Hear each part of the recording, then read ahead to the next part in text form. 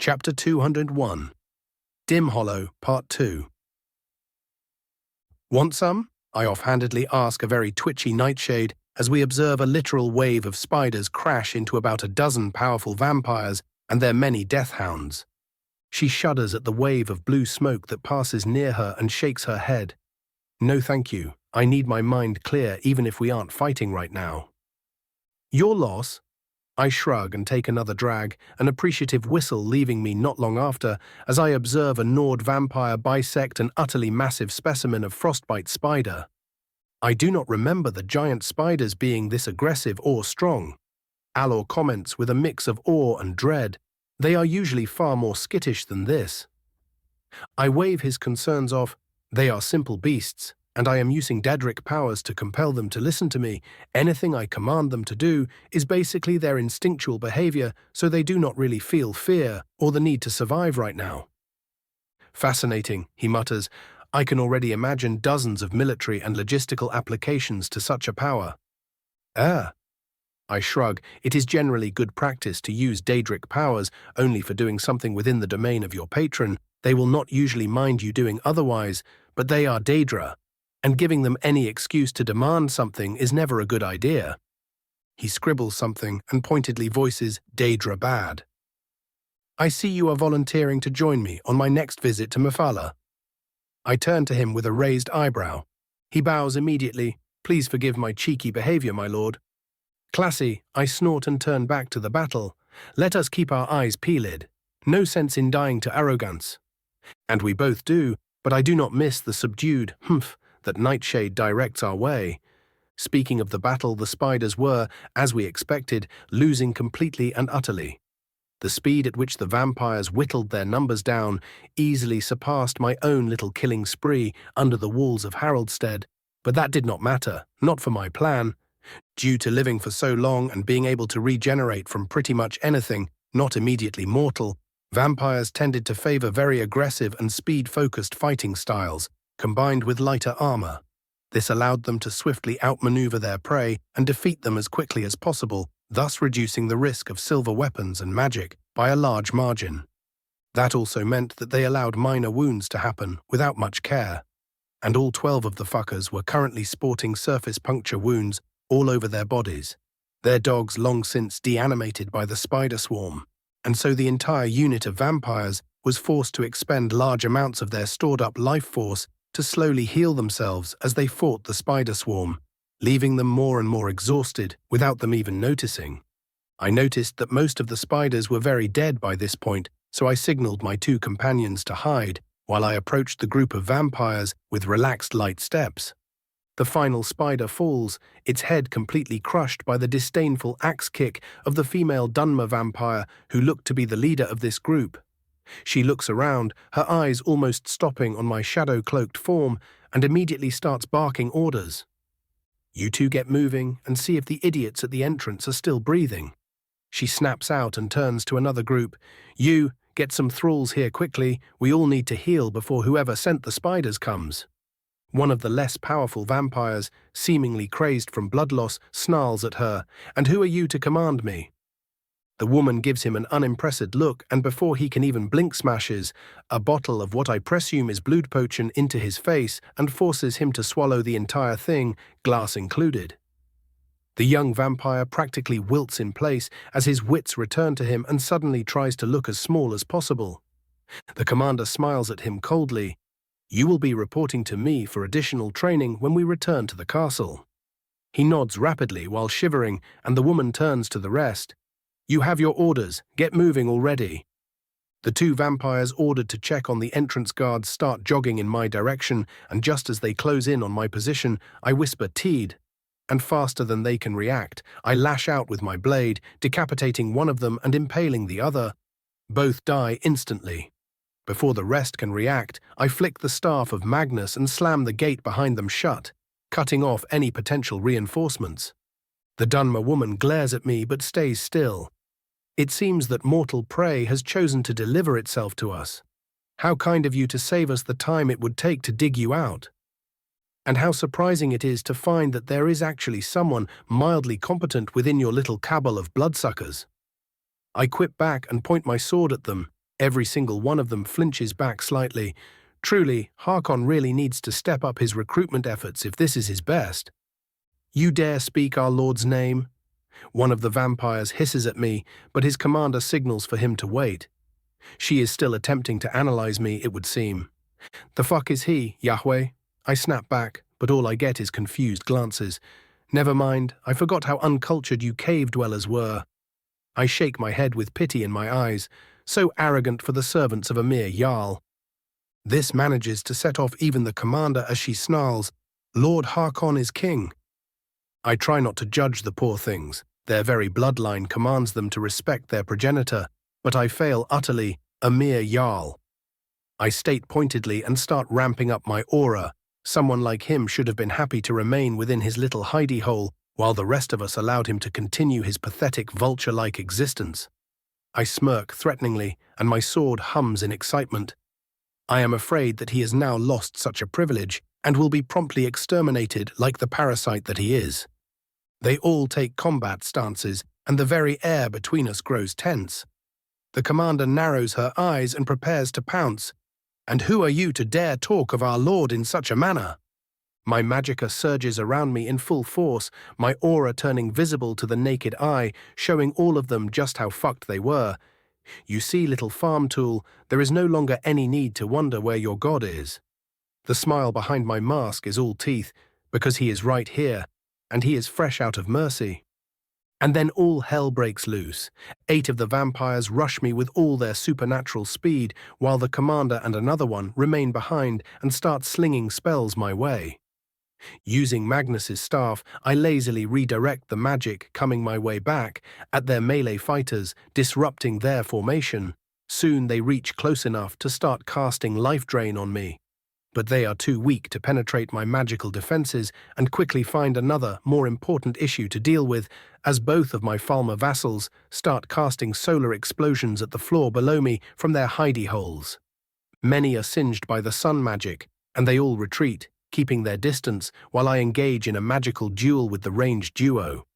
The melee fighters try and circle me, but my vassals, well hidden from their sight behind either a corner or outcropping of stone, stop them in their tracks.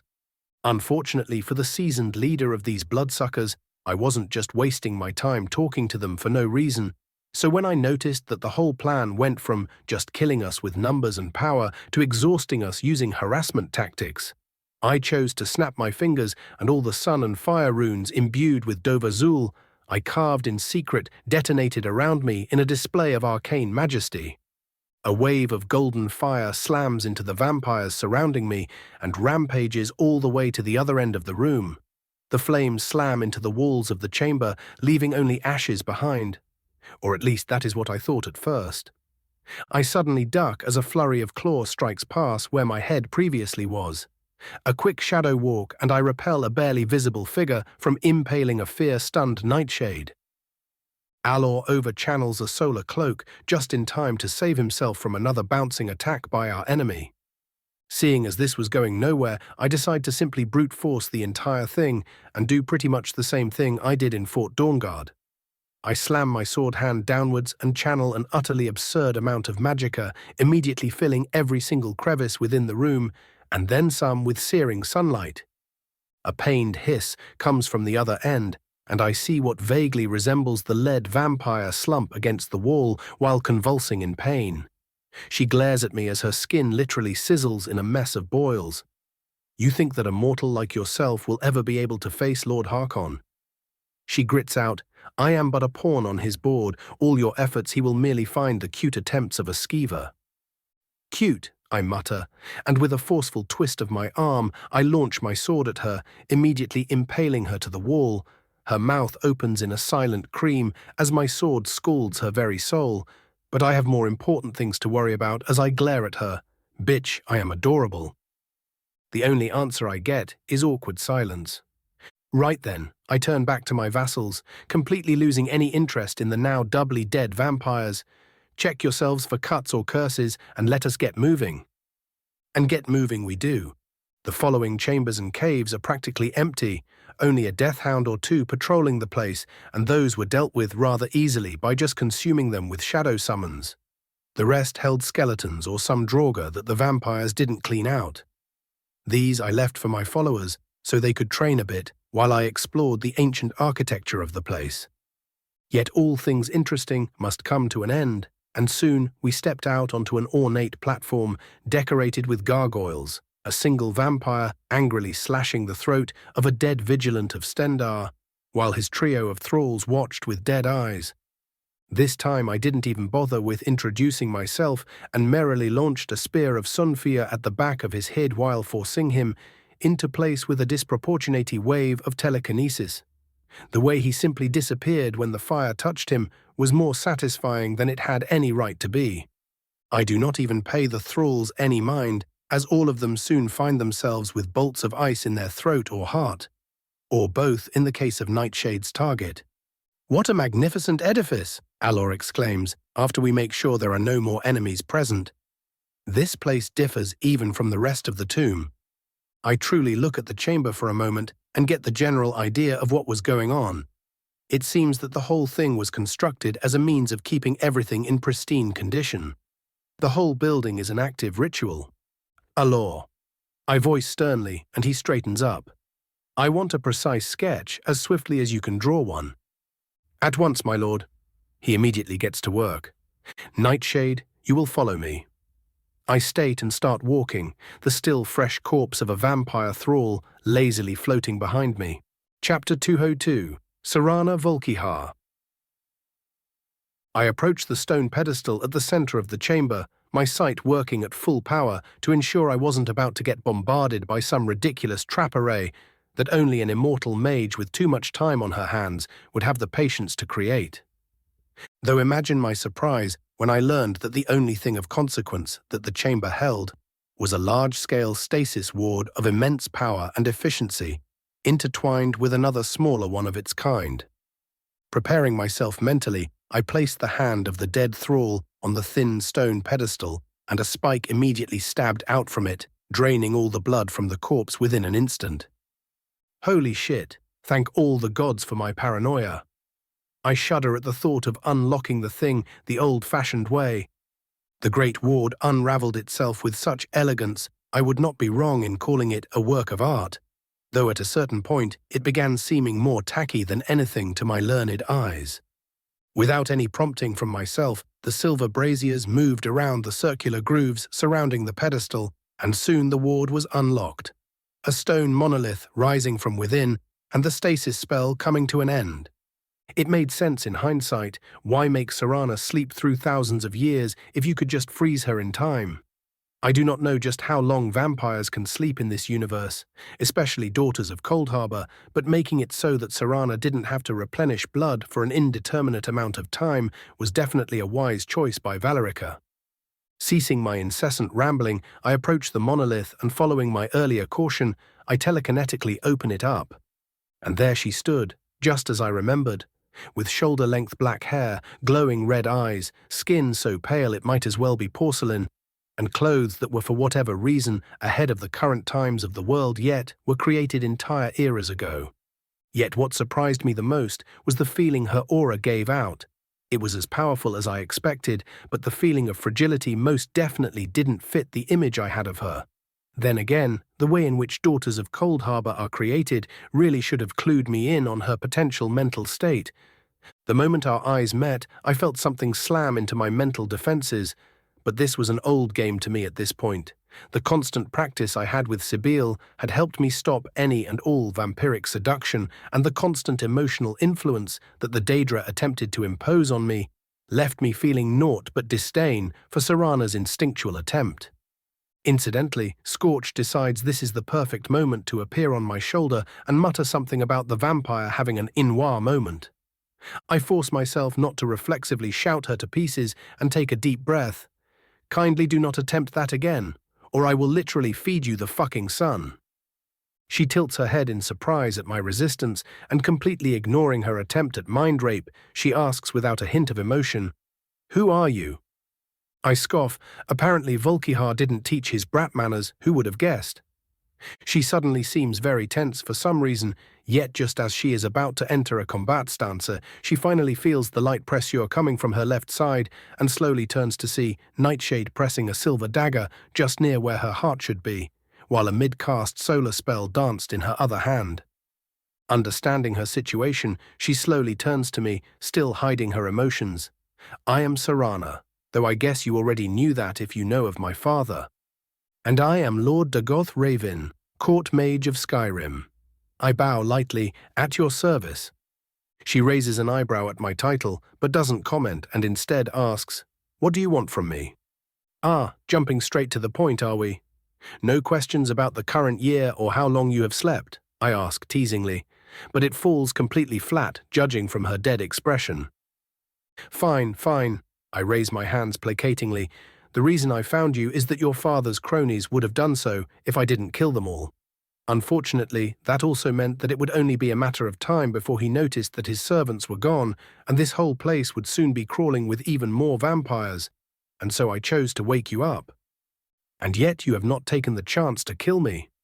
Her eyebrow quirks by the tiniest margin, signaling her curiosity. I shrug.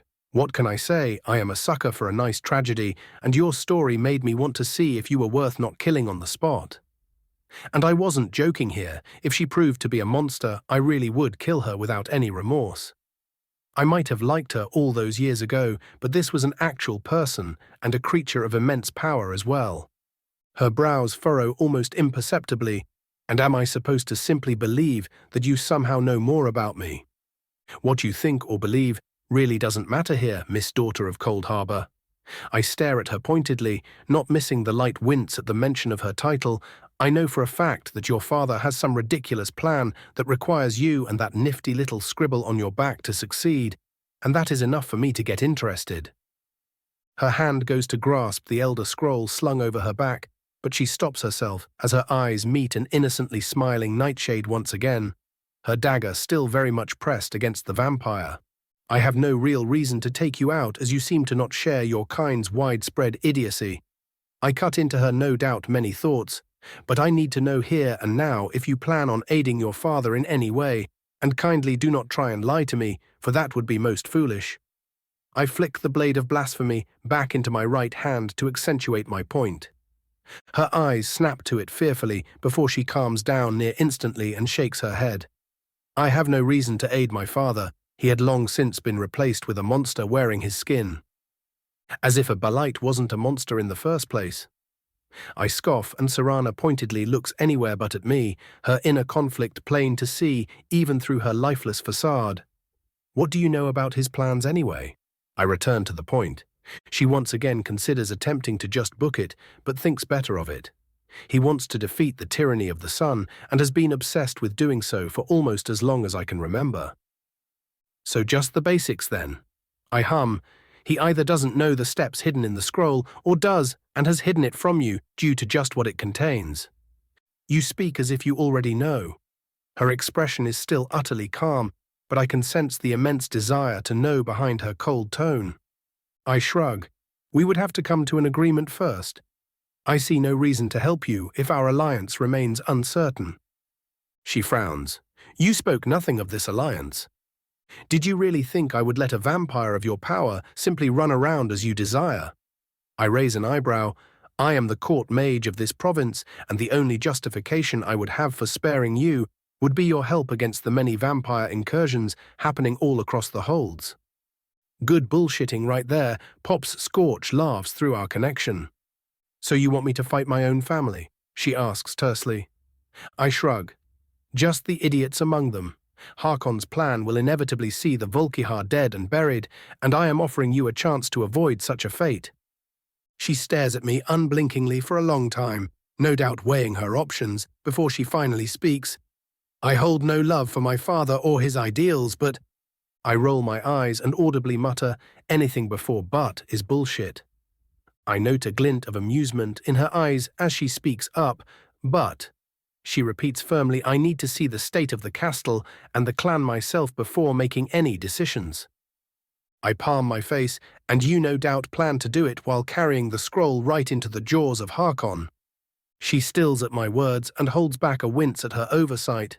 I would need to bring it with me to avoid suspicion. And I have no reason to trust you would remove it from his grasp after you return to your clan. I sigh. Then we seem to be at an impasse. She says coldly, I cannot ever leave the castle if I do not enter with the scroll. I get that. The only thing that would keep your father even moderately reasonable is the scroll. I raise a hand placatingly, but the issue is, if he gets his hands on the scroll, he starts moving far more aggressively, and due to the current state of the province, that would lead to immense civilian casualties. The scroll is mine, she says, though even I can see she doesn't really give her own argument much weight, nor does she truly believe in it. He would not be able to take it without creating open conflict within the clan. And you being what you are, would give him enough pause to let you escape, is that it? I quirk an eyebrow. That still sounds incredibly risky, I mutter. Before she can retort, I speak again. How about this? You travel with me for a while and learn everything you have missed in the past couple thousand years, and when I feel ready, you pay a nice visit to Castle Volkihar and learn what they are doing. Once more, she takes her time mulling over my offer, but as I expected, she ultimately agrees. Very well, learning about the world would be useful no matter what I do, and I trust you will not be so foolish as to attempt placing a leash on me while I do so. Of course not. I huff, surprising even myself. I abhor enslavement of any kind and would rather avoid doing such things to others. But do keep in mind that you will have to be the one to leash yourself if you wish to avoid getting mobbed to death. She nods and her demeanor seems to shift from incredibly cold to being somewhat at ease. She cups her chin and offers a predatory smile. I don't know. What if I am feeling particularly peckish? Apparently she is relaxed enough to taunt me by now. Sure, I can work with that, then you get to feast on skeevers. I answer with a smile of my own. The shudder of utter disgust that follows my words is oddly satisfying. You can stop being stabby now, Nightshade, I tell the diminutive Falmer, and she lazily sheathes her dagger, a movement often practiced by Davos now that I think about it. Were the two of them training together? Thanks. Serana interrupts my thoughts and stretches her limbs one by one. She must be feeling eternal muscle cramps right now, and I really do not even want to imagine how those feel. Right, I drawl. You got everything you need here? No hidden chambers hiding uncountable wealth or ancient weapons created for when you awaken. She gives me an odd look. No. Well, whatever then, let us get moving. I turn and call out to Alor, you done with the sketch yet? Just about, my lord, his echoey voice sounds back. Serana shifts uncomfortably. You know how I have been sleeping for a long time now. There are 3 fresh corpses back there. I lazily point toward the entrance. She clears her throat. I was, hoping for something a bit more fresh. Right, Nightshade, you see any skeevers around? I ask my vassal. I am certain I will be able to find a dozen or 3. The diminutive snow elf answers with utter certainty. Corpses it is. The ancient vampire interrupts with almost lively enthusiasm. Chapter 203, Ramblings on Permanence. And done, Alor proclaims happily and places the disorderly mess that is his journal, charm grimoire, back into its holster. Anything else that needs doing, my lord? You can relax now. I wave him off. We are just waiting for our new friend to finish with her cooking session. And it could quite literally be called that, as instead of just simply draining the corpses, Serana pulled out some supplies from her own Oblivion storage space and set up an alchemy station with surprising efficiency. She had already brewed a dozen blood potions, and I had to give respect where it was due. She looked almost as skilled as Harkon while doing so, even if she did lack his spirit of discovery. All under the watchful gaze of Nightshade, of course. I can hardly imagine living so long, Alor mutters, while looking at the vampire. I am stunned just imagining all of the things I could learn in all that time. I fear it is nowhere near that simple. I shake my head. Achieving agelessness is easier than it may initially seem, and even more so for an elf. The hard part is keeping yourself motivated and not falling into the pitfalls of old age while doing so. He looks into the distance, his expression contemplative. I shudder at the mere thought of such a thing.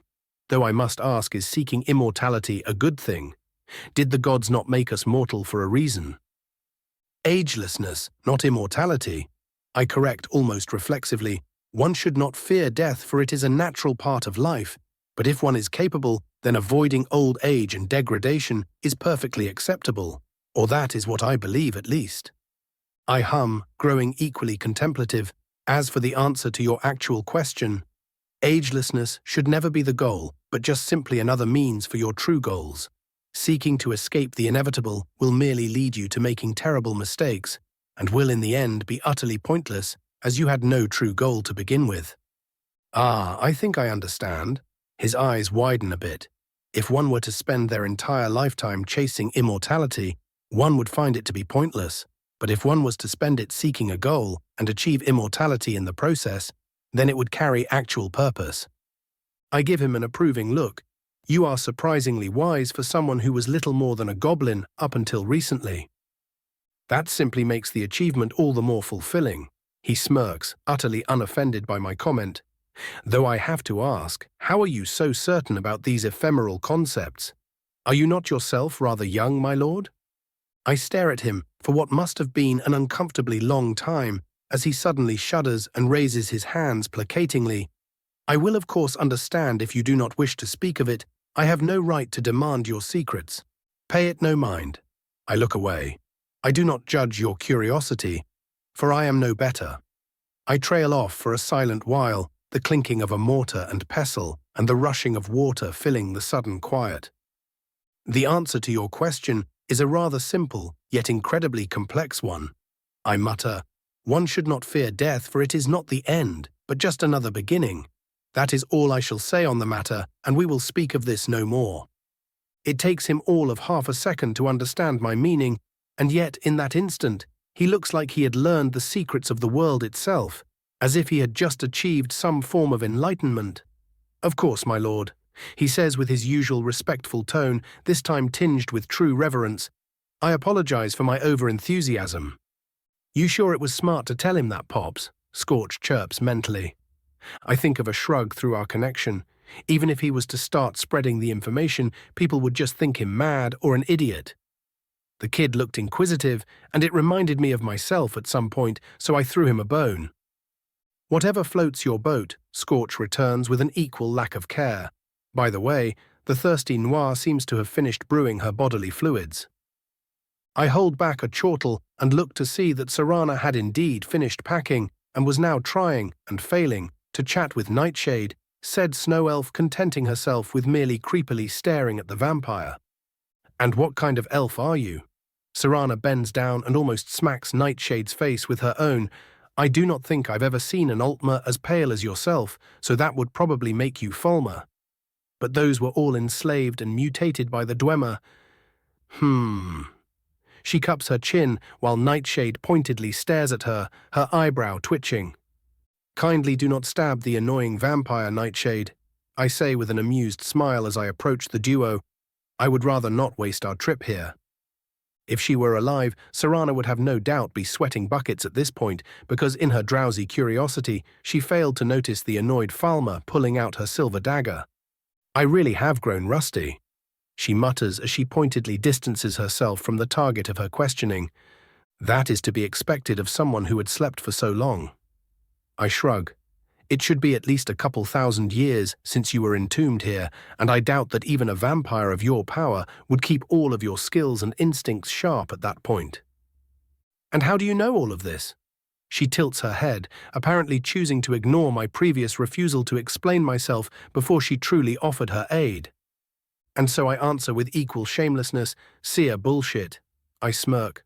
Of course. She sighs. Shall we go then? I would rather not spend more time in this place. While it is rather tastefully built, it is also rather dreary. I mutter, playing with my neat goatee all the while. Fine then, let us away. It takes Serana only a couple of stunned moments to realize I was walking in the direction opposite to the original entrance, and when she does, she immediately asks with suspicion in her voice, "And why are we heading this way exactly?" Well, you see, using my majestic powers of foresight, I pause to give everyone the time to groan. I have discovered that an entirely different tomb has been built exactly next to this one, and I quite frankly do not feel like just leaving it there, unpillaged. Must you do this now? The vampire deadpans. Why, yes, I must. I reply with a winning smile. Besides, my followers need some extra experience, and you can ask me whatever you want to know while we go on a pleasant stroll through the catacombs. Both of the Falmer send me pleading looks, but I shake my head. Come now, you two. I am right behind you. There is no need to be afraid. Even as I say this, they still stare at me pleadingly. Fine, fine. I sigh. I will give you some support, Arise. Both snow elves are suddenly surrounded by 5 shadows each, all of them standing protectively around the duo. Umbramancy, I hear Serana mutter. A specialty of mine. I brag as easily as I breathe. No one else can quite take the load, as it were. The unimpressed look she gives me doesn't dissuade me in the least. Oh, and would you kindly disable the gargoyles about to attempt to rip our innards out? I suddenly ask. Her hand moves almost automatically as a pulse of dark blue flies out and hits the gargoyle statues. Whatever magic was gathering within them suddenly stopping altogether. Her movements are in fact so instinctual that she looks at her hand in confusion and mutters a surprised, "Oh."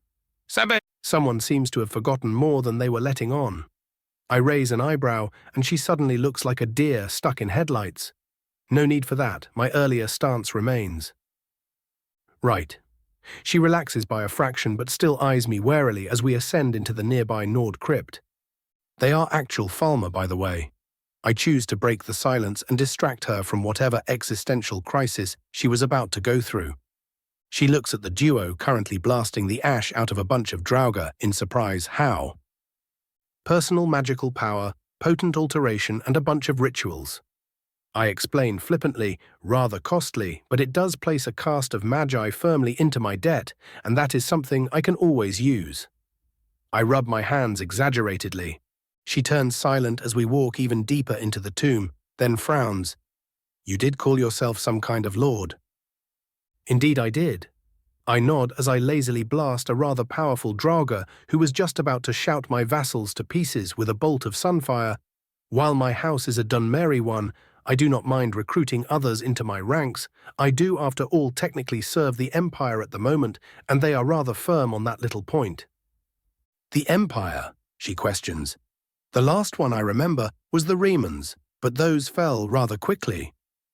The Akaviri potentate that followed the fall of that dynasty actually lasted longer than their masters, funnily enough. I explained to her surprise, add another interregnum, a massive war of conquest that united the whole continent and ascended the dragonborn Talos to a god, a Daedric invasion or 3.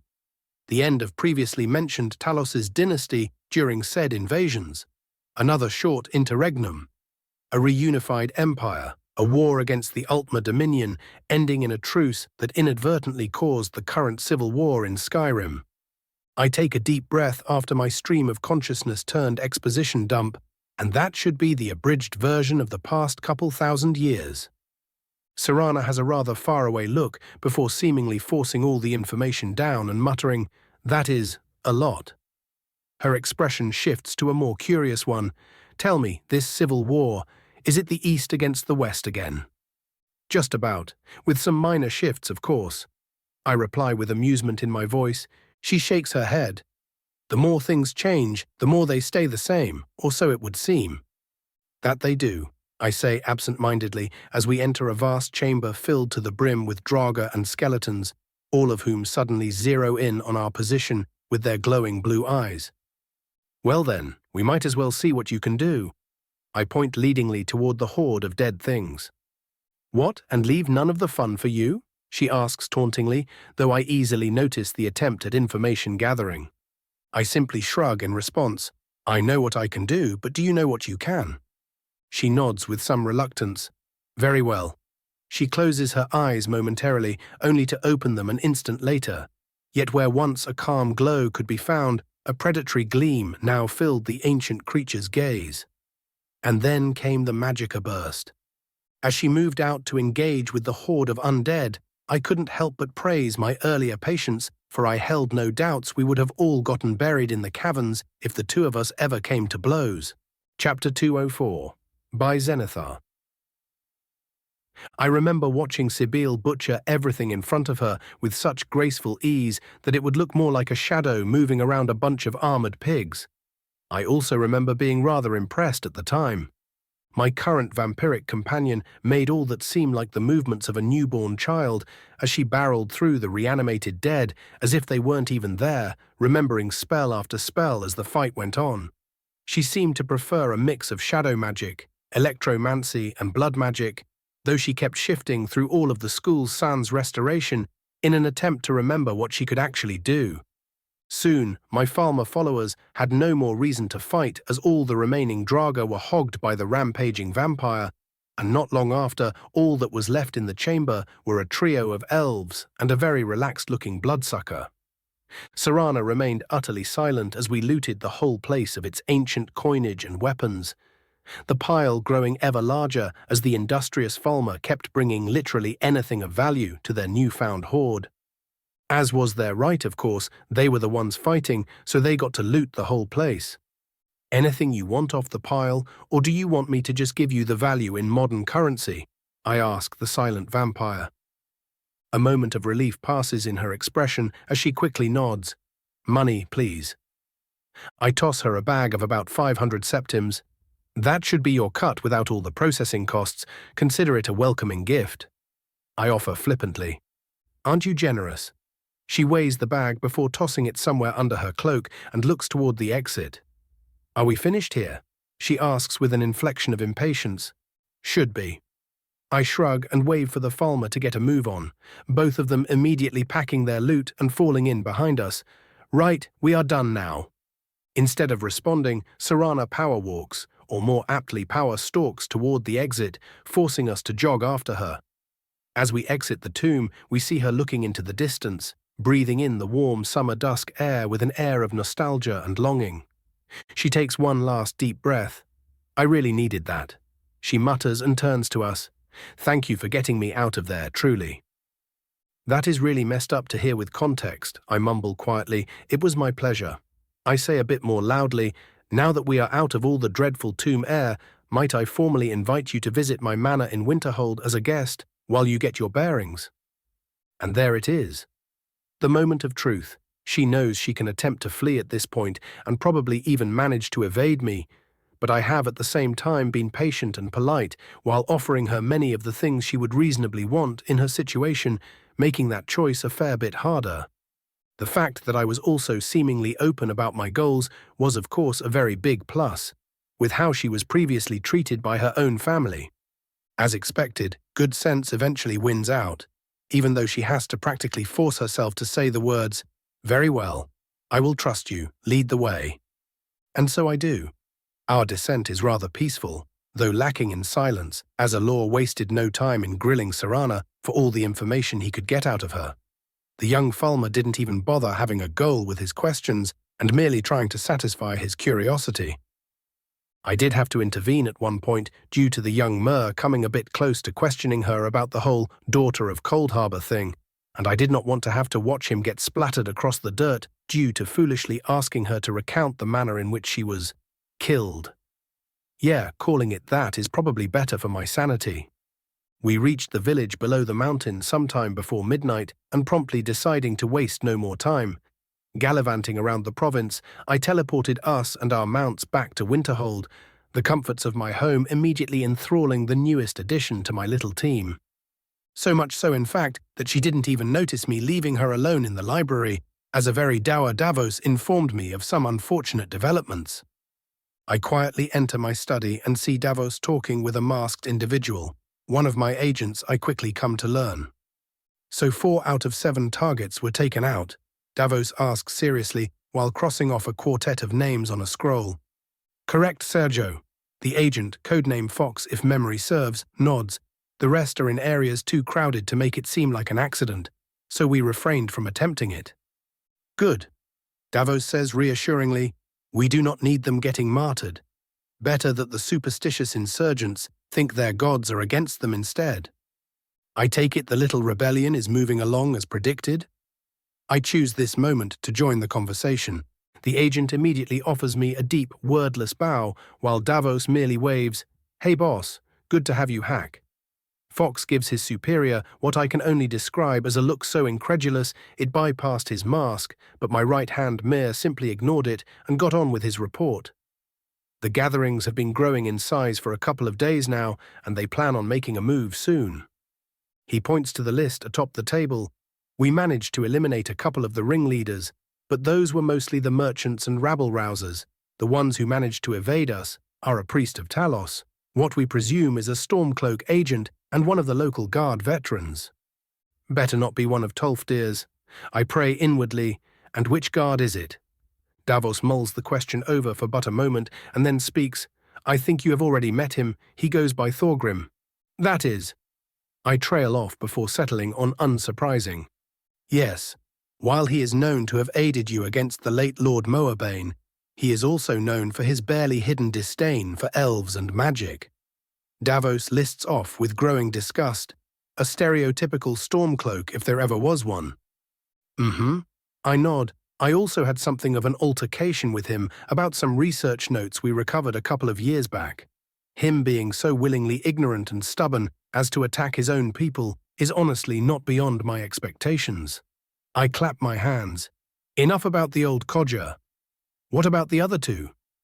Davos pulls out a larger, more detailed scroll.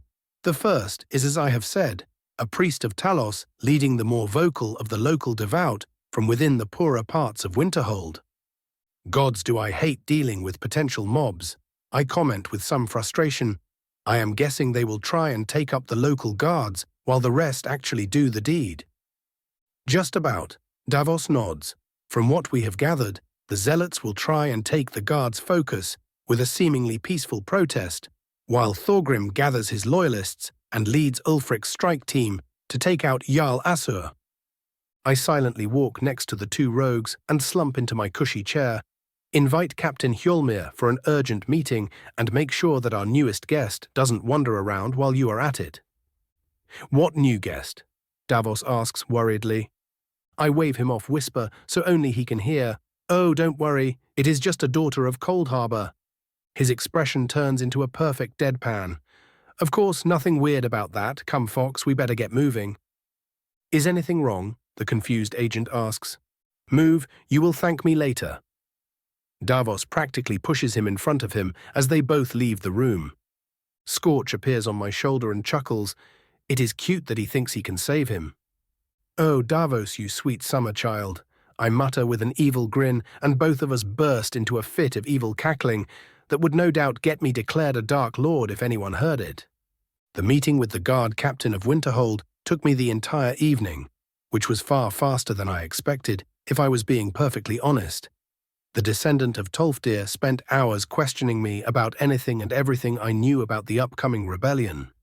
His face when I informed him about Thorgrim's involvement in the whole thing looked as thunderous as some of my spells, and the only thing that stopped him from smashing my table was me informing him he would have to pay for it if he did. It was a very expensive table. We made a detailed plan of action, joined by Davos sometime in the middle, and he left my manor just before midnight with purpose in his steps and fire in his eyes. I put down my empty cup of coffee and let out a long sigh. Even after all that, I still don't feel tired. Though my annoyance at my lack of need for naps disappears as quickly as it appeared for an idea struck me, but a moment later, I do need to inform Isran about some of the developments. With a snap of my fingers, I disappear from my study, unfortunately missing the delectable scene of Davos practically running away from an amused Serana. I appear within a warm cave with a loud pop, immediately followed loud girly shriek, followed by a heated forge hammer flying at my face. Naturally, I stopped the thing with ease, but whoever threw it at me apparently didn't get the memo, as they decided that a hammer didn't work, a crossbow bolt would. I had to block 3 before they hesitated. Kindly calm yourself. If I wanted to harm you, there is quite literally nothing you could do about it. I voice with an amused drawl. Who are you? The Breton woman asks with shaky hands and a shakier voice. I do not get the time to answer as the nearby door is slammed open and a good half-dozen fully armored Dawn Guard members rush into the room. Though the moment that Isran's eyes land on me, he raises a hand to stop the others from committing suicide via mage. You. Isran practically growls. It is indeed I, me and myself. I quip back, at your service. How did you get here? He asks, apparently unamused by my introduction. I shrug. Oh, that. Well, I just marked one of the silver ingots with my sigil. You didn't expect me to ride across Skyrim every time I wanted to talk to you, did you? He slowly palms his face, takes a deep breath, probably counts to 10, and finally asks, why not inform me then? Because I am as petty as I am powerful. I reply immediately and point at him, and you were rather rude when we first met. An excited, girlish squeal of excitement interrupts whatever answer the tired ass-looking Isran was about to give, as the woman who just shot at me, not once, but thrice looks at me with pure adoration. You are Court Mage Raven, the Dwemer expert? Her eyes practically glow. Yes, I answer hesitantly. Oh, by Zenithar, I have so many questions. She grabs me by the forearms and starts trying to drag me toward her blueprint table. I hear you have discovered the secrets of the Animunculi. Oh, I can't believe this is happening. Dear dead fucking Dagoth, is she a bloody fangirl? I turn to Isran to ask him to help me out, but the amused smirk on his face informs me of my fate, and his following words practically seal it. Take your time, Serene. I am sure the good court mage is too tired for serious work at this time, so we can convene in the morning. She nods so quickly, I am genuinely surprised she didn't break her neck. All I've managed so far is the reload mechanism, but I am sure someone of your skill could help me create the perfect hunting tool. She babbles faster than a child on a sugar high, and my dread grows with each passing moment. Is this karma? Chapter 205. Unrest. I leave the passed-out Soreen in a bunk bed within the barracks of Fort Dawnguard. The woman was so damn enthusiastic about questioning me and grilling me, for all I knew she straight up didn't stop until her body itself decided to shut down due to exhaustion. Not that I really minded helping her out with the more basic design she was trying out. It isn't like she could have kept me there if I wasn't at the very least amused by her behavior and also a tiny bit interested in what she would make. Much to my disappointment, it was just crossbows and different more potent variations of said weapon, which made sense considering the perceived urgency of the whole vampire apocalypse thing, but I was still not overly enthused by the lack of creativity. At one point I grew bored with her simply talking about adding more power to the draw and bolts, so I gave her the idea for a repeater cartridge and left it at that. I found Isran in one of the chambers higher up the fort's central keep. The man either did not sleep or was an early riser, and yet he somehow looked to be fully rested. You sure you aren't the vampire here? I ask jokingly. The large red guard looks up from his map and stack of ledgers, offers me his customary glare, and asks, how did you enjoy working with Serene? She has potential. I shrug and inwardly chuckle at his obvious disappointment at my lack of reaction. She is but a novice when it comes to more complex engineering, but if you need potent crossbows to stake vampires, she is more than qualified. He nods, fully expecting my opinion. And can you be persuaded to teach her how to build automatons? I shake my head. Not that I am all that unwilling. The college already has the basic schematics after all, but she would need to have a skilled group of smiths and a talented enchanter on hand to make any kind of production viable. I frown and also quickly add, not to mention that production costs and time scale up exponentially for the more potent models, and you really shouldn't expect the basic ones to stand against a vampire even in numbers. Isran offers a grunt in response, though it easily reads something along the lines of, I shouldn't have expected things to ever be easy. After a short pause, he asks, you have come here for a reason. Did you find anything in the caves? A fair bit, actually, I say leadingly, though I should inform you that both the vigilants that decided it was a wise idea to charge into a nest of vampires on their own have been given their just reward for their lack of wisdom. He takes a deep breath, holds it for a moment, and then visibly deflates. What did you find? The question is filled with the hollow hope of his old comrades dying for some cause instead of foolish pride. The general outline of the vampire's plan and an unexpected ally. I offer a smooth half-truth. They seek a specific set of Elder Scrolls in an attempt to defeat the tyranny of the sun. I feel that I do not need to explain how unfortunate that would be. I see, he mutters, and what of your ally? Oh, just a daughter of Cold Harbour to whom one of the Elder Scrolls belongs. I answer cheerfully. The vampire hunter nearly jumps from his seat as he fixes me with a glare. You are working with one of them? He hisses. I roll my eyes. I have seen her and deemed that she is not dangerous nor malicious. Besides, her aid would be a very powerful asset in Wa. I see. He states loudly and grasps his warhammer. You have been bewitched by the monster. It isn't a question, but a statement of fact. His eyes suddenly become determined as he prepares his pitiful attempt to subdue me. Naturally, I will be having none of that, Izaran. My voice is quiet, but it slams into him like a hammer. I have stood before the princes of the Daedra and spat into their faces. Do not presume to hold me to the same lowly standard as the rest of your little soldiers.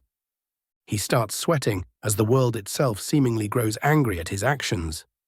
Besides, I mutter as I approach him and stare into his eyes, do you really think you or your toy vampire hunters would survive facing me? The question hangs for what must have felt like an eternity to the poor man, yet the moment I decide to stop slamming him with my fear aura, he gasps and steadies himself on the table, his eyes now carrying a great deal more wariness than before. An entire minute later, he finally speaks. Are you certain that this creature is not a danger? He looks almost constipated at having to force himself to compromise. That is the funny thing about Daughters of Cold Harbour. I speak with my usual cheer, completely ignoring the previous situation. Even if they are the most powerful form of vampire, they are at the same time under the least amount of influence from their Daedric patron, so those among their number that do not utterly shatter upon inception can be downright reasonable. My words only serve to grow the discomfort on his face, but he knows that he cannot really do anything about it at this point, so he merely sighs in defeat. I trust you will make sure that it doesn't go on a rampage. I roll my eyes. She is a person, not an it. But I guess I will take what I can get from you. His frown deepens, but I keep going, and yes. Before you decide to ask me for the second time, I will make sure she is not going around butchering the innocent. I might seem careless to you, but I know what I am doing, and I value this land too much to let it fall under vampiric control. He grabs a tankard from nearby and takes a deep gulp of mead. Is there anything else? I tilt my head for a moment before nodding. I plan on using the lack of scroll to delay the vampires as much as possible as they scramble across the ancient ruins of Skyrim in an attempt to find it. I trust you will make sure to bolster your forces in the meantime. He nods without any hesitation. Of course, I have already sent patrols out to hunt around Solitude. Good, I hum. I will leave you to your drink now. There is some trouble brewing in Winterhold, and I feel like it won't take much before it boils over. The Civil War, he asks. Unfortunately. I sigh. Only something as ridiculous as the Thalmor Concordat would allow a cunt like Ulfric to get any real power, but I guess that is the world we live in. EC, he mutters, good luck. You as well. I nod and snap my fingers, once more getting to experience the glorious feeling of magic spaghettification. I appear back inside my manor, standing face to face with my maid, who seems to be hiding out with a bunch of other workers. Their eyes snap to me, and all of them let out a sigh of relief upon seeing me. It takes me but a moment to realize what is going on, and even less for cold rage to start boiling in my veins. Remain here while I deal with the trash. I order coldly and walk out, my glaive appearing within my hand with barely any input. Fuckers wanted to touch my people, eh? I guess it was time to take off the kiddie gloves. General Pov, a large crowd of Nords was attempting to relentlessly push into the fenced-off section of the city that housed the population of Dunmer refugees. The reason was evident after but a glance, for the Nords were clad in clothing of poor quality, while the small quarter housing the Dunmer was far more prosperous than most of the local humans would like.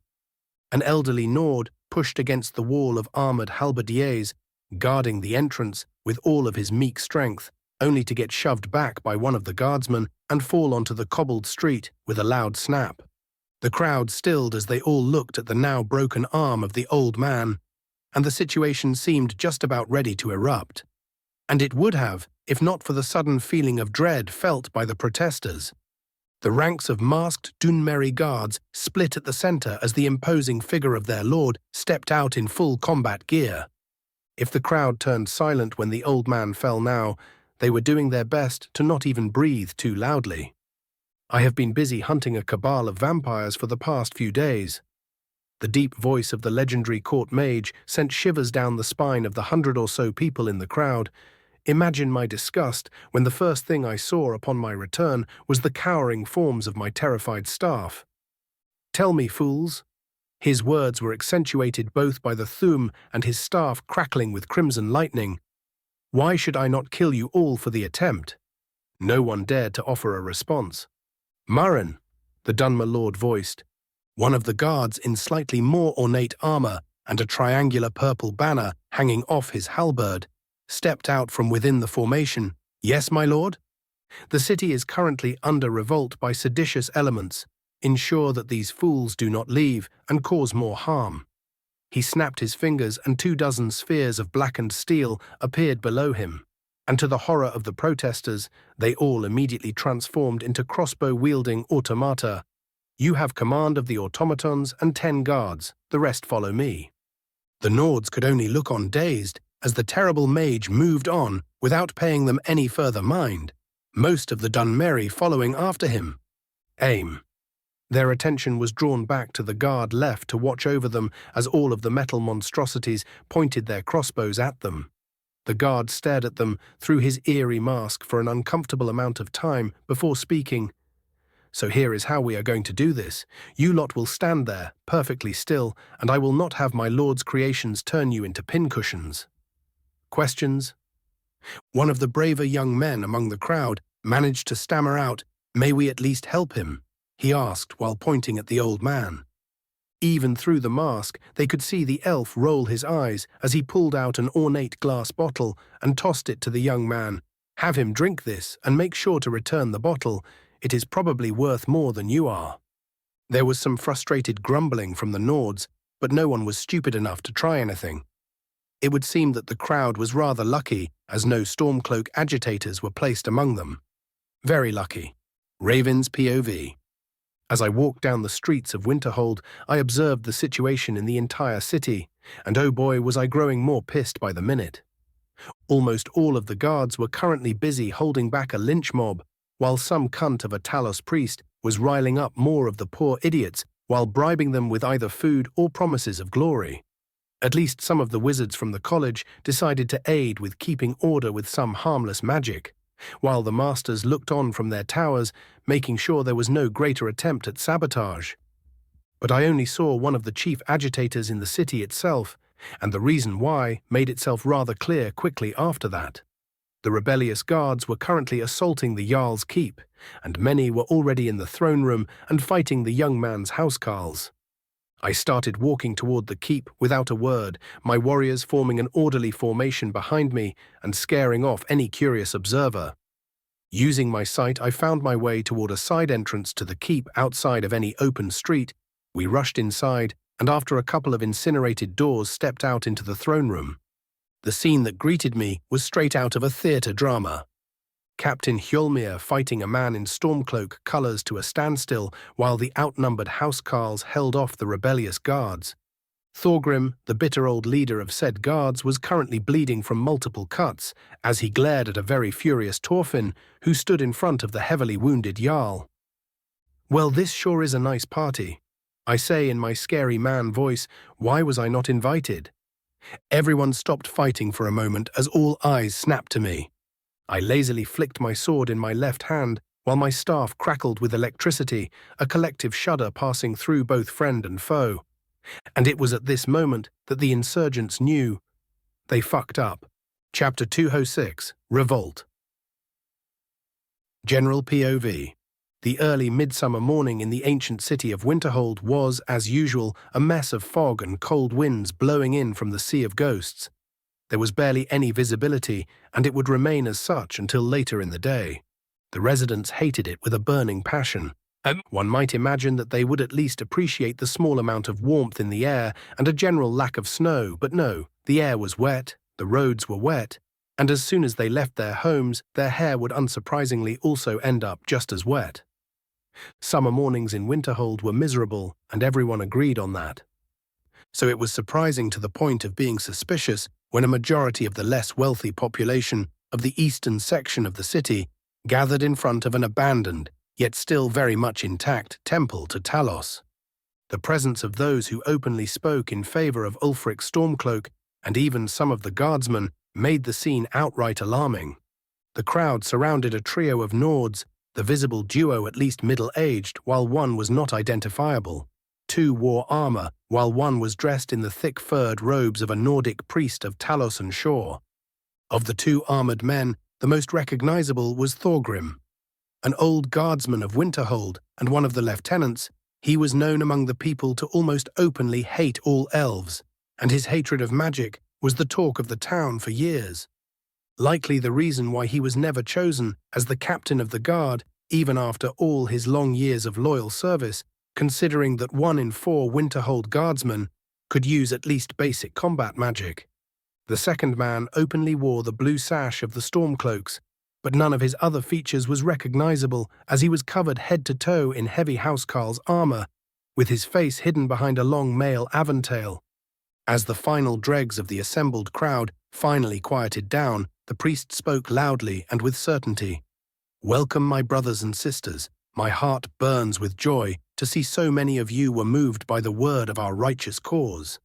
People in the crowd nodded rapidly, many of them more than happy to waste their morning away for the promise of free food and sticking it to the rich pansies in the other parts of the city. "This city has been struck by a great tragedy," the priest raved on. "First, the mages destroyed its proud walls and sunk its glorious halls. Some among the crowd were already taken by anger with the mere mention of the great destruction that happened. Then your Jarl died to elven bandits, leaving his young son in the clutches of magi and elves alike. Even those who only came for the food were getting into it at this point. And the vile knife-ears had the audacity to come here and infest our beautiful city with their stench, flaunting their no doubt ill-gotten wealth in our faces." The priest scowled terribly as he spoke.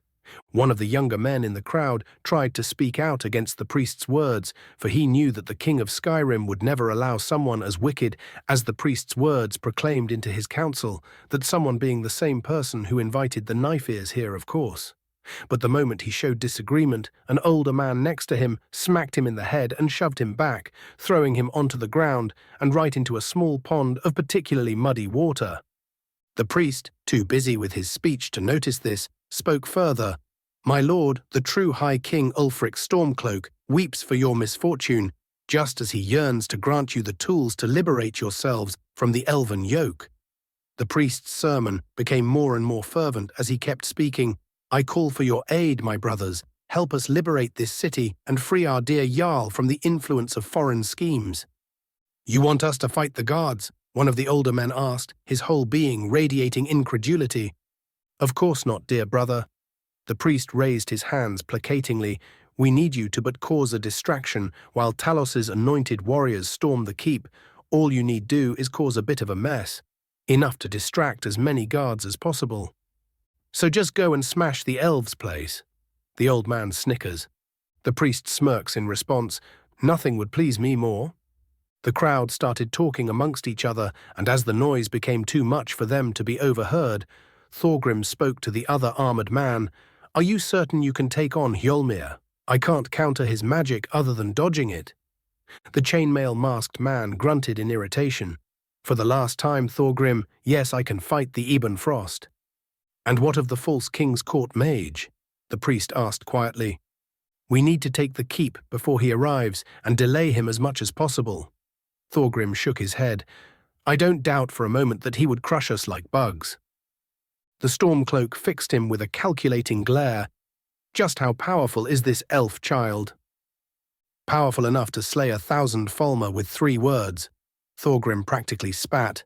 "Best way to kill him would be to ambush him, but I doubt even that would work. We've got to take hostages and hope the creature has something resembling a heart."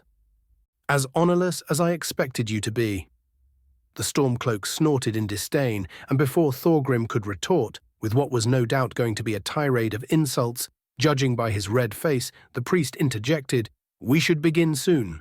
The more we delay, the greater the chance of the Magi interfering. Thorgrim clutched his weapon and growled, "Let us begin then." The priest cleared his throat and outright yelled, "My brothers, it is time. March into the streets and cleanse this city of the foreigner's foul taint once and for all." The riled-up crowd needed no more prodding than that, and soon marched out into the streets in the hundreds. None of them ever noticed the lack of a certain young man who dared voice his doubts earlier. Only when the last of the dregs left the temple's vicinity did a group of 6 dozen stormcloak-marked guardsmen in Winterhold Lamella step out into the clearing. "Come on then, lads." Thorgrim grunted and started walking toward the keep. "We have imperial dogs to kill." The early midsummer morning in the ancient city of Winterhold was, as usual, a mess of fog and cold winds. Everyone hated it with a burning passion.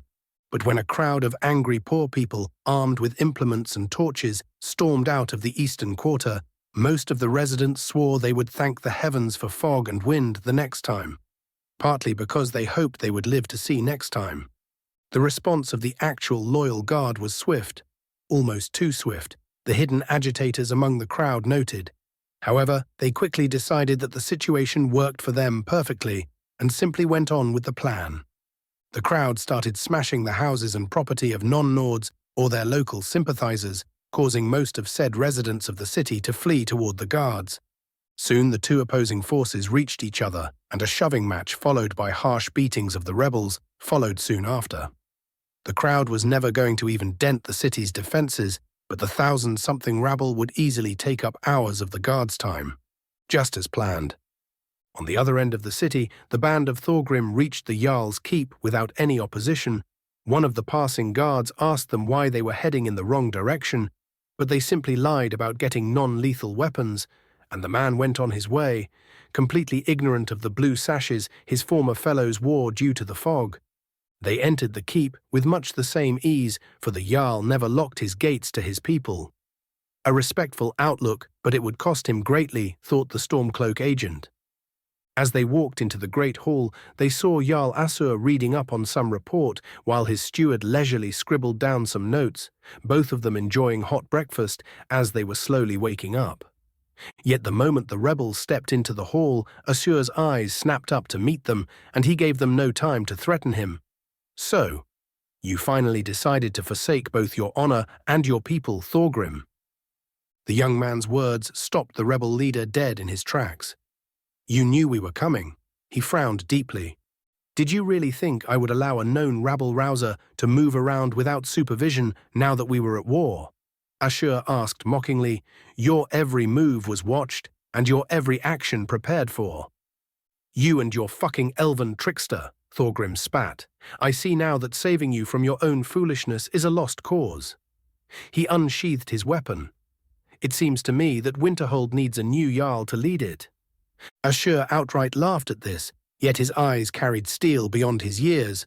"O craven traitor without honor, it requires not a new Jarl." He snapped his fingers. "What it needs is a clean-up." The moment he did so, the chamber was swiftly filled to the brim with all 20 of the young man's housecarls and the captain of the guard himself. Yolmir stood as tall as his ancestor, his enchanted armor and mace glowing with power as he glared at the group of traitorous guards he considered to be his own failures. "Give the order, my Jarl." He spoke calmly, but the harshness of his voice could have melted steel. "Your opponent is me, Ebon Frost." The Stormcloak agent stepped out, his greatsword held ready. "Another honorless assassin, then?" Hjolmir spat. "Very well, then, dog of Ulfirk. I will butcher the rest of these failures after painting the ground with your brain." The two groups started sizing each other up, the more numerous attackers knowing intimately how much stronger the housecarls were, yet at the same time outnumbering them more than 3-1. Whatever further pre-battle banter was about to happen was interrupted when the Stormcloak suddenly moved to the side, barely avoiding a vicious-looking bolt, which then slammed into the guard behind him, setting him on fire and filling the room with the smell of cooked meat. The defenders took this as a signal and charged forward as one, smashing into the more numerous force of rebels like a hammer. Axes and shields crashed against each other, yet even as both sides tried to keep to their formation, a couple of openings were inevitable. Through one charged the greatsword-wielding Stormcloak, now wary of the hidden crossbowman and easily dodging his next two attempts, something which was made much harder when a pointed iron rod nearly took his head off. His eyes met his attacker and glared as Captain Hjolmir pulled back his telekinetic missile. Both veterans turned utterly silent, far too busy sizing each other up. While this was going on, Thorgrim managed to push through the crowd, his task and goal clear to all as he rushed toward the young Jarl. The young man was moderately skilled for his age, yet that availed him none as managed to deflect but a couple of the old guard's axe strikes before he found himself with multiple light wounds across his body, slowly slumping back toward his throne. Yet just as Thorgrim was about to finish his righteous task of killing the son of his once friend, his instinct screamed at him to move, and he just barely managed to avoid the steel blade of a sword from decapitating him. The bridge of his nose was not as lucky. He glared at his assailant, but the moment he realized who he was looking at, his heart fell. "Thorfinn," Thorgrim said bitterly. "Traitor!" The young Nord spat venomously, his skin already covered in iron-like magic and his blades shining with enchanted might. Something in the back of Thorgrim's mind told him that what he was about to do was wrong, and that slaying someone he practically raised in the guard was a sin greater than forgoing his revenge. He crushed the feeling with cold fury. Nothing would stand between him and cleansing Skyrim from the knife ears, nothing. Chapter 207, Cleaning House. Having offered their insults and challenges, both the rebels and loyalists focused on the only thing that mattered more than their motivations from that point on. That being making their enemy very, very dead. Thorfinn wasted no time in aggressively slashing at Thorgrim while attempting to slip his dagger in between his armor plates. The old guardsman was skilled and experienced, but his disdain for magic put him at a massive disadvantage when facing his former comrade. Yet for all his aggression, the young Nord could only inflict the barest of wounds with his magically sharp blades, swiftly covering his elder in many a surface cut, but doing no great damage in truth. Realizing that he has no great advantage in melee, Thorfinn tried destruction magic, a wave of flames lashing out toward the traitorous guardsman, but being hateful of magic did not make Thorgrim stupid. The old man dodged the flames with practiced ease, and whatever flames managed to catch his form were absorbed by his rune-covered shield. Ancestral runes of protection, of course, nothing to do with magic. Thorfinn ground his teeth in frustration and prepared himself for a prolonged battle, the loud twang of a crossbow and the pained screams of a traitor on fire, swiftly assuring him that time was most assuredly on his side. Besides, those numerous cuts ought to add up at some point, right? On the other end of the chamber, two far more powerful combatants were quite literally making waves in the battle as their weapons clashed against each other and spells blasted the ancient hall all around them, only the enchantments set by the Jarl's ancestors allowing the structure to remain standing. Hjolmir's mace smashed into the blade of the Stormcloak, only to be redirected aside and crash into the nearby wall with an explosion of force. Wasting no time, his opponent attempted to retaliate with a rapid upper thrust, but that was swiftly forced aside by Hjolmir's pauldron as he went in for a shield bash, which was then promptly evaded by a supernaturally swift dodge to the side. The duo of veterans glared at each other for but a moment before they once more engaged in their thunderous duel, none of them seemingly being able to hurt the other. But what the Stormcloak failed to account for was the sheer breadth of Hjolmir's skill at magic, as each time the guard captain managed to score the tiniest advantage, he would use it to burden the traitorous guard fighting the housecarls. It was a bunch of slight things, a telekinetic tug here, a blast of paralysis there, but it all swiftly added up to over a dozen dead traitors before the Stormcloak noticed. "You would mock our battle like this?" the agent of Ulfric snarled. Hjolmir openly rolled his eyes. "I am not one of you idiots who think we should return to running across the snows with no more than a mere kilt and good intentions, and you seem to have forgotten something, traitor." "And what is that?" he asked as he took the opportunity to calm his breathing and prepare for another clash. Hjolmir smirked as he sensed a massive aura approach. This was never a battle to begin with. Before the Stormcloak could question what his foe was on about a side door, to the room was utterly incinerated before anyone could blink, and over a dozen heavily armored Dunmeri warriors surged in, all of them following a figure that caused no end of worry to the Stormcloak cause. Raven Flametongue, the near-legendary court mage of Skyrim, looked over the scene that greeted him with barely hidden disdain before he spoke. His voice pulled straight out of a nightmare. "Well, this sure is a nice party." A blade radiating such power it sent shivers down the spine of all those present, flicked into his previously empty hand. Why was I not invited? Raven's POV. Before I could utter another word, the Stormcloak-looking motherfucker pulled out an intricately written scroll and activated it without a hint of hesitation. My hand shot up immediately, sending out a blast of laser-like crimson fire at his head, but he was gone before it could reach him. Instead, the spell blasted out a good chunk of the enchanted walls and the room behind them. While I was distracted, Thorgrim, the old fart who once helped me defeat both Thalmor and Telvanni, attempted to throw himself at me axe first, but simply ended up flying helplessly due to me grasping him with telekinetic tendrils and holding him up like an unruly child. As Scorch went to work healing the young Jarl and my warriors positioned themselves to assist the loyalists, I looked at the collection of stunned rebels with harsh scrutiny. Most of them had the good sense to immediately drop their weapons when I blew off the wall, and those that did not were either skewered by a halberd or killed by the remaining housecarls. Instead of pontificating at them, I simply called out Davos.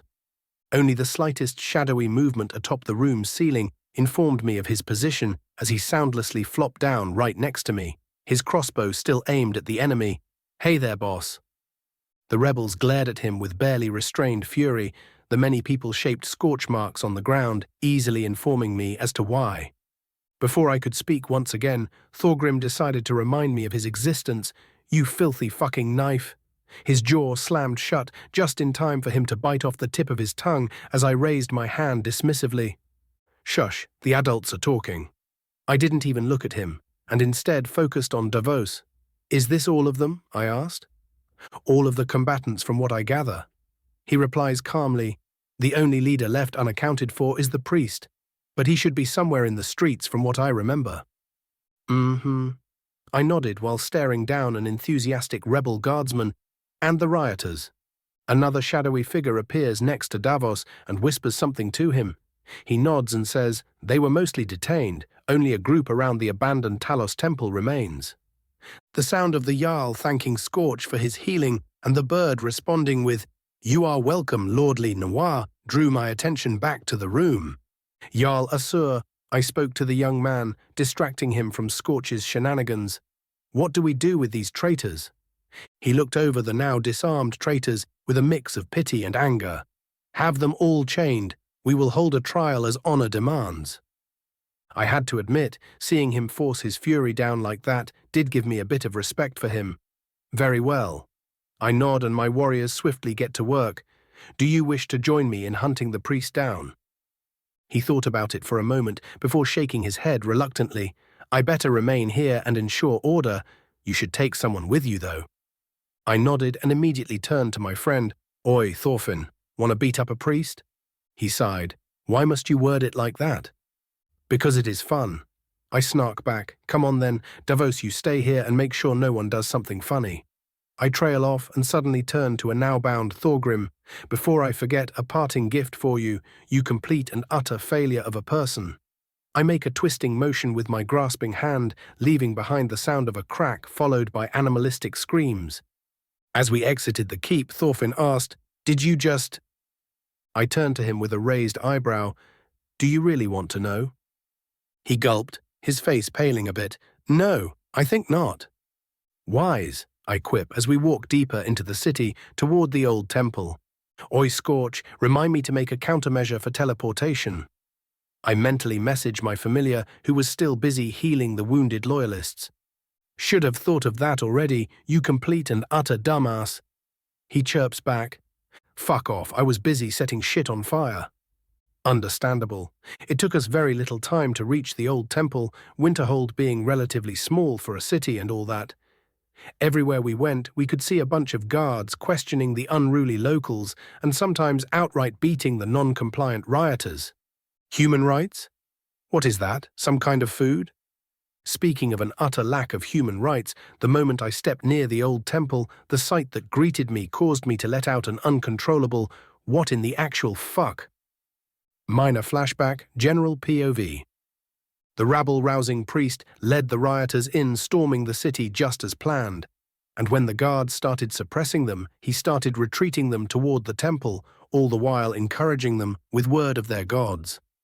It was a delaying strategy, and he knew it. If his associates failed to capture the Jarl in time and secure the city before the mages got impatient, he would no doubt be shipped off to the Thalmor out of sheer spite. Soon they truly were pushed all the way back to the temple, a bunch of lesser magi blocking off escape routes that would allow the rioters to cause further chaos, while a shield wall of wooden bat-wielding guardsmen kept punishing any who would try and fight back. As they were finally surrounded, the priest chose to give his flock one final speech, to embolden them into resisting for as long as possible. But the moment he tried to speak, his words caught in his throat, and he couldn't utter a sound. Soon he noticed that all of the rioters had fallen onto the ground. He knew not why, and he had no time to ponder, as he found himself completely and utterly locked in place by an invisible force.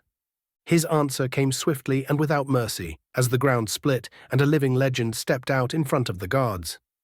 The priest could admit, rather easily, that seeing Tolfdir Ebon Frost in the flesh glaring at him would have made him shit his pants on the spot if he were able to do it, but the spell that held him prevented even that. The ancient mage stepped toward the priest, or more accurately insurgent, and spoke in what was barely a whisper, yet carried across half the city. It would seem.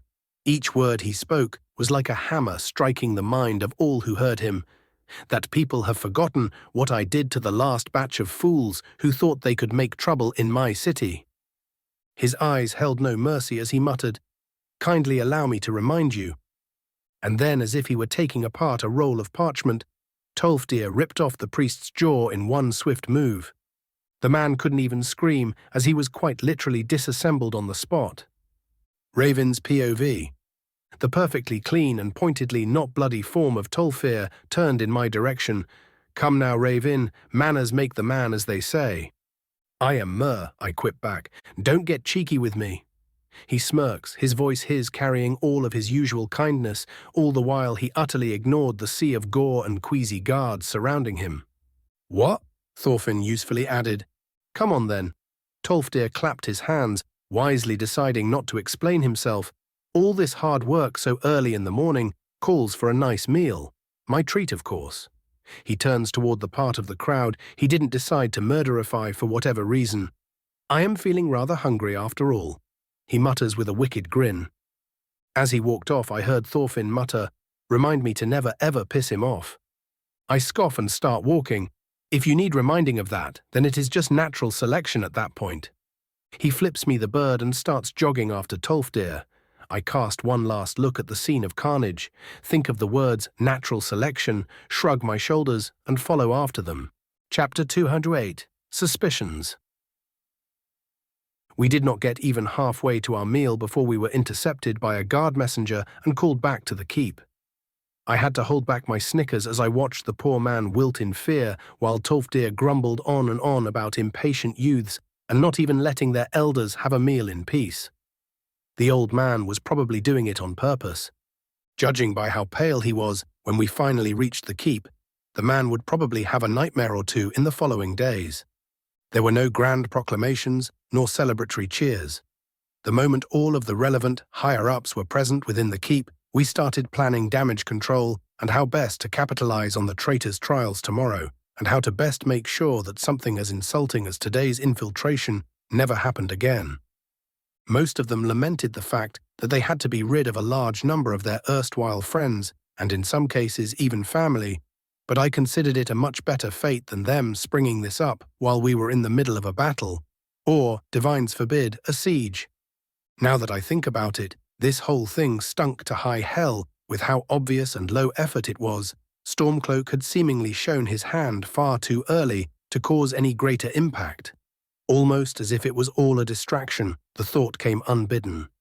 My mind stewed with the many possibilities as we went over the cleanup, and by the time we were finally done, Tolfdir still insisted on all of us having a nice meal to unwind. The contrast between the field of gore we found him in and listening to the old man tell stories of old adventures was almost as jarring as the speed at which the young Jarl devoured the food we ordered. Turns out the kid in charge was a stress eater. On another interesting note, for defending his Jarl from near certain death, and due to the sudden need of honorable men to defend the hold, read EC Propaganda. Thorfinn had been given the rank of Thane and the partial revenue of the section of the city where he lived. I burned his confused expression into my mind for whenever I learned how to immortalize it fully. It was a wonder he didn't accidentally devour a table with how wide open his mouth was. Yet even as I left the inn, far more relaxed than before, the thought that something was amiss kept relentlessly pinging in my mind, and at this point, I'd be an utter fool to ignore it. Before that, however, I had to greet my erstwhile stalker. "You can come out now," I said quietly enough for no one but my intended target to hear. A reluctant moment later, Serana stepped out from a nearby corner, looking at me with her expressionless eyes. "Enjoy the show?" I asked blandly. She had been following me for most of my little outing in the city for whatever reason, and I found myself curious as to why. "Am I forbidden from taking a morning walk?" She bites back sarcastically, but her voice lacks any true heat. I roll my eyes and keep walking. "So long as you are civilized and remain within fetching distance, you can do whatever the bloody fuck you want." I let my words settle for a moment and then speak again. "I was wondering why you decided to follow me around while I went and whacked the uppity masses." I saw her cup her chin in my mind's eye. I guess I was curious to see what you would do. When you stormed out, you looked just about ready to slaughter anyone and everyone who dared disturb your little domain, but it just ended up so anticlimactic. I have my own suspicions as to why the uprising was so pitiful, but that will take some confirmation first. I explain absent-mindedly, getting a raised eyebrow in response.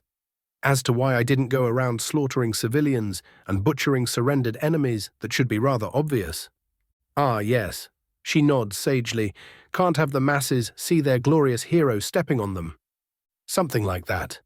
I snort, and as we passed the gates of my compound and greeted the guards, I decided to change the topic. "How has your stay been so far?" "I have been here for barely a day." She deadpans, but before I can return the snark, she raises a placating hand.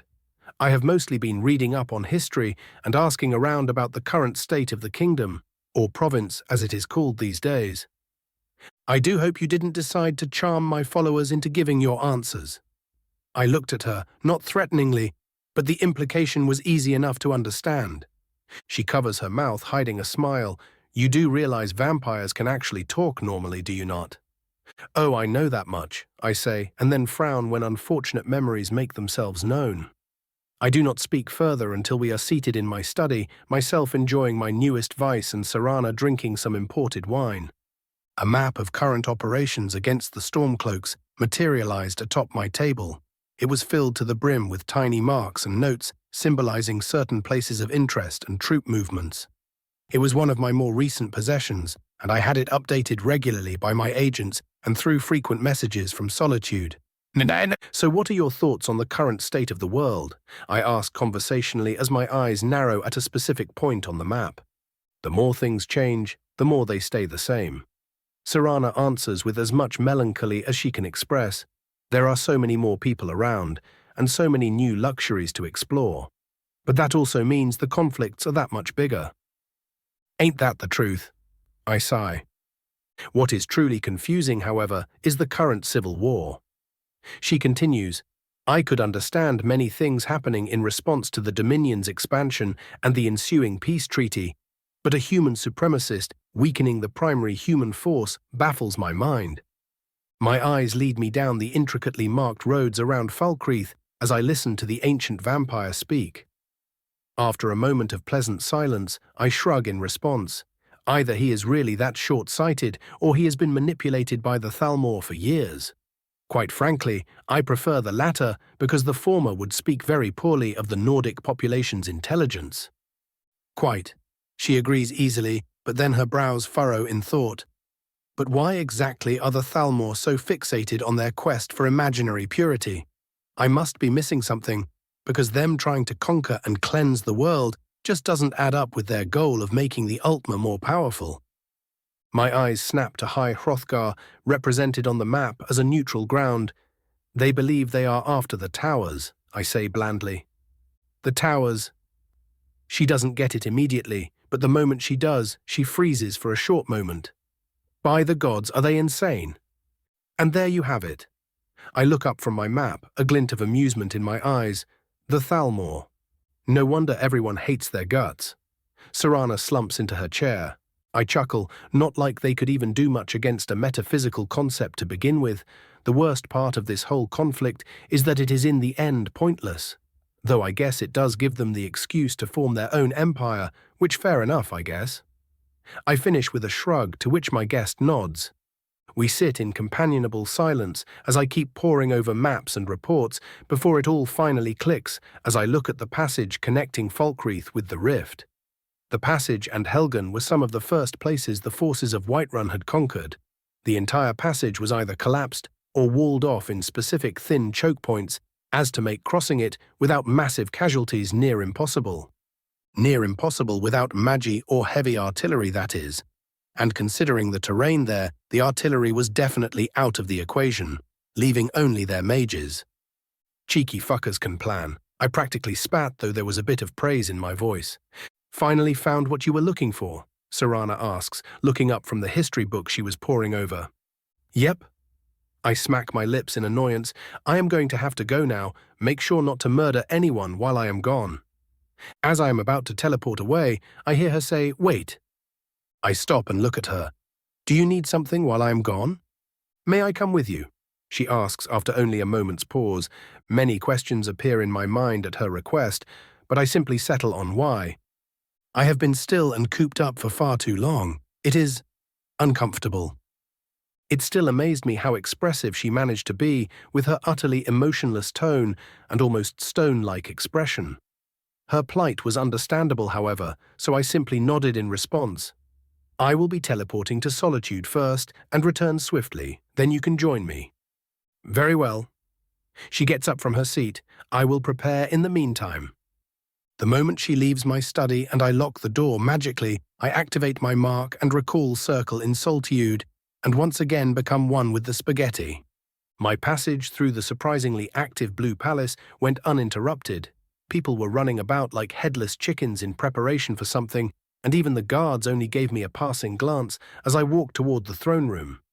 Something got everyone excited, and one cursory look swiftly informed me of exactly what. Queen Elisif was giving birth. I found Torrig pacing around in front of the room, his nervousness so grand it had an aura of its own. Falk and Volkihar were looking over him with amused eyes as they all waited for the big news. A good evening to you all, gentlemen. I greet them as I approach. Torrig looks relieved for whatever reason. You got the message then? Great. What message? I blink. He stops pacing suddenly and gives me a confused look. I sent a message requesting your presence just in case something went wrong. You do realize such a message would have taken close to a day to reach me without magical help, right? I slowly point out. He raises a finger, thinks for a moment, and lowers it with a frown of shame. I really should pay more attention to such things. He mumbles before looking at me fully. Why are you here then? My presence seems to have distracted him from his current predicament, so I simply state there was a revolt in Winterhold that we crushed almost immediately. All three of the present Nords turn deathly serious as they hear my words. Ulfric? Falk asks. Indeed. I nod. I had a feeling that I was missing something, and when the feeling didn't go away for hours, I started suspecting it was some form of distraction. Some cursory exploration of the current state of the war revealed this. I summon the map on a nearby table and point toward Helgen Pass. Both Falk and Torrig give it a serious look before sharing one themselves. Finally, it was Falk that speaks up. You suspect they wanted to distract us with the situation in Winterhold while they attack the pass? That, or they just wanted me delayed? I say without any arrogance, they would reasonably need magi to crack through that position, and I do not believe the Stormcloak has any of my level, and thus the distraction. Falk shakes his head. I've no doubt he has managed to recruit some powerful clan mages. Do not underestimate them. I shrug. I will be cautious, do not worry. He narrows his eyes and frowns, probably thinking that I was being arrogant, but doesn't try and press his point and instead asks, I am guessing you want us to send reinforcements while you hold off the attack? Yup. I agree. Working with Falk was always such a treat. The man knew exactly what he was doing at all times, and it showed. Just think of whatever forces you can scrounge up and send them my way. I have to get moving as soon as possible if we want to still control the pass. Then go, Falk says firmly. We will send all the help that we can. I nod at the steward and turn to the conflicted king, sorry that I couldn't stay for the celebrations but duty calls and all that. He smiles sadly but nods in understanding. Oh, and Torrig, I say as I turn to leave and see him look up, congratulations. The last thing I hear before I teleport out is one of the midwives running out of the king's chambers and telling him that he just got a healthy son. Chapter 209, Helgen Pass. General POV, the morning of the same day. A light mist covered the narrow pass that connected the western part of Skyrim with the east. Only the flickering torchlight placed atop the thick wooden palisade blocking said pass allowed the soldiers of the undermanned legionary garrison to observe anything further than their own noses. Only 300 men and women were stationed in the freshly constructed fort, as mere days prior, the vast majority of their comrades were called to press the attack on Falkreath. Apparently some imperial big-shot general had arrived with reinforcements or something. The rumors were as many as they were diverse. A tall Orsimer clad in standard-issue Legion armor lazily spat off the wall and started chewing on some sort of calming leaf he had won during yesternight's gambling, the cold wind blowing in his face, causing him to grunt in annoyance. Join the Legion, they said. He scoffs. You will earn glory, they said. What can you do, boss? A Breton leaning on a nearby tower shrugs. Better here than anywhere near that crazy-ass mage. A thought strikes him and he shudders. Just imagining what dumb shit we might have gotten pulled into due to some convenient excuse gives me the bloody shivers. The orc shrugs non-committally and pulls out his axe for routine maintenance. It is good work and pays well. No point bitching about it. Well, excuse me, Mr. Decanus, sir. The Breton rolls his eyes.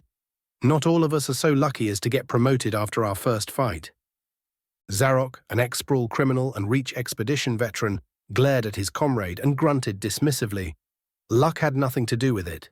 He had proven himself many times over in the short siege that marked his first deployment, and even if he was no follower of Malakath, he would not allow anyone to question his achievements. The sound of heavy armored footsteps brings their attention to the door of the square wooden tower as a tall Nord clad in personalized armor steps out. Both of them immediately salute Centurion. The Nord raises his hand, signaling his dismissal of formalities. Runner just came in, said the forests are teeming with rangers and other traitors, so we will be alone for a while longer. Damn, Zarok says bluntly, and the moment the information finally settles, his instincts warn him that something is amiss. Something he is not knowledgeable enough to recognize, unfortunately. So, instead of knowledge, he decides to use his other advantages. Uncaring of the odd looks he earns from the dozen or so legionaries present on his section of the wall, he starts sniffing the air, and just before the frustration of needlessly shaming himself asserts itself, he smells something in the distance. He narrows his eyes in an attempt to discern whatever it is that he has just smelled, but notices nothing in the distance. The fog had truly chosen the worst moment to appear. The firm hand of the Centurion grabs his shoulder, almost causing him to growl at the slightly shorter man, but the Nord ignores the glaring and asks, "Something out there?" Zarok's grunt tells him of the orc's uncertainty, and he nods, pulling out a scroll from a hip pouch, and after a deep breath to prepare himself, he uses whatever pitiful reserve of magicka he possesses to activate the inscribed spell. Almost in the same instant, the spell activates. The Centurion shoves the orc back and places his shield facing forward, just in time for his rune-enhanced defense to block a potent blizzard spell and stop it from rending everyone atop the wall to pieces. Though his action was not without cost, as a pool of blood soon forms below him from his many new cuts. Completely ignoring his pained state, he roars, "Sound the alarm!" And all hell breaks loose.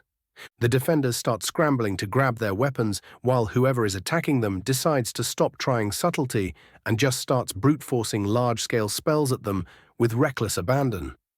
By the time the spells stopped, only 234 defenders remained from the original 300, and only one of the 3 sentry, as the one who saved Zarok's life, had succumbed to his wounds without anyone being able to help him due to the bombardment. Hoping against all hope that the mage would be drained for at least some time, Zarok decides to allow his desire for authority to take over, and he starts barking orders. "You two, get up and check on the Scorpion crew. If they are dead, man the weapon. You and you," he points at 2 heavily bruised soldiers, "go to the other sections and check if they are still standing, and then get the camp followers behind the second gate." When they do not immediately move, he practically snarls at their hesitation. "What are you staring at, you cowards? Get moving." That finally gets the cowards going. "The rest of your lot prepare javelins. I doubt that the rebel fucks are stupid enough to give us time to regroup." He looks at the rest of the men, expecting dissent and disagreement at the mere idea of listening to a disgusting orc. But to his utter surprise, no one complains as they swiftly take positions atop the wall. And just in time, as well as a mix of grappling hooks and ladders, connect to the sharpened palisade. A couple of tense moments passed while the legionaries awaited their enemy, many of them feeling like hours had passed in each moment as the ladders and ropes told them of movement from below. Yet the one who took the responsibility of command upon his shoulders kept his mind clear, and after counting to 10 in his mind, he roared, "Javelins!" His words were met with movement from his own men and a sudden rush from whoever was climbing, but no amount of sudden speed would save them from the salvo of wood and steel the legionaries delivered with practiced efficiency, as close to 24 heavily armored stormcloaks fell to their doom after being struck by either javelin or dying ally. That delayed them only for a while, however, as the attack was redoubled almost immediately, and not all of the javelins had managed to strike their targets. Zarok tried to keep his comrades in good order as they repelled their enemy, but as more and more stormcloaks climbed atop the wall, the whole battle swiftly dissolved into a messy melee. All was not lost, however, as the fog started to clear only minutes after the assault had begun, soon revealing the majority of the attacking force, and as he beheld his enemy, Zarok's heart fell. Hundreds upon hundreds of well-equipped warriors stood at the other end of the visible pass, just waiting for their opportunity to strike. The paltry numbers of the defenders could never hope to stand against such numbers. But they could hope to delay them. The thought struck him. He pushed a wounded rebel off the wall with a roar of exertion and turned to one of his more wounded men. "Tell the Scorpions to target the mountain. Tell them to bury those fuckers." "At once, sir." The man hobbled into the tower as swiftly as he could.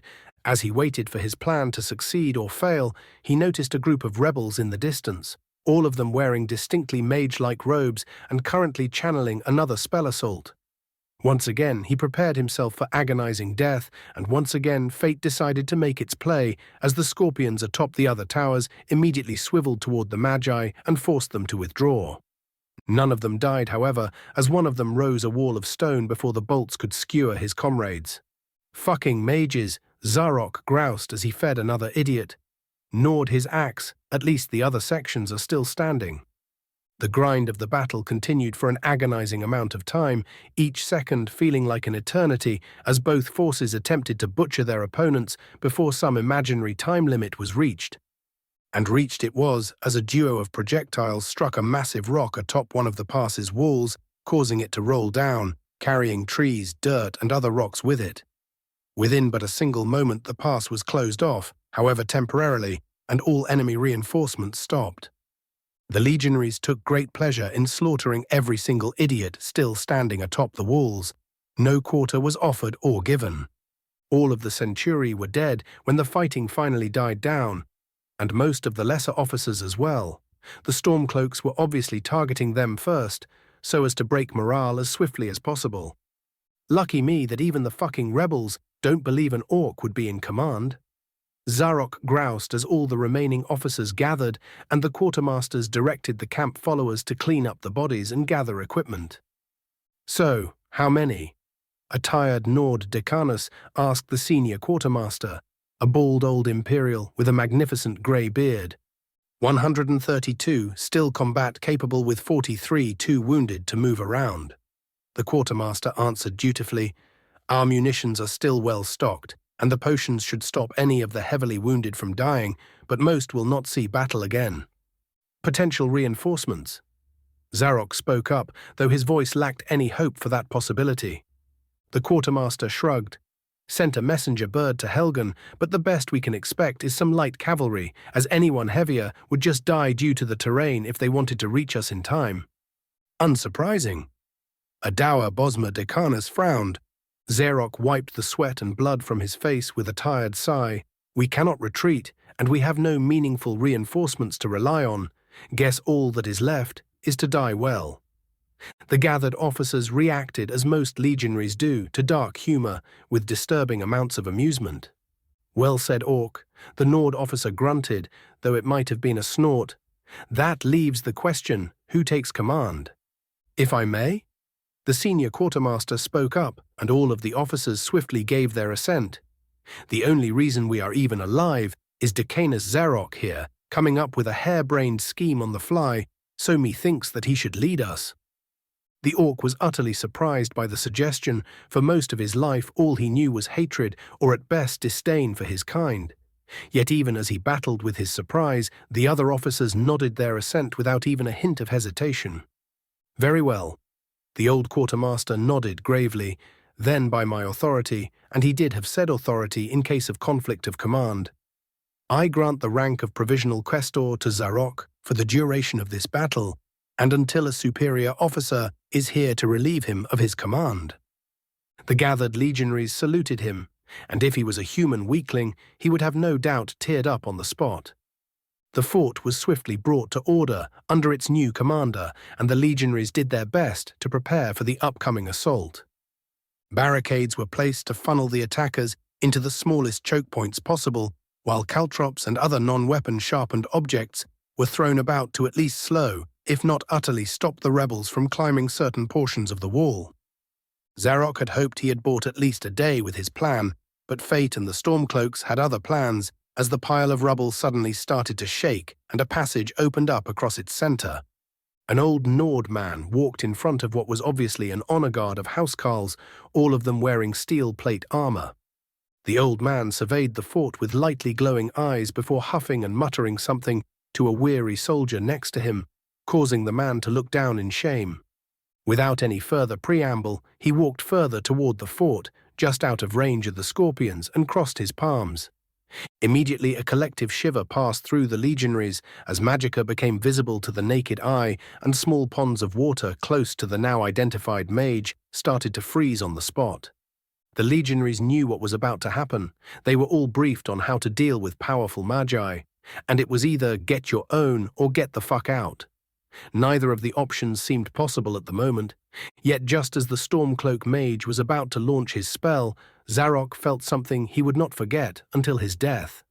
A familiar tinge of dread in the back of his mind. Oh, thank all the fucking gods. Zarok sighed in relief, and his comrades looked at him in bewilderment. But he had neither the time nor the need to explain himself. The Nord launched an utterly massive blizzard toward the walls, and when it seemed like the whole thing was about to be turned into a popsicle, a much smaller but far more potent bolt of golden flame struck the spell, causing an explosion of undirected power and blinding both the attackers and defenders. Zarok suddenly felt someone standing next to him and turned to see the Fukmothering court mage standing there in full armor, accompanied by a very pale and completely expressionless woman. "Sup?" Raven Flametongue waved at the orc lazily, and if he didn't think he would get his shit kicked in, Zarok would have probably hugged the mad elf then and there. Chapter 210. Chapter 14. The Nick of Time. Raven's POV en route to Helgen Pass. The wind whips around me as Scorch cuts through the air at full speed, leaving behind a trail of fire. The massive flaming bird purposefully showing off to the black blur following behind us with contemptuous ease. Those wings that were usually tacked on to the form of a vampire lord, making them look like some kind of skinned chicken, were apparently far less decorative in the case of a daughter of Cold Harbor. I shook my head at the memory of the amused look Serana gave me when I asked her if she was fine with flying on Scorch, and she simply sprouted large bat-like wings while raising an eyebrow.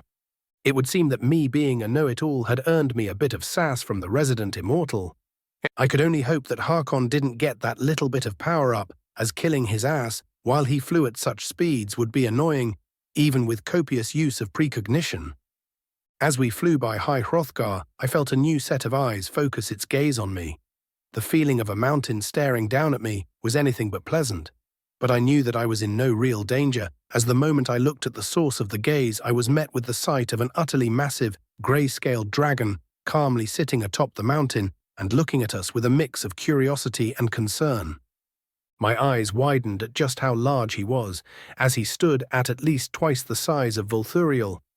Understanding the reason for his concern, namely me spreading word of his sighting, I offered him a formal bow, still flying at full speed, of course, and spoke Drem.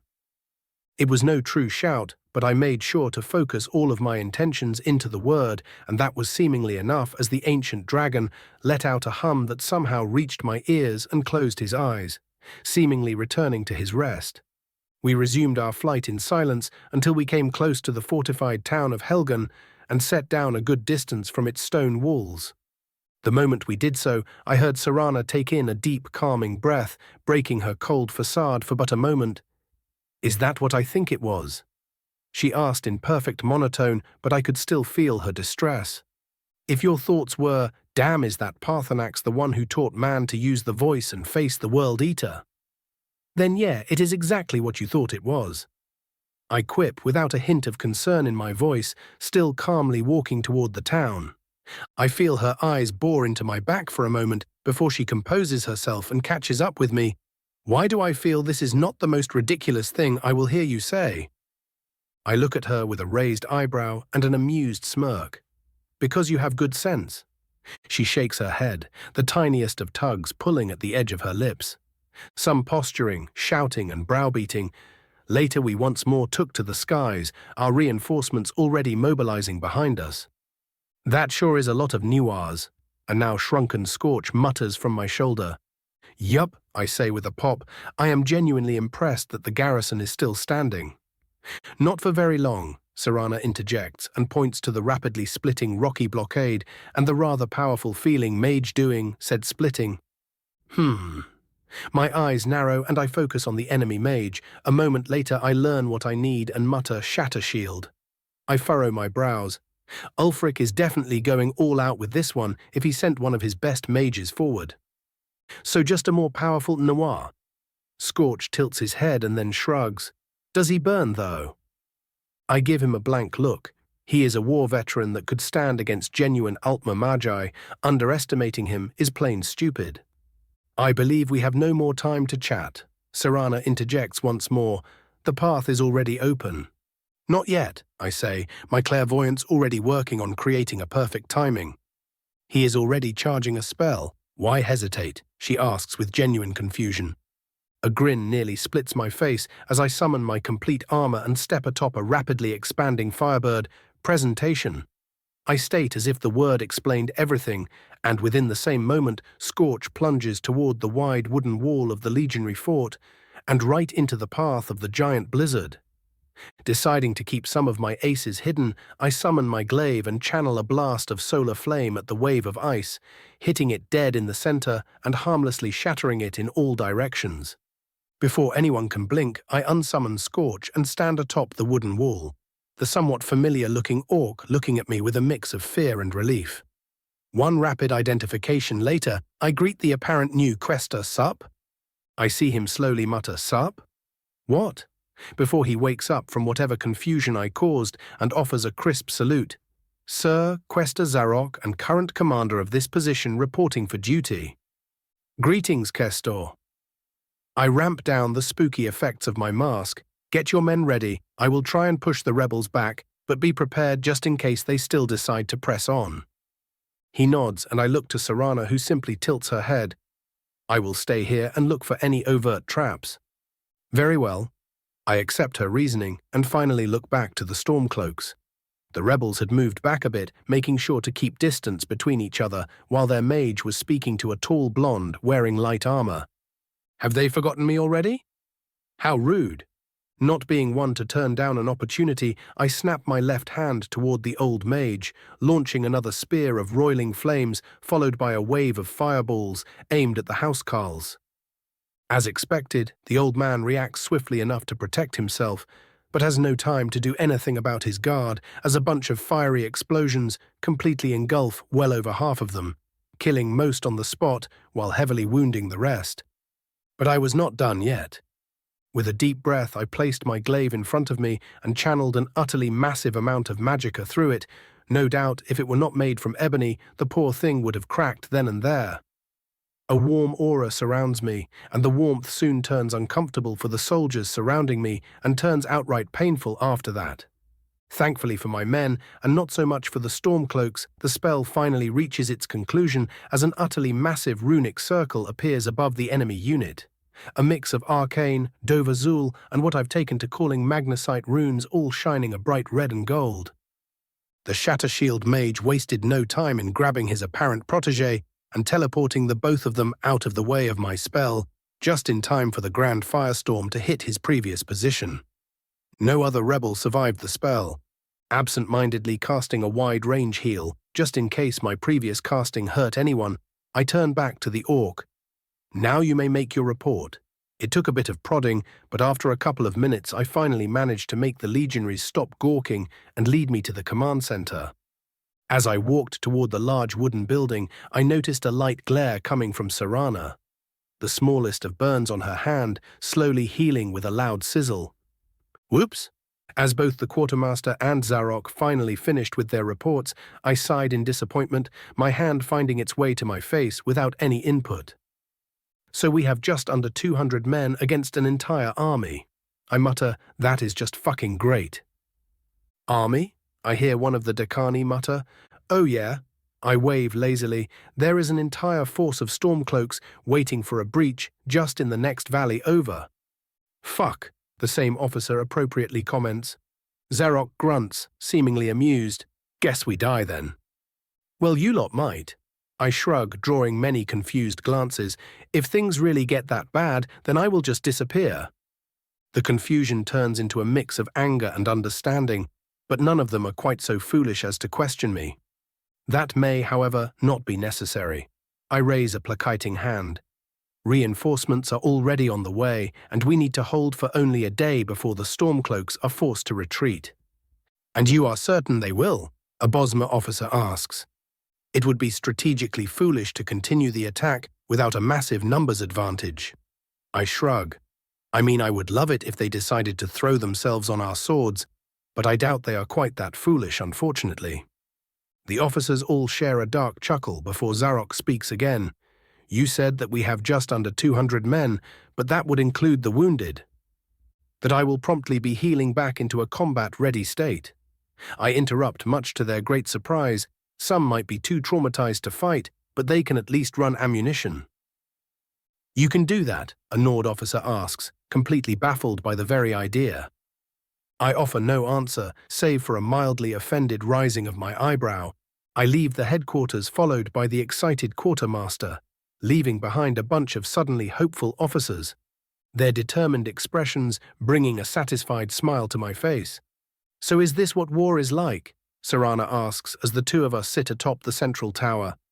The sun had long since fallen, and I had just finished healing the last of the wounded legionaries back to full strength. I had expected more excitement. She settles on the word. "Never seen one before, Princess?" I ask, with only mild amounts of sarcasm, and ignoring her mild glare, I shrug. Most of it is just positioning, logistics, and minor skirmishes. Anything bigger is usually what decides the conflict, but for that to happen, a lot of things need to click first. "I've read about it in the castle," she explains after a bit of silence. "I just never expected it to be so tiresome.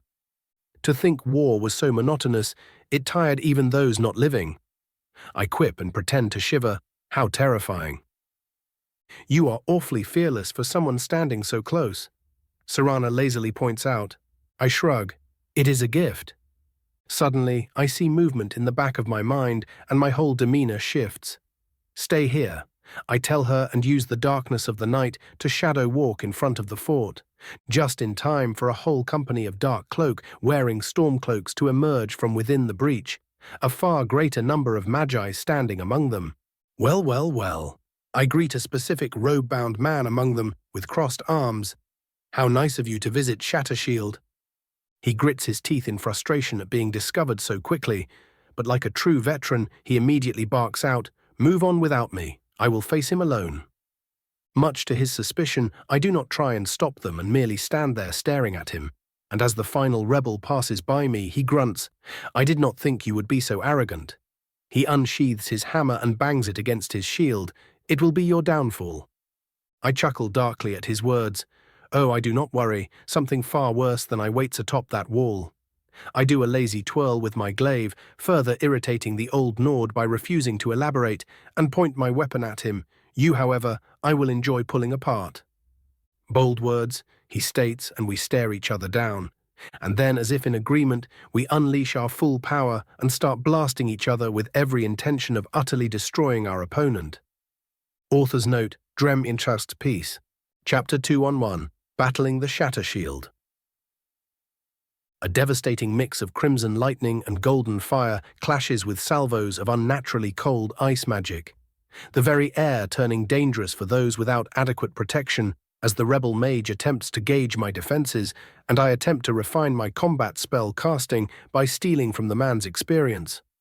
Was it arrogant to use this battle as a training exercise? Yes. Did I care? Not at all. I have to admit that I expected the famous Grimnir Shattershield to be just another idiot Nord with only a bit of real power, but the old war veteran impressed me with his creativity and tenacity during our battle so far. I held every advantage against him. My combination of clairvoyance and simple mass of power allowed me to batter his defenses without exerting myself overmuch. The moment he realized his wards were getting cracked with insulting ease, he switched to Terramancy, which, while more magicka-intensive, allowed him to absorb most of my spells, and his enchanted shield allowed him to survive what managed to get through. My clairvoyance told me that the wall was in no real danger of falling, so I decided to take my time with observing the tactics used by the Stormcloak mage. Grimnir, noticing that his situation was not tenable, decided to switch to the offensive, and as he barely held back another spear of fire that cost me basically nothing to cast, he swiftly downed a potion and started running right at me with alteration-enhanced speed. I felt him channel a large amount of magicka, and his shield glowed, creating a layered ward in front of him, all the while his weapon arm shimmered as torrents of ice magic gathered within his grasp. Within what was barely a couple of seconds, he had already cast another large-scale blizzard in my direction, likely hoping to blind me while he engaged in melee. The poor fool. As the spell neared my position, I cast a shadow walk and simply appeared to Grimnir's side, a bolt of fire already leaving my free hand and striking him right in the ribs. I expected the usual result of such a hit, namely him breaking into pieces that did not immediately get disintegrated, but to my great astonishment, all my spell did was take a chunk out of his armor and leave a patch of blackened skin. The old man swerved with skillful ease and immediately launched another spell in my direction, this time a mixture of earthen spikes and telekinetically thrown spikes of steel. I stopped the earth attack, and just to spite him, I rose a wall of thick dirt, utterly invalidating his other attack. I could see frustration grow in the man's eyes as he swiftly drank yet another potion from his large bandolier of vials, a rather potent concoction, judging by his rapidly healing wounds. He seemed to consider something for a moment, costing him yet another painful fireball and a lot of burned hair, and with a deep breath he focused his eyes on me. The next thing I knew, the space to my right cracked, and he was standing right next to me, his hammer in full swing and his mouth open. Recognizing the usual sign of the Thuum being used, I immediately shouted, "Fame!" just in time to avoid the deadly-looking hammer swing, followed by a fully charged blast of unrelenting force. I dashed away from the rebel mage while he refocused and chuckled mockingly. I did not know Ulfric had the guts to teach his underlings how to use the voice. Truly, he shames the very idea of the vaunted greybeards. I could see I'd hit a nerve as the old man glares at me. An elf pissing on our traditions by doing the same has no right to comment on King Ulfric's decisions. Forcing him to dodge with another wave of fire, I shrug as if I were having a simple conversation. I never joined the Order of Greybeards, nor did I desert them like an honourless coward. Something your king has done to the knowledge of all with ears to hear. As if I'd ever listened to your empire-loving slander. King Ugh! I force him to shut up, with a sudden flurry of lightning strikes from both myself and above him, a glancing blow taking off a chunk of his helmet along with the man's ear. Tut tut! I wave my free hand at him like he was a child. Innocent children should not talk back. The mix of pain and humiliation seemingly snaps something within the old man as his entire demeanour shifts to one of cruelty. You speak with such confidence, yet I wonder what you would feel if I told you that while you are here, your precious little domain in Winterhold is falling into our hands at this very moment. I suddenly stop casting spells and stare at the smug fuck while blinking rapidly. A grin spreads on his face when he misunderstands just why I was so stunned and then promptly disappears when I start laughing my ass off, accidentally channeling the Thuum and shaking the ground around me while doing so. Wisely, the old fucker attempts to smack me with his hammer while I am seemingly distracted, but all that earns him is a wide smack to the helmet with the blunt end of my glaive, his life barely saved by an instinctual dodge that turned a decapitation into a glancing blow. Instead of allowing himself to get stunned by my strike, he carries his momentum into another swing while channeling a cloak of ice at the same time, and as if that wasn't enough, the fucker also combines a fuss into his combo. Using my supernatural agility, I duck below the shout and kick out against his hand, redirecting the hammer strike. The ice cloak clashes against my robe's defenses, but doesn't penetrate in time as I counter with my own combination of fire and wind, blasting him back, yet doing frustratingly little damage. Old man was built like a tank. We stare at each other for a split second, and once again, as if a signal was given, we both strike out with our weapons and magic, our battle turning from a pure clash of magic to one of arms. Grimnir uses both his shield and hammer to force me into being defensive, while I focus on keeping my distance and delivering devastating strikes with my extra range. Seemingly understanding that this is getting him nowhere, the old Nord shifts his position and I feel a different kind of magic flow around him. And within the blink of an eye, I am surrounded by a trio of armored Dremora and a massive white bear. Unlike most lesser Daedra I had faced so far, these fight together and keep pressing me at a constant and uniform pace. All the while Grimnir takes the opportunity to once again potion up and recharge his reserves. This was getting a tad annoying. Time to stop playing around then. I decide, and no longer caring about being efficient, I start blasting everything around me with overcharged Dovazul enhanced spells, banishing the summons and forcing Grimnir to pull away with a click of his tongue. You know what the funniest part is? I ask as we once more enter a stare-down. He doesn't seem all that curious, but takes the opportunity to recharge whatever magicka he can and grunts out questioningly. I wouldn't have even known something was happening if not for the little revolt up in Winterhold. I say with a snicker, you lot quite literally warned me of your own plans with that stunt.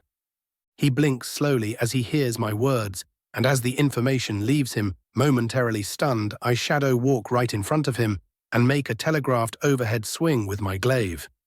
Grimnir immediately raises his shield to deflect, but in that moment I let the glaive go from my left hand and summon the ebony blade, the Daedric dagger swiftly finding its way through the old man's armor and into his chest. He recoils with a gasp of pain, his skin looking much paler and his movements greatly slowed down. Yet before I can finish him off, I am forced to duck and teleport away as a flurry of spells comes from behind me, ironically striking the old man but not killing him.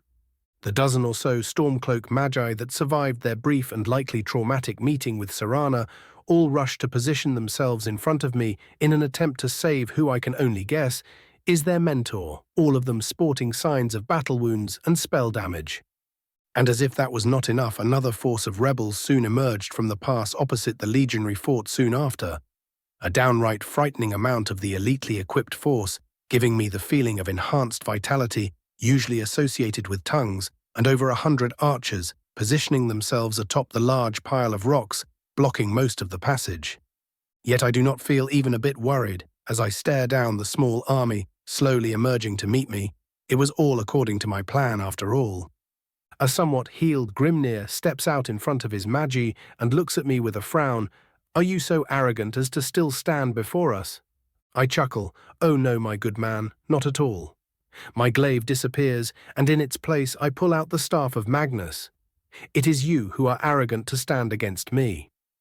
I offer no further explanation, and just for the sake of being dramatic, I intone, "O Magnus," a massive wave of bright blue magicka connected to the eye of the sun flowing out of me in what most would associate with an avalanche. As my grand spell starts to form, all of the magi start bombarding me with spells, and many of the presumed tongues direct their half-baked shouts at me. Yet it is all for naught, as my wards and earthen barriers are powered by the father of magic himself, and the spells of my enemy feel weaker than rain, trying to burrow into steel. The telltale sign of a magicka high tingles into the back of my head as I let out a cackle and let the grand inferno descend upon the force of stormcloaks. I notice some of the mages rapidly burrowing into the ground where they can, but most of the force is hit head-on. The screams last for but the tiniest instant before all is quiet. With the last bit of magicka left from my ability, I overcharge a shadow step and appear on the wooden walls of the fortified pass. The fires still burning, offering me the perfect view of the now glass-covered valley in front of us. Damn, I am good. General Pov, a bit earlier. "Excuse me, ma'am." Serana hears the local quester call her. "Yes." She turns to the blood-covered Orsimer, none of it his, she notes after some minor observation. "Is the court mage going to be all right out there?" Zarok asks. I don't want to question his strength, but reports say that the rebels have some pretty strong mages on their own end. The daughter of Cold Harbor cups her chin momentarily before offering the orc the tiniest of shrugs. He doesn't strike me as someone suicidal, so he must have a plan of escape at least. The orc seems unsatisfied with the answer, but seeing as he really can't do much about it, he settles with saying, "Right," and walks off to make sure his men are still ready in case of further attacks. An involuntary shiver suddenly goes down Serana's spine, and she spins toward the ongoing fight just in time to feel the massive amount of magicka roil from her current ally.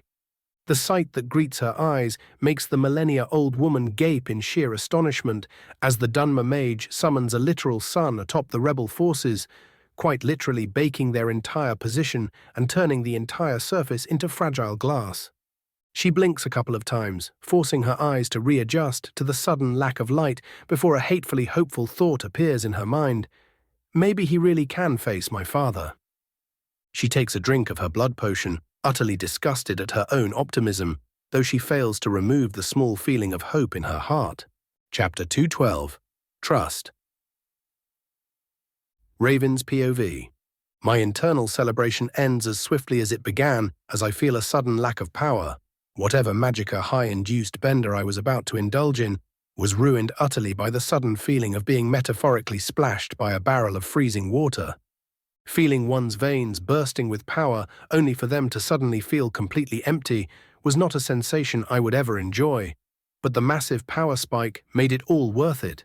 So it was just another thing I would add to the list I dislike doing, but still must do. The same place talking to nobility is now that I think on it. The tiny fact I had magic drugs on hand to help me deal with all of this childish cough rambling was just a happy little coincidence, of course. One lit stick of whatever the fuck Harkon had cooked up back in Winterhold later, and I was feeling much better than a couple of seconds back. The equivalent of magical dehydration swiftly squashed by the influx of new power. Naturally, I was not left alone long enough to enjoy it as the sound of armored boots rushing, though not running, toward me drew my attention. Soon enough, Zarok stepped out of a nearby tower, followed distantly by a curious Serana. The orc saluted. "Sir, do you require assistance?"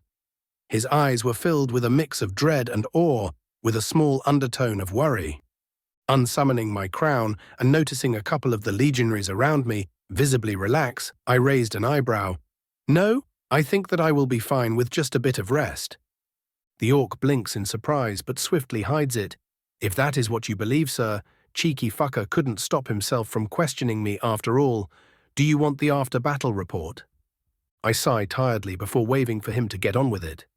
He nods and starts talking, the long and short of it being that we lost another 23 soldiers to the enemy, while 3 of the tower-mounted scorpions were heavily damaged in the night raid. Enemy losses were estimated to be at around 150 at the wall itself, and an additional 300 in the field of glass, as I now privately called it. All in all, a successful and productive evening, I voice with only a hint of mockery, much to the chagrin of the nearby legionaries. Without a care for their perceived offense, I got up and started walking toward the camp. Come on then, we might as well celebrate our success. Not like the dumbasses will dare attack again after all that. I say the final part a lot more quietly, but it is loud enough to reassure some of the soldiers around me. Then, feeling like a complete dumbass, I stop and ask, any wounded in need of healing? A couple of dozen healed wounds later, I was sitting in front of a large bonfire, the legionaries enjoying some food and drink from my personal stock, a small reward for their admittedly impressive performance during this short siege. The fact that they looked at me like I was an angel, descended from the heavens, when I summoned an entire barrel of premium black briar, was also a nice bonus. It might seem foolish for me to give them drinks, but I had good reason to believe the siege to be over, as we were about to get reinforcements, while the enemy had lost a massive amount of their local veteran forces. Such losses no doubt crushed morale among their greener troops, and not even the Stormcloaks were dumb enough to throw boys into the meat grinder that is the fortified pass. Simply put, I had just bought the Legion weeks of unmolested operation within Falkreath hold. Much more than enough for me to make a big move without the Stormcloaks being able to do a thing about it. Thinking about the war? I hear Serana ask quietly enough not to be heard by anyone but myself. Zarok had discreetly given me a report on her performance during the battle, and it seemed that she simply settled on battling the enemy magi, not showing even a hint of her vampiric powers, either magical or physical. The men were all in all grateful for her presence, seeing as she was under no obligation to help them, and still did. Funnily enough, no one bothered asking her name or anything about her for that matter. The soldiers knew to keep their noses out of the business of nobles, and Serana looked like the quintessential noble. I shrug. A rather obvious conclusion. I have to capitalize on this massive victory, or all we have done would be some relatively minor casualties. Seemingly losing interest in the small talk, she jumps straight to the real reason she is talking to me. I knew you were powerful, but that spell... I give her a blank look and ask with a hint of mockery, did Magi in your time openly advertise their full power? She gives me one in turn, don't pretend to be an idiot, it does not suit you. Why thank you? I promptly pretend to be an idiot for but a moment before Serana's lack of amusement threatens to have her throw something at me. As for the question you refuse to actually ask, I helpfully point out, much to her annoyance, I am in cahoots with many a higher power, something which arms me for the challenges ahead. She stares at me for a while, waiting for me to elaborate, but when I don't, she shrugs. I am not getting more than that, am I? She asks rhetorically, before lightly sighing, very well, I have another question, however. Ask, I mutter, my voice lacking much interest. If you were so powerful, why go through all the trouble of convincing me to help you and the fledgling group of vampire hunters if you can simply overpower most of Castle Volkihar's warriors with a single spell? Her cold tone gives the impression of judgment, but I had talked to her enough to recognize it as mere curiosity. I huff. Only a fool relies on simple power to solve his problems. And besides, much like I have my own secrets, so too does your dear father. Her gaze turns contemplative, but I am not finished. And this might come as a surprise to you considering your upbringing, but when your allies trust you and actually want to help you, instead of being coerced into it, they tend to not do something as idiotic as withholding information or, the whole betrayal thing. She frowns as if this was the first time she had heard something like this. Things did not work like that in the castle. Your castle really shouldn't be taken as an example in most things social or functional, no offense. I immediately fire back. None taken. She shrugs, obviously agreeing with my assessment. I simply say that trusting someone is not something done easily. especially when one is raised by Baelites. You do not count yourself among them after all? I quirk an eyebrow, the look of sheer and utter disgust completely overpowering her general lack of expression is all the answer I need for that question. Good. I offer praise instead of apology, and while I know my words won't be of much help, living without being able to truly trust someone sounds like a far more cursed existence than merely being irritated by the sun. That is easily said, Serana mutters, though she doesn't outright deny my statement. I cup my chin momentarily. If you are unable to convince yourself to feel something, then just follow the process of elimination. I've had every opportunity to either destroy you or force you into servitude, yet I have done none of these things. That is usually where trust begins. She gives me a sideways glance, yet you still ask me to help you against my father. I shrug, because I know that you know it is the right decision. She stills suddenly before sighing, "Are you this frustratingly perceptive with all of your allies?" "Only the interesting ones," I quip. "Now enough with all the serious stuff. What can you tell me about hemomancy?" Even with the sweet temptation that was high-quality mead, the legionaries kept to discipline and only indulged to a limited extent. Zarok keeping everyone at least partial attention and still setting up a proper guard rotation. Unnecessary with me present, but I would not have them grow careless just to satisfy my ego. And much like I expected, no further movement came from the Stormcloaks, save for some magical fluctuations below the glassed ground, which was most likely the surviving mages teleporting out when they realized there was no help coming. I sent Scorch out to scout the enemy army in the rift, and dear Dagoth were we lucky that the pass was so narrow. There had to be at least 3,000 of the fuckers on the other side, and even with their sudden disorder at witnessing a literal sun appear atop their forces, but half a day prior I would still need at least 2,000 men supporting me to do any real damage. Something that was swiftly confirmed when Scorch's memories ended with a massive barrage of ice shards the moment he was spotted. By noon of the following day, our reinforcements had finally arrived, about 500 men wearing Whiterun colours, the banner of the stallion hanging proudly above the formation of horsemen and heavy infantry. The legionaries tensed as the force of Nords approached. Even with their victory and celebration, they were all still very tired and paranoid due to the deaths of many of their friends and comrades.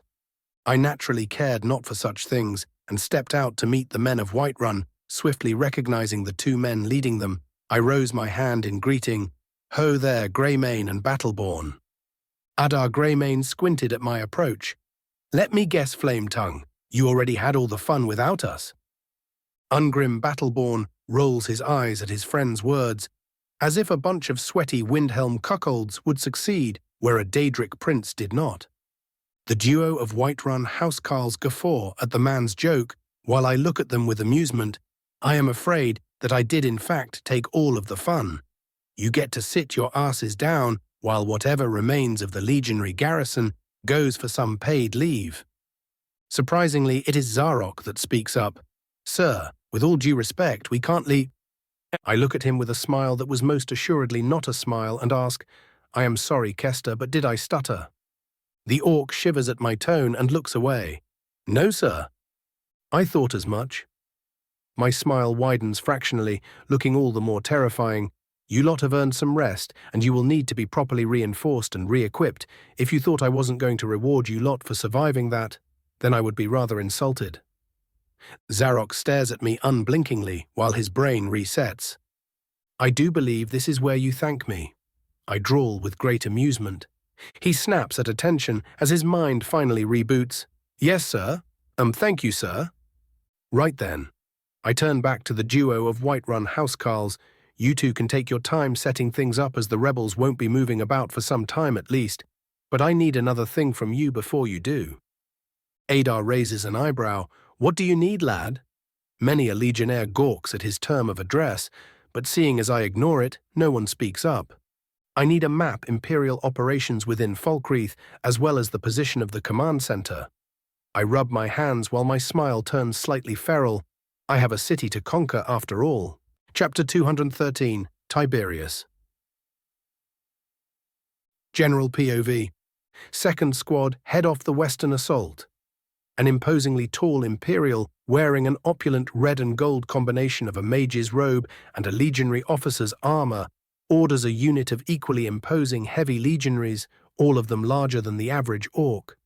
The soldiers, or at least what the rebel rangers believed them to be, immediately follow the Imperial's orders and smash into the group of Stormcloaks, trying to set fire to the valuable supply train their enemy was guarding. A stray arrow ricochets off the Imperial's helm, making him flinch back violently. The young man grunts in annoyance before reaffirming his foe confidence and giving his next order, Squad 1, dispose of the archers. A unit of suspiciously short legionaries with even more suspiciously red ears let out a series of gleeful cackles as they start bombarding the patch of forest housing, the rangers with firebolts, and in some cases even fireballs. The cackles intensify as the screams of their targets reach their crooked ears. Much to the young man's chagrin, the fiery bombardment only serves to embolden the rebels as more and more arrows start pelting his glorious army from every direction. The legionary engineers he was tasked with protecting remaining blessedly out of the line of fire while his own units took the damage head-on. He had 6 squads at his disposal, 4 infantry and 2 mage. But it was seemingly not enough, as his soldiers started to fall one by one to either arrow fire or a surprise assault by light cavalry. How the rebels managed to maneuver cavalry in the thick forest baffled the mind, but he had other things to worry about at the moment, as they had seemingly grown impatient with simply trying to shoot him down and sent out their infantry contingent. His soldiers fought valiantly, taking 2 rebels for each of them that fell, yet it was a losing battle, a fact growing more evident with each passing moment.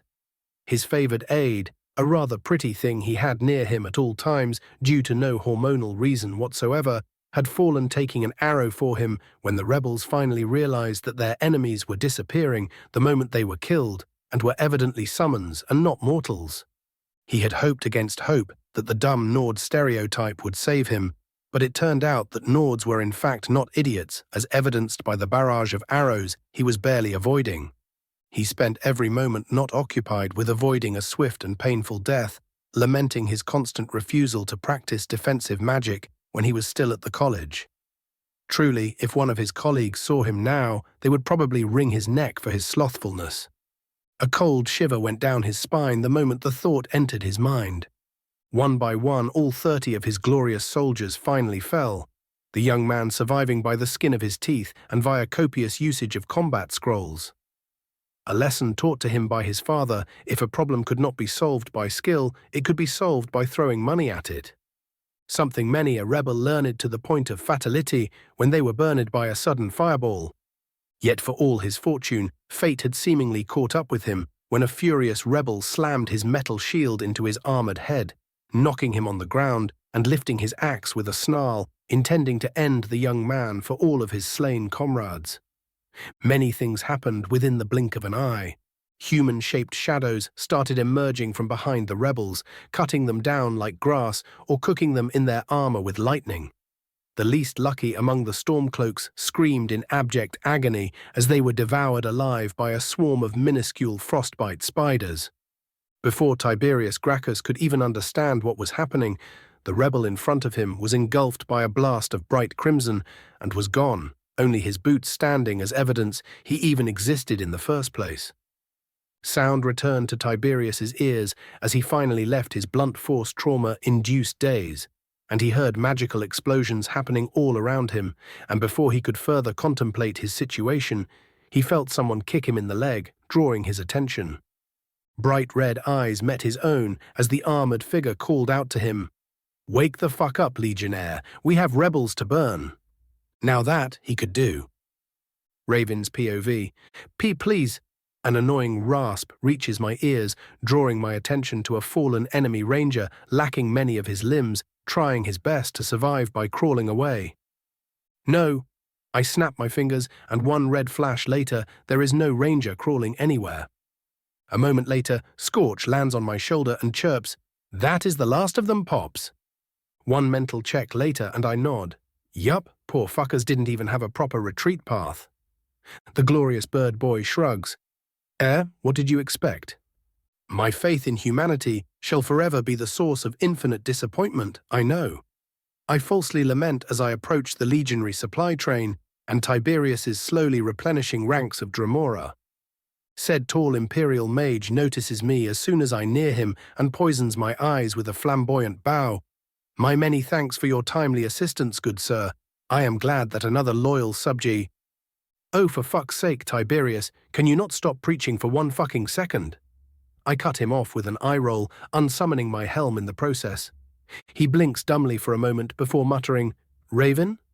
The moment the words leave his mouth, he reflexively salutes me, but I stop him with a raised hand. No need for that when not on official business. I chuckle at his never-ending enthusiasm. You lot heading to the siege camp? Indeed, he nods.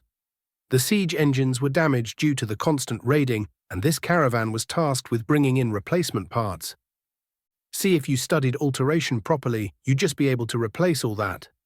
I immediately start to lambast his laziness, an old college tradition from when we were still weak little apprentices, and why am I seeing no other legionaries present?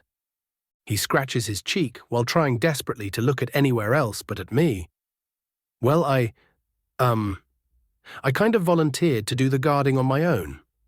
No words were needed as I looked at him with sheer, unfiltered disappointment.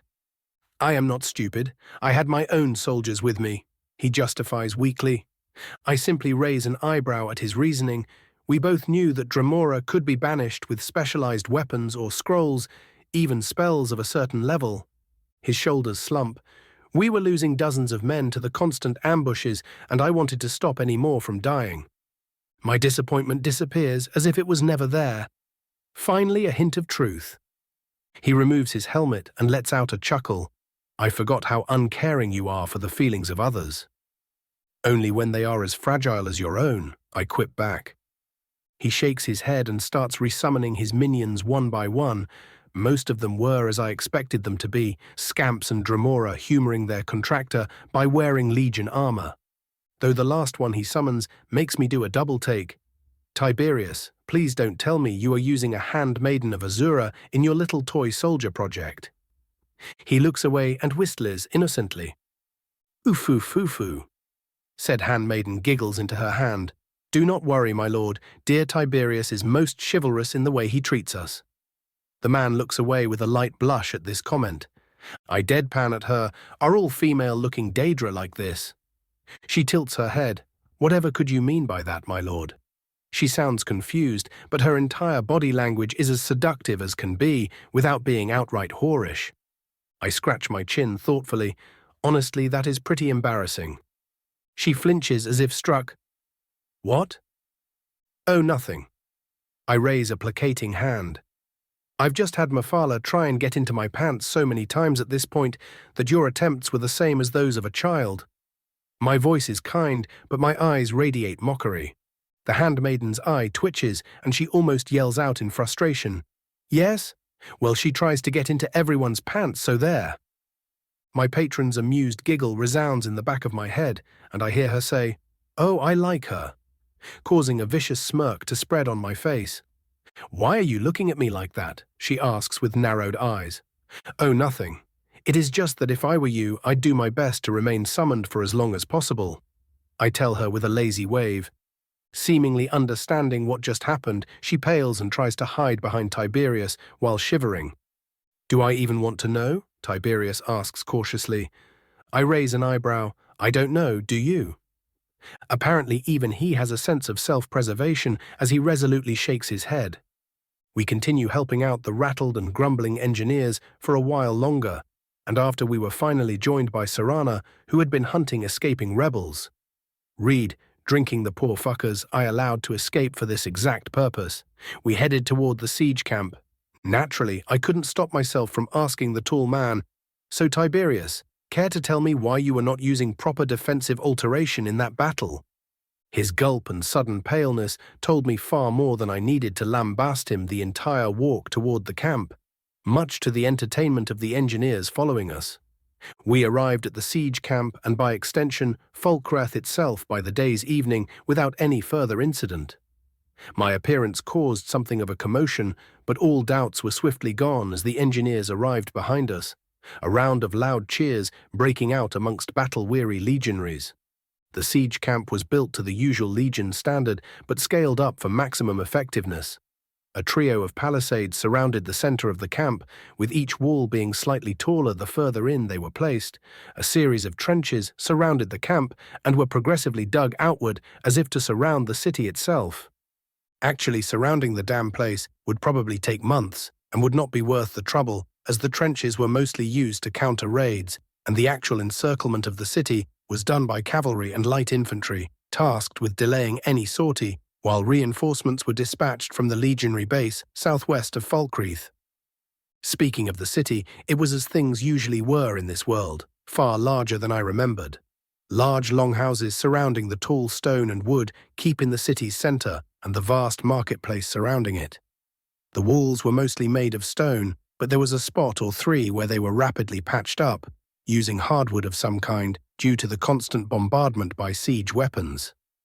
Speaking of woods, the tree line was far closer to the city walls than I remember it being at Riften, with only the closest trees cut down as to not make the walls completely and utterly useless. I do hope the place wasn't infested with some kind of tree-hugger cult, or I swear to Dagoth I will throw a fit. And then there was the graveyard, a rather dreary thing for a city to be known for, but Falkreath was most assuredly not known for its hospitality, so a graveyard it is.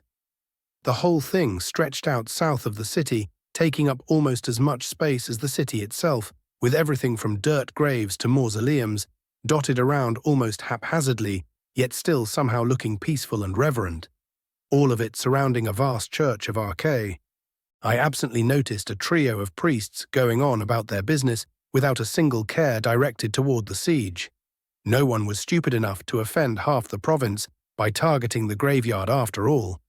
I was forced to cease with my observations as we finally reached the walled command tent, an entire century of legionary elites dutifully guarding their general's position. Serana. I speak up as Tiberius goes through the tedium of identifying us to the guards. Yes? She tilts her head. You might wish to sit this one out. I say lightly as the guards finally start eyeing me with a mix of suspicion and awe. That is unless you wish to be entangled with current-day politics. Call me when you need me, she says with surprising swiftness and moves to rest in the nearby shade. With a light chuckle, I walk on toward a somewhat confused Tiberius. Your lady friend not a fan of big meetings? He asks conversationally. She just doesn't need to get involved more than she already has. I wave off his question and start walking toward the general's tent, the guards parting before us without any complaint. The first thought that enters my mind as we walk into the tent is, damn, that is as Spartan as can be without looking poor. The second is, didn't know Ricker was involved in all this. General. Tiberius offers the middle-aged Imperial a crisp salute. General Tullius, Riker. I offer them both a nod of greeting. The legate simply nods back, but Tullius gives me a deeply scrutinizing once-over before finally speaking. Court Mage, we were not expecting you during this campaign. Deciding to, for once, not dance around the question, I offer my signature smirk, and I wasn't going to join until I got my hands on some very interesting news about an attack on Helgen's Pass. All weariness disappears from the Imperial General as he straightens up and barely holds himself back from commanding me and instead asks, would you kindly give us your report? But of course, General, I wouldn't be wasting my time here otherwise. And so began the meeting that would lead to Falkreath's fall into the hands of the Empire. Chapter 214, Tullius. You blew up the entire assault force with a single spell. General Tullius deadpans at me when I finish explaining the battle at the pass. The veteran commander so often portrayed as unflappable and serious was seemingly having trouble holding back his sheer incredulity. Indeed I did. I nod proudly, completely ignoring the fact I ended hundreds of lives in a short moment. I also found out that a sufficiently potent fire spell turns the ground to glass upon detonation. I explain enthusiastically to the mildly disturbed officer. You learn something new every day. Moving on, Tullius gives me a pointed look while Tiberius stares at me as if I grew a second head. Ricker remains unmoved, however. She had learned to expect insanity from me and wasn't about to bother with entertaining me with a reaction. Right. I nod. After the battle, I sent out my familiar to gather information and found out that there was an army of approximately 3,000 warriors waiting on the other end. Though I wouldn't worry about them attacking again anytime soon, as their morale was thoroughly shaken by my work. The general starts flipping through a bunch of scout reports and mutters, "We had no idea the rebels were moving in such force." He frowns deeply. Our scouts failed to inform us of any enemy movement beyond the border. They in fact assured us that they noticed no force larger than a garrison moving about, which is the only reason I saw fit to redirect some forces toward Falkreath. Probably because they were trying to infiltrate the rift.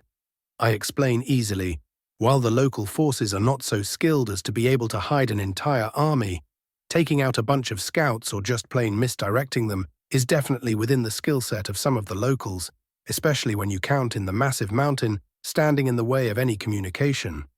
And I have no doubts that Ulfric has done his best to recruit as many of the more talented agents to his cause as possible. I tilt my head in remembrance. Well, those that my own allies in the hold failed to recruit at the very least. Looks like Maven will be on the receiving end of some choice words when I am done here.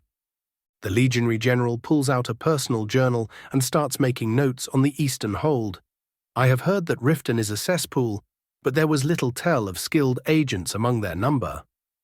Which is kind of the point, I quip. His upper lip twitches, either due to frustration with himself or with my irreverence, possibly both. Deciding to skip the potential pissing match, I speak again. Still, I'd recommend informing yourself about each and every hold while you are here, potentially even each settlement, as every one of them has their own strengths and weaknesses, and underestimating them or taking them for granted will only lead to a waste of men. That and Nords do not appreciate their traditions getting snubbed, even the minor ones. Riker gives Tullius an amused glance, and the general, visibly holding back his annoyance with the prodding he had no doubt already received from his subordinate, chooses to change the topic in any case. He gives us both a pointed look. The Legion thanks you for your assistance in dealing with a potential disaster. The appropriate authorities will be informed of your deeds. Much obliged. I offer him a lazy nod, and then with a bit more energy, I clap my hands, and with that out of the way, maybe we should finally get to the real reason I am here. Some enthusiasm finally returns to the general as leans on the large table standing in front of him. Yes, if I am reading the situation correctly, you wish to aid us in the taking of the city, now that you have done sufficient damage to head off potential Magi intervention. Indeed. I approach the aforementioned table housing a highly detailed map of Falkreath's hold and indicate a paved road leading from the Pale Pass all the way to Solitude. Falkreath is by far the most important land supply route from Cyrodiil to the loyal parts of Skyrim, and conquering it as fast as possible is a top priority, and I am here to make sure it happens without catastrophic losses on our side. The general nodded his assent immediately. That is why we have been pushing this front with such vigor in the first place. He looks up at me with an appraising eye. I am told you played a part in making this strategy. It was nothing complicated, so do not expect me to be some kind of hidden strategic genius. I immediately wave him off. I know the basics, but anyone with true skill would likely outmaneuver me without much difficulty. Much to the surprise of his two subordinates, Tullius lets out a quiet chuckle. To think I'd meet a mage who doesn't think they know best. He shakes his head, and his amusement with it. Do not let that false humility blind you to a potential talent, however, no matter how unlikely it is that you may have it. Instead of debating him, I simply shrug. Something has to differentiate the truly powerful from the merely competent. Knowledge of the self being rather high on that ladder. Now, what can you tell me about the enemy forces? Instead of telling me, he pulls out a stack of parchment and offers it to me. One clairvoyance-assisted speed read later, I looked back up to the trio of Legion officers who were currently discussing the continued siege bombardment of the city. Tullius was the first to notice me, and after signaling the two others to wait, he greets me with a raised eyebrow. I trust you are sufficiently informed. I am indeed. I nod and return the notes. The situation is fairly favorable for us if one discounts the rebels' home field advantage. I surmise non-committedly. And that was the truth of the matter. We had something close to 7,000 men, mostly from Solitude and Whiterun, and some from Cyrodiil, while the enemy had only about 3,000 warriors, with another 3,000 militiamen of different kinds to support them. All in all, a relatively equivalent force when the rebels' defences are added into the equation. I also learned that Tullius had brought only 3,000 legionaries with him from Cyrodiil. A bit frustrating, but I could understand wanting to keep watch on the Thalmor while Torrig mopped up his own lands with minimal help. At least he had the foresight to bring specialist units like the engineers I met earlier. The legionary force he brought with him consisted of 6 cohorts, specifically 1 of engineers, 2 of artillery, 1 cohort of spellswords, another of elite light cavalry, and finally a unit of elite heavy infantry to help train the local recruits. A well-rounded composition considering his intentions and role in the war. Why summon up a bunch of infantry if the local forces were enough to fully cover the front line and you had the ability to instead cover their weaknesses? The unit of elite rangers is also an issue, I add after a moment, referring to another piece of information I got from Tullius's notes. While I doubt they would be able to defeat me, having a unit of over 100 elite archers shooting enchanted arrows at me would be rather problematic in the case of an assault. The enemy has been holding them in reserve for the most part. Tullius adds, the only instant in which they were deployed is when we tried having Tiberius here harass the tower guards with his summons. I can practically feel the man's disdain for the Dremora, but he hides it well under the guise of professionalism. Wise of them, I say with some approval, and a perfect chance for us to demoralize them. All 6 eyes move to me as I offer them a vicious grin, for you see, my dear comrades, I have come up with a cunning plan. Tullius raises an eyebrow, Ricker deadpans, and Tiberius shivers. General POV, the following morning. The defenders of Falkreath rose from their slumber, and as they have done for weeks prior, many went to relieve their comrades, unfortunate enough to be assigned to the night guard. An armoured Nord woman climbed up one of the gatehouse towers to the southwest of the city. It was known to be the most dangerous part of the wall, as it faced the camp of the filthy Imperials directly, and was thus placed under most of the enemy's artillery fire. Her eyes met with a tired comrade of hers, who rose a hand in greeting. "Ho there, Anna, already morning?" the man asked groggily. Before she could answer, her eyes were drawn toward an odd sight. A lone legionary officer walking toward the walls with determination and a complete lack of fear. Recognizing the summoner that brought no end of frustration to the defenders, Anna immediately rushed to call the marksman.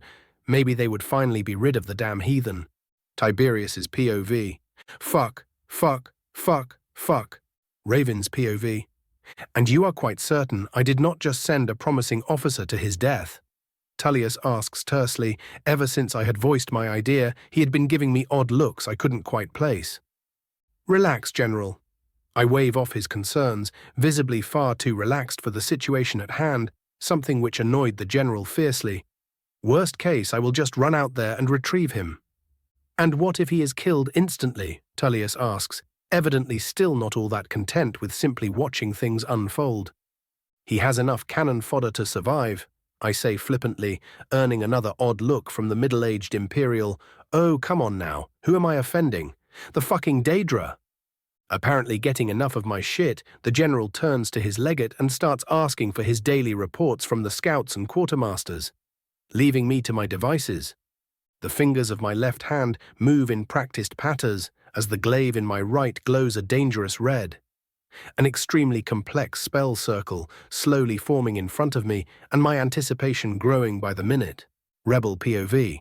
It took the dozen or so marksmen assigned to the southwestern section of the wall less than half a minute to arrive. All of them took positions and swiftly aimed at their target, who was suddenly surrounded by a group of 30 armored Dremora.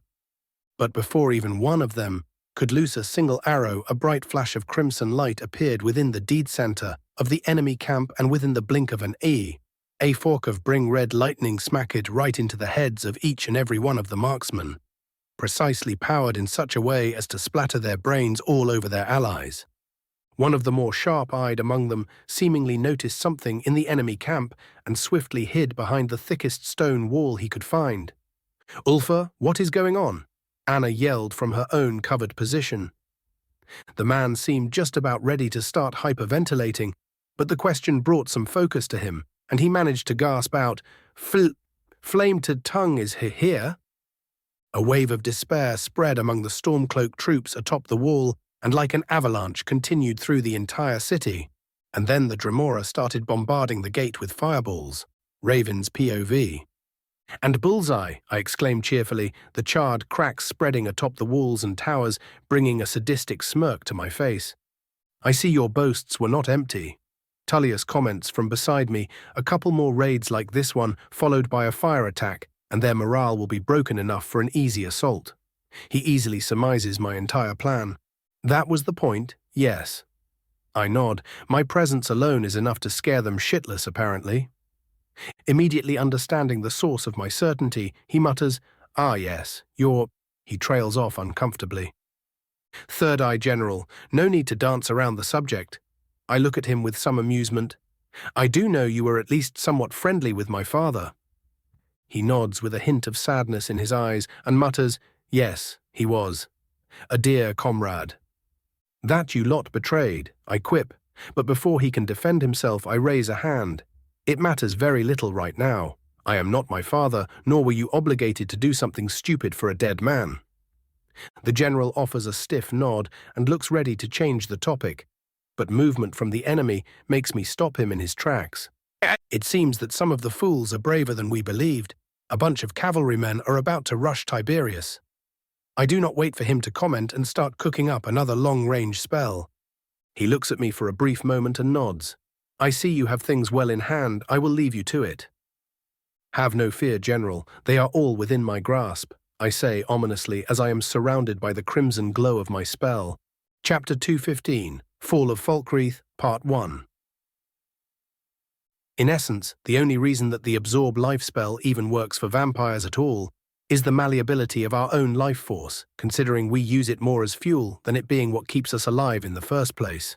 Serana patiently answers my idle question as we sit in one of the larger tents near the General's own.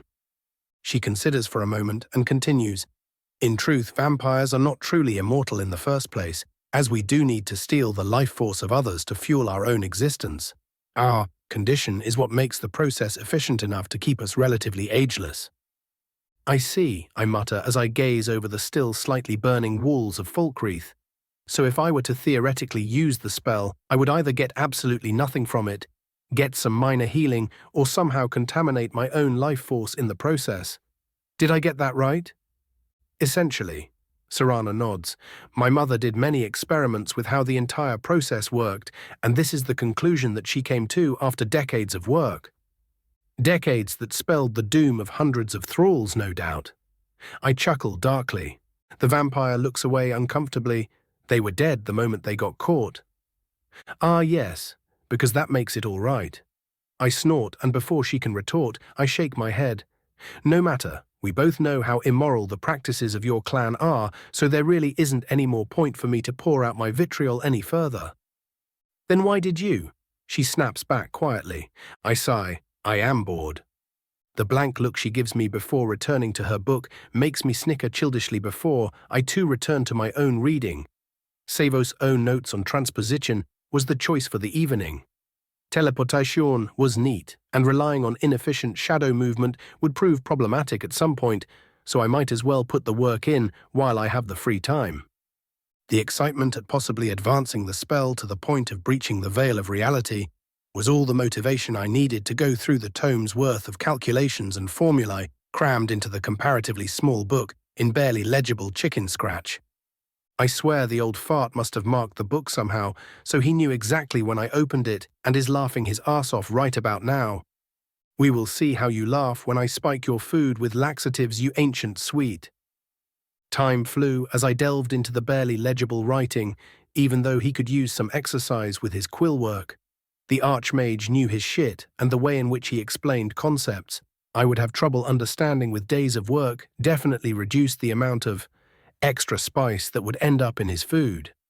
Sadly, all good things must come to an end, as one of the legionary bodyguards rapped his knuckles on the wooden post in front of my tent, thus drawing all my attention from my book. Yes, I ask, only mildly annoyed. General Tullius has called for a meeting, sir. The soldier reports dutifully. My lips thin, but I do get up. Very well, I will be there shortly. The man salutes and walks off. Before I leave, I turn to Serana. I am getting the feeling that things are about to get exciting. Do you wish to participate? Do you need me to? She asks, her lack of interest in participating obvious to even the blind. Nope. Then I will stay here and finish my book, she says, and without even waiting for me to respond, returns to reading another large history book. This time it was one on Talos's unification of the continent. I leave the knowledge-hungry vampire to her work and make my way toward the command tent. Tullius had made sure I would be nearby and ordered an entire unit of elites to move out of the way so they could house me properly. The favoritism was incredibly obvious, but I had the rights to certain privileges by being what I am, and I saw no reason to be falsely humble with these things. That would just lose me respect among both the nobles and the troops. The command tent was filled to the absolute brim with all manner of imperial officers. Everyone from Quaestor to legate was present, except for those that still needed to keep watch. I noticed a rather tired Tiberius chatting with legate Ricker in one of the tent's corners, while General Tullius ever so dutifully went over the morning's scout reports. The moment I entered, the general looked up and greeted me, court mage. General. I nodded back at him. I am guessing it is time. Indeed. Tullius waved his hand over a couple of spread-out reports. After 3 days of constant harassment, the rebels are getting panicked and unruly. Waiting any longer would let them reorganize and harden their resolve, so the assault will commence today. We are looking to end it all swiftly. I state more than ask. Yes, the general says firmly, causing quite a few of the officers to straighten up with pride and resolve. We will take the city in one fell swoop and utterly crush any resistance with our sheer combined might. Don't have to chase insurgents around if all of them are too scared to rebel in the first place, eh? I ask jokingly. Indeed.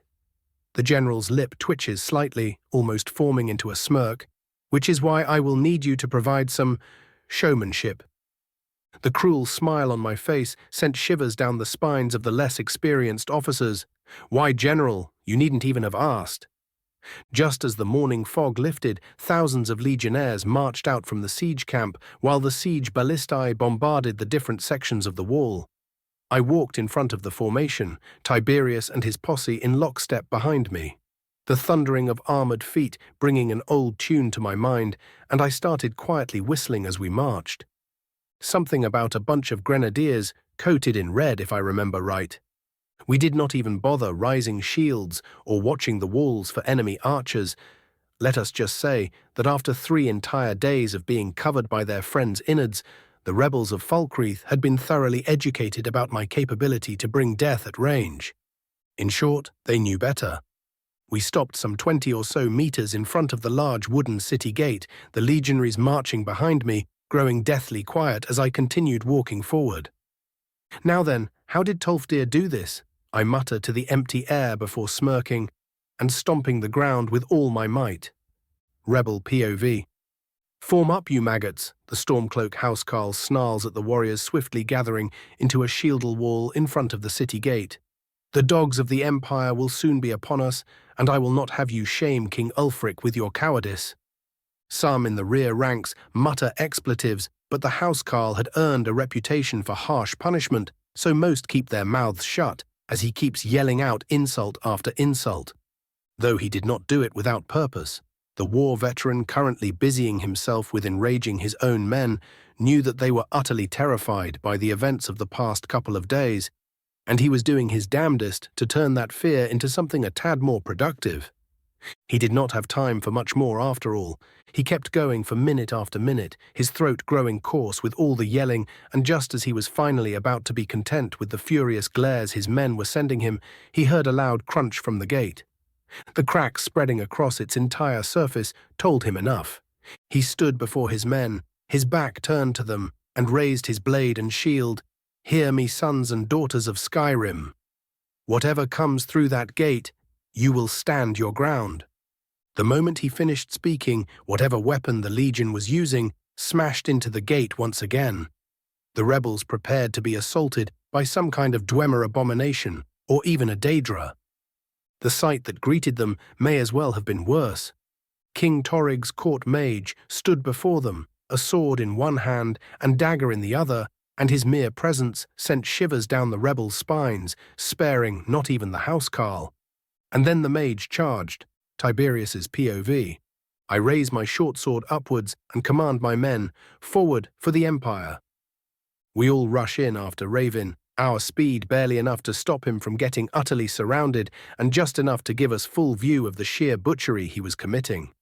Whenever his dagger stabbed, the target would shrivel up like all water was painfully dragged out of them, and wherever his sword met flesh, the wounds would spread like spiderweb-shaped cracks, almost always ending a life with a mere touch. I focus back on my own fight just in time to see one of our ranks getting pushed. With a flick of my hand, a group of my soldiers appears in the weakened formation, pushing the rebels back. A troop of archers forms up atop a roof behind us as we manage to push the enemy formation back. I swiftly have my own magi cover them in flames. My mind slowly grows numb as the slaughter continues and the deathly march of the Emperor's Legion continues ever onwards. General POV. Atop one of the taller noble manors in Falkreath, the remaining band of the Hold's elite marksmen gathered.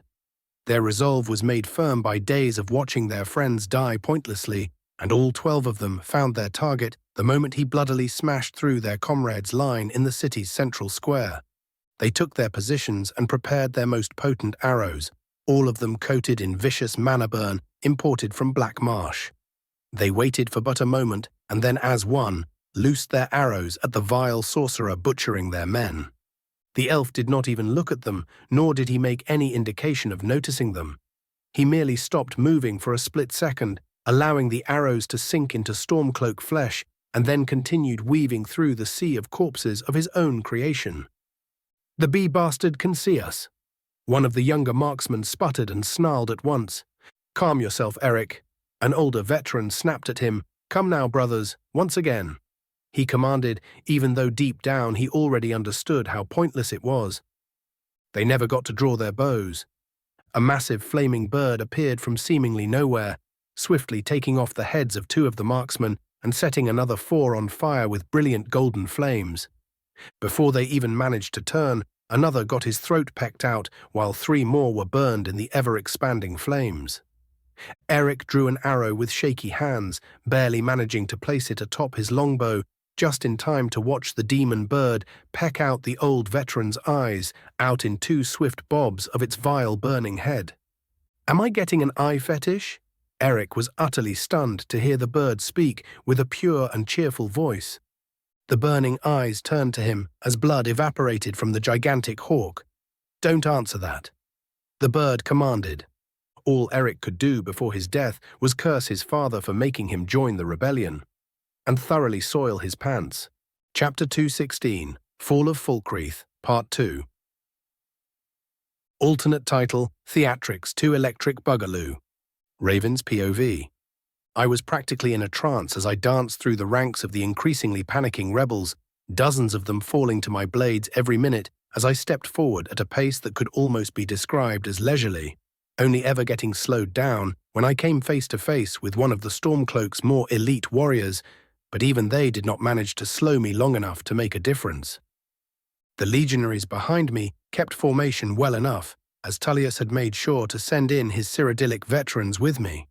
The local recruits were tough and well-trained, but the experienced soldiers had already seen what a powerful mage could do in a battle while uncontested, so they were far less likely to panic when they saw me reap through the enemy ranks like they were so much dry grass. Whoever managed to step out of my way or was lucky enough to not be positioned in my path in the first place swiftly got cut down by the men following me, the slaughter slowing down only when I slowed down for the legionaries to switch ranks so that the front line could rest. About an hour into the leisurely stroll, or slaughter depending on which side you were on, I cut down the final group of lamella-bound men barring my path to the city square and the Jarl's keep, my eyes immediately landing on the rebel Jarl Dengir of Stoon and his retinue, and the multiple streets leading into the square with what must have been 1,000 rebels. though most of those were seemingly fresh recruits. "You will go no further, elf." Dengir steps out bravely, though I notice a slight shake in his step. "And who will stop me?" I ask, channeling my potent aura of terror as the freshest legionaries gather behind me, all of them looking almost insultingly clean for the slaughter we just caused. The image had the intended effect, as I swiftly noticed many of the rebel recruits hesitating or looking at each other with doubt in their eyes. Before Dengir could attempt to rally his men, I took one step forward and nearly laughed as hundreds of men took an instinctive step back. "I have a proposition for you all." A silence descends upon the battlefield as my words are heard by all, and just as expected, Dengir answers, "It was after all honorable to hear your opponent out. And what is this proposition? That we surrender and become slaves to the Empire once again?" "Nothing so basic." I chuckle and take unnecessary amount of pleasure in how shaky the Jarl becomes with each of my words. "I will offer you all a challenge," I declare while spreading my arms invitingly. "Call forth your strongest champions and have them face me in combat. And should you win, I will call for a retreat and leave the battlefield. But should you lose, I will have your immediate and unconditional surrender." Dengir's brow furrows at my generous offer. "And what if we do not accept your generous offer?"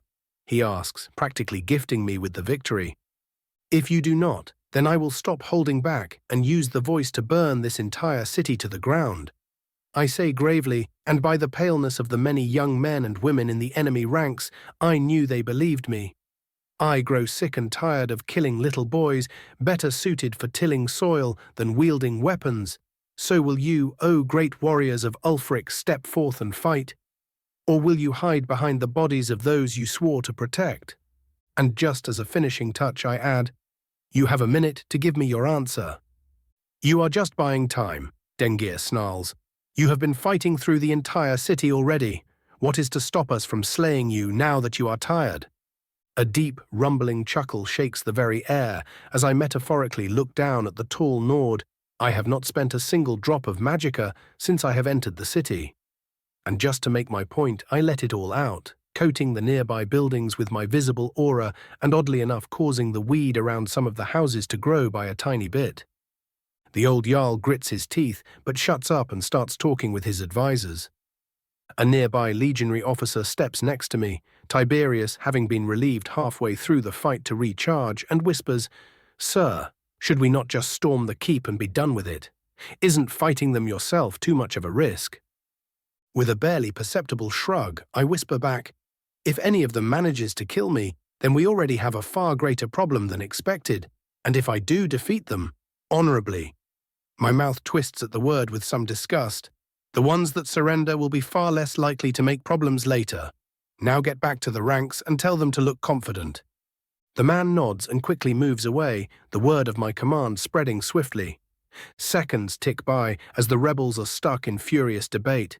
And just as the timer ends and I lift my burning hand, one of them steps out, much to the protest of his comrades, and raises his sword, tip pointed at me.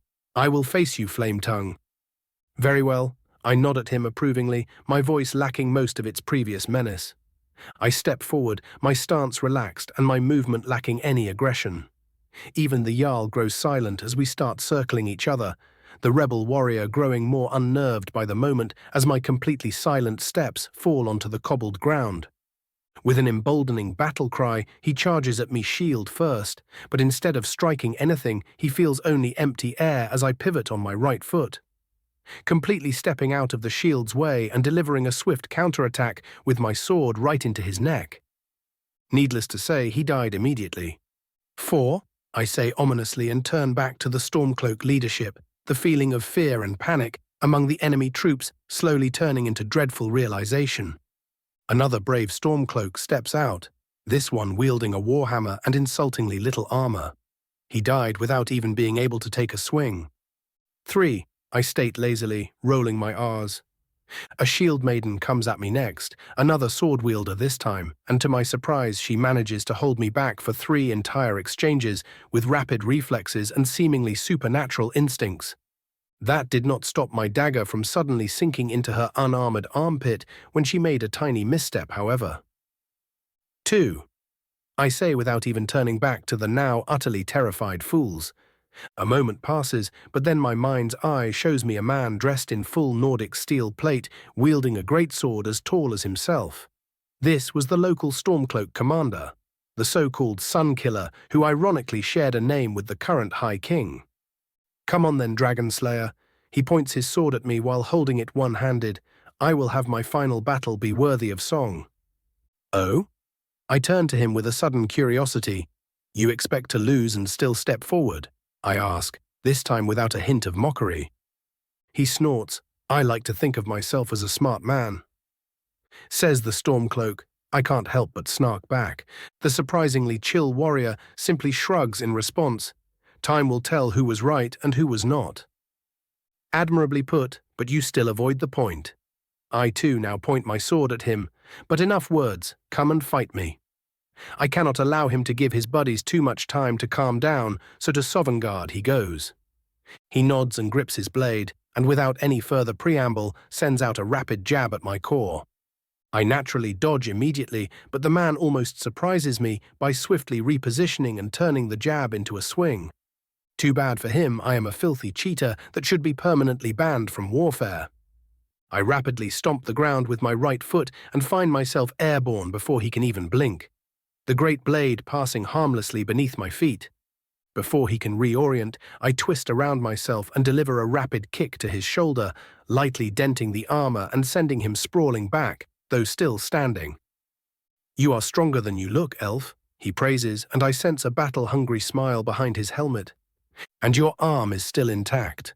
I praise back and immediately attack him with an overhead sword swing. He steps into it and uses his armored and wounded shoulder to bash my sword hand aside, earning himself another bone crack, and twists with surprising agility, flipping his sword over and going in for a close-range murder stroke. A rather unfortunate mistake for his part as I flood my flesh with magicka, turning it partially into ebony and grab his weapon, wrenching it away and purposefully throwing it back at the Jarl's keep and ruining the door, though I made sure it looked like an accident. Deciding to spare the surprisingly tough motherfucker, I unsummon my weapons and proceed to wail upon the still fighting Stormcloak leader, denting his armor in multiple places by the sheer force of my punches and swiftly bringing him to unconsciousness with a blow to the head. And then, completely ignoring my opponent's falling body, I turned back to Jarl Dengeir. And then there was one. Before the old fart could even retort, his shaky hands managed to drop his mace onto the ground, signaling his surrender for all to see. Soon all of the rebels were dropping their arms, while the freshly reinforced legionaries were spreading around and swiftly bringing the situation into order. "Fucking coward," I cursed the still shaking Jarl in my mind. And so I have decided that the defeated Jarl's nephew Sidgeir will be the one to take over his seat, as he had shown his loyalty to the Empire on multiple occasions. Tullius drones emotionlessly while staring at the pair of uncle and nephew. The only reason Sidgeir was being chosen was that he had built a surprising amount of connections while he was getting educated in the Imperial City. A bunch of nobles were vouching for him, and Tullius had neither the cloud to waste nor the nerves to try and go around their decision. Something I had no issues with. Slurp. The eyes of all those present snapped to me as I loudly slurped down my freshly made cup of coffee. The image of a Dunmer sitting on the Jarl's throne, slouched and half asleep, drinking a beverage imported from what was these days a foreign nation, created quite the contrast with a bunch of officials making declarations at each other while standing. As to why I was sitting on the throne, well, simply put, who was going to tell me otherwise? A thought occurs. I tilt my head, making me seem even more uncaring. Why should a family that had already shown their willingness to rebel be allowed anywhere near the position of Jarl? Or Duke for our Cyrodiilic friends present? I give the Imperial dignitaries a shallow nod, which they shakily return. Seeing through my intentions with surprising alacrity, Tullius explains, "Because Dengeir has already surrendered and accepted his fate of spending the rest of his days in house arrest, and Sidgeir has sworn to do his best to aid the war effort and serve the Emperor after the conflict has been won." I nod at the general and look at Sidgeir, a rather young Nord that seemed to be built far more for Cyrodiil's politics than Skyrim's rough bluster, I trust that the general's belief in you is not misplaced, Lord Sidgeir. The paling Nord nods rapidly. Of course, court mage. I will do my best as to make sure the hold continues serving the Empire and prospering under its just rule. Make sure you do, I say with a lazy drawl.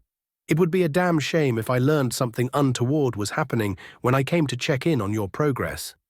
His ambitions of laziness and corruption thoroughly cowed by my words, Sidgeir was promptly saddled with the title of Jarl and a massive requisition order, Red War Reparations. The forced enthusiasm he tried to display was very entertaining to observe. It was fun playing the bad cop from time to time. What will you do now, court mage? Tullius asks me as we leave the building, stepping out onto the freshly cleaned city square, bustling with stormcloaks, giving up their weapons and armor to the strict-looking legionary quartermasters. Back to Winterhold, and then probably off to investigate whatever Daedric threat decides to rear its ugly head next. I answer flippantly. He nods a couple of times, more to himself than me, before finally speaking again. I have heard some rumors about the Temple of Meridia near Solitude. He looks at me with a mix of curiosity and caution. Is there any credence to the rumors of you defeating a prince? I give him my sunniest smile, while lazily twirling my sword around. I am certain I have no idea what you are talking about, General. I leave the frustrated man behind without another word and go to find my vampire sidekick. It was time to go home. Chapter 217, Home Sweet Home. You are certain you are ready? I ask Serana, who was now equipped with more modern clothing as to better fit in with the crowd, while her ethnic dress she kept in her Oblivion storage space. The vampire nods, though with a bit of hesitation. She had grown fond of staying with us over the course of the last week or so, and the fact that she had access to the Arcaneum as a college associate, and wasn't having that conversation with Savos Fun, didn't help her motivation to get moving, as she was apparently a massive bookworm. Right, I breathe out. So to reiterate, I raise a finger and she perks up. You will spend the least amount of time possible speaking to Harkon directly, and after making certain you know what their plans are, you will leave the castle quickly and quietly. If Harkon seems aggravated or overly motivated to get on with the prophecy, you will leave immediately. We do not need you getting killed by the madman. I still find the idea that he would kill me unbelievable. Serana frowns deeply, but I will do as you say. If he has truly fallen so far, I should not allow him to do as he wishes. After a brief moment of silence, she lightly inclines her head. Whatever happens, know that I am grateful for all you have done. It was my genuine pleasure. I offer a courtly bow and then with a bit less pomp offer, good luck. She nods and disappears with her own version of shadow step, only flying away when she leaves the town and makes sure no one is watching her. Still can't get my head around how ridiculously fast she is. I mutter with a smile and start walking back to the Sea Ghost's respite, getting the usual bows and greetings as I did so. The windy air of Winterhold is swiftly replaced by the merry atmosphere of a late evening meal in my inn, with dozens of the more well-off residents of the city sitting around large engraved tables and my musicians playing a cheerful but subdued tune. I step into a slightly elevated part of the main room, partly walled off from the rest with walls made of expertly carved wood, made in such a way as to allow me to observe the room without being easily seen myself. Inside were sat Savos and Tolfdir, the ancient duo of student and teacher, leisurely enjoying an incredibly popular house special, the pizza.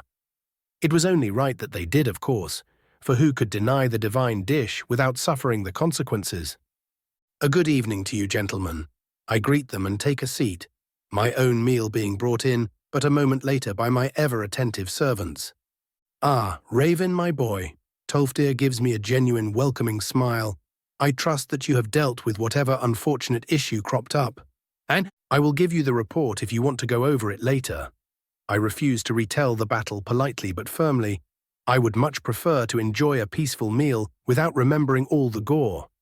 And I just made myself remember it. I frown, causing the old man to chuckle, but then swiftly shrug. Oh well, it isn't the first time, nor will it be the last.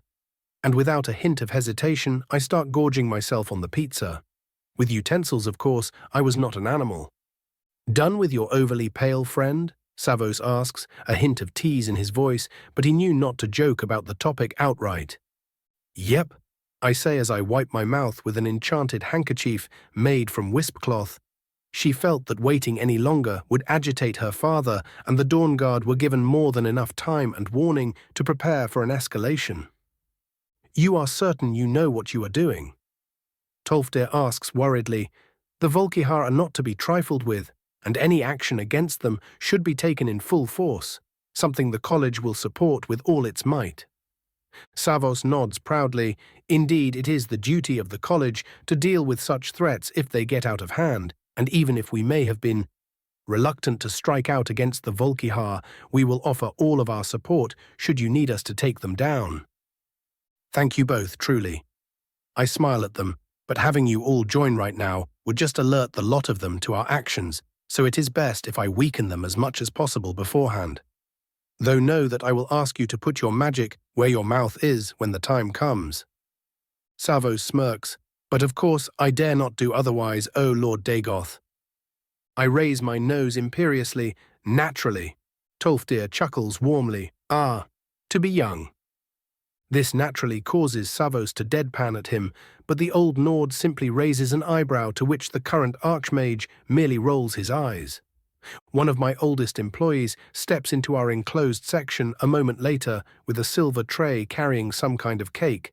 Honored guests. He lightly bows to the two Archmagi, my lord. His bow is far more pronounced than the head chef has been working on a new dessert for some time now. He hopes you would honor him by tasting his newest masterpiece. He places the tray atop the table, revealing a marvelous-looking fruitcake. Oh ho! Tolfdir exclaims happily. Now this I must try. Savos merely prepares his cutlery in silence.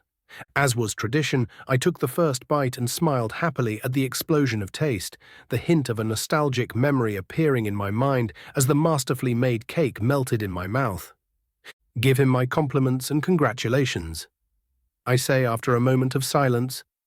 The servant bows and leaves, and the dynamic duo of ancients start tasting the dessert themselves. The relaxing atmosphere makes it all too easy for me to forget the stress of the past few days. Say what you will about not being in any true danger, but keeping full focus for days on end without any sleep will get to anyone. Nothing a bit of good food and relaxing music can't fix. Home sweet home, I thought warmly and took another bite. Serana's POV. The constant light fog surrounding Castle Volkihar greets me like an old friend, the miasma created by my mother thousands of years ago, still remembering its primary function, namely keeping me alive above all others. I landed in front of the old stone bridge leading into the castle, a dozen gargoyles sitting motionlessly atop its stone fence. But no matter how motionless they may have seemed, I sensed their piercing eyes focusing on me before I even had the time to retract my wings. An odd mix of dulled feelings well up in my heart, mostly trepidation and worry, but also a tiny hint of hope that maybe, just maybe, my father may have decided to abandon his idiocy for all of our sakes. Still a naive little girl. A part of my mind I had been keeping in check for weeks since my awakening rears its ugly head. Shaking off the feeling of unease, I approached the gates. The old gatekeeper, who for some reason insisted on wearing full-plate armor at all times, even after thousands of years of no one approaching uninvited, immediately stood up and stared at me. Lady Serana, is that really you? He half gasped. Caspar. I greeted him as coldly as I could manage. It would not do to show them any emotion they might take as vulnerability. The man immediately started opening the gate and swiftly bowed before me once he was done. I said nothing and moved inside, already sensing the man mechanically lowering the gate as if it was his only purpose in unlife. Much to my relief, the first person I saw upon entering the castle was one of the rare people deserving of any actual respect within this castle.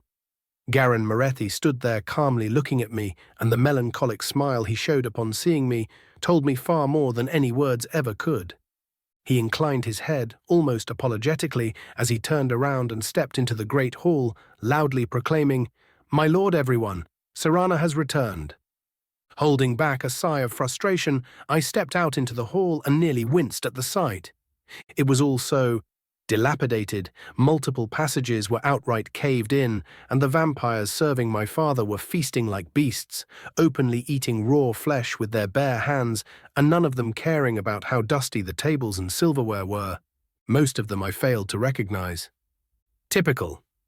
My eyes then fell upon Orthiolf and Vingalmo, both of the simpering fools already hard at work, coming up with their inane and childish plots to win favor from my father.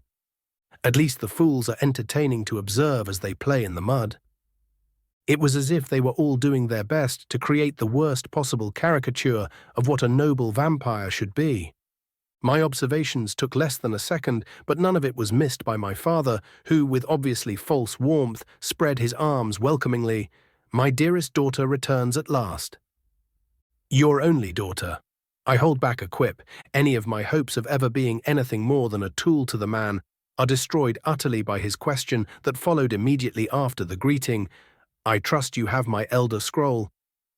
I utterly failed to hold back my bitter retort, though at least I managed to keep the venom from my voice. "After all these years, that is the first thing you ask me."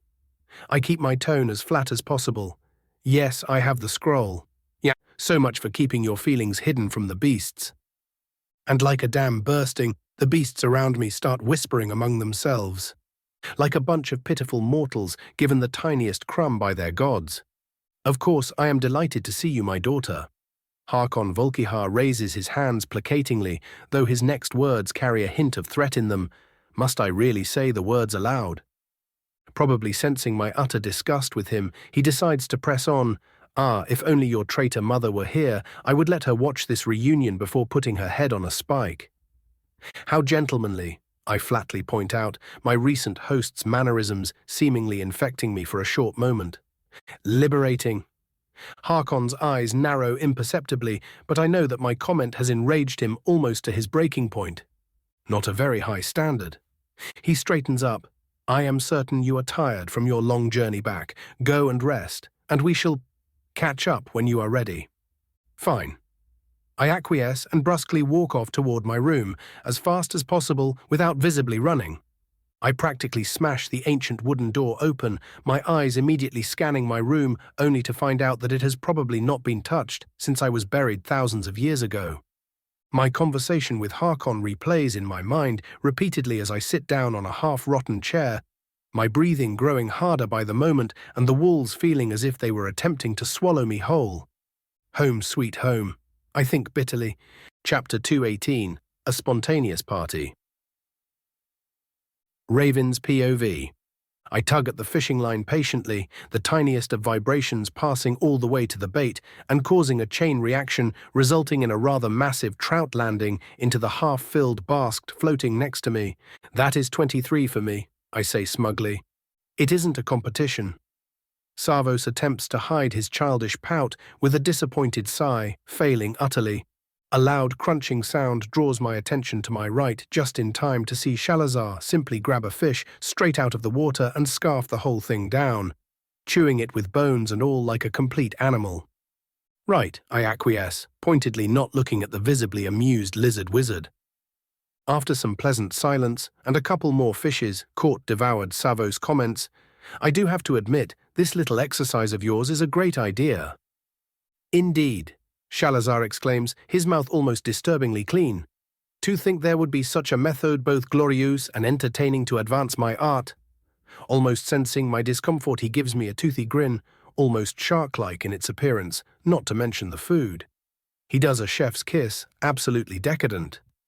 Suppressing the primal shiver of discomfort, I seek anything to distract me from the ravenous lizard and soon notice a bunch of sailors gaping at our trio of fisher people, most of them looking completely baffled by the sight of us. I feel like I should explain just why that is. After a day of returning from the battlefield and just relaxing, I still didn't feel like jumping back into any of my projects, so I decided to do something unusual to relax. And now Savos, Shalazar, and myself were levitating half a meter above water and doing our best to not disturb the fish while levitating for hours on end. It was fun, especially when some of the apprentices tried copying us after a while and all ended up getting a free cold bath after a minute or so of levitation. All three of us got some free chuckles out of them, looking at us with pleading eyes and their utter devastation as we refused to help them at all. They lived. As to how the three of us remained floating for almost the entire day. 2 words: magic weed. Still, all things must end, and so did our little fishing trip. With 6 full baskets of fish, caught by Savos and myself, while Shalazar somehow managed to devour 4 times his body weight of trout in a short 14 hours. Bloody animal didn't even take a single bathroom break either. Naturally, all that fish had to go somewhere, so another feast at the respite it was. We even invited the nearly drowned students as a bit of compensation. The whole thing turned into a party as more and more people arrived and just started vibing. With the atmosphere and the music grew more and more cheery. Many of the masters and all of my colleagues' friends who were present joined in on the spontaneous celebration. It was almost supernatural. Wait. My hand holding the completely ineffectual mead stops dead in its tracks as I scan the entire building within an instant. Morrigan was drunk and attempting to make a very uncomfortable Thorfinn try out her potions as an advertisement, while a bunch of the guardsmen kept encouraging him to go for it. Marwyn was still talking about necromancy with Phineas, even as the latter was barely listening while going over anatomical diagrams and pretending to drink simple water. Tolfdir was leading a crowd dance while disguised as a cheery young man, 2 women leaning on him from both sides. And Savos was sitting at the counter next to a suspiciously familiar-looking man. No, wait, that isn't a man. That is a bloody day. Fuck-mothering Sanguine turned his head and gave me a cheerful wink while patting Savos on the back and offering him another ale as the 2 talked like old friends. A newly formed Sanguine rose already attached to one of Savos's pockets. Noticing the stare-down, my grandfather gave me a reassuring wave, while his aura gave me a feeling of, I know what I am doing. Instead of bothering with dissuading him, I simply shrugged and looked back at the Daedric prince getting drunk in my establishment, probably for free as well. With a flick of my hand, my blade appeared, visible only to the Daedra, and I took great pleasure in the widening of his eyes as I caressed the blade, causing artificial sparks to fly off of it. With my message, read threat of vigorous violence, sent to the rowdy fucker, I returned to my own game of seeing who is doing the dumbest shit just in time for someone to sit down next to me, someone rather familiar. Why, Raven, I was so disappointed that you didn't invite me to your little get-together. Mephala, disguised as a sinfully seductive Dunmer lady, sat down next to me, a cup of sweet-smelling poison in her hand, while the other supported her perfectly proportioned face. Not being bothered by her sudden presence in the least, I shrugged. I didn't know about the cause of the little get-together until just now, so you will have to excuse my impertinence. Oh, how could I ever stay mad at my favorite mortal? She titters. Want one?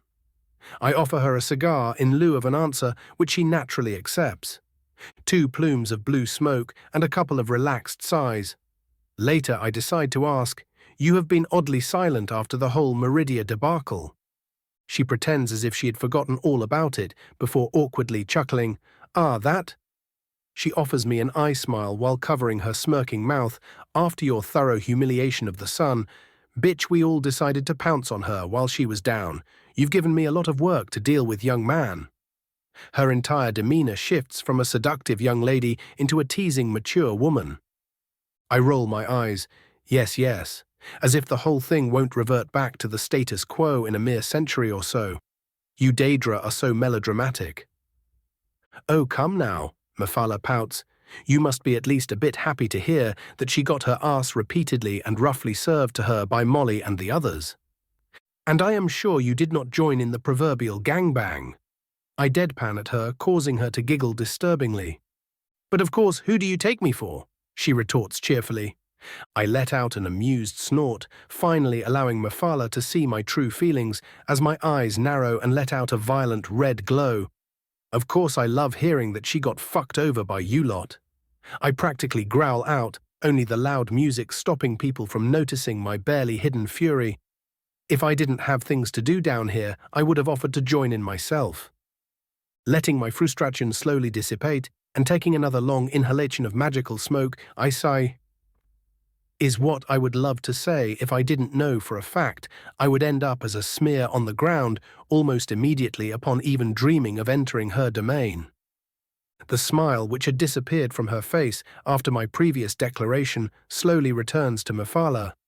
Good, I thought you grew stupid for a moment there. I snort, you wish. She rolls her eyes. Your refusal only motivates me to try harder. And your attempts only serve to entertain me further. I retort without a hint of hesitation. We stare at each other for a moment before bursting into a fit of quiet laughter, Mephala turning somewhat serious after a short while. Back to business, unfortunately, I do not have all day. Right. I turn serious as well. What did you need? Why do you think I always need something? She half pouts, and noticing my swiftly developing deadpan, she speaks up. I wanted to tell you that many of my servants are eager to get summoned by you, should you ever wish it. I raise an eyebrow. Oh, that is good to know. I expected a bit more awe. The god of lies and murder now pouts fully. I shrug. I already have my mortal forces, but I guess that a Dremora or two wouldn't be amiss where I am inevitably going to end up. Now, what else did you need? She clutches at her heart. To become predictable so quickly. How shameful.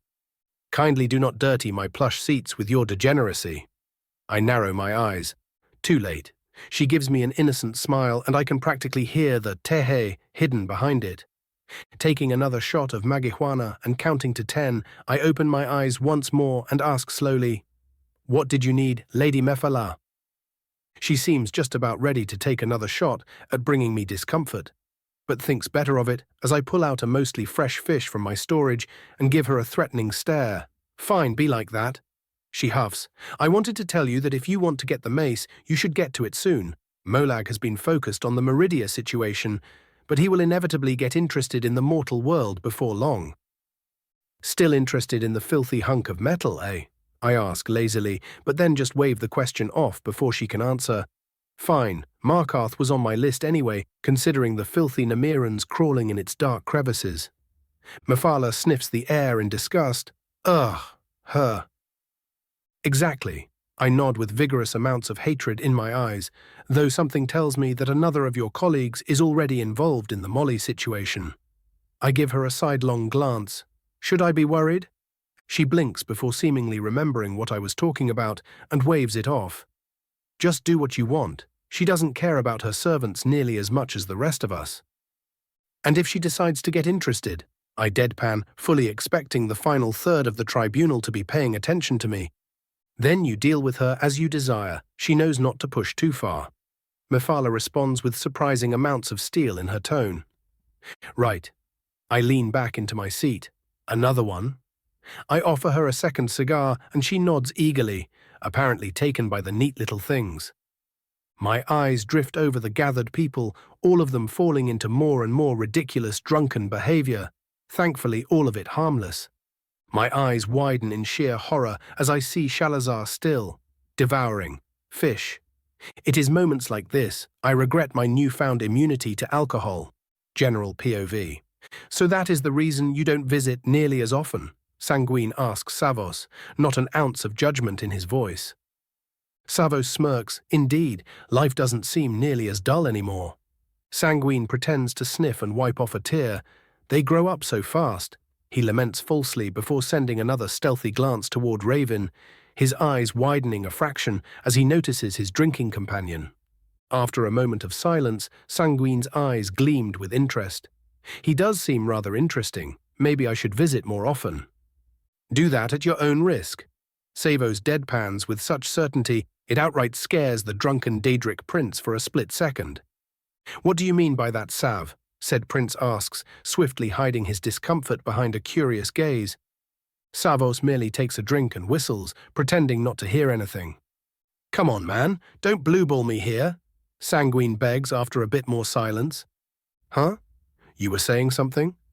The Archmage looks at him, genuinely confused. Just give me another drink, Sanguine deadpans. That is what I thought, Savos Aran smirks. Chapter 219. The eternal grind continues. The surprise party at the respite ended without anyone getting hurt, mortal or otherwise. The locals had some fun, and everyone went on their merry way once the party died out, and whoever caused the atmosphere finally left. Which one was first, no one will ever know. Though Raven had a sinking feeling that this was not the last time this kind of thing would happen. A good old party never killed no one. He put it out of his mind and focused on what is truly important, the ever-evolving march of the grind. Raven's POV. Slowly and carefully, I apply more and more pressure on the artificial bone in my hand. The force of my grip spreads across the whole thing almost perfectly, while it bends only slightly, allowing the force to dissipate further without compromising on its base integrity. Definitely slightly above baseline Imperial. I press a bit harder and push it even further until I foresee that any more would break it, just above baseline Nord as well. I comment as Marwyn furiously scribbles down my words. As predicted, Phineas comments from his standing table, "We could have pushed it further, but the goal is to create a functional living body, not a combat suit." He settled on the word, a hint of morbid amusement in his tone. I let out a dry chuckle. I'd say that was disturbing, but at this point, I've disassembled so many people myself that not looking at bodies like they are just meat bags would just end up with me becoming a monk. Phineas cackles, "Oh, woe is us when Raven the Butcher realizes the weight of his sins." I blink and point at him threateningly. "I don't like you very much right now." And of course, the only answer he has is another Skeletor-esque cackle. "In any case," I say, pointedly staring at the Lich, "I believe our next goal should be the circulatory system." "Naturally," Phineas half scoffs. "We cannot even begin with the neural system without it, so we must trudge through the ancient art of bloodworks." Speaking of blood, I cup my chin thoughtfully. I might be able to get us an ancient vampire to help with that one whenever she returns from her most recent excursion. Oh ho ho. Phineas rubs his hands while Marwyn just sighs in silence. "You did not inform me you have made such a prestigious acquaintance." The Lich seems almost offended at the fact. I shrug. I've had other priorities, but seeing her drain corpses into blood potions like it was a damn art tells me she could be useful for this, so I remembered her. As if you are even capable of forgetting such things at this point. He outright scoffs this time. Remembering something and keeping it in mind are two very different things. I say with exasperation, only to realize that the whole conversation was pointless. But you already knew that and are probably fucking with me right now. Oh, don't be such a stick in the mud. The dead man rolls his inexistent eyes. The ladies won't appreciate you if you keep ruining everyone's fun. A beat of silence passes. What would you know about ladies, Phineas? I ask with a cruel smirk. After all, you don't even have the tools necessary to even consider the ladies. He stops completely, slowly turning his head to me, and then to his apprentice, his bones creaking audibly. "Marwyn," the Lich says with immense gravitas. "Sir," the Breton gulps. "Fetch me my tomes," Phineas commands. Marwyn scratches the back of his head. Which ones?" "All of them," his undead master snarls. "I will leave you to it then." I cackle and skedaddle out of there as Phineas starts throwing curses, verbal not magical I feel I need to point out. At me at increasingly worrying speeds. You need another number 3 in between the 14 and 16 to properly support the movement. I absent-mindedly tell my retainer as I focus on disassembling Imzark's puzzle box. Yggdrasil stops tinkering with the spiders, as does her assistant. One of the guards showed a surprising affinity for Dwemetech, and I've since had him following Yggdrasil about when she does her own research or I give her a quick lesson. The young mare could perform quality maintenance on spiders and spheres after only a couple weeks of tutelage, so he was definitely going places someday. "That makes complete sense," Yggdrasil exclaims as if she were the one to come to the conclusion. Ignoring her egotistical wailing, I refocus on the massive Centurion chassis in front of me. I had so far managed to construct the legs, arms, and most of the torso, but the central system still eluded me for the most parts. I could just ram a dynamo core in there and be done with it, but that was not the point of creating it in the first place. I wanted to truly understand how the Dwemer managed to mass-produce these damn things and then improve upon the design until I could practically drown my enemies in heavily armored automata. The only conclusion I've come to so far has been to personalize a massive enchantment matrix for the automaton, giving it far more autonomy and power, but at the cost of production speed and expenses. Still, giving Gatecrasher a younger sibling would be a worthy first step on the right path. Might as well get to it then. Dwemetech Adept to Expert. Slowly, my teacher for the day comments quietly, gently, like you were caressing a newborn.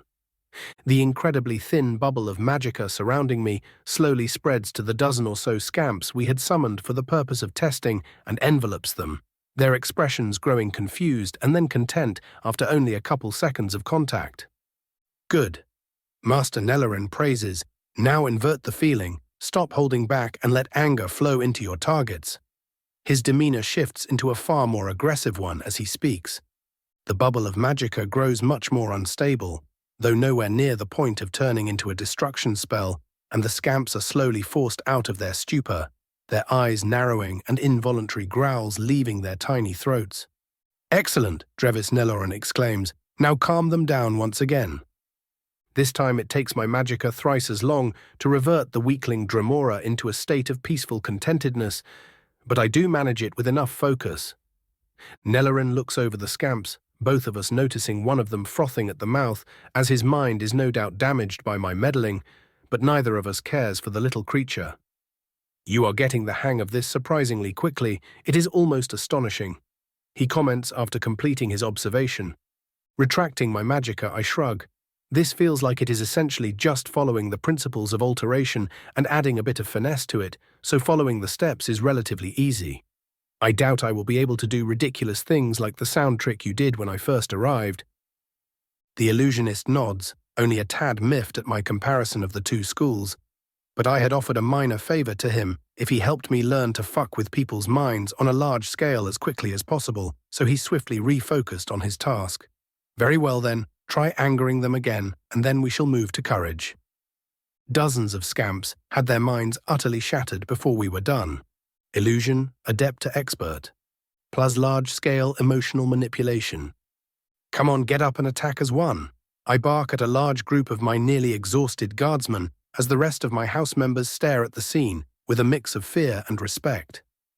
The 12 Dunmeri halberdiers return to formation with surprising efficiency after the beating I gave them and point their weapons at me, all of them positioning in such a way that would allow them to defeat someone of my supernatural speed and strength with minimal casualties.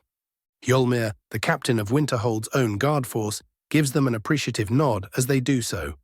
He had offered to help my men train up into a respectable force for my aid during the infiltration debacle, and I accepted instantly. Both of the Eben Frosts I knew were absolute monsters when it came to their profession of choice. I would have to visit the clan at some point to see if it is just the two of them. I both dread and anticipate the mind-breaking discoveries I would make there. My trailing thoughts halt as the Dunmeri unit advances as one, only some among them faltering due to the pain coursing through their limbs. With a challenging smirk, I launch myself into the formation once again, slashing and kicking through their ranks as they attempted to imperil my path at every single movement. Only two of them managed to come close to delivering glancing blows before we were done. "Excellent work, everyone." I clap my hands happily, but only groans of pain and exhaustion answer me. "You can take the rest of the day off and order whatever you want from the cooks. Just don't make their jobs unnecessarily complex, please." The groans are far more enthusiastic this time. "Jolmir." I turn to the captain as most of my subjects leave. "Raven." He nods with a smirk, already predicting my request. "Up for a bout?" I flick my blunted sword at him. His grin widens as he grabs a practice mace from a nearby rack. "I'd thought you'd never ask." We then proceeded to bash each other into near unconsciousness for an entire hour before we were forced apart by a mildly disturbed Davos. I did manage to convince Tolfdir's descendant to visit more often so that we could train with our full power. He was almost giddy when I asked, in fact. Swordsmanship, Adept to Expert. Dagger-wielding, Apprentice to Adept. "You are surprisingly good at this," Davos mutters almost inaudibly as we sneak by a guard patrol marching through Winterhold's less wealthy quarters. We stop sneaking about and stand behind a hidden nook just in time for me to give him a glacially cold deadpan look. He blinks, "Right, patron." For someone so competent, you can be a downright idiot sometimes, Davos. I comment, though there is no real heat or judgment in my voice. What is going on over there? A voice interrupts our conversation, and we are soon met with a group of 5 or so guardsmen. Both of us send a glance to the other before swiftly bolting it out of there, leading the poor guardsmen on a wild goose chase through the poorer sections of the city before loosing them fully in the sprawl of poorly repaired homes and houses. I'd say you would pass as an experienced recruit in the guild. Davos grades my performance. I shrug. I prefer blowing my problems up to sneaking around them. Can't argue with that. He chuckles somewhat awkwardly.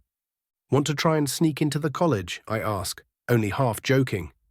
The paleness of his face makes me break out into laughter. Sneak, apprentice to adept. Ah, the sweet smell of progress. Chapter 220. Dragonskin. 2 weeks had passed since Serana's departure and the sudden ascension of my establishment from a mere inn to a gathering place for Daedric drunkards. I exaggerate, of course. Sanguine had only visited once more and was, to my great surprise, rather reserved with his powers and influence, and contented himself with chatting up Savos, whom I learned was a very old, drinking buddy of his. I want to judge him, I really do, but I have no ground to stand on there. Reports about the war were also still streaming in at a constant pace. I was adamant about receiving news about even the smallest of skirmishes ever since the attack on Helgen Pass, just in case I would be able to notice another discrepancy in enemy movements.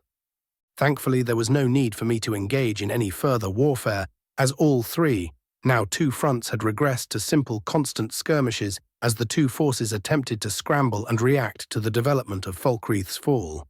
Tullius wanted to press the advantage now that he had the enemy outnumbered, but Ulfric had a massive terrain advantage to his defense, and he had somehow managed to smuggle uncountable raiders into the territories of Dawnstar, who were now harrying all the holds surrounding it, forcing the legion already overburdened with pacifying Falkreath to spread out and attempt to catch their erratic raids.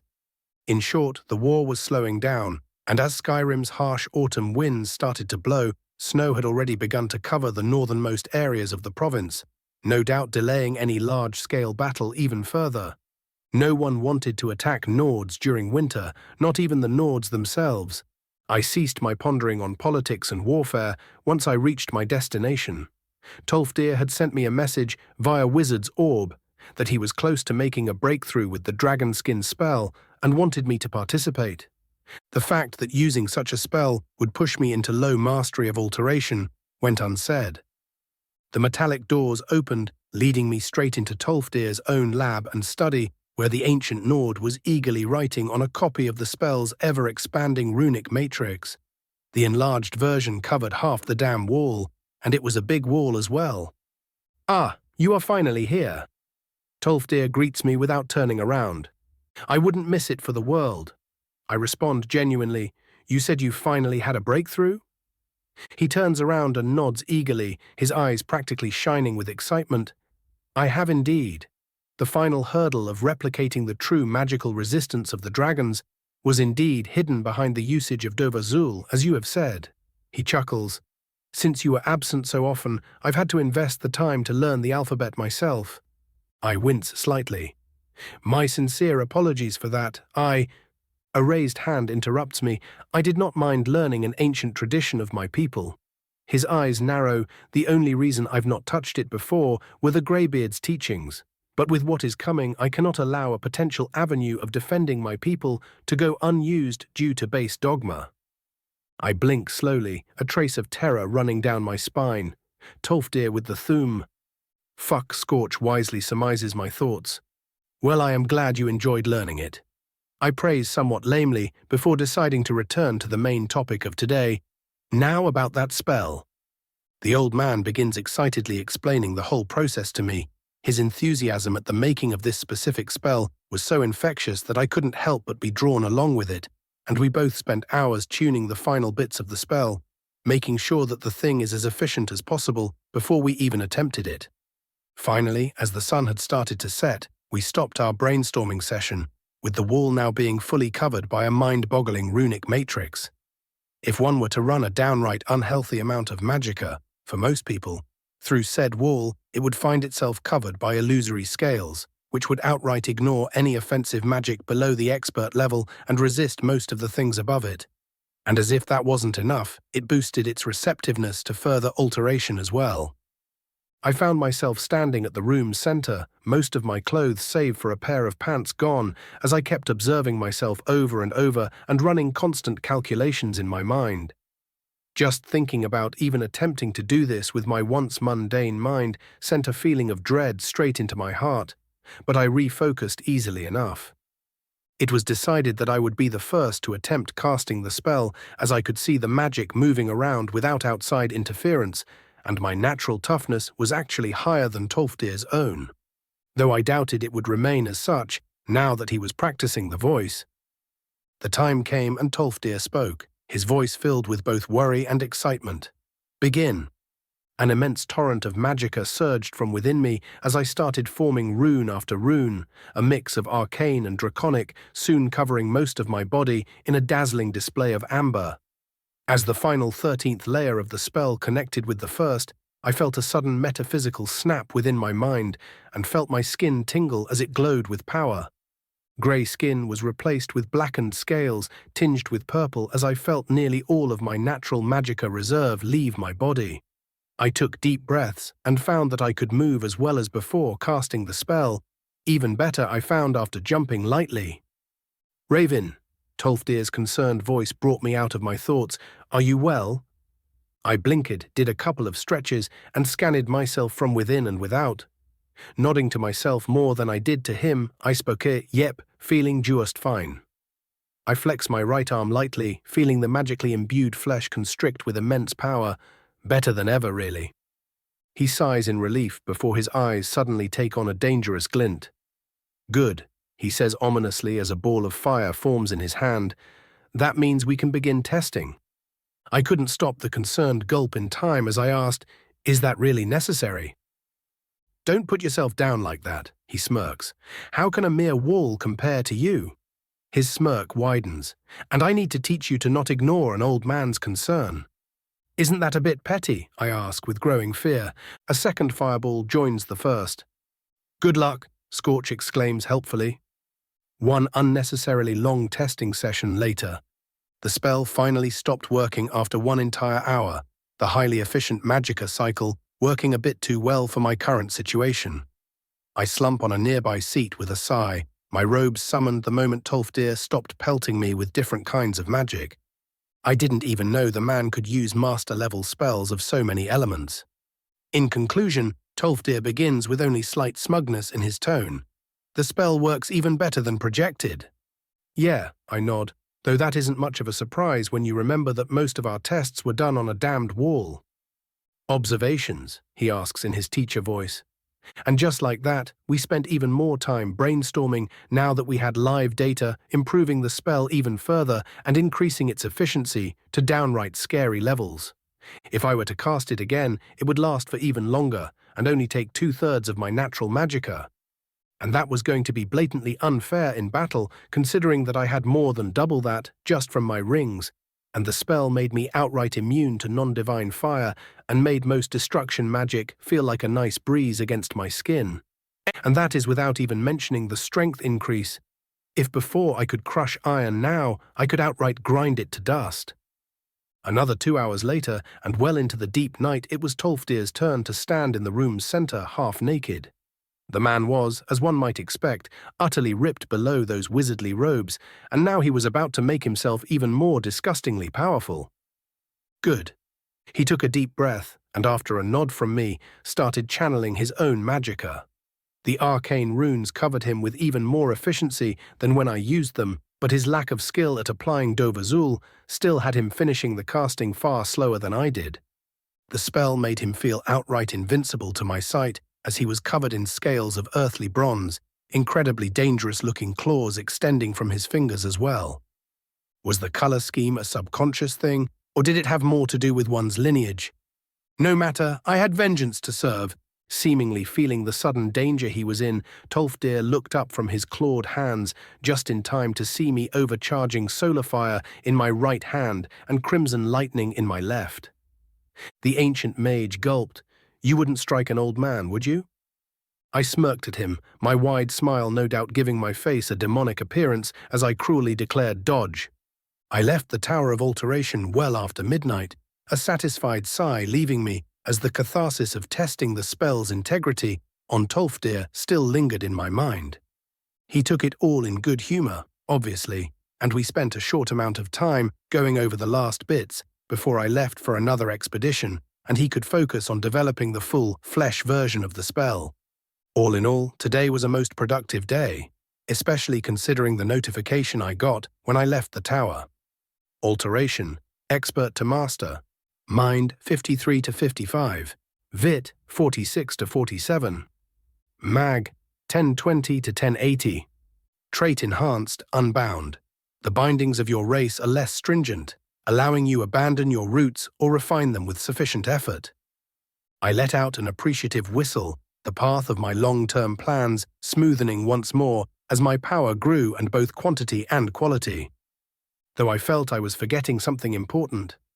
I arrived at my home in the dead of night, the guards at the door giving me oddly sheepish looks as I passed. My mind swiftly came to the conclusion of what might be going on, but I decided to be sporting about it and pretended not to notice the trio of massive magical presences in my study. Entering said study, I found Savos, Shalazar and Tolfdir already seated in formal robes, all three of them giving me expectant looks as I took my seat. One might wonder if there is some kind of crisis happening with all of you gathered like this. I quip, pretending to not know what is going on. Or a party, Savos wisely points out. Shalazar raises his hairless brow at me. A fool you are not, my glorious student. Cease playing pretend at being one. He tries sounding firm, but the excited squeak in his voice reveals his true feelings of pride. We have gathered tonight. Tolfdir, as the oldest, begins his oddly official speech, to welcome the fourth member of our little company of scholars and warriors. Indeed, Shalazar squeaks, no longer hiding his true mood. For too long have we languished at a mere trio of thunderous terrors. So it is my greatest honor, Savos summons an ornate cup filled with no doubt incredibly expensive wine, to welcome Winterhold's fourth resident archmage. I stare at them all for 10 long seconds before blurting, "How long did it take you all to choreograph that?" The trio stares back at me, all three attempting to look aggrieved by my words, but Shalazar bursting into a fit of squeaky laughter, while the more humanoid duo stare at him in annoyance, soon breaks the atmosphere. So we have some kind of archmage club now, I ask as we finally calm ourselves. Savos shrugs, just a nice little formality that Tolfdir came up with when I first reached the rank. Indeed, Shalazar adds, mine was a glory most potent when I was invited by the dynamic duo, and my pride most overwhelming when we turned it into the terrifying trio. He spreads his tiny arms, now the world shall tremble before the fearsome foursome. Tolfdir hums, a hidden melancholy hidden behind his happy expression. I felt that those with the potential of living as long as we, no doubt should connect, and so I begun with myself and my student. I slump into my chair with a mildly annoyed huff. What a sobering thought.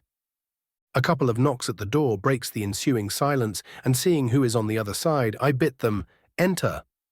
The doors open, revealing Serana, her clothes covered in blood, and 8 of my guards, half pointing their halberds at her. The trio of Archmagi all look at her at the same time, the weight of their combined gazes sending a shiver down her spine. We have a problem, she declares, uncaring for the present company. Well, this ought to be interesting. Chapter 221, Paranoia.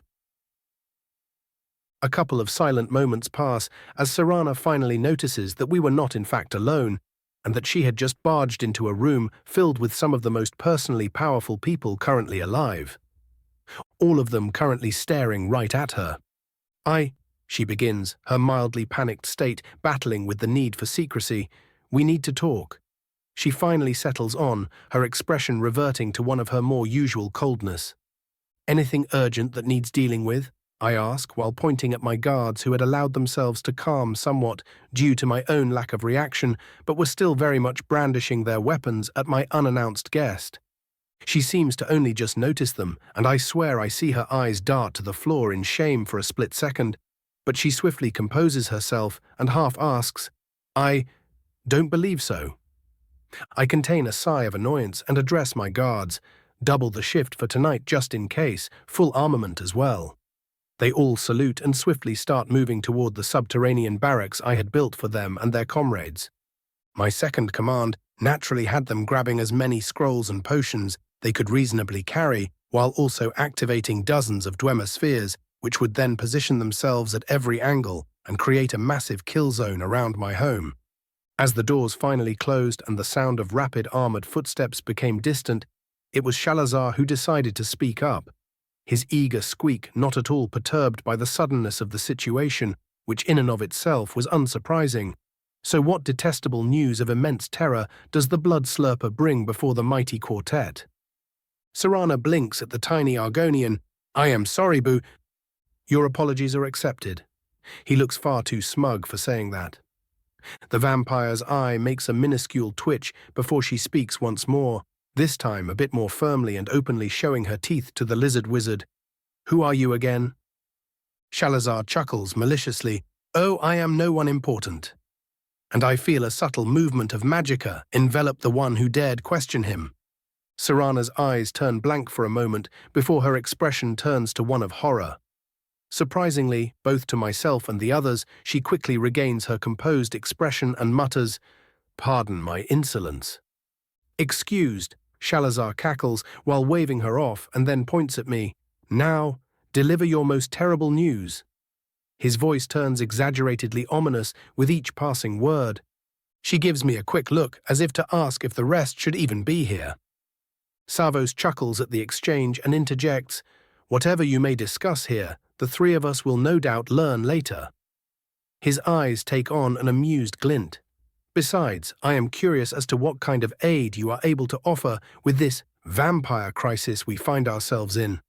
Tolfdir had long since turned completely silent, his fingers twitching ever so slightly to the point that I was able to notice it only due to my special sight. He did not seem to like dealing with vampires. Or maybe it was just this specific breed of vampire. I offer a silent nod of assent, and with a wave of my hand summon up a chair from the room's corner. Serana gives me a grateful smile and takes a seat. One unnecessary deep breath, later she begins her no doubt abbreviated tale. I may have drawn some suspicion. The way her mouth twists at her own words tells me that I have just heard a massive understatement. Flashback, Serana's POV. Day after day, nothing changes in the castle. The newly turned fledglings feast like beasts, taking ever-growing delight in painting themselves with blood and flesh, none of them noticing the disdainful looks their elders were giving them, and only abandoning their feasting when they were challenged or ordered to move out for one task or another. The aforementioned elders practice their hobbies or pretend to train themselves, not one of them noticing that nothing has changed by even the tiniest margin. Some of them even walking through the castle in the exact same rhythm and stepping on exactly the same spots each time with haunting accuracy. Looking at them like this was maddening. Ironic, the inner part of me mocks. The so-called nobles were no better, their petty little conflict over Harkon's seat serving as no more than mere amusement to the lord of the castle, as the gnawed brute and petty Altmer schemer kept turning new recruits and repeating the same strategies over and over again, expecting for something to change, like a duo of broken mechanisms. I would not be surprised if the fools still believed themselves to be growing in power and influence while stuck in their own little world. If the mere thought of interacting with them didn't make me feel dirty, I'd probably mock their romantic interest in one another. Much like we expected, the moment Harkon believed the scroll to be in his hands, he had immediately started spreading rumors about it throughout Skyrim and probably Cyrodiil, in an attempt to lure a moth priest over into his clutches, sending out dozens of the fledglings and a couple of elders to make sure they don't draw attention. 2 weeks had passed since then, and things were still moving at a snail's pace. I say that Harkon spread rumors, but he had sent his agents out and none of them had yet come back to give their reports or bring any news. Maybe that is just what you think. Everyone was so used to taking their time, it was outright ridiculous. Blind fool. Yet I knew better than to believe what I saw, Harkon was no idiot, and he may as well be orchestrating this entire display just to make me uneasy as some sort of childish payback for talking back to him. He must be watching my every move. I step out onto the ancient balcony connected to the castle's eastern wing, just beyond the thrall dungeons, my feet producing no sound as I maneuvered between the crushed stone sculptures and shattered vases that had not been removed ever since that fateful night when this family finally broke at the seams. As fragile as the pottery, I barely held back a furious snarl at the mockery. Noticing the shrouded silhouette waiting in one of the hidden nooks, I speak, my voice barely above that of a whisper, "Garan!" Garan Merethi appeared without a sound and inclined his head slightly, all of his movements focused on remaining unnoticed by our kin's incredible senses. "My lady." "What do you have for me?" I successfully managed to keep the growing anxiousness from my voice. Not from the eyes, though. Garan spent a moment appraising me before dutifully reporting, "The rumors have already reached their intended destination." His words cause a mix of dread and fury to ripple through my veins. They will arrive soon, and it will only be a matter of time before they are captured and brought before Lord Harkon. So he truly was dancing around me, and like a pitiful child, I have let him. "My lady," Garan asks with as much worry as he can muster. I knew I shouldn't allow myself to relax. Pitiful little girl, still wishing for something that she will never have. "I am fine, Garan." I lie with practiced ease. His eyes carry doubt, but he doesn't deign it his place to question me. "As you say, I wish you a pleasant evening." He offers a deep bow and disappears as silently as he had appeared. It is time to move. Sitting around here will do nothing to stop him. Oh, how fine it would be if we could just slash his throat and be done with it. I forcefully suppress my inner thoughts as I walk back through the castle, most of the residents only giving me passing glances before returning to their false monotony. Stepping into my room, I quickly notice that some of it had been disturbed. Uninvited visitors come to their doom. Sensing the vitae of whoever found themselves foolish enough to infiltrate the safety of my chambers, I soon realize that it was a mere fledgling, a recently turned member of the clan doing something in my dressing room. Without a second thought, I smashed the door open, and before the Nord, who both looked like and likely was a young woman, can finish her cheerful greeting of, "My lad," my claws had already rent her to pieces and spread her blood all over my possessions. She did not even have the time to twitch as I sent her to Cold Harbor. Blinking myself back into focus, I noticed the small additions to the room that the now very dead girl no doubt added. A selection of mortal foods that were surprisingly close to my preferences.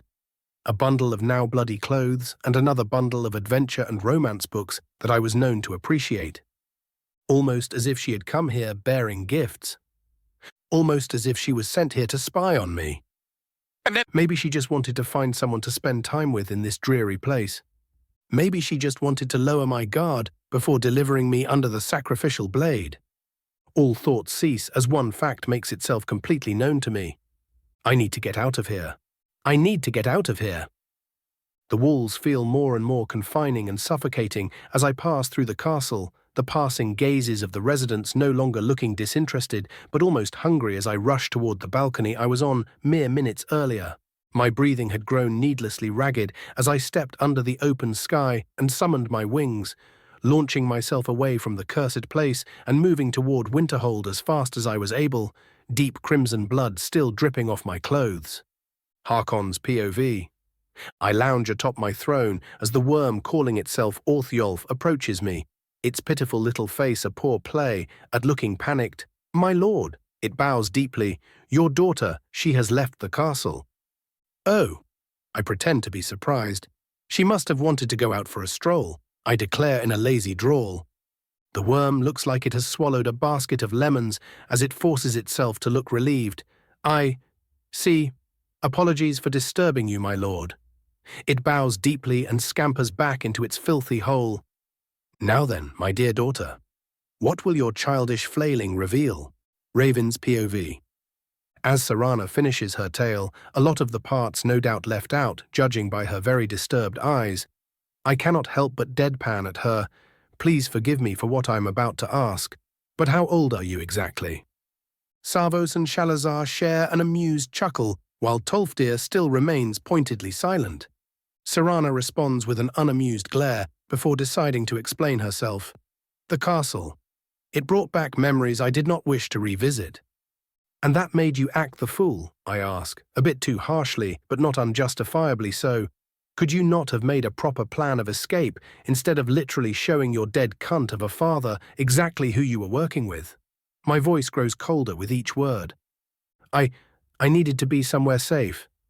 She mutters, that place. It made me uneasy. Just say you were growing paranoid. No need to sugarcoat it. I snap at her and sigh while palming my face. But no matter, Harkon was going to get information on us no matter what. This just expedites the conflict, even if not in our favor.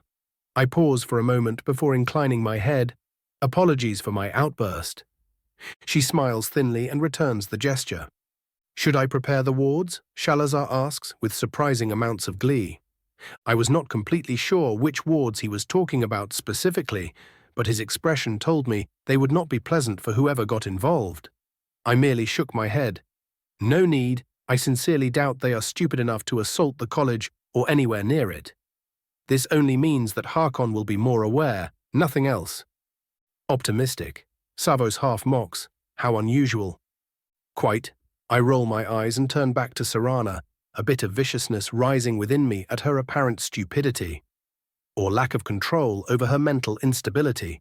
Whichever, seeing as you were so shaken by your visit home, why not join me on my upcoming enthusiastic little walk toward Markarth?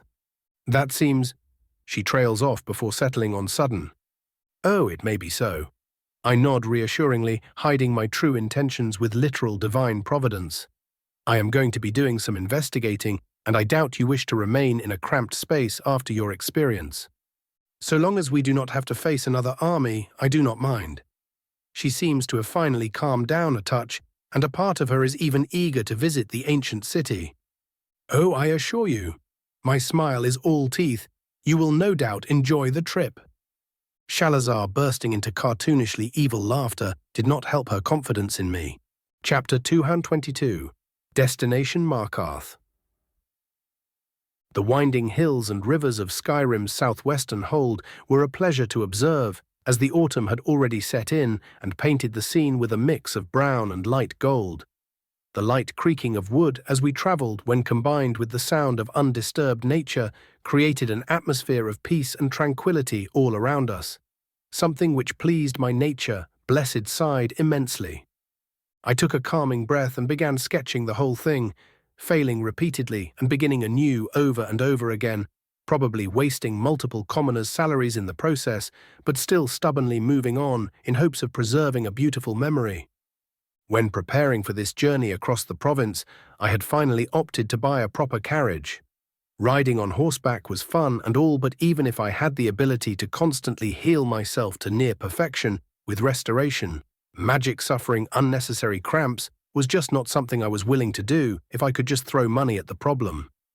Sat beside me was the ever-curious Aelor, doing much the same as I, just writing instead of drawing, and indeed wasting much less parchment in the process, while Serana, who was sat across the two of us, busied herself with studying an old alchemical account I got as a gift from Harkon when he realized just how potent the rings I gave him were. The potions and elixirs he could make now were genuinely terrifying to behold. Looking back down on the road, I observed the sextet of guards I had chosen to bring with me. All of them were riding the hardy Skyrim breed of horse and proudly wore the uniform I granted to all of my soldiers. They quietly chatted with each other, but still paid close enough attention to the road not to deserve a reprimand, so I left them to it. As for the rest of my little posse, Davos and Nightshade contented themselves with sitting atop the carriage's driver's seat. The duo spent most of their time delivering snarky comments at each other while directing the quartet of horses pulling the enchanted wooden box we were currently inside of. Indeed, I wasted no time in making sure that the carriage could resist even ballista fire, though not permanently. I am confused.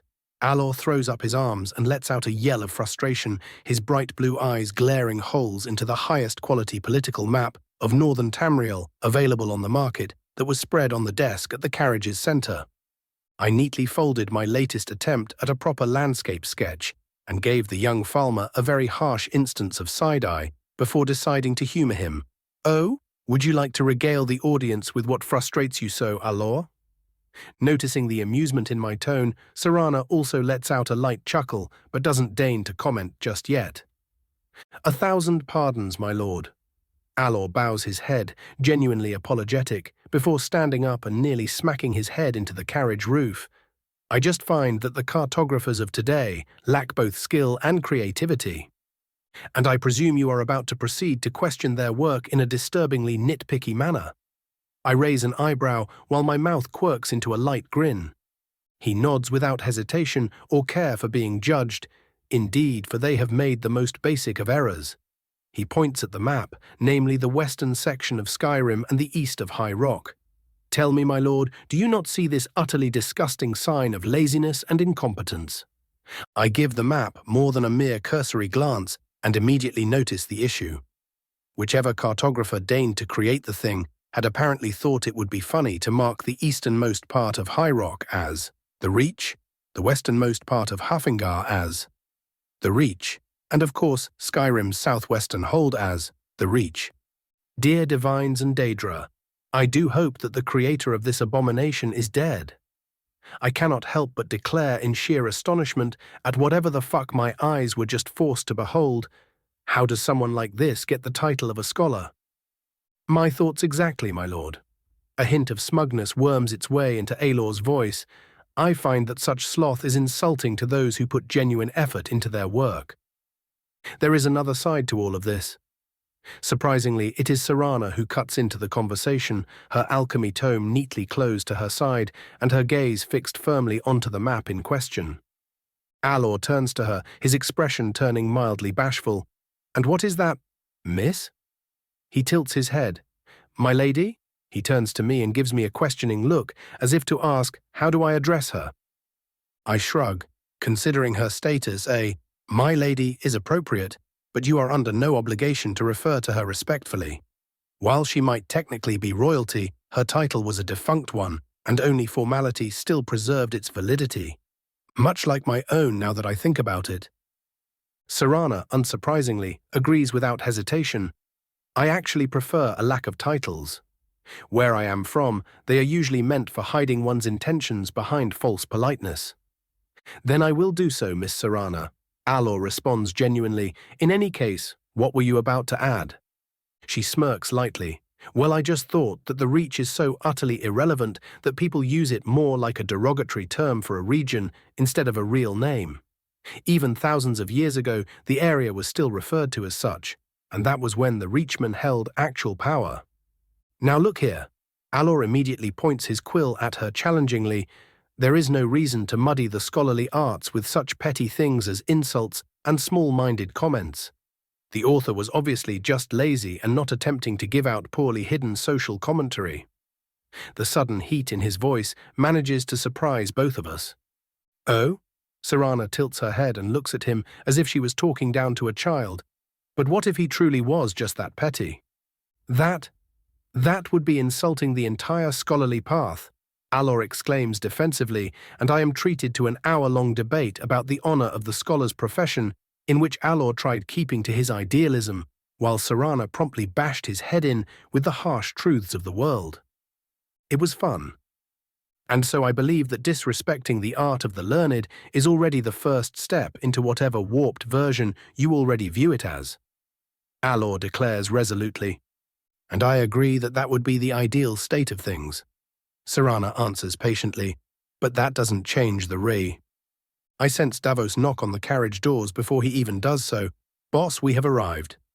Well, I guess your little talk will have to wait until we are fully situated. I clap my hands cheerfully, and the duo blink in surprise at how quickly time had passed and promptly start packing themselves. The moment I step outside, I am greeted with a sight both beautiful and fantastical, with the usual hints of grim reality sprinkled in between. Tall, marble-like walls barring the only entrance to a city quite literally dug into the side of the mountain. The dozen mighty artillery bastion-sized towers standing proudly with their polished Dwemer brass-like metal roofs gleaming in the slowly setting sun. The entire area in front of the city was completely clear of any obstacle larger than a simple wooden house or tent, creating a massive kill zone that would cost anyone who dared attack the ancient city grievous casualties. Yet the site was marred with a single crumbled tower and occasional unrepaired damage to the walls, with some sections being completely overgrown by hardy roots at the southern edges of the city. Even if they were mostly cut off from the city itself, it still did present a rather poor showing from the administration and genuinely ruined much of its prestigious beauty. That is without even mentioning the ever-growing refugee camp on the northern clearing some ways away from the wall itself. The camp was kept in good order, but the feeling I got from those gathered unfortunates who fled the more dangerous eastern holds was one of imminent unrest unless something was done swiftly. One sight, however, I completely failed to expect. A small military camp dotted with about 10 different colourful banners of Brittonic origin, judging by the heraldry. Evermore, my mind swiftly supplied. Well then, I turned toward the camp. Might as well greet our allies. Davos with me, the rest of you go and get us situated in the city. Davos gives some quick orders to the guards, mostly on how to intimidate the shit out of the potentially corrupt guardsmen, and quickly jogs toward me, off to greet our knightly friends, boss. It would only be polite. I shrug carelessly and start walking toward our destination. Any juicy information you have for me? I ask as we leave the rest of the group behind us. Mostly the usual. He replies lazily, Silver Bloods still failing their poor attempt at taking the city over, the Jarl completely failing to counter their constant bribes. He pulls out a small stack of notes, something about the Hall of the Dead getting desecrated, a house making odd noises at night, and some kind of tragedy happening at the excavation site. Well now, I smirk as a light wave of excitement runs down my spine. Things will at least be interesting. You know what is going on? He asks, already completely expecting a positive answer. But of course, Davos, who do you take me for? I quip. Someone who actually requires my work. He jokes back, but then turns serious. In all seriousness, what should we expect in there? Oh, you know, the usual. I wave my hand lazily. He pales slightly, the usual as in a bunch of corrupt cunts, or the usual as in literal gods and demons trying to consume us and our immortal souls. Yes, I deadpan. Of course. His expression turns equally stony, though for reasons differing to my own. Our conversation ends as we reach our destination, a fenced-off campsite consisting of about 24 colourful tents, about 2 of them per banner. A duo of young chainmail-clad Bretons armed with teardrop shields and war spears barring our path. The slightly older one takes one look at me and immediately offers me a light bow. Greetings, honourable sir. Who comes before the camp of the Knights of Evermore? The Bretons were suckers for ostentatiousness and pageantry, so instead of answering, I merely gave Davos a sidelong glance, and he immediately straightened up and declared, Presenting Dagoth Raven, Great Lord of House Dagoth of Morrowind and Royal Court Mage of Skyrim. Seeing the young man still looking at him, Davos quickly added, and his retainer Davos of Windhelm. The guard nods at Davos and then glances at me again, and noticing the ceremonial sash that had long since turned into my sign of office, his bow swiftly turned into a much deeper one. We are honoured to welcome such a person to our humble camp. Please follow me. I am certain that the Knight Commander will be ecstatic to meet with you. Lead the way, my good man. I give him a nod, and we soon find ourselves traversing the Breton camp. The first thing I notice is the obvious strength of most of the inhabitants. Those who showed none were most likely servants and followers here for maintenance and the like, but most of those present were stronger than a veteran legionary, with about 10 being far above said level, especially when it came to their magic, as many of them radiated signs of apprentice-level reserves. As we passed further, I concluded that the normal warriors were probably squires or men at arms of some kind, the man leading most likely counting himself among their number, while the truly powerful ones were the actual mage knights.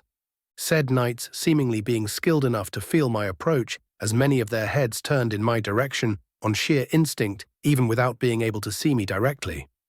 That bode well for our alliance. We were soon brought before the largest tent in the camp, one coloured in dark blue and a harsh bright gold.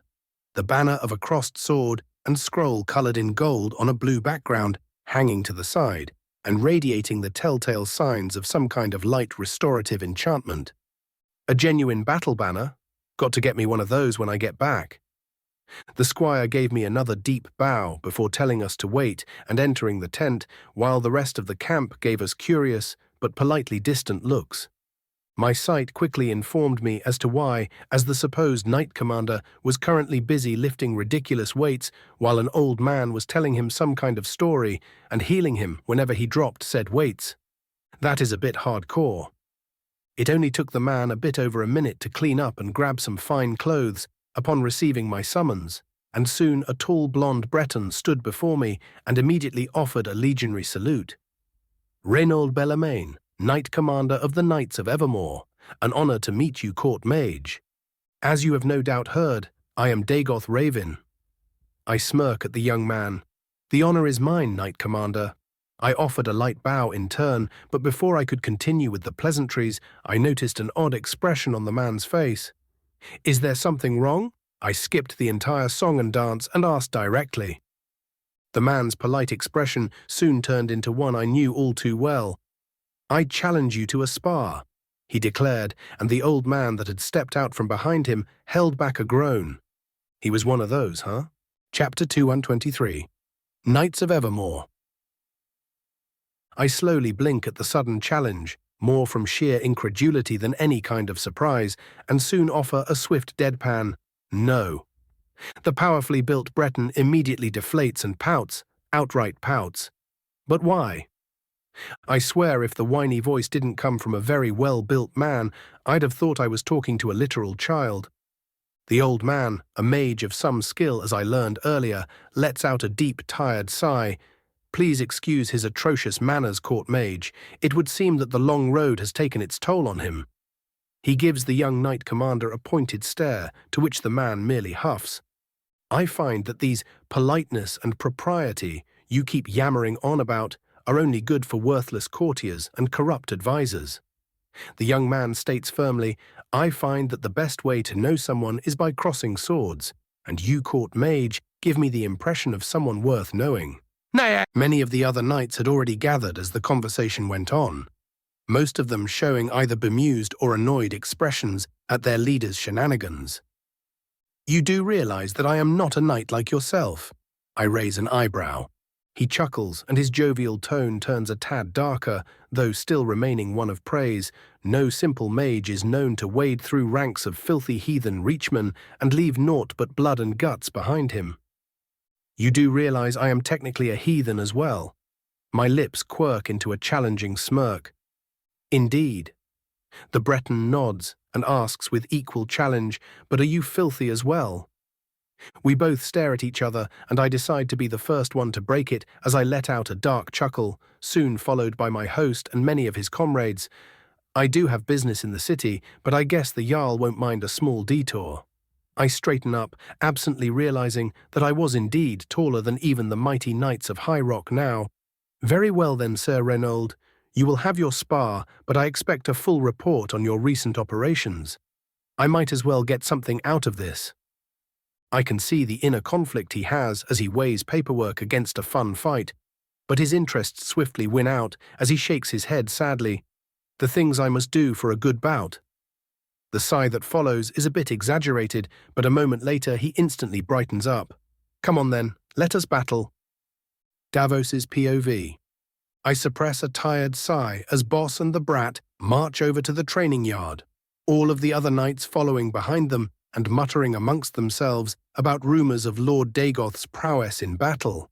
I was simply tired by the constant drama that seemed to always follow my employer, though a thought did enter my mind as I followed after them. Did the fuckers not believe our introductions after all? Was this some kind of test? The old mage, who I presumed was the knight's magic teacher, failing to suppress his own groan, tells me that the issue is far more simple than that. We share a quick suffering look, and as one decide to walk side by side. So this is just the usual for the kid, not some poorly hidden attempt at testing us? I ask, keeping the annoyance from my carefully neutral tone. The old man scratches his long beard and chuckles. Oh, not at all, Sir Davos. Would you look at that? The noir knows the proper term of address. The old man continues without pause. My young student is simply too eager to experience life, and a meeting with someone as near legendary as the young Lord Dagoth is not a situation in which he is likely to control himself. As long as he doesn't push too far and get his arse burned to a crisp. I snort lightly. My liege might humour him, but he doesn't really have a way of dealing with annoyances other than setting them on fire. The elder gives me a truly horrified look of surprise before suddenly speeding up, his face looking a tad too pale for the amount of sunlight shining down on us. Poor old thing, I haven't even pulled out the "he can call down a son on your asses" card yet. Raven's POV. Twirling the well-made practice sword in my hand lazily, I turned to the young knight whose eyes had lost all of his earlier aloofness, and were now focused on me like those of a hawk. "Rules?" I ask simply. "First blood, first fall, or disarm?" He lists off easily. Only augmentation magic is permitted. "Good enough," I shrug, my grey skin soon turning into ebony. Though I do not bother with summoning my armor, neither does Reinhold wear anything beyond padding and leather. His eyes twitch lightly in surprise as he observes the high-level spell I just cast near effortlessly, and his internal appraisal of me goes up. Soon enough, his own skin is covered in what I believe to be some kind of steel flesh spell. A low expert level, maybe. Nah, it is cast too slow for the power it gives him. High adept it is. One of the other knights raises his hand grandly and asks, "Are you both ready?" Reinhold and I share a nod, and the referee, "Sure, let us go with that," brings his hand down and declares fight. Both of us immediately spring into action, lashing out at each other with a flurry of carefully non-lethal blows.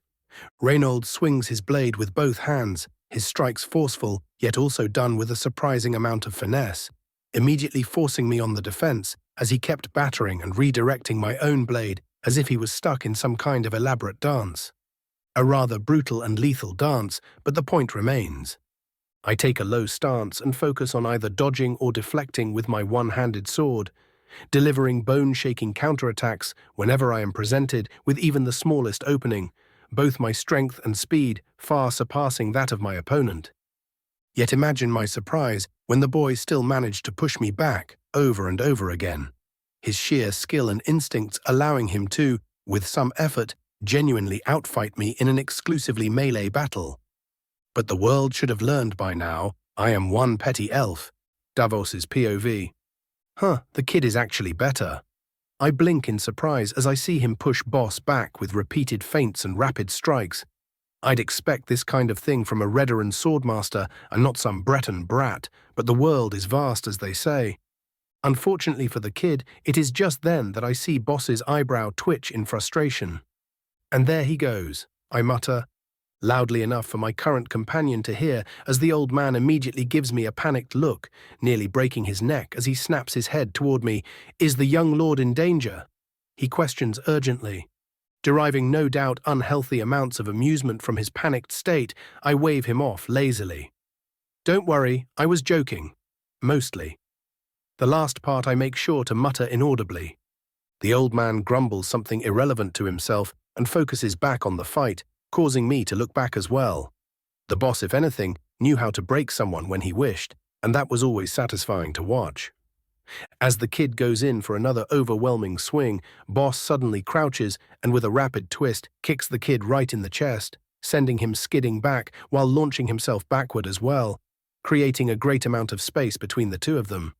I feel a tingle in the air, and the panicked looks on the Breton knights tell me that it wasn't just my tired ass being paranoid, and look to see Boss's entire body covered in some kind of amber rune script. Fucking magical squiggly lines. I shiver at the memory of having to learn even a small amount. The runic writing was swiftly replaced with what I vaguely recognized as dragon scale, but a moment later, and I knew for a fact that the knightly kid was fucked then and there. The kid barely has the time to raise his sword in defense as Boss smashes into him with the speed and force of a ballista bolt, immediately throwing him onto the ground and breaking both swords into multiple pieces. Tiny pieces of steel that all stop mid-flight, some even inches away from the vulnerable spots on some of the spectators, creating a scene that would have looked eerie if not for me experiencing things in the past couple of years that were so much worse that this didn't even register. The silence is broken by the astonished murmuring of the knights and squires as Boss approaches the thankfully still-breathing kid. Raven's POV. Satisfied, I ask the laid-out Reno, only allowing a slight bit mockery into my voice. He looks up at me, still breathing heavily. That was... The way he trails off causes me to raise an eyebrow, expecting him to call me out for my lack of fair play. Exhilarating. He practically teleports into a standing position, looking at me with disturbingly sparkling eyes. How did you possibly learn such a spell? How much magicka does it take? How strong are the defenses? Whoa there, I grab him by the shoulders and shake him slightly. Take a deep breath now. He shuts his mouth with a slightly incredulous look, and before he can question me again, I speak, Now then, do you have someplace to sit down? But of course, good sir, he exclaims cheerfully, his tone calming those in the crowd who were worried about his well-being. Come with me and regale us of your deeds. The sun had long since set as Davos and I spent our time mostly listening to Reinhold speak about his training and past deeds. And oh boy, did he have a lot to talk about. For someone younger than myself, biologically, he had participated in nearly as many dangerous things as I. Just around his home city of Evermore. Reachman raids, Orsimer assaults, Redguard pirates, the young man had fought every one of these things and even led a couple of excursions into the reach of High Rock, including one after Torrig's own expedition where he had earned his apparent moniker, the Crusader, as he had apparently shown a particularly harsh amount of brutality against Namirans. Just for that, I gave him a couple of alteration tips for free. The other knights also introduced themselves, some with more and others with less pomp, but all of them with the confidence of a warrior mage greeting another of their number. Each and every one of them wore highly personalized and enchanted armor, the same going for their horses and squires, in that order. And each was a walking work of art, as their house crests and banners were represented in different armor embossing and tabard art, though I did notice one of their number who was far less ostentatious in his presentation. Their weapons were not left behind either, as each longsword looked completely unique to the others, and their lances felt like they could pierce ebony chain or lamella with a good angle, though not quite on the level of challenging strongplate. I had asked them a couple of questions about their operations, myself unwilling to read through the actual report, even if I did ask for it, and they, especially Reinhold, wasted no time in retelling how they had already participated in over a dozen raids on their distant Reachman cousins, and each knight boasted about defeating more than the others. These supposedly foppy nobles were surprisingly brutal when they wished to be. As midnight was closing in, a Markarth guardsman, armored in Dwemer bronze-forged coat of plates and masked with the expressionless helmet of the long-dead deep elves, was led into the camp. The veteran guard, for he gave me a feeling of actual competence, immediately saluted me and informed me that my people were already situated within the Jarl's Palace complex, and that the city was about to enter curfew for the night. I could ignore it and just enter whenever I wished, but that would be impolite and there was no need to humiliate my hosts. And it would seem that our talks will have to wait for another day. I diplomatically inform Reinhold, much to his obvious disappointment. Apparently all it took for the man to start liking you was kicking his shit in. He and Durek would become fast friends, no doubt about it. It was our honor to host you, court mage. Reinhold bows lightly. If you have need of our services while you are in the city, do not hesitate to ask. The Knights of Evermore will rush to your aid without fail. The rest of the knights also let out a smattering of approving noises, with some of the more enthusiastic squires rhythmically banging their spears upon their shields. You have my thanks, and... I offer the necessary pleasantries, but then my voice turns slightly dangerous. I assure you, you will have every opportunity to fulfill that promise. I left the large tent after seeing the eager glint in Reinhold's eyes, Davos stepping into my side, but a moment later as we followed the guardsman who led us to a small detachment of his fellows, and then into the old city. The first thing I observed upon entering through the massive brass gates was the beautiful terraced architecture, making it seem almost as if the buildings were stacked upon each other, yet remaining artful and open to the clear night skies. The second were the magical auras of the place. A deep feeling of decayed hunger came from beside the palace, its origin immediately bringing a disgusted twitch of my mouth and the inner promise of violence. And so the cannibal dares show itself again. The second was a well-hidden but utterly dominating presence somewhere to the city's east, something I would no doubt face if I continued down my planned path. Rarely is a thing more satisfying than cracking a rapist's skull. And the last, but most assuredly not least, was the lingering presence of two eyes of a stern and bloodthirsty warrior, firmly planted on my shoulders. "Well now," I muttered cheerfully, "I wonder what she might want." The guards failed to hear my ominous words, but they were not intended for them.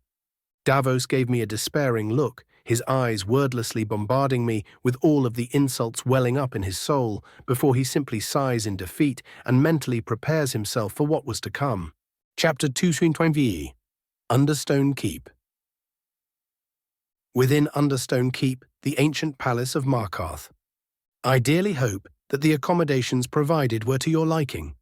Igmund, the Jarl of Markarth, raises his expensive glass cup conversationally, while offering me a polite if somewhat strained smile. I was summoned to his keep the first thing in the morning, and the Jarl insisted I join him for an early meal. The man was still very happy for my deeds against the Reachmen, and wasted no effort in showing this appreciation by showering me with petty gifts. He still completely failed at hiding the deep tension that had sunken its claws into him. Understone Keep is certainly one of the most unique palaces of Skyrim. I answer neutrally. The proximity to a deep and yet unexplored Dwemer ruin is no doubt a source of much headache, but even more prosperity for your house. Igmund lets out a mildly exasperated sigh at that.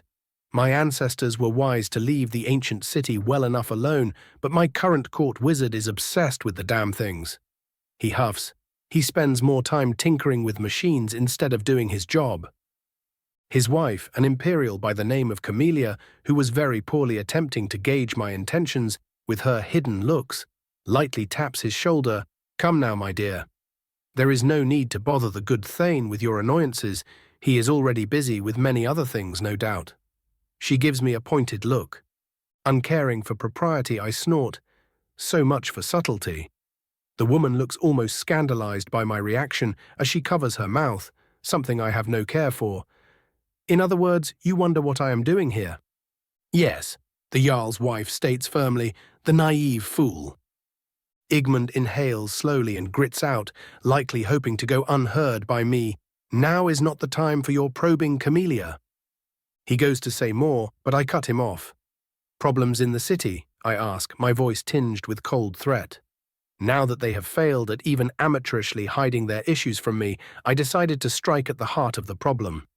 The woman scowls, but Igmund gives her no more space to dig the hole she had opened up by speaking. He takes a calming breath while covering her hand with his own and pressing it lightly before speaking. "While there are certain issues cropping up within the city, I assure you that everything is under control." "Jarl Igmund." I let out a sigh of annoyance, lightly startling the duo and drawing the gaze of the Jarl's housecarl, who went by the name of Feline. "You are aware of the rumors going about that I am capable of detecting lies, yes?" He grumbles something but wisely doesn't take the bait. I assure you that said rumors are anything but. I completely ignore his astonished look and continue without pause. "So kindly cease your attempts at deception and tell me what is going on." It takes a couple of minutes of him staring at his table while his wife glares at me with feminine fury before the Jarl finally looks up, his tired eyes openly showing all of his frustration. The Silverblood clan has slowly been getting more and more influence across the city, and I can't dedicate any more of my time to reining them in due to the constant forsworn raids that I have to deal with. The traitors plan to oust me while I can do nothing but guard my people. "The Knights of Evermore not enough to stop the raids?" I ask with a raised eyebrow. "While our honorable friends from High Rock are formidable warriors, they cannot be everywhere at once." The Jarl explains diplomatically, but his meaning is clear. "The Silverbloods are Stormcloak supporters, no?" I question after a moment's consideration, reclining back into my seat and summoning up a cigar while doing so. Igmund lightly blinks at the sudden appearance of magical blue smoke, but quickly files it into the eccentric mage things part of his brain. They tell anyone who can be convinced to listen that they are loyal subjects of the Empire, but it is well known that they would jump at the opportunity to take the Jarldom, should Ulfric ever manage to take the city, and even help him in doing so if they got the chance. He informs me mechanically, but hidden behind his droning voice is a raging fury chomping at the bit to slaughter his enemies. I hum while pretending to consider the implications of all that. The Silverbloods taking over would just be plain stupid, but so would allowing them to remain in any kind of powerful position while the war is still going on, which leaves only one option. Very well then. I straighten up with false reluctance in my voice. I will help you deal with them. You will? Igmund nearly shouts in surprise, while his wife gives me a look of genuine shock. Yes, why wouldn't I deadpan. I mean no offense, Flame Tongue. Igmund raises his hands diplomatically. It's just, don't you have other more important things to focus on? Once more I hit him with my harshest possible deadpan. Why do you think I am in your city? Oh, just tell him what you are doing already. Camellia loses all of her patience, much to her husband's visible terror. I let out a rumbling chuckle. Very well, madam. I am here on something of a Daedra hunt. I immediately interrupt any potential questions. I will not be telling you anything about that until it has been dealt with, but rest assured that I have plans for all of it. I see. Ingmund, is my city in danger? He asks after a long and pregnant pause. I tilt my head and consider for a moment before shaking my head. Nothing potentially devastating. Very well, we will trust your judgment on this. He nods tiredly. What about the Silverbloods? Just as I am about to give my answer, my sight informs me of an incoming visitor, and I swiftly disappear into the room's corner, blending into the wall's shadows and drawing incredulous looks from my hosts before the both of them regain their cold expressions. Just in time as well, as the doors of the dining room are nearly smashed open, though the apparent visitor at least had enough self-preservation and good sense to not be outright insulting while doing so, merely grievously disrespectful. Semantics, I know. In came Thongvor Silverblood, a bald Nord built like a heavy-duty warrior, flanked by two heavily armored clansmen whose faces were hidden behind aventails of chain. His eyes zeroed in on those of the Jarl, and instead of offering a proper greeting, he merely bobbed his head by a tiny margin. Ingmund. Jarl Ingmund. The Jarl's housecarl interrupts with steel in her voice while palming the hilt of her orichalcum blade. Apologies, my Jarl. He bows a bit lower this time, though not without adding a mocking undertone to his greeting. What is it that you want, Thongvor? Ingmund impressively keeps his temper in check, even if I can feel his desire to bash the bald man's skull in with his silverware. Nothing in particular. Thongvor answers cheekily, I am just here to inform you that we have managed to repel another forsworn raid that your incompetent guard has once again failed to intercept. Yes, I am certain that your clan has once more proven its glory to the hold. Ingmund drones coldly. Was that all? Seemingly surprised by Ingmund's uncaring facade, Thongvor narrows his eyes. You are hiding something.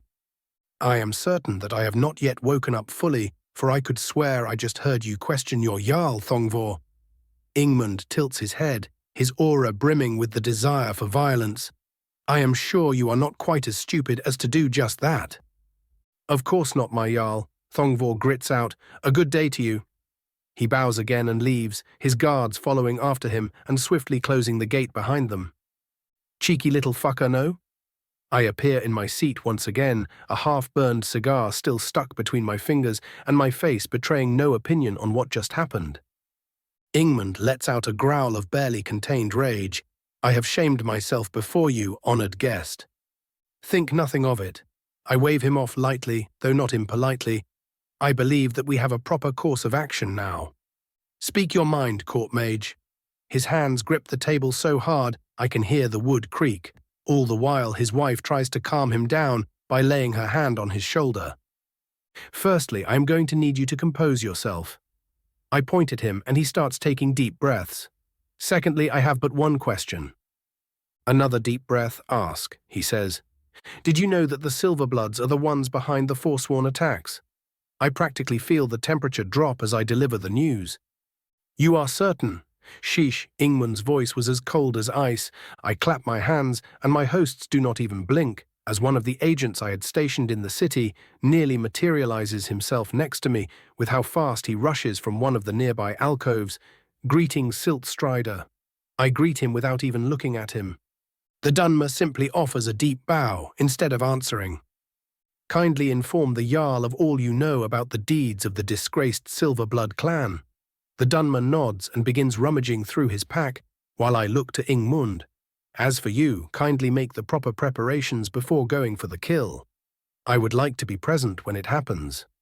Before they can answer, I also add, "And do not attempt to unmask my agent, that would be most unwise." My voice is lazy and uncaring, but all three of the locals feel a terrible shiver go down their spines.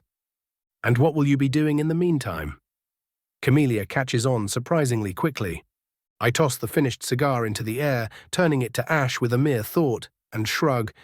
"Just some hunting." Ingmund's eyes are so focused on my agent that if he were capable, he would have burned a hole into him already. "Tell me everything." He commands ineffectually. Only after I nod does Siltstrider approach him. "Good luck with your hunt, court mage," I hear the Jarl call out as I walk away.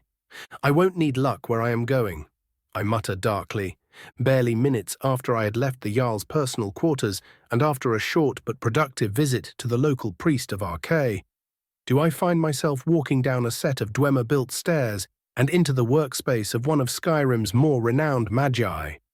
Calselmo was busying himself with disassembling a Dwemer sphere his employees had unearthed with the aid of his nephew Icanthar. Well, it was more the old Altmer telling the young what to do while he oversaw the process. It takes only a split second for Calselmo to notice me after I enter his domain, and the old elf immediately brightens up. "Ah, Master Dagoth, it is good that you have finally decided to visit." His nephew offers a silent but respectful bow after he makes sure to look presentable. "I am afraid I am not here for as cheerful a reason as you might at first expect, Master Calselmo," I state coldly, and the demeanor of the Altmer duo immediately shifts into one of caution. "And why is that?" the old Altmer asks. "I have come here to ask why the court wizard of Markarth has not been doing his job." My eyes narrow and a threatening red glow emanates from them, utterly paralyzing the younger Altmer and no doubt intimidating the elder. The way Calselmo's brow furrows and his face both pales and reddens at the same time would have been entertaining if not for the sheer indignation the man's rather potent aura gives off. Knowing that if he tried to throw his weight around, he would be instantly fucked beyond belief, both magically and politically, the old elf grits his teeth and musters an "explain." "It is you who needs to explain, Master Calselmo." I answer ominously, "Why there are 3 malignant Daedra operating within the city without any recourse." His next words perfectly summarize just what he thought of that shit. Davos's POV. For a human flesh merchant, the fucker is surprisingly hard to pick out from within the crowd. I mutter in frustration. Nightshade offers an amused giggle and comments, "Could it be that you can't do your job without our master's sight to look over you?" Her mocking tone makes me scoff, but instead of getting offended, I allow a small smile to twist the edge of my mouth. Seeing that I wasn't about to respond, Nightshade focuses back on the task and sniffs the air like some kind of beast, though I definitely won't be saying that aloud anytime soon if I value my life. A moment of silence, later she steps in front of me, her form completely covered in an opulent robe of wile and gold. "I believe I have found him. Follow me." "Familiar with the smell of human flesh, eh?" I ask teasingly. The duo of ice-cold blue orbs focusing on me with a brief spark of rage immediately make me regret my words as I sheepishly scratch the back of my head and offer a quick, "Sorry about that, I was out of line." "It is fine," Nightshade growls, no doubt not feeling fine at all. "Let us just focus on finding the damned merchant." We step through a couple of winding paths and out into a small stony market. Coming face to face with a balding Nordman, "Bloodiest beef in the reach," he exclaims to his duo of suspiciously eager customers. "Target found," I mutter forlornly and prepare for yet another tangle with the Daedra. Chapter 225, Meaty Treats and Haunted Homes. Hours pass as we keep observing the so-called beef merchant, many of his customers just as eager to get a specific order as the duo we observed earlier. That and Nightshade's sense of smell pretty much confirmed that the man was a member of the local Namiran cult we were sent to hunt down. Because of course, Boss suddenly wanted to multitask hunting down Daedric cults and sent our stupid asses after the cannibals. Focus, Davos, no point in lamenting what you can't change. I give myself a mental shake and return to my observation. While I was busy gathering intel the practiced and professional way, Nightshade made an attempt at the good old-fashioned one. How have the prices been since the war started? She asked an older woman selling vegetables nearby, her voice surprisingly expressive when compared to her usual aloofness. Oh, it has been terrible, dearie. The old woman laments, we had to rack them up since the farmers can only sell us so much with the army taking a large part. If it wasn't known that the Jarl has a good reserve, people would already be panicking about a famine. How terrible, Nightshade fake gasps with such conviction I'd have believed it if I didn't know her.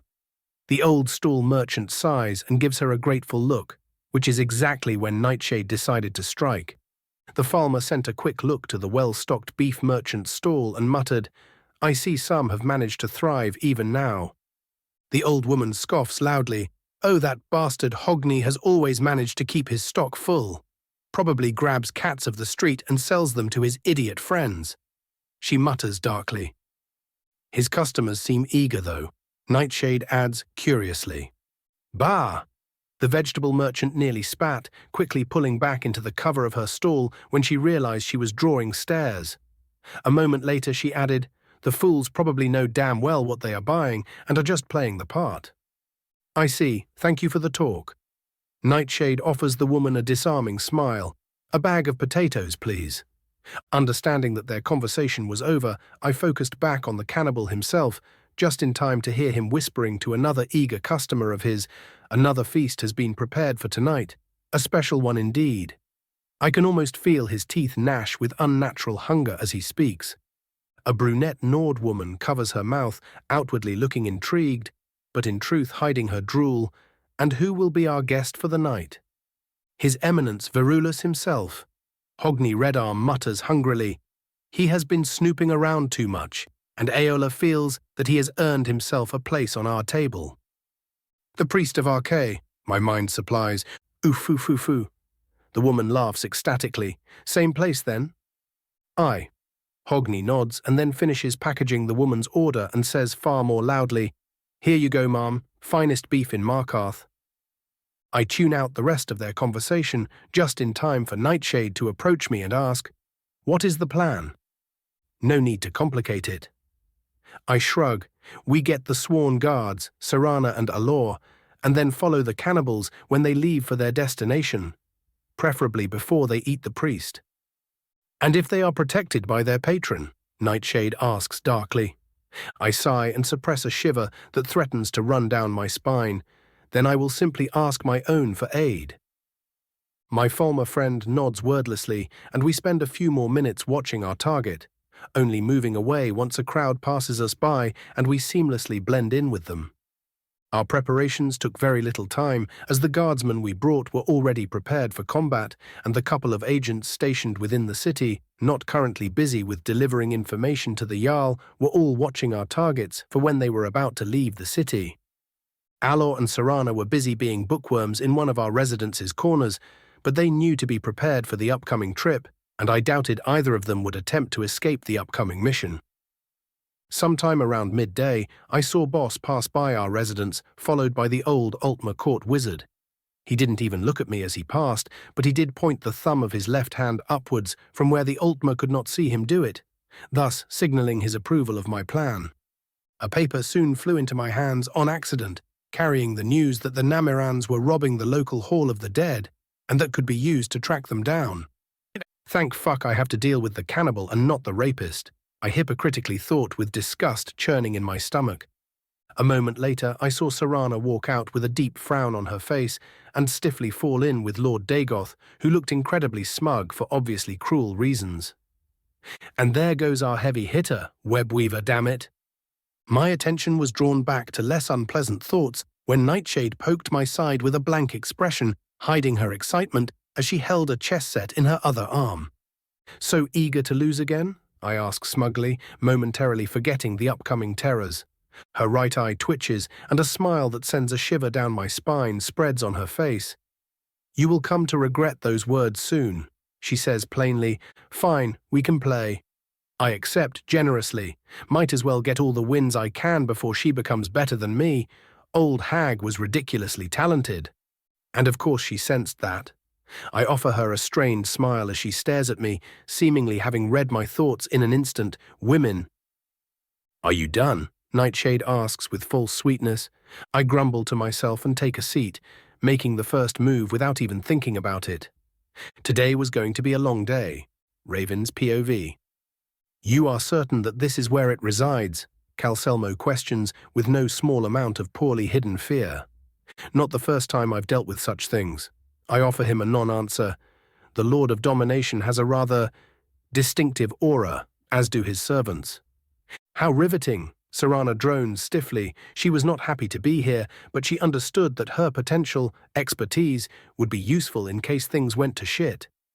Though her glare did promise questions after we were done with this, I did bring her here without informing her first, but I had good reason, so I knew I would inevitably win that argument. The elder high elf shivers slightly. "I do not see how I am going to be useful to you here.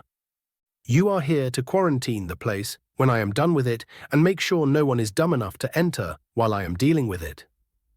I explain lazily, "I am not cruel enough to risk you facing a Daedra, if you already look like you are about to die at the mere thought." The old fart deigns to give me an indignant look, but one passing glance at my glowing eyes is enough for him to show some of that vaunted ancient wisdom and keep his thoughts to himself. "And here we are," I exclaim with overblown excitement, "the so-called haunted house." If Serana still had the capability to do so, she would have paled even further as she finally came close enough to sense the well-hidden aura that the seemingly uninteresting house emitted. It took me waving my hand in front of her eyes for a good 10 seconds to draw her attention back into the present. "You good?" I asked as her eyes refocused. "I am fine." Her cold exterior had returned full force. "I trust you want me to follow you inside." She almost managed to hide the trepidation in her voice. "No need." I wave her off, and the false facade of coldness and confidence she tried to project broke instantly as she slumped against a nearby wall and returned to absently staring at the building, muttering something incoherent in an ancient Nordic dialect. Centering myself, I approach the building only to stop abruptly as my eyes land on some muddy tracks leading inside. This also leads me to discovering that the Dwemer brass door had been disturbed by someone, and recently as well. One swift flash of clairvoyance, and I immediately learn of the poor soul who decided it was a good idea to enter such a place on his own. "Make sure I am not disturbed," I tell my two companions, and without fear or hesitation, I enter the den of the devil. As if by long-standing Daedric tradition, a feeling of dread attempts to assert itself upon me, but it is neither focused nor powerful enough to shake me, and I continue walking inside without a care. A noise of startled movement announces the house's other visitor as a young man dressed in the robes of a vigilant of Stendar rushes out of the nearby room with bloodshot eyes. He stills completely as he notices me, his legs quivering with fear and terror as he points at me. You are with the Daedra." His terror is so complete that he fails to even grasp his weapon as his hand shakes around its handle. Technically not incorrect. I tilt my head lazily, though not this one, I am afraid. The way he whimpers as I speak sends a tinge of irritation through my body that makes my hand twitch, a foreign thirst for violence and a desire to punish the insolent worm before me, attempting to sneak into the outer shell of my consciousness. So the rapist can be subtle. I scoff and send a wave of magicka through my body, immediately banishing the filthy creature's influence. Weak. This doesn't stop the Daedra from speaking, unfortunately, as its voice soon enters my metaphysical ears. "He is a weakling, whimpering before you. Crush him." I hum aloud, the vigilant crawling toward a nearby corner while staring at me in fear. "I think not," I say disinterestedly. A moment of stunned silence passes as the Daedric prince is seemingly completely surprised by my refusal before it is replaced by a shrill roar of incoherent rage. "You will do my bidding, mortal, or I will forever imprison you in this pathetic hole." I raise an eyebrow in the general direction of the shrine of Molag Bal, staring directly into the source of the Daedra's presence, and simply ask, "Bitch, do you have any idea who I am?"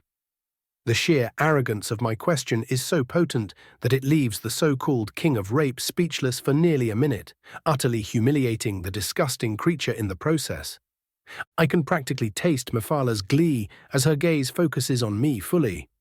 The presence of Molag Bal lets out another enraged snarl before seemingly withdrawing from me and focusing on the still whimpering Vigilant, a mere recruit now that I got a better look at him, and forces the boy to grab his mace with newfound strength and rush at me in a maddened fit of rage.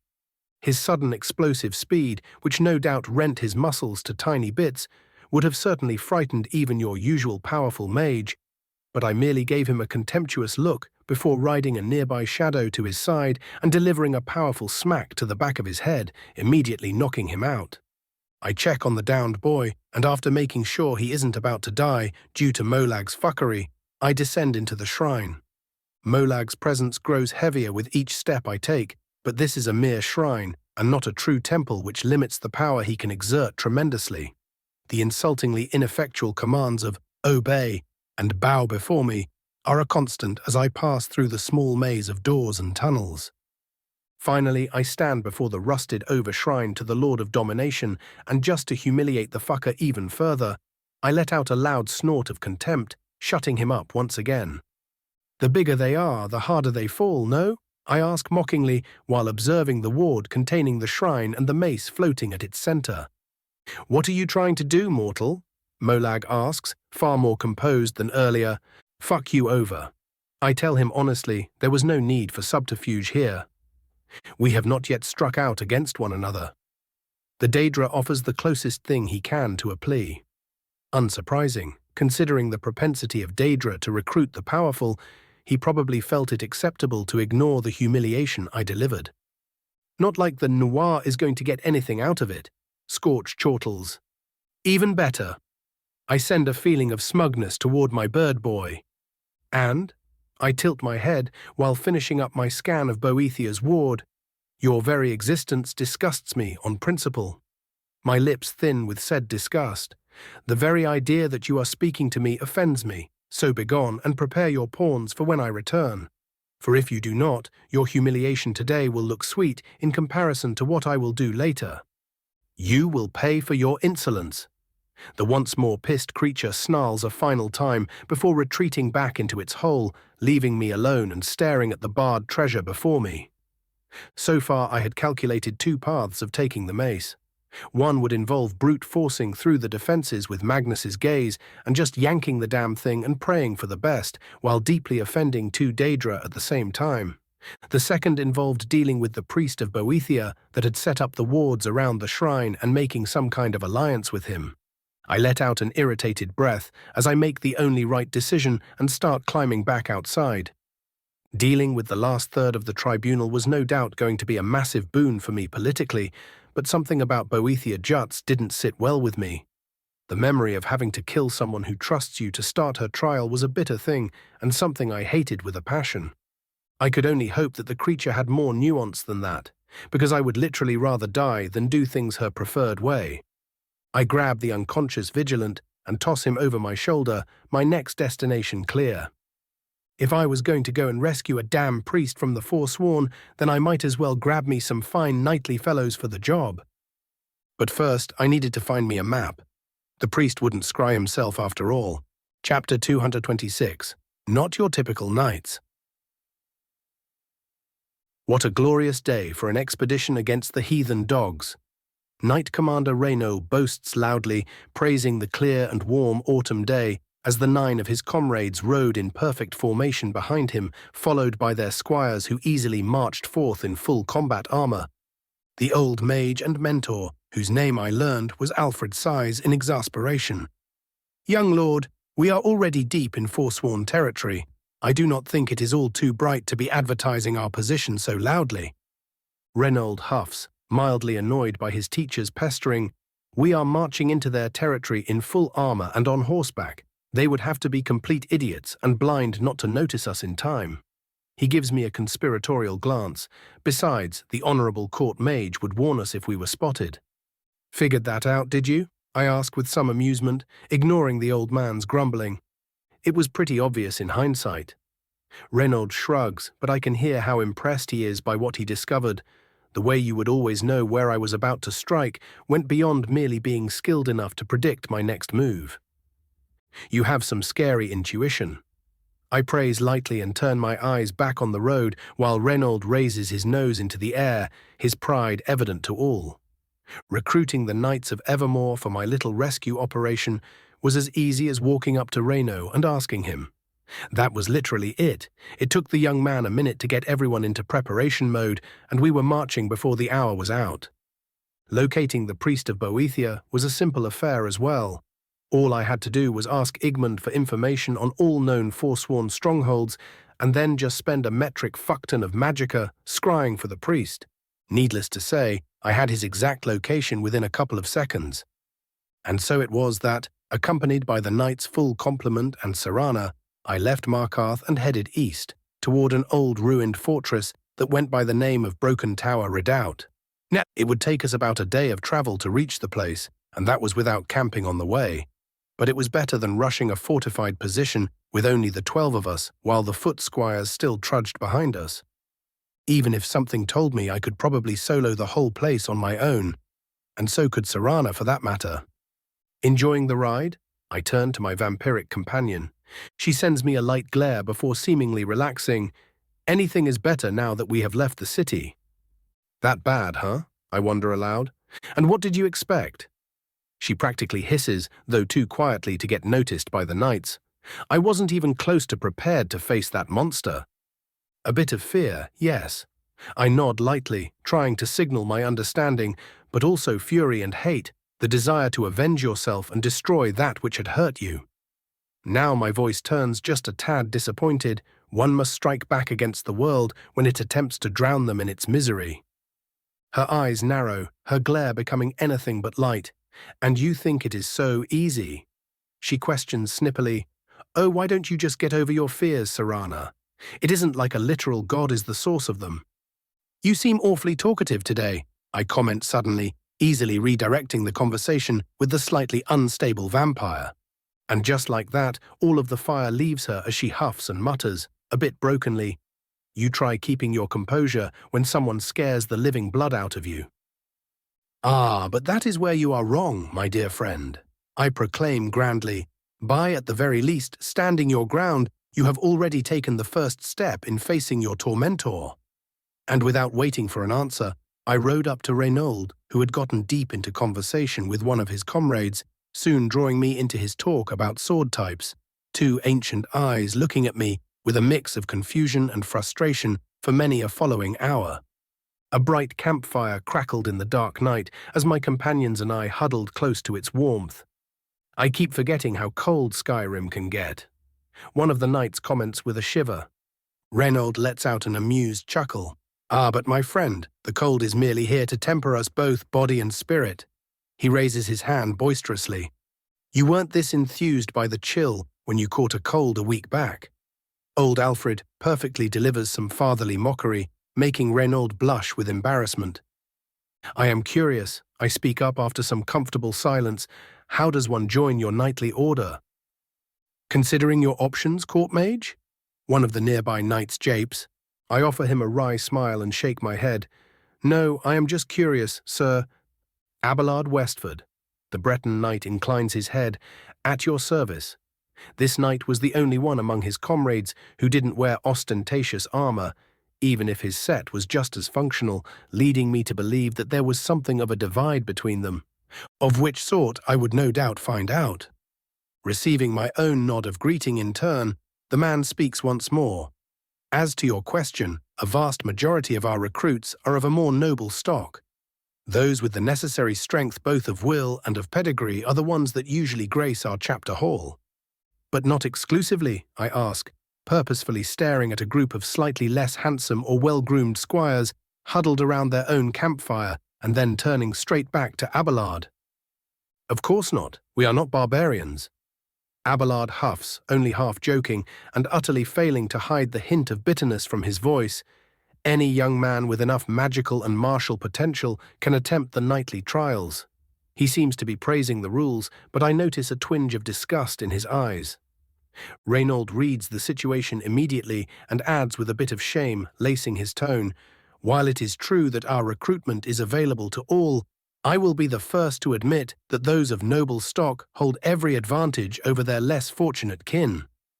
A couple more of the knights, including the commander himself, also show their distaste at the practice with almost perfect synchronicity. I give them a calculating look over, and realizing how serious they were, I ask, "If you all hold such distaste for the practice, why allow it?" Surprisingly, it is Alfred who speaks up. "I am afraid it is not that simple." He chuckles dryly. "High Rock is a land of tradition, and said traditions had dug themselves deeply into the minds of our people. It is also the reason why you see no women amongst our number, even though Skyrim clearly shows us that women can be great warriors indeed." His lips thin in distaste. Attempting to change something in High Rock, I am afraid, is nothing but folly unless one is a living legend. A wave of determination passes throughout the gathered knights as he stops speaking. I see. I re-evaluate the outwardly foppish warriors in my mind. I hope you succeed in your quest then. Many of them, especially the common squires, smile at my supportive words, and soon after we trail off back into inconsequential topics. It was an hour after dawn that we stepped out into a clearing between two sharp cliffsides. An old Nord fortress, dilapidated by age and many a recent attack, was dug into both hills, and its two ends were connected by a duo of stone bridges. The structure was in fact not a fortress, but a duo of interconnected keeps, meant to stop anyone from passing between the two larger regions of Markarth it guarded. The once mighty pass was now guarded by hundreds of fur-clad barbarians, many of their number armed with bone-crafted bows and no doubt stolen arrows. The moment one of the taller towers fell into my view and the faint aura of my target shuddered under my gaze, I knew I had found my destination.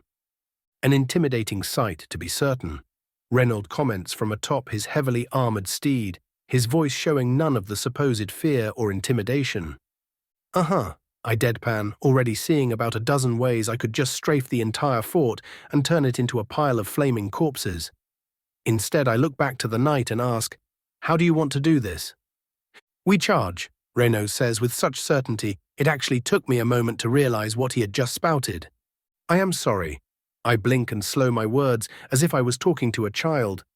"But you want to charge a fortress? On horseback?" "Yes." He nods, utterly unmoved by my tone. Before I can inform him as to how utterly stupid that was, he points at one of the crumbled parts of the wall. "See that crumbly bit there to the right?" I squint unnecessarily. "I do, it is short enough to jump over, but I still don't see you surviving the attempt." I cup my chin. "Although, you lot are alteration mages." "Ha!" Reinhold laughs. "I knew you would catch on quick." So we just rush in, raise a platform of stone, and proceed to slaughter anyone not immediately surrendering. I quirk an eyebrow. "Just so, honored court mage," Reinhold says boisterously and grabs the hilt of his blade. "Now then, shall we?" I tap the sides of my own barded steed with my armored heels, sending it trotting forward, lazily summoning my glaive into my right hand and giving it a powerful twirl to warm myself up as I do so. I look back at the gathered knights, all of them in pristine attack formation, with Serana staying behind the infantry, just in case, wouldn't want anyone to notice her specific skill set, especially the honorable knights. Instead of wasting any more time worrying about the hidden vampire, I address the crowd. "Well then," my voice carries across the entire valley, "what are we waiting for? Let's kill us some Forsworn." A mighty and cacophonous mix of battle cries roars in response, invocations of Stendar, Julianos, and even a very quiet one of Talos, resounding across the field. The Forsworn won't know what hit them. General POV. The Forsworn were at a complete loss at what was hitting them.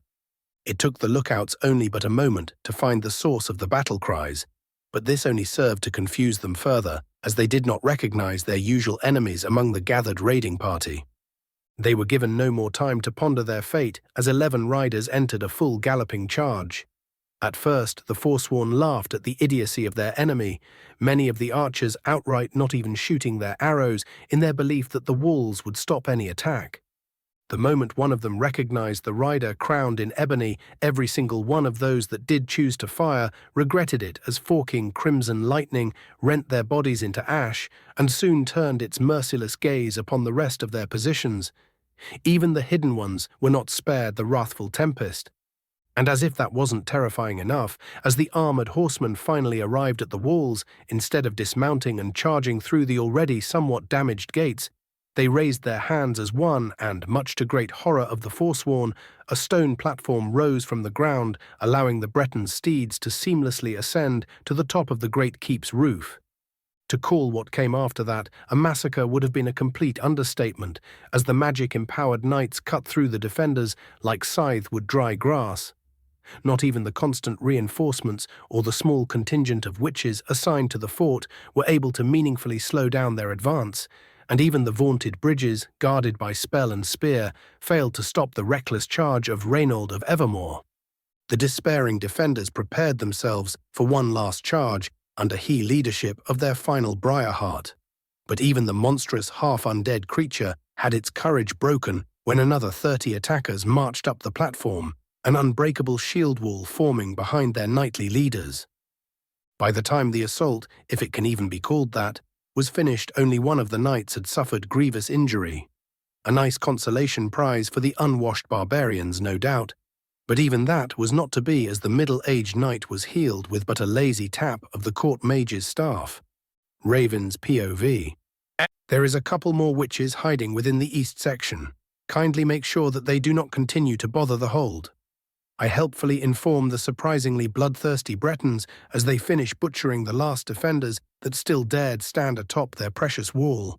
My words are met with a roar of approval as a duo of knights grabs their squires and descends into the fort to slaughter the cultists. Seeing that I was no longer needed, I step into the tower that hid my prize, lazily flicking the blood off of my glaive as I ascended the stairs. Going full dynasty warrior on someone's ass from time to time is surprisingly fun, I muse in my mind. Insufficient incineration, Scorch complains, his tone utterly bored. You win some, you lose some. I shrug while speaking aloud, intentionally drawing the attention of the caged man waiting atop the short stairwell I had just ascended. You, who are you? The old Nord squints at me. Here to slay Logrolf the Mighty, while he is caged and hungry? Nothing mighty about you, old man. I dismiss him like the delusional idiot he was. He scoffs as if hearing a dumb child, and treating my insult like wind, he asks, "Why are you here?" I stare at him silently for a while, debating on how to approach this, and then simply decide that bluntness would probably be best in this situation. I have heard that you are the one warding off the shrine of Molag Bal within Markarth. I need your assistance in striking against that particular Daedra. A weakling like you strike against a Daedra? He chortles, that would be the day. I raise an eyebrow at that ignorant comment. How long have you been stuck here exactly? The old man merely spits on the ground while staring directly into my eyes. I try convincing myself that patience would be a virtue in this situation, as I was here for the purposes of recruiting the old fart in the first place, but just as his eyes told me he was about to mouth off again, I lost what little patience I had, and simply yanked him up telekinetically, smacking him against the rusted iron bars of his cage in the process. When I said I needed your help, old man, I wasn't truly asking. I hiss at him threateningly, my telekinetic grip growing stronger by the moment. Do your best, worm.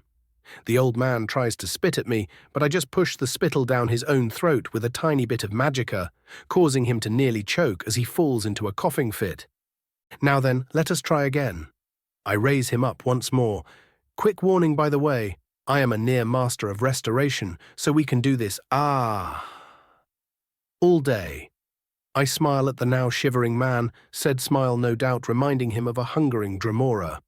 And exactly as I was about to start, convincing the cultist of Boethia to cooperate, I felt the usual fluctuation of a Daedric vision, something I could utterly ignore at this point due to my power, but quickly chose not to. No reason to be impolite after all. Lazily tossing the old man back onto the floor of his cage, I turn around to see a stone throne that had appeared out of nowhere and a scarred Dunmer woman in elaborate armor and wielding a burning golden Akaviri blade staring at me challengingly. "A fine day we are having, wouldn't you say?" I ask cheekily and offer an insultingly light bow, oh vaunted font of inspiration. The sarcastic use of one of her rare positive titles finally manages to get a reaction out of my sudden but not unexpected guest. As Boethia narrows her eyes at me, a glint of interest shining in their molten amber. Chapter 227, Boethia. General POV. The ensuing stare-down between god and mortal lasted for but a short moment, but in truth felt far longer, as each weighed the other in their own ways. The bored amusement of a near-eternal Daedra facing the short-lived but immense irritation with the divine that the mortal was saddled with ever since he stepped foot into Skyrim. She who erases was the first to speak, for allowing the wily defier standing before her to tempt her into giving him something for nothing, much like he did to her. Colleagues, and repeatedly at that, would have been most unwise. The fact that she had already praised him internally without any prodding from him did not go over her head. "You have drawn my attention, mortal." Boethia leaned forward, her hands resting atop the hilt of her blade. Most unwise. The young and infamous archmage failed at being intimidated by the familiar situation. He had faced many similar projections at this point, and pushing the Daedra to the limits of their patience had become something of a game for him by now. Instead, his mouth twisted into his usual cocky and slightly mocking smirk, as he made an exaggerated bow before the Daedra. Whatever could have poor little old me done to attract such prestigious misfortune? If not for his obvious defiant attitude, his words would have made Boethia decide to have him struck down then and there, rules be damned. She had no time for cowards and the inept after all. Very promising. The deceiver of nations thought, a shame he allows himself to be shackled by those below him. It should be obvious, no? Boethia didn't so much as twitch as they exchanged words. "You have assailed my priest, and I have come to hold you to account." Pfuffed. The mortal actually dared to laugh at her words, momentarily looking at the time-frozen priest, and then back at the Daedra with a raised eyebrow that said more than any of his words ever could. They both knew Boethia cared not about her priest, not in the slightest. Still not visibly reacting, Boethia spoke once more. "As audacious as they said you were, are you that certain of your survival before my blade?" Noting the first thing she said, Raven completely stilled for a moment before muttering, "Are even the Daedra fucking gossips?" Before Boethia could speak again, the insolent little mage raised his finger as if to silence her. There was a certain limit to which she was willing to tolerate the audacity of those who interested her, and the mortal before her was swiftly approaching it. Luckily for him, his following words managed to dim the simmering rage of the Daedric prince. "Wait, don't answer that. Mephala." The mortal slowly palmed his face and shook his head. The webweaver's gaze, which had been focused on them since the start of the vision, emitted a feeling of such gratification and amusement at the mortal's words, it almost baffled Boethia before she simply filed it into Mephala's usual perversions. And just as insolent. Boethia noted dully, forcing the conversation back on its tracks, "Now I will ask again, mortal, and there shall not be a third time. What are you doing with my priest?" Still completely unfazed by the Daedra's stern gaze, the mortal deadpanned, throwing his scrawny arse at old Molly's shrine and using him to batter the rapist fuck before proceeding to offer up his rusted sex toy as a gift to someone who will no doubt do unspeakable things to it. Forcing down a bark of laughter, her face still not even so much as twitching, Boethia allowed herself to raise an eyebrow. "And you think I will allow you to do as you will?" "Allow me?" Something suddenly shifted within the young Dunmer. "I will do as I always have, and that is exactly as I will." The sheer determination in those words almost made Boethia smile, which would have been terrifying in its own right. It didn't end there, however, as the Dunmer desired to make a point. "If your little priest doesn't cooperate, I will drag him with me. If you send your pitiful little cultists at me, they will burn before they can swing their blades, and by Dagoth." The invocation of the still-hated name had tangible effect upon the vision as the edges of it cracked slightly. If you so much as think as to send the Redoran after me, I will fertilize the fields with their shattered bodies and use said fields to grow food, which I will promptly export to Black Marsh, eventually turning them all into Argonian shit. As the mortal finished his arrogant tirade, a moment of tense silence passed.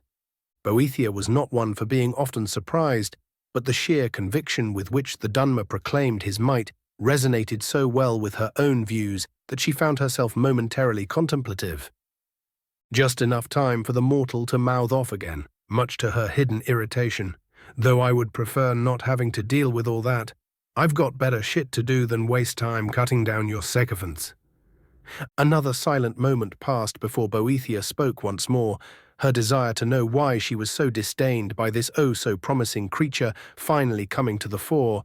If you are so confident in defeating my followers and coming out on top, why not seek me out earlier? You have already sought out 2 of my counterparts after all. So that is what this whole thing is about. The mortal nodded to himself before his eyes sharpened at the Daedra, and he spoke, his every word hissed with disdain. If I must murder those who depend on me, or those who trust me to guide them just to draw your attention, then your favor is nothing I want.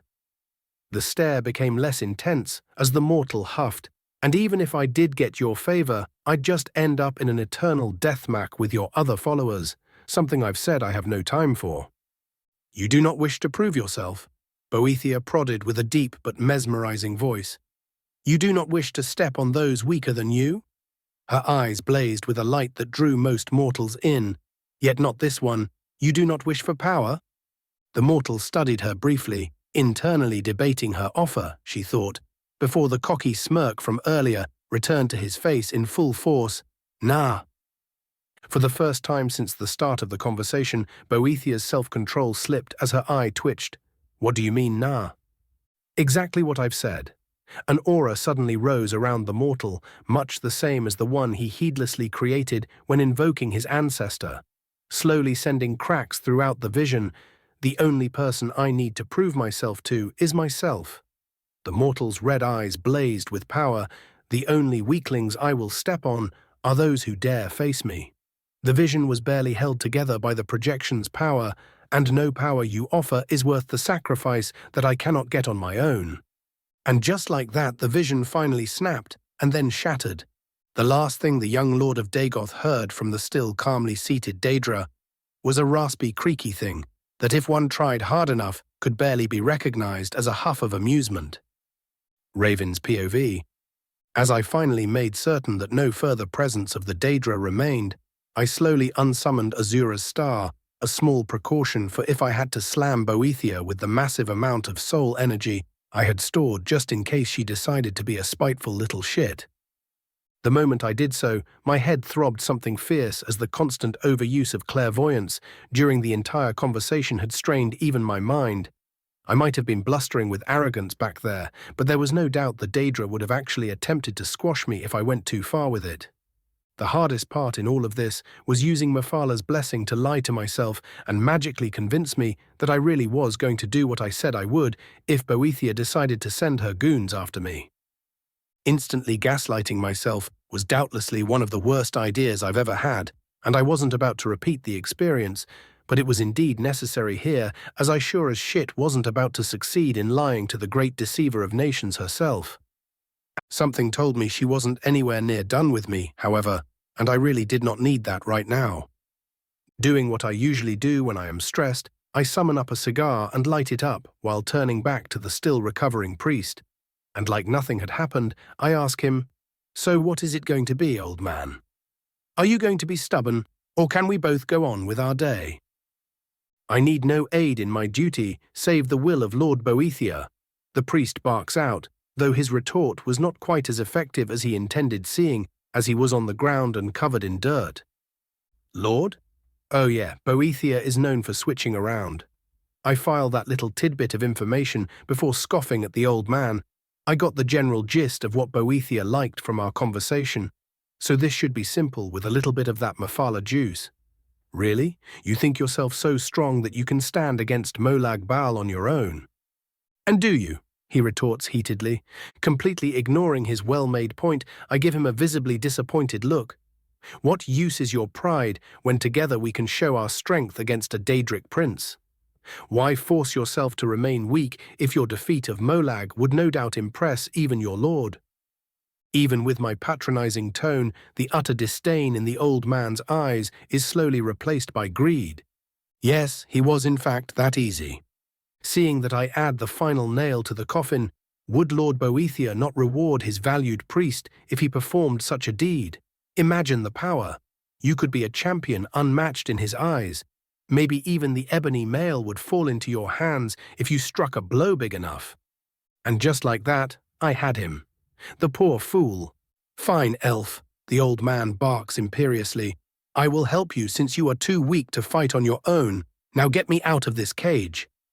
Mentally noting down his request for future punishment, I give him a sunny smile and a bow.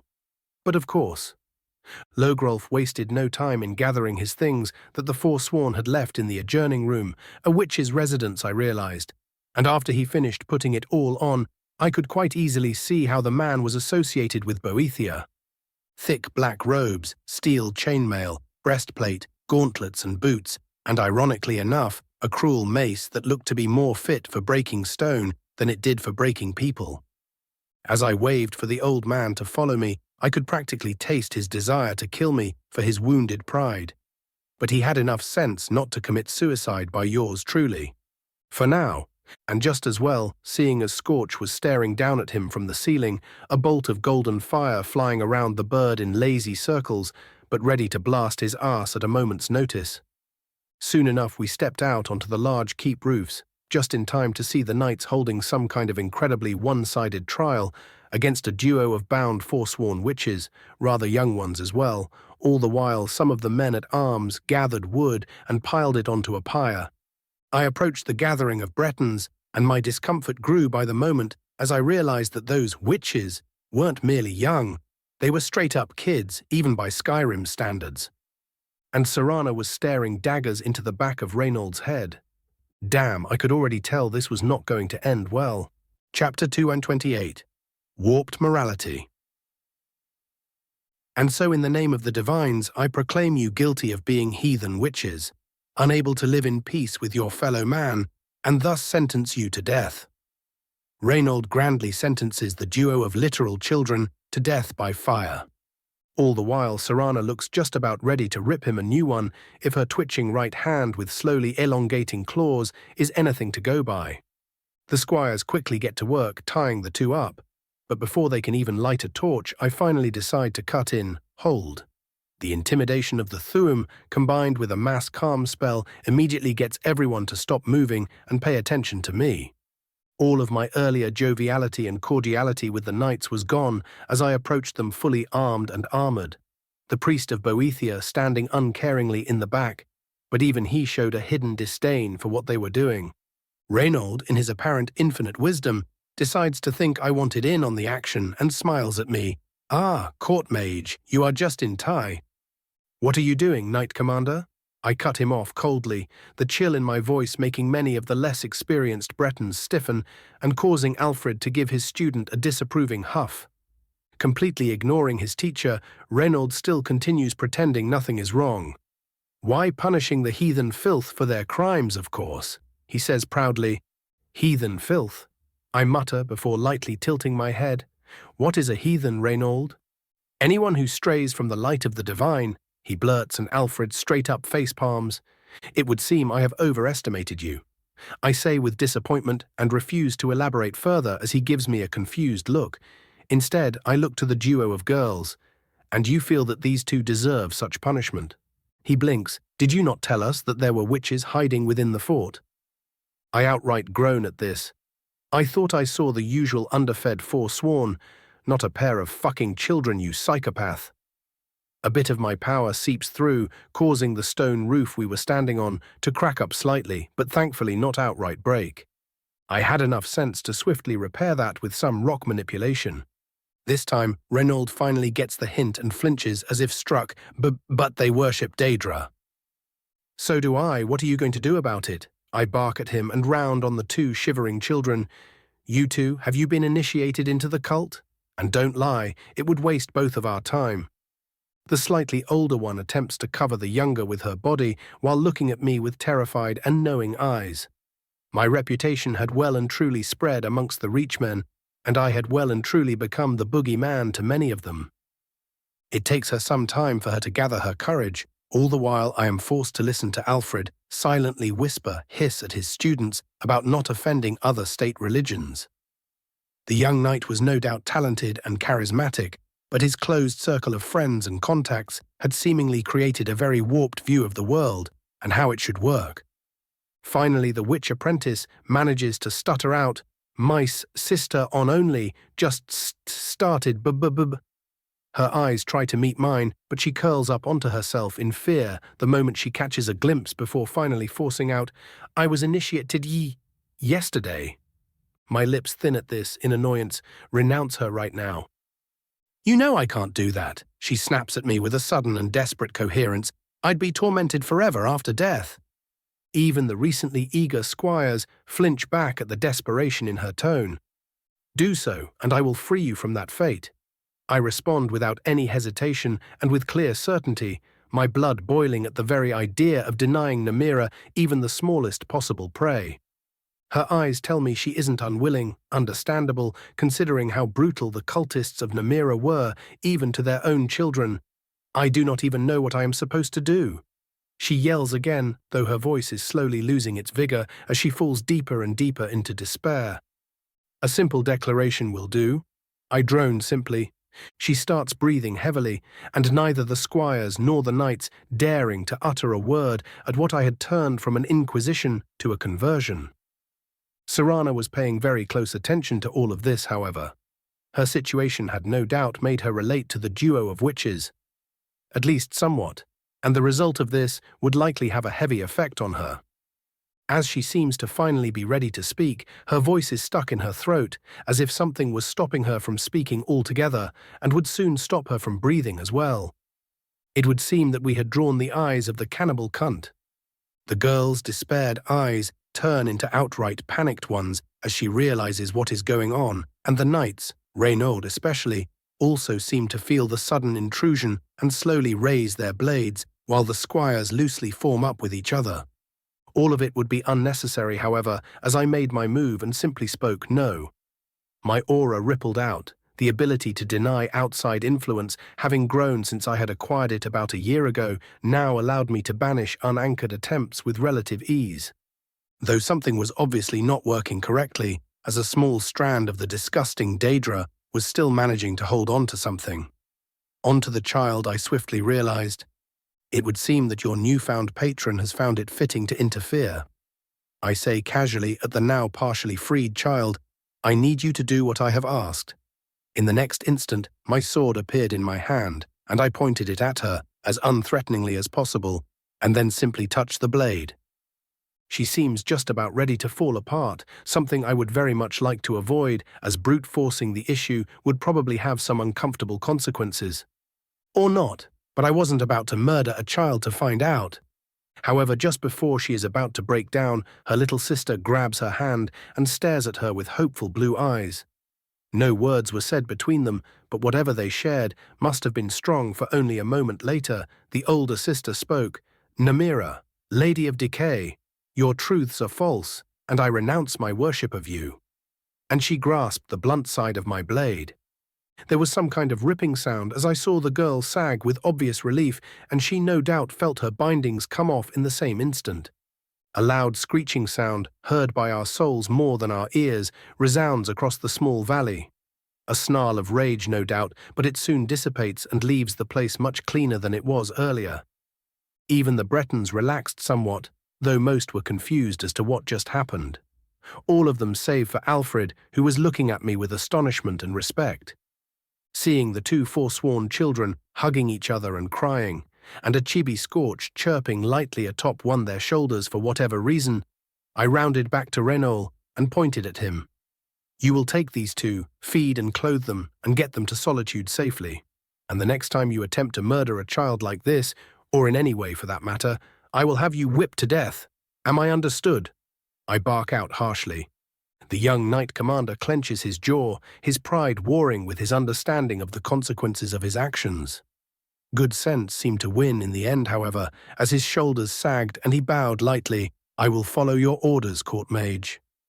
"Good," I eye him coldly, "and remember that you are here to wage a war, not play tournament in the backlines. Get your ass to the front line and start fighting the actual war."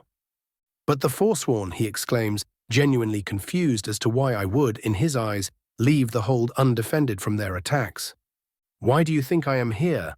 I give him a bored look. "The source of the problem will be dealt with before I leave the city, you can be sure of that." Still keeping him in my eyes, I look to the other knights, many of them contemplative. "Now get packing and start marching." The road back to the city was far less merry than the one we took here. My companions were all stricken with a somber mood, and many of them couldn't choose between being too ashamed or too angry to talk to me. At least listening to the Boethian browbeat them about their weakness while attempting to hide his own disgust with their actions, the entire way was entertaining. Though one thing of interest did happen. "How may I help you on this fine evening, Serana?" I ask without turning to look at my vampiric companion. I had been standing at the edge of the camp while going over some mental plans in hopes of allowing the knights to talk amongst each other about what happened and hopefully getting their shit together post-haste. Serana had been giving me odd stares for most of today's trip, and she had finally seemed to gather her thoughts on whatever she wanted to discuss, though I probably managed to guess the topic already. "Do you have a moment to talk?" the daughter of Cold Harbour asks, with her usual emotionless voice, though I feel more than hear the slight hopefulness in her words. "I have all night." I turn to her with a welcoming smile. "What do you wish to discuss?" "That thing you did with the child." She trails off for a moment before finally settling on, "How?" I flip blasphemy into my right hand, causing Serana to momentarily tense up, and twirl it in my hand lazily. "This is blasphemy," I say, and the blade seems to hum in my hand. "It once held another name." "Which name?" Serana patiently asks, already having gotten used to my flair for the dramatics. I grin toothily, Dawnbreaker. It takes a moment for her brain to process what I've just said, but when it does, her expression is something I immediately burn into my mind as the thousands of years-old vampire gapes at me as if I had grown a 15th head in the span of a moment. "Impossible," she says, a bit brokenly. "Oh, I wouldn't say that." I tap the blade atop my left palm, "Only improbable." Likely leaving her thoughts for later, Serana focuses back onto the present. "How does the sword matter in this situation?" Her tone was no longer disbelieving, something she likely forced down, but was instead calculating. "The sword is all that matters in this situation, Serana," I say, and my mood drops. For in the act of usurping it, I used it to liberate the soul of someone dear to me, leaving the blade forever capable of severing all bonds, for such was the power that fueled its transformation. Her eyes widen. "So you mean you could?" "Probably," I nod reassuringly, though I'd recommend making the attempt in a more controlled environment, just in case of mishaps. She blinks a couple of times, apparently not comprehending something. "Just like that?" "Just like that." I nod and unsummon the sword. Serana spent the next 10 minutes staring at me in disbelief before simply shaking her head as if she had heard something ridiculous and heading back to her tent. True, it would probably be reasonable to ask for something in return, but she failed to understand one very important thing. Spite was far more important to me than money, and spiting Molag Bal would be as sweet as ambrosia. Chapter 229. Molag flips the table. General POV.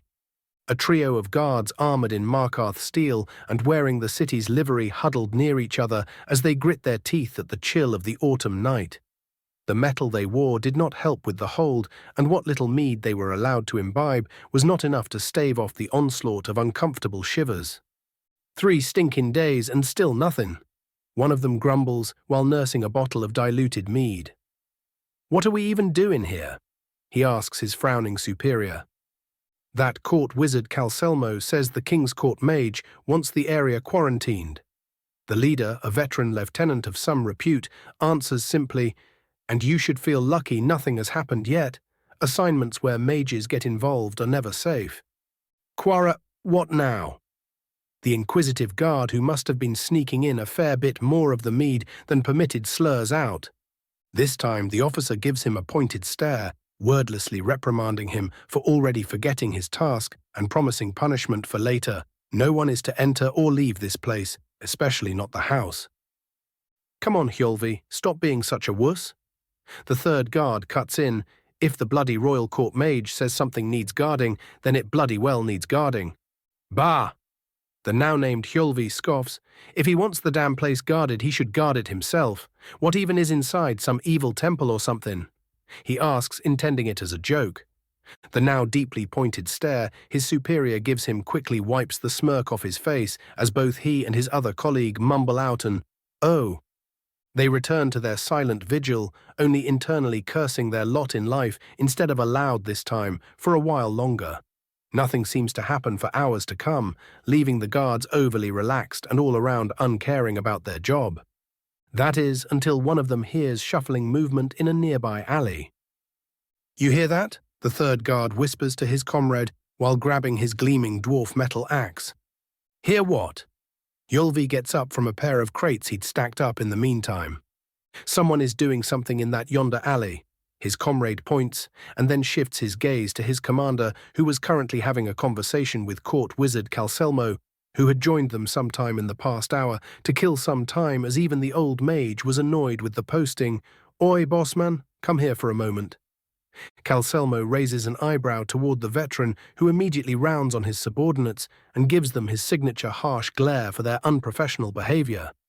Still, he does jog up to the duo, and they quickly explain the situation to him.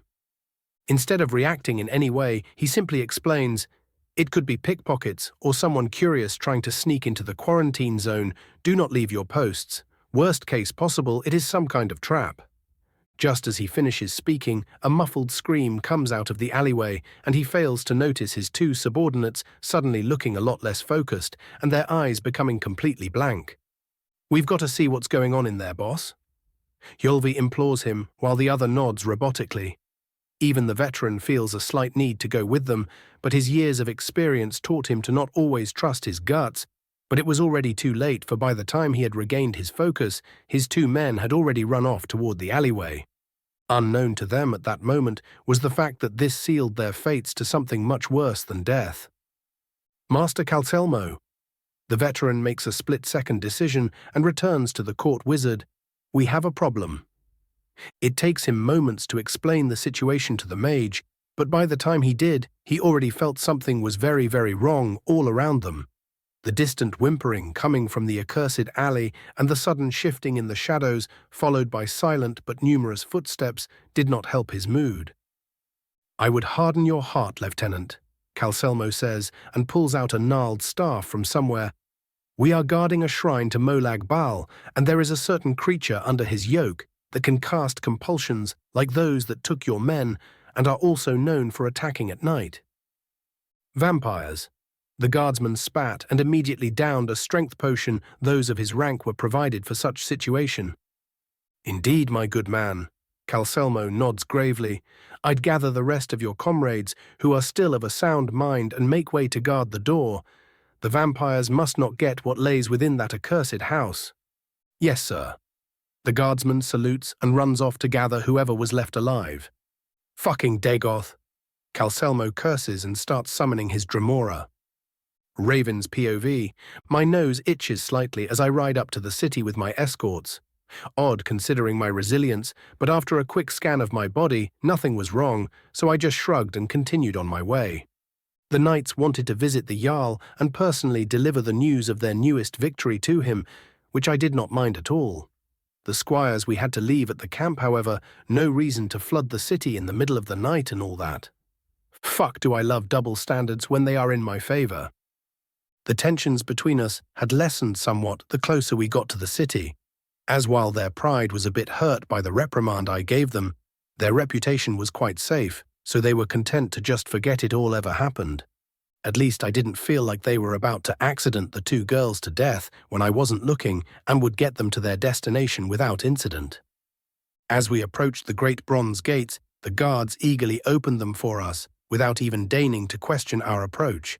The knights were seen around the city and already had a pretty good reputation, and any guard who did not recognize me after my first visit would have no doubt been punished for sheer incompetence. The moment we crossed the threshold of Markarth, I felt a sudden shift in the air and immediately gave a closer look at what was going on. The source of the uncomfortable feeling made itself evident rather quickly as I realized that my earlier taunting of Molag Bal had produced some rather interesting results. Namely, the rapist fuck summoned up a bunch of vampires who were currently slaughtering the guards I had stationed there. And who would have thought the bastard would forget his pride for even a moment? Only half a dozen vampires were currently fighting, but their strength and speed put them squarely on the full vampire spot on the vampiric age line, and it showed as they cleaved through the dwarven metal armor of the guards with contemptuous ease. I had to move now, or all of them would die within the minute.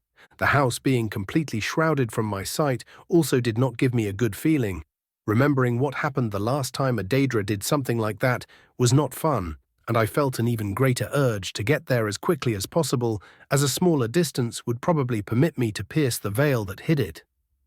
Without a word, I stood atop my horse in one swift jerking movement and jumped into the air, a nearby shadow seemingly grabbing me as I catapulted myself northeast. Just before doing so, however, I sent a taunting smirk towards Serana and mouthed, "Follow if you are feeling brave." Serana's POV. I suppress a sigh of frustration as the weight of the situation falls atop my shoulders. My thoughts spiral into an ever-descending cascade of self-doubt and fury that I probably seem almost paralyzed to the others. Thankfully, Sir Reinhold is loud enough to snap me out of it. "Lady Serana, are you well?" It takes a moment, but I calm myself enough to answer, "Yes, I am fine." He nods and asks me his real question. Why did the court mage run off so suddenly? He even left his horse. Indecision strikes once again, as I am now forced to decide between cowering and leaving the elf who was slowly becoming something of a friend to die, or going on and no doubt facing the presence of the bastard defiler once again. Feeling brave yet? I close my eyes and take a deep breath. The next time I open them, I am filled with determination. I look up to Sir Reinhold and say, "Vampires have invaded a part of the city. Raven is hunting them right as we speak." The proud knight pales for a moment before seemingly remembering that his reputation in front of a lady was at stake and grabbing his sword in the same instant. "Well then, what are we waiting for? Come men, let us hunt some beasts." Why could someone more sane not have found me? I lament internally as I ride after the overly excitable knights. Because they would have probably killed you, you foolish girl. Ignoring that sudden and truthful spark of wisdom, I focus on the battle ahead and nudge my horse into a gallop. The ever-silent priest Raven had rescued followed after me, his eyes gleaming with excitement and an almost deranged lust for something ephemeral that only he could see. His look reminded me too much of my father. I hope Raven knew what he was doing with him. General POV.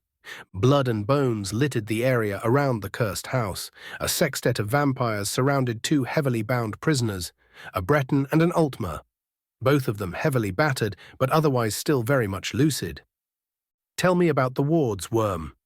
The apparent leader of the vampires, a seemingly enchanting young Nord woman, grabbed Calcelmo's hair and forced him to stare up at her terrifying fanged maw.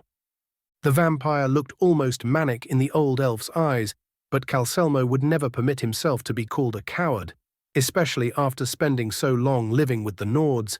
"I already told you, you stupid woman, I don't know a thing about the wards. You will just have to wait for Lord He did not manage to finish his tirade, as the vampire used its considerable strength to kick him in the stomach, though just lightly enough not to force his guts through his nose. "You will tell me what you know, or I will slit this one's throat." The vampire points her clawed hand at the bound guardsman, the officer from earlier, the only one the vampires even considered worth capturing. The two prisoners shared a grave look before Calcelmo sighed a tired sigh. "It has been an honor serving with you, Emrin." Scoffing disdainfully at the exchange, the vampire prepares to slash open the Breton's throat, but at that same moment all of her subordinates jump away from her. She attempts to do so, as well as her instincts scream at her to move. but something was seemingly stopping her from moving at all.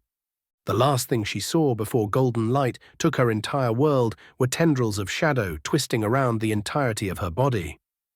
Well, well, well. The sound of slow clapping came from behind the now fertilizer-rated vampire. I did not know old Molly was pathetic enough to ask for help. The other 5 vampires who had managed to get their bearings by now all take combat stances, completely ignoring the duo of prisoners and as one charge at their new assailant. Raven's POV. I must have pissed them off something fierce because these crazy motherfuckers were throwing themselves at me like rabid beasts.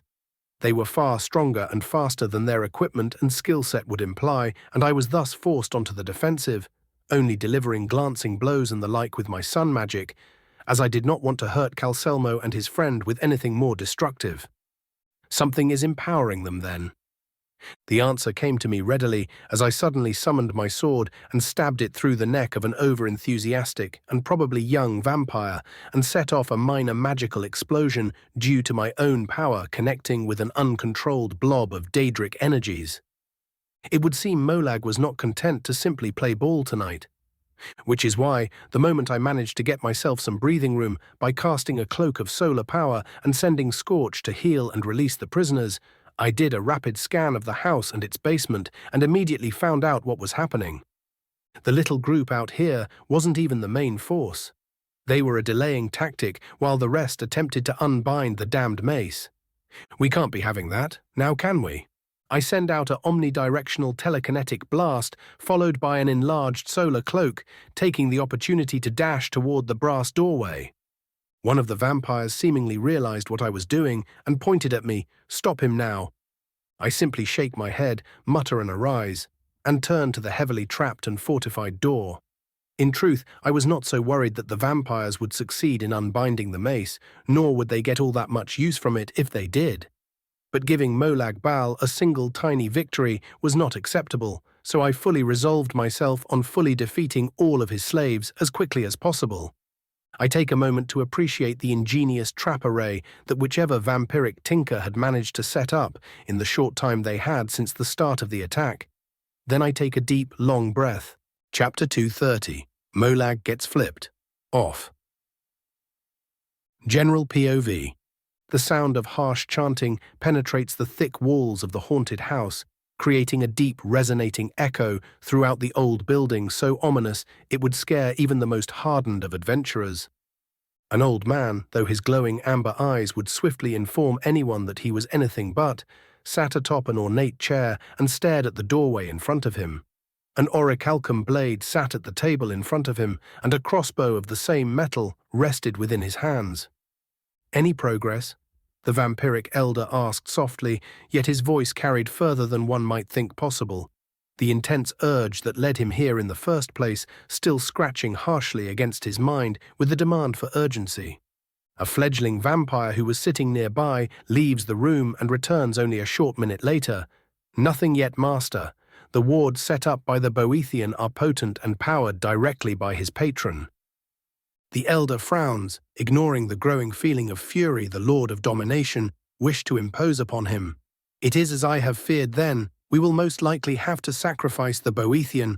The Dunmer no doubt went to fetch, if we wish to possess the mace." "Should we stop the ritual then?" the fledgling asks fearfully. "No."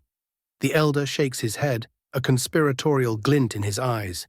"Keep them chanting, even louder when the fighting starts. A rushing prey makes mistakes, and I have already left many gifts on its path to us." "Indeed, my master." The lesser vampire bows. "Making the arrogant mage kill himself by opening the door will be a most pleasing irony." "Quite." The elder almost purrs in satisfaction at the sycophantic praise.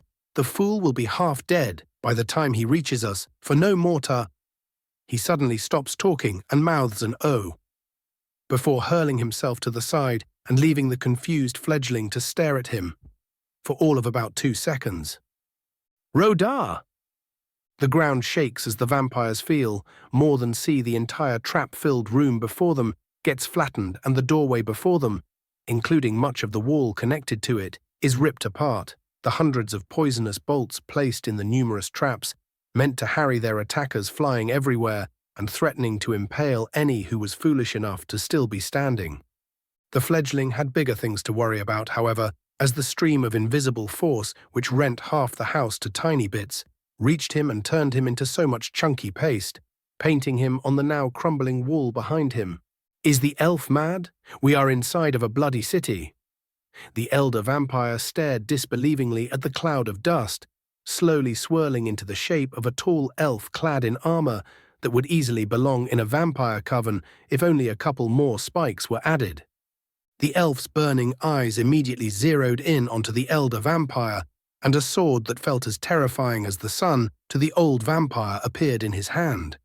Gritting his teeth at the sudden fury of his patron intruding into his mind, the vampire centered himself, immediately sacrificing a massive amount of his stored-up life force to strengthen his body. He grasped his old blade and prepared himself for a fight to the death, for he knew that neither his patron nor his enemy would have mercy if he were to fail. Raven's POV. As I step through the cloud of dust that was once the house, I mentally prepare myself for the usual arrogant speech the vampires usually attempt to give me. But instead I am faced with an elder glaring at me with determination. Was he forced to come here by Molag? Before I can spend any longer pondering the situation, I am forced to sidestep a sudden and ridiculously fast thrust by the vampire, his explosive movements putting him squarely into the elder vampire position. Naturally, I did not just leave him to do as he wished, and in the next instant I was surrounded by the usual cavalcade of magical energies that usually followed me into battle that swiftly forced my opponent into a far more cautious approach to our battle. I had hoped that would be it, as the constant chanting coming from below triggered my paranoia, even if I knew they would fail in their attempts, no matter how hard they prayed. But the old fart was so skilled and moved so fast, I was even forced to block some of his blows with my armor instead of outright dodging them.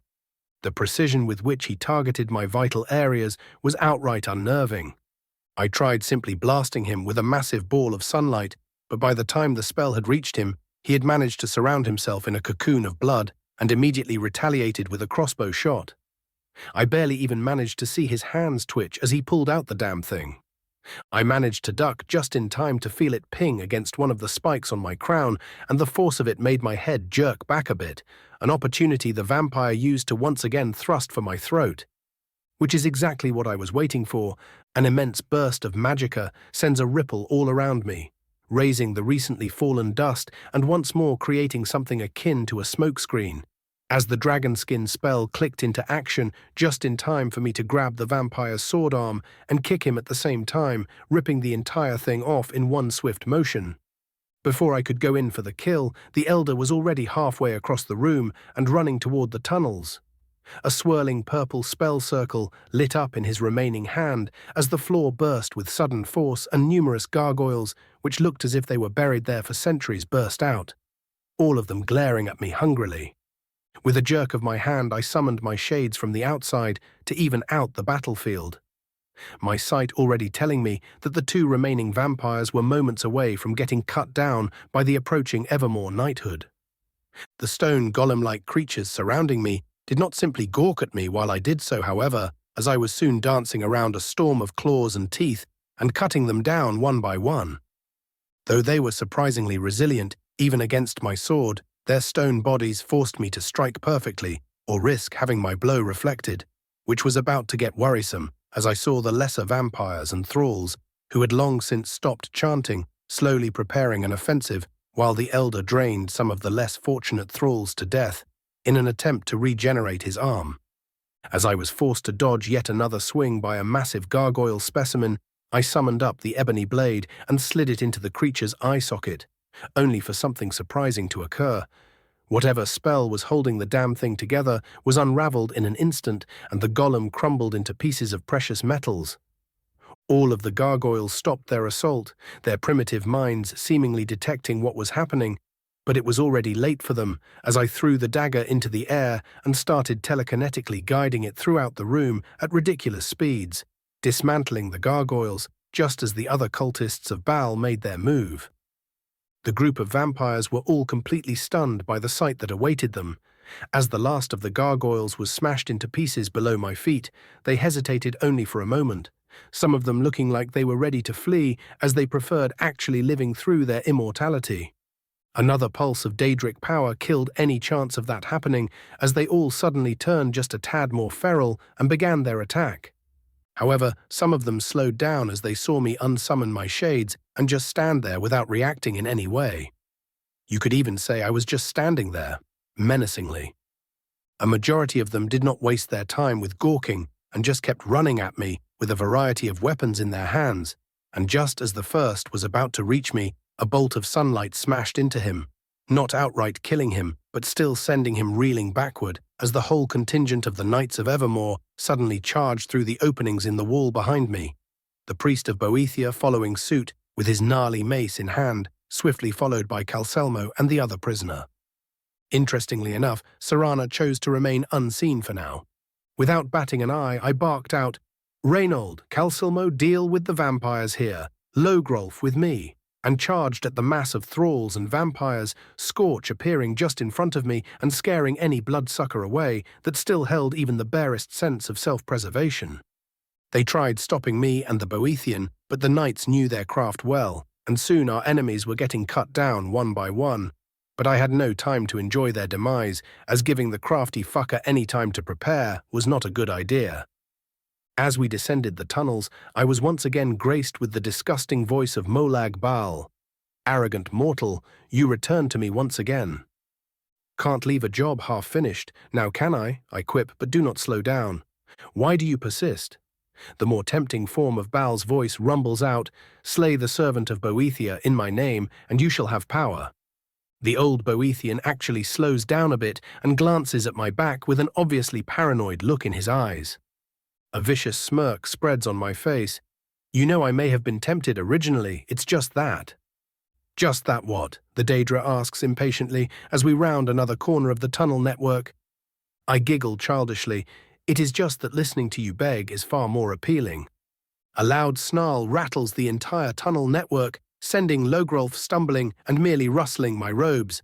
"I do not beg, worm, I command." "Cope harder noir," Scorch chirps from atop my shoulder. This does cause me to stumble slightly. With a resounding crash, I demolish the ancient stone doorway, guarding the shrine of Molag Bal, and come face to face with the elder vampire. A good 8 completely drained corpses drained all around him, and his expression far more feral than before. "Am I so scary that you must get drunk to face me?" I ask the vampire arrogantly, my voice dripping with mockery and causing him to twitch with irritation. "Worm," Molag voices coldly, "break them for me." "Your will be done, my lord." The elder speaks up for the first time since I've seen him and immediately launches himself at Logrolf. Without hesitation, I shout, "Tide!" and blast him with my most potent version of solar fire as he flies next to me in slow motion. Scorch does much of the same and even detonates as the vampire is closest to us. But even with time slowed, we still had only a split second to cast our magic. And whatever blood cocoon spell he used earlier was currently overcharged by the feast of blood he had consumed. The entire left side of the vampire elder was singed off within a singular instant, but he still managed to reach Logrolf, who was barely stuck in a halfway overhead swing with his mace. It took the vampire all but the blink of an eye as he ripped out the old Nord priest's heart and tossed it toward Molag's shrine with such force I only managed to slow it down with my telekinesis. A sudden explosion of power forced me into casting as many wards as I could as a tiny part of Molag Bal's power entered Nirn and recharged his mace. And before I could intervene, the elder had already jumped across the room and grabbed the now glowing green mace. "Now, mortal, you will know pain," Molag declares cruelly, his voice openly showing his giddiness for all to hear. "Worm." He addresses the vampire, who simply bows in response. "I want him alive." Instead of being worried by the situation, I unsummon my crown, much to the confusion of both the Daedra and the vampire, and look toward a certain direction, once more directing a challenging look at a certain someone. The elder rears back the mace of Molag Bal and once more launches himself at me with unnatural speed, only for another, far faster blur to smash into him. A moment later, another heart was removed from its body, but this time it was Serana standing atop the surprised vampire, his heart turning to ash in her hands. A beat of silence passes before a shriek of such immense rage I'd have thought Molag was genuinely hurt by the apparent betrayal if I didn't know what he was. Resounds throughout probably the entire city of Markarth. Well, well, well. I let out a light chuckle and offer a polite bow to the hyperventilating daughter of Cold Harbor. Looks like someone found their guts. You filthy little traitor. Well, he doesn't seem happy. Chapter 231, Thrice Denied. Serana's POV a bit earlier. How reckless can you possibly be? I shout internally as I see Raven charge through the ranks of lesser vampires, followed by the silent warrior priest. I had observed him go toe-to-toe against Gregorius, a vampire elder well into his second millennium, but simply charging in like this was completely foolish even then. Or was he not kidding when he quoted his seer bullshit when he first found me? Overthinking it is useless. I shake my head and decide to step after him. Or at least I try to, as the moment I step across the ruined home's threshold, the all-encompassing presence of Molag Bal slams into me from seemingly every direction, both possible and impossible. All of the flimsy self-assurance I had managed to gather on my way here disappears like so much dust in the wind as old fears rear their ugly heads and my legs refuse to budge. Like a deer before a hunter, I stand there staring helplessly as the Breton knights cut down thrall after thrall. Their onslaught only slowed when they came to stand against one of the lesser vampires with whom they were evenly matched. My jumbled thoughts cease for but a moment as I see Raven and the priest finally break through and enter the tunnel network, no doubt leading them to their insane goal. I know that I must go after them. What awaits down there is not something they will be able to defeat on their own, but the mere thought of defying the one holding the strings upon my soul makes me want to curl up in a corner and forget that anything was happening. Yet from within another part of me snarls, "Move!" But, do not think, move. It repeats, God's damn, move. And so I do. Entering a state of detachment, I no longer even notice Bal's presence as I slink around the bloody melee. None are able to notice me as shadows seek to hide me almost of their own volition. Nothing matters as I descend, not the winding tunnels, nor the idolatry and edifices of Balite cultists, and most assuredly not the pitiful fear I felt moments earlier. I only had to think about making one footstep in front of the other. Almost without noticing, I had already sneaked into the main shrine of this hidden temple, the gaze of my hated patron too focused on the mortal who dared mock him so openly to even notice my presence. The moment I stop moving, however, whatever inner strength I had mustered earlier disappears as if it was never there, allowing me to truly bask in the terror that was Molag Bal for the first time in millennia. Once again, I am left motionless as I am forced to watch in excruciating detail as the now burning Gregorius eviscerates the armored priest as if he was completely naked and proceeds to rip out his heart, immediately throwing it upon the altar and completely ignoring the blasts of solar magic working to end his existence. The moment the heart touched the altar, I felt the malicious presence of Molag Bal swell as he forced far more power than he was permitted onto the world, bypassing the wards holding him in check and using the opportunity to charge his mace for his current champion's use. Time seemed to slow down as I watched the now empowered Gregorius prepare to strike Raven down and deliver him to Molag's vile ministrations, only for the damned elf to completely ignore him and instead unsummon his mask and turn toward me, staring dead into my eyes, his challenging smirk from earlier appearing once again. Feeling brave yet? My inner self asked with a familiar inflection. Damn it all, I can barely think, much less fight. So you are just going to stand there, like a bawling child? Almost as if he heard my inner monologue, Raven's smirk widens slightly, his eyes almost aglow with challenge and mockery. Are you going to let him mock you? Mock us, I hiss. I don't know what to do. Gregorius is already moving. Come on, Serana, you can do this. You only need to defy a god. Easy, right? Your friend is going to die. I am trying, damn you. Move, girl. All right then, lean in, extend claws and rip his rotten heart out. In the blink of an eye, I feel myself lunge across the room, and in the next instant, I find myself standing above a very dead Gregorius, his heart slowly dissolving in my hand. What in oblivion just happened? Atta girl! Well, well, well. The far too amused voice of Raven draws me from my inner ravings. Looks like someone found their guts. Feeling less restrained than usual, I go to respond with near equal snark. But then the duo of invisible eyes staring right into my soul reminds me that we were not quite alone, as Molag Bal outright shrieks, "You filthy little traitor!" I am brought to my knees in an instant as I feel something clawing at my very essence. My needless breathing turns erratic as I remember the previous time I was forced under those eyes. This time, however, I was truly about to die, as I felt Molag Bal begin trying to rip my very soul from my body.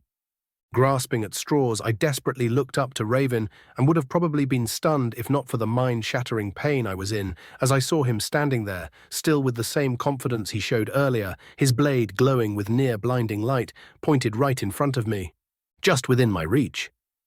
Raven's POV. Completely ignoring Molag's roaring threats and promises of non-consensual coitus, I stare right into Serana's pained and confused eyes, my slightly challenging smirk still plastered onto my face as I offered forth her salvation, and incidentally ensured my slight against the rapist fuck was never going to be forgotten. I do not know what went on inside of her mind as she stared at the sword, but to my great surprise, whatever it was, it lasted only a couple of seconds before she grabbed it with such force she nearly twitched her finger a bit too far and cut herself. Even the Daedra turned silent as she grabbed the blade, a quiet moment passing between us as I charged the blade and directed all of its power toward the bond between her and her forceful patron. What are you doing?" Molag's voice suddenly turned from threatening to cautious. I looked up at the shrine while still keeping most of my attention on Serana. "Oh, just being petty." "What are you doing?" the Daedra asks seethingly. I tilt my head momentarily, and then my smirk turns into a face-splitting grin as I wink at the carved face on the shrine. The spite. Just then, whatever was happening to Serana seemed to click, and a cacophonous metaphysical snap resounded all around us. Cracks spread across the tunnel walls, and the entire thing threatened to collapse in on itself, if not for the rather large ward scheme surrounding it all. The now freed, yet still very much vampiric, Serana looked at her hands with an expression of surprise, slowly blinked, and fell unconscious on the spot.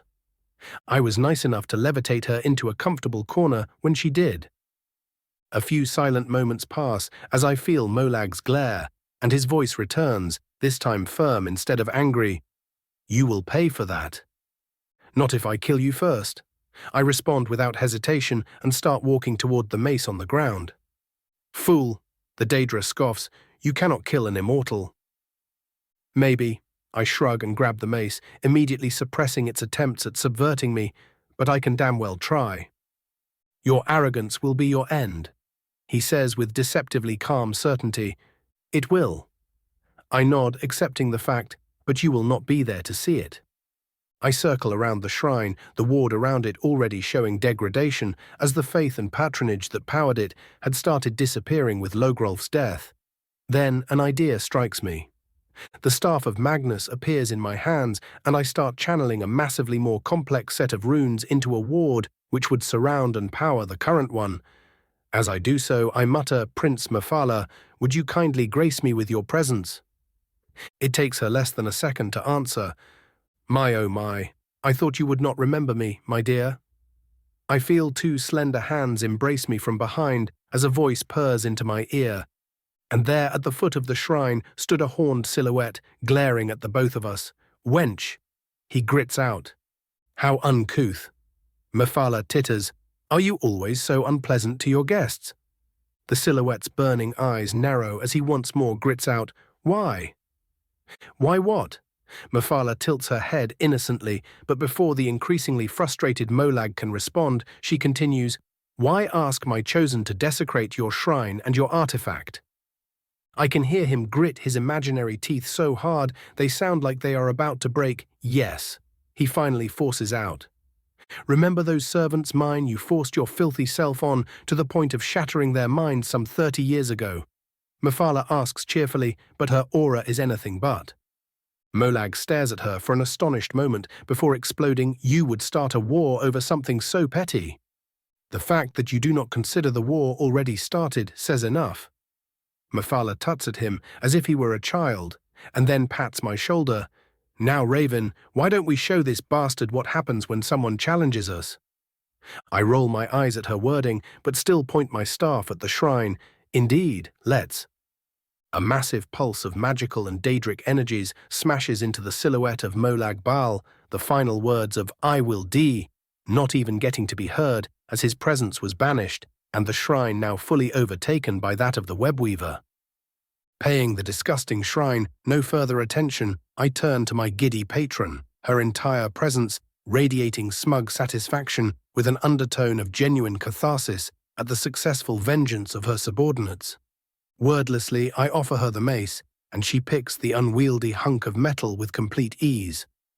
On the magical side of things, I could acutely feel the moment the artifact passed from Nirn into oblivion, and then into the spiral skein. Mephala tosses it to the side, and it disappears into motes of light as she focuses on me fully. "Once again, you surpass all of my expectations." She purrs while visibly stopping herself from jumping me and instead settling for patting my shoulder. "Expect your reward in a bit," she whispers into my ear, her voice unnecessarily husky. Suppressing a shiver, I tilt my head, away from her of course, and ask, "Was the deal not the ebony blade for the mace?" She giggles lightly.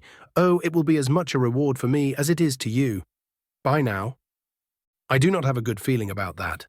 I lightly shudder and then shake my head, heading toward the exit and slinging Serana over my shoulder as I did so. The others waiting upstairs were expectedly curious about what happened, and it took me close to an hour to answer all of their questions, as Calselmo begrudgingly helped me bury the entire tunnel system with terramancy. I gave them an edited story about the priest sacrificing himself to forevermore bar Molag's influence from this ancient city, and no doubt created something of a legend about old Logrolf. I was not certain if Boethia would appreciate the irony. Finally, I managed to get the knights to go and report to the Jarl, as I made the excuse of having to bring Serana somewhere to rest. Though in truth, I just wanted to have some rest myself after the exhausting fight I just had. As I approached the residence provided to me and mine by the Jarl, I heard a slight commotion coming from inside, and after a glance grew both worried and curious. Soon I stepped into the dining room of the small mansion and was met with a rather daunting sight.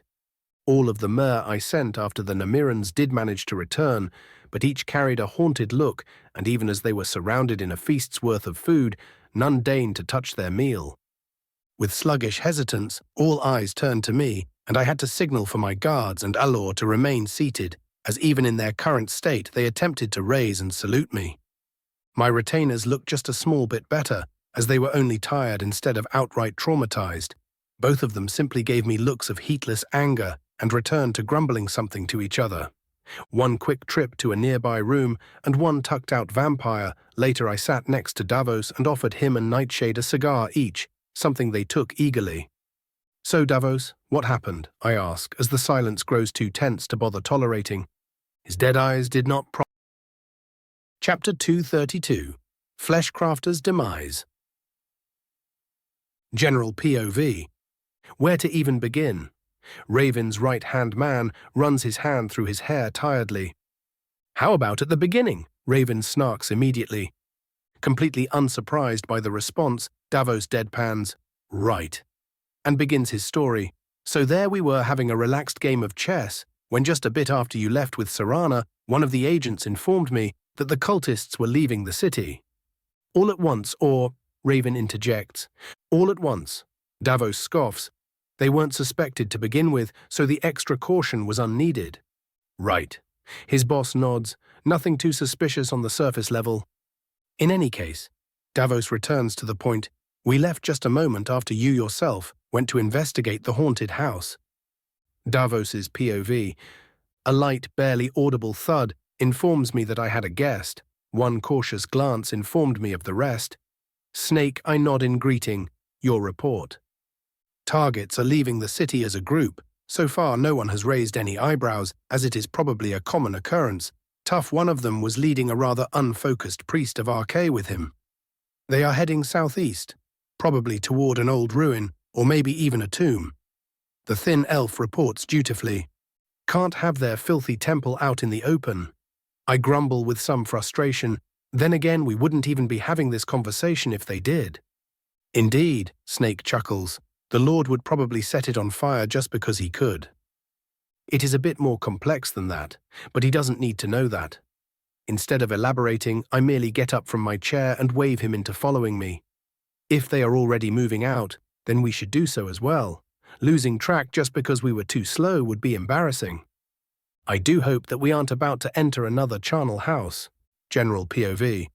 And was it? Raven asks while shooting glances at his distraught guards. I will get to that later.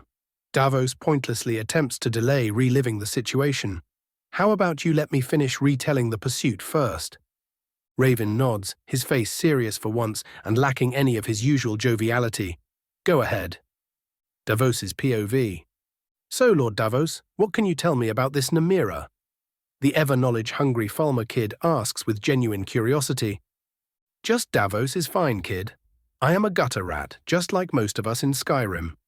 I wave him off and hear some not approving but relatable mumbling from the Mer at arms, though for whatever reason, Nightshade shoots me an annoyed look. Yeah, I am not dealing with that right now. Instead, I focus back on the question. As for Namira and her lot, think cannibals, fleshcraft, rot, decay, all things bad about the mortal body. My voice grows less lively with each adjective I add to my description. You faced them yourself then. The kid, bless his innocent heart, completely fails to notice my distress over it. What is the best way to fight them? Maybe not as innocent then. I snort quietly, stay at range or ambush them. They either have enhanced strength or are a member of a witch coven, and even though I don't believe we will be dealing with witches here, I'd still recommend being careful. And what if they are neither? Arlor asks. Then just kill them as if they are neither, kid. I chuckle. It isn't Dwemercraft. Oh. The kid hisses slightly before trying to uselessly bury his burning face in his journal. Sir, the other agent that left the city with us, Slaughterfish, I believe, returns from his tracking assignment and salutes. Receiving a quick nod from me, he speaks again. The suspected cultists have left the main road and are currently maneuvering through a series of goat paths further to the south. Of course it wasn't going to be that simple. I sigh and turn to the rest. Better make sure your boots are on right. We don't want to be slipping where we are going. General POV. Goat paths, eh? Raven chuckles. Told you should have learned levitation. What, so I can die the moment I ran out of magicka? Davos scoffs. Not all of us are literal fonts of magic like yourself. Only I can be me after all. Raven nods to himself pompously, pretending to caress a long beard while doing so and earning himself another deadpan from Davos. I trust that the goat paths were not that big of an issue. They were annoying, but we managed. Davos waves the whole situation off as unimportant, much to the visible relief of a duo of guards. What we found at the other end was far less encouraging, however. Davos's POV. That is downright creepy. One of the greener Mer mutters loudly, earning agreeing nods from most of the others. Before us stood a literal passage made out of large bones. We were not yet cursed with the sight of rotting flesh, but with this disgusting thing it was only a matter of time. Well then, might as well go in. I force down all of my fears and arm my repeating crossbow. Loud or quiet? Snake asks while twirling his poison dagger. I quirk an eyebrow at him. You want to sneak into that without any support? One fearful blanch later, I mutter, thought so. Formation? One of the more senior guards asks. Armor in front, agents to the sides, mages to the back. I list off, keep it simple and watch each other's backs, and for the love of Azura, do not under any circumstance split up. I stare at each and every one of the newer guards just to make sure they understood that last part. The guards took their time reluctantly forming up at the entrance, and it did not take me long to realize what the problem was. Instead of trying to force a bunch of fresh Mer, even if well-trained, into the darkness, I turned to Nightshade. Think you can conjure us up some kind of vanguard? It takes her only a split second to see what I was getting at, and only a bit over that, for her to wordlessly take a stance and start channeling more magicka than I have in total into a single spell. One big-ass white runic circle later, and a large ice Atronach was towering over all of us. "Thanks," I mutter, somewhat awkwardly due to her silence. A light smirk spreads on her face. "You are welcome." I resist the urge to throw my hands up in frustration and focus back on the task. "Well then, what are we waiting for?" I ask, only barely holding back my sarcasm. "Into the depths of oblivion." General POV. "I am guessing that you came to regret those words." Raven immediately comments. Davos groans, "You have no bloody idea." Many of the elves present outright flinch at the mention of blood, earning themselves a curious look from Raven. Davos took a deep breath. The first few chambers were almost suspiciously empty, to the point we expected to only find the cultists themselves. "You found anything but, no?" His lord's gaze grew somewhat dark. Davos took a long gulp of ale before visibly holding himself back from spitting onto the floor. "Fuck, did I miss your pyromania when we stepped into the third chamber?" Davos's POV. "The first thing I noticed as we passed the smashed stone doorway, the Atronach left behind, was the smell. The signature sickly sweet tinge of rotting flesh made it very obvious what awaited us inside. Or at least I thought so." "By the gods," one of the soldiers gasped. Another spent a couple of seconds staring at whatever they saw before moving to the side and vomiting violently and giving me a perfect sight of what was beyond. Massive, almost artistically arranged edifices of carved flesh filled the whole chamber. The path to the next one, being entirely covered with neatly carved skin, spread into the mockery of a carpet, while multiple heads, the sizes of which I would rather not remember, stared at us from each direction, one of them even seemingly blinking at me, but that must have been a trick of my mind. "What sick joke is this?" one of the older soldiers hissed. "Something worth destroying." I voice, a bit more hoarsely than I intended, "This place is even worse than Hag's End. Steel yourselves, men. We are here to purge the bastards who did this." This seems to at least mollify the warriors, even if half of them look just about ready to bolt. They were disciplined enough to fall into line when the command was given. I look to the mages. "Are the two of you prepared to go? Oh, only to see Nightshade desperately trying to make Alor breathe, as he seemed to have somehow become paler than physically possible, even for a Falmer. Nightshade gives me a slightly panicked look. Not that she was shaken by the scene, she was too old for that, but seemingly in fear of the kid literally knocking himself out with how erratically he was breathing. Thinking quickly, I step over to them and grab him by the shoulders, shaking him lightly. "Kid, look at me." His breathing continues, refusing to calm, but at least his eyes were planted firmly onto my own. "Good, you can hear me." I nod encouragingly. "Now do as I do. Breathe in and out." I repeat the process dozens of times until his breathing finally calms down and he seems to no longer be under risk of panicking. "Good job, kid." I pat him on the shoulder and he nods numbly. "Now I want you to focus on the backs of either me or Nightshade and just keep on walking. Can you do that for me?" He nods a bit more quickly. "Excellent." I force a smile and leave him to Nightshade. "Come on, men, let us butcher these fuckers," I say and step in front of the formation. What did I ever do to deserve having to do this shit? General POV. Raven sends a quick glance to Alor, who looked to be doing somewhat fine, or at least far better than the story would imply, so he chooses to leave checking on him for after the tale. Instead, he focuses back on Davos. Something tells me that the room was not simply a fleshcrafter's workshop. Davos scoffs. Of bloody course it wasn't. Davos POV. Step after careful step, we crossed the living crime against all that was good and holy, the disgusting squelching some of our steps produced only adding to the disturbing nature of the situation. Naturally, everything had to go the way of Dagon. The moment we crossed a good 2/3 of the room, as the mass of flesh suddenly roiled violently, fleshy abominations rising from within and skittering or lumbering toward us with focused aggression. "Forward," I yell out immediately, knowing that these kinds of situations were best faced through a choke point.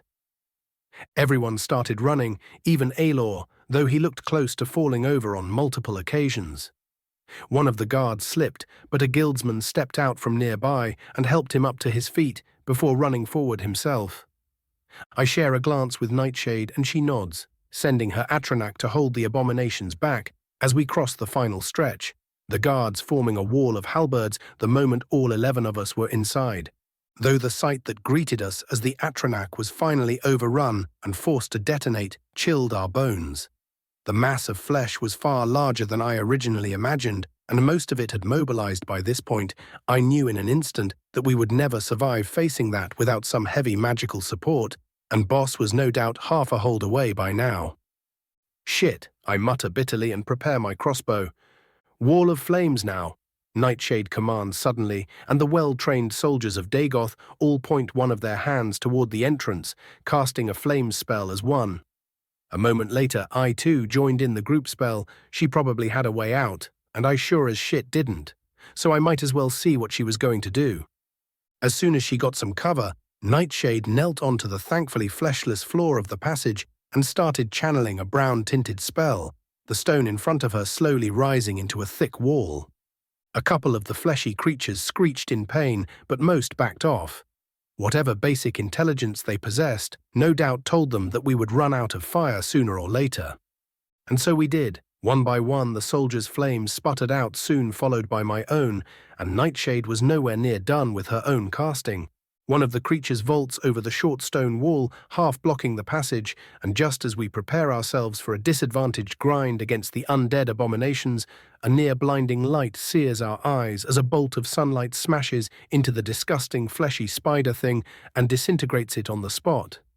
In steps Alor, his left hand blazing with gold magic, and his right holding a simple silver spear glowing with easily recognizable runecraft.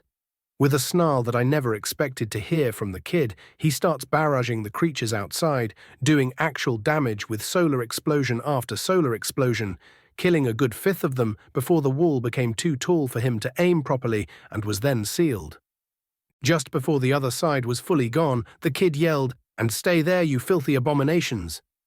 There were a couple of meaty thuds form the other side, but the wall thankfully held, at which point Nightshade allowed herself to collapse into a sweat-ridden mess, though before anyone could offer her any help, she forced herself back up and grunted out a, "Let's go on, I want out of here as swiftly as possible." I look to the rest and smile weakly. Well, boys, you heard the lady. As we started marching once again, I clapped Aelor on the shoulder. The way the kid straightened up in pride would have probably made me burst out in laughter if I didn't feel like ripping off someone's head at the time. General POV. Most interesting.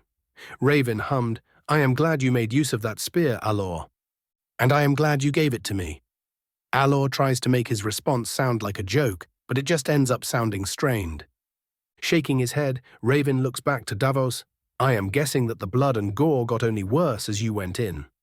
"That is the weird thing," Davos half shrugs.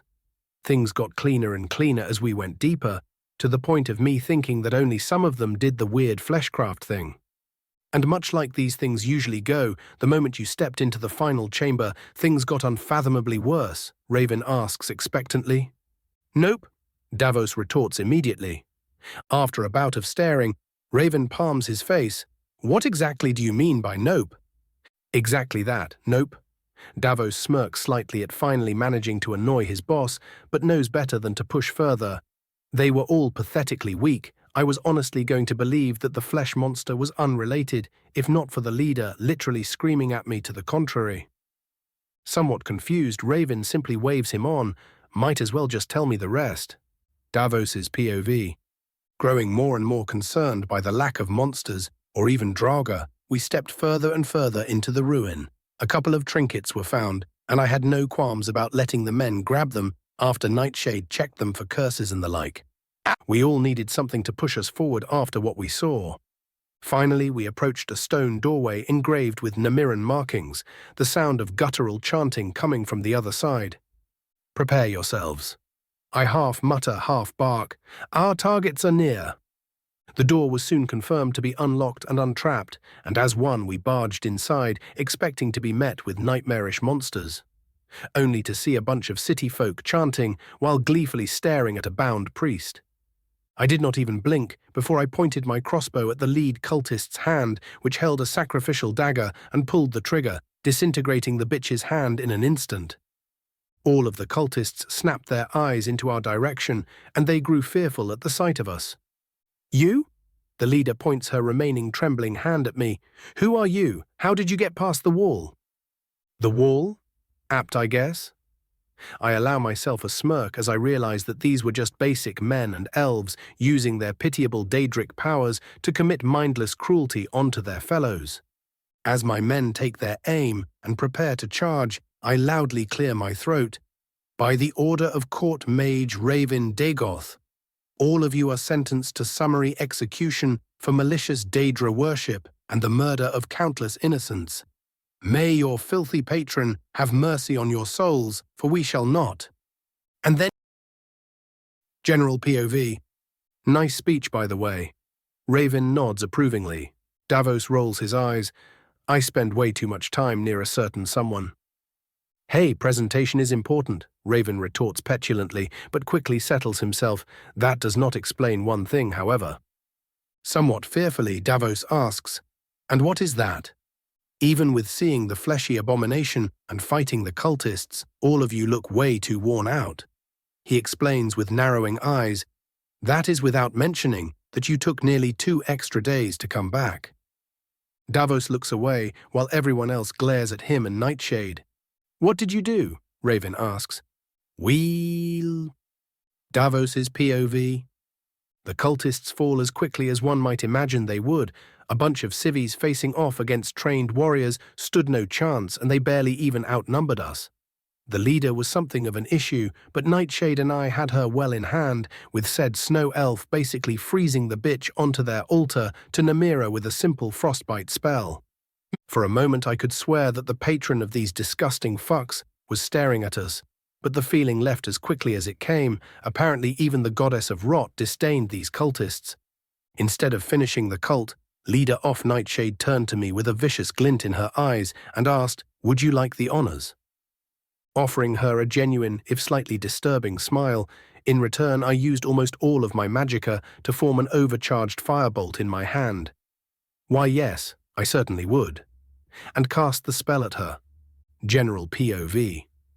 Raven facepalmed, hard. Davos POV. The firebolt connected to the near-frozen Breton and sent an explosion which rapidly expanded across the altar, connected to a large pillar supporting the ceiling. The pillar which was also half-frozen. And then we heard a crack, and then the chamber collapsed. Raven's POV. I groan into my hand. "Honestly, Davos, you are lucky to even be alive right now." "I know," he winces.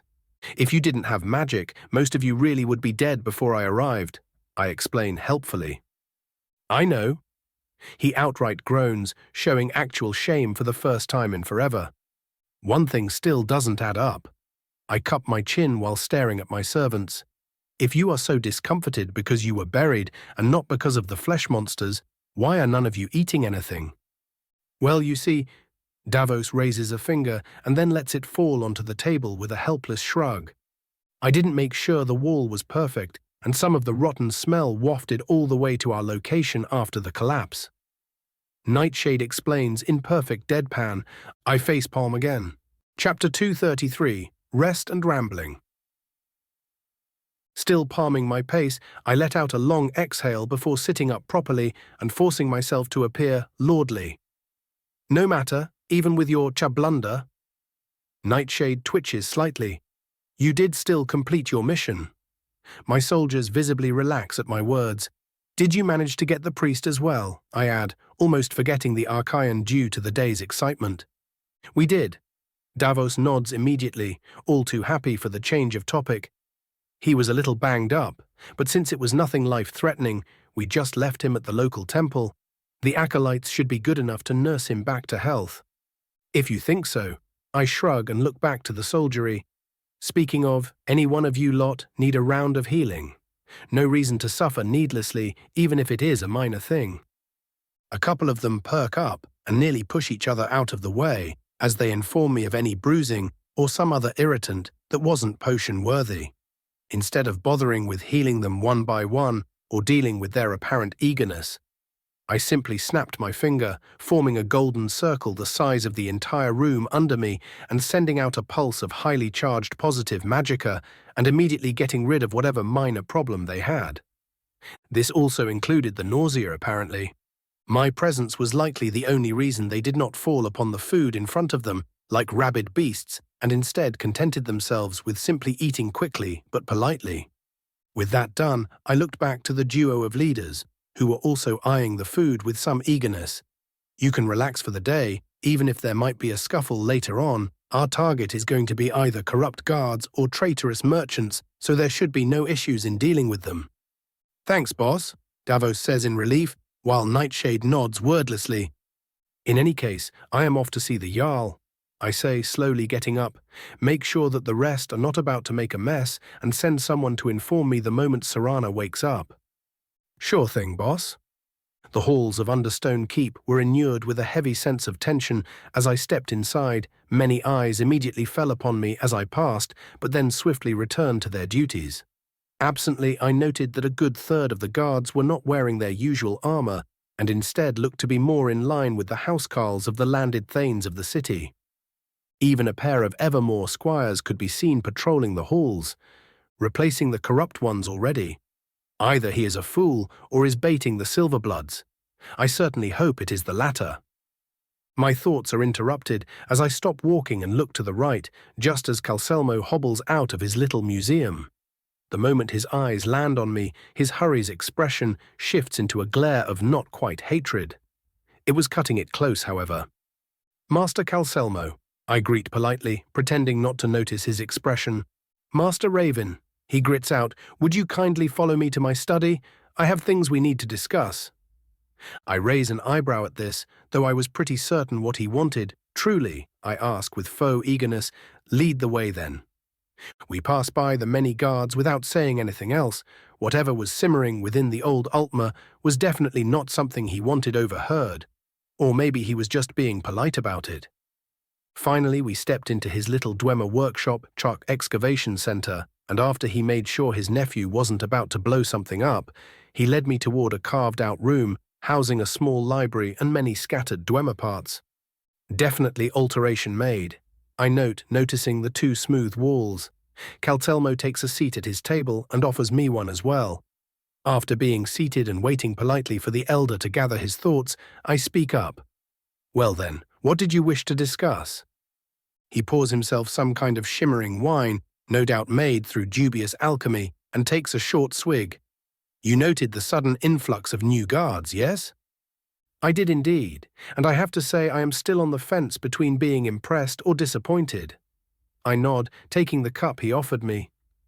The wine was surprisingly good and even had a bit of fizziness which brought back memories. So you do know something? Calcelmo narrows his eyes. I wondered why the Jarl sent guards from many different units to help me guard the damned shrine, but to think he sent them there to be culled. Pretty smart of him if he can pull off the aftermath. I hum approvingly while twirling the shiny wine cup. Bah, Calcelmo huffs, his accent turned almost comically Nordic before he composed himself. The boy styles himself a wise strategist. A complete delusion, no doubt, but he can have his moments. Shame about the couple of loyal ones he had me bring. Yet something tells me you are unhappy with him, I say leadingly. Of course I am. The old elf puts down his cup a bit too loudly. The boy realized what you were doing and didn't think to warn me. I let his words settle for a moment before deadpanning at him so hard I swear I could see a minute flinch. You didn't even consult him, did you? He tries to look confident, but after my trademarked long stare of disappointment, he looks away and huffs. He hadn't needed me for over a decade, and I am too focused on my own research. We generally don't even talk with each other. And this is where I cut you off and tell you to deal with your own interpersonal issues on your own time. I say without even a tiny bit of hesitation, what do you want me to do here? He seems slightly irritated but doesn't press. Instead, his earlier glare returns as he points at me. You sent me against a bunch of vampires. And? I fold my arms while tapping a finger on one of them for the sake of looking impatient. I am an old man. I am not supposed to be fighting a Daedra's rabid dogs, he hisses. My eyes narrow. You are also the court wizard of Markarth, And if you did your damn job properly, you would have never had to fight them in the first place. Not all of us are as insane as you madmen from Winterhold, he snaps, though his voice remains low. We have lives beyond simply showing off our magical might just so that we can feel proud of ourselves. I see. I tap my finger a couple more times before exhaling and unfolding my arms. Your cowardice aside, I begin, and his eye twitches. I will admit that my standards of what a true mage should be may be a bit high. So, Calcelmo, what is it that you want? My voice hardens. He must have seen something in my eyes and immediately looks away, probably rethinking his original demand, and after a bit speaks. There is a giant spider blocking any further excavation efforts of Nchuan Zel. I want it gone. Just that, I ask, genuinely stunned, but how little he decided to ask. He must be really rattled with how little of a shit I gave. Calcelmo scoffs. I assure you it is not so simple. The damn thing is massive and still as fast and agile as the rest of its kin. The blasted cowards who I sent to deal with it even gave it a bloody name. Oh, I raise an eyebrow. Indeed, damnable spider goes by Nimhi now. He drawls, now I trust you will prepare a proper hunting par. He suddenly turns completely silent as he feels a shimmer of power covering a vast portion of the excavation. Still staring Calcelmo dead in the eyes, I spread my senses through the cave system, my metaphysical eye swiftly landing on a truly giant specimen of frostbite spider. It only took me a tiny mental nudge to have the massive beast scurrying toward a hidden cave outside of the city. Done? I declare suddenly. Calcelmo blinks slowly, and upon realizing that I was not in fact fucking with him, loses even the tiniest hint of his earlier haughtiness. Truly, he rasps. Indeed. I nod, treating the whole thing as unimportant. I trust that was everything. Yes. He nods hesitantly. Excellent. I clap my hands and get up from my seat. It was truly a pleasure working with you, Master Calcelmo. He stares at me with disbelief before letting out a heavy sigh and forcing out a likewise. Thought you could extort me, you old fart? Ha! The Jarl ushered me toward his own private study the moment I stepped into his throne room. The man looked outright giddy at finally getting back at his uppity vassals, and the large number of nobles sitting around in the throne room were also visibly eager for the no doubt massive pie that was about to be made from the flesh of the Silverbloods. And I immediately regret making that comparison, considering what was crawling through these halls. Not so long ago, I really should not be making such metaphors. A reason to celebrate, Jarl Igmund? I ask as the man practically skips through the palace. Why would I not celebrate? He smiles, genuinely happy. I am finally about to be rid of those upstarts. Only to replace them with others, no doubt. I quip, and his countenance dims only slightly. Bah! He waves me off. They will know to be thankful for a while at least, enough for me to secure my position against any other Silverblood wannabes. Prudent, I voice neutrally, but better to deal with our resident upstarts before celebrating. In that you are completely right. Igmund agrees easily. Your agent has been invaluable and gave me so much dirt on the entire clan that I could bury them alive in it. Yet you wish to be truly rid of them, I note. I do. He nods eagerly. I want all the leaders dead at my feet and the rest banished from the city in shame. I hum for a while before shrugging. As long as you do not wholesale slaughter them, I believe that that is acceptable. I won't turn them into martyrs by killing children. His eyes darken. I know why you would say that, but it still doesn't sit well that you felt the need to. Nobles will always be nobles, no matter their kin or creed. I shrug carelessly. I guess you are right in that. He sighs.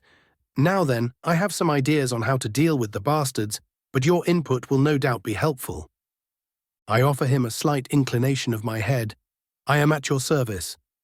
Hours later, with the sun already setting once more, I made my way back to my residence. Throughout our long conversation, I learned that Igmund really could call himself something of a strategist, even though Calcelmo was right in the sense that he wasn't quite that good. In the end, we settled with a plan, and all it would take was a couple of days to spread false news and rumors to bait the Silverbloods into openly revealing their hand. The nobles and even the Breton knighthood would waste no time in ripping them to shreds once that happened. I just hope that any Stormcloak supporters in the city weren't stupid enough to try and commit suicide by way of angry Igmund once the commotion started. With quiet steps, I made my way toward my room and lit a bright candle atop one of the smaller tables in the corner, a large canvas spread out on a wooden board appearing in my hands, followed by a brush. But a moment later, hours more passed as I immersed myself into painting the landscape I sketched during my journey to Markarth, my highly enhanced memory easily allowing me to keep an almost perfect mental image of it in my mind as I did my work. I was so immersed with my work, in fact, that I barely heard the creaking of the door once someone quietly entered.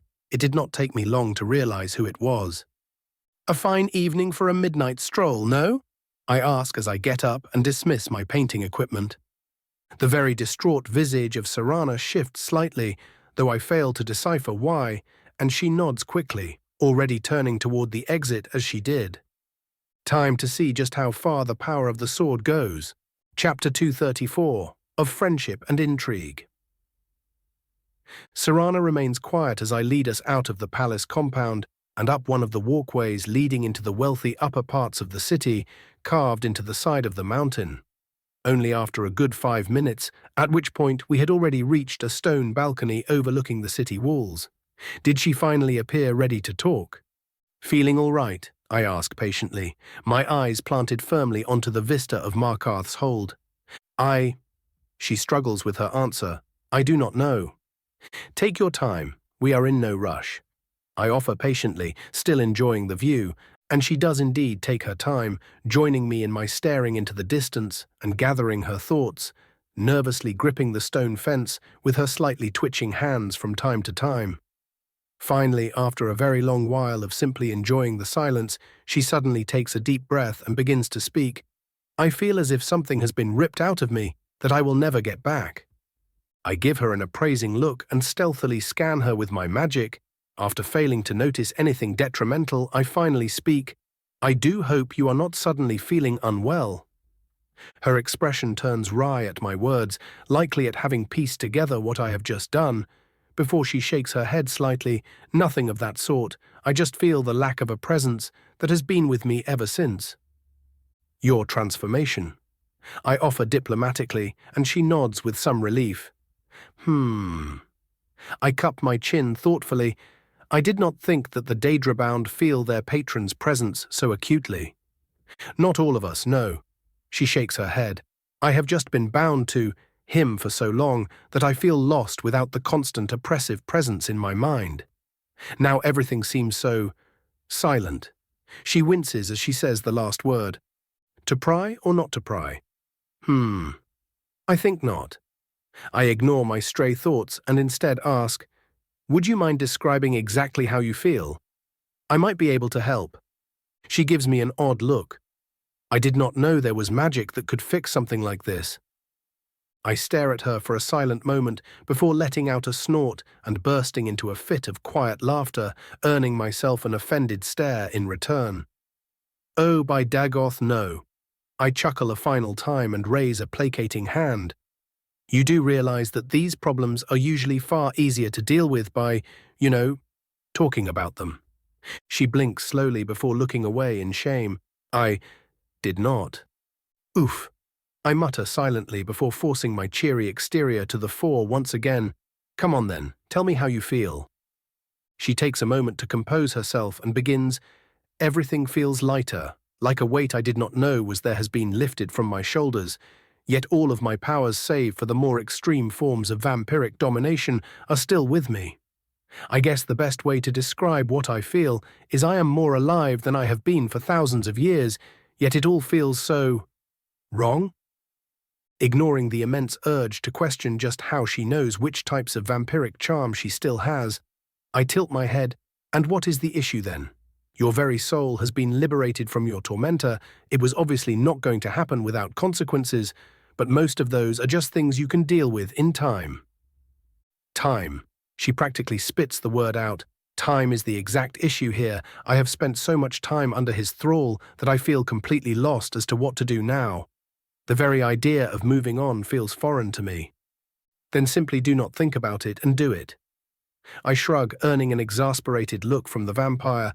Simply keep moving forward and you will one day find your balance and desire for a future. Besides, it isn't like you are going to be going at it alone. I am not, she asks with genuine confusion. Of course not. I scoff.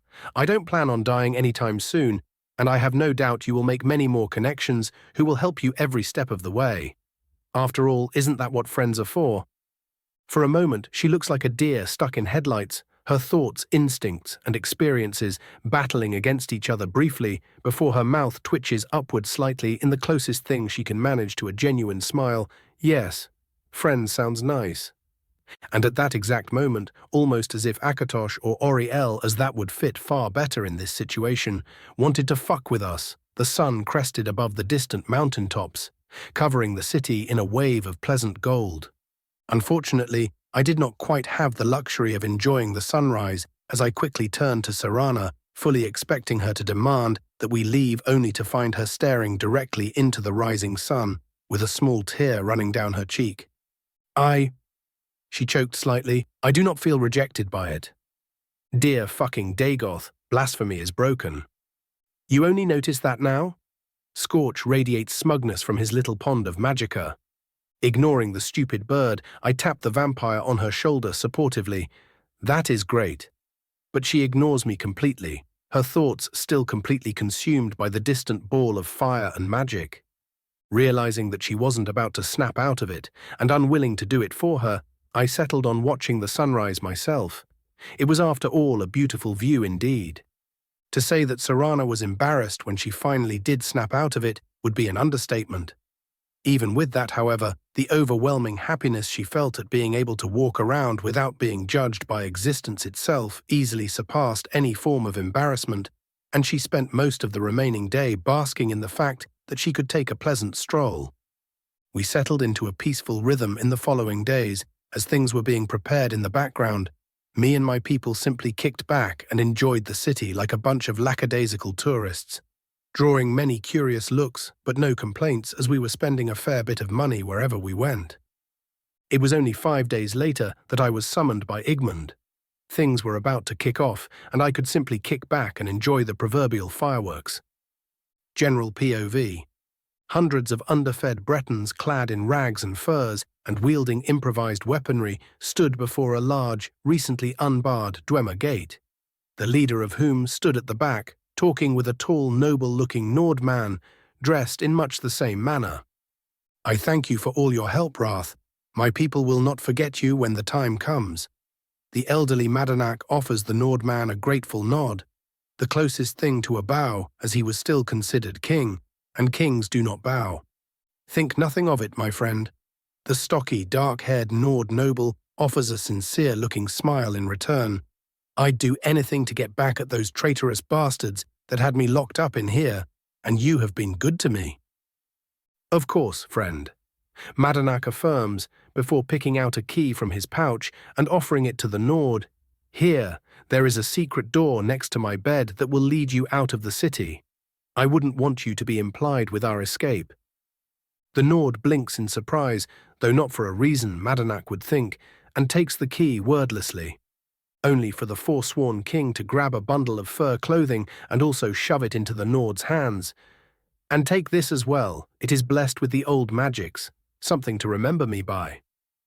Wrath blinks and nods, offering one final warrior's handshake to the forsworn before turning around and at first walking, then outright rushing toward the secret passage he had long since found out about and already learned how to open. As he stepped into the stone passage, he threw the fur rags onto the ground in sheer disgust at having been touched by the vile magic of the Reachmen. Then he quickly picked it up the moment he remembered why he was there in the first place. He wasn't about to let his family's thanehood fall because of his father's debts. At the other end of the gate, a large commotion was threatening to draw all eyes to the entrance of the feared Sidna mine, as all the forces, including the corrupt guards they bought out, of the Silverblood family scrambled together due to a tip they had received from one of their informants from the palace. Thonar Silverblood, the de facto leader of the family, did feel suspicious when one of his men managed to overhear one of the royal court mage's men talking about a potential breakout from the mine. But even with his suspicions, he had to take action before the Jarl realized just what was going on. If they failed to cut the Forsworn down in time, they would all be killed to the last man. The Silver Bloods may be powerful, but they didn't have an actual army at their disposal, unlike the recently mobilized Jarl. A shame to lose my attack dogs so early, but such is life, Thonar thought with some disappointment before his brother drew his attention. As I told you, we shouldn't have relied on the bloody barbarians. Thongvor, the brother who carried the actual title of Thane in the family, hisses, "If Igmund catches even a whiff of this, we are dead no matter our influence or money." "I know, brother," Thonar grits out, "which is why we must kill them all and let none escape to tell the tale." Before the elder brother could respond, the massive mine entrance shuddered as magic struck against it, bursting open in the next instant and letting hundreds of furious Forsworn into the city of Markarth with only a thin shield wall of heavily armored men stopping their advance. "Thonar!" Madanak calls out as he steps in front of his men, an axe of bone in one hand and raging crimson magicka in the other. "I am afraid that our cooperation has come to an end." "You will not live to return to your little mountain hole, filth." Thonar snarls back and raises his hand in preparation for ordering an attack. Indeed, he will not. The powerful voice of Markarth's Jarl resounds across the small section before the mine, drawing all eyes to a rocky outcropping of the mountain wall atop which stood Igmund, surrounded by many of his thanes, noticeably including a certain Wrath, now wearing proper noble clothing. Madanak grew so furious, it was a surprise he did not die of a heart attack then and there. Igmund. Thongvor stutters in fear. "I can expar." "Shut your whore mouth, Silverblood," Igmund snarls before turning to the Forsworn king. "You." The Jarl looks at the older Reachman with pure hatred. "I will have you beg for mercy before having your soul rent from your body." Being the far more decisive of the two brothers, Thonar grabbed Thongvor by the shoulders and hissed, "We need to get out of here, now." "I am afraid it is far too late for that, Silverblood." Ingmund, who somehow managed to hear him, voices loudly, "None of you are leaving this place alive." The Jarl's words caused a large commotion in the Silverblood's ranks, as most of the men realized they were well and truly fucked. Before anyone could truly react, the sound of metal hitting stone resounded across half the city, as the stomping of armored boots signaled the advance of Markarth's guard and newly formed legionary contingent. The renowned heavy infantrymen of the city were all gathered in one spot for the first time since the Great War, and the slaughter they were about to bring would be absolute. The rebels' chances were not helped by the 10 men wearing full-plate armor and wielding blazing greatswords emerging from one of the passages, soon followed by a wall of spearmen. The shield walls that formed around the rebels and Forsworn were far more imposing than anything the Silverbloods managed to do, as the Jarl's men looked to be outright impenetrable. The tension grew with each moment as the warriors entered a stare down. It was all broken as Igmund finally voiced, "Kill them all." To call what came after a fight would be giving it too much credit. Calling it a massacre would be far more apt as the forces of the city crashed into their gathered enemies and started butchering them indiscriminately, cutting them down with ruthless efficiency, yet not breaking ranks for even a moment. Though even the mechanical butchery of the Markarth soldiery fell short when compared to the sheer bloodletting frenzy the Knights of Evermore entered upon reaching their foe. Each swing of their greatswords cut a man in two.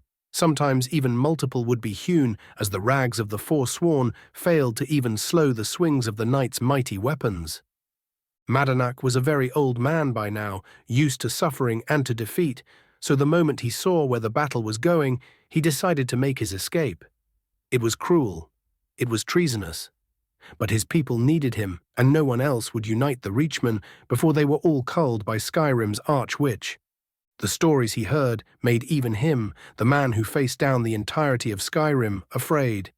His brave followers threw themselves into their doom without hesitation as they realized what was about to happen. Not once did they look upon their king with betrayal in their eyes, or despair in their hearts. One by one they fell as they managed to push through a weak link in the enemy formation. Madanak's bodyguard, Borkul the Beast, being the last to fall as the massive man literally threw himself onto a shield wall to clear a path, the last of which was opened by a fireball coming from the king in rags himself. Without hesitation, the old Reachman dashed down the winding streets of the ancient stone city, which was once his, zigzagging through the familiar stone pathways in an attempt to shake off his pursuers, their heavy armors giving the beggar king a chance at an escape. As he finally managed to slip into a hidden alleyway, he allowed himself to take a deep breath of relief, only for said breath to hitch and get stuck in his throat as he beheld what awaited him inside. A wall of blackened halberds faced him from each direction. Even from behind he came to realize the emotionless masks of the Dunmeri staring down at him judgingly as their comrades stood behind them with crossbows raised. A duo of extremely pale elves also stood behind the formation, but they made no move as a tall figure emerged from the shadows next to them.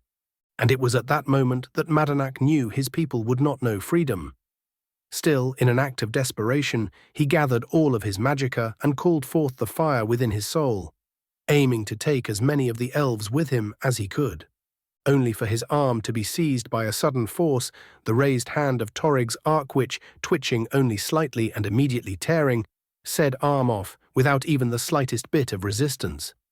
Madanak wanted to curse the damned witch with all he had, but the same force which removed his arm had enveloped him wholly, not even allowing him to speak. Two crimson embers stared at him imperiously. Feeling so far above him, he might as well have been staring at the very heavens. The Reachman attempted one last utterance, but all he managed was a strained gurgle, as the elf raised a finger in front of his masked mouth and muttered out a "Shh, sleep now." Raven twisted his hand, and Madanak knew no more. Chapter 235, Leaving Markarth and a Princely Meeting. Raven's POV. I make a show of dusting my hands as the limp dead body of Madanak falls head first onto the pavement. Well, that is that dealt with. To think this man was once king of this city. Alor mutters, his tone contemplative, and then just like that. He snaps his fingers. Gone. Poof. Davos chuckles at the confused Fulmer and claps him on the back lightly. You will get used to it, kid. Crown or no crown, it is just another dead fool. Nightshade stares down at the corpse coldly, getting a nod of agreement from Serana, who had been hiding out nearby. That he is. I clap my hand to stop any further banter and point toward a duo of my men. Bring him with us. I trust that Jarl Igmund will be very happy to learn that his old enemy didn't manage to slip through the cracks. A moment later, I hear the two Dunmer hoist the corpse up, and we start moving. As we walk down the streets, a small crowd gathers around us, though none are quite so stupid enough as to try and approach too closely. I can already hear the rumors spreading, I muse aloud, and are already making plans on milking them for all they are worth. Davos deadpans. I pretend to swoon, causing some of the onlookers to step back in either surprise or disgust. You know me so well. Davos immediately palms his face in regret. Why do I even bother? Pardon me, my lord. Alor interjects, but won't the Jarl be angry now that he cannot deliver his vengeance personally? I stop and round at the snow elf with a raised eyebrow. You think he can say or do anything to me? Alor blinks before his face twists into an amused expression. No, I guess he cannot. What do you mean you already bloody killed him? Igmund snarls at me. Well, that was unexpected. My face doesn't even twitch as I repeat myself. Exactly what I have said. He is dead, and this whole ordeal is over. I also note Alor giving me a wry look out of the corner of my eye. You! He seems just about ready to start ranting at me, but whatever rationality he seems to have left wins out, and he takes a deep breath instead.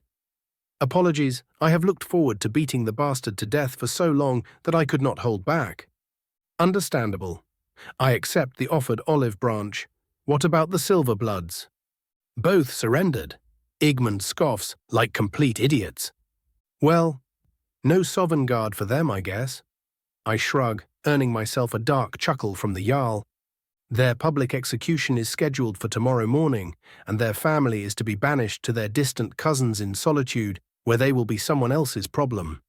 Igmund explains, I'd love to put their heads on pikes, but I don't need the Stormcloak getting support for no good reason.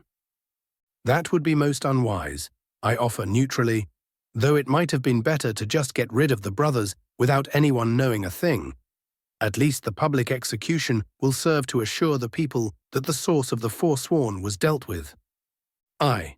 The Jarl nods somewhat tiredly. Their raids have been driving me insane, and with them at least cowed, I will be able to focus on the war effort. What of his Silverblood's holdings? I ask, simply out of curiosity. Spread under the dominion of wealthier, commoner families and under the purview of a number of thanes, most notably the Sidna silver mine, will be given to Thane Wrath now that he has proven his loyalty. He has actually put thought into this. I might need to re-evaluate him. Our daring infiltrator. I tilt my head. Fitting, I guess. I did not do it because it is fitting, Igmund scoffs. I did it because the young one is so focused on pleasing me, he won't have the time to plot behind my back. I notice the topic of our conversation currently dragging a corpse with the common soldiery and chatting them up. One deeper scan later, which he could obviously not sense, and I offer Igmund a nod of approval. You are not wrong there. The Jarl gives me an appraising look before seemingly understanding what I did and suddenly looking a fair bit more cautious about that execution. You do not want me there? I cut straight into the meat of it, a wise decision. I can't be having the stow. He stops suddenly and blinks at me in surprise. Wait, you agree? Yes. I deadpan. I have no need to stand on ceremony when everyone that matters will know what happened. And there is no need to give Ulfric more anti-elf propaganda material.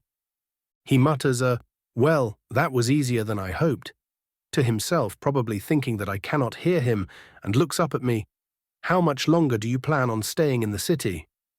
We will leave today. I say bluntly, there are many issues I need to deal with, and I have already dawdled here long enough. I wish you a pleasant celebration tonight. Seemingly feeling both ashamed and put out, he offers me a strained smile, followed by the customary offer of friendship. Thank you for your help, Flame Tongue. Know that you will always be welcomed within my halls. And you in mine.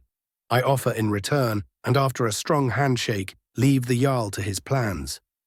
Just as I am about to return to my people and finally depart from the city, I notice Renaud and his men boasting to each other about how well they did in the battle.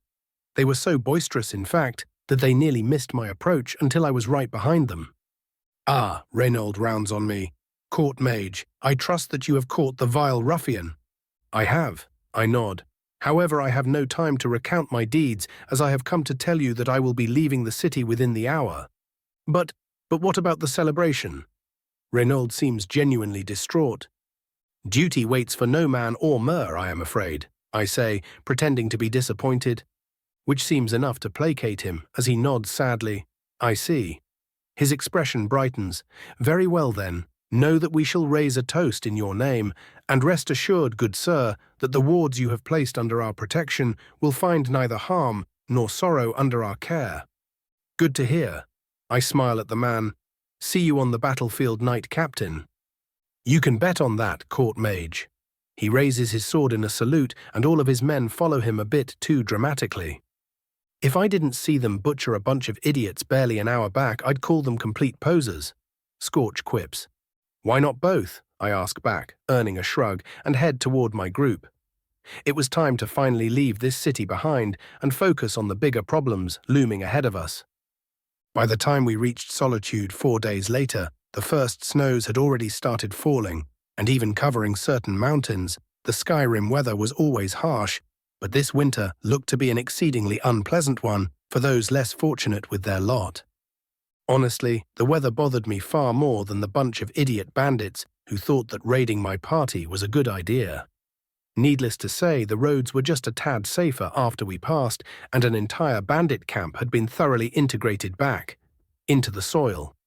The distant skittering of a massive spider would forever haunt those that were allowed to escape and spread the tale of their fate.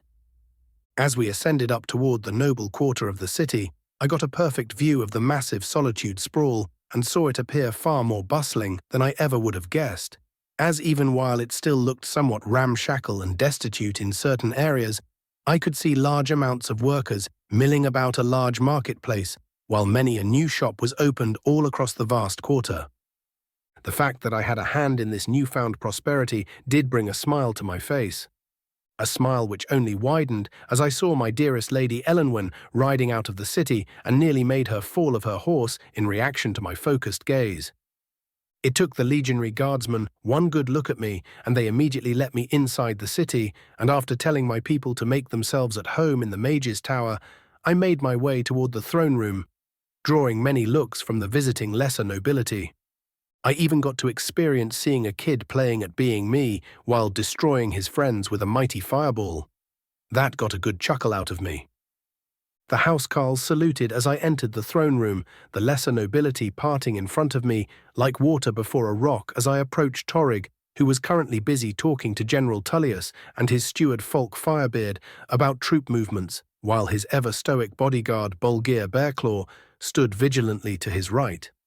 The High King was the first to notice my approach, his expression immediately brightening and quickly drawing the looks of his two companions.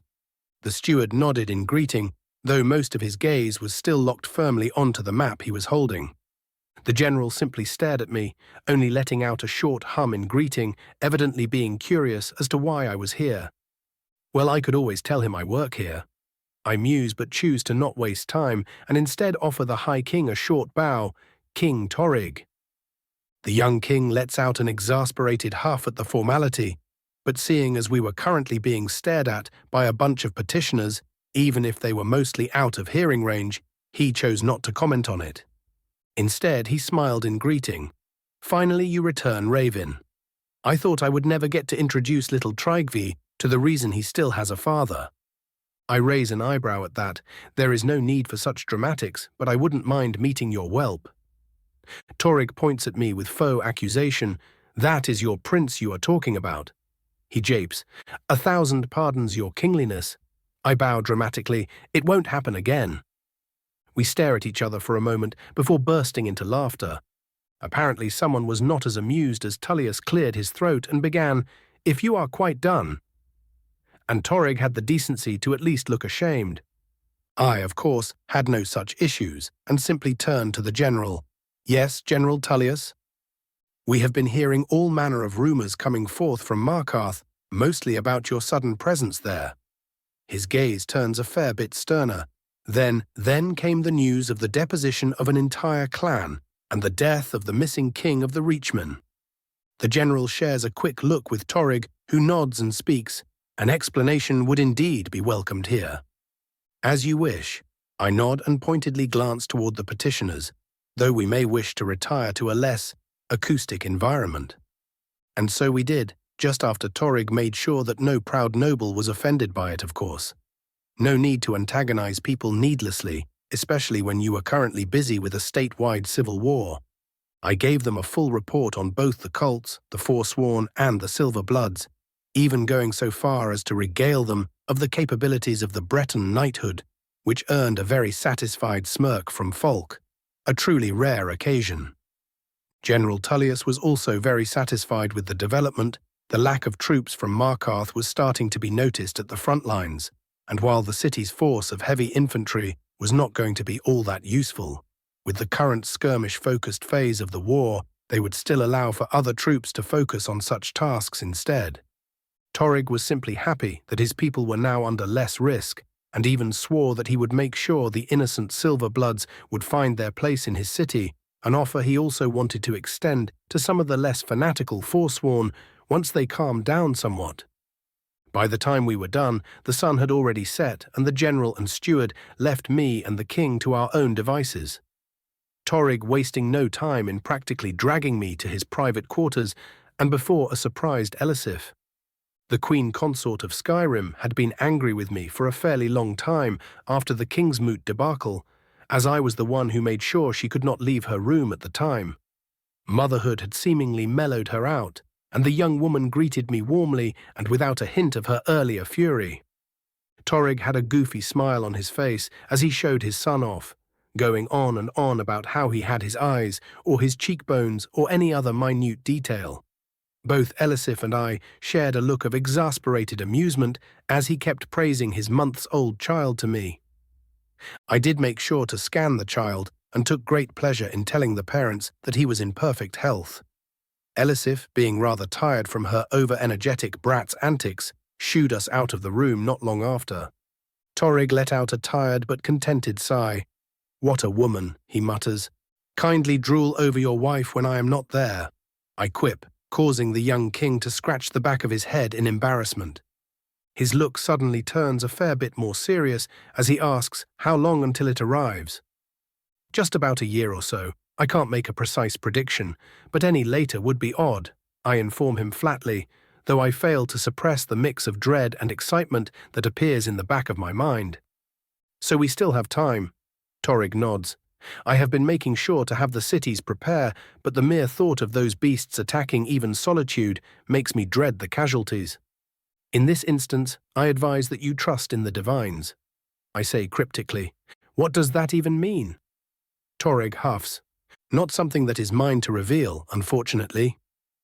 I shrug, though I advise you focus on dealing with your current predicament, as I may be unavailable for some time. "Oh?" Torrig quirks an eyebrow, not overly worried about my apparent absence. "What will you be doing?" I offer him an annoyingly cryptical smirk. "Going hunting." "You know, you could just tell me you were going to deal with the vampires." He deadpans. "Watch out, Pops, he is learning." Chapter 236. Mephalah's Reward. The large trade ship slowly nestled its way into Winterhold's still sleepy docks, the familiar morning fog bringing an involuntary smile to my face as I beheld the massive college which only I could see the true beauty of. My enraptured gazing was brought to a swift end, however, when the jolly fat captain whom I hired for this voyage made his way toward me, his legs surprisingly steady for his immense girth. It never fails to bring a sense of wonder to one's heart, no? The imperial man says in greeting. "You have no idea," I say while turning around. "You have my thanks for the ride, Captain Avinius. As agreed, you and your men can enjoy my hospitality free of charge." Before he can say anything, I quickly add, "Just make sure none of them do something regrettable in their celebration." "But of course, Lord Raven."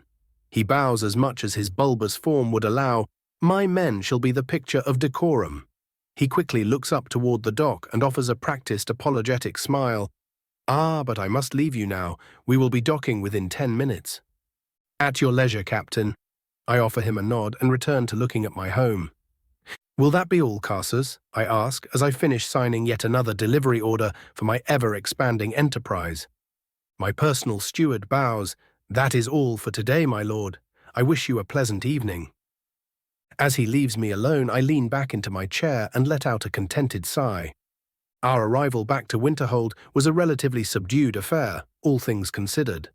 Most of my subjects just wanted to take some time off and rest, while Serana wanted to retreat to the library due to a sudden bout of inspiration she had when she saw me playing around with restoration magic and realized she could actually cast it now.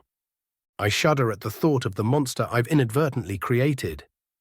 Speaking of monsters, the massive spider from Markarth was successfully transported without anyone noticing and was now nesting in the lowest reaches of my underground base. I could not wait to start blasting the disgusting creature with rituals and see what came out. Back onto less dread-inducing topics, I spent most of my day completing the large backlog of documentation that was waiting for my signature. Carsus's work was impeccable, so I only had to do so much, but it still surprised me just how much paperwork had to be done when running an expanding enterprise. Not that I minded at all. Such work could even be relaxing from time to time. It was like watching your treasury fill up in real time, in small dosages, of course. The world, being what it was, did not deign to let me relax for long, however, as a sudden feeling of foreign anticipation scratched at my senses. At least she announced herself this time. Resigning myself to my fate, I allowed myself to blink, and the scene of my study was replaced with its enwebbed copy in the realm of the Daedra. My guest appearing right in my lap, her hands snaking over my shoulders and her face contorted into a cheeky, yet still wildly seductive smile. I deadpanned at her and refused to acknowledge her presence any further until she got her ass off of me. She pouted, but did finally get up after a bit. Elegantly dusting herself off, she spoke. "You know, a lady might think herself unwanted if she is always welcomed with such eyes," says the one who decided to barge into my life without an invitation. My deadpan expression doesn't even twitch. Part of your life, am I? She teases and pretends to swoon. How bold. And a good evening to you, Prince Mephala. I finally let my bored facade crack as I incline my head in greeting. What brings you here? Your reward, of course, she responds happily. Don't tell me you forgot. Priorities. I shrug, though now that you mention it, what happened to the mace? Mephala places a finger over her mouth and winks. Now that would be telling. I raise an eyebrow, but quickly realizing that she wasn't about to spill the beans, I shrug once more. Fair enough.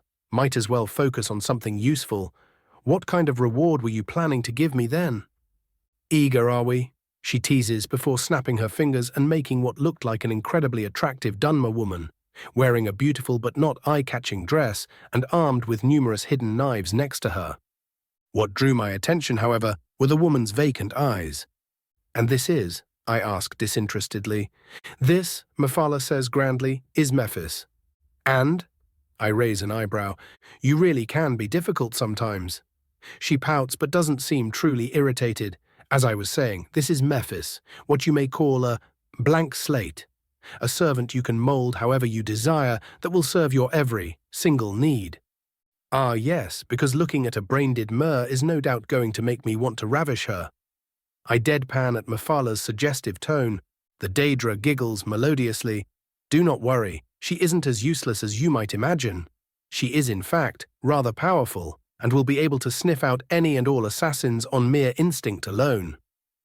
Getting warmer, my prince, I quip, though why did you choose to give her to me specifically? Now that, my dear, is a surprise, she winks. Of course. I deadpan again. Fine, not like I am not going to have a use for her.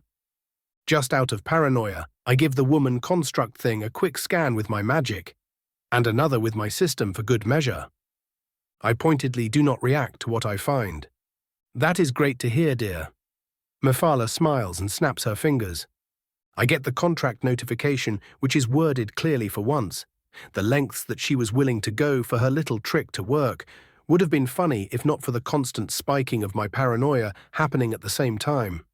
I offer my mental assent, and the construe, or Mephis, I guess, offers me a deep bow as we both feel the distant connection fall into place. My thanks for your gift, Prince Mephala, I say after a beat of silence. I did say it would be a gift for the both of us. She winks. Do make sure to summon her as soon as possible. I must return to my domain now. Have a pleasurable day, I offer, and the vision ends. I blink once again, now staring at the no longer web-covered walls of my study, and let out a truly tired sigh. I hoped that whatever Mephala was merely something along the lines of her usual thottery, because I was not about to walk into her scheme unprepared. With a flick of my hand, the staff of Magnus appears in my grasp, already glowing with its near-divine power, and like a wave starting from myself, hundreds upon hundreds of minuscule magnesite runes start covering the floor and walls, and even the ceiling after a while. My room became a complete and utter death trap, meant to direct the entirety of the power I could extract from the eye of Magnus at whoever found themselves in its center. Taking a deep breath, I center myself and mentally invoke my connection with my newest summon. Less than a heartbeat later, Mephis simply blinks into existence at the center of my room, looking far more animated and alive than the last time I saw her, though her amused expression shifts into one of surprise as the entire room starts glowing with power, all of it aimed straight at her. With narrowed eyes and a proverbial twitching trigger finger, I calmly ask, "Kindly explain to me what exactly you are trying to do here, or I will make what happened with Meridia seem like a fucking joke."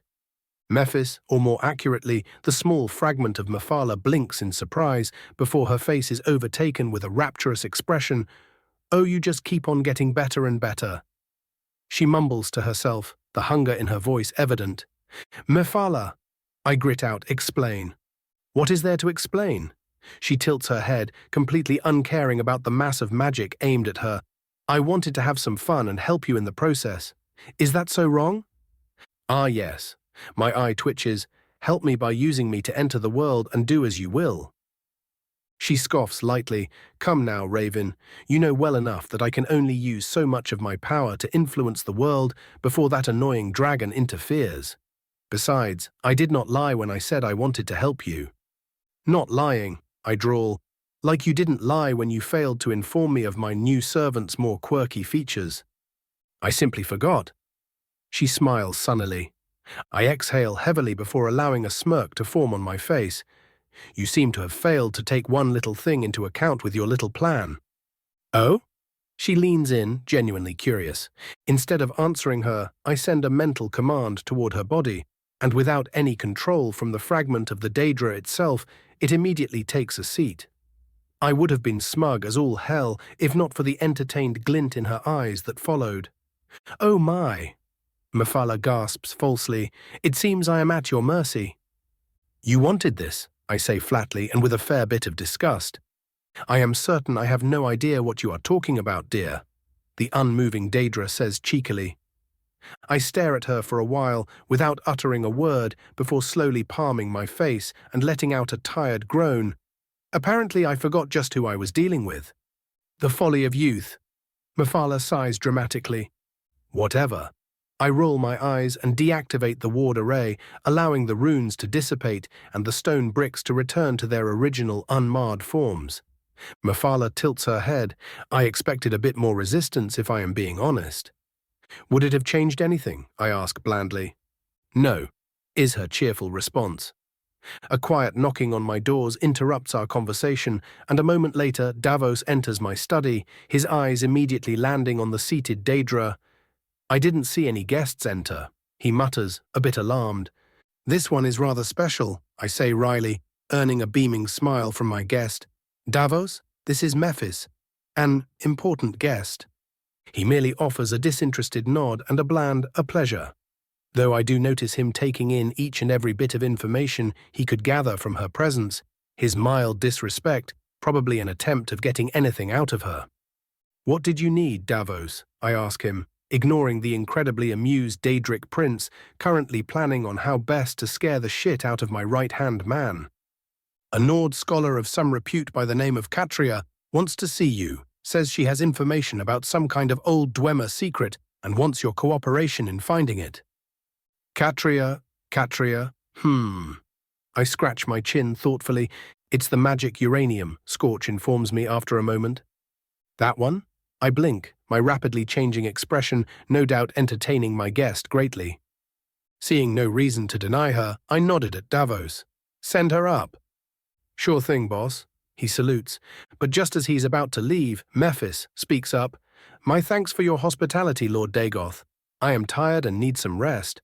Would you please let your man here lead me to a place to stay? Davos immediately gives her an odd look, his own paranoia no doubt spiking like mad.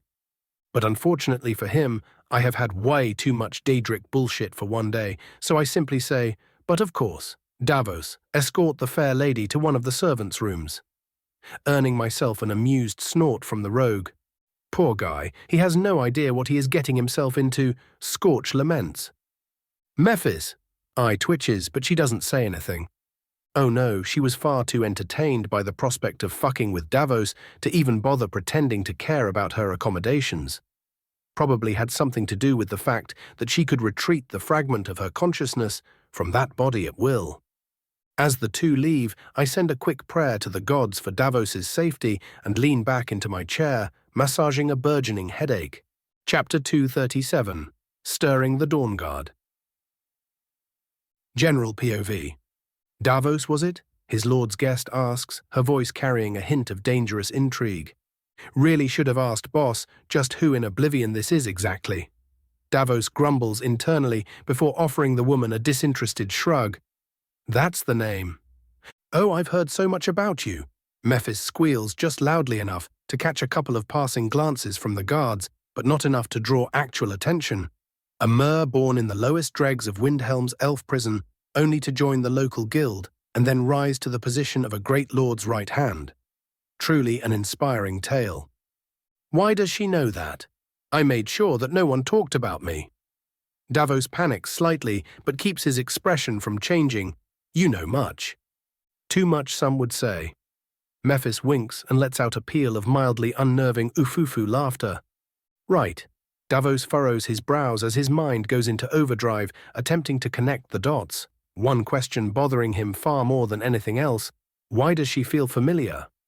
So cautious, his charge tuts. That is no way to treat a lady. What would your lord think? Well, you've said it yourself. I am a filthy gutter rat. Davos carefully keeps up his careless facade as his mind keeps listing through all the faces and voices he has heard throughout his life. How dull. Mephis sighs dramatically. One would expect that spending so much time at Raven's side, you would have gotten at least a bit more of his cheek. This is growing more uncomfortable by the second. Davos suppresses the urge to start questioning her then and there. Someone has to watch the kid's back. Wait, why the fuck did I just say that? Is that so? The stunning woman, no, the stunning lady gives him a curious once-over before gently tapping his back. How dedicated.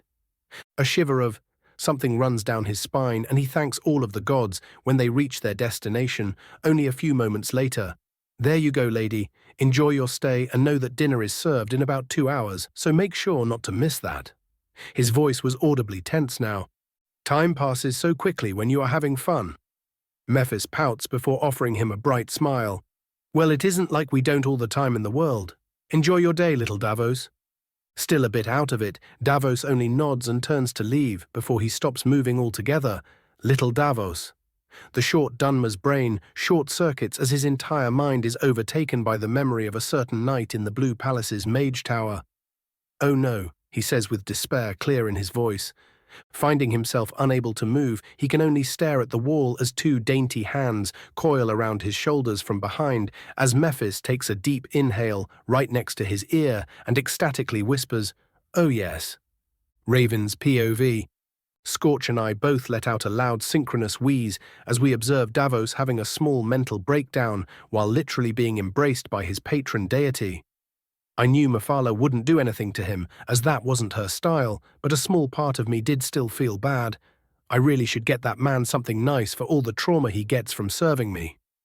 One should maintain one's farm tools properly, young master.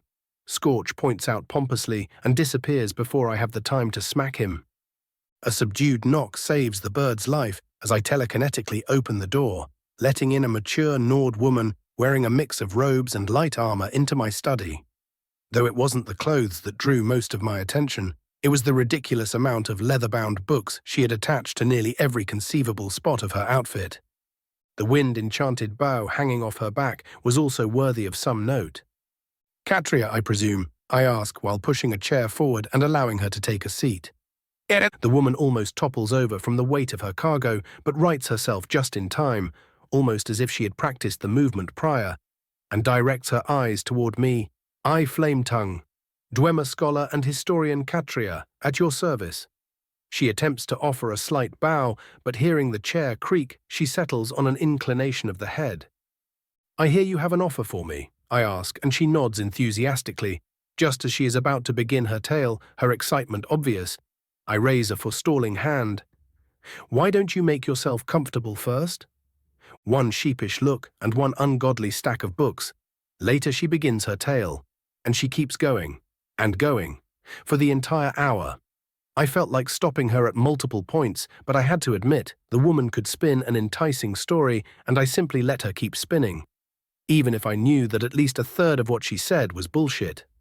So, to summarize, I say, as she finally finishes her tale, you claim to have written the book The Ethereum Wars, a rather well-known work at this point, and the credit for writing said book was then stolen by your apprentice, one Taran Dreth, yes? She nods enthusiastically. And you want me to help you find the fabled Ethereum of the Dwemer, so you could prove to be the original author? I ask with some incredulity. The nodding continues before she recognizes the doubt in my voice. Oh, you don't need to worry about compensation. I only need the proof. You can keep the Ethereum for yourself after we are done.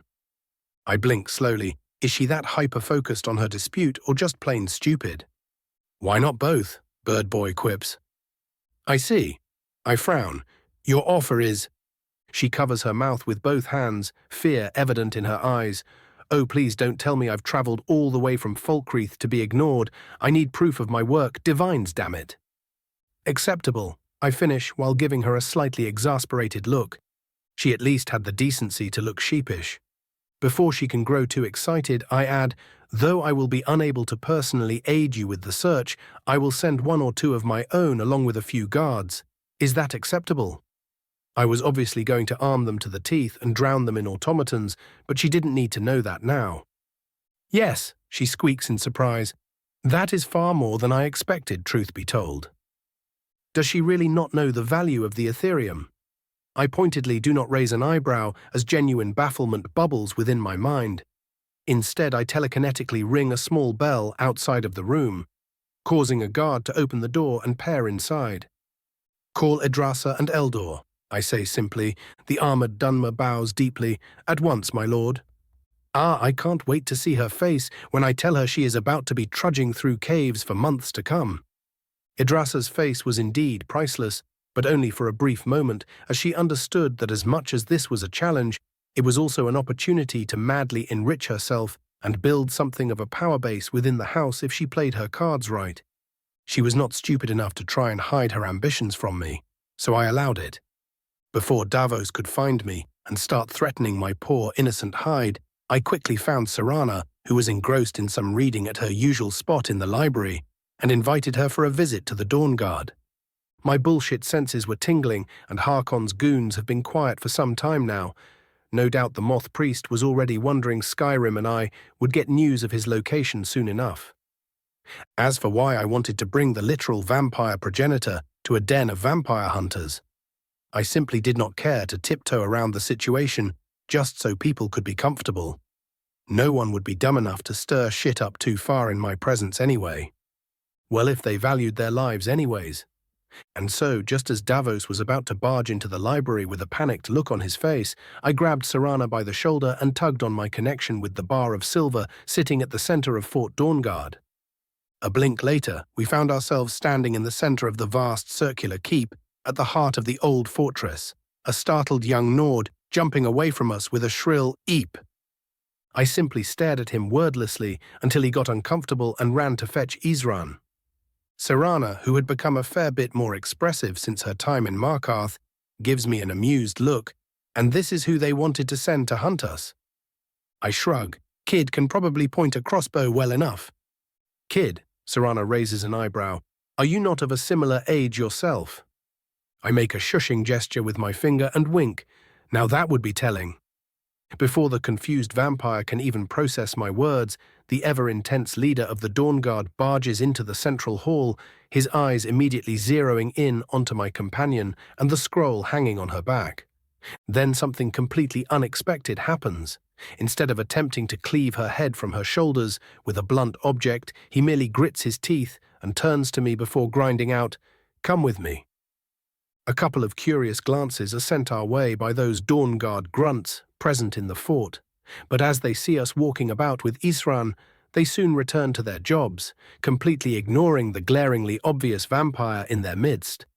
"Fresh recruits?" I ask conversationally. The large Redguard allows himself an amused grunt, "Yes." We finally step into a private room, and the moment we are out of sight of anyone else, Isran rounds on the two of us and glares at me. "What in the God's name are you thinking?" That cooperation is vital, and that dancing around the subject would just make us less efficient. I list off dryly, "What did you think I brought her here, simply to fuck with you?" That immediately earns me a look of doubt, but he doesn't voice it and instead looks to Serana. "And why would you fight your own kind?" He is still full of hatred, but my display the last time I was here gave him an excuse to mellow out a little bit, as I was far above him in power and he could just blame me for everything. "The leader of the clan is insane," Serana answers coldly. "What he wants would bring an end to both vampires and the mortals." I snort, as if his little attempt could stop the sun for long. Both of them give me surprised looks, Serana being completely stunned by the revelation, "It isn't permanent?" "Of bloody course it isn't," I snort. "It would still last long enough to massively damage society, but it wouldn't be a true apocalypse." "True apocalypse or no, the threat must be stopped," Isran says firmly, and I am not disputing that. I nod in assurance, merely pointing out Harkon's arrogance. An arrogant foe is one that can be trapped," Isran muses, but his focus quickly returns to the present. "Why are you here exactly?" See the glowy scribble on Serana's back? I ask, and take Isran's scowl as confirmation. Her father is under the impression that she is returned into the fold with it, so he has spread rumors about the scroll in an attempt to lure a moth priest into the province and capture him. And you wish to use him to read it for us instead? Isran asks. I already have a vague idea of what it contains, but some additional confirmation will be useful, even if we will probably have to find multiple. I sigh at that last bit. Going to that place was not going to be fun. Is there anything certain about its contents that you can share? The Redguard questions, earning me a curious look from Serana as well. The bow of Ori-El will either curse the sun or protect it. I say with finality, though internally I was already prepared for a couple of workarounds if the Daedra got creative. I did have the Sword of Ultimate Nope with me after all. Ori-El's bow, Isran mutters. Such a weapon would definitely be useful in our situation if anything. The bow of a god, Serana asks almost at the same time. Something like that is still on Nirn. I flick Magnus's staff into my hand and raise an eyebrow, causing the vampire to look away in a brief flash of embarrassment. So you need to find the moth priest. Isran puts the conversation back on track. What must we do? Nothing, I shrug. Just keep patrolling against vampire attacks. They have been growing in frequency, but your people have already gotten some renown in hunting them down. A brief beat of silence passes before Isran voices a firm, no. No? I tilt my head, and why exactly not? The Redguard frowns. You have been doing the hardest work yourself. The more skilled among us are starting to get frustrated by relying on you to do everything for them. We need a victory. I cup my chin. A fair point. I finally say, send them to Whiterun and I will contact them whenever I find the priest's relative location. Who will be leading them? I will. Isran's eyes burn with determination. Chapter 238. Morthal. It took my people only a couple of days to find a bunch of rumors about the moth priest moving about. A bit slower than I would have liked, but I was running them ragged across the whole province already, and finding him wasn't an absolute priority, even if Isran would probably attempt to glare me to death again if he learned that little tidbit. From what we learned, the old priest going by the name of Dexian intended to visit the college, but as he passed by Whiterun, he caught wind of a rumor about a scroll being held somewhere close to Morthal. Naturally, the old fool ran there like a complete idiot with only 2 guards and has not been heard from in days, if not longer. And these guys were supposed to be priests of Julianos. Demented decision-making aside, I immediately moved out, only taking Serana and Mephis with me, much to Davos's immense relief. We had no need of transportation, as I could just unsummon the Daedra, and both Serana and myself could fly at immense speeds, so reaching Whiterun took us only a couple of hours. We met Isran early in the morning hours, many of the men he brought going to bed after the long night shift. He was not truly surprised I got the information so quickly, so he had his people ready to move out within a couple of minutes. Naturally, we weren't about to wait for a bunch of heavily equipped Dawn Guards to march their asses across the now cleared-out labyrinthian pass, courtesy of Durak. So after giving Isran the information and promising that we were only going there to scout things out, we took to the skies once again and quickly found the poorest city in Skyrim. And by all the gods above, what a shithole it was. The stinking marshland practically surrounded the central city, while the rest spread outwards from the sickly-looking wooden walls in a way that, dare I say, was less organized than the original Solitude sprawl. The center was raised atop a small hill or artificial dirt platform. I couldn't really get a good read, since if it was raised by humans, it happened thousands of years ago, when the region was still rich in bog iron and someone made an investment to populate the place. The houses in the center followed the usual Nordic style of architecture, no doubt meant to house the small number of wealthy or noble families living here, while the homes that were further out seemed to be standing on stilts and were all relatively small due to weight constraints. Yet with all of this, I still found myself liking the place more than I did Riften. Sure, Hjalmarch was a complete shithole when compared to the Rift, but at least the city did not radiate a near-visible aura of poverty and destitution like Riften did. As we approached, dressed in traveling clothes so as to not draw undue attention, I got a good look at the locals. And as I predicted from seeing some of them in solitude, they were all a bit lanky by Nord standards, and even with the Nord's respectable bathing habits, everyone seemed to look just a bit dirty to my sharp eyes. The guards were armed lightly, in form-fitting light armor that would not constrain them in the rough and dangerous terrain, and when the situation called for, it would even allow them to swim. They were all armed with freshly supplied steel-tipped spears and hand-axes from Solitude, both of the weapons designed for both melee and throwing. As we stepped through the gates after making sure the guards didn't raise a fuss, I heard Mephis take in a deep breath and exhale with a hum. Such a dreary and uninteresting place you've brought me to. Oh please, I roll my eyes. You've already noticed that something is going on here. But of course, Mephis tuts. What do you take me for? Do you really want the answer to that? I deadpan, causing her to giggle. Why don't you go and ply your trade while I deal with the boring politics? Already excluding me, are we? She raises an eyebrow, questioning me simply for the sake of doing it. I nod firmly and retort amusedly, Of course, now go and do your job. How commanding.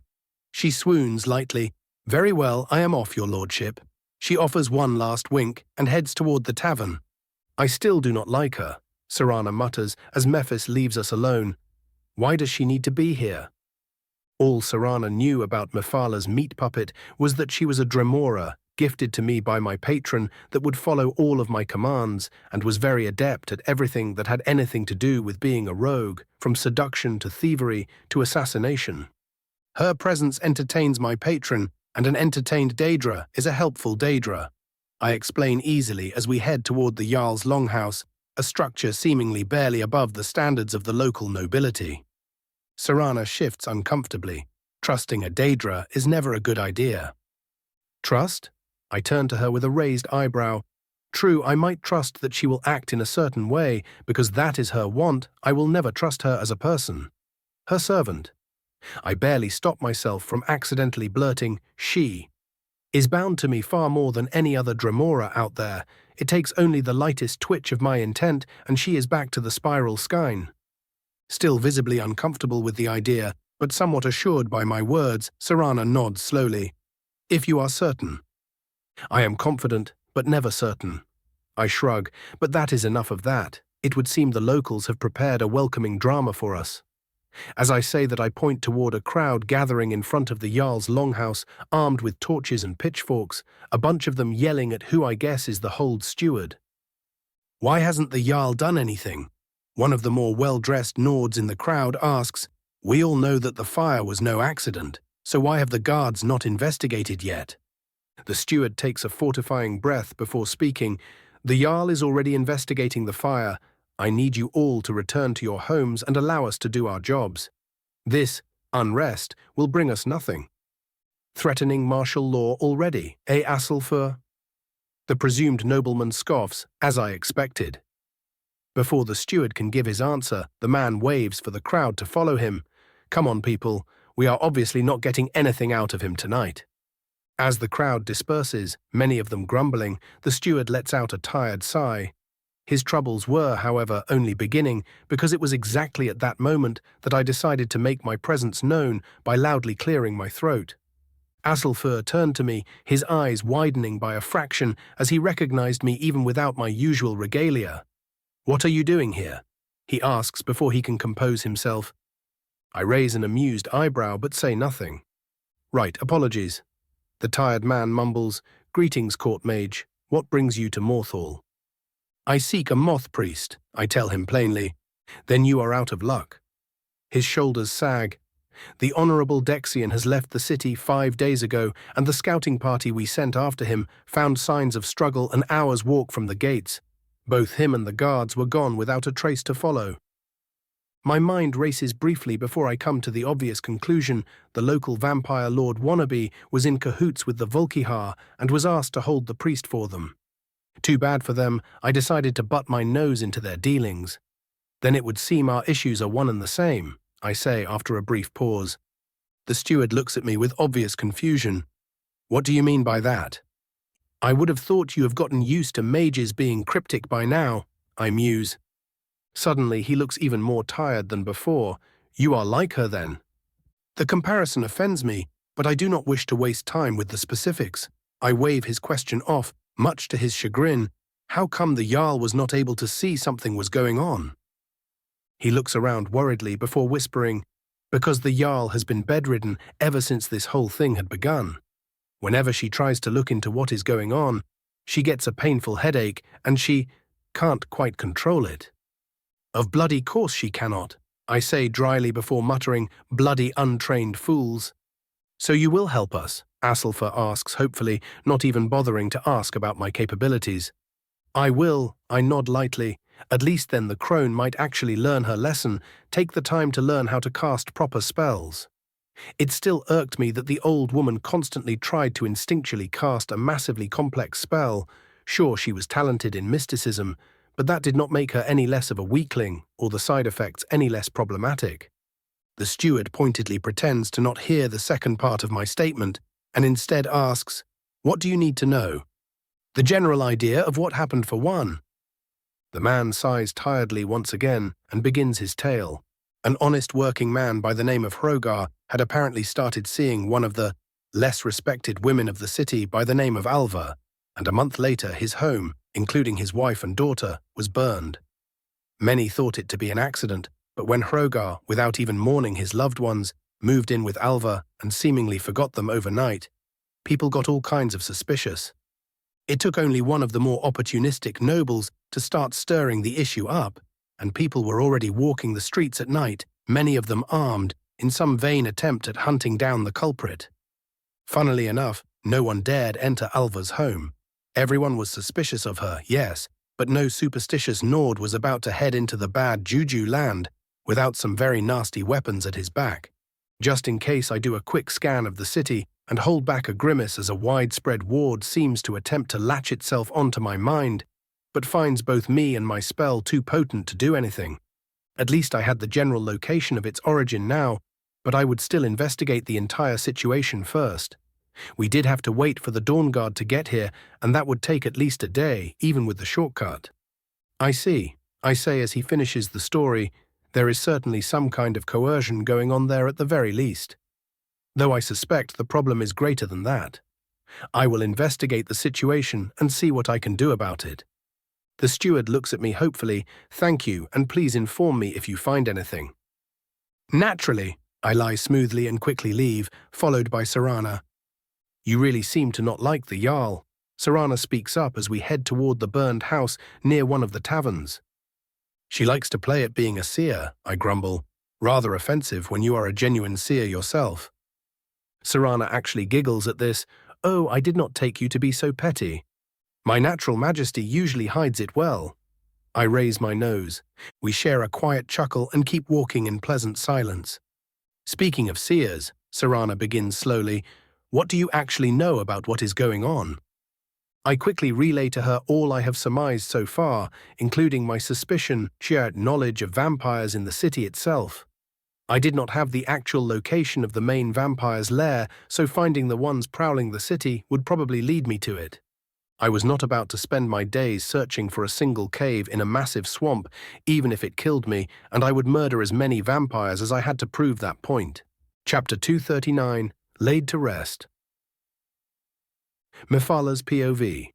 My eyes roam the bustling tavern, the best one in the city supposedly, even if that did not say much, most of the mortals appearing utterly uninteresting and bland as my gaze passed them over. Well then, the girl approaching me catches my attention. This one might prove worthy of my attention. "Tough day, sweetie?" I smile pleasantly as the young tavern wench brings me my drink.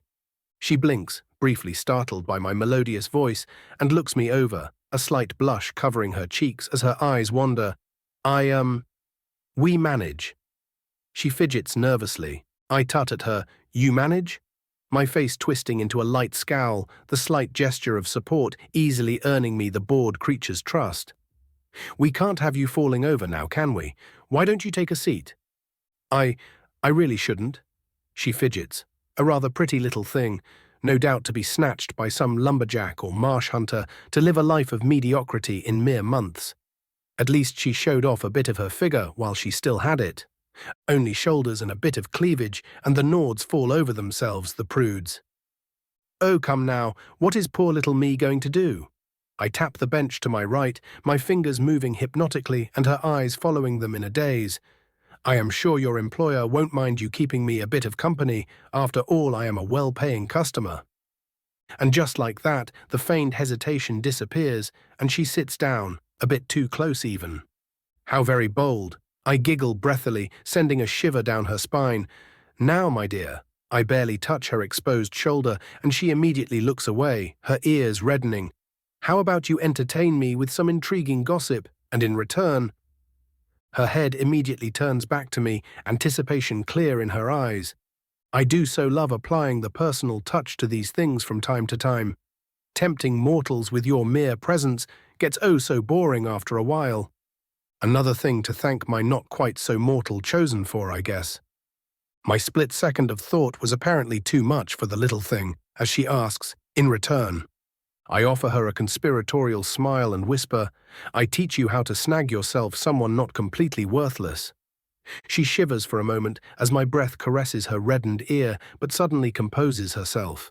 Her eyes now showing her hidden hunger instead of the well-practiced meekness she projected as her smile turns outright manic. It would be my pleasure. There is that hidden potential. Raven's POV. It is definitely burned, Serana points out helpfully. I give her a dry deadpan, and the award for Detective of the Millennium goes to Lady Volkihar, long may she reign. She rolls her eyes, visibly trying to be more expressive, as if you could tell more from a mere glance without magic. I can, in fact, I scoff. For example, this fire was obviously started by someone as the area around the fireplace is still relatively intact, while the edge where you can see the slightest remains of a bed has been burned the most. They could have dropped a candle. Serana tries lamely. I give her another deadpan. I am not really sure if you should be having such low standards for your own people. She raises her nose with false pomp, as if I would ever compare myself to mere peasants. I snort lightly and shake my head. All right, that is enough of that. We have a job to do. To which she nods. I had been spending some time in the past few days getting her to relax around people, at least slightly. Her paranoia wasn't gone, she still seemed jittery and at times even unhinged when certain powerful people were around, but she was getting a handle on it and even developed a bit of snark from her constant interaction with me. She was so company-starved it wasn't even funny. We searched around the house and within it after that, finding out small details about how the whole thing went down and even seeing the locks barred from what little remained of the door. Whoever did the deed made sure the family was unable to escape easily. I just hope they suffocated in their sleep instead of burning alive.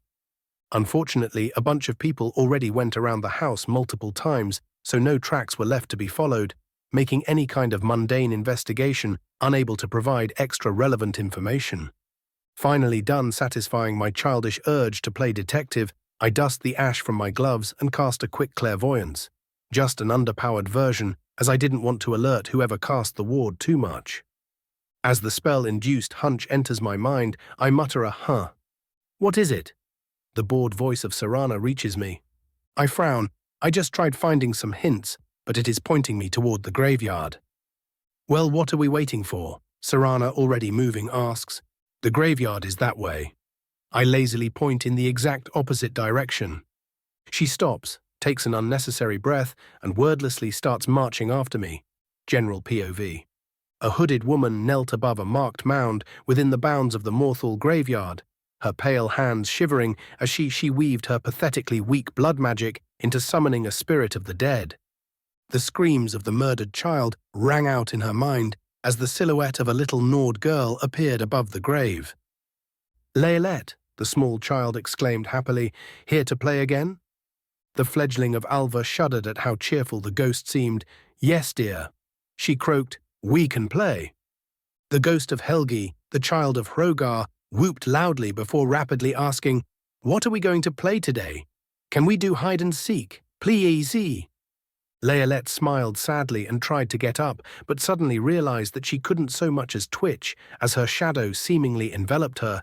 Even Helgi's ghost seemed to be rooted in place by an invisible force.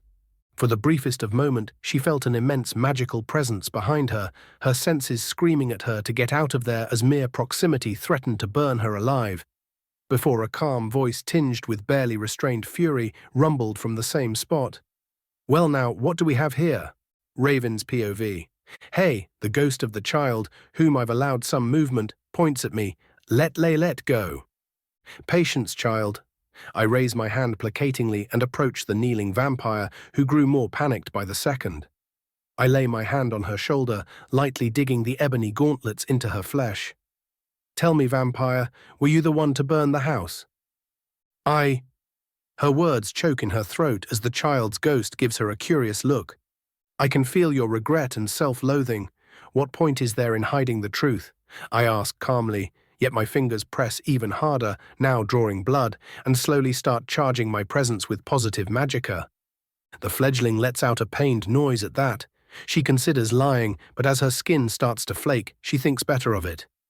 "Yes," she hisses out. "Hey, leave her alone," the child demands ineffectually.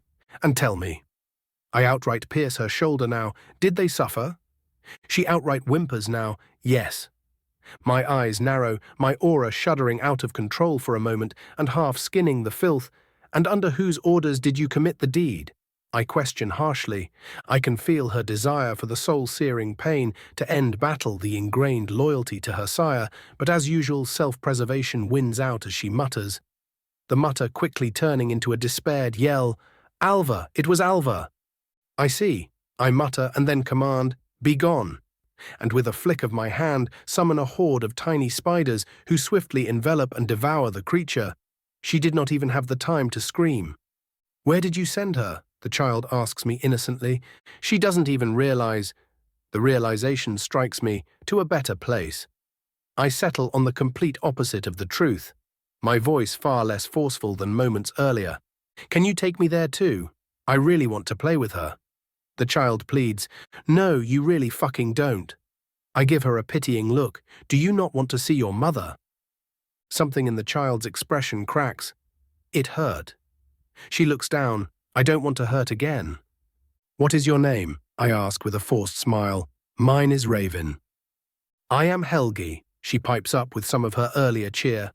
Using a bit of soul magic, I make it possible for my hand to lightly land atop her head. "You need not fear Helgi. Nothing can hurt you anymore." "You promise?" she asks after a moment's hesitation, the innocent look in her eyes making me barely hold back a growl of rage at her fate. I pat her head. I swear it on my name. I smile at her again. "Go now. Your mother is waiting for you." It takes her a moment to gather her courage, but then, after offering one last hopeful smile, she disappears, hopefully into one of the more peaceful afterlives. I take a deep breath of the disgusting marshland air and turn back to Serana, who was already playing around with her extended claws while her legs were jittering, with obvious signs of contained rage.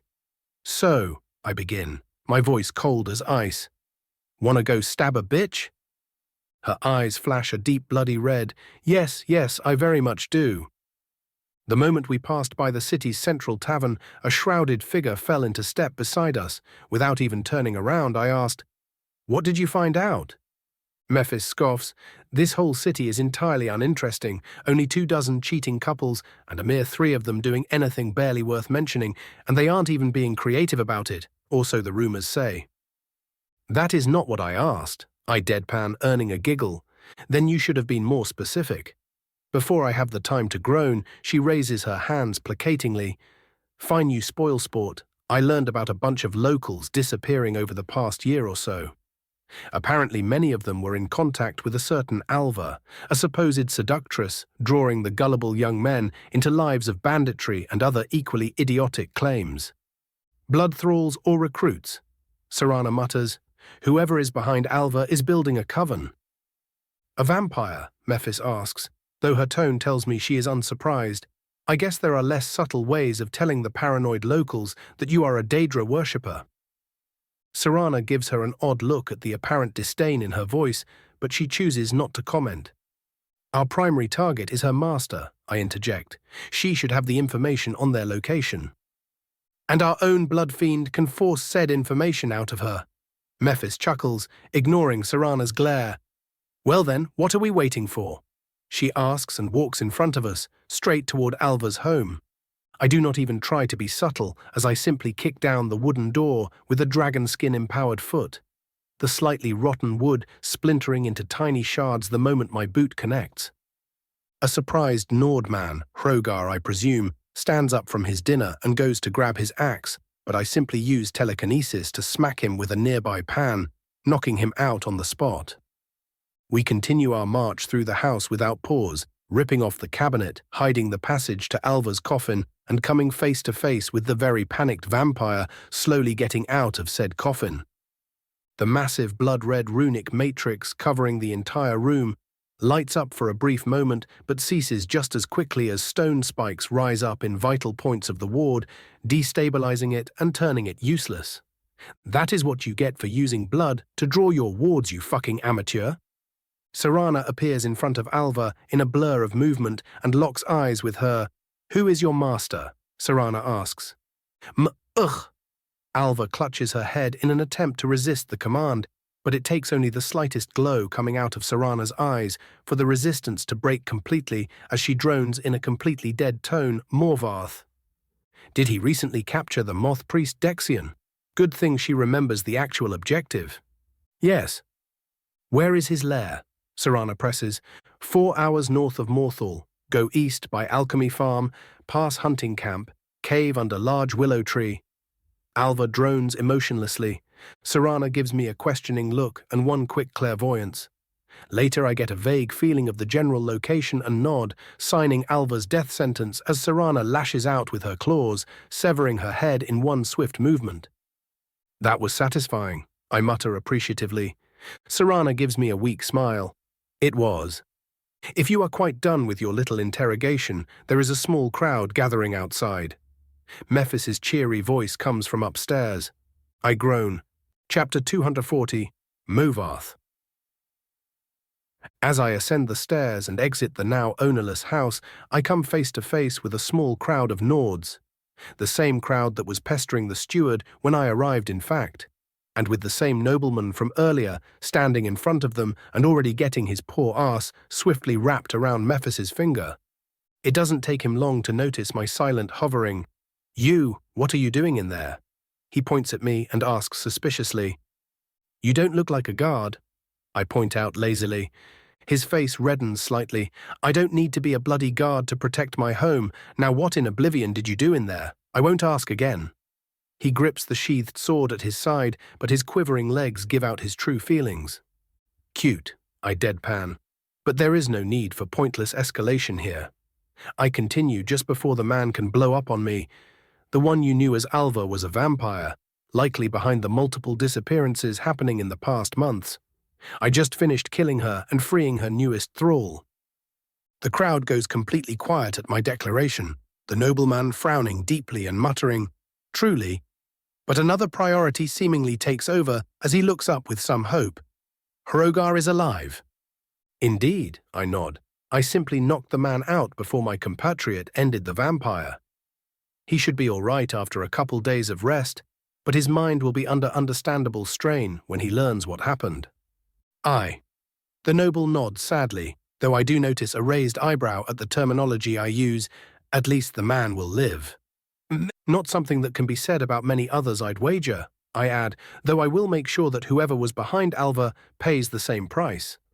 There are more of the monsters? His eyes widen, the fear he was attempting to hide coming to the fore. There are indeed, I nod, but you should not concern yourself with them. They will be dealt with soon. How can you be so sure? The man asks disbelievingly. Do you even know who you are speaking to? I deadpan. Instead of answering immediately, he takes another moment to look me over before his eyes widen further and he mutters out an, Oh indeed. I snark and shoo them all away. Now go back to your homes, the issue is outside of both your hands and abilities to face. There is some grumbling among the mob, but they soon start dispersing, a couple of them grabbing the unconscious Hrogar with a rather large bump on his head and carrying him to see a healer. Now that that is done, Mephis's voice cuts into my thoughts as the last of the Nords leave, Why don't we pay a visit to the esteemed Jarl and get away from this disgusting bog air? Even if I do not strictly need to breathe, I still like doing it. Serana agrees immediately. I shrug. Might as well inform the steward about what happened. Man could obviously use some sleep. Consensus reached, we left the now trashed house behind us, a part of my mind filled with petty glee at the idea of waking up Idgrod's household in the middle of the night. Much to my disappointment, Idgrod, while recovering, was still very much out of it when we barged into her home. Her daughter Idgrod the Younger, being a much more sensible creature, immediately offered us lodgings after we finished explaining what happened. It did not take the Jarl's heir and steward much time to realize that their over-reliance on Idgrod's sight and lack of court wizard had come to bite them in the arse, hard. I spent a good hour or so browbeating them into contacting the college before their idiot of a liege awoke and had her misguided pride make the decision for her. A properly attuned mage would have noticed something was amiss with Alva within days at most. We spent a good chunk of the following day just relaxing in the tavern, chatting up the locals, and listening to some more useless but entertaining rumors. The noble I'd spoke to earlier, for example, was the leader of the local Stormcloak supporters, but his reputation for cowardice and empty bluster did more damage to his cause than it helped him. Bloody poser. Incompetent political opponents aside, it was at noon that Isran and his Dawn Guards finally arrived to Morthal. The guards made a bit of a fuss about a bunch of heavily armed men entering their city, but my support had the gates opening within mere moments of their arrival. The first thing Isran did upon arrival was to rush to the slain vampire's home and examine every single bit of evidence he could find. The incredulous look he gave me, when he realized we nearly razed the place to the ground in our attack, kept me chuckling for minutes. Understanding he was wasting his time and seeing how relaxed we were, he finally asked us if we knew something and actually looked a bit miffed that he didn't do that to begin with, forcing his poor men to march out without even letting them have an hour of rest. At least they were enthusiastic. It was always nice to have motivated meat shields after all. General POV. A perpetually balding Breton vampire sat atop a gaudy throne at the head of a large table. A golden cup filled with blood hung securely between his fingers as he pondered some old memory. That was until his guest decided to be difficult again. "You will be hunted down, you monster." The bound moth priest yelled out, either spite or despair fueling his words. "The righteous warriors of the gods will take your head." "They will try." The rich, cultured voice of the vampire hummed in response. "I used to be a hunter myself, you know. Swore to hunt down all the vampire clans in fact, only to realize that the priest who taught me was one himself. It was how I attained my immortality in fact, the traitorous fool, the first sacrifice on my path to power." "Then you should have killed yourself the moment you were infected," the priest retorts hotly, "and consign my soul to Cold Harbor." Movarth quirks an eyebrow and scoffs, "I think not." "Just another excuse for not seeking a cure." The priest presses, but soon finds his jaw unwilling to move. "Your boldness will not save you from your fate." Movarth hisses sharply, "The only reason I have not taken your mind is the Volkihar's request. Do not tempt me further." The only thing Dexion could do as the vampire continued feasting on blood was hope against hope that someone would rescue him, and keep trying to glare a hole into the bastard's skull. It might work, right? Clear. A Dawn Guard armed with an axe and shield calls out as he checks the bolt-ridden corpse that was once the last guard to the lair's entrance. "Understood," Isran grunts, his head covered in his order's usual full helmet. "Proceed inside, split into 2 groups, and start taking out as many lesser vampires as you can. Regroup when compromised." His men quickly follow his commands and start shuffling into the cave, a veritable phalanx of crossbows bearing silver-tipped bolts, making certain that each and every one of them had someone covering their back. "Rather efficient," Raven comments quietly as they follow the advancing vampire hunters. "They have to be," Isran says simply. "Otherwise they risk their lives and their souls. Now enough chit-chat, we have a job to do." He grunts out and pointedly speeds up. He must be very fun at parties. Raven huffs and speeds after the Red Guard, as if he knew what those were in the first place. Mephis sniffs and turns to Serana while pointing at the cave. "After you, dear." Unwilling to spend any more time around the supposed Dremora, Serana gets inside without complaint. So quickly, in fact, that she doesn't notice it when Mephis suddenly turns invisible and disappears from all mortal senses, only the slightest movements in the air following her movements deeper into the lair. "It would seem that your wish has been granted," Movarth tells the priest with a frown. "A pity. I had hoped the food would keep their noses out of it." Still unable to speak, Dexian settles on producing the closest thing he can to mocking laughter. "Laugh freely, little priest." Movarth smiles at him, his fanged mouth promising pain. "It might just be your last opportunity." The vampire then shifts to his nearby servants. "Call all of my subjects. It seems some sheep have lost their way." Stretching lazily, the old vampire grabs his sword and gets up from his throne. He was relaxed as can be. After all, one would need an army to face his vampires. Movarth's eyes narrowed as his fledgling bowed before him. "What do you mean this is all of them?" The rest have either not heard it or refused to answer the call. The woman answers blandly, only to earn a smack across the face. "They are not refusing the call, you fool. They are dead." Movarth snarls, "And you would be too if I did not need every single one of you right now." Before he can finish his motivational speech, he steps back, launching himself much further than his movement would originally suggest. Just in time to dodge a volley of silver bolts slamming into many of his fledglings, taking down a good chunk of his remaining forces in an instant. There is no mercy in his attackers, as more and more bolts descend into the central cavern, slowly but certainly bringing true death to all of his bloodline. Movarth lashes out with his blood magic, striking the likeliest positions of the marksman, but his frustration grows with each spell as someone manages to erect a brilliant golden ward whenever his spells are about to detonate, almost mocking him by dispelling them fully each and every time. As if to add insult to injury, a figure clad in a coat of plates and a full steel helmet and wielding a hammer that radiated a feeling that greatly worried the vampire descended into the chamber, a cloak of sunlight already surrounding it and not even the helm managing to hide the burning hatred within the pair of eyes under it. Wordlessly, the vampire rushes the figure, attempting to stop the barrage of bolts, but finds himself repelled not with strength of arms but with positioning, as the hammer-wielding hunter forces him to slow down for a brief moment by catching his blade and directing it aside, which gave the crossbowman enough time to bury a trio of bolts into Movarth's back. With a hiss of pain, Movarth dashes back to the cage beside his throne, pointing his blade at the priest and issuing a threat. "Stay back or the priest gets it." "What priest?" A Dunmer mage peeks out from one of the passages, his voice filled with vicious mockery. Dread descends upon Movarth as he dares look at the now emptied cage, his eyes snapping back to the mage, just in time to see a dress-wearing female Dunmer become visible with the priest held firmly in her dainty hands.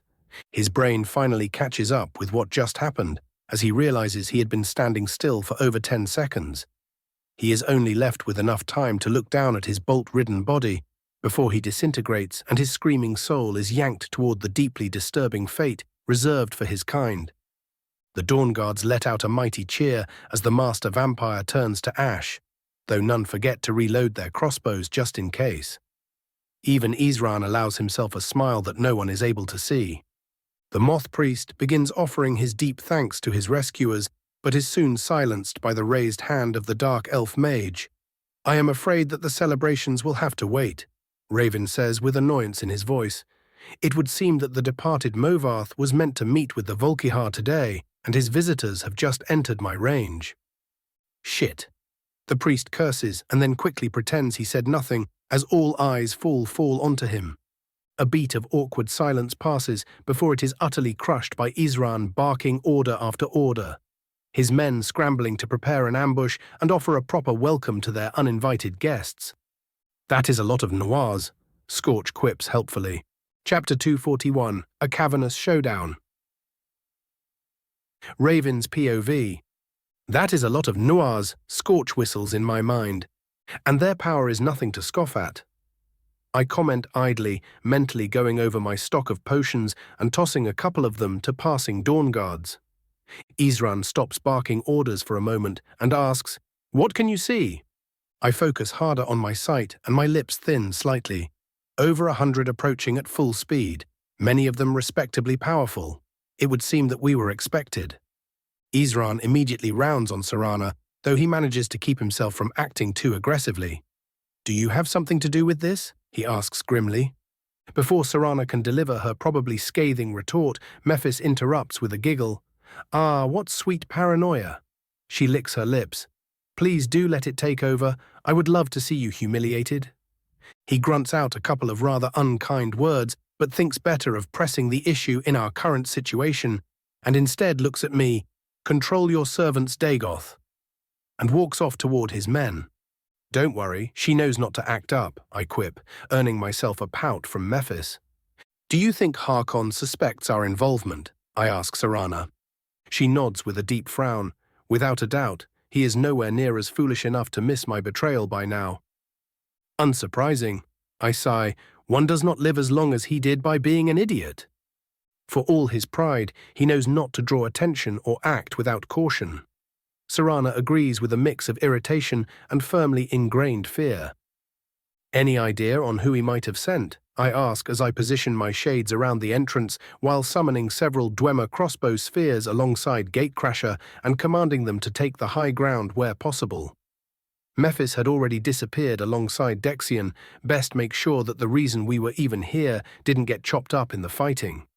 She spends a brief moment thinking about Fura Bloodmouth. She says with quite a bit of certainty, his prized bloodhound and a rather powerful warrior. Thankfully, she has no care for anything except fighting, but that also makes her especially dangerous in close quarters. "Great, another ridiculously fast beast," I groan. "Why can't it be a mage? I haven't had a proper duel in ages." "Careful what you wish for, Pops." It took them only a minute to close in and notice the scattered corpses and vampire ash, at which point they sped up and barged into the cave, completely uncaring about more traps and other hazards. "Well, she did say Harkon's servant was a bloodhound." I shrug lazily and toss what remained of a cigar. A moment later, a figure wearing red Volkihar-styled plate armor and wielding a massive moonstone axe rushes into the chamber, more vampires following after her, and a figure clad in black and gold robes slinking in behind them. "The fucking Thalmor," I grouse, and focus all of my sight on the extra baggage. "Sheesh, that is a lot of magicka." Scorch whistles. Just as she is about to wordlessly attack, Fura notices Serana and stops in her tracks, her servants following suit. "Lady Serana," the bloodhound greets as politely as a beast can, "your father has invited you back home." "And you can shove that invitation down his throat," Serana retorts without even looking at her, though from the slight twitch in her hand, I could tell the response took a lot of courage. "I am afraid that wasn't a request. I was told to bring you in. You don't need your legs for that." Fura smiles gleefully, her eyes snapping to me and then to her Thalmor companion. "Mortal, deal with the mage." "You do not command me, beast." A very pleasant female voice retorts with all the disdain one might expect from Thalmor nobility. "Yet you will do so anyways." Fura offers her a bloodthirsty grin and looks back to me, a slight brush against my mind that I easily shrug off, telling me just how uncaring she was about anything other than battle. "Where is the priest?" she asks, likely only to get it off her list. "Dead," I respond with the full force of Mephalah's blessing, causing the vampire to pause in frustration. "Can you deal with the bloodhound?" I quietly ask Serana. Her response is filled with a surprising amount of excitement and an understandable amount of bloodthirst. "Oh, you can leave her to me."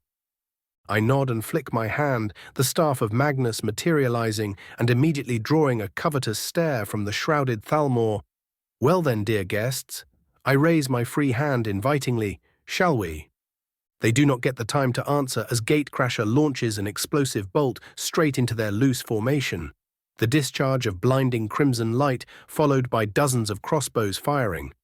Many of the vampires in my line of sight manage to evade the attack. But that was just part of my plan, as over a dozen of the poor idiots find themselves standing in front of me, just as I take in a deep breath, and shout, "Yol!" Selan, Dawnguard veteran POV. "Torshu!" The cave shakes as dragonfire engulfs the central chamber, sending most of the lucky vampires running into the side paths and straight into our sight. "Take them down!" I order my squad as we loose bolt after bolt from our repeating crossbows, the silver ammunition working wonders against the filthy creatures. A couple noticed our position and started rushing us, but Tingvar managed to toss a firebomb in their path, blocking them off long enough for us to cut them down. Reloading. Another of my brother's voices, and we move in to cover him. More and more vampires, shielded by a pack of deathhounds, start advancing on our position, only our enchanted shields protecting us from the ice shards they threw our way. It did not take me long to realize that our position would not hold, as our ammo was limited, and we could not reach the steel spheres in time to resupply, and just as the last of our bolts was spent, and the vampires were about to fall upon us and cut us down, the nearby shadows shimmered like a wave, spouting forth warriors, seemingly made of darkness, and holding back the vampires just long enough for us to retreat to another position. "What the fuck are those things?" One of the less experienced among us barks, panic clear in his voice. "Flame tongue's conjurations, now keep moving." Drak, the massive orc in our unit, shoves him forward, an immense explosion of golden fire behind us, stopping any further debate as all of us hauled with all our strength. Isran's POV. Another rabid beast lunges at me, believing it can ignore my hammer. I prove it wrong by crushing its head and turning it into ash. A prayer to Stendar on my mind as I channel even more magicka into my suncloak. Bolts and scroll-bound spells pepper the area around me, my men not yet being ready to face a vampire in melee combat. The fact made clear by the bisected young man laying to my right, his armor only slowing his death long enough for him to realize something was off. More beasts attempt to climb the platform we were protecting, the massive dwarf ballista not allowing any of them to join the ruinous battle in the main chamber. The thought made me glance downwards and immediately focus back on what was in front of me. As if they would survive a single second down there, I suppress an involuntary shiver. I feel a slight tug at my stamina, a beast attempting to drain my life force, no doubt. It takes me only a glance to follow the red shimmer of the spell to see where it was hiding, and I lob a firebomb at its position. The short bout of screaming that followed brought a smile to my face. The telltale sound of ice magic draws my eyes to my right just as a massive spike of ice lodges itself into the eye-hole of another of my subordinates. Rage simmers in my heart at the death of another brave man as I harden my grip on my hammer and charge at the beasts, the three previously demoralized survivors quickly remembering their duty and showering the undead with even more bolts. As the rabid beasts fell to my strikes one after another, my resolution grew. We could do this. Serana's POV. My mind is perfectly clear as I duck and evade another swing of Fura's axe, immediately showering the bloodthirsty maniac with overcharged sparks and forcing her back. The clarity of mind which followed me ever since I was unbound from Molag Bal was at first disorienting. The hole in both mind and personality I experienced left me feeling without purpose or drive.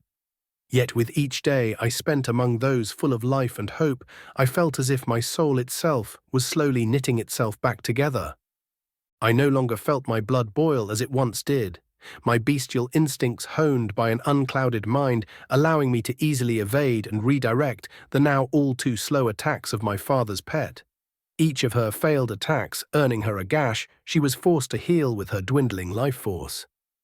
Our clash continued, only stopped briefly when we both had to dodge stray spells coming from the magical duel happening nearby. The golden flames of Raven and his bird being potent enough to harm even us. Claws and lightning clashed with steel as our battle continued, Fura growing more and more bloodied with every exchange, yet her bloody smile widening every time she was hurt. No matter, she may be crazy and even enjoy the pains of battle, but I would crush her like so many others.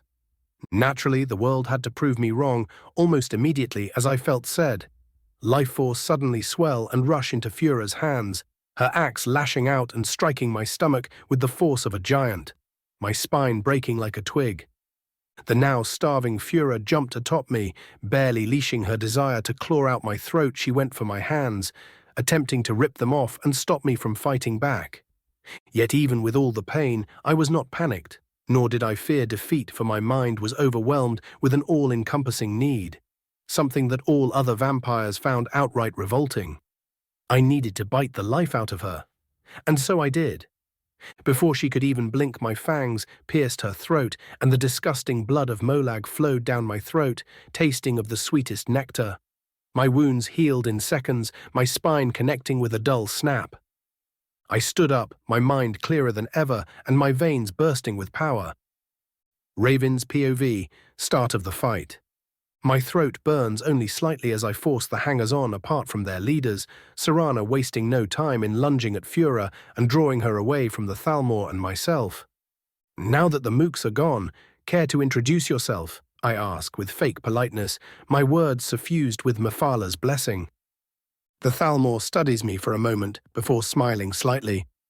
But of course, those of power should be respectful even as enemies. Yeah, right, Scorch rolls his eyes from his seat atop my shoulder. I am Lady Neris, she proclaims proudly, a beautifully crafted staff of moonstone materializing into her hand. And you are Lord Dagoth.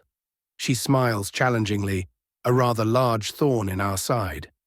What an honor, I quip with false cheer. An entire empire feels threatened by little old me. There is no need to be crass, she tuts.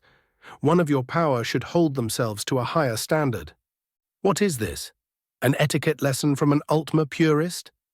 I visibly roll my eyes, irritating the prim and proper lady more than I expected. Magic is a sacred thing, she insists. One who wields its might should not debase themselves. Magic is power, I drawl, and in the end that is all that matters. As I speak, I send a mental nudge toward my rings, the mountain of magicka contained within coming to the fore and causing the entire cave to shudder. Much to my pleasant surprise, Neris doesn't back down. Then might will prove my words true. She flicks her hand and summons a dozen Aurorans, spell circles already forming all around her. My eyes narrow at the presence of Meridia's Dremora, all levity leaving me as I summon my sword and growl, my voice tinged with the Thum, I am going to fuck you up now. She takes an instinctual step back, immediately stopping herself and frowning deeply at her own actions. And just like that, all of her previous politeness disappears as she lets out a furious shriek, dozens of spells flying in my direction. Chapter 242, Moving Forward. With a lazy flick of my staff, the barrage of blinding lightning bolts redirects away from me and gouges the stone of the cave behind me. Is that it? I ask with feigned disappointment, intending to rile her up. All of that bluster and this is all you offer? The Thalmor mage scoffs, petty mockery. Is that all the great Master Raven can do? More runic circles form in front of her as her conjured bodyguards create a loose shield wall. Archmage, actually. I smirk and swing my staff forward, summoning a great fireball and directing it at the Ultima, while multiple spikes emerge from the ground, impaling some of the Aurorans and aiming to impale her as well. Her eyes narrow as she forces the earth spikes away and summons some kind of rapidly revolving ward around herself, disrupting the fireball and making it harmlessly blow over the Aurorans, petty titles of even pettier peoples. Another, far more focused lightning bolt blasts for my head.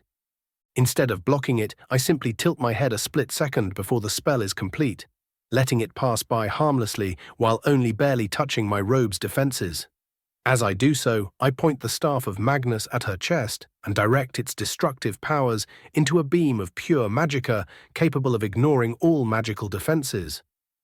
Two Aurorans immediately form a line in front of her, getting banished for their efforts and earning Neris just enough time to step out of the way and respond with another barrage of spells, this time launching curved firebolts to attack me from every direction. Taking a single step forward and lurching toward the shadow of one of Meridia's Dremora, I appear behind the gold-armored figure and immediately lash out with blasphemy, the barest touch making the creature scream out in pain and banish itself voluntarily. The same thing happens 2 more times before the Thalmor starts to predict me, and I am forced to focus back on her spells while Scorch harasses what little Aurorans were left. The cave shudders as we continue our clash of magic. The indiscriminate detonations caused by lightning and fire all around us no doubt ending, more than a few of the numerous Volkihar forces and their pets. Beams of pure magicka shear through the natural pillars of the cave, collapsing it on my enemies while flames block off approaches to my allies, even as I still battle my opponent. With each blast of magic, the near-manic grin on my face becomes wider, the pleasant bubbling in my veins finally coming back after so many instances of being forced into a pure melee fight, to the point of discarding my sword as the last Auroran falls and I start throwing more and more outlandish combinations of the elements at my opponent. And to my great delight, she responds in kind as her wards become more and more complex and her attacks more unpredictable. The simple standoff turning into a rapid series of blinks, shadow walks and attacks, the intensity of our spells increasing with each and every moment. It gets so wild and destructive that we are both forced to use Terramancy to rise supports just so we don't get buried alive, and all that while still attempting to defeat each other. Soon the entire chamber heats up to the point of being painful to anyone who wasn't Dunmer, and I notice the bloodied but intact Serana jump away, her interference better suited to helping the dwindling Dawn Guard than adding even more destruction to our duel. As I shatter yet another lance of ice, I take a step back, my opponent seemingly also taking the opportunity to re-strategize. "You are stronger than I expected," I say, my tone genuinely jovial. "And you are far more powerful than the report said." There is a hint of frustration in her tone, but it is overshadowed by begrudging respect. "Good old Elenwen playing with the paperwork, eh?" I grin, no doubt to hide her incompetence. "How is the good ambassador these days, by the way?" There is vindictive amusement in Neris's eyes, stressed by her duties. "A shame," I drawl, though one has to wonder, why would they send just you? "Just me?"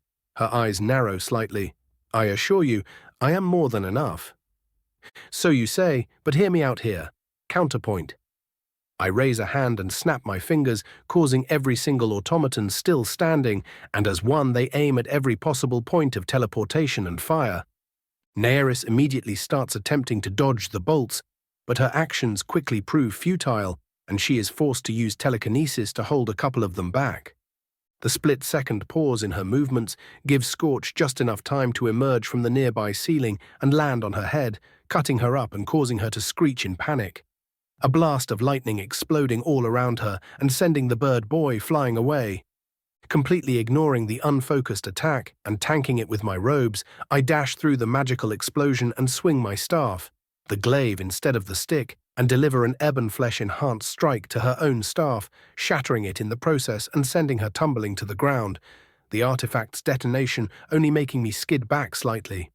Before she can get up or gather her focus, I place my foot on her stomach, eliciting a pained squawk, and point the tip of my glaive at her throat. "Since you've been such a good sport, I am going to be generous, despite your earlier insult, and offer you the chance to surrender." It takes her a bit to refocus, but the moment she does, her eyes actually glow with indignation, her uninjured hand moving about in an attempt to cast a spell, and I allow her to do so. The expression of dumbfounded surprise on her face when she realizes that she cannot teleport away made me let out a snicker of amusement. "You really should have read your reports better, my Lady Neris," I mock. "For all my prowess in combat, I am and always will be, first and foremost, an enchanter." She takes a moment to look around, but the further she looks, the more her despair grows, as she realizes that each and every spot I had ever stood on now held a rune meant to stop spatial disturbances, something which, funnily enough, didn't work on shadow movement. With a resigned exhale, she lifts her unmangled hand in surrender, and I immediately slap an enchanted bracelet on it, causing all the magic within the Altmer to still completely and an expression of pure despair to appear on said elf's face. "That will teach you to be cheeky and summon Meridia's little shits." Those vampires not yet cut down or turned into dusty pincushions quickly found themselves on a one-way trip to visit their patron, as both Serana and I fell upon them with all our might. Scorch took particular delight in chasing down the couple of the wiser bloodsuckers when they tried to escape. He was in fact still playing around with an old man vampire and taunting him into throwing himself into the slaughterfish-infested marshlands. "What an asshole!" I snort and turn back to the rest, Are you well, Moth Priest? I ask the pale Dexian. I am. My thanks for your prompt intervention, Court Mage. He winces slightly, and my apologies for my earlier crassness. My internment has not been kind. A perfectly understandable reaction, I assure him. You were here for rumors of an Elder Scroll, I believe. He nods eagerly. Do you mean to say you know of their location? I am in the direct possession of one and indirect of another. I answer lazily. I trust that you will not mind reading them for us when we are ready. He takes a moment to consider the specifics of my words, but still eagerly agrees. Of course, Court Mage. It is my life's purpose. Excellent. I clap my hands and then grimace slightly. Your guards. All the joviality leaves Dexian as looks away and says nothing. I nod and look to Isran. Casualties? 5 slain and 2 dismembered but alive. The now helmetless Red Guard grunts harshly, but I sense his sorrow at the fact. Those who can be healed will be, I promise, immediately, much to the man's hidden relief. We did not expect such numbers. Your men surviving it at all is an achievement in and of itself. I praise genuinely. It is their job, Isran grinds out, but I am sure they will appreciate it. Now that you have patted yourselves on the back, can we get moving? Mephis interjects playfully. Our newest guest is getting uppity.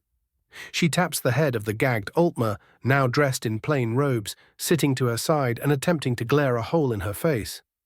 Isran just grunts and grabs the potions I summoned from my inventory before going to heal his men. Serana tilts her head slightly. Are you sure you should leave her alive? The deadpan casualness of the question makes Neris's eyes widen in fear. I shrug. We will find some use to her. She is obviously not one of the brainwashed fools in her order, so she should have some valuable information at the very least. If you think so, Serana hums uncaringly. Considering they sent her alone with my father's dog, I don't think she is all that important. Cue indignant, gagged grunts and hisses. Or maybe it was just youthful overconfidence, I quip. Neris did look very young for a mage of her power, even if she was Altmer. Serana raises an amused eyebrow as said Altmer looks down in shame. You might be right. A sudden flash of information enters my mind, and I straighten up. Scorch is done with the cleanup. We can get moving, and hopefully get done with dealing with Morthal today. My lips twist into something approaching disgust. Their resilience is impressive, but I could do without the smell and fumes. Even the Thalmor joined in the disgusted sniffs that followed. We wasted no time in dealing with Idgrod's household. I walked in, told them the vampires were done and the priest rescued, and left them to deal with the ensuing celebration without waiting for any kind of response. The poor steward forgot to breathe for the whole minute I was there. Was it rude? Indubitably. Could Hjalmarch afford to get pissy with me because I hightailed it out of their swamp? No. And so it was that after telling Isran to prepare for an increase of vampiric activity across the board, that I teleported my entire group back to Winterhold and into the pleasant chill of my home. Excellent job as always, Carsus. I nod and dismiss my steward. As he leaves my study, I start playing with tiny sparks of lightning and fire between my fingers. Today's confrontation, while not incredibly dangerous in and of itself, reminded me of what I actually enjoyed since coming to Tamriel. It would seem that in my worry for the future, I have allowed the court mage to replace the simple mage, and more importantly, the adventurer. The whole source behind my power and motivation. It was a minor reminder, something that I would have no doubt overlooked without prior experience, but the signs were there, and I would not ignore them or dismiss them just so I could descend into ruinous routine again. I came here to have a fulfilling life, and not even the damn apocalypse would stop me. Very dramatic pops, Scorch drawls, his eyes burning with feigned mockery. Fuck right off, I flip him the bird. You know damn well we have been drudging along ever since the King's Moot. Ironically, I can't even allow myself to mention the actual event aloud. We have Scorch, for once in his life, nods seriously. But you also know we needed to go through it step by step. Moving on never gets easier. I sigh and recline back into my seat, staring at the ceiling contemplatively. Fucking Meridia. I mutter and feel a slight tug of support from another creature of oblivion. Manipulative as ever, I grouse, though I make sure the thought doesn't reach her. A long silent moment passes before Scorch speaks again. "So what now?" He asks the truly important question. "Now," I mutter, allowing my emotions to settle as I look at the picture hanging off my wall, both a gift and a reminder. Now we finally move forward. Chapter 243, Conference. After spending the remainder of the evening reminiscing about the past and pondering the future, constant blabbering from the asshole bird included, I found my mood far less dour when morning came. Sleep was a thing that I only had to do occasionally at this point, and with each excursion and the subsequent growth in power, it was turning from a necessity to a simple luxury. In fact, my recent battles and victories against the supernaturally fast and strong have had a rather profound effect on my growth. Stravaten 29 to 33, Dex 30 to 35, Vit 46 to 50, Mag 1020 to 1080. My strength and dexterity have reached such a point that if not for the difference in skill and experience, I could probably overpower and outmaneuver a circle companion in pure magicless melee, the non-transformation boost they got from being a furry included. The real kicker, however, was the vitality. My combat style was not truly conducive to me taking any kind of damage, since I tended to simply avoid it instead of taking it in the face, like a complete dumbass. But if I were ever to say get clobbered by a giant, I would be able to walk it off with only slight bruising, while naked. A curious part of me wanted to test it out, but I squashed that before it had time to tempt me further. There was an aspect of it all that I generally avoided until now, something I hated thinking about when I was still a mere man, as it reminded me of the fact that I was born with an expiration date, and it was never a time frame I found encouraging. The knowledge I could do absolutely nothing about the fact that I would simply stop functioning at one point was something that ironically made the fact I had lived so long so unbearable. Lifespan, a vague timer nature gave us, and a source of much dread for many, something I avoided thinking about even if I was granted a far greater one due to being an elf, and descended from a semi-divine being simply due to the bad memories it carried. Last night I finally forced myself to forget my old fears and frustrations and spent a good hour scanning every facet of my being and taking precise measurements. What I found was both surprising and expected in equal measure. The constant trickle of magicka, combined with my kind blessed vitality and bloodline, would allow me to keep living for 2,000 years at least. And that was without considering how powerful I would become in the future. Compared to that, my previous life might as well be just a tiny blip on the proverbial radar. The self-imposed revelation lifted a weight from my shoulders I did not know I felt until it was gone. Suddenly I felt as if I had all the time in the world. And the moment the feeling struck me was the moment I got up from the chair and started moving toward Dexian's chambers. There was no way in hell I was about to allow myself to grow complacent just because I could live damn near forever. That was a pitfall I would not allow myself to ever stumble into. As I knocked on the ornate wooden door, I could immediately hear panicked stumbling from the other side and was forced to suppress a loud snicker as I watched Dexian roll off his bed and fall face first on the floor. The door guard gave me a confused look as I was choking down my laughter and sensing the opportunity for a distraction. I quietly asked him, "Anything unusual?"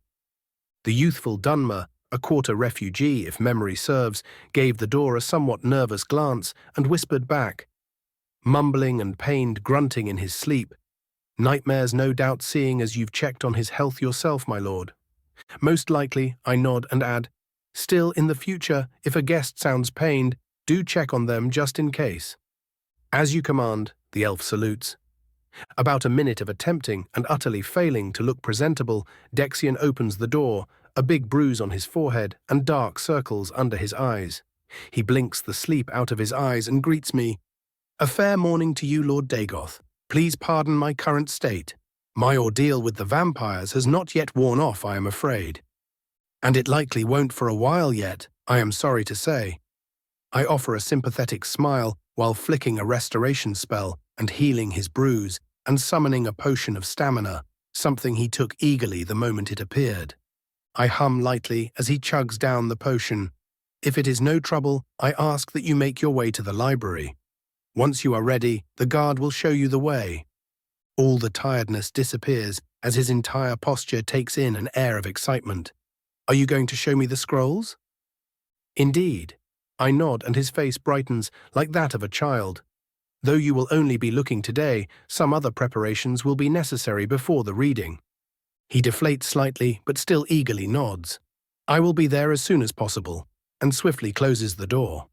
As you were, I chuckle at the amused guard and go to fetch the rest of my people. Within the hour, I find myself standing in the library surrounded by a seated crowd consisting of Davos, Serana, the Falmer, and Dexion. The priest barely paying any attention to what the rest were talking about as he spent the entire time staring at the immaculate scroll case in Serana's lap. Luckily for him, she found it more entertaining than offensive. A short while of wordless staring later, Dexion turns to me. You said there were 2 scrolls. I did. I nod and point to a pair of empty chairs. The other one should be coming in. I feel a shudder in my wards and allow the spell to go through, just about now actually. With a loud pop, Savos and Shalazar appear seated in the 2 chairs, the Archmage giving me a wave while the tiny Argonian cradles a very familiar metal scroll case, which was comically just as large as him. Savos, Shalazar, meet Dexion the Moth Priest. I quickly introduce them. For a moment I think that the old Imperial was going to ignore them in favor of the scroll, but he very obviously forces himself to look up from the magic scribble and bows his head slightly, an honor to meet such mighty figures. Indeed, Shalazar nods imperiously.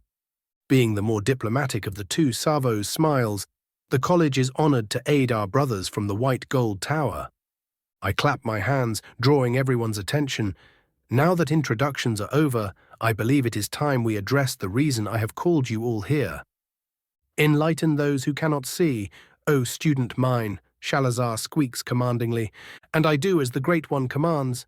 As many of you are aware, this set of scrolls are instrumental in dealing with the current vampiric threat.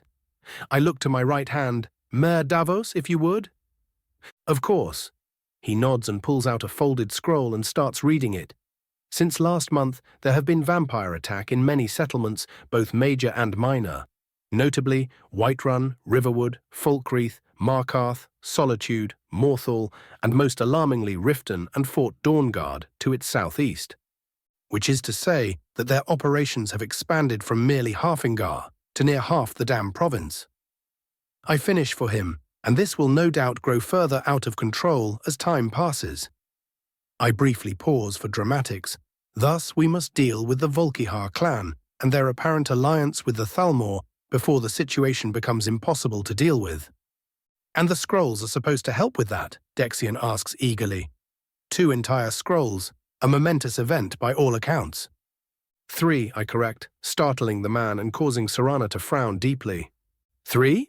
Dexion squawks, but quickly composes himself. Is this why you wish to delay the reading? Indeed, I nod. Even with extra preparation, I cannot rely on your sight surviving the ordeal of reading the 2. So we must make the most of it. Dexion nods understandingly while caressing his grey beard. A moment later he looks back at me, a glint of intelligence that was not there previously in his eyes. And you have some idea of what the scrolls contain? Indeed, I nod and plainly state, the location of Auriel's bow. Those not yet informed reach just as one might expect, and the room is filled with muttering, mumbling, exclamations of surprise, or more subdued curiosity in the case of the Magi. A most sacred task, Dexion mutters resolutely. I will naturally gladly read the scrolls in service of this righteous cause. And we are honored by your sacrifice, I bow slightly, though I believe it is time to mention those preparations I've talked about earlier. He perks up. Oh, do you have some hidden way of reducing the strain? Not hidden, I shake my head. There is an ancestor glade in southern Falkreath. An ancestor glade, Dexion mumbles, while still scratching his beard. Yes, that could work, he exclaims excitedly. Which is why you will be leaving there with Nightshade, Alor, and a force of my warriors. I look to the Falmer. Nightshade will lead the operation, but the expertise of a moth priest is to also be taken into account when dealing with the glade. The petite snow elf bows, by your will, her subordinate following suit. And now for the uncomfortable part. My lips twist as I feel nervous for the first time in a very long time, the final scroll. I draw the words out. We are in possession of the scroll of dragons, and that of blood, and all that is left is the scroll of the sun. I give Serana a pointed look. She reclines in her chair and sighs, which is in the possession of my mother. Lady Valerica, I test the name wife of Lord Harkon, and the reason why his plans have failed so far. A couple of surprised eyebrows raise at that. Oh, and also a daughter of Cold Harbour. What is it with this family? I hear Savos mutter and suppress a snicker. You plan on recruiting her, boss? Davos cuts in before anyone can ask a million questions, already firmly understanding of my modus operandi. If she had the foresight to prevent Harkon's idiocy, then she is obviously far more reasonable than most of those sharing her affliction. I give Serana an apologetic look at the term, but she doesn't seem to mind. Recruiting her will be a massive boon if Serana's skills and power are any indication, and her help in taking down her husband would be invaluable. A valid point, Savos interjects. I have read a couple of ancient works on conjuration, specifically on necromancy. Penned by the esteemed lady, the college would be glad to host her. Needless to say, the unsaid, she would also be protected, was clear to all. And she would no doubt be delighted to visit, Serana offers diplomatically, which only leaves the hard part of finding her. She trails off. Oh, I believe you know exactly where she is hiding, I say ominously. Serana blinks and then blanches. Oh no. Oh yes. My smile spreads into a grin. Where else would she hide from Harkon than right under his nose? And you want us to go there and get her? Serana palms her face in defeat. Ah, but just think about it. I spread my arms dramatically. We sneak into Castle Volkihar, grab Valerica, and then let Harkon know just how foolish he was while escaping. It will be glorious. For a moment she looks at me exasperated, but then she registers my words, and I finally see where all that fear she held for her father went, as her eyes practically gleam with vicious intent. A visit home doesn't sound so bad after all. Chapter 244, The Shroud. We spent a few more hours debating the details of the upcoming operation, with Savos pointedly asking me about each and every protection I had against everything the Volkihar could try doing to me. It would have been endearing if it didn't remind me of the protection jokes my parents constantly made so long ago, but I still thanked the old elf for his concern when he finally stopped. Still, it isn't like he was wrong. Where I was going, I would definitely need a way to protect myself, my soul specifically, and the enchanting session that awaited me filled me with both dread and excitement, because if I didn't manage to do it myself, I would have to ask for Daedric assistance, and that was a terrible bloody idea, no matter how close I was to my patron. As most of my guests, vassals, shuffled out of the library, I spoke up. Serana, a moment if you do not mind. She seemed a bit startled by my request, but stayed anyway, and as Shalazar proclaimed his glorious exit and popped back to the college, thus leaving us alone, she asked, "What do you need?" A certain event has caught my curiosity. I begin slowly as she gives me her attention. When you were fighting Fura, I noticed you doing something rather unusual.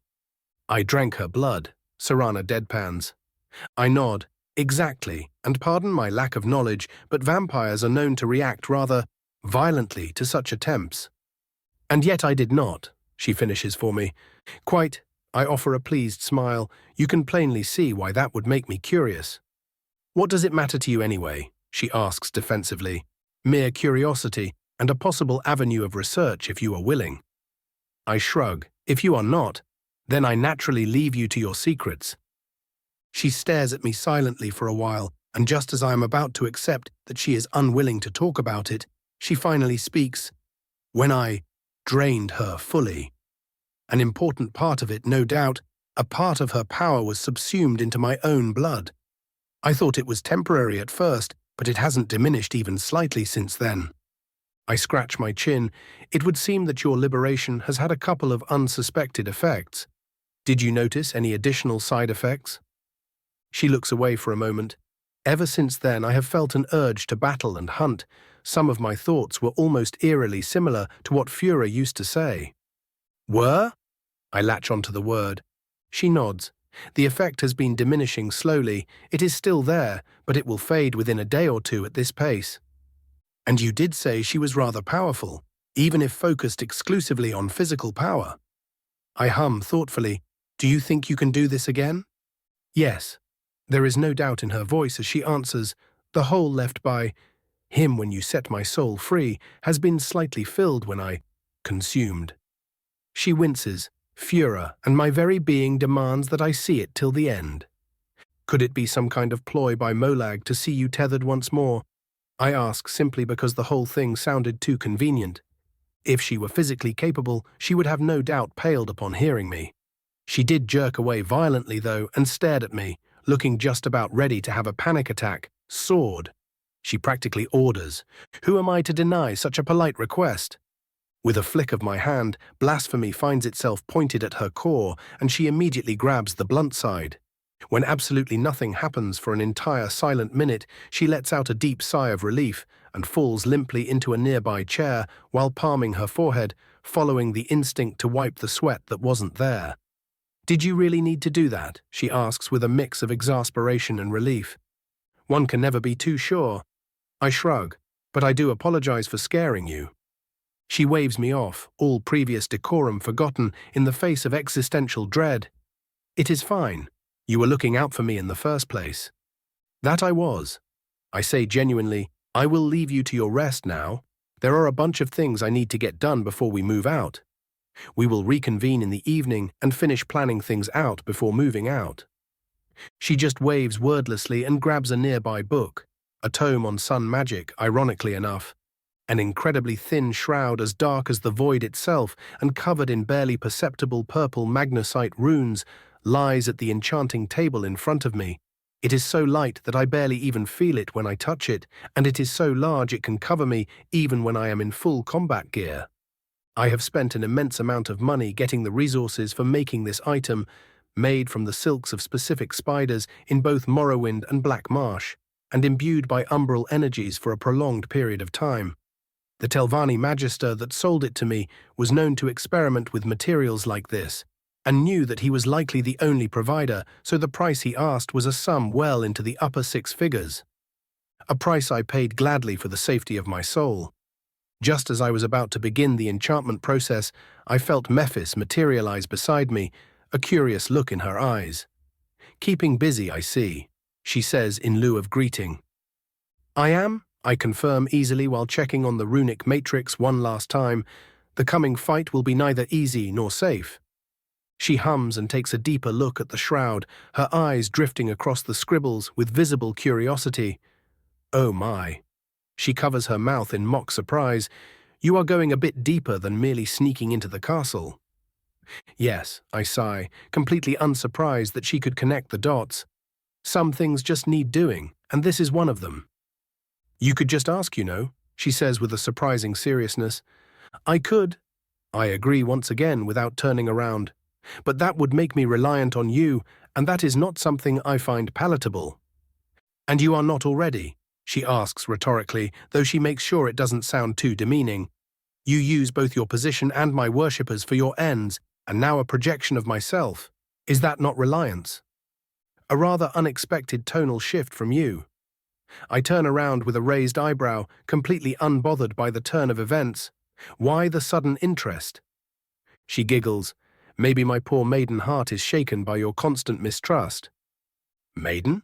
I deadpan. Well, this one is. She winks. I turn back to the shroud and start retracing the runes once again, just so I can keep busy and let my thoughts settle. I have no doubt that you have me exactly where you want me. I concede easily.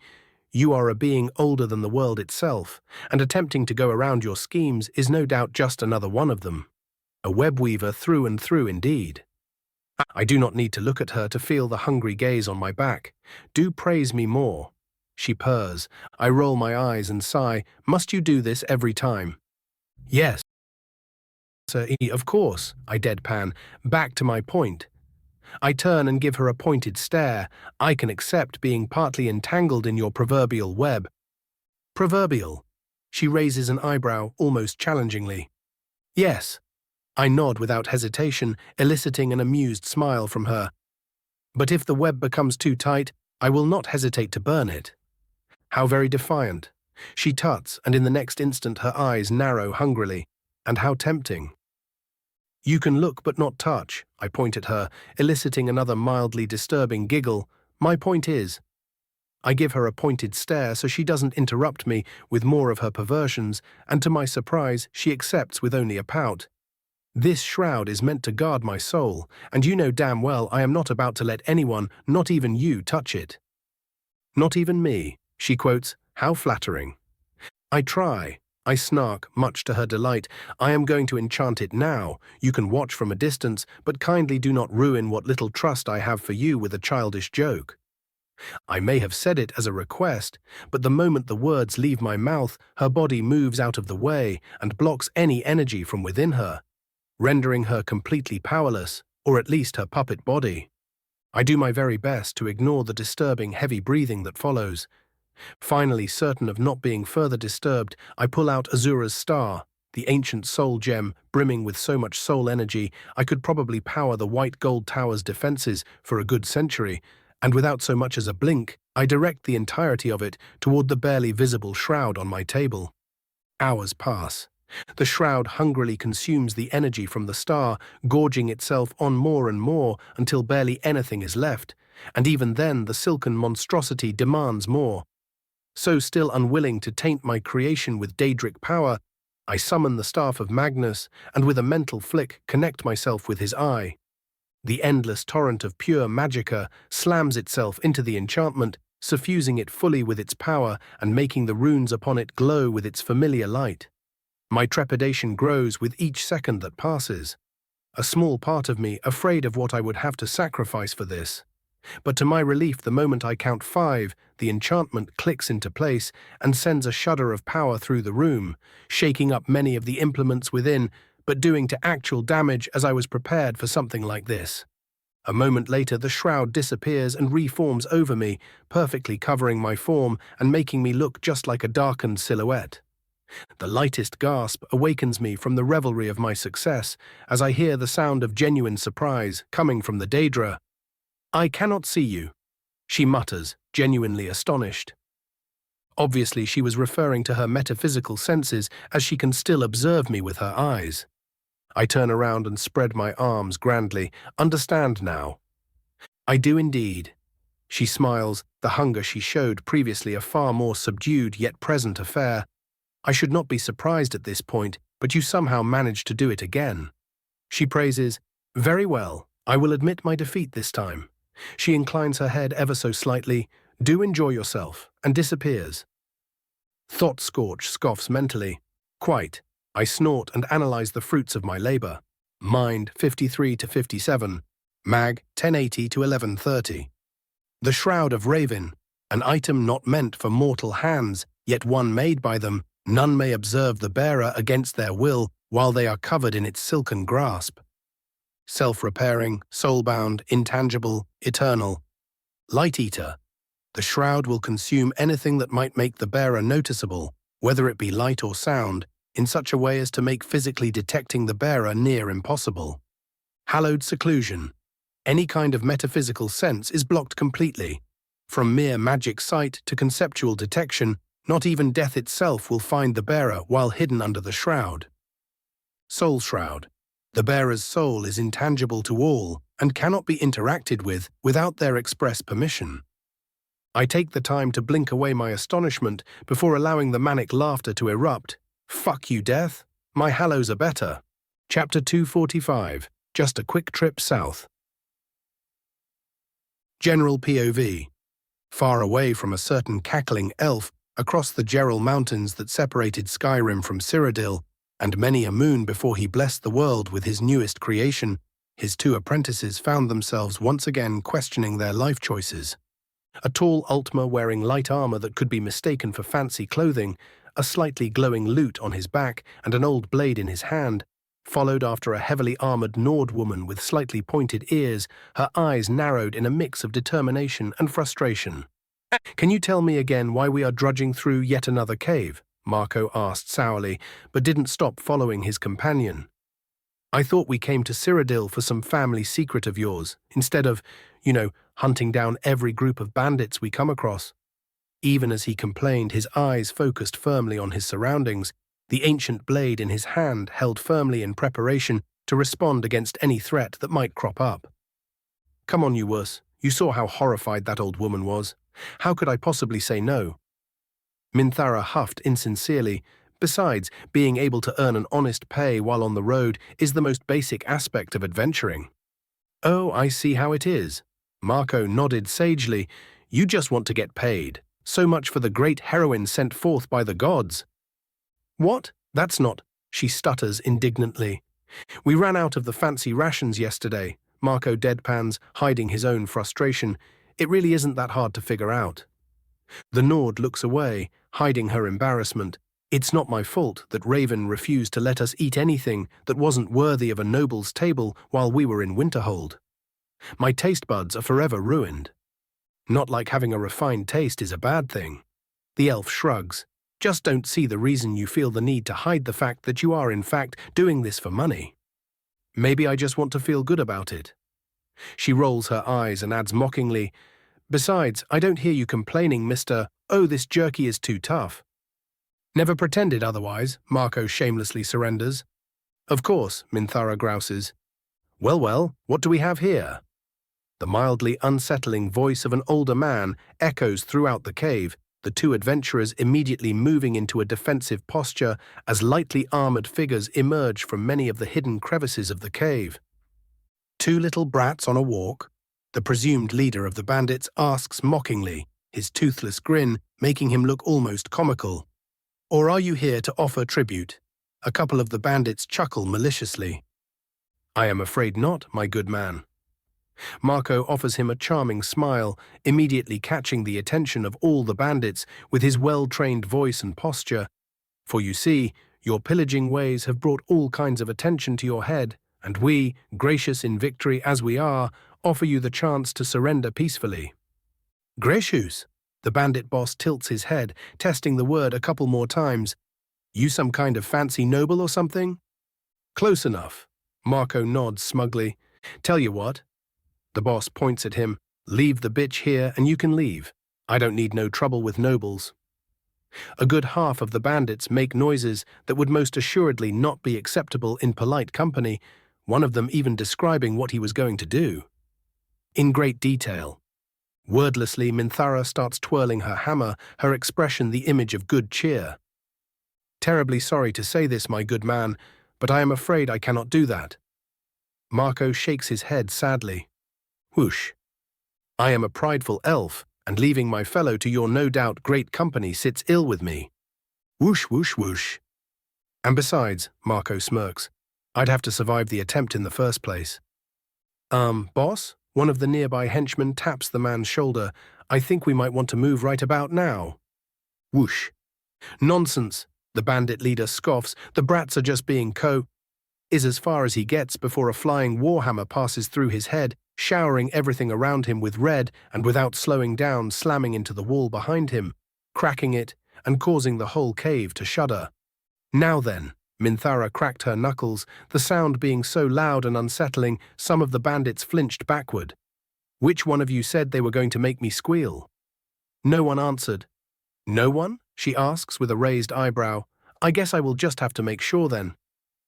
Many of the unfortunately slow-minded reprobates did not catch her meaning immediately, but that was quickly changed as her hands glowed green and blades of wind started flying all across the cave, and then the screaming started. Her elven companion simply sat down and started playing a tune, attempting to attune it to the pained howling like a complete maniac. "Oh, thank you so much." The old woman grasped Minthara's hands within her own and then quickly moved on to Marco. "Finally, we won't have to worry about those monsters." "Right." The elf scratched the back of his head. "You mentioned a reward." The old woman looked away for a moment. "Ah, yes, about that." One very awkward conversation later. 13 people dead, for a bag of potatoes. Minthara stared at the rapidly retreating woman while breathing heavily. Her head snapped sideways when a hand landed on her shoulder. "Come now, Minthara, don't shout the farmhouse apart. We don't need that kind of attention." "Just one whisper and the little shit will learn her place." Minthara mumbles to herself, though loudly enough for Marco to hear her. Look at the bright side. Marco attempts to draw her attention while holding down his panic. The bandits had a couple of gems. That ought to make the trip worthwhile, right? She narrows her eyes at him, said eyes notably looking a bit more reptilian than what is usually humanly possible, before she takes a very deep breath and exhales, the tension leaving her. Whatever, not like robbing a poor farmhouse would do us much better. See? I knew you would see reason. Marco claps his hands and then immediately flinches when Minthara narrows her eyes at him. He raises his hands placatingly. What I meant to say is, I am sure our next job will pay far better. Yes, exactly that. She stares at him for a while longer. You better be right. He nods rapidly and only relaxes when Minthara starts walking toward the road. He follows not long after, mumbling to himself about the unfairness of the world, but not daring to mention the fact that she was the one who found the job in the first place. Oh no, he liked his life far too much for that. Besides, what were the chances that their next job would be as bad as this one? A couple days later, fucking run! Marco most assuredly did not shriek like a little girl as a bolt of lightning sheared the ancient Aeliad wall just next to his head, the thousands of years-old reliefs visibly disappearing before his eyes. Gods damn it, Marco, you said the tomb was supposed to be empty. Minthara growls as she too runs after him, triggering traps and dodging them with almost every step. How in oblivion was I supposed to know there was another tomb below the original? And since when do the bloody Aeliad have leeches? He yells back in frustration. Everyone has them, you idiot! She yells back, narrowly dodging a trap and blocking another massive bolt of lightning with her magic at the same time. Biting down a retort, Marco cuts down a pair of zombies and ducks behind a pillar, allowing himself a peek at their enemy. He quickly jerks back as a spike of ice barely misses his eye. Well, excuse me for not spending every waking moment of my life training and reading. I like to live, you know. Now is not the time, Minthara growls and smashes her hammer into the pillar on her side of the chamber, making it fall on the lich and destroy the creature. The chamber grows quiet, and Marco can't help but quip. See, I told you it would be easy. The dry look his companion gave him was enough to make him stagger. And then two more liches barged into the chamber. Eye twitching and right hand shaking in pure rage, Minthara growled, "You know what? Fuck this," and took a deep breath. Oh no. Marco gulped, but it was already too late. Fuzz! 3 days later. I am not paying you. The archaeologist looks at them with pure contempt and disgust. You can't do that. Marco points at him furiously, his clothes still covered in stone dust, making him look like a beggar. You told us yourself that the ruins were supposed to be emptied out. And yet you destroyed them like complete amateurs. The old practically spits out, I sent you in there to find out if any bandits or goblins were squatting, not to excavate the entire thing by being idiots. There were 6 gods-damned leeches in there, Marco shrieks. Then how are you alive? The archaeologist looks down at them condescendingly. If you want to make a lie, at least make it somewhat bella, ugh. A fist connects with his face, and he falls as if his strings were cut. Wordlessly, Minthara takes the man's purse and starts walking off. Marco groans. We are so going to get into trouble for doing that. He is just some nobody with more money than sense. Minthara shrugs, and I went easy on him. No one will bother chasing us down for him. Marco groans harder. You just had to say it. She gives him a puzzled look. What? A couple of hours later. Stop right there, criminal scum. A guard points his sword at them. Nobody breaks the law on my watch. Oh, Minthara mutters as she sees the archaeologist surrounded by both legionaries and Bruma guardsmen and pointing straight at them with hate and fury in his eyes. God's fucking damn it! Marco practically cries as they are forced to run. 4 months later, Bruma. Finally, Minthara exhales tiredly as she practically smashes the rotting doorway out of her way and enters her ancestral home, and regrets it immediately as a tangible wave of dust is kicked up. Waving his hand around in an attempt to not choke on the very air, Marco follows after her. You know, I thought we were done after we finally managed to pay off the Count of Bruma for punching his uncle, but then bam, orcish raid, he says sarcastically, his expression so dead and tired He looked at least a century older. Don't forget the Minotaur attacks.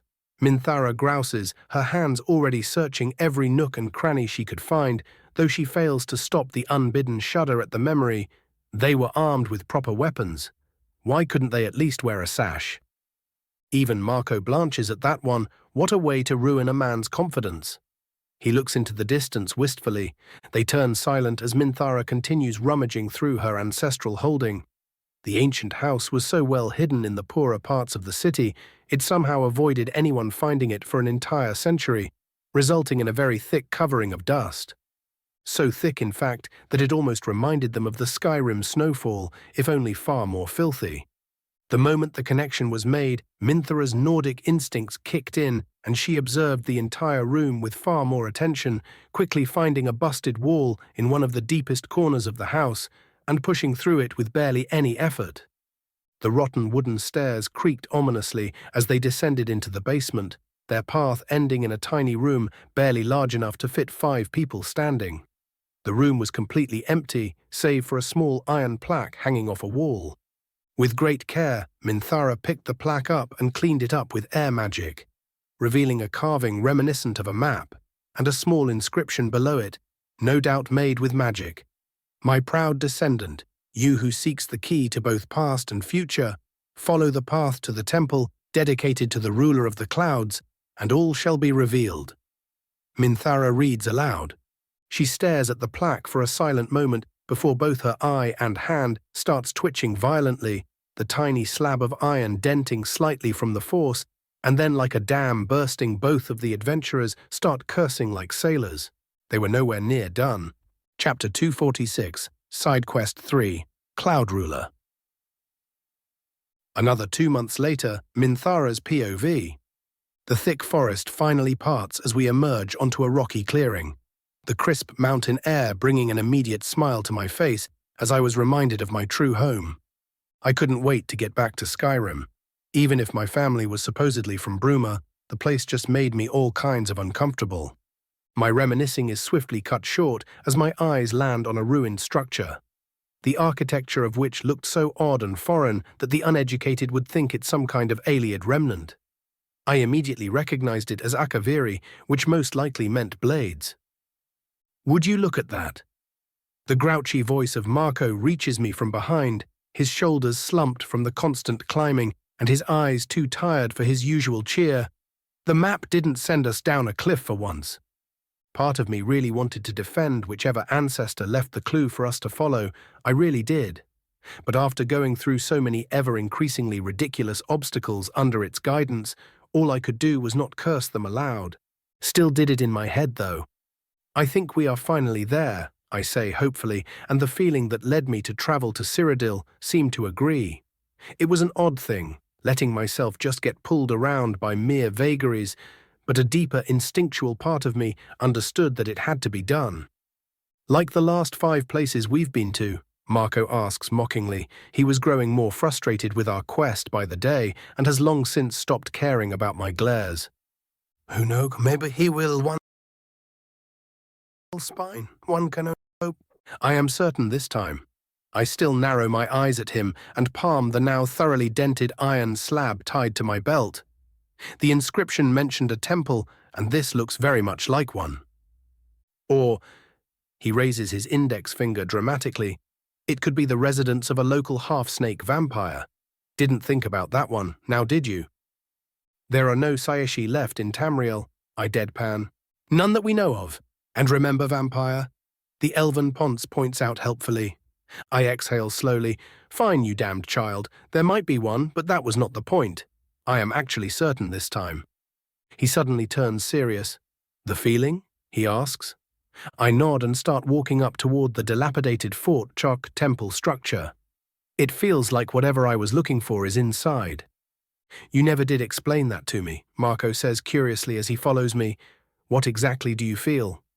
A guiding hand, unerring certainty, a decision already made. I list off and blink in surprise. You doing all right there? His concerned question shakes me awake. I shake my head. It is nothing, I was never able to actually describe it before now. His face brightens, though something tells me he just wanted all this to be over and done with, instead of actually being happy for my search. That has to mean something, right? Yes, I deadpan once again, that I am actually certain this time. He chuckles and raises his hands in mock surrender. But of course, who am I to question the divine providence that guides you? I am only here to get song material after all. Won't become the most renowned bard without proper inspiration. How is that going for you, by the way? I ask as we start ascending the half-crumbled stone stairs, the old grey brick gatehouse still standing strong to its sides. As well as it can. He sighs tiredly, his shoulders slumping slightly. We've been running around so much that I got much more practice in fighting people instead of singing about them. Honestly, at this rate, I will never get anything done. Well, that is not going to pass. You usually only whine about doing actual work. This is the first time you complained about bard stuff. Bard stuff. He snorts and shakes his head. I guess I've just not been having much success, and it finally struck me. I can write a nice rhyme whenever I want. Don't get me wrong, but I just don't feel I will ever be able to get that real masterpiece, you know? I turn and give him what some would describe as a creepy smile. I am sure that you will have all the inspiration you need once we manage to defeat the World Eater. He immediately flinches and groans, grasping at his hair. Why did you have to remind me of that? I am too young to get grey hair. If I have to remember it every day, then so do you, I reply in a sing-song voice. Our conversation trails off as we emerge onto the temple's main courtyard, the air turning slightly ominous.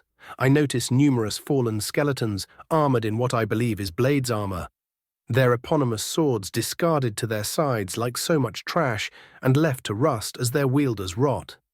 The temple itself looked far worse than merely half-ruined, as signs of fireball damage appeared all over its surface, with some kind of grander spell having destroyed the uppermost tower. No doubt a Thalmor attack at the end of the war, but what were they looking for here? I turn to Marco, only to see him mumbling a prayer to Arche, to which I leave him. I close my eyes and feel a tugging sensation almost dragging me toward a certain buried part of the temple. Wordlessly, I start walking toward it, completely ignoring Marco's demands to wait up. The air turns from ominous to solemn as I pass the ravaged halls of the once glorious temple, many of the side rooms completely caved in by the destroyed roof, leaving me with only a singular path to follow deeper inside. I do not count the passages as I pass them by, completely uncaring for traps, as something told me that there would be none. Things turn into a blur, until finally I emerge into an almost fully intact chamber filled with enshrined swords. A stone dais laying on the other end of it. The moment I stepped inside, apparitions wielding those same blades and wearing their signature armor stepped out of the shrines. Yet my eyes immediately fell upon a far taller feminine figure who stood on the other end of the room and radiated a sense of familiarity. Whoa, I hear Marco quietly mumble, but I barely pay him any attention. No, most of my focus is held firmly by the ice-blue eyes of the apparition standing in front of me. Have you finally come to claim your destiny? Yes. The answer comes to me instantly. Very well, the figure raises her sword, then prove your worth. Do not interfere, I tell my companion, and raise my hammer. We stare at each other for only a moment longer before both of us attack the other in a blur of motion, the other blades merely watching us intently and with a reverence that was not there before. A rapid slash barely goes over my head as I duck and deliver a thrust with the pointed tip of my weapon, only to get evaded and leave me overextended. I quickly raise my left hand and launch a gust of wind, hoping to crush the apparition against the wall, only for it to raise its own hand and dispel the magic a moment later. Almost as if a signal was given, both of us activate alteration magic, both protecting and enhancing our might and reflexes, and immediately burst into another flurry of attacks. Parry for parry, feint for feint, spell for spell. Whenever I attempt to bring something new to the battle, it is met with exactly equal force and power, my frustration growing with each exchange and my blood boiling at the insult. But I was taught to resist lashing out and instead focus my fury into my strikes. Almost pointlessly, I continue fighting on, realizing ever more clearly that I could have been cut down at any point if my opponent had not been holding back. and that was enough to turn my blood from merely boiling into outright searing rage. Yet still I held my focus, and a quick, if simple, plan formed. If I could not beat her with anything she already had, I would use something only I possessed. Allowing myself to be pushed back, I jump away to create distance and without hesitation shout, "Fuss row!" Blowing the apparition back, and to my throat's great protest, I add, "Wuldna!" forcing myself to dash across the room faster than most magic would allow and spearing her onto the ground. She was still not done, obviously, so with one final exertion I breathed in once more, my throat screaming for me to stop, but I pushed on anyway. "Yol Torshal!" I kept the shout going for as long as possible before staggering back away from the blackened wall, the apparition nowhere in sight. Well done. I felt something caress my cheek lovingly, but that must have just been the battle nerves. I do not know how long I was stuck just breathing as deeply as my lungs would allow, but I was soon shaken awake by Marco offering me the last bottle of our most powerful regeneration potion. I drank it all without hesitation and immediately felt my eyes clear and my throat no longer trying to rip itself apart. As my sight cleared, I was met with an unbelievable scene. All of the other blades bowed before me, their ghostly eyes radiating reverence and loyalty, and the nearest of them looking expectantly upon the now tangible sword of my challenger. Understanding the message, I carefully picked it up, and the moment I did, all of the apparitions dematerialized and were seemingly sucked into the blade, the words Ulrika's Oath Blade glowing majestically upon it. Apparently, I had said that out loud as Marco gasped the moment he heard me. "Did you just say Ulrika?" he asks excitedly. "Yes, why?" I blink. "There is only one Ulrika who was a member of the Blades, Minthara. Everyone knows this." He explains patiently, his eyes practically gleaming in anticipation. It clicks almost immediately. "The champion of Cyrodiil." "Exactly," he nods, "and you just defeated her in combat." "No, I did not." I shake my head. My pride would sting far worse if I tried to take the credit for something I did not achieve. I don't doubt for a second I would have died if she was actually trying to kill me. "Truly?" Marco blinks. "That is both scary and amazing." "Quite," I say dryly. "You can admire history later. We need to figure out what we came here for." The moment I say that, I feel a slight prick on the hand holding the sword and look down just in time to see a drop of blood fall on the stone dais. For a moment I feared some kind of trap, my heart racing as I realized that both of us were too deep inside to get out in time.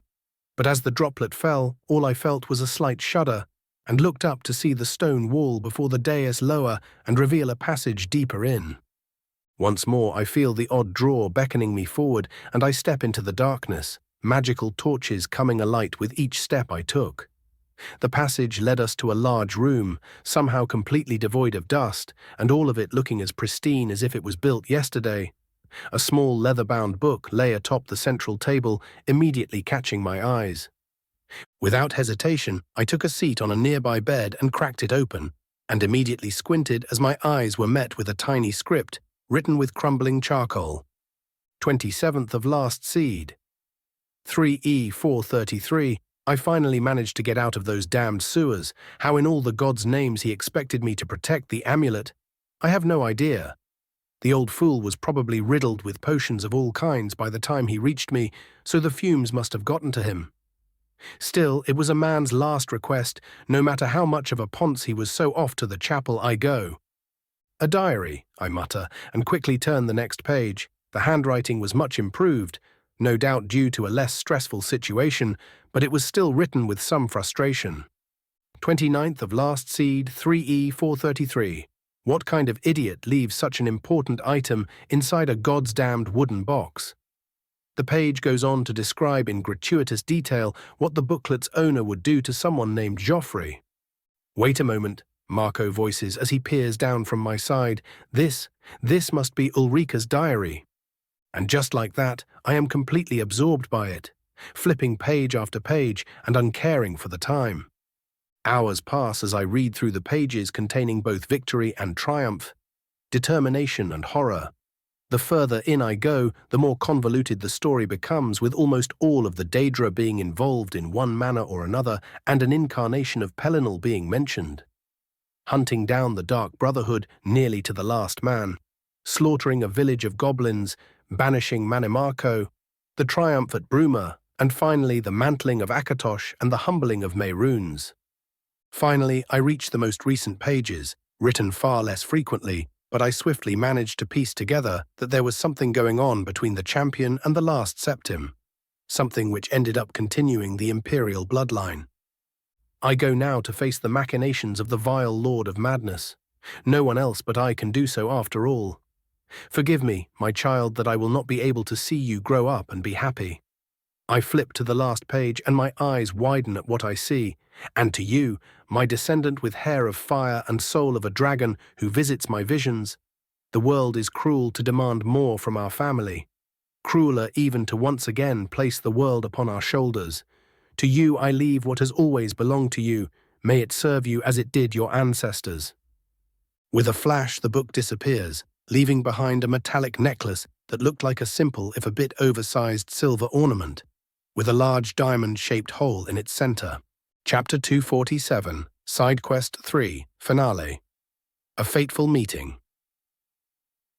The moment I touched the amulet, the feeling that had been pulling me here reached a crescendo, the sheer certainty I felt within myself, blinding all of my other senses, only to disappear completely as I felt what I can only describe as a click within my soul, signaling the end of a soul-binding ritual. And I knew then and there that my fate was sealed, for good or ill. The amulet disappeared for a split second before reappearing around my neck, hanging snugly just above the amulet of Mirkul Gaudursson, a sense of confidence and assurance flowing out of it and toward my heart. The snapping of fingers brought me out of my thoughts as my eyes focused on a very confused Altmer, staring at me with an odd mix of exasperation and awe. Unable to control his curiosity, he points at the amulet and whispers, "By all the gods, is that?" I nod, yes. And that was all that needed to be said, for no one of worth would be unable to recognize the Amulet of Kings. It seems to be missing a bit, Marco points out carefully. The Chim El Adabal was shattered, yes. I nod again, and what an absolutely frightening realization it was that it was done by my own ancestor, Martin Septim, but I feel that finding the frame was merely the first step to all this. So, Marco scratches the back of his head. What do I call you now? Your Highness? Your Imperial Majesty? He pretends to be nervous, but I notice the glint of amusement in his eyes. I huff.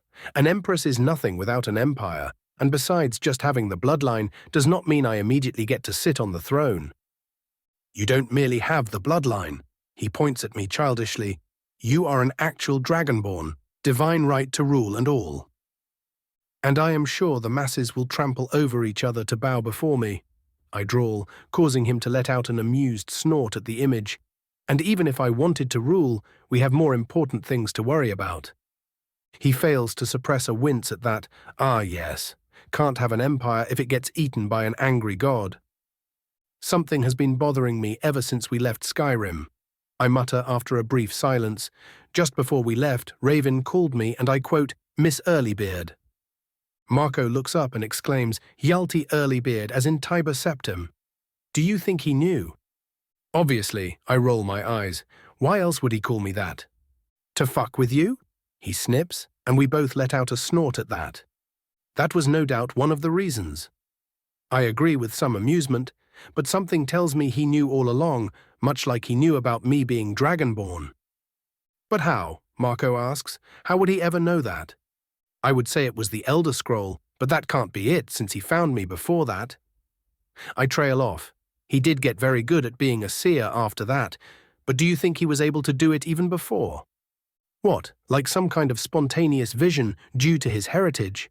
He asks, prompting a nod.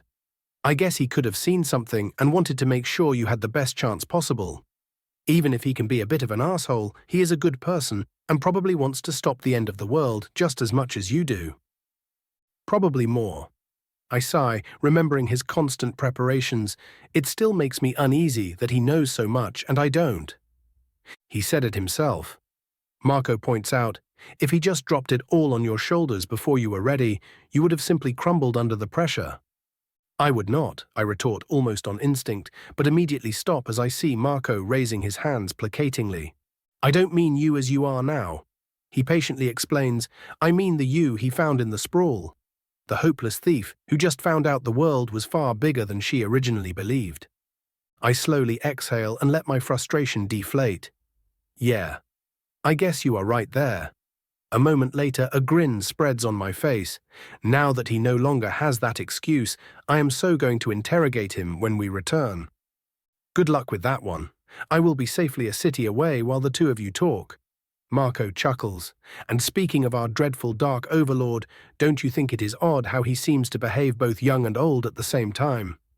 The question gives me pause and I mutter, he has been dealing with all of this for far longer than we were.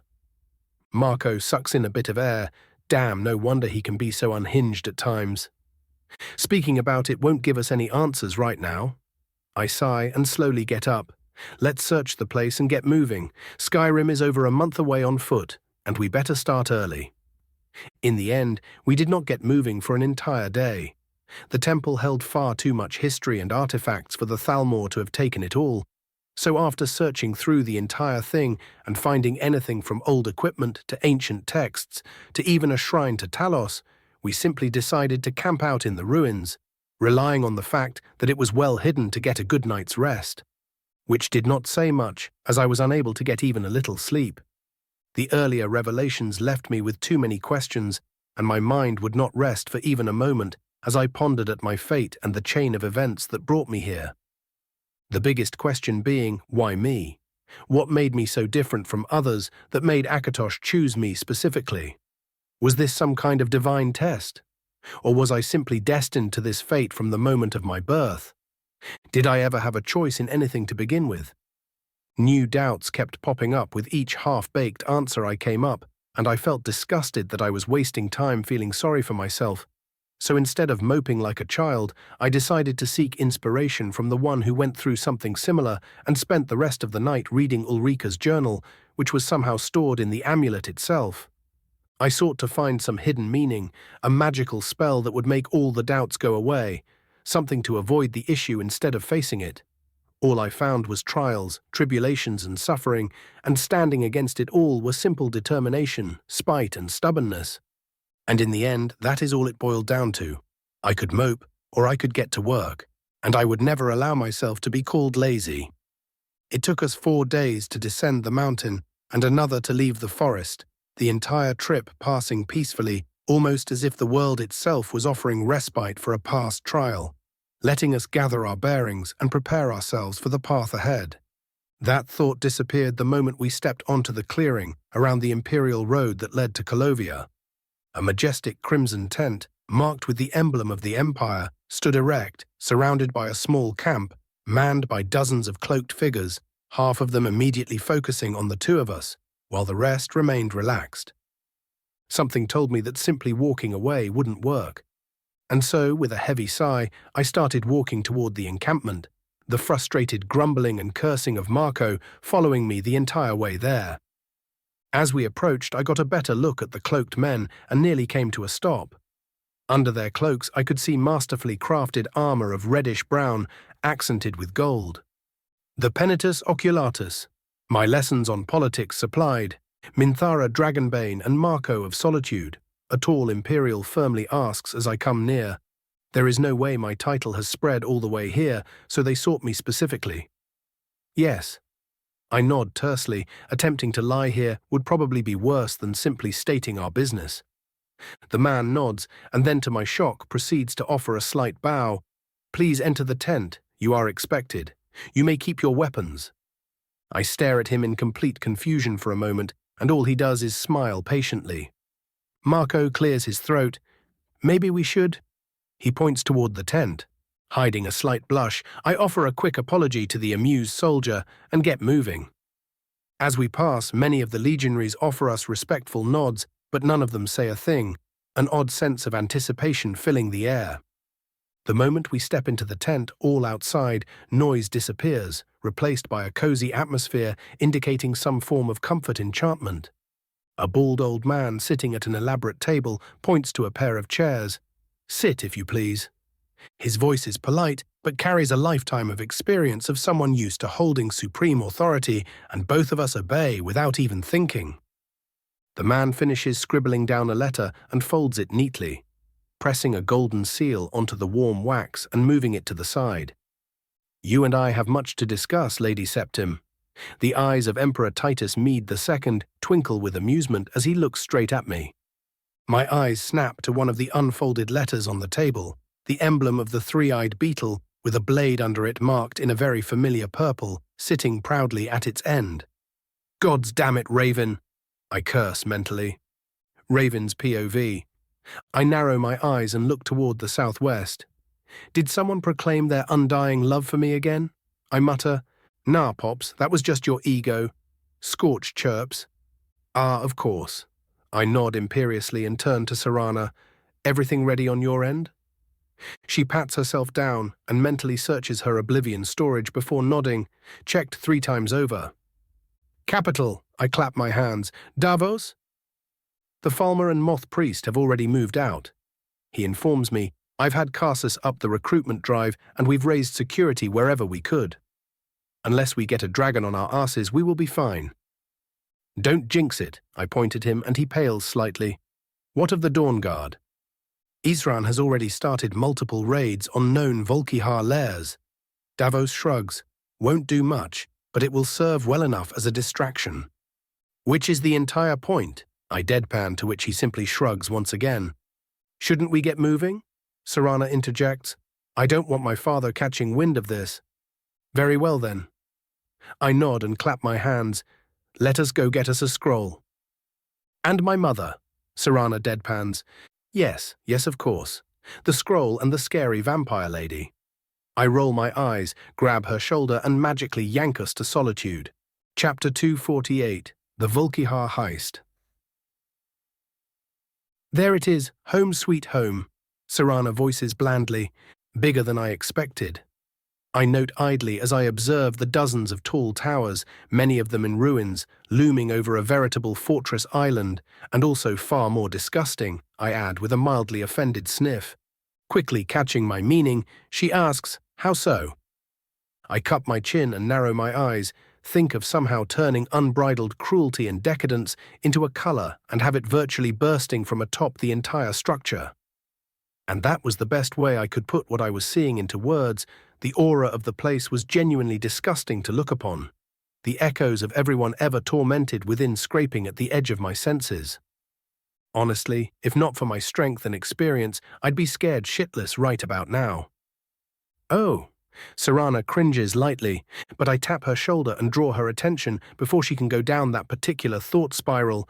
No point thinking about it now, we are here to stop it after all. She exhales slowly and nods. Yes.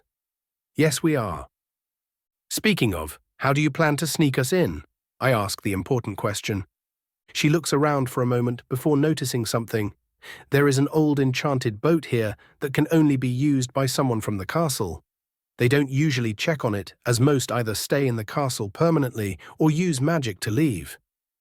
"But there is a detection system, no?" I ask firmly.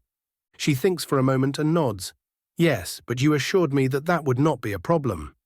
Merely making sure, I assure her and summon my new shroud, barely even feeling it as the powerful artifact covers me in its nearly imperceptible entirety. With a satisfied smile, I point my hand toward the rickety boat. "Lead the way, my lady." The revolting aura became all that much stronger as we passed the threshold of the mist surrounding the castle. A part of me wanted to just turn my perception down to a minimum, but that would make me far more vulnerable and was definitely not worth doing in the name of mere comfort. Our offensively low-class transport floated next to the small dock with nary a sound, and upon reaching a certain point simply stopped, moving back toward the mainland shore the moment we stepped off. My eyes immediately narrowed as I noticed the dozen or so gargoyle statues hanging off a nearby lookout tower. How charming. "You can sightsee when we are not in the open." Serana hisses and tugs my arm and quickly leads us to an outcropping of rock to the castle's west, letting out a sigh of relief as we finally find some cover. I take a thorough peek around our position and point my thumb toward a stone structure connected to the sea. That the supply entrance you mentioned? Yes, it has been out of use for some time, so there shouldn't be that many guards there. Right, anything I should avoid? Try avoiding any flashier spells. She decides after a moment, there is no guarantee that they will get us spotted, but we best err on the side of caution. I try not to pout and fail utterly, earning myself an exasperated stare from the vampire lady. Fine, I sigh, no blowing the castle half to bits. You can do that once we are ready to leave, she permits with some amusement. You couldn't stop me, even if you tried. I smirk and flick the ebony blade into my hand. But first, we need to actually get in. The stone supply dock was watched over by a pair of short walls carved into the side of the cave that housed it. Some thrall archers and a pair of very bored vampires stood watch, or at least pretended to, as not one of them expected an actual attack in this God's forsaken place. With a simple application of telekinesis, I quickly scaled the southern wall without making a single sound, appearing behind one of the thralls and slitting his throat before he could even panic. 3 more fell before I was spotted, a slightly misaligned stab leading into one of the thralls screaming out in pain. But it was far too late for the vampire's mortal servants, as I was already right next to them before they could even draw their bows.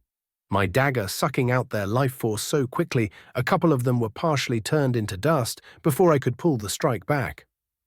One of the vampires attempted to use the death of his servants as a distraction and jump me from behind, but without even turning around, I summoned a group of my shades and had a trio of them block the heavy overhead sword swipe together, while another group held him in place for but a brief moment. More than enough time for me to flick my free hand toward him and summon blasphemy, killing him in an instant. Casting my gaze to the other side of the wall, I could see that Serana was no less successful, as the entirety of the wall was covered in fine chunks of flesh, and she was just about done draining the other vampire to their true death. Without pausing, we enter the lower castle, the numerous undead hounds within ignoring us completely as they saw Serana as one of their masters and were unable to detect me at all. As we stalked through the mostly empty corridors, a terrible smell assaulted our senses, the light clanking of bone quickly reminding me of what we were about to find. As we passed another empty corner, we were greeted by a large chamber filled to the brim with a veritable mountain still bloody bones, traces of yet undevoured flesh being quickly stripped off said bone by a group of feral vampires, many of them not even bothering with clothes and looking more like humanoid bats than actual people. I shared a disgusted look with Serana before channeling all my burgeoning fury into an illusion spell and directing it toward the ferals, which turned out to be overkill as it took only the slightest nudge for the mindless beasts to fall upon each other over their competition for food. Only one survived the ensuing slaughter, and I rid the world of its filth with a silent blade of wind, severing the vile creature in twain. We remained silent as we ascended further, only speaking when Serana instructed me on how best to avoid certain traps and which paths to follow. I took great pleasure in ending whichever creature had the audacity to stand in our path after what I had seen, though I still made sure not a sound was made. After close to an hour of trudging through Harkon's rotten halls, I finally felt the smell of fresh air, and as Serana pulled yet another hidden chain and the thin stone wall before us lowered to reveal a beautiful, if somewhat overgrown garden, the smell of the no doubt highly poisonous flowers removing the stench of flesh and rot almost entirely. I took a deep, liberating breath, absent-mindedly noting that my anti-poison ring was activated when I did so, and then, with a serene smile, started cursing all possible generations of Harkon's family. A good minute of the vilest insults on both Nirn and Earth. Later, a very amused Serana asked, "Are you quite finished?" "Yes, thank you." I nod and smile serenely, like I didn't just offend her entire family line. A moment later, the smile was replaced with a deep frown. I knew the place was going to suck, but not to this extent. She looks away, hiding a slight wince. It never got this bad before. I give her a deadpan look. Any level of it is just as bad. Don't try and defend it. "I wasn't going to," she huffs, mildly annoyed. "Well, excuse me, princess." I let some of my disgust leak into my voice. I just didn't expect that even a monster such as Harkon would just make a charnel house under his own home. You'd think a noble would have some standards, but no, let us just behave like complete and utter beasts. Because fuck principles. I scoff. So much for the proud Volkihar. She palms her face and sighs. I do not disagree, but are you quite done venting yet? We do have a job to do.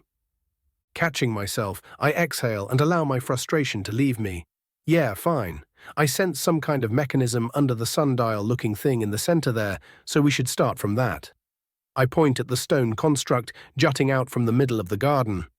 The moon dial, Serana mutters and starts looking it over. My mother made it a project of hers to make something that would show time at night just to see if she could. It ended up being far more complex than we ever expected, but when the garden was still clear and the moonlight fell just right, it made for a beautiful sight. I can picture it, I offer genuinely. Then again, an immortal without a hobby is a dull thing. Very, Serana smiles wryly. Most vampires usually end up as stagnant caricatures, but not my mother. She always found something new to do and still kept up with her earlier projects. Just imagine a garden tended to for centuries by a true master. Her smile turns wistful at the memory. I allow her to reminisce for a brief moment before pointing at the dial. Some parts appear to be missing. You think it was on purpose? It would not surprise me. She sends a quick glance toward the ruined southern entrance. Considering how well she knew my father, she must have expected him to bar any memory of her. I don't think even she expected him to do it quite so literally. Fucking thousands of years old and still throwing tantrums. I snort and wave her on. Come on, those missing pieces won't find themselves. We take our time searching for the missing pieces, mostly as a way to take a break, as we knew that no one was going to go behind Harkon's back and actually check on the garden. And as the sun is slowly replaced by the moons, we slot the circular tablets into their intended spots, and watch with interest as the dial retracts into a circular stairwell leading into yet another passage. I swear to Azura, your mother must have gotten off on the idea of secret passages. I deadpan, and ignoring Serana's indignant glare, step into the darkness once again. Thankfully, the air within is not tainted with 1,000 dead, so I do not feel rushed in my exploration, slowly examining the dusted halls and looting them for all they were worth. I did have to promise Serana that I'd give her most of the value, though. Simply stealing it in front of her was not going to fly, no matter the excuse. We had to slow down somewhat, as she was forced to manually deactivate each and every gargoyle we passed, due to all of them being personalized and carrying her mother's mark. Why did we not simply destroy them? One might ask themselves. Simple, really. Why destroy what you can repurpose? After a slow descent, we began to climb upwards, my sight quickly informing me that we were ascending one of the less damaged towers to the castle's north. The halls became smaller the higher up we got, but far more opulent. With traces of multiple forms of workshops, anything from alchemy to ritualism to carpentry, it could be found up here. And then we stepped into her actual study, and I almost started looting the place then and there, only stopped by Serana's knowing look and threatening smile. Damn you, private property. Chapter 249, Descent into the Cairn. I try and hide my sudden bout of avarice with a cough. It doesn't work, impressive collection. I let out an appreciative whistle as I observe the small library no doubt filled to the brim with all manner of research. I can practically taste Serana's amusement as she smirks. Mother was a very dedicated scholar. Whenever she finished her research on something, she would immediately move on to something completely different. A genuine polymath, eh? I ask with a raised eyebrow. Yes. She nods with a hint of smugness, though it seems finding her is not going to be as simple as I expected. I lazily point at the stone circle in the room's center and deadpan, that is a portal. She looks down and blinks, then looks away, hiding her embarrassment. It would seem so. She could be anywhere then. She adds with a sigh, if she is as meticulous as I believe her to be, she has no doubt left some kind of clue. I mutter leadingly, I don't believe she would simply run off without leaving some kind of contingency for exactly this kind of situation. You know, you can just say you already know what we are looking for without trying to sound mysterious. Serana points out wryly. Ruin all my fun, why don't you? I huff. Fine, we are looking for some kind of journal. That is what I thought. She smirks. And do gather all of her books, if you would be so kind. I don't want Harkon finding them. I narrow my eyes at her for a moment before letting out an amused snort. Keep going, we shall make something out of you yet. She giggles quietly. I don't think I would go quite that far. The world would not be able to handle it. Your mercy is inspiring. I nod sagely and point to one of the bookcases in the corner of the library. That place feels important, so we should start our search there. With a newfound air of levity, we throw ourselves to work. It does not take us long to find Valerica's journal, but as Serana needed to take some time to actually read it, I left her to it while storing all of the books as carefully as I could. When we got Valerica out, I'd just delay giving them back so I could have my people copy everything important down. Sure, she was Serana's mother, but she was at one point, or maybe even still unironically, a Balit. So I had no qualms about stealing from her. I was just about halfway through sorting through the mountain of stored books when I heard Serana quietly gasp. Found something? I call out from across the room. Give me a moment. She starts flipping through a couple pages repeatedly before frowning and walking up to my side of the room. She was researching how to access the soul cairn, and something tells me that is exactly where she is hiding. What better place to hide than where none may go? I muse. It was either that or a Daedric realm. That portal is way too complex for anything else. You've heard about it. She looks surprised. I am one of the greatest enchanters alive, and one of my colleagues is both a lich and a master necromancer. I drawl lazily. Of course I've heard of the realm of stolen souls. And you are aware that no living being may enter? She asks pointedly. But I simply wave her off. You let me worry about that. You already have a way to enter without dying, don't you? She asks, somewhat exasperated. I am sure I have no idea what you are talking about. I answer with a wink. Now let us get back to work. That portal won't open itself. She gives me a blank stare before letting out a huff and going back to looking through the journal. Multiple tests and some minor ingredients wasted later. We stood above the tiny metal brazier above the portal, a bunch of very finely ground alchemical components mixed together. Without any prompting from me, Serana pulled out a knife and made a shallow cut in her hand, letting her blood flow over the contained ritual. The moment the first droplet of sanguine crimson fell, the entire room shuddered, a burst of otherworldly cold energy flashing out of the stone circle before the circle itself disassembled and the different stones floated up into the facsimile of a crumbled staircase. The deep purple hole in reality that opened below the floating rocks was almost painful to look at. Well, that doesn't look one bit ominous. I grouse as I light up a cigar. Ready? Serana asks, hiding her own apprehension. Nope. I pop the pea and enter the portal. It felt like moving through tar at first. Both my movement and breathing felt so restrained, a small part of me was about to go into a drowning panic.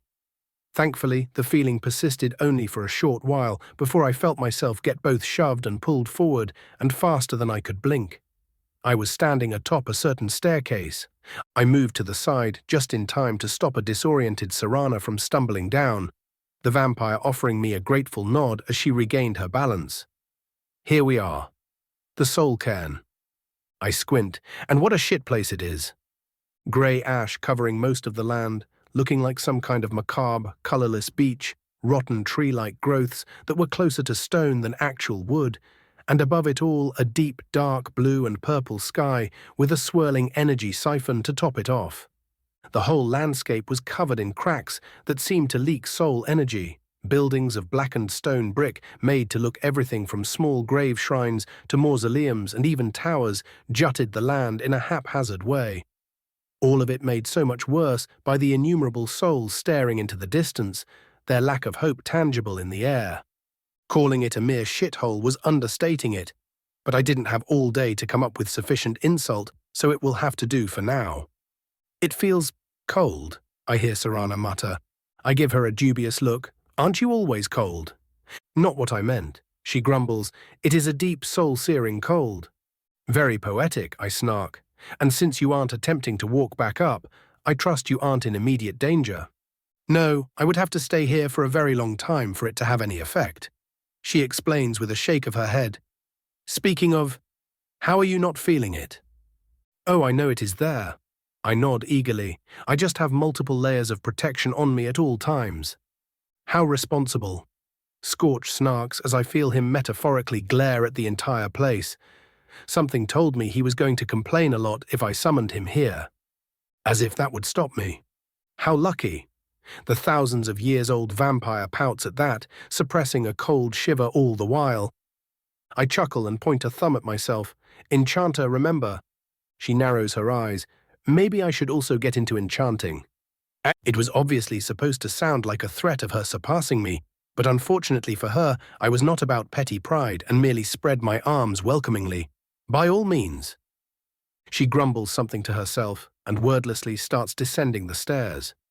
As we pass through what I can only describe as a mockery of some kind of street, the souls all stare at us with sluggish confusion, none of them even capable of growing excited at something in their environment finally changing. And that made me supremely pissed off.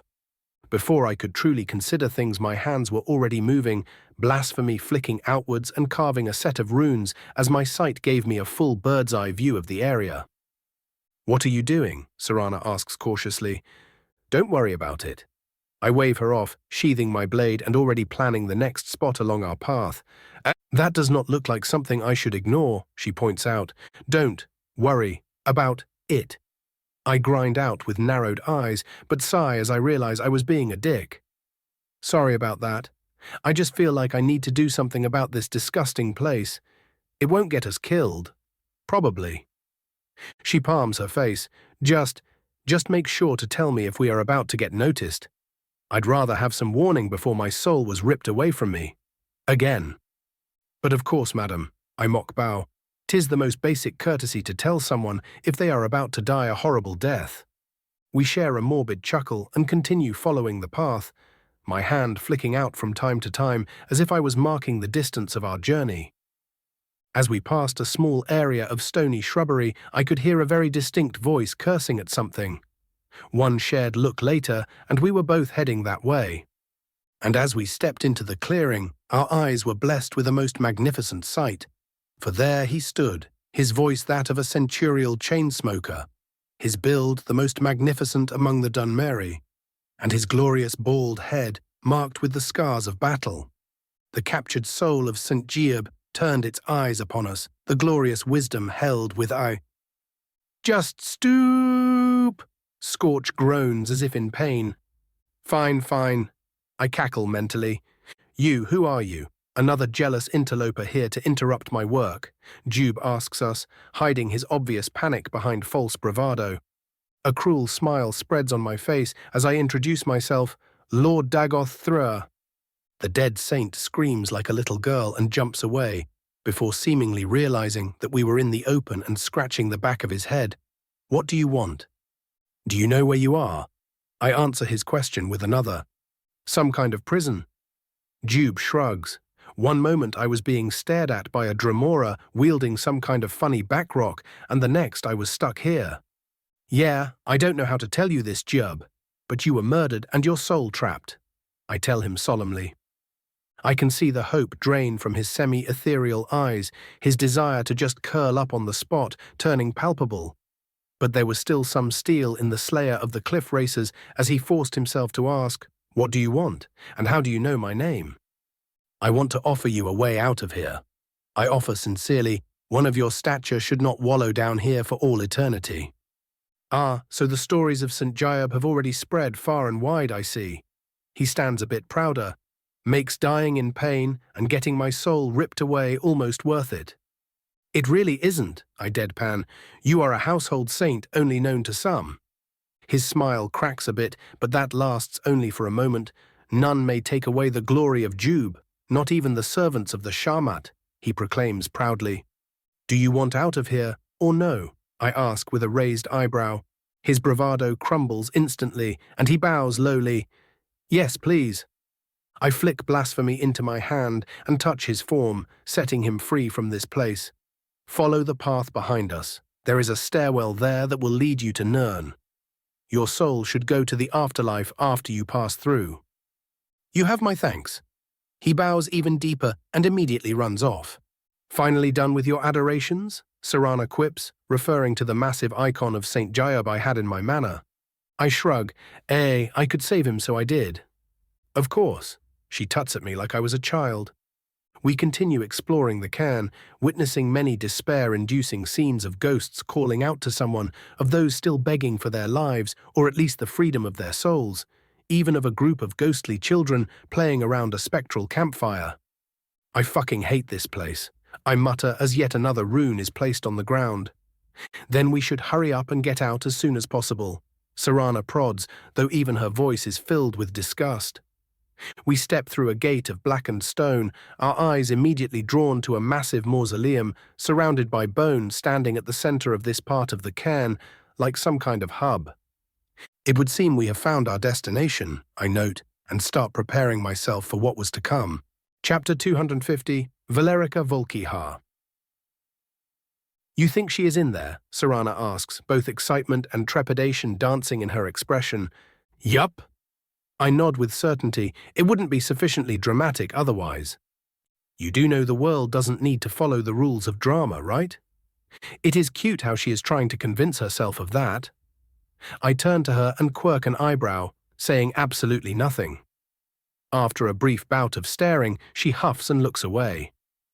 As we get closer to the massive mausoleum, I suddenly stop walking, just in time for a faintly familiar-looking spirit to dash past me with an ethereal blade raised in her hand.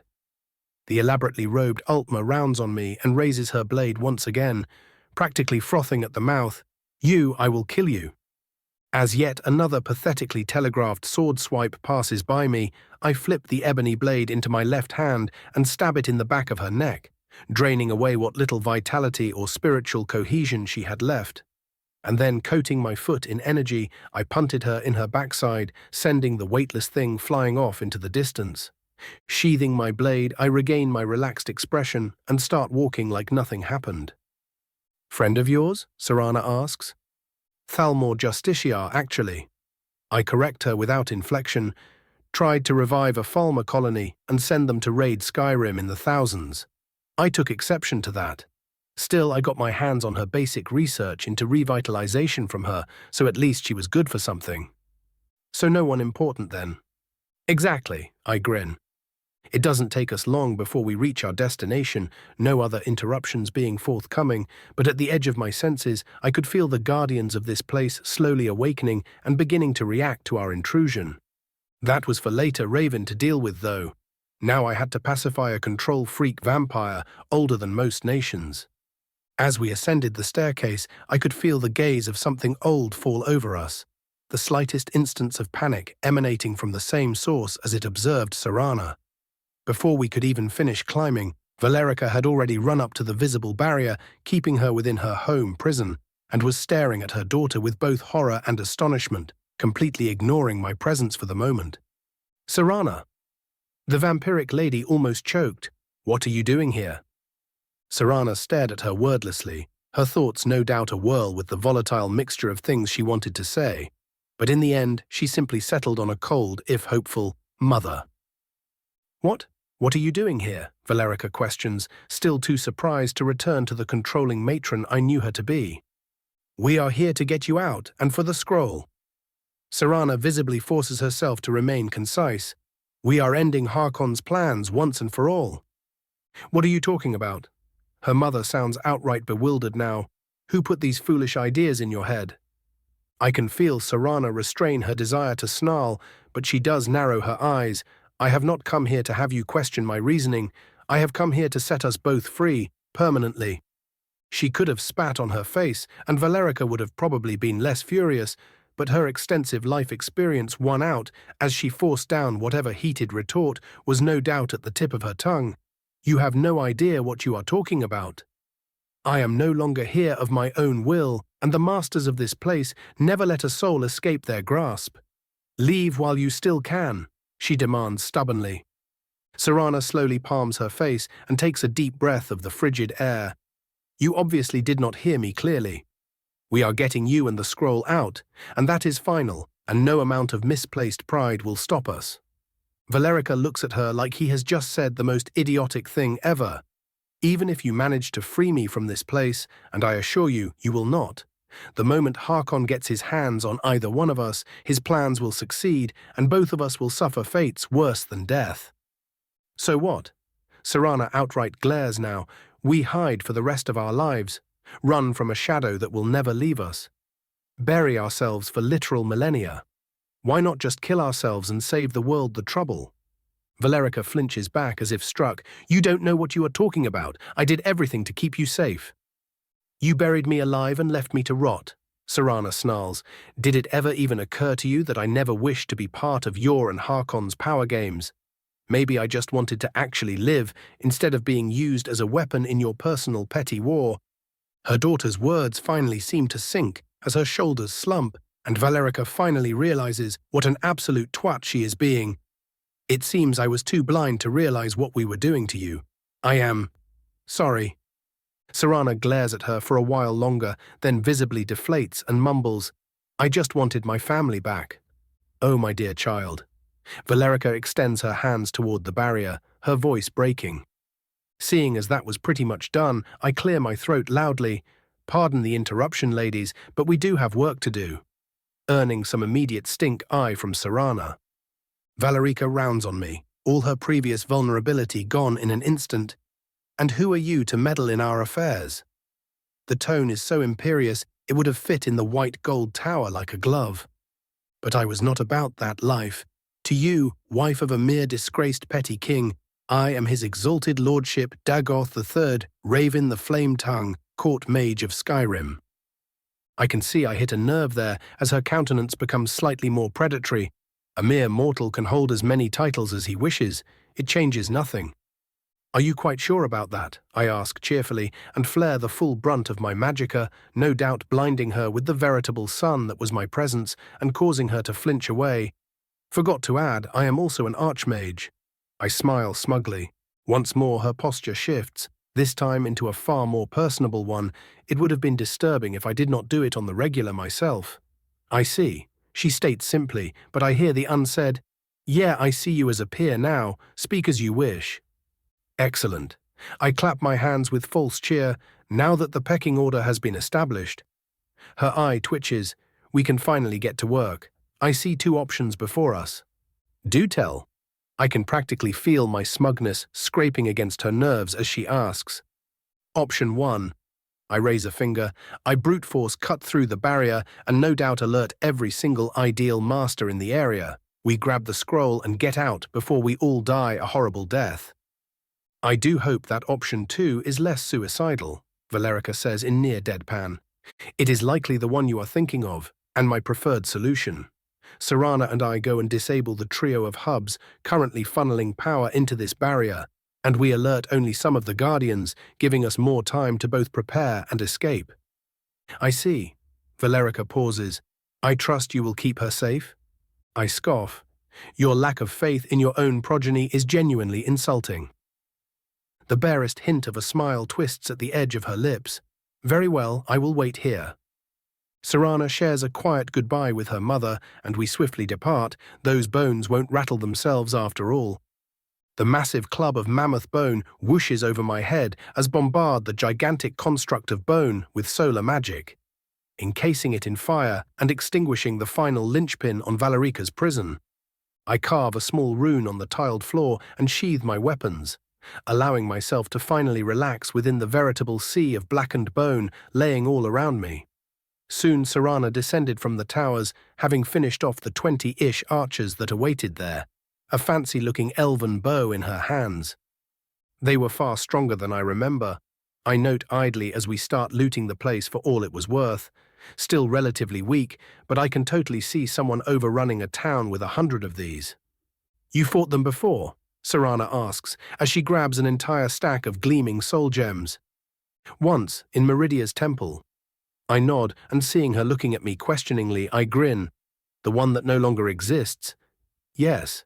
Some chucklefuck thought it would be funny to summon a bunch of them using soul sacrifice rituals. They were annoying to deal with in numbers, but fell quickly enough. These, I point to the demolished sea of bonemen, could quite handily defeat a unit of legionaries. We are within their domain. Serana shrugs. It would have been more surprising if they were not stronger here. Fair, I nod, Not like they were even a threat. Anything below a dragon really has no chances of even scratching us at this point. Hint, hint. They don't until they do. She warns, finished with your little carving project. Yup. I get up from my crouching position. We can go and grab your mother now. I feel her staring a hole at my back as I walk away. Somehow I doubt it is going to be that easy, and your mention of a dragon does not inspire confidence. I turn to her with a grin. I have absolutely no idea what you are on about. Your speed is impressive, are the words that greet us as we once more approach Valerica, her prison now completely open. Or maybe your standards are just that low. I jab. She hums non-committedly, follow me, and turns without waiting. A moment later the great doorway opens and we step into the mausoleum. And it was nothing even close to what I remembered or even expected. The entire place looked as pristine as a palace. Every single nook and cranny bore the visible marks of a true master's touch, and while her expression remained unchanged, I could feel Valerica's hidden smugness at my reaction. I am definitely hiring you for interior design when we murder Harkon. I let out an appreciative whistle. Valerica hums once again. I never said I was for hire. This time it is my turn to give her a smug look. Don't make promises you can't keep. Before we can devolve further into our still ongoing dick measuring contest, Serana clears her throat. Scroll, danger, escape. She asks us as if we were idiots. A genuine smile appears on Valerica's face at her daughter's downright lively behavior. It is just in here. She points to an actual suite, masterfully carved into the surface of the thick walls, every possible amenity on display, and every single thing crafted by hand. And there, hanging upon the wall, lay the final piece of the puzzle, the Elder Scroll of the Sun. Serana, if you would, I gesture toward the scroll. She nods, leaving behind a curious Valerica. Skittish around such artifacts? The last time I touched one, I connected directly. I deadpan, I feel it is neither the time nor the place to repeat the experience. How curious, she continues with her reticent act. Got it, Serana calls out. Let us leave then. Valerica is already moving, completely uncaring for all the work she is leaving behind. Before she can make it to the fifth step, I sense something incoming. She rounds on me. What is coming? It is a dragon, isn't it? I can practically feel Serana's desire to strangle me. Valerica directs a confused look toward her daughter, but then grim realization strikes her. Durnavir. She sounds outright horrified now. You must escape, quickly. We are not leaving you behind. Serana outright refuses, her tone that of someone talking to a stubborn child. Foolish girl, if you do not leave, you will die. The panicking mother looks to me, only to see my face twisted into a bloodthirsty grin, and just as a massive, half-rotten green dragon lands at the other end of the mausoleum, I summon the staff of Magnus and blasphemy into my hands, her eyes immediately widening at the weapon's auras. I turn my glowing eyes to her and then to the dragon. Nah, I'd win. Chapter 251. Undying Curse.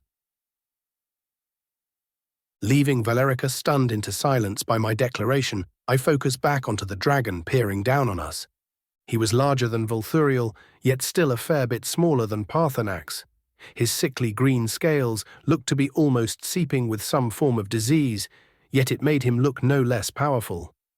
Jagged spikes covered his back and extended onto his punctured, even gouged in some places, wings, though that obviously posed no problem to his flight as he descended onto the walls of the mausoleum with all the grace one could expect of something that big. 2 sets of large horns adorned the sides of his head, while another was attached at the top, giving the impression of a jagged crown. A growth of scales hung from his jaw, almost giving him the look of a wise old man, a very sickly wise old man that could kick most people's asses, of course. The deep hum sends a shudder through the mausoleum, rousing dust all across the place as the undead dragon observes our group. The vampires both retreat back and prepare for a fight, but I remain unmoving, my weapons still held firmly in my hands. Long has it been since I've seen one of your kind. His eyes focus fully onto me, gleaming with anticipation. I had not expected to see one who wields the voice in this accursed place, much less one of the Fahlil. Pre-battle banter, eh?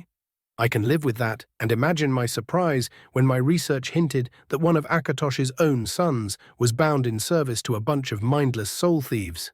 I guess Alduin's leadership is as pathetic as his defeat. Ha! An odd mix of a bark of laughter and a derisive grunt leaves the rotten dragon as he shakes his head. Your courage does you credit, mortal. No coward would ever dare enter this place. I shrug. Indeed, Durnavir rumbles, you are here for the blood husk, yes? The complete and utter derision with which the dragon says it causes Valerica to sputter in barely contained fury, but she is no idiot, and seeing as she had already shown her fear to the dragon, she remains silent. I am. I nod firmly, not allowing him to see a hint of concern in my movements. She is needed to stop a plot against the sun, another aspect of your father, no? The scales cresting his eye rise up by a fraction, mimicking an eyebrow being raised. I commend your guile, Fahlil, but I am bound to keep her here, and no words will stop me from doing my duty, willingly or not. He hums for a moment and speaks again. I am not without honor, however. This very place is a curse that binds me, forbidding even death. Should you defeat me, I shall grant you the right to leave, so says Durnavir. Now how to deal with this one? I am no dragonborn, so he will not make the same offer he would otherwise, but I would still be a fool not to try and get him on my side. What to do? What to do? Even with my ridiculously quick mind, if I do say so myself, I had apparently spent too long silent, as Durnavir narrowed his eyes and growled, I await your answer.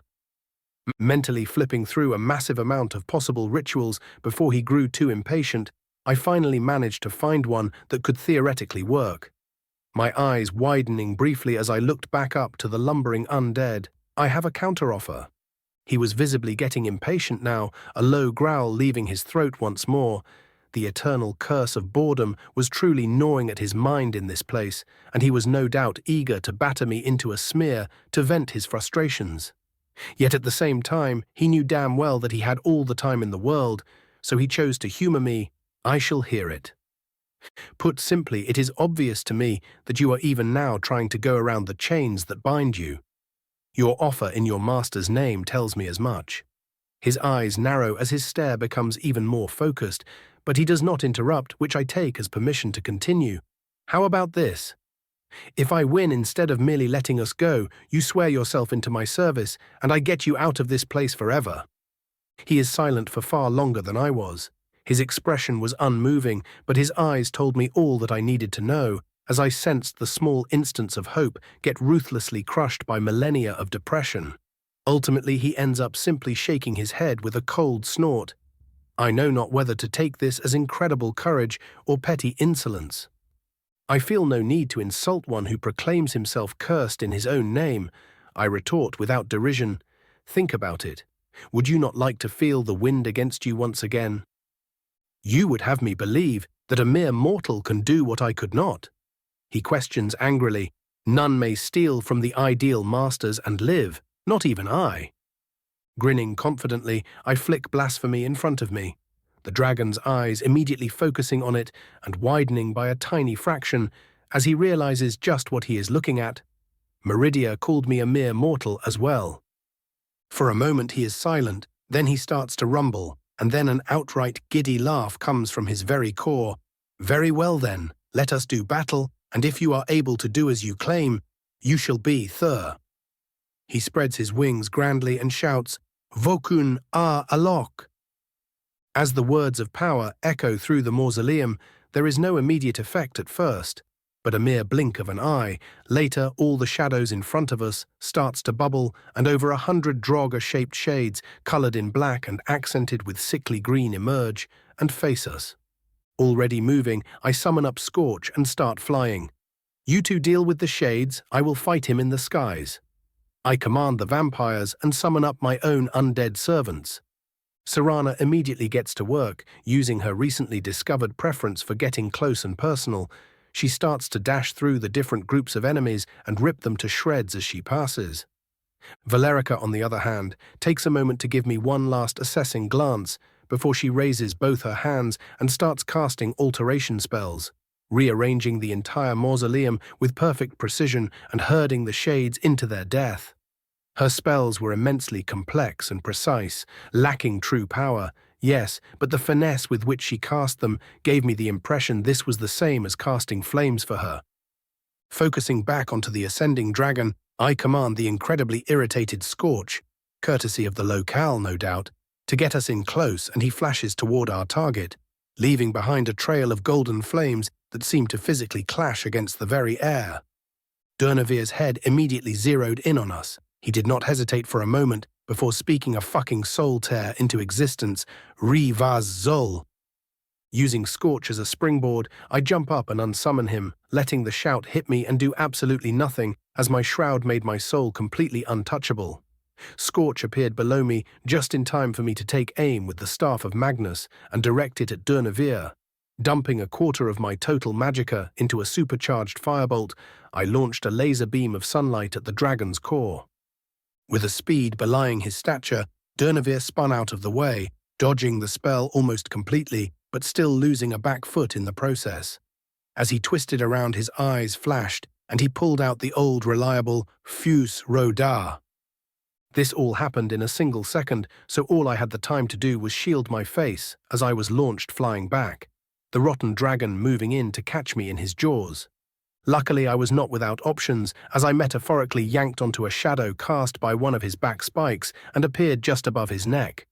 Not being a complete idiot, he immediately started to twist, but that did not stop me from jamming blasphemy into his back and allowing myself to glide down his side, letting the Vorpal blade go to town, shredding his already half-rotten scales and causing the dragon to let out a pained grunt. Just as I was about to fall out of his range, he once again twisted in place, a wave of magicka blasting off his wings and barraging me with blades of wind. Blades of wind I was unable to avoid, as I was forced to defend myself from a flurry of claw slashes with all my might, my blade barely remaining in my hand with the help of Ebonflesh. I felt a dozen spells, and they very much were spells, strike me, and after only 4 bypass my robe's defenses, leaving me bleeding but still very much intact. Finally gaining some distance, I breathed in, Yol Torshul! The dragon flame splashed against his massive form, making him instinctively curl up due to the pain of his flesh being roasted and giving me enough time to speed up my healing with magic. He snarled and snapped another unrelenting voice my way, making my fall even faster, but just as I was about to hit the ground and incidentally at my health held about in a heart of spear-armed dragon shades, I shouted, dead, the slowed perception of time giving me a perfect view of the dragon's massive jaw as I felt the shadow of a nearby pillar and boulder. Time snapped back into its natural flow as I appeared above Durnavir, just in time for Scorch to pass by and pick me up. The dragon smashed into the polished floor of the mausoleum at full speed, leaving himself stunned and fully open to attack.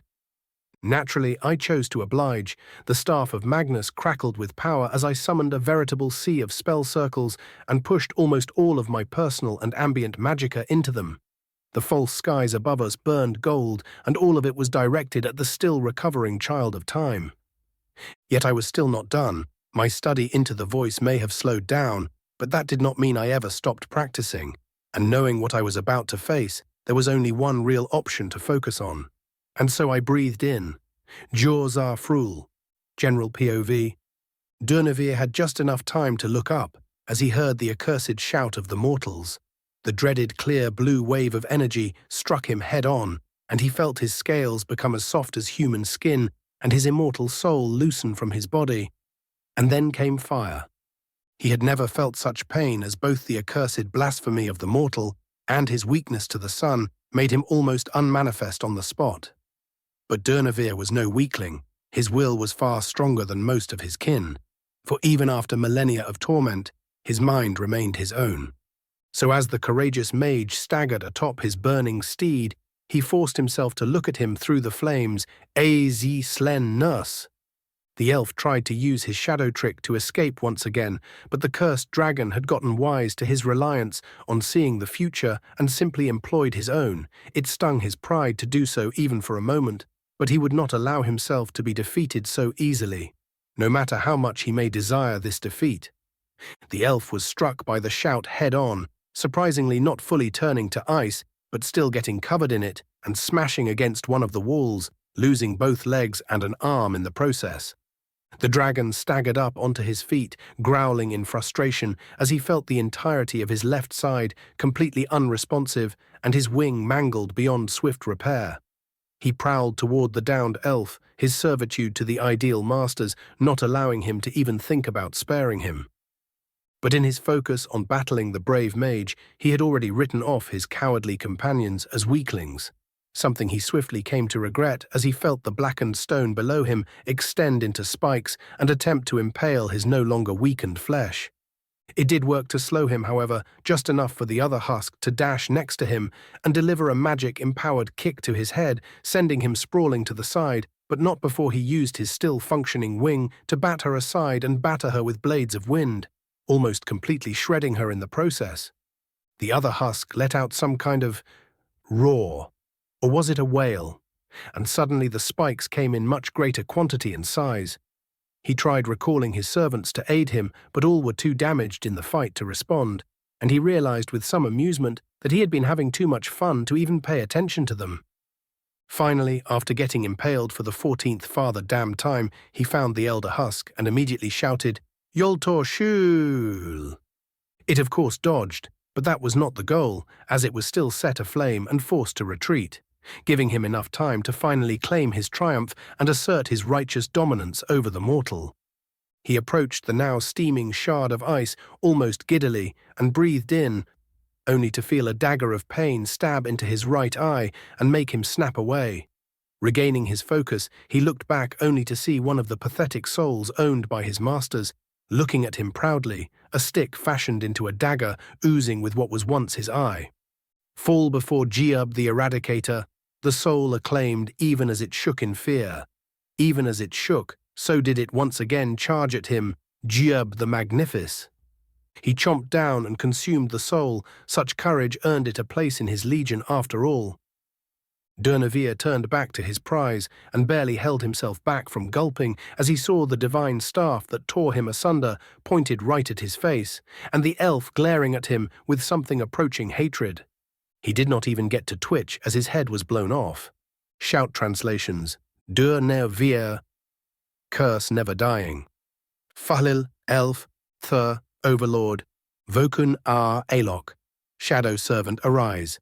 Riai Vazi Zol, essence ter zombie. Jorzar frul, mortal finite temporary. DZ slen nous, ice flesh statue. Chapter 252, Can burst. Raven's POV. Fuck! I groan as I drop my staff and force myself to ignore the pain of suddenly getting 3 of my limbs frozen and then smashed apart. For all my advantages, I was not at all blessed with supernaturally high pain tolerance, so all I could do was grit my teeth to stop myself from screaming out while chugging down a regeneration potion and channeling every bit of magic possible into healing myself. What a nice way to say you are a little bitch. Scorch grouses from within my magicka, completely refusing to leave the place. I naturally ignore his childish ass. A minute of agony later, the pain finally subsided and I forced myself to slowly stand up, suppressing a wince at the sore feeling in my everything. Leaning on my staff, I take a good look around me. Durnevere was already mostly disintegrated, meaning it would take a bit of time for him to reform before we could proceed with the plan. Speaking of the draconic motherfucker, the image of none other than fucking Giub jumping into the fray and stabbing him in the eye was still very vivid in my mind. I honestly had his icon in my home as a bit of a joke, but after this, he was getting a full god's damn shrine. Fucking hope the rotten fuck can spit him out or something. My inner monologue is broken by a panicked stammer coming from nearby. A half-burned Valerica was kneeling over her mostly shredded daughter and looking completely lost as to what to do. Great, apparently the ancient vampire forgot that they regenerate. I grouse and start limping toward them, summoning some boots and clothes on the way so as to not step onto a fucking rock or something equally irritating. Serana, Serana, do you hear me, child? The panicked mother was calling out to her child even as her flesh was slowly knitting together. It was by sheer instinct that she caught the 2 blood potions I tossed at her, though that only caused her to look up at me blankly. Blood potion, I state simply, and she immediately gets to feeding her daughter and then herself. The moment the magically enriched liquid hits either of their throats, they both start healing at ridiculous speeds. A mere 15 seconds later, both of them were completely unblemished, and Serana was already waking up. Finally calmed down, Valerica gives me a firm if reluctant nod. You have my thanks. She'd do the same for me. I shrug simply. We both have supplies for healing the other. That is probably wise, she agrees absently. Probably. I almost snort at that. What are our plans once we get out? She asks, already accepting that we were all in fact getting out of this place. I summon a couple of large cloaks for them as I answer, we will be going to Winterhold. The college has already promised to offer you protection, so Harkon will have no chance of getting to you. You underestimate him. She shakes her head. He will stop at nothing to see his desire satisfied. Even if it will inevitably get him staked. I scoff, earning a hum of agreement from the vampire. You don't need to worry, though. Besides me, there are 3 more arch-magi within the college, and even a lich approaching the same level. A lich? Valerica's eyes narrow. He is a professional, have no fear. I wave off her concerns. He might pester you for your anatomical knowledge, but he has no ambitions for undead armies. Still somewhat disbelieving, Valerica merely hums, if you say so. The potential of getting enthralled by Phineas was obviously a great concern to the elder vampire, but the old fart would probably not care if it had nothing to do with advancing his homunculus research. In fact, maybe Valerica's knowledge will finally get him to leave his cave and help me out with the whole apocalyptic vampire epidemic issue. That would definitely make my job easier. Those thoughts will have to wait as Serana finally woke up. She blinked a couple of times and immediately asked, "Did we win?" "Yup." I nod, blasted his head off. "Good." She smiles cruelly and jumps onto her feet. "Now let us get out of this place." Valerica looked just about ready to start asking her if she was all right, but one look from her daughter told her to leave it all for later. Thankfully, she knew better than to be stubborn at this point, so after grabbing all she could carry, we left this place, never to return. As soon as we stepped outside, both the vampires took fearful combat stances as we once again found ourselves being stared down by a massive dragon. My eyes met with Durnavir's, and I couldn't help but quip, "Damn, that slave contract they got you under comes with some ridiculous health benefits." The dragon exhales and stares quietly for a moment. I can't quite read what is going on in his mind, but I can easily imagine his pride fighting against his desire to get the hell out of here. I am proven right when his head lowers by a fraction, and he speaks Vanquisher. He greets, "I have been bested by you in honorable battle, and thus, as agreed, I will give you the chance to free me from this place and earn my fealty. And it is an offer I will honor." I nod. "Before we begin, however, what is the state of the soul you devoured before our battle ended?" He ponders my question for a moment. "The brave one is not yet among my servants. Why?" "I would ask for his freedom," I immediately say. "Succeed in your side of the bargain, and it shall be so." He declares after a brief pause, "I can work with that." I allow that little bit of tension to leave me and bring up my staff. "Hold still, this will take some time." And to my surprise, the dragon doesn't so much as twitch in the hour that takes me to carve the entire field with runes and place all manner of non-soul energy-based components.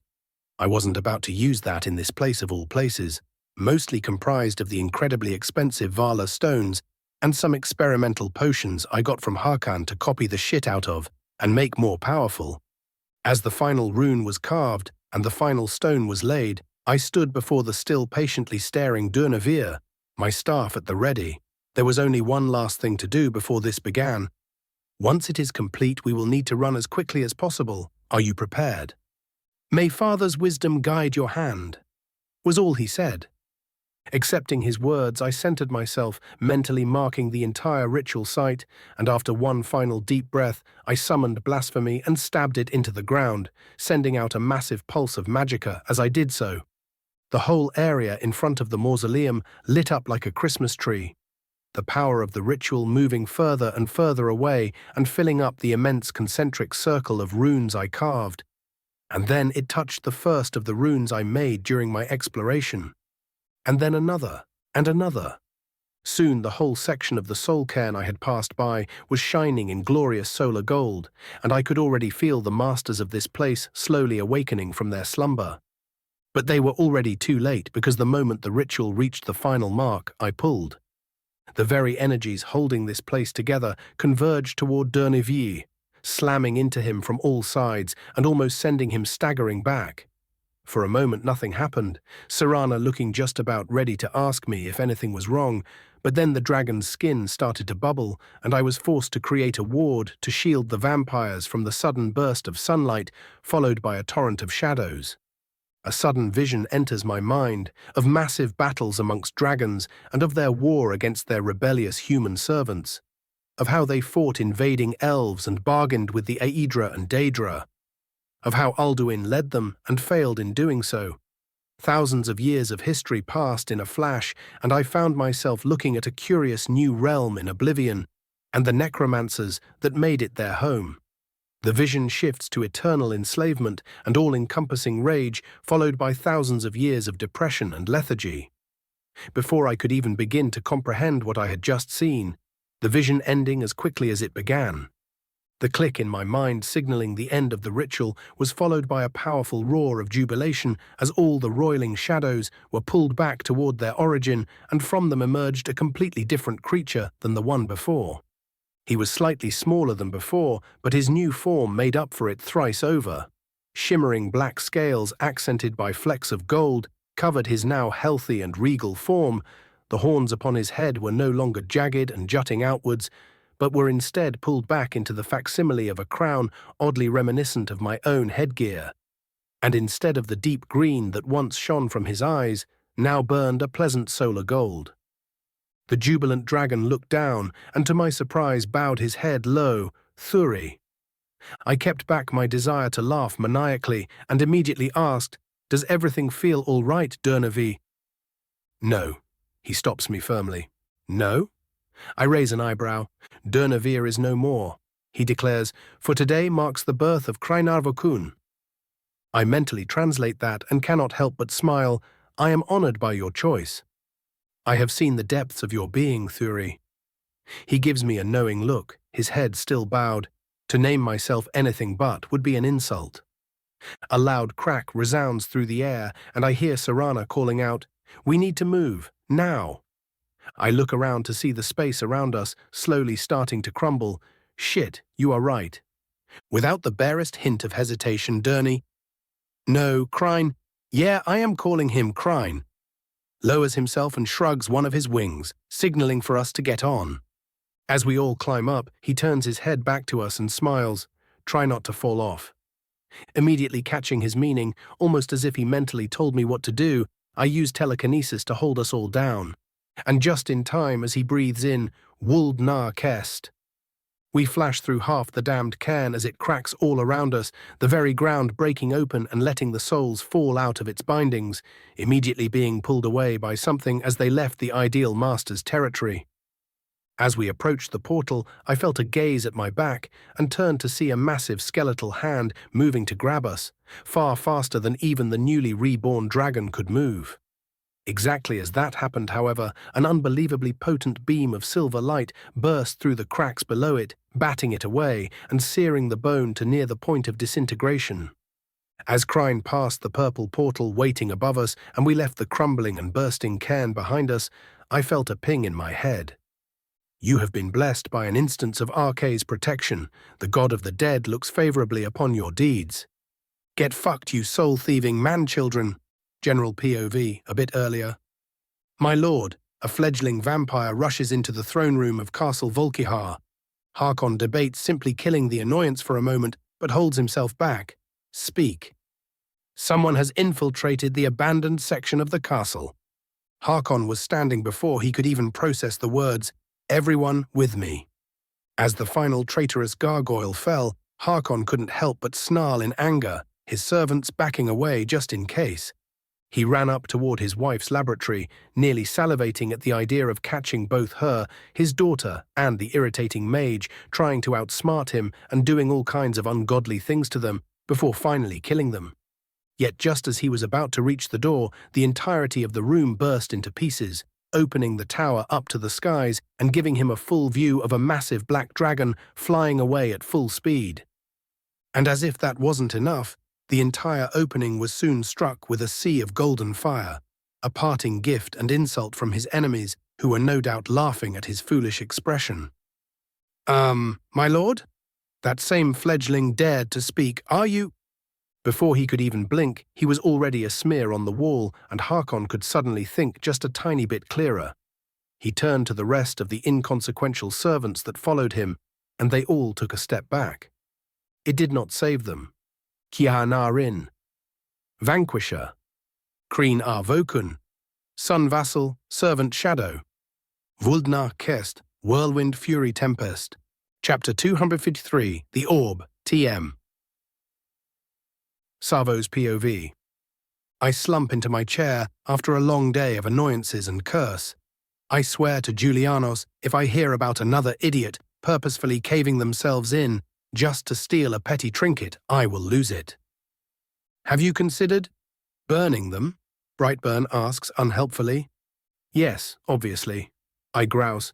But hiding that many bodies is more annoying than merely reprimanding them and fining them into poverty. Not to mention more profitable, the bird adds smugly. I chuckle at that. Oh, the sacrifices we make. Brightburn shifts suddenly. Oi, your orb thingy is glowing.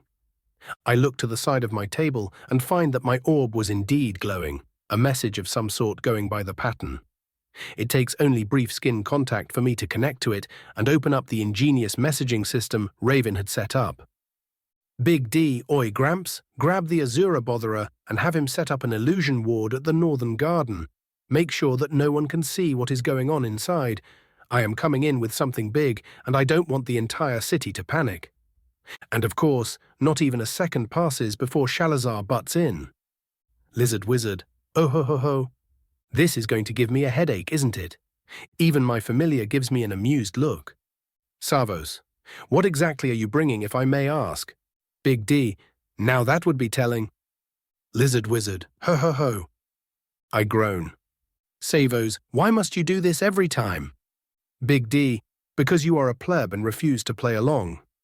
Dear gods, give me patience.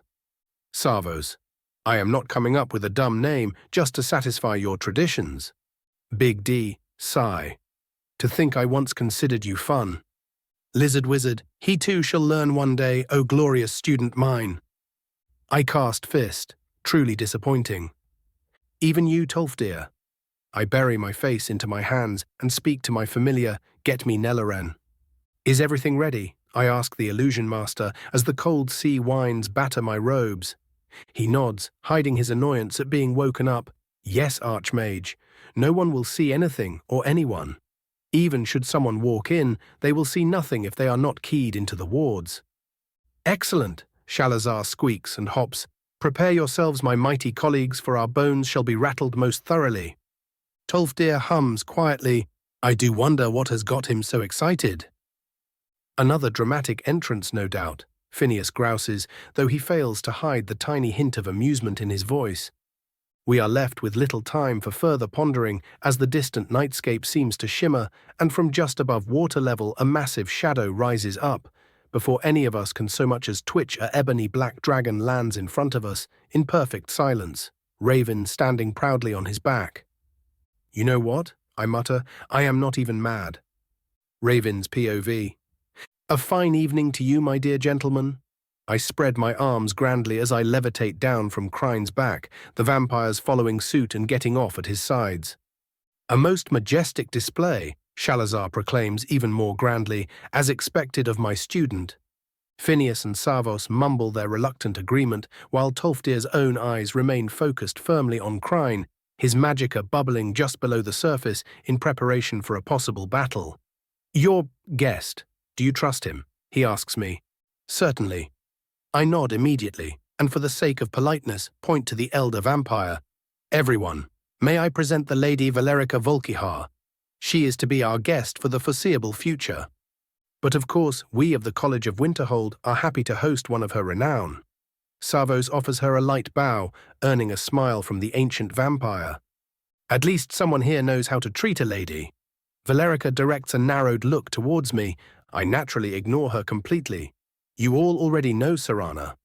I add quickly, making her chuckle. And last but not least, meet my newest ally, Chantry Battle. Greetings, mortals. The dragon rumbles as he looks down on them, his eyes twinkling with amusement as Nelaran starts to hyperventilate and then turns his eyes to me. And there is no need to try and soothe my pride. I have sworn myself into this brave Falil's service. His enemies are my enemies, and his allies are my allies. Arriving with a dragon may have surprised the gathered magi, but this outright stuns them into silence. Well, everyone but Shalazar, but he is him. Aaron is the first to recover what? Or at least I thought so. Long story, I explain simply. One that you shall regale us with. No? The lizard wizard quirks his eye. I nod but raise an index finger. Yes, but first the ladies need to be escorted to their quarters so they can recover and reconnect. Cairn will remain hidden here until I am able to create a proper lair for him. I turn to the dragon. That all right with you? There is no need to rush, Thuri. He hums. I shall enjoy the sea wind's caress while I wait. A brief silent moment passes as everyone is yet to get used to the amicable dragon, and then Savos gets everyone moving, far too eager to learn of what has happened. Hours later, with the vampires left to their own devices and a quarter of the college's gardens closed off, I found myself sitting in my library, surrounded by the Archmagi and Phineas, who was apparently getting very close to the title himself, if his constant progress in alteration was anything to go by. Their reactions as I told them about what I found in Volkihar were either a complete lack of surprise or contained seething fury in the case of Tolfdir. When I got to the part about raiding the library, Savos's eyes practically burned with greed, and I merely pointed at a couple of my servants currently copying down a veritable mountain of books in another corner of the room. His look told me he would probably spend the following months living as a library caveman. The moment I mentioned the portal to the Soul Cairn, it was Phineas who almost fell off his chair in surprise. You entered the cairn? Are you mad? I made sure I was protected, I answer easily. And what guarantee of protection do you have against something as dangerous as the Ideal Masters? He drawls, Do you have any idea how many entered that damned place and never left? Yet here I sit, I smirk at him. Yet here you sit, he snorts. I guess you are only wrong if you lose. Them are the rules. I chuckle and continue with my tale, describing most of my experience within the cairn and earning a very amused eyebrow raise from Savos when I mentioned Jube's presence. Then I got to the part where I fought Durnavir, and all of them started taking notes like the bunch of nerds they were, immediately recording any possible weakness a dragon may have. Which, fair enough, they all knew about the upcoming apocalypse, but it was still funny to see. Glossing over my near-death experience because I did not want to listen to a lecture, I spent the last parts of the story utterly shattering their minds with how I bound a dragon and ripped the cairn apart, invoking literal divine intervention and then spitting on Harkon's face for good measure. You blew up the cairn? Phineas asked slowly after nearly half a minute of complete silence. Yup. I popped the P. Though it wasn't fully destroyed, unfortunately it will still take millennia for it to recover. I can confirm this. The amused voice of Mephis cuts into our conversation as she saunters up to behind me and lays her hands on my shoulders. It was most delightful watching the upstart soul thieves scramble to keep what little energy remained. Oh, I ask, how did the princes react? They, she begins, hiding her amusement, all fell upon them like a bunch of rabid animals, only stopping when what remained of the Ideal Masters barricaded themselves within their now tiny realm and swore to pay tribute to Molag Bal. A Skeletor-esque bark of laughter breaks the ensuing silence. Ha, serves the bastards right. I look at the Lich. Have a history with the parasites? Yes, he scoffs. I tried making a bargain with them when I was still young and naive. Managed to get out of it by paying a large tribute, but it has been a stain on my mind for decades. What did you try getting? I ask curiously. Their way of creating undead. It was to be a large step in my research, which would have allowed me to uncover a superior form of lichdom. He grouses, After my failure, I was forced to be content with this form. I summon a stack of books I looted from the different parts of the cairn and levitate them toward him wordlessly. Is this? He almost gasps, his illusory eyes widening. It is. I smirk in joy. Well, he won't be hearing us now. Tolfdir chuckles as Phineas starts ignoring the world. Now, Raven, I find myself wondering why exactly did you not use the dragon to simply end the threat while you were there? I shrug. Dragons are powerful, yes, but not that powerful. There were hundreds of old vampires in there, and I defeated him mostly on my own. Tolfdir hums contemplatively. So they can be slain in honest battle then? If by honest battle you mean using solar magic with a divine staff against an undead, weakened by a shout created specifically for killing them, then yes. I deadpan. Tolfdir's relaxed demeanor shift as he frowns. That is not enough, he states. It is not. I agree. We need a better way to face them. And your most potent minds have already reached the same enlightenment. Shalazar jumps onto his chair. All right then. I grin at Tolfdir's eager look. Project Dragonslayer is a go. General POV. A well-built Dunmer wearing distinctive ebony plate mail was humming rhythmic song while striking heated steel. His hands moved with expert precision as a sword slowly took shape in his hands. He was tired of the constant fighting, the numerous challenges sent his way simply to satisfy a bloodthirsty demon's desire for violence. He wanted to create instead of destroy, and the foolish decisions he made as a youth would not hold him back again. Naturally, the world chose this exact moment to prove him wrong as he felt himself get pulled into a vision. The steel cooled in his grip as he turned toward the seated Daedra, who looked at him with a mix of respect and disappointment. "What do you want?" he spat. "Your tenacity has impressed me." His patron grinned at him. It was a disturbing and hungry thing. "I have come to you with one final challenge." The Dunmer scoffs, "As if I would ever believe you." Her following words stunned him. "I will swear on it if I must." He stared at her briefly and then grunted, "Fine, what do you want?" "I wish for you to challenge Raven Dagoth and do your utmost to slay him." She says with an unsettling grin, "Should you succeed, I will leave you to live out your lifetime as you desire." So swears Boethia. Chapter 254. Digging Caves and Making Waves. Looking at the serene view of the Sea of Ghosts, through the illusory wall in the cliffside, I ask, this spacious enough? A fine place to rest. The sea winds are most pleasant when I slumber. Cairn rumbles, his eyes closed as he enjoyed those very same chilly winds battering against his scales, completely ignoring the snoozing figure of Scorch perched atop his head. The bird boy was apprehensive of the reformed dragon at first, but as his own affinities reflected my own, it did not take long before the not-quite phoenix pestered the amused dragon into tolerating his presence. It was honestly kind of cute. I nod, satisfied. "Apologies for forcing you to hide like this, but we can't have the world aware of your presence before Alduin shows his hand. It would create far too many annoyances that can be avoided." "Ah, the politics of mortals. You waste much time in humoring them." The dragon notes dismissively, "And you risk much by discounting them." I snark back, earning a half-approving hum after a brief silent consideration. "Still, you don't need anything else? Want me to send one of the Falmer to read something from time to time?"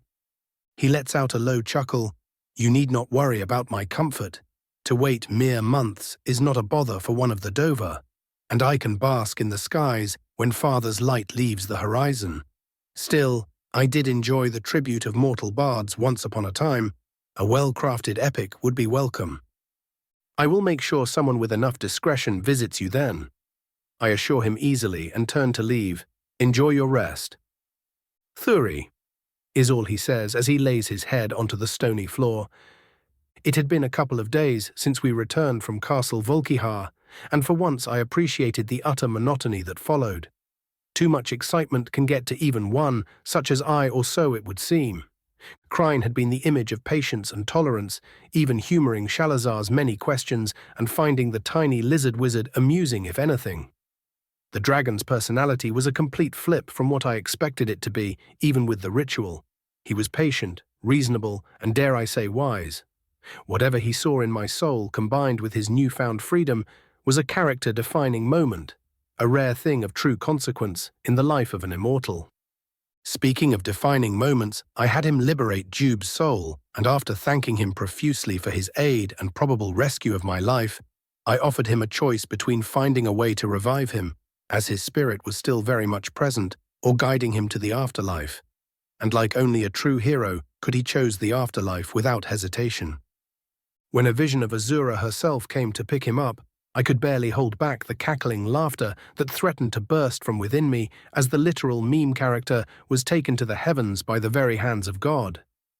A true Chad of an elf, if there ever was one. Not counting Glorfindel, of course, that mad lad is in a tier of his own. The vampires spent most of their time secluded in a section of the manor I had furnished to their standards, and Serana took the time to guide her mother through the current situation in the world. They were finally willing to talk today, so that is where I was headed. Tolfdir was hard at work, with both Aaron and Shalazar in devising some kind of dragon-slaying spell. I would have joined them, but I had too much to do as it is, and was already the most politically active member of the college.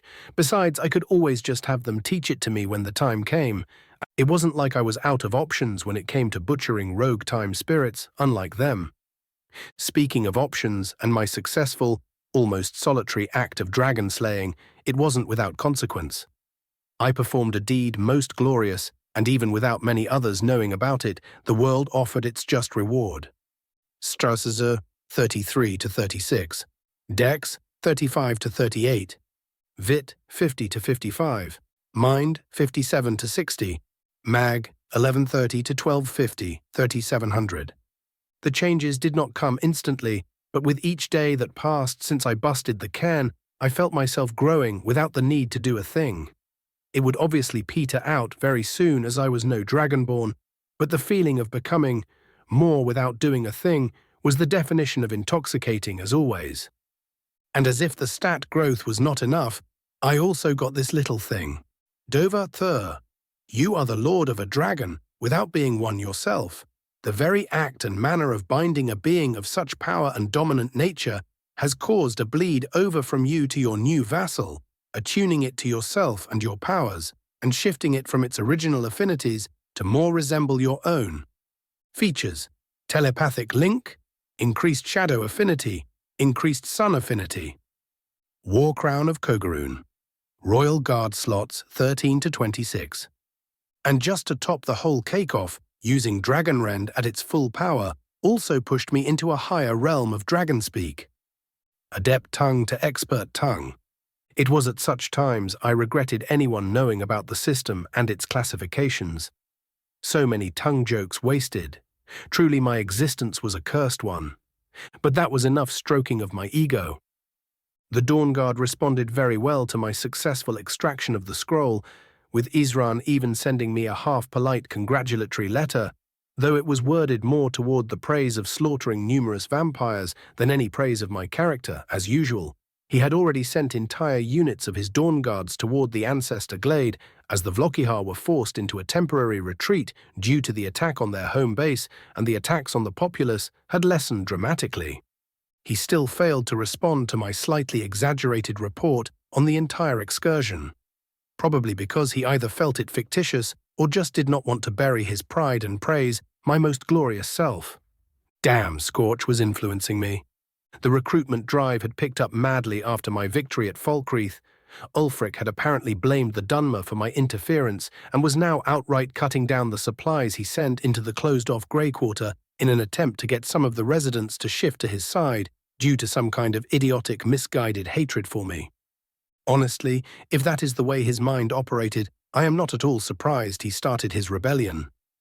In any case, the poor fool played right into my hand, as all I had to do was spend the percentile of a percentile of my income to feed the whole place for the simple little price of swearing vague loyalty to me and mine.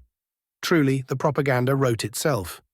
A mere month after Falkreath refugees, running from Ulfric's conscription efforts, arrived at my gates with fear in their hearts and exhaustion in their minds, only to be met with open arms and given a brotherly welcome. Almost all of them entered my service in one way or another, and it didn't even take that much to convince close to 300 of them to enter my personal forces. The promise of high pay, periodic free healing for the entire family, high-level training and equipment had the Dunmeri salivating at the mere prospect of being recruited.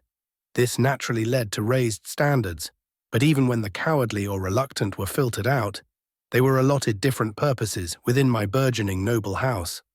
I was ridiculously rich, and tossing some loose change toward the masses would just make them all the more loyal. If not, well, Davos would show them why that was a very, very bad idea. Karsus was an absolute godsend throughout the entire thing as he dealt with the entirety of the paperwork on his own, leaving me to spend time fully resting for once. I naturally rewarded him with an enchanted item of his choice. It was a mere gesture, as his pay outright surpassed some middling nobility, but it was the intent that mattered, and he understood as much. To make a long story slightly less long, House Dagoth was starting to gain an actual presence, and the politics that will no doubt follow our burgeoning rise will reflect that, for good or ill. I lazily avoided a recently rejuvenated Falmer carrying a massive stack of books and slid through the door behind him. The scene that awaited was Valerica and Serana poring over the somewhat recent reports on Ulfric's activities and the older vampire outright cursing at the sheer idiocy of his actions. A woman of true culture, that one, a good day to you ladies. I greet them, somewhat startling Valerica and leaving Serana completely unmoved and unamused, enjoying the library. If I knew current politics were this offensive to one's intellect, I would have stayed in the Cairn. Valerica huffs. Things used to be elegant back then. Plots behind false politeness. Now all we have is a naive youth battling a traumatized veteran over who is more foolish, utterly disgraceful. Hey, I raise my index finger dramatically. Don't do my boy Torrig like that. He is a good king with a genuine desire to protect his people and others. That is rare. And I did genuinely respect the man for his way of doing things. I did not share many of his views, but he was no idiot and accepted sound advice when it was needed, leading to his actions bringing real, actual change to the world. A storybook image of good kingship, the excuse used by entire bloodlines to justify their rule. Foolish is what it is. She raises her nose in the most bluntly aristocratic way possible. The boy is more fit as a mere housecarl gallivanting around in search of glory instead of a position of power. Yeah, no. Ah, yes, because the wife of a failed tyrant knows the best way to rule, I snark. She scoffs. Blind idealism is the realm of the young and foolish. Just as decrepit surety is the realm of the ancient. The retort rolls out of my mouth without hesitation, Serana's eyes swapping between the two of us as her confusion and surprise grew.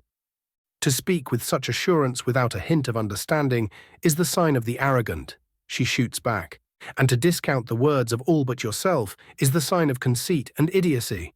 I roll my eyes, getting just a tad annoyed at her proud remarks. Her little comment on Torrig showed just how little she took us mortals seriously, and I was having none of that. Her eyes narrow. You may be powerful, child, but that doesn't give you the rye. Time to go for the throat. Her voice catches as my eyes blaze with fury, and I grit out, I will tolerate no demands for unearned respect from someone who consciously had their child raped to death. She flinches back as if slapped and glares at me before giving her daughter a hurried and worried look. To her surprise, Serana simply shrugged. The barest hint of amusement danced in her eyes as she spoke. I am well past being over that thing, and someone had to say it. For a moment she was left completely speechless as she realized that even Serana was ganging up on her before she finally realized she was beaten. I could almost see her mind gritting its metaphorical teeth as she lay a hand on her daughter's shoulder and gave her an apologetic smile before turning to me and offering the slightest inclination of the head. Apologies. I am still unused to my change in status. If you want to call it that. I roll my eyes. In any case, I came here to talk to you about the future and our plans going forward. Both the vampires immediately became interested, and Valerica's eyebrow rose. And what new suicidal plan has your mind concocted? We, I pause for dramatics, are going on vacation. Serana let out a defeated sigh, while her mother simply stood there, a disappointed stare leveled at me that was so potent it had an aura of its own. Everyone is a critic. Chapter 255, Confirming a Prophecy. Anything new on the war front? I ask as I finish sorting through my hoard of potions. Years of travelling had left me with a very diverse stock, but most would never see any use, and it was finally time to cease my loot goblin ways. Border skirmishes continue across the whole front. Davos reports lazily while skillfully tossing his dagger about. The Legion's advance on Dawnstar has stalled after they finally dealt with the constant raider presence due to the snows covering many of the important roads. They are still advancing, but Tullius is taking his time and taking forts one by one. Smart of him not to overextend, and the raiders were a massive strain on logistics, so attacking without ending them would have been idiotic, and Tullius is not an idiot. I nod and add, just make sure to tell me when they are about to commence the assault so I can deal with the Viamina problem. The populace should be sufficiently pissed with their Jarl that if the nightmares stop the moment he falls, they will gladly switch sides and we will be dealing with one less headache. Another bit of news has caught my ear, he notes after a brief hesitation. It hasn't been confirmed as of yet, but there are rumors of Ulfric debating between aiding Dawnstar and rushing Whiterun while we are distracted with the siege. I look up from my disorderly pile of magical drugs. How sure are you of this? He makes a so-so gesture and shrugs. It makes sense if true, but as I've said, it isn't confirmed yet. I will have Beetle seduce one of the less disciplined commanders, should get us what we need. Oh, that would be hilarious, I snort. Beetle was one of the more sensual of my agents, and she held no compunctions about doing seduction work. In fact, I think she got a kick out of seducing dumbasses into their doom, which I will neither comment on nor think about any further now that I mention it. Fucking hypocrites. Davos scoffs. A rare flaring of anger bursts in his chest, only to return to his usual relaxed apathy a moment later. Can't have us dirtying their city, but the moment they see a pretty one, they forget their ancestral pride. Never underestimate the mental gymnastics of someone wanting to get some. I chuckle. I've no doubt that a Thalmor Justiciar would probably manage to justify himself into having a tumble with a sufficiently attractive Nord. I give him an appraising look. What about you, Davos? Anyone caught your eye? He stiffens slightly, but composes himself just as quickly. I don't have the time for that kind of thing. Too much to do, too little time. Oh, are you asking for a vacation? I ask teasingly. He rolls his eyes. No, I just have more important things to focus on. Uh-huh. I deadpan. Yeah, you are following me to Falkreath. His eyes snap to mine so quickly that I can almost feel his neck crack, and then he sighs in resignation. Fucking Seers. Out of all the people I know, I never expected you to be the shy one. I jab at him. He deadpans. With all due respect, my lord, go die in a ditch. Ah, but who would brighten your life if I was gone? A certain pale individual, no doubt, I ask with a shit-eating grin. The short Dunmer throws his hands up in frustration and stomps out of my study, though I do not fail to notice the pep in his step as he goes to prepare for the journey. This expedition would probably be my house's biggest effort yet, as I was bringing a good 100 warriors, a contingent of agents, and all of the currently rejuvenated Falmer Sans Eldor with me, which added up to about 12 lesser magi, not counting Aelor and Nightshade. Naturally, besides a large group of loyal labourers, a veritable horde of automatons filled the ship I hired to take them to solitude to the brim. The captain almost cried out in joy when I cited the price I would pay for both transportation and discretion. I held no doubts that after this large A movement, the less magically inclined nobles of Morrowind would take notice, and then I would have to deal with all that atop my current issues. At least I would get to humiliate some of them, I guess. And to my great surprise, Shalazar also insisted on joining us. The almighty lizard wizard, praised be, had struck up something of a friendship with Cairn and wanted to follow the dragon around for a bit. When asked why, he simply told me that wizards of a lizardly disposition must stick together lest the world fall apart. The fact that I sensed no lies in his words made me thoroughly question my sanity. With one final potion stacked up and transported into my personal storage, I got up from my seat and went to grab the vampires. I hope Valerica has finally stopped sulking about not being at the top of the food chain around here. Her pride was slowly and certainly ruining all the respect I had for her as a scholar. No matter, they all broke in the end. Insert maniacal laughter. Scorched deadpans. General POV. Leaving the frowning Isran, who once more refused to go through the history of his achievements alone, for now, Alor goes to seek another target. So how is it that the moths will help you in the reading? The curious Falmer asks the exasperated old Imperial, do you transfer some of the strain onto them, or do you use them as a medium to shield your sight? For the 5th time, Dexion patiently says, though one could not be blamed for thinking he was gritting his teeth, they carry the echoes of the deceased, the ancestral spirits if you prefer, which an individual of a sufficiently expanded spirituality may connect to and entreat them for aid in granting their sight temporarily. And once again, that is incredibly vague and sounds more like a litany than something a scholar of Julianos would say. Alor looks up from his notes. While I may be a scholar, I am first and foremost a priest. Dexion smiles at him, allowing a bit of mockery to flow into his tone. Alor goes to retort, but Nightshade, who had been standing and staring at them silently, suddenly perks up and looks toward the entrance, all of the attentive Dunmeri warriors following suit. A familiar sensation of dread washes over everyone, the Dawn Guards present stiffening and grabbing their weapons, but instead of being afraid of the new arrival, those of House Dagoth all stand up just a little bit straighter. Is it finally time? Isran asks, not even bothering to get up. Our lord is here. Nightshade notes needlessly and looks to the warriors. A proper welcome is in order. Raven's POV. The winding caves at the side of the Gerald Mountains gave way to a clear opening. The scene beyond gave both myself and my current companions pause as we were greeted with the sight of an eternal autumn canopy of colourful trees somehow growing freely with only the barest hint of proper sunlight.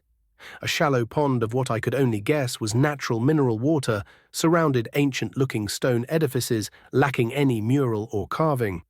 Yet despite that, the rudimentary stone arches surrounding the central podium-esque rock gave off the feeling of monolithic solemnity. And then the smell hit me, and I swear to all the gods it was the most relaxing thing I had felt in forever. If not for the branch of a nearby tree reaching out and touching my shoulder, I would have probably dozed off for an entire minute. No, the sudden shuffling of the vampires and Davos quickly shook me out of my fugue just in time to see the branch retract. I was not the least bit surprised that Cairn made this place on of her own. I turned back to the welcoming procession and couldn't help but smile in satisfaction as 12 halberds were held up in a salute. 2 of them carrying the black and purple banner I had grown to consider as my own. At ease, I command, and as one the weapons are shouldered, with a satisfied nod I pass the eager-feeling masked elves and come face to face with Nightshade. Everything in order. She offers a deep bow. Nothing out of the ordinary, my lord. We arrived 2 weeks ago, followed by Dawnguard reinforcements 1 week hence. There were no incidents of note, save for those afflicted with boredom, complaining more than necessary. Even while keeping her respectful posture, she sends an affronted glare to Alor. Isran. I nod at the Dawnguard. Court mage. He greets back, just as gruff as usual. Have you brought it? The excitable voice of an old man interrupts my intended trolling of the ever-serious Dawnguard as Dexion practically teleports in front of me, his eyes almost shining with eagerness. I chuckle at the old man and move to the side while presenting my companions, both holding a scroll or two. I have indeed. For those unaware, allow me to introduce Lady Valerica Volkihar, another ally of convenience in our quest. There is some grumbling from the Dawnguard, and I swear I hear Isran mumble, "By Stendar, another one?"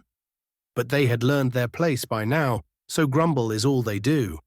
I trust you are eager to begin, I ask the priest, and that was all he needed, as he simply grabs the scrolls from the hands of the confused vampires and runs off toward the center of the room, grabbing a leather pouch on his way. Seeing the dumbfounded looks of everyone present, I simply shrug and follow after him. Come on then. Let us get this over with. It takes a minute for everyone to shuffle around the ritual site and Dexion to finish his preparations, and just as he finishes mumbling a prayer of some kind, the small crack in the ceiling suddenly directs all of its light toward him, completely covering him and doing nothing but illuminating his surroundings with an eerie and solemn glow. Something within the surrounding magic shifts, and hundreds and then thousands of the colorful ancestor moths all fly toward the old man, surrounding him in a merry dance and enhancing the ethereal glow with each new added insect. As the glow becomes almost blinding, the moth priest picks out the first scroll, opens it only for a brief moment, and then repeats the action again until he reaches the final one, leaving it open this time. Stuck in a trance, he begins to speak, his voice far heavier than I had ever heard him. Among the night's children, a dread lord will rise. He pauses slightly, his eyebrows moving as if he were squinting. In age of strife. He pauses and his frown deepens. The next part seems muddled, as if something was changed. I suppress a very satisfied grin and simply say, continue. When the unknown event occurs, darkness will mingle with light and night and day will be one. Yet light shall war against darkness, and both shall seek to end the other. None may win without attaining the string of divine sunlight waiting atop a Forgotten Vale. Blood shall spill, and twilight shall battle the dawn, and once the fighting settles, only one shall remain. Dexian closes his eyes and lets out a long, shuddering breath. His eyes open, holding the same glow carried by the moths within them. The reading is complete. He sighs, I know exactly where we must go. My sight shall not leave me until then. But forgive me, I need to rest before we move. Take all the time you need, old man. I grab him by the shoulders and gently lower him to one of the bench-like rocks nearby. We can enjoy the place while you rest. You have my thanks. He closes his eyes and enters some kind of meditative state. Now that that is done, I turn to those gathered with an ominous tinge to my voice, only to completely shift it into one of excitement. We party. Chapter 2 from I6, The Ancestor Glade. I swear I need to do this kind of thing more often. I sigh contentedly as smoke leaves my mouth, the wooden chair below me squeaking as I lightly move back and forth, a light hum coming to mind as one of those songs you can't ever identify stuck itself in my mind. An annoyed grunt drew me from my relaxation, Isran's eternal frown coming into my sight as I tilted my head. Something bothering you? I ask conversationally. It takes him a moment to respond. I despise this waiting. He grinds out, the mere act of complaining, looking as if brought him actual physical pain. Well, brooding about it won't make our departure any swifter, so you might as well relax. I wave his concerns off with a shrug. Humph. He exhales. It is easy for you to think that. Each moment we spend here is another the vampires might be using to reach us or achieve some other goal. Even if they were to reach us, Scorch would alert me immediately. I point out needlessly, and even someone as stubborn and strong-willed as you needs to relax from time to time, or you will just burst from the tension. I will relax when I die. He grinds out almost instinctually. And you will die because you refuse to relax. I quip, you are not an idiot. You know how these things work. I can see him visibly force himself to nod. Fine. That's what I am talking about. I give him a cheerful thumbs up, much to his confusion. So Isran, care to tell me a bit about yourself? All I know is the broody leader of the Dawn Guard. What about the you before this? He takes a long gulp of mead and looks into the distance, where some of my people were sitting in a circle and playing some kind of game with tossing rocks. It is not a happy tale. He says finally, well, duh. I immediately say, earning a light glare, you wouldn't be this constantly wound up if your life was pretty. I meant if there was something you are fighting for beyond merely surviving. He is silent for a while yet, but then speaks. Fighting is all I've ever known. He says as somberly as he is able, ever since my family was slain in front of my eyes by Baelite cultists, I've dedicated my entire existence to seeking them out and putting an end to their evil. And so you joined the Vigilance, I finish for him. Yes, he nods, a tinge of pride in his voice. Serana and I joined at the same time. We dedicated everything to our training and studies, and we finally seemed to have found purpose in our lives, to go beyond mere revenge and to protect those who cannot protect themselves. His gaze turns wistful at that. But something changed, no? I ask. Something that forced you to leave the Order. Too extreme, they called us. He says bitterly, I admit that we may have gone too far in some of our assignments. Our zeal was blinding, and we ended up harming an innocent in our pursuit of the Daedra and their pawns. He pointedly avoids saying anything about my own entanglements. Yea, for Dunmerry privilege, I guess. And so we were expelled from the Order, our arms and armour the last gifts they would grant us. He continues after a short pause. From then on, we worked as mercenaries, hunting down the Daedra for coin instead of a sense of duty. We were too dedicated to waste the money, so when we finally saved up enough, we managed to buy the rights to Dayspring Canyon after eradicating a particularly troublesome group of vampires near Riften. Hey, if you can do something well, you should get paid for it. I shrug, completely ignoring his surprise at my lack of judgment. You need to eat and arm yourself. Nothing wrong with taking honest pay for honest work. And let me guess, you managed to get the lawgiver to sell the land for cheap. Not fond of the good Jarl? He raises an eyebrow and quickly adds, besides the obvious. Yes, I am indeed not fond of the rebels. I deadpan and note a hint of amusement in the man's eyes. But no, I shake my head. My gripes with Layla are her complete and utter failure to bring her hold to a semblance of order.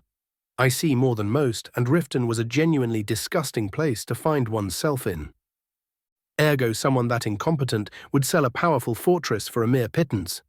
Isran finishes for me. I nod easily. Exactly. But let us get back to the point. What does Isran the man, not Isran the Dawn Guard, want from life? What do you plan to do after we've dealt with Harkon? He turns completely silent at my question, a silence that stretches on for minutes as he contemplates his life, only for him to answer with a defeated sigh, I do not know. Well, you better start thinking about it before it is too late. I get up and pat him on the back, much to his irritation. You can't ever win if you accept defeat before the battle had even started. As I walk away, I hear him mutter, as if a child needs to tell me this much. Without turning around, I twist my fingers and hear a light snap as his chair breaks, and he falls on his arse, his glare following me all the way as I went to seek the others. The atmosphere within the glade was one of joviality, yet the subtle supernatural aura of peace was always at the edge of my senses, allowing me to let my guard down without the usual worries. Dexian was still seated in his earlier place, stuck in his meditative state. I could feel the remaining light the ancestor moths brought with them slowly being channeled into him, slowly but surely relieving him of the strain he had put himself under while reading the scrolls. The little game the guards were playing was joined by a curious allure. The soldiers under my command, treating him with great respect, as he was known to be in my favor, did put him off for a bit, but the ever-curious Falmer had them relaxed and treating him as one of them before long, his youthful enthusiasm about anything and everything making it quite hard for people to keep him at a distance, respectful or no. Out of the corner of my eye, I spotted Davos talking to Nightshade. Both of them still kept a somewhat awkward distance from each other, but even if they remained looking serious, I could easily see them enjoying each other's company. It was almost cute how they pretended nothing was going on the moment I purposefully looked their way. A moment of staring later, I let out a chortle as Davos flipped me the bird and grabbed the surprised Falmer by the shoulder, leading her away. Oh, I am so going to annoy the shit out of him for that later. I rub my hands conspiratorially and let out another burst of laughter as I see him slightly stumble before leaving my sight fully. As I approach my destination, a hushed string of words reaches my ears. You don't understand, Mother. It wasn't just my soul that was released. It was as if my whole being was changed, and for the better at that. That is what you say, but did you not take a moment to consider the risks? The voice of Valerica retorts harshly, though I feel the hidden motherly worry behind the cold tone. What is done is done. Serana responds with equal firmness. And are you not listening to me? He saved my life, she hisses. From a situation you would not have been in, if not for his demands in the first place. Before the squabble can proceed any further, I clear my throat. Ladies? I can see Serana visibly sag in relief as I make myself known. The flash of stink eyes she directs toward her mother was so human I could almost forget she was a being more ancient than most nations. You!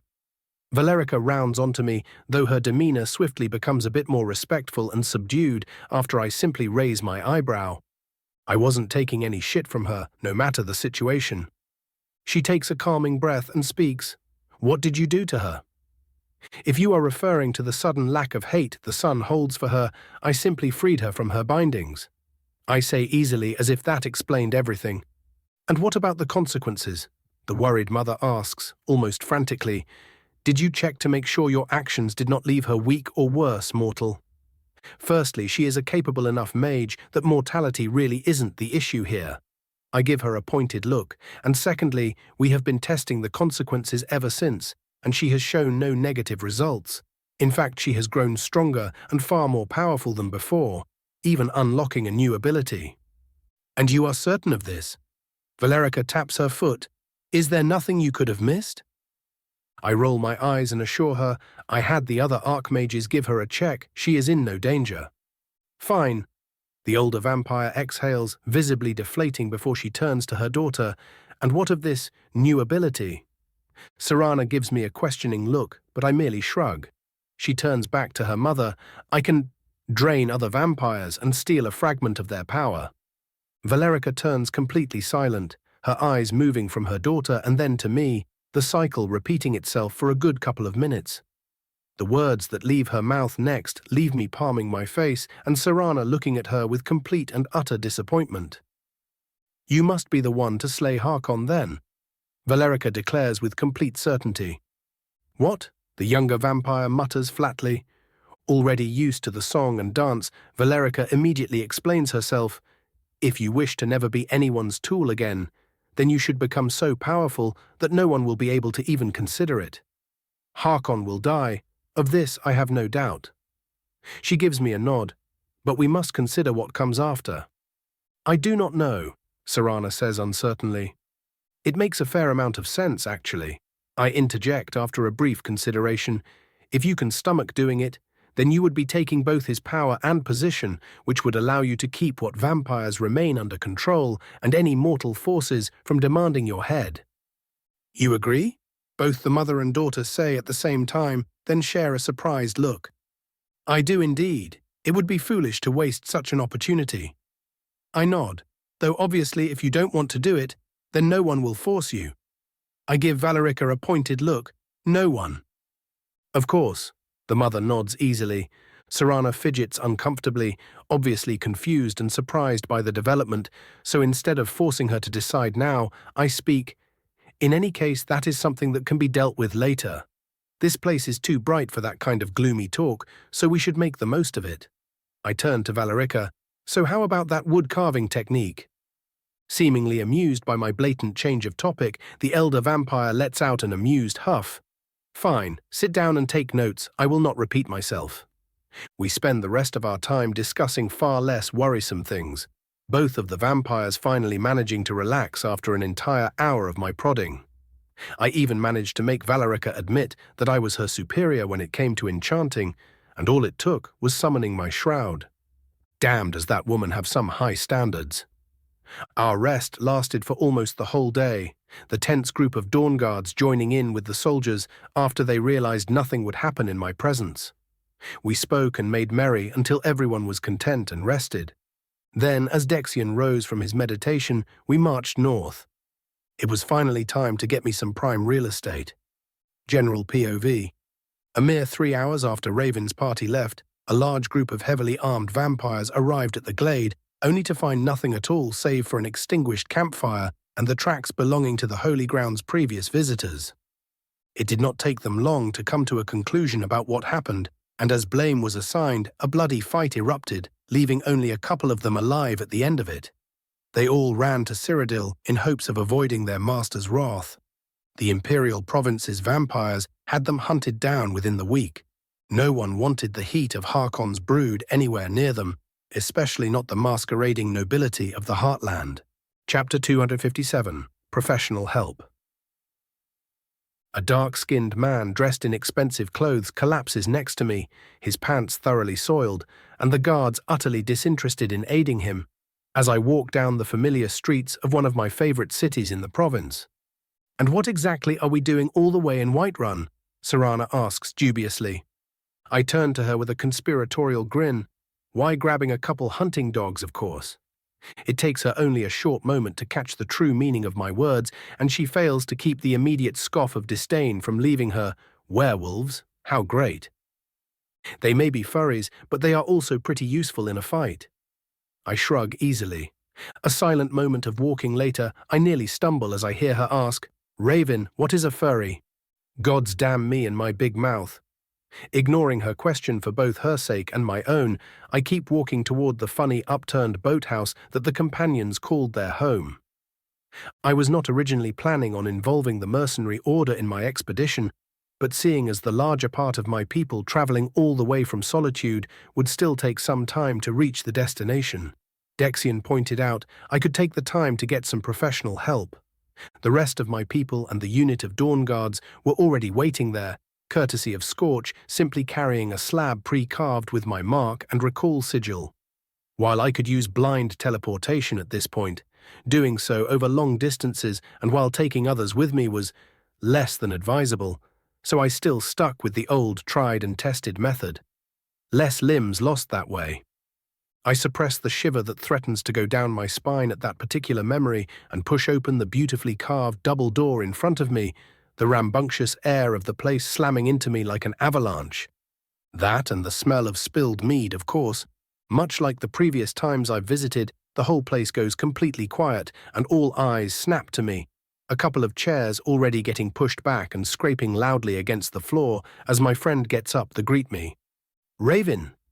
The massive form of Durek covers much of my vision as the jovial Orsimer practically blurs in front of me. "Finally got some time to visit, eh?" He doesn't bother waiting for my reply and envelops me in a bone-crushing hug. I tap his back a couple of times and he backs off with a knowing grin on his face. "It is good to see you too, Durek." I smile, and before he can react, he finds himself on his ass, his movement giving me the perfect opportunity to push him without even moving my hands. Many of the companions laughed uproariously at the display. Our friendship was a well-known fact to them, and it could be said I was a friend of the Order for my previous deeds. Not to mention my usual reputation, how quickly people forgot their hatreds and prejudices when it suited them. "I am guessing you aren't here just for a drink?" my deceptively observant friend asks as he gets up in one fluid movement. "Indeed." I nod with a smile. "I am here with a business proposition, one that you will no doubt wish to hear about." As all of the other companions quiet down even further as they attempt to listen to our conversation, Durek's lips twist into a cruel grin. "Come with me." He turns without waiting and heads toward the basement, the groans of his fellows following him all the way. "So, Durek, care to tell me how the companions are doing?" "Still hunting the Silver Hand?" I ask as we descend into the ancient halls of Jorvaskr. Durek's mood sours immediately. "They are annoying bastards to hunt down. I got a couple of their bases using your people, but they rarely seem to have the time to help these days." I shrug, a lightly apologetic expression on my face. "I do have a war to win, my friend." Yeah, he waves me off. "I understand. It just frustrates me how they hide like rats and still pretend to be righteous." "Aren't they, though?" I ask, much to his confusion and surprise. "Do they not preach that the ancient order of Isgramor's companions was overtaken by Daedra worship and monstrous beasts?" Knowing that I wasn't actually siding with his enemies, Durek simply groans. "Why must you complicate things like this every time? We are the good guys, they are the bad guys. It should be that simple." I roll my eyes, yet it never will be. The grumbling orc huffs and opens the door to the Harbinger's rooms, Serana and I following him within. A friend returns to our halls. Kodlak looks up from a report he was reading, his old eyes meeting with my own with the same composure I remembered, even as his body looked thrice as withered as before. "Harbinger." I incline my head ever so slightly. "You've seen better days." He huffs raspily. "And water is wet." The old man deadpans as his eyes scan Serana, the question of her identity wordlessly implied. I nod at this and clear my throat. "Allow me to introduce Serana, an ally in my current task and a dear friend." That last part I add, as I notice the old man's eyes narrow at her appearance. She may look completely alive, but those who knew what to look for could still recognize the signs of someone being a vampire, and Kodlak was an old hand in this work. I see. The old man tugs at his beard, his fingers twitching, and his thoughts no doubt racing. He shares a look with Durek, to which the orc simply shrugs, eliciting a chuckle from his orders guide. Please, take a seat, both of you. He gestures after a moment. My thanks for the hospitality, young man. Serana gives him a toothy grin. I facepalm loudly, and all suspicion leaves the two companions as they each direct a half-hearted glare her way. I would never dare disrespect my elders. Kodlak deadpans and turns back to me. Now what is this I hear about a business proposition, court mage? I hummed lightly for a moment, debating the manner of my presentation for a brief moment before simply deciding to be honest. I am organizing another expedition, pertinent to the current vampire crisis bothering the good people of Skyrim, and while I do possess well-trained troops for the endeavor, some elite warriors would no doubt go a long way to reduce casualties among my subjects.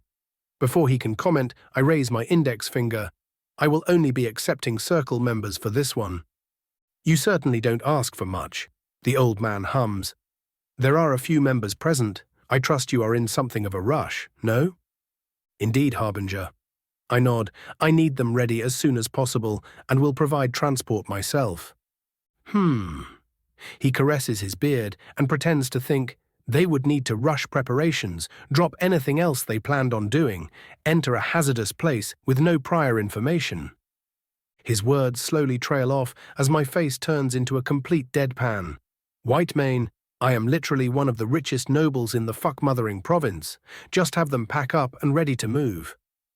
There is a brief moment of complete silence before the two companions burst into a fit of laughter, the obvious twinkle of amusement in the old man's eyes disarming any irritation I might feel at their behavior. Before the hour was through, my forces were 4 circle members stronger, and I many thousands of septims poorer. The space around us cracks, and we appear on the western end of the province, the hills and mountains of the Skyrim reach, greeting us with their serene, if snow-covered beauty. My appreciation for the landscape is thoroughly crushed as I am surrounded by groans and even the sound of retching coming from my furry companions. Durek and Isla, being disoriented and somewhat confused by the rapid change of environment, the twins, on the other hand, were both barely holding themselves from throwing up their breakfast. Vilkas is the first to compose himself as he glares at me and rasps, I thought you said it would be painless. I did. I nod with a cheeky smile. I did not say it would be comfortable, though. Fuck you. He groans and continues staring at the ground while breathing heavily. Considering the ruckus they were all making, it did not take long for my people to notice our presence, and for Davos, Nightshade, Isran, and Valerica to make their way to us. The mere presence of the latter causing the now fully composed eyes of Ayla to narrow imperceptibly. It takes me a bit of talking, but after a while the grumbling companions and my suspicious vassals and allies accept each other's presence without too much of a fuss. Oddly enough, it was Nightshade who was hardest to make get on with the plan, as her frothing hatred for all things Ysgramor transferred partly to those who followed the man's legacy. She did look far too gleeful when I described the mercenary order in the same manner I did to Durek earlier today. Hours later, our scouts returned with Dexion, whose eyes were now free of any light. They told us of a sealed passage in the mountain cracking open as the priest approached, the ominous entrance of which led into a vast cave system. I tried healing the old man without hesitation, even as he assured me that it was no big loss to him, and found that his sight was almost but not quite conceptually removed. I felt as if it was possible to give it back to him, but I was nowhere near capable enough with healing to do so. Good thing I wasn't dumb enough to read the scrolls myself then. As they finished their report, I declared that we would wait for everyone to arrive before descending into the caves. It did not take long for those that liked to partake in drink to indulge themselves for what could very well be the last time in weeks or months. I ran a rather tight ship, and drinking when a fight could start at any time was a big no-no. A full day of waiting and relaxation, later I felt space next to me distort, and one silent pop later for Shalazar, in all his magnificent glory, to appear beside me with an excited glint in his eyes. Greetings, mortals. He squeaks at the bewildered lesser beings, gazing at his radiance. Before anyone from the ranks of our more excitable allies can even think of pointing a weapon at him. I raise a hand. Everyone who isn't already aware, allow me to introduce Master Shalazar from the college. As my words reach them, they all visibly relax, save for Serana, who still remembered the absolute terror of daring to question the greater being in whose presence she was permitted to exist. The rest are close, I ask my fellow archmage as the rest return to doing their own thing. Indeed, he squeaks. In fact, they are about to crest that hill in 3, 2, 1. And as if he orchestrated the whole thing, which he did, my people emerge on the horizon. 100 halberdiers marched in mostly perfect lockstep, their blackened steel armor still in pristine condition, and their blank masks still unmarked by battle, or at least that went for the new recruits. The veterans among their number had their armors carved with runes, and their masks twisted into the visage of Dunmerry saints, a number of them adding plumes of differing configurations to their morion helmets, and almost all of them hanging a short triangular banner from the tip of their weapons. Behind them marched the 100 or so of my braver non-combatant subjects, all of them surrounded by automatons made of the same material that shielded my warriors, many of said constructs shaped into the form of a cart and walking with no outside aid or direction. Yet what drew most eyes was the small group of Falmer, their gold and white robes contrasting harshly with their mostly darkly dressed Dunmerry counterparts. Each of the Falmer Magi was armed and armored with silvered moonstone, the material barely weighing any more than their robes, the pride of their dead race evident to all. And to top it all off, a distant roar reached my ears as Cairn announced his presence to his master. House Dagoth marched to war, and woe betide the pathetic fucker that dared provoke our wrath. Chapter 258, Spelunking and Geliborian Dunking. General POV. Within an ancient cave lit brightly by glowing mushrooms, the sound of peaceful running water was the only thing that could be heard, save for those moments when the trolls inhabiting it would face the colony of frostbite spiders in a cacophony of violence in an attempt to feed their young. That serene silence was suddenly broken by a foreign and artificial sound as armored boots struck stone, only to face the same interruption as the trolls realized that far more nutritious prey had found its way to their home. Roars of aggression resounded throughout the cave, yet the silence was their only answer as they bounded across the vast cavern, their underdeveloped minds not capable of understanding that the box of spiky twigs was far more dangerous than it appeared. As they crossed a certain threshold, the invading force reacted as one well-oiled machine. The pale white-robed elves summoned bright light, blinding the trolls and leaving them open for the numerous spider-like automatons and their mounted crossbows. Those unlucky few that managed to reach the line of elves were swiftly impaled and cut down by their keen polearm blades, their bodies getting swiftly incinerated to stop any of them from regenerating. Silence returned to the cave once again, only to be broken just as swiftly as one among the invaders scoffed loudly, "This is no true hunt." The athletic Nord woman carried a simplistic-looking bow and was dressed in what one would need exceeding generosity to consider calling armor, but her presence alone made her stand out among the dozens of armored elves accompanying her. "The Lord has hired you for a reason." One of the pale elves immediately responds, her tone implying a complete lack of care for her companion's complaints. "With all the money your lord was throwing around, I expected more." Ayla the huntress responds dismissively, "Even the spiders avoid us like the plague." One of the Dunmerry warriors, a veteran if one was to observe his armor, looks just about ready to speak up against the human who dared question his lord's will, but Nightshade raises her hand to interrupt him. "Lord Dagoth, for whatever reason, has respect for your order's skill in battle, and he is not one for wastefulness. You will have your battle, sooner or later." "Spunky little thing, aren't you?" Ayla chuckles. "Fine, a hunter knows to wait before striking." Much to the huntress's disappointment, the Falmer merely ignores her and signals her subordinates to keep going, their march continuing as if nothing happened, only for the area they left behind to be swarmed by workers who immediately got to work skinning the trolls and setting up a supply point.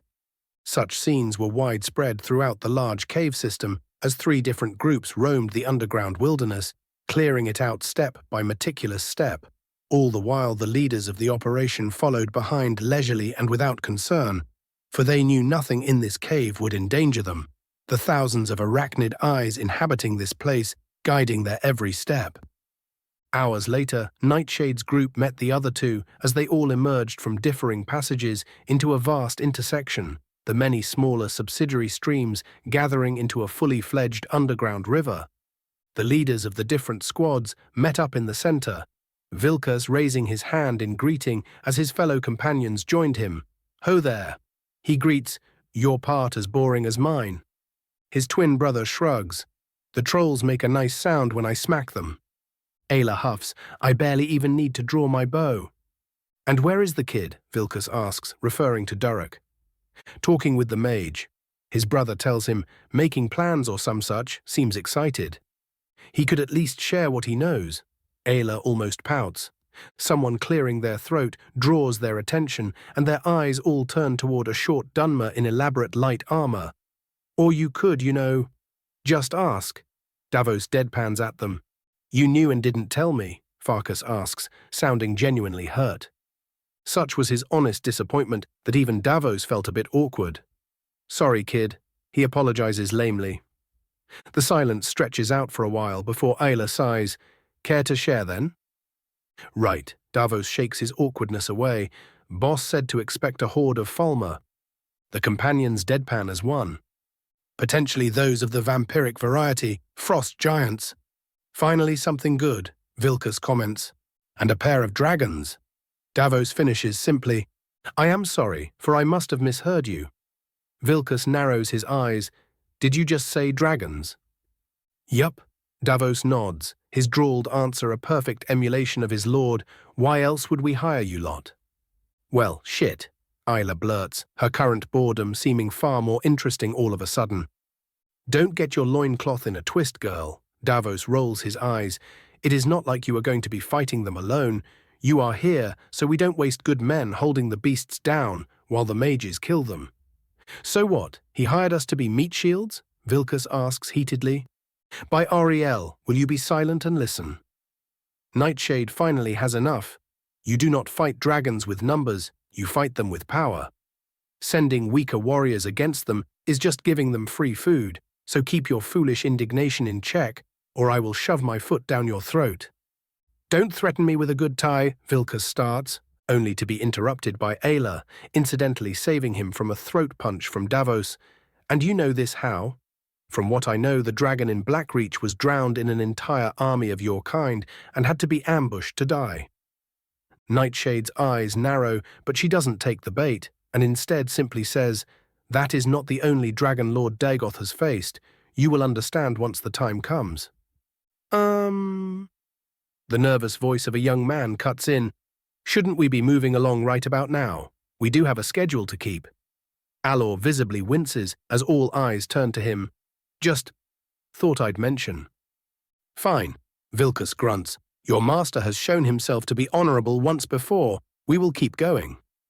Knight Paladin Gelibor stood before the collapsed shrine to the sun.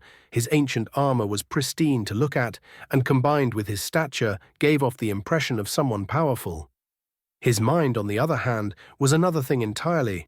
Millennia of standing and waiting was something which could grate upon even the firmest of wills, and Gelibor slowly but certainly found his days folding into one as the eras passed him by.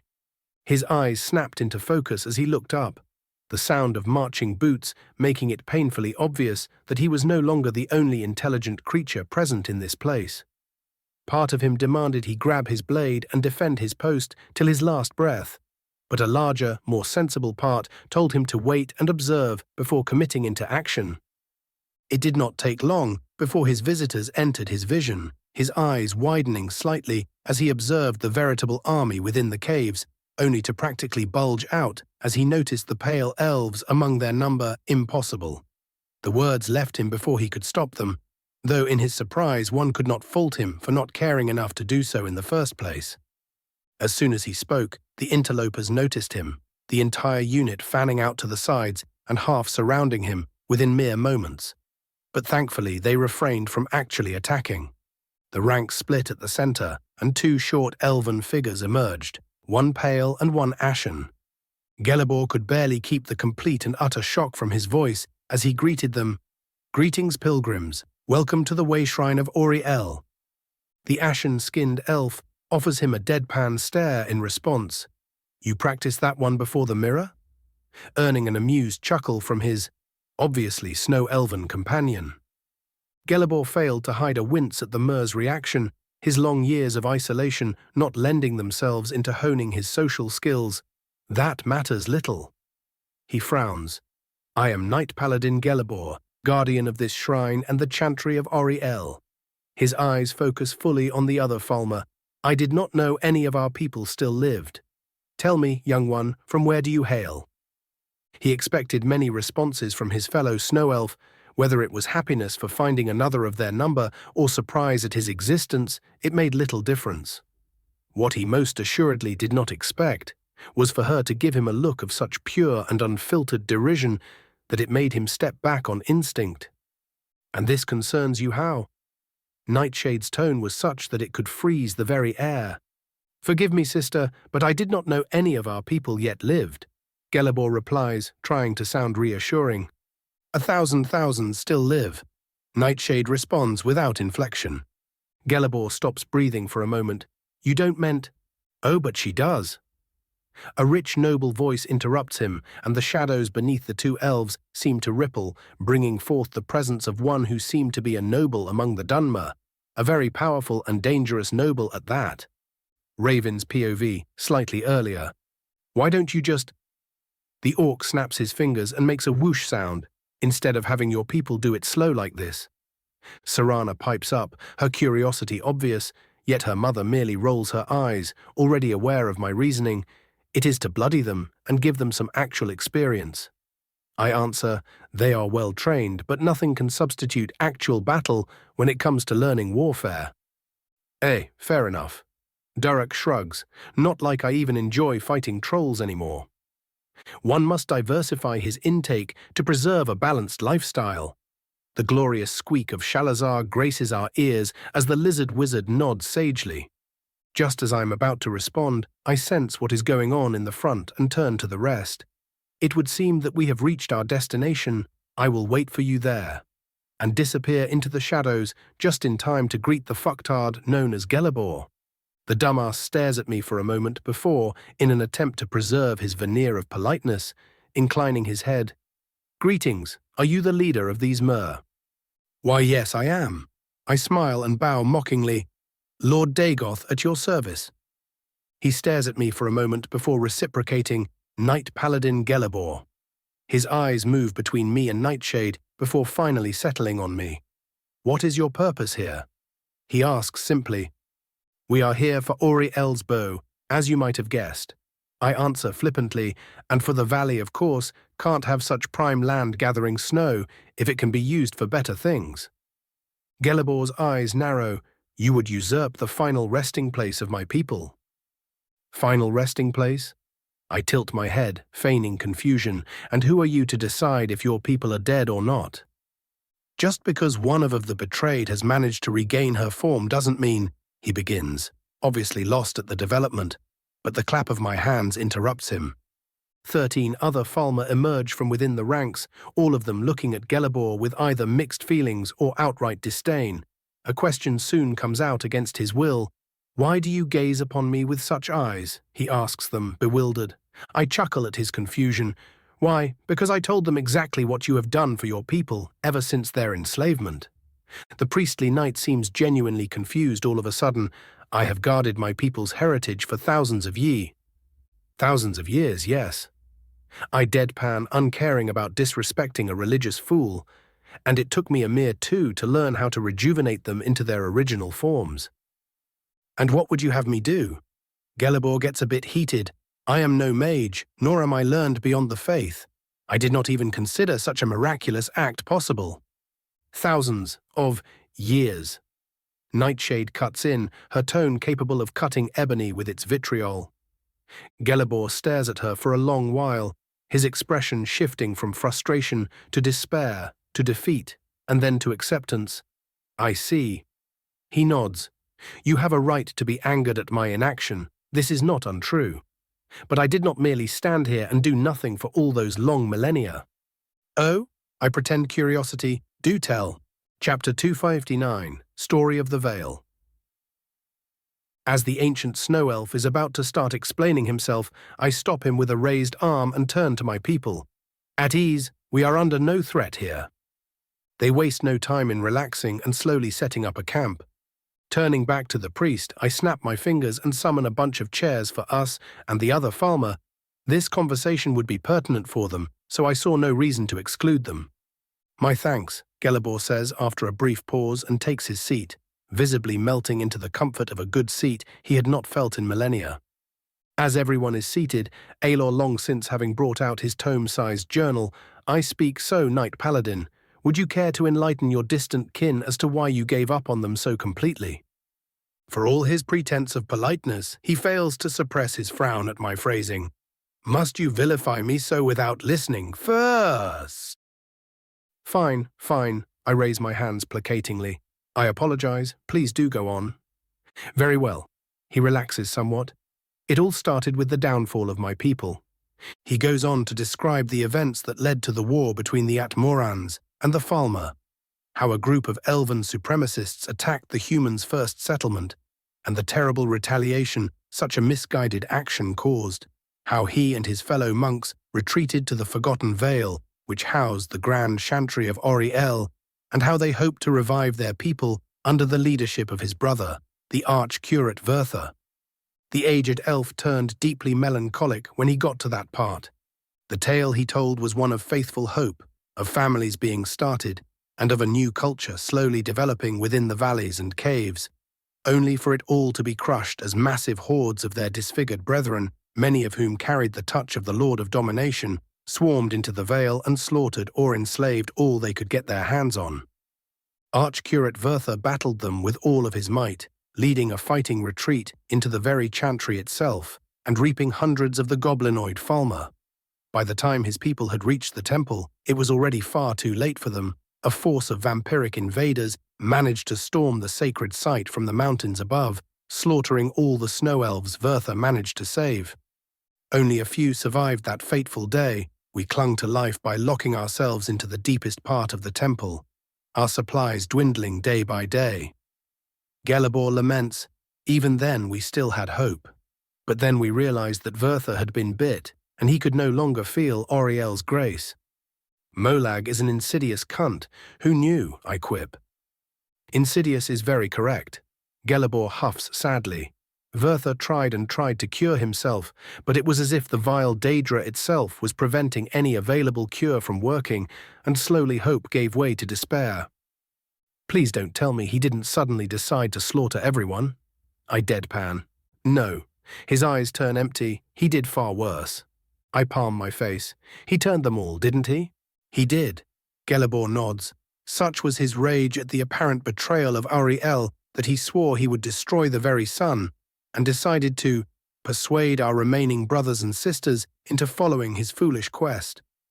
He grips the cup I offered him early into the tale so hard it dents slightly. I could not abide such heresy. I slew those I could and snuck out of the chantry, and by either luck or divine providence, I was permitted to reach each and every way shrine within the Vale and offered my prayers to the sun for aid in either saving my brother or stopping him. And something tells me that dear old Akatosh did only one of those things. I drawl, absent-mindedly summoning a couple of chairs for the newly arrived vampires. It is true that my selfish request was rejected, for Verther had abandoned his faith consciously. Gelibor pointedly ignores my loud snort at his words and goes on. The bringer of light granted me insight into crafting a grand ward to contain my brother until he either gave up or was slain. I have been feeding this ward with prayer ever since, my life sustained by the grace of the sun. So that is it? I blurt. All these years you've been praying and charging a damn ward? I assure you that it was necessary. Gelibor defends patiently. Verther may have lost the grace of Auriel, but when he turned the immense potency of his faith was twisted into the vile gifts of vampirism, making him far more powerful than he should have been. Fascinating. I hear Valereka whisper lightly and make a mental note to make sure not to let her go around corrupting priests to test out what was obviously the result of Molag's plot. But that was not all I did. Gelibor smiles. I had also used my time to record my people's history, or the parts of it I could draw from my memory. The way Aelor suddenly stiffens, I hold no doubts that he went to full mast at those words. But it is Nightshade that cuts in, "I trust you will share this with us?" For the first time since we met him, Gelibor offers a genuine smile. "Nothing would please me more, sister. To see our culture remembered by our descendants was a dream I considered mere foolishness for entire eras. Your coming has reignited my hopes and affirmed my faith." "Wait, how did you manage to get your hands on paper all the way down here?" Alor suddenly asks.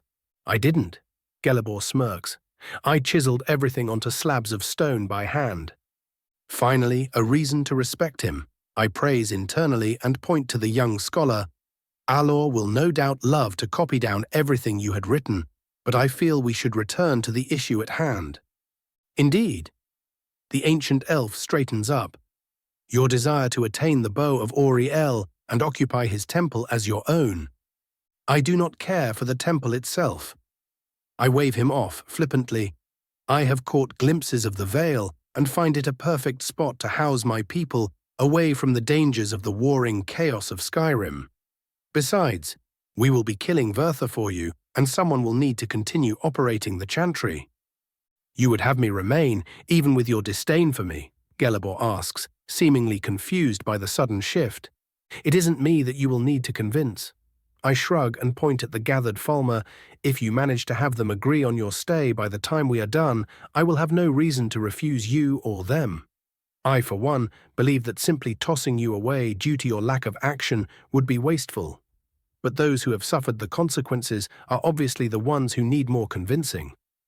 A determined glint enters the ancient elf's eyes as he bows his head toward his kin. "I will prove myself worthy of your forgiveness." Now that that is out of the way, I interject after an appropriate pause. "How about you tell me what we need to do to enter the Vale and Temple in the first place?" "Of course." Gelibor raises his head. "The ward is a faith-based one, so you will have to complete the pilgrimage, or at least the facsimile of one with me present. We will need to travel to each of the 5 way shrines and fill the ewer with the holy water held within them. Only then will we be able to unlock the gates of the Chantry and face Vertha." "Great," I grin. "Now if only the locals would let us pass peacefully." Durek's POV. "Thank Malakath that the locals aren't peaceful." I grin and swing my spear in a wide arc, cutting through the neck of one Falmer and breaking the skull of the one beside him. Their bodies fly to the side, striking one of their females holding a skull-tipped staff and bashing her against the wall. I feel the many bruises caused by Lucky Strike's heal as my spear drains the life from my dying enemies, and let out a roar of excitement as even more Falmer and Chorus emerge from their little huts. I do not even flinch as half of them are cut down by Crimson Lightning and join Vilkas and Farkas in cutting them all down. They may not be strong, but as Raven would say, quantity is a quality of its own. Raven's POV, a tad earlier. The word around me shimmers as I pass through the Wayshrine portal. The transportation was so smooth, I felt like I just walked instead of teleported. Definitely going to study the shit out of this later. Though I leave those thoughts for later as I observe the sight that awaited beyond. Colorful plants, mostly mushrooms, covered the whole cave in front of me. A small beam of sunlight, making it all visible with glowing rocks I could not recognize, reflecting it in a beautiful purplish blue hue. Though that in and of itself was not enough to surprise me anymore, what did surprise me was just how alien it all looked. If I had to compare the impression I got, I would go as far as to mention the difference between Morrowind and the rest of the world, only not quite as pronounced. The plants felt like they did not belong in Skyrim. The flora around me was so different than the usual, I could swear with complete certainty that no books in Winterhold held any information on them. Harkon is going to go wild if I ever show him this place. I shudder at the thought. "Look on the bright side, Pops. Better wizard weed," Scorch chirps merrily. When I show him this place, I immediately correct myself. I hear shuffling behind me as Durek crosses the portal before he suddenly stops and points. "Is that a purple saber cat?" he asks, bewildered. Huh, would you look at that? It really was purple. As was this world's usual wont, the beautiful scenery was swiftly overtaken by monstrous opposition. I stopped minding the appearance of the feral Falmer long ago, but I was still completely and utterly disgusted by their architecture. Something about the visible primitivism just annoyed a deep-seated part of me that loved civilization. So naturally, I proceeded to make it a competition with the companions on how fast we could butcher the poor fuckers. Truly, I was the evil of all evils. As I counted 15 minutes, the last shaman was turned to dust, and we approached a wide passage beyond the Falmer settlement, the beam of sunlight waiting beyond almost beckoning us forward. If I did not see with more than my eyes, I would have no doubt been shoved aside as Gelebor practically sprinted forward and out of the cave, only to stop in his tracks as he ascended to the top, his shoulders shaking at the sight beyond. When I stood beside him, I could honestly say that I could not blame him. The Forgotten Vale was simply beautiful. The amazed gasps of my companions as they themselves beheld the sight only served to affirm my opinion. I turned to the teary-eyed snow elf and asked, "You good?" He took a deep breath and slowly exhaled, his breath visible due to the cold, seeing my home after being locked away from it for so long. I cannot describe it. Well then, I place my hand on his armored shoulder. Let us go and liberate it. Chapter 260. A gigantic step forward. The sudden awed silence was broken by the loud clap of my hands. All right, people, let's get moving. Nightshade, you are on fortification duty. Lady Valerica as well, if you please. Davos, get your people scouting. Companions. I pause in thought before shrugging. Go hunt us a nice feast or something. Before any of the others can answer, Durek is already tossing his spear up and down and marching away. The one who gets the least gets no drinks. He challenges, and just like that, all of them are off. I look to Shalazar. Please tell me they aren't going to go overboard. Fear not, my student, he squeaks. They shall only barge into 5 or so camps on their way. Oh. I blink and then shrug. Okay then. There is a slight pause as everyone waits for me to say anything else, and then the small incline above the cave we exited becomes a storm of activity as hundreds of elves and automatons start swarming the place and building a defensible settlement at ridiculous speeds. With the mix of magic and magitech we brought, we'd have a military camp with actual walls before the day was out. It does not take long before a large stone hut is set up for command and planning, and I find myself standing before a large, if simple, stone table with a map Gelebor helpfully made carved right into its surface. To summarize, Isran speaks up after Gelebor finishes his presentation of the surrounding area. We are completely surrounded by caves, all of them potentially filled to the brim with feral Falmer and even larger beasts, with an actual city's worth of them, camped out between us and the Chantry to top it all off. At least the companions won't get bored. Serana huffs, even as I see her frown at the fact we were going to be wading through the little goblinoid shits for days at this rate. Alor shifts on his feet uncomfortably. Pardon the foolish question, my lord, but would it not be possible to spare some of the fallen? He asks hopefully. There could be those that can be saved amongst them. There definitely will be, I correct him, and killing all of the ferals within the Vale would take us a year with how extensive the cave system is, so you should not fear them getting exterminated. The young elf bows and offers his thanks. That does beg the question. Isran speaks up again. How are we to advance on a city-sized camp if we are under threat of being struck in the back? We would need to clear out the biggest nets on the way, or at least make it painful enough for them to try and attack us. Serana cups her chin, earning a couple surprised looks from us. What? I may have no interest in ruling and commanding people, but I was taught how to do it. The way Valerica straightens up when she hears this almost makes me burst out laughing. Right, Isran says neutrally, we need to secure a proper angle of attack. He turns to me, it is mostly your people that will be fighting, how do you want to do this? I hum lightly for a while, thinking over the possibilities and ignoring Scorch's helpful advice of simply burning everything to ash, before coming up with a simple yet effective solution. We outright kill those in the most threatening locations while causing cave-ins in the rest. That ought to buy us enough time to conquer the canyon and set up a defensible camp there. and turn the natural defenses of our enemies against them. Isran finishes for me. Wouldn't that cut us off from supplies and reinforcements? Not if we set up a proper portal, I say flippantly, as if the 30,000 or so septims worth of materials needed for a portal of sufficient size was a small thing. That way we would only need to hold out and expand step by bloody step. Then again, that is something that I will need to concern myself with after we are done with our primary task here. So you don't need to worry about it. The Red Guard huffs but doesn't say anything else.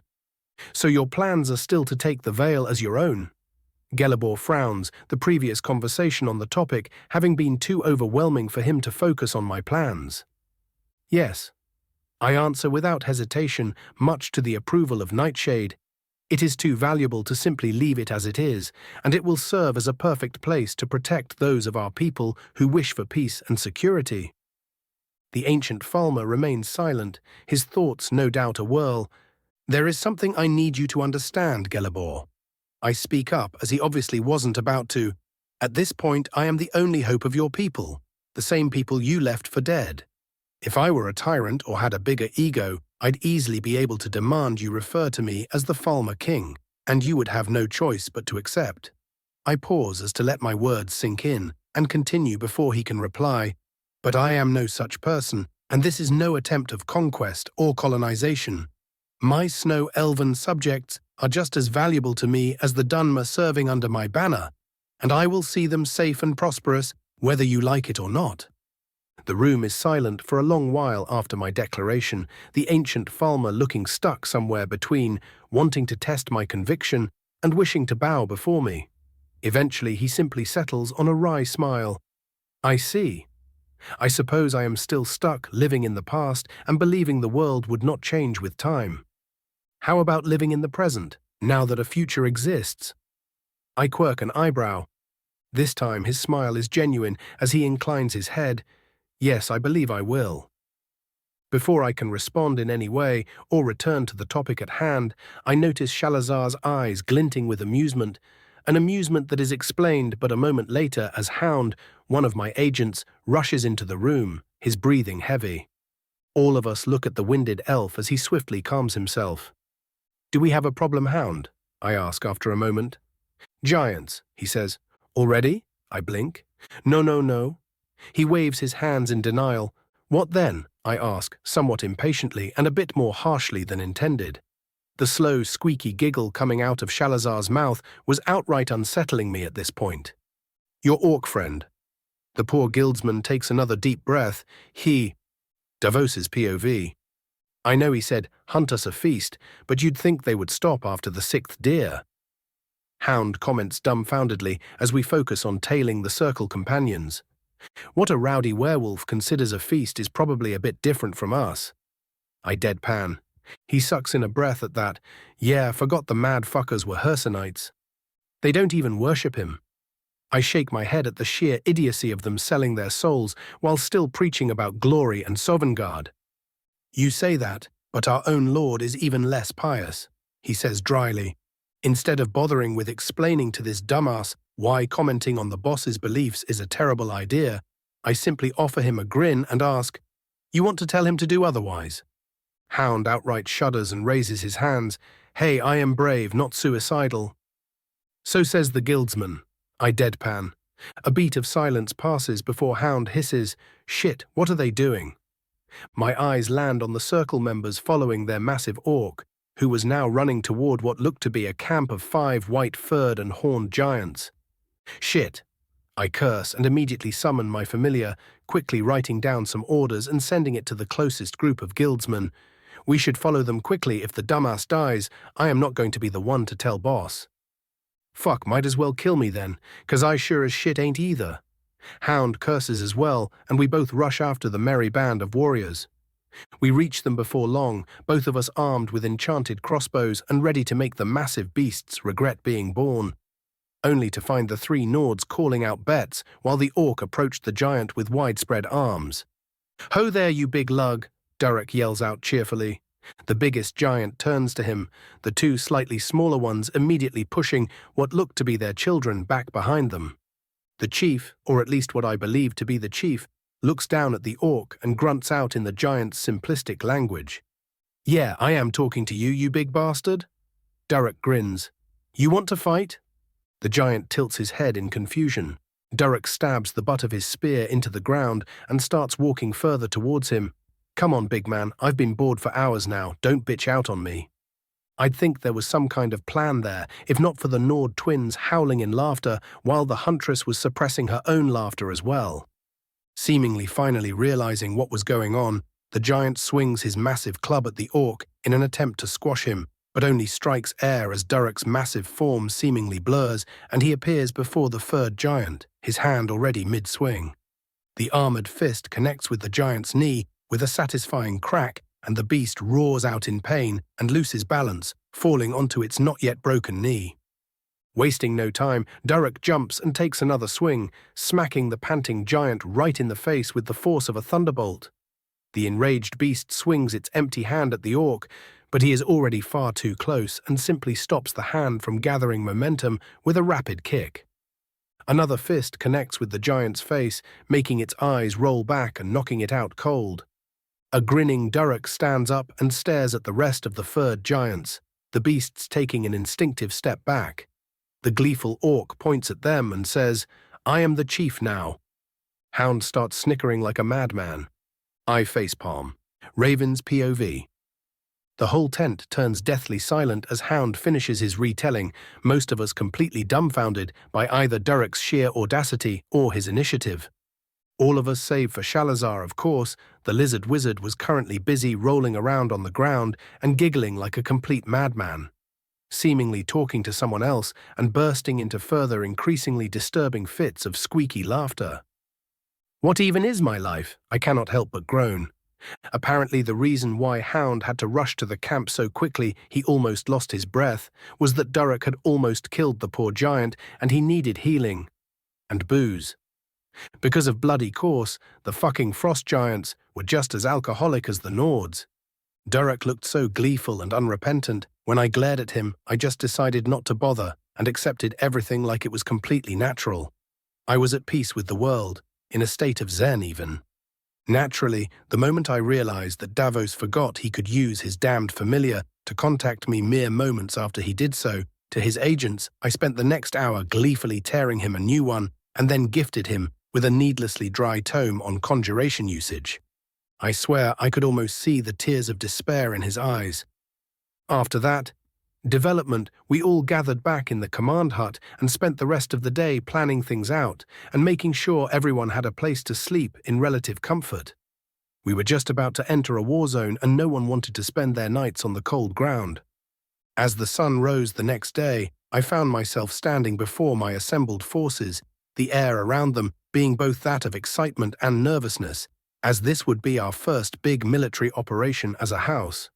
With one last mental grumble, I summoned my sword and rose it high. It was time to make a speech. Chapter 261, The First Conquest, Part 1. General POV. As the sun rises over the mountains and covers the Forgotten Vale in a warm golden sheen, a complete silence envelops the expeditionary camp. Lines upon lines of battle-ready elves and their Dawnguard allies stand in front of the thick walls risen by magic, their shoulders squared and their backs held straight as their leader leisurely walks through the middle of the formation, his hands folded behind his back and his face hidden behind his war crown. A light gale blows through the valley, the dozen triangular banners held by his proudest warriors sent fluttering in its passing as he passes the formation by and stands in front of them, silent, observing. A whole minute passes as he simply stands there, many of the less disciplined soldiers already whispering among themselves as they were summoned and told to gather without any further explanation. That stopped the moment Lord Dagoth summoned his sword and rose it above him, its dark blade somehow glinting in the sunlight. And then he spoke, his calm voice carrying across the whole field with no visible effort. "We came to this place for a sacred purpose." He pauses as his eyes move across the lines, "to rid the world of a great threat, and to protect the very sun that blesses us with light and allows us to wield magic." A ball of sunlight forms in his empty hand as he lowers his blade. A vampire lord plots to curse the very land we walk simply because a bit of sunlight bothers him. He thinks that just because he sold his soul to a Daedra like a complete idiot, he now has the right to dictate how the world itself works. The elven lord barks out with disgust. Some of the more experienced elves let out a derisive chuckle at this. But that is enough about a worm we will squash and leave forgotten. He waves his hand to the side as if the topic was a waste of his time. We have found something much greater than mere foes to vanquish, far greater than simple glory. Lord Dagoth proclaims suddenly, "This valley, filled with monsters and the discarded as it is our very future." The rank and file start to shift in surprise, most of them unaware of their lord's further plans. What I see behind me is not a derelict remnant of our snow-elven brothers and sisters. He continues, "No, what I see behind me is potential." His eyes shift toward a new recruit among his warriors, a father of 4 who could barely feed his children in the Grey Quarter. What I see is a new home for our people, away from those who would hate us, away from the politics or betrayals of those unworthy to rule us. A place where our children may grow without the hate of the world. His voice softens somewhat as he pauses, letting his words sink in. But only a short inhale later, he speaks once again. Do not be mistaken, however, in thinking I merely wish to rebuild something once lost. He shakes his head and looks to the solemn-faced Falmer. Together, both Dunmer and Falmer, and all others who would join us in our glorious work, we shall aim to build something far greater than ever was. We will rise above that which our ancestors created and go beyond mere imitation.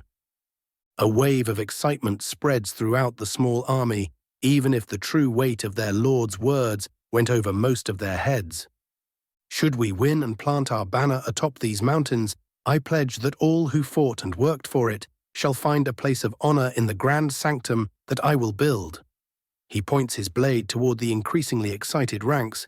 You are, all of you, given the opportunity to carve your names in history as those who took the first steps toward a destiny that we ourselves will one day build. So I ask you all, are you ready to risk your lives for a grander future? Are you ready to bleed so that your children may live in peace? Are you prepared to die for a cause greater than yourselves?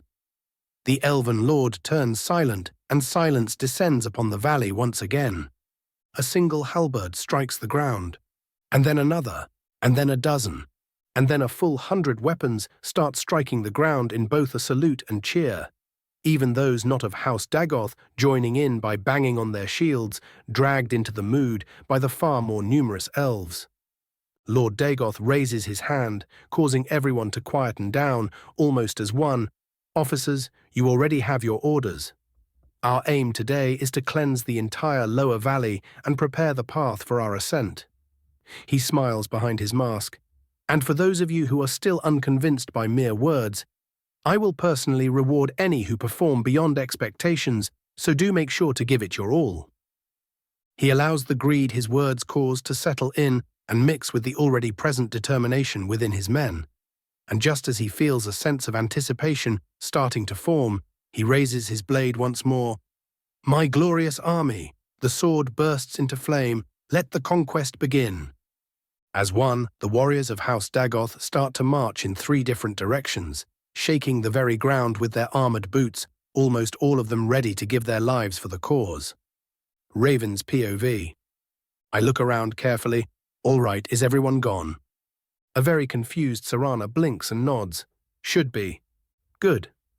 I nod, turn to my side, and start retching, Scorch appearing on my shoulder and doing much of the same. A good 10 seconds pass before a very confused Gelabor shifts on his feet uncomfortably. Is he?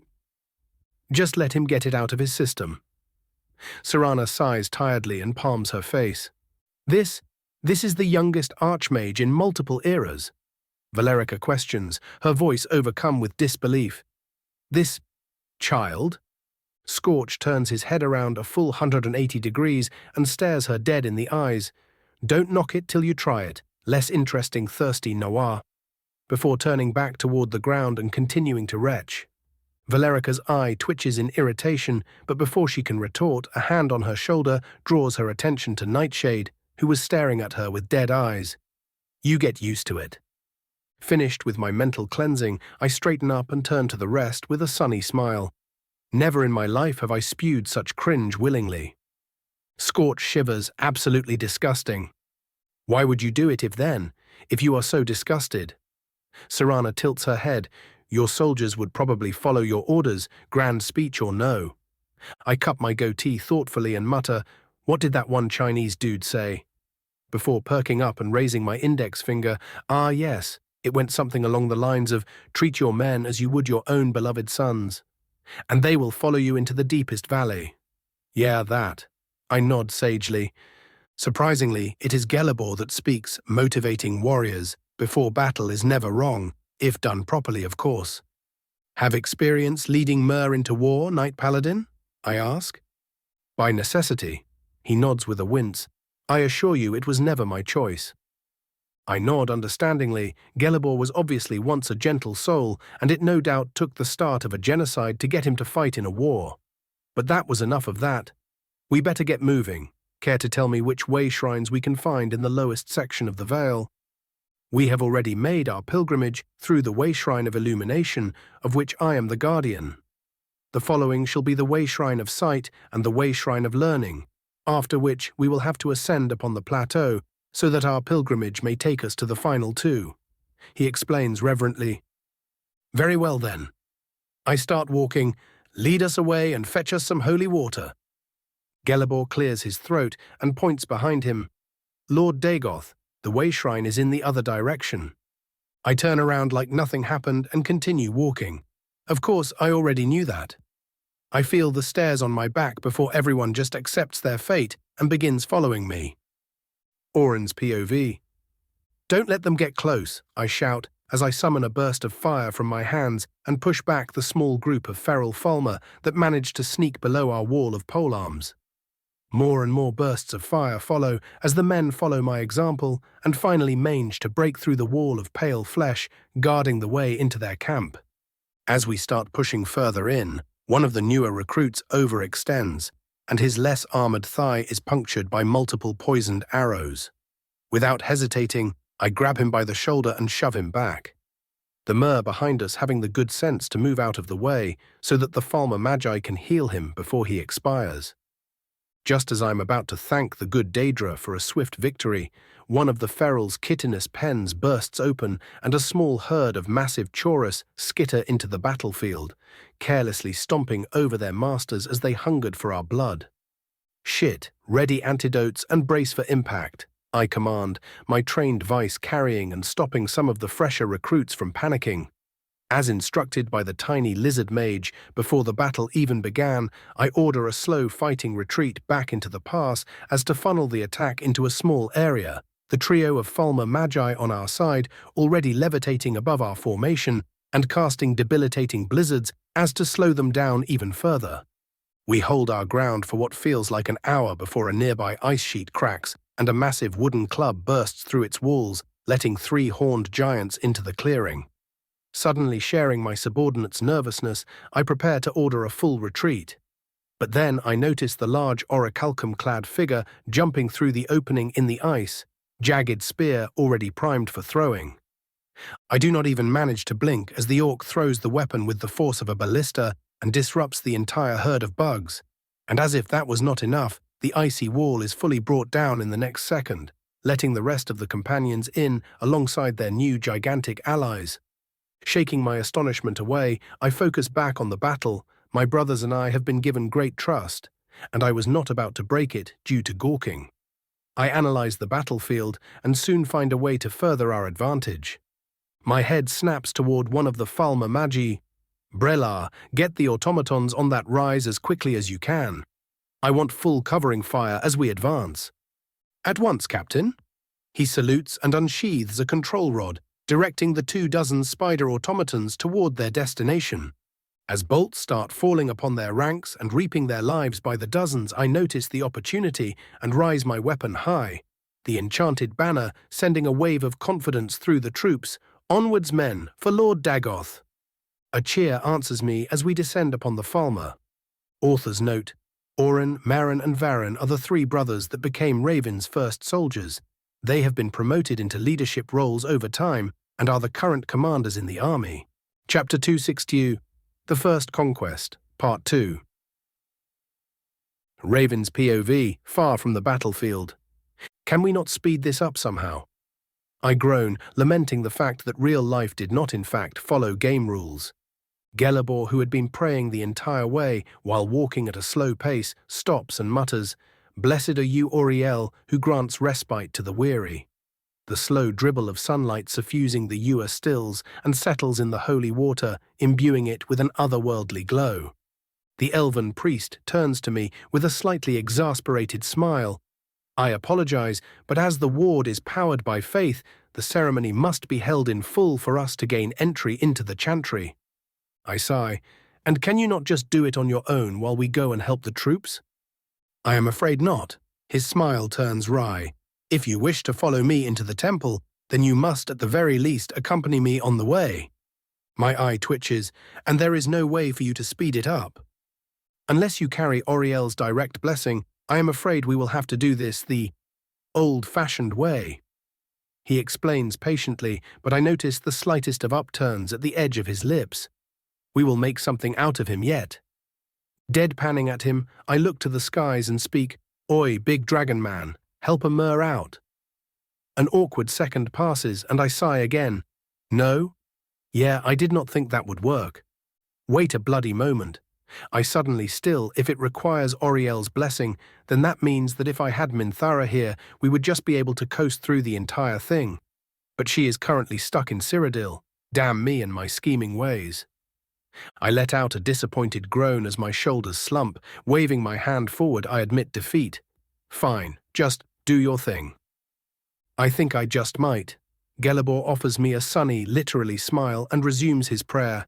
We, your humble pilgrims, thank you for your divine beneficence. This is going to be a long day. Marin's POV. The troops grow restless as we march through the snowy woodland, both the Dawn Guards accompanying us and my own men, unsettled by the sudden and complete silence that enveloped us. Sir Isran, I look to the frowning leader of the vampire hunters. You sense it too? He asks, his frown deepening. Yes, sir. I nod. This place is perfect for an ambush. He grunts out his agreement. Prepare yourself, but keep it quiet. An ambush is only effective as long as the ambushed are unaware. What incredible wisdom!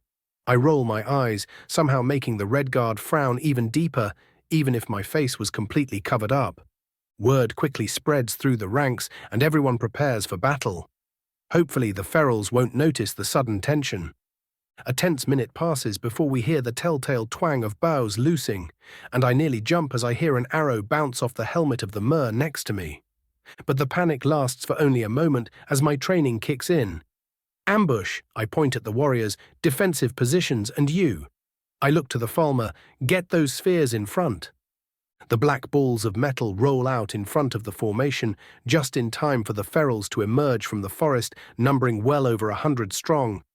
They fall upon our position like a tidal wave hitting a sheer cliff face as the spheres unravel and start swinging with strength beyond most mortals, cleaving the little goblin beasts in two with each strike. Forward, men, no quarter. I order and join the fight, the Dawn Guard acting as extra shields for when a beast manages to crawl through the lines and us swinging over the automatons, reaping one of them with each swing. Before long the battle ends, only a single vampire hunter having been seriously injured. The man screams out in pain as one of the Falmer attempts to heal the wide gash in his leg, purple poison leaking out just as heavily as blood.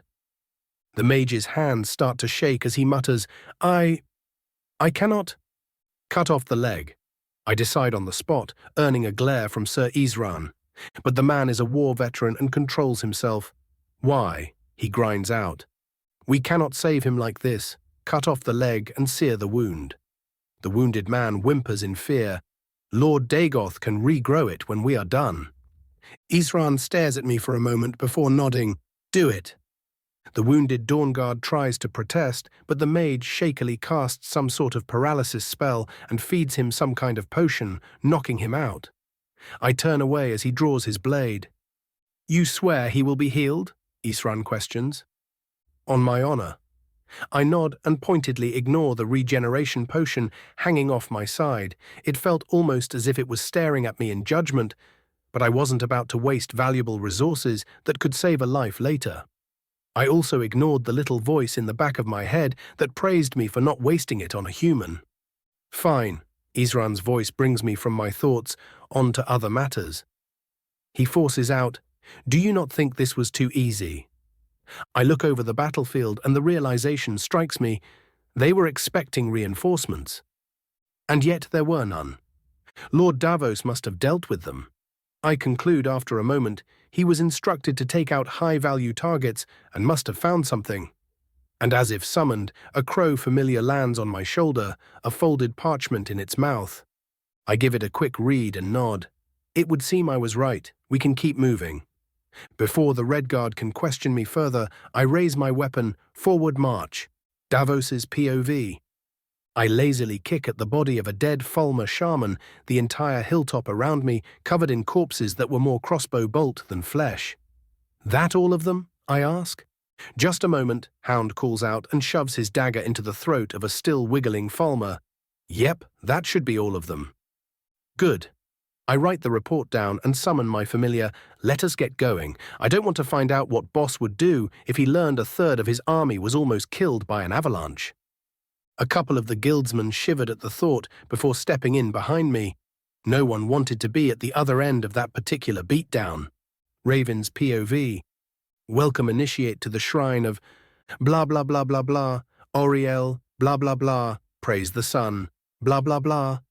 My eyes were completely dead as I leaned on my glaive and observed Gelibor offer yet another overly long prayer before the second way shrine. I honestly felt like I was sighting in on a math lecture, and this time I couldn't just sleep through it. Oh no, this young supplicant must remain awake to be graced with the sun's eternal wisdom. Fucking hate this ostentatious crap. Silver lining pops, at least you don't have to do the prayer yourself. Scorch chirps, obviously trying to fuck with me. If I had to do that, then I would let Harkon win out of sheer spite, I mutter to myself. "You say something?" Serana asks from beside me. "Nothing," I wave her off, just grumbling about hours of religious drivel. I personally find it fascinating. Valerica pipes in. Listening to the prayers of a dead culture is one of the rare things that can truly interest me. "So you are telling me that the vampire lady is interested in prayers to the sun?" I ask with a quirked eyebrow. Her lips become a thin line as her eyes narrow. "You know that is not what I said, you insufferable child." "Oh, come now, you know you low irk." I whine as I feel an elbow smash into my stomach. The perpetrator of the treasonous act, being one very pissed-off nightshade, giving me the "can you not right now" look. "Fine, fine." I raise my hands in mock surrender. "I will be good." She shares a look with Valerica, and it was at that moment that a grand alliance was made. The Falmer huffs and turns back to Gelibor, who was still deep in prayer. I look at the slowly setting sun with a forlorn expression. Yup, a really long fucking day. Varen's POV. Everything was prepared. The enemy was surrounded in their camps and completely unaware of our presence. Our target camp was the largest of all, and the cave entrance it guarded was the most important one, as it led into another section of the magical cave through which we entered the valley. I raised my hand, ready to signal the attack, but then the scholar Alor grabbed me by the shoulder and pointed toward the center of the camp. I could not make out what he was trying to tell me at first, but then I noticed a garish blue robe covered in starts, and then the figure it was attached to. "What is he doing?" I hiss, fearing for the eccentric Argonian's life. Alor simply shrugged his shoulders, obviously having no idea about it himself. I can only pray that he will survive, as he was a great mage. I could not let this opportunity to strike go, but once again Alor shook me out of my determination. "What?" I hiss, this time with far more annoyance in my voice. "Look!" The Falmer mage points, and what I saw made me think I was drunk. Lord Shalazar was standing on the head of one of the panicking feral shamans, his hands moving daintily as if he was moving a puppet, and the entire camp was in chaos. Falmer were stabbing each other, some of them even biting into their brethren, all the while the tiny wizard cackled like a complete madman, his squeaky voice making the whole situation that much more terrifying. One of my officers speaks, "I thought we had a plan." Wasn't he supposed to just counter the mages? There is genuine terror in his voice as his eyes shift from the Argonian and then back to me. Oh? I give him a deadpan look, and are you going to be the one to tell the suspected archmage what he can and can't do? The Mer looks at me as if to say, "Are you fucking kidding me?" and shakes his head vigorously. Slowly, I stand up from my position, the feral sentries long since dead by their own hands, and grumble, "Let's just clean everything up." I was glad that no more of my subordinates would die today, but I would be lying if I didn't admit that fighting to the death would have made me feel better than this. Raven's POV. Thank you for your report. I tell the three brothers, you are dismissed for the night. My lord, Maren speaks up. Yes, Captain. I tilt my head. I promised the Dawn Guards you would heal one of his men. We had to amputate his leg, see, and... My deadpan stare made him so uncomfortable he started to actually fidget.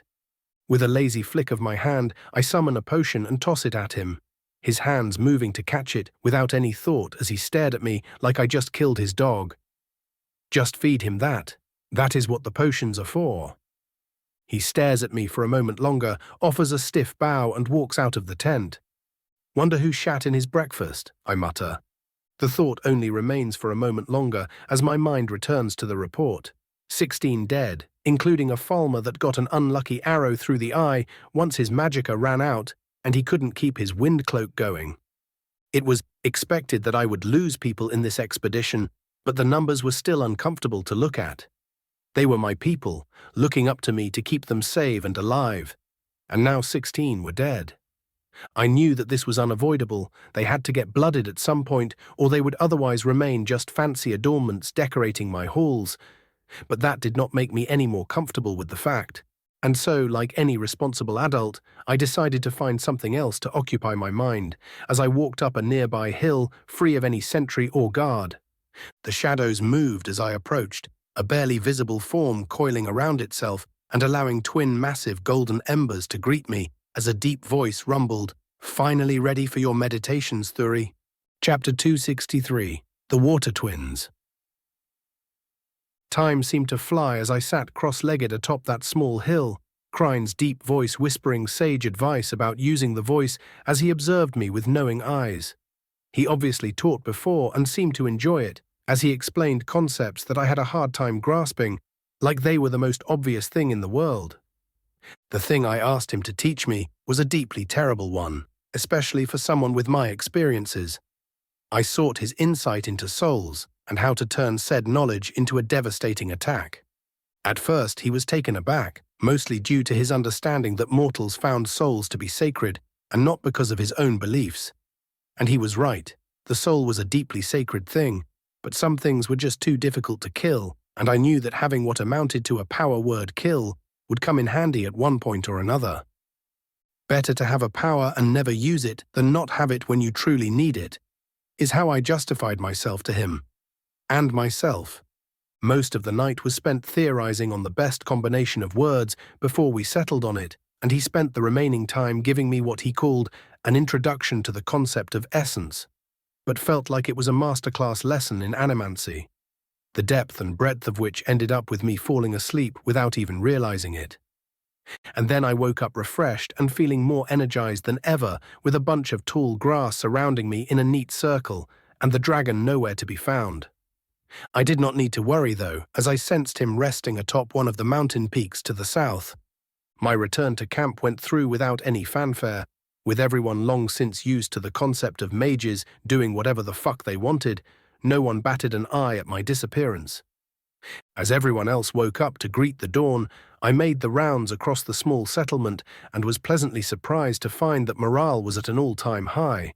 Maybe my standards were too big, but I fully expected at least some of the Dunmer to be shaken with the death of a good 15% of the force. Then again, this was motherfucking Skyrim, and those were some pretty damn good numbers for a land where you were expected to die if you ever stepped out of a city without guards or martial training. In fact, a good number of the Dunmer were outright hopeful. Many of them, having family in the Grey Quarter, saw this as a golden opportunity to move them away from the Nord's hatred and into a far safer place. Some of the bolder twats in the ranks even started whispering about me being a living saint of the displaced. I would be bothered about it, but honestly, it was going to happen at some point, and wasting energy on people being a tad overly thankful for the guidance I offered was just going to be hypocritical. If they felt themselves lowly enough to rise me above a mere mortal, then good on them. I gave no fucks either way. The people whose opinion I cared about had enough of a brain to not fall into that particular rabbit hole anyway. Still, there was work to be done, and sitting on my arse pondering on it would solve no problems, so after checking in with the quartermasters and making sure our plan of attack was still on track, I sent the men on their way and fetched Gelabor for yet another long walk, filled with prayer. I could not wait to be done with this shit. My creative bits were getting antsy, and building this place up into a magical wonderland could not come too soon. General POV, half a day later. The 4 circle companions slowly marched across a frozen field, the blood covering their weapons and armor not seeming to bother them in the slightest, as Vilkas tapped Durek's shoulder. The orc grunted as he chewed on some jerky. What is next on the list after the shaman camp? The smarter twin asked. The orc quickly swallowed his food and unrolled a small parchment, his eyes narrowing at the tiny writing. Next up is, meet up with the Maran's unit and join in a pincer attack. Should be the last big camp as well, so we can finally get around to attacking the main base. Before anyone could respond, Durek frowned. Fucking hell, there is a tiny addendum here, but I can't read it for the life of me. Damn spies. Vilkas grunts and proffers his hand. Give it here. Taking the parchment from the shrugging orc, he stared at it with the focus of a warrior and read aloud, Be warned. Boss said not to step onto the frozen lake. If you do, you are fucked. Wonder what he meant by that. Farkas hums as they continue walking without a care, only to find that Ayla has completely stopped moving. They all turned to the huntress and saw her pointing below them, their eyes slowly moving down to find themselves standing atop a very large, very frozen lake. Vilkas palmed his face. She. And that is as far as he got as the entire lake shook, the companions scrambling to get off it as fast as they could.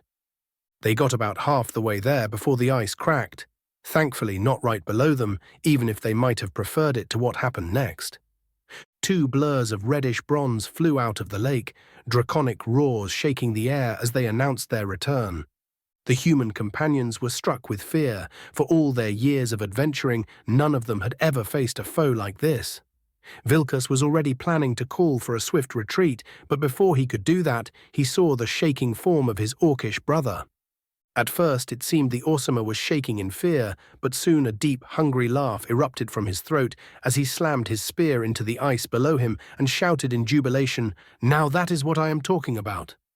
Even as the dragons turned to them and prepared to dive in and play with their prey, the human companions still had the energy to facepalm. Raven's POV.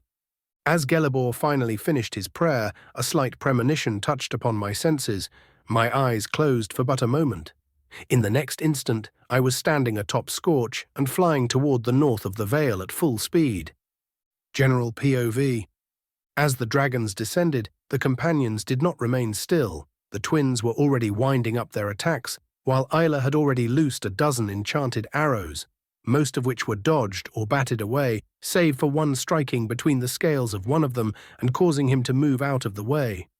The other one found himself a far less fortunate target as he dove for the massive morsel of an orc that would no doubt keep him nice and fed for a couple of days. He was rewarded by said orc winding his hand back and tossing a spear straight into his wing join, causing him to scream out in pain and fall to the ground.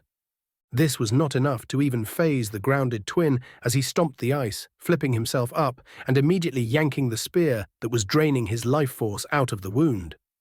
Durek was not standing still during this, as he drew his twin scimitars and jumped at the distracted dragon, aiming to cut out his left eye with a double overhead swing. Far faster than he could react, the dragon whirled on him, his claws flashing with such force that if Durek was not currently carrying a Daedric blessing and wearing enchanted armor, he would have been turned into red mist. It was still enough to break several bones and catapult him away, and straight into the word wall at the lake's center. The orc was left barely coherent enough to chug down a potion as he watched his shield brothers slash at the dragon and show it the might of their Skyforge blades. They only got a few swings in before the other twin rounded on them and forced them to run with a wide frost breath. The sudden twist of the dragon's flight drew Ayla's attention as she once more loosed arrow after arrow at it. Her single-minded focus on bringing the beast down nearly cost her her life, as the grounded twin shouted a whirlwind sprint and appeared in front of her, his jaws open and ready to devour her.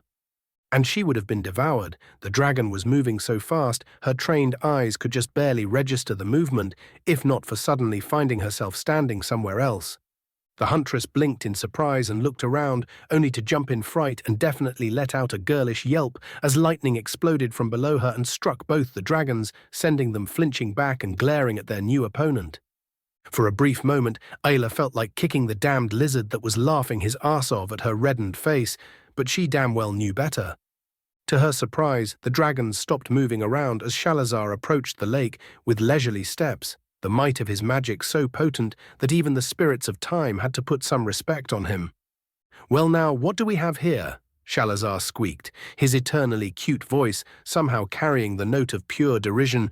"A pair of cowards hiding in the ice, popping their heads out when they are not invited." The dragon to the left let out an amused snort, or at least the closest thing to it he could.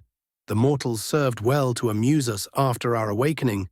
We did not expect someone of worth to appear." "Oh, you find me worthy, do you?" Shalazar squeaks. "How will my poor little lizard heart ever survive such an honor?" He bit out sarcastically. The one to the right narrowed his ridged brows. "You speak arrogantly for one so small. And I have held better conversation with mice. The Argonian snips, yet here I am, talking with lesser beasts."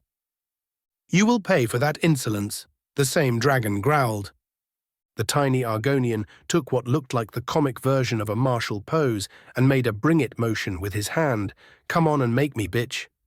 Just as quickly as before, both dragons invoked the whirlwind sprint and went in for the kill. Unlike before, though, they found the Argonian dancing around them with insulting ease, as for each shout they pointlessly sent his way, he responded with a painful flash of magic. The companions joined in mere moments later. Finally having shaken off the Shalazar effect, they tried to do as much damage as they could.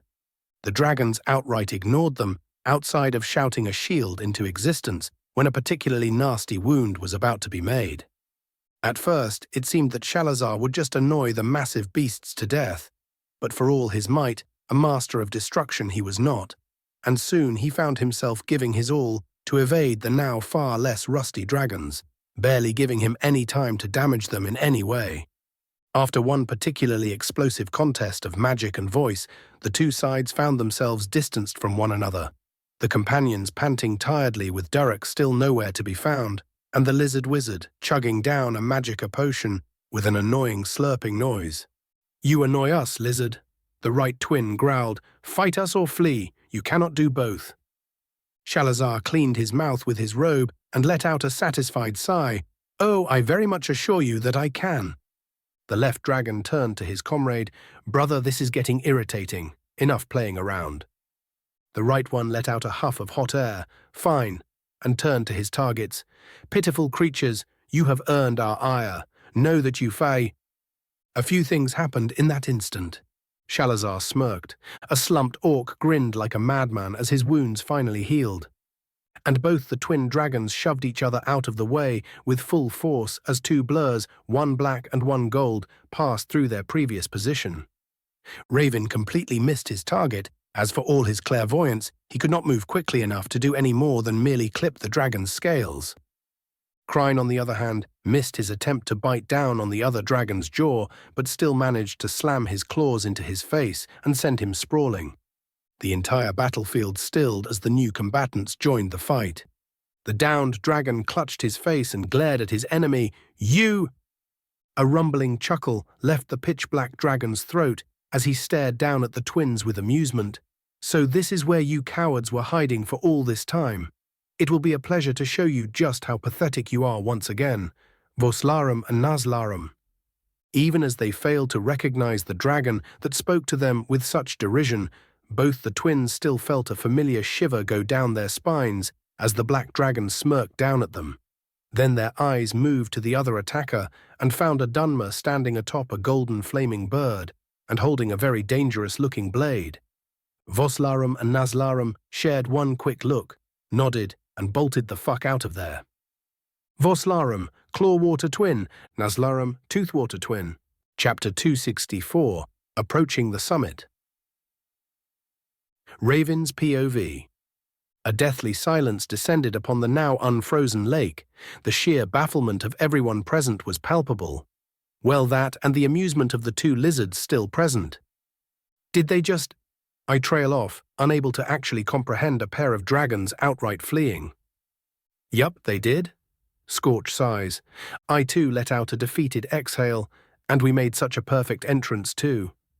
A deep, rumbling chuckle leaves Crine's throat, completely startling the companions in the process. The twins were always skittish, and then as if remembering an inside joke, he laughs even louder. What? What the fuck?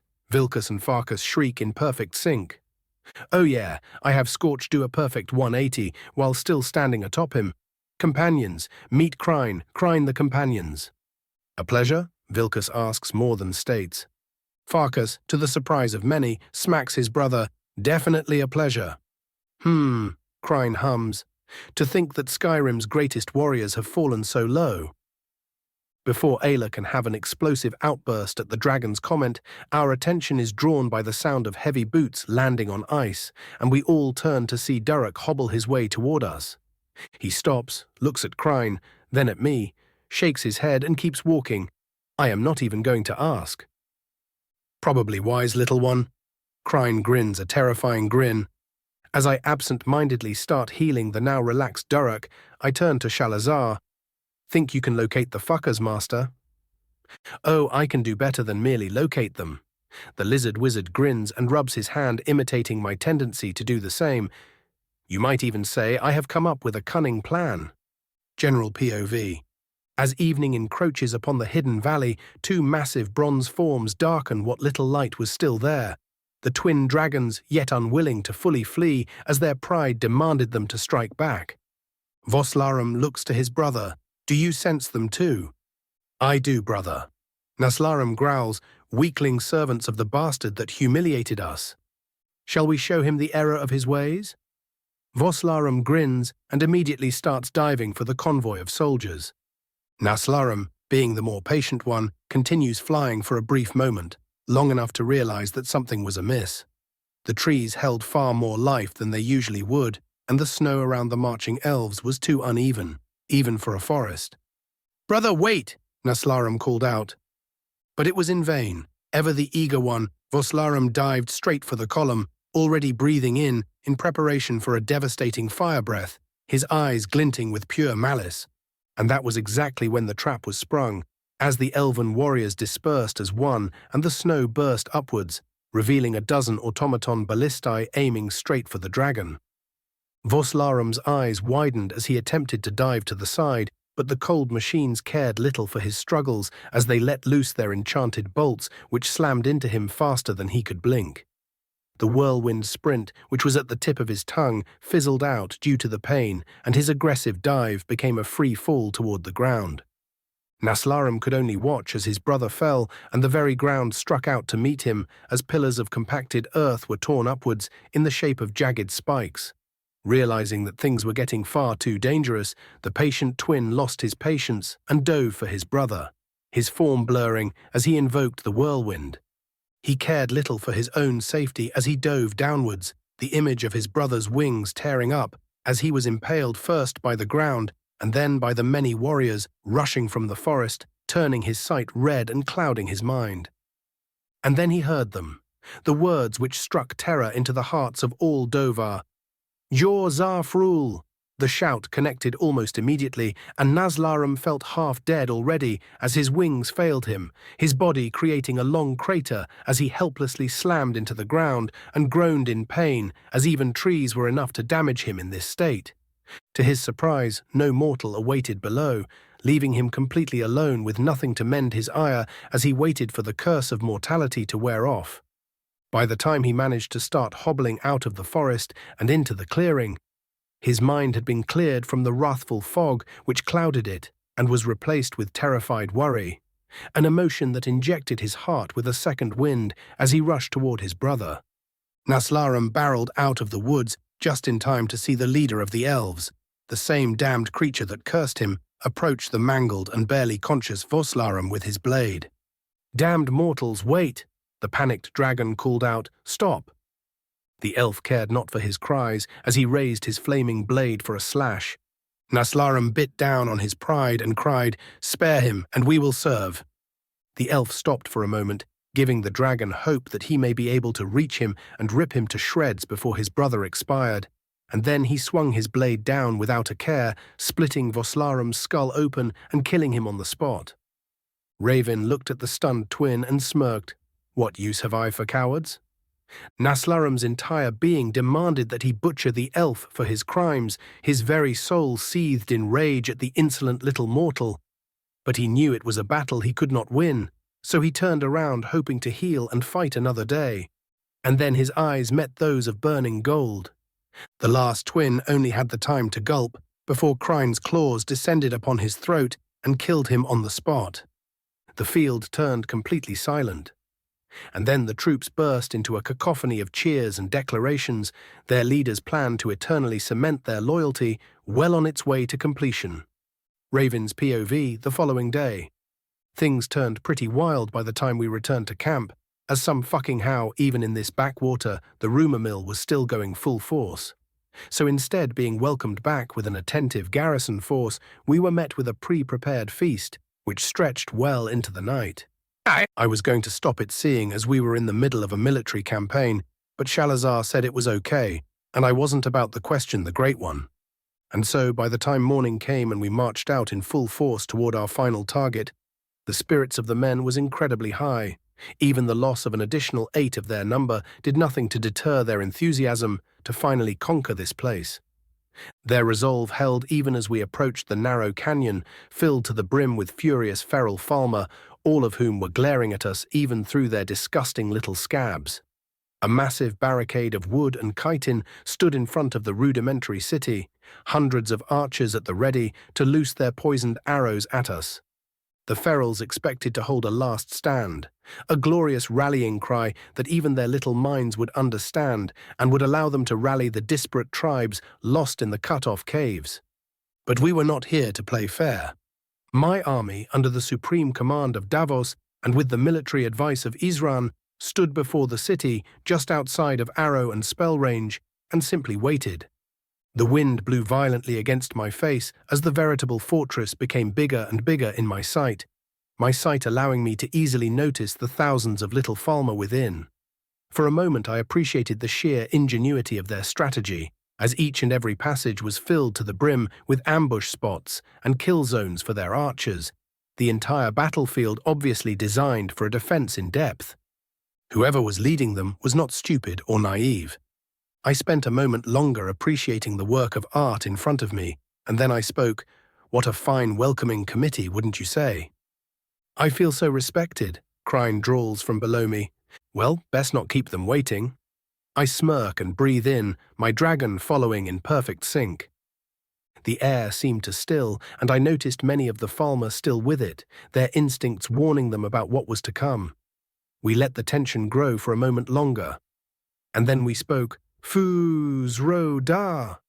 Before the shout hit its target, I whispered Teed, and time slowed, giving me a glorious view of the forceful impact. I watched with perfect clarity as the combined unrelenting force of both tongue and dragon struck the wall, shattered it into barely more than dust, and launched the debris deeper into the city, showering the entire settlement in improvised shrapnel and ruining most defenses behind it. Following this signal, my own army charged into the city, automatons first of course, and started butchering everything that still had the fucking audacity to remain standing.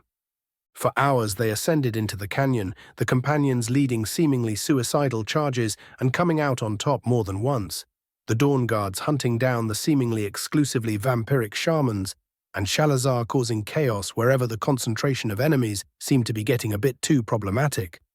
Resources were thrown without a care, as I declared nothing was to be held back in this battle, easily throwing thousands upon thousands of septims worth of equipment and potions down the drain in an attempt to create a genuinely elite force. Whoever was leading the defense seemed to realize just how outmatched they were, and so they called up all of their remaining forces to retreat to the peak of the canyon just before the final way shrine, in fact. The large Falmer, evidently a vampire by his jagged fangs, barked out orders for his minions to follow, having them form up at the best possible choke points which would allow his depleting force of bowmen to rain havoc at my men. It was a valiant effort, I admit. I genuinely respected the little bloodsucker for doing his absolute best to slow us down and kill as many of my people as possible.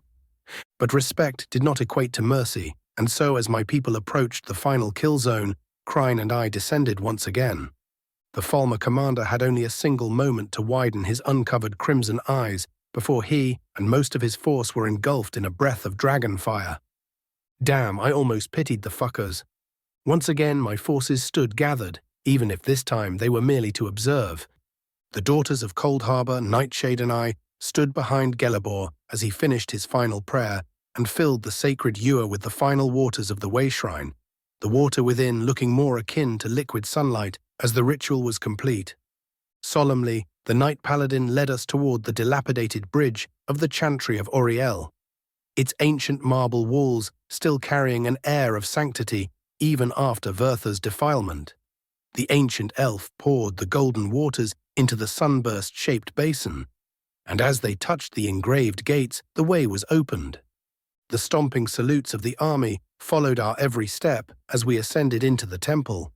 Vertha's days were numbered, and Serana would finally gain closure for her torment. A good day indeed.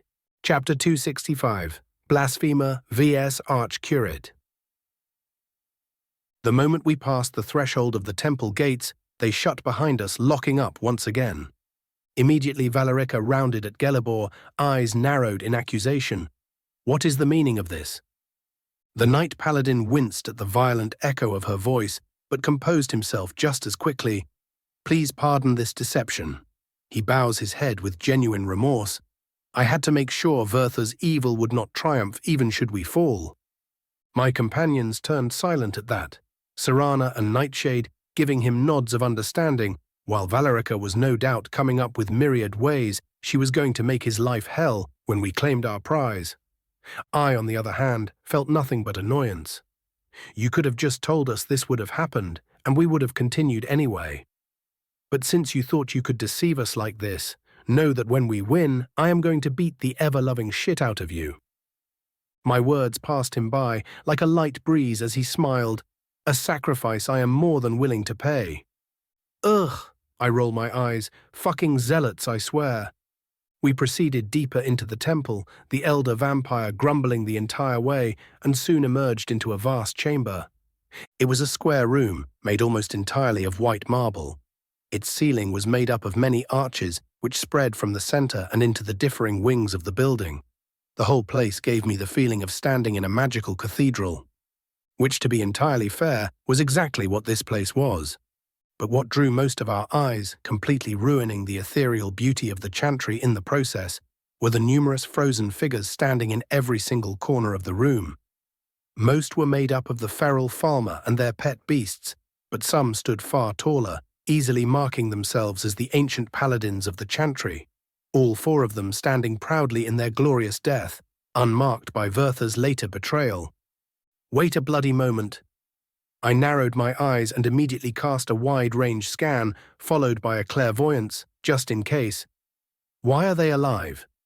This threw my companions for a loop, but it was Gelebor who was most shaken by my declaration as he outright gasped, "You are certain?" It is pretty dim, but I can sense a bit of life force still left in them. I cup my chin and tap my foot in thought. They will require immediate care once extracted, followed by months of therapy, or they will expire within minutes of their liberation.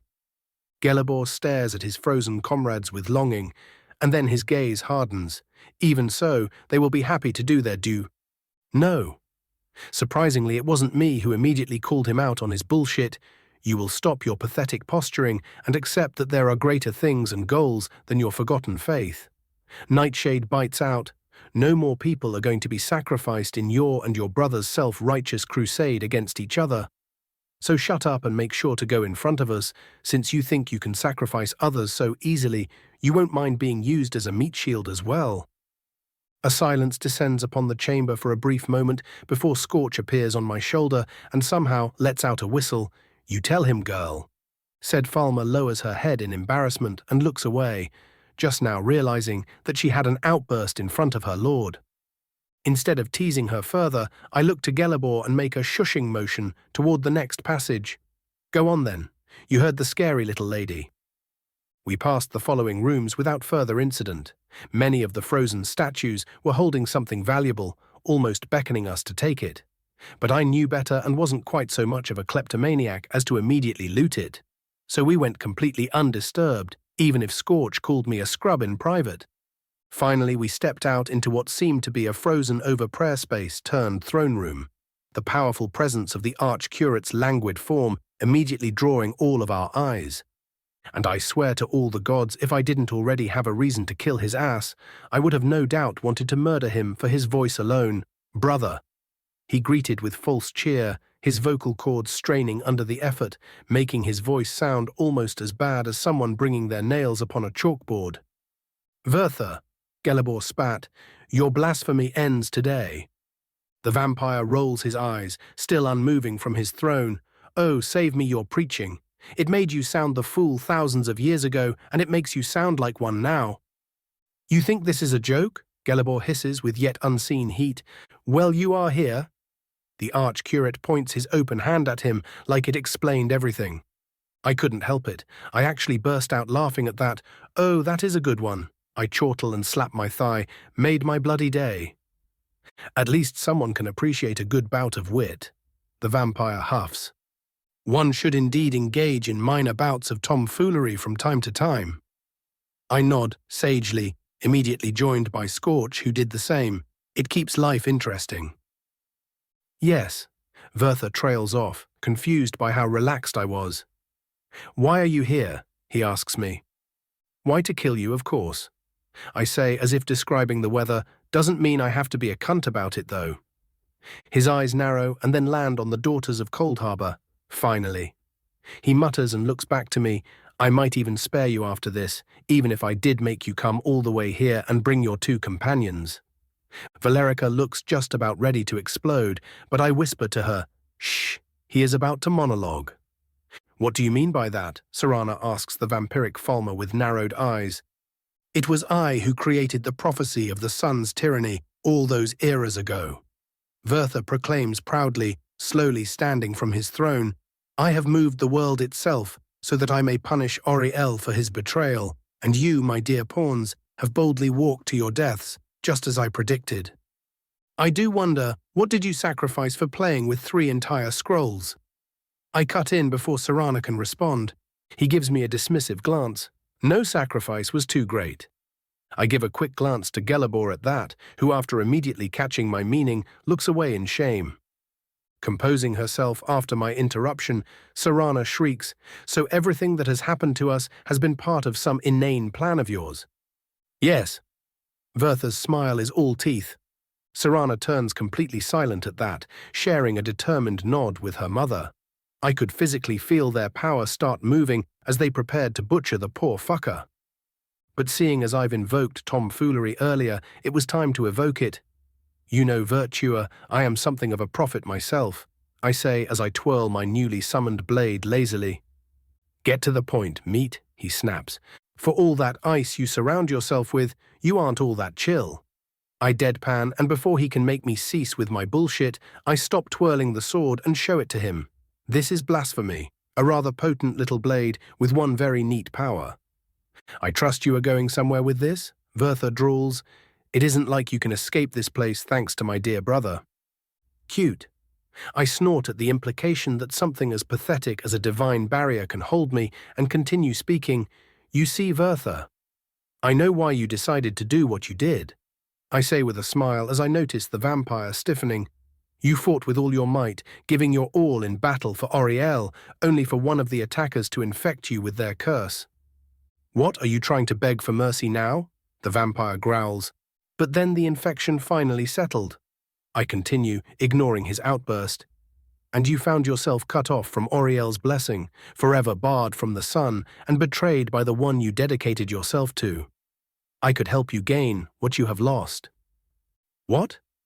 The arch-curate breaks a part of his throne in surprise, my companions sharing a good part of said surprise as they gave me different looks, some merely interested and others narrowed at my perceived betrayal.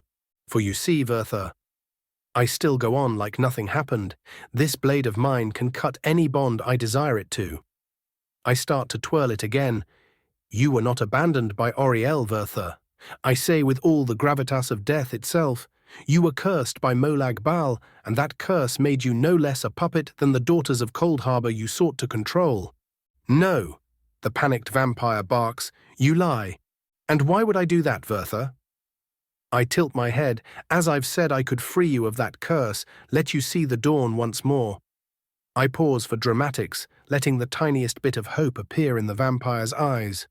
But I am not going to do that, I declare with a wicked smile. Somehow I think that the half-frozen ancient undead felt a chill in his heart at that. For you see, Vertha, I say, his name now tinged with the vitriol it deserves, you did not merely seek to fight your perceived betrayal on your own, or even assault the temples of the one you thought your enemy.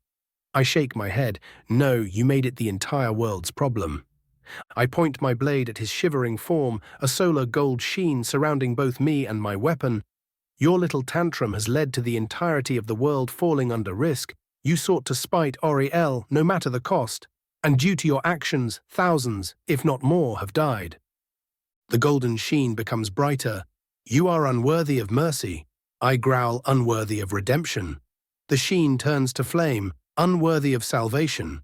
And with that, the spell finishes forming, and a gigantic blast of sunfire sears toward the completely stunned vampire, blasting him through the already weakened walls and onto the balcony behind him. Slowly, I breathe out and sheathe my blade before turning to the vampires. Ladies, I trust you wish to extract your own pound of flesh now. Serana looks reluctant, a tiny part of her sympathizing with the childish fuck laying half-burnt in one of the corners of the balcony, but her mother knows better and places a hand on her shoulder. Come, dear, let us make that filthy creature be useful for once in its miserable existence. Things turn silent for a brief moment before the Falmer and I hear Vertha's pained screams and then silence once more. Gelibor stares at me with wide eyes. Just like that, he mutters. I crushed his spirit. I shrug and start walking toward the balcony. All that was left was his body. Good riddance. Nightshade spits in disgust at one of her potential ancestors. Gelibor is still for a brief moment longer, but catches up quickly after that. We pass by the vampires, both of them looking out onto the valley, with Valerica consoling a rather put-off Serana. I would join them later, but we still had a job to do.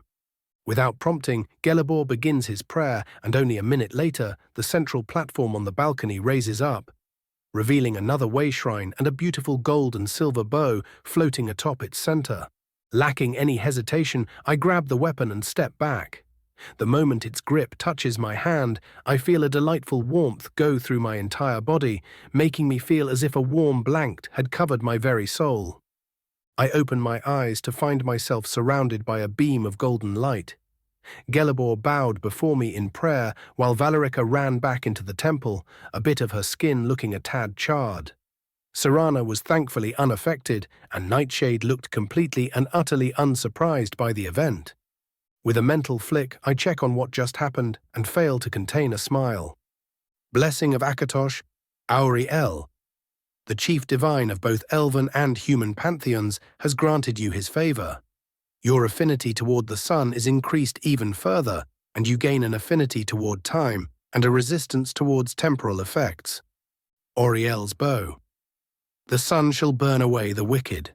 All arrows loosed from this bow deal massively increased damage against any creature which might be considered dark or wicked.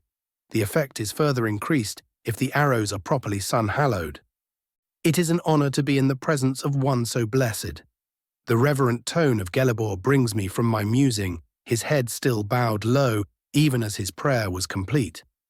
Apparently, the big dragon upstairs agrees with my words. I huff. As crude as your speech might have been, your words carried naught but righteousness.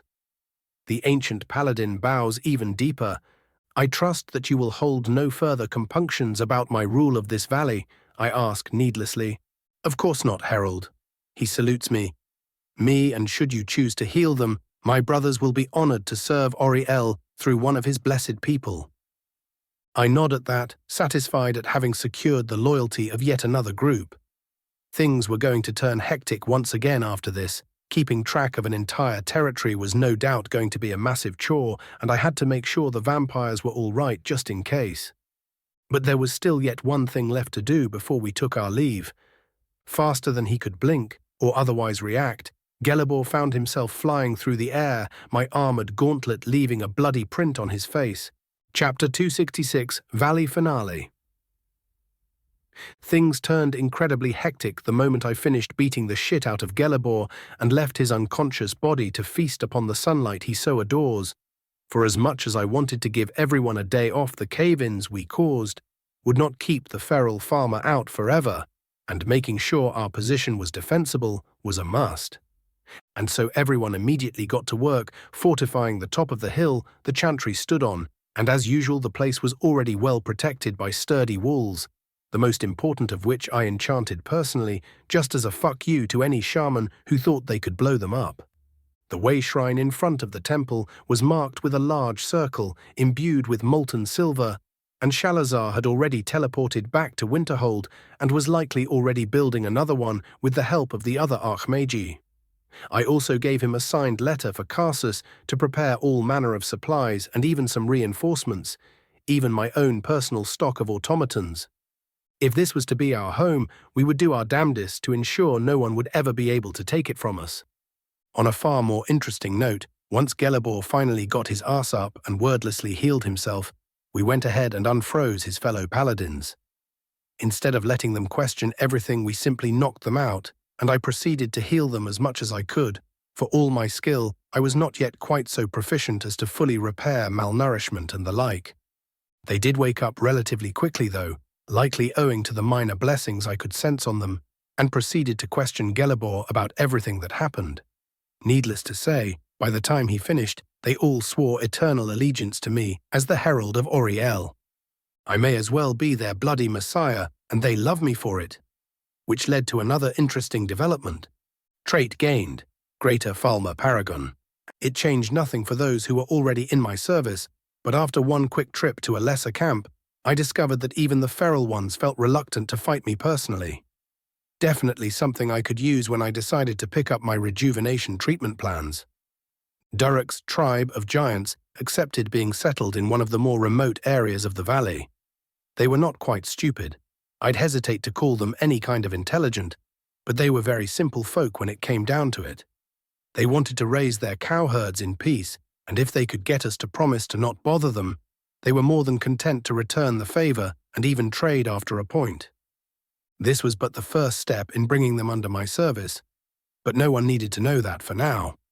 Isran and the Dawn Guard were outright giddy when I showed them the bow, and Dexion radiated the feeling of righteous fulfillment as he learned that his sacrifice and cause were not in vain.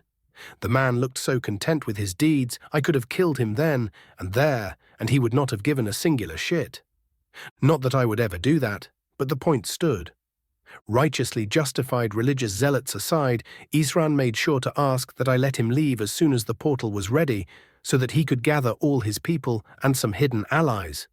It was just a bunch of mercenaries, I already knew, in preparation for the assault on Volkihar Castle. I had no doubt Harkon, or someone within his court, already knew something was coming up, and they were preparing a nice welcoming party for all of us. That didn't mean I was going to be playing fair. Oh no, I would do everything in my power to make his defeat as humiliating and one-sided as possible. I was so eager for it, in fact, that I'd already written a bunch of messages to be sent to my own allies, and even a missive meant for the relative of a certain Altmer guest I was keeping under my hospitality. The companions were pretty happy with their haul as well, but they politely requested they also be let off as soon as possible.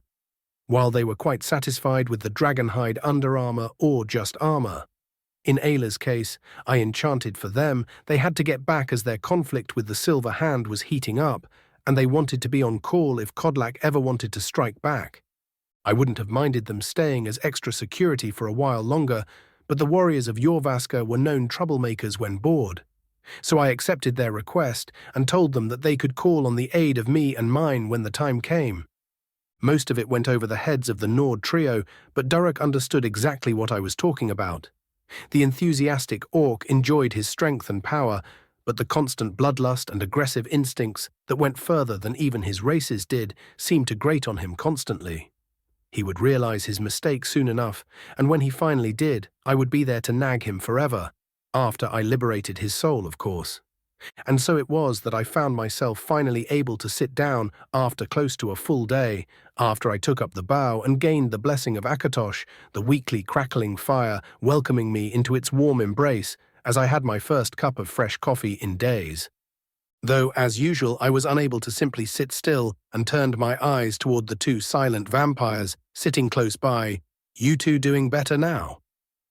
Valerica was the first to respond, as Serana was currently too busy half-napping with her head in her mother's lap. Finding out that all the pain and betrayal we went through was the whim of an elven man-child is not something one simply gets over. She frowns deeply. But yes, we are doing better. Kicking the bastard in his still-burning groin was a form of catharsis I did not know I needed. You have my thanks for that. The smile she gives me would have no doubt scared a lesser Mer. Always happy to be of help. I smile and bow my head in jest before looking at the now-awake Serana. I hope the poor fucker's blood didn't give you indigestion. Serana pauses briefly. He did, in a sense. Oh? I quirk my eyebrow. The younger vampire gets up and stretches her arms with a content exhale before looking back at me with an amused expression. He tasted of only one thing. She pauses dramatically, pure despair. My mouth twists into a grin without any of my input. I did not think I fucked him over quite that badly. But you did. Serana smiles happily. Even if I did have to feel all of it after consuming a part of his power, I am still happy that the bastard died without even being able to will himself into fighting back. It was majestic. Her own grin twists into a perfect replica of her mother's. These two are fucking scary sometimes. I suppress a shudder. Good thing they are firmly on my side. Speaking of drinking the blood of vampires, Valerica speaks with the subtlety of a freight train. Could you? She trails off a bit uncomfortably. What, do the same thing I did for Serana? I ask, and she nods hesitantly. I could, but there are conditions. Naturally. The elder vampire nods, having expected no less. I want you to teach me, I say simply. Valerica narrows her eyes. Teach you what exactly? Everything. I smile hungrily. She hesitates, visibly holding back a scoff. Well, aren't you demanding? You are asking me to liberate your immortal soul from a multidimensional rapist. I deadpan. I dare say I am being incredibly fucking generous with you, considering your earlier disrespect. Oh ho ho, she looks ready to blow the fuck up, and I can't wait to ramp up the price just to fuck with her. I almost giggle at her furious expression, but then Serana, bless her heart, places her hand on Valerica's shoulder and nearly digs her fingers into it as she turns to me with a wooden smile. She accepts. I do know. Valerica tries to protest, but is cut off as Serana presses harder, her smile growing a bit more strained. She accepts, happily, and turns to her mother, doesn't she? Her mother must have seen something in her eyes, because she deflated near immediately and sighed. Very well, I accept. Most marvelous, I exclaim flamboyantly. Kindly grasp the blade. I instruct as I summon blasphemy, the sword already blazing with power. She hesitates for a brief moment, but after some encouragement from her daughter, she does as instructed and audibly gasps as she feels the changes kick in. A moment later, she is out cold and being gently lowered by Serana.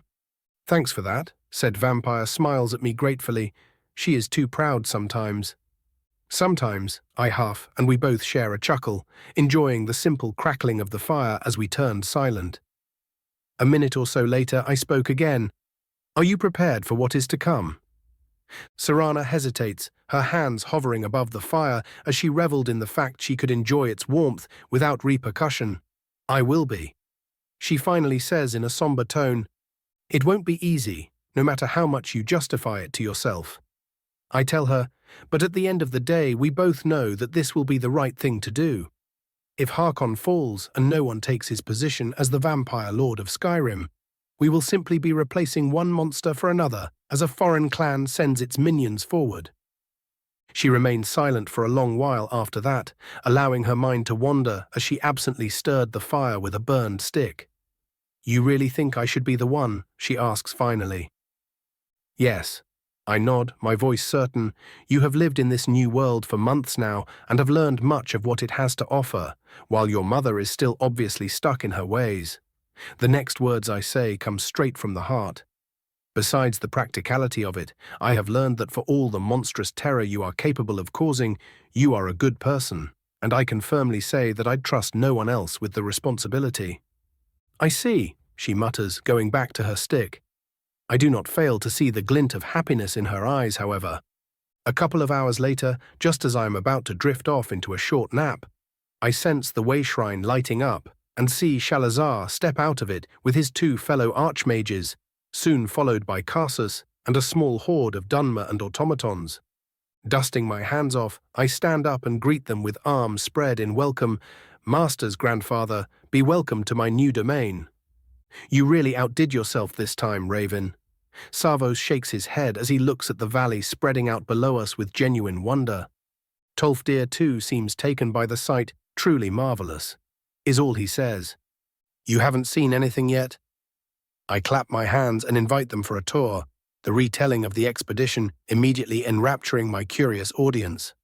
Weeks later, the assault on Castle Volkihar was almost prepared. There was only one card still left for me to play, however, and so I found myself sitting in my private booth at Seaghost's Respite, waiting for a certain guest I had invited. With almost perfect punctuality, my personal guards let someone into the room. A tall Altmer with a near-perfect face and dressed in the attire of a noble mage of Somerset entered, his bearing one of authority but failing to hide an undercurrent of worry. "Ah, Lord Narcissus," I greet the Altmer with false cheer, my happy smile slowly twisting into a predatory grin. "So nice of you to finally join us." Chapter 267, Lordly Negotiations. My jovial greeting takes Narcissus aback briefly, but he doesn't so much as twitch outwardly and simply nods his own greeting. "I am glad to have an opportunity to solve our disagreement peacefully, Lord Dagoth." "But of course." I smile and point my hand at an empty seat. "We are not barbarians." He hums non-committedly and sits down, his 2 guards standing a bit behind him. "As much as I would like to ruminate on your decision to live with these," he looks at a group of Nords being rambunctious at the other side to the inn and scoffs, "People, I do believe we have much to discuss." "Quite." I agree, and my fake joviality disappears as swiftly as it appeared. "Namely what you can offer me for the freedom of one Lady Neris and the subsequent wereguild for her crimes against my house." "Crimes against your house?" Narcissus sputters and calms just as swiftly. "I assure you that whatever happened is just a terrible misunderstanding." "Misunderstanding?"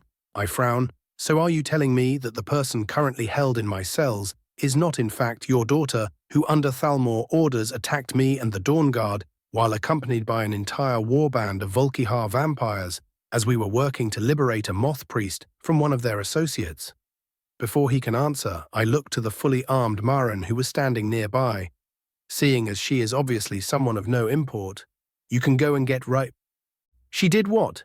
The Altmer Lord blows up, standing up and smashing his hand on my table, my guards tensed up, leading to the Altmeri guards also doing so, but none moved seeing as I remained seated. Completely unmoved by the explosive reaction, I simply deadpan, "That table is ruby ash." He looks down and frowns. "Oh, 1,000 apologies," and sits down. I barely hold back a snort at that. "I trust, then, that you are unaware of her actions." "Unaware?" He scoffs. "I was told she was exploring the Direni Tower with her fellow students, not gallivanting to Skyrim of all places so she can play Justiciar."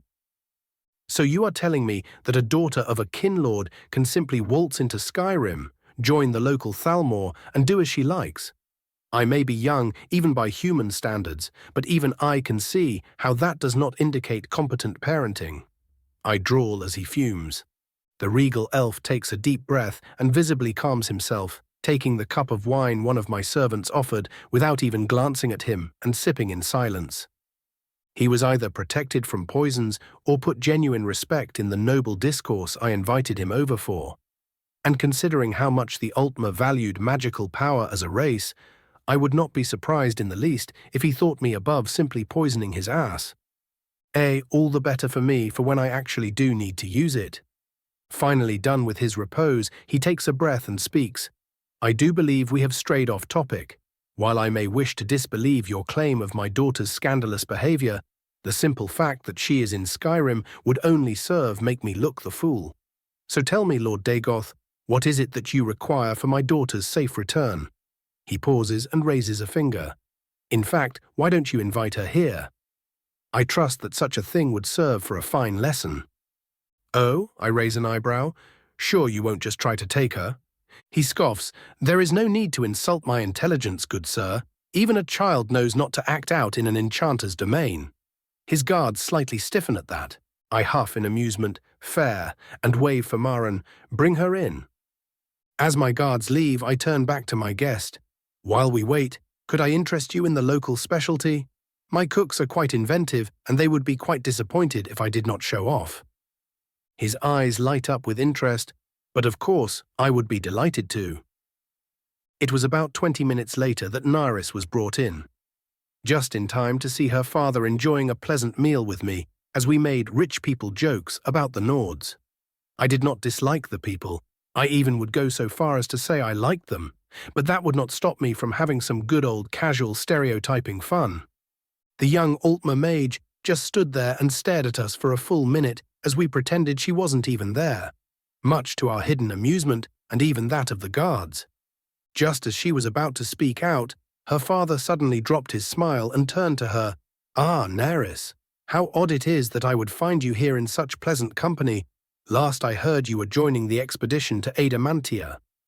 I am certain that the honourable headmaster will have a perfect explanation as to why. He does take a moment to look her over, his shoulders relaxing ever so slightly as he notices no signs of torture or mistreatment. She pales and looks down. Father, Save it. He raises his hand imperiously. You have said and done enough, and once I am done paying for your foolish indiscretions, we will be having words, young lady, many words. She gulps audibly and sits down without a word. Now that I have been assured of her well-being, for which I am most grateful. He looks back to me. What will her freedom and your forgiveness cost me? I hum as I lightly pull on my goatee. Well, she did aid the goals of Molag Bal. She winces and Narcissus glares at her, fight alongside the Volkihar, thereby resulting in the deaths of 5 honourable vampire hunters. They both show far less care about this detail, and lastly but most importantly, she did assault my person with no less than 100 spells, varying from those of the adept level all the way up to master. Narcissus straightens up. If not for the situation, I would have been proud to hear that. A most respectable showing, certainly. I nod sagely. Naris looks down, but this time blushing all the way up to the ears. It was almost adorable. And while I would certainly accept monetary compensation, I continue, I could be persuaded to drastically lower my grievances, depending on your pull with the local Thalmor. He hums thoughtfully. I do find myself in possession of some contacts, yes. What do you have in mind? Good. My inner Palpatine preens at the fact. See, the current vampire problem we are having is unfortunately a threat of the worldly scale and the local leadership of your government. Pretentious peasants, the lot of them. Narcissus grumbles to himself. Filing that away for later, I go on. Being as short-sighted as they are, have been supporting them all along, no doubt leading into unnecessary difficulties for us righteous souls. My request from you, Honourable Kinlord, is to have all support promptly withdrawn, and that you ensure as many of them do as much damage in the form of sabotage as they do so. And that is all. He blinks. I shrug. I am magnanimous in victory. A dry chuckle leaves his throat. I can definitely make sure the vampires suffer, but I cannot ensure that every single agent will do as I command. Naturally, I incline my head, though I am afraid I will need some assurance. He narrows his eyes. While you have been a gracious host, I assure you that any form of double cross will be paid back tenfold. No need to get defensive. I raise my hands placatingly. You can either pick your daughter up after the fact, or you can take her now while providing assurance. He frowns. What form of assurance? Instead of answering, I simply clap my hands, causing Mephis to materialize beside me. Seeing as she was observing the whole thing, she immediately gets to work and looks at Narcissus, no doubt sending a silent contract his way. The elven lord stares at her for a moment before turning back to me, genuine respect in his eyes. I see that your reputation is anything but undeserved. He looks back at the Daedra and nods. I accept. Marvelous. Mephis's silky voice caresses our ears. Getting up from my seat, I offer Narcissus my hand, which he shakes firmly. It was a pleasure meeting you, Kinlord. I do hope that our next meeting will be of a more pleasant nature, however. Indeed, Lord Dagoth. He nods with a cordial smile. Your chefs have my compliments. I am certain they will be delighted to hear that. I smile and watch as the Ultima leave, Nerys giving me one last glance before following after her father. Well, Davos steps out from a nearby shadow. That was something, I guess. I light up a cigarette while rolling my eyes, pretentious fucking twat. I huff and take a puff. I think that he was a marvelous little specimen. Mephis voices amusedly. He was trying to plan around you the entire time, but the moment I appeared, he surrendered without a complaint. Yeah, I figured as much. I wave it off. Honestly, if he was being genuine the whole time, I'd have been offended. Oh, does my lady's chosen not enjoy genuine conversation anymore? Mephis asks teasingly. Per lease, I snort. He was an Ultima Kinlord, a full Duke of Somerset. I am surprised he did not commit suicide via sheer arrogance. Which is a very arrogant thing to say, don't you think? The annoying Daedra dares use logic. Yeah, whatever. I roll my eyes and walk out into the main section of the inn, where all of my friends and close ones were gathered. Now that that is done, I pause dramatically. Let's get this party started. Sea Ghost's respite turns from relatively silent into a party in the span of 10 seconds, as my servants bring out the food and drinks and the musicians start to sing and play their songs. Today was the day I entered my 3rd decade, and I was not about to skip the celebration just for some Ultima Ponce. The following day, I found myself in one of the underground practice ranges of my mansion, Auriel's bow glowing in my hands as I let loose arrow after arrow, my frown deepening with each shot. Last night's party was pleasant, but the shadow of what awaited us loomed over everyone, and most were unable to relax fully. This annoyed the crap out of me, but getting pissy about it would have been unreasonable, so I just grinned and bore it. The drinks made sure the night was enjoyable after a while anyway. What did make me incredibly pissy was what I was currently doing. Come on, boss, it isn't even that hard.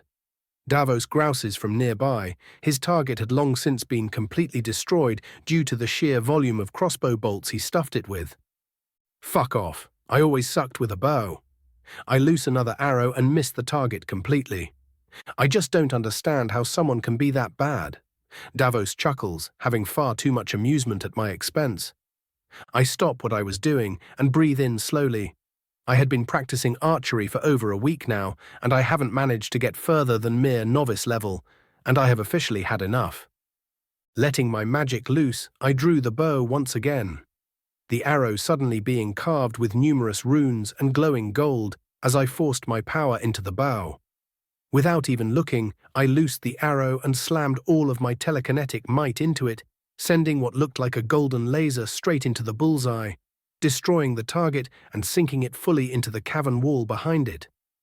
That good enough for you? I look at my right-hand mare with a grin. He gulps and raises his hands in surrender. Whatever you say, boss? Before our banter could continue, we were interrupted by Nightshade silently entering the range with an unfolded letter in her hands. She waited for no prompts as she announced, "Everyone that could be gathered has been. They are only waiting for us." I store the bow and grin. Good, I was getting sick of all the waiting.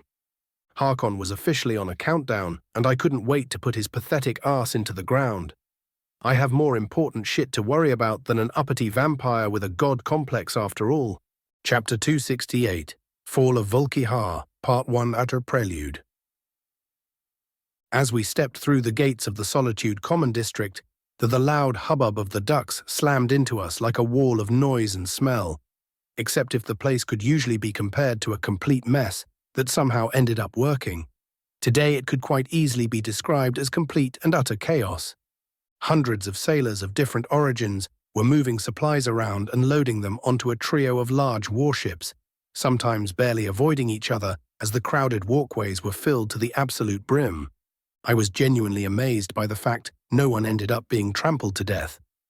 Letting my sight loose, I quickly counted, went over the already boarded forces, and allowed a satisfied smile to form on my face. 1,000 legionaries, Rika's veterans who fought against both Potema and the Forsworn, and Tullius's own heavy elite from Cyrodiil. There were a couple dozens of my own people that I managed to free up from their duties in the valley so that no one could accuse me of duplicity. Not like I was relying on my rank and file to do much, truth be said.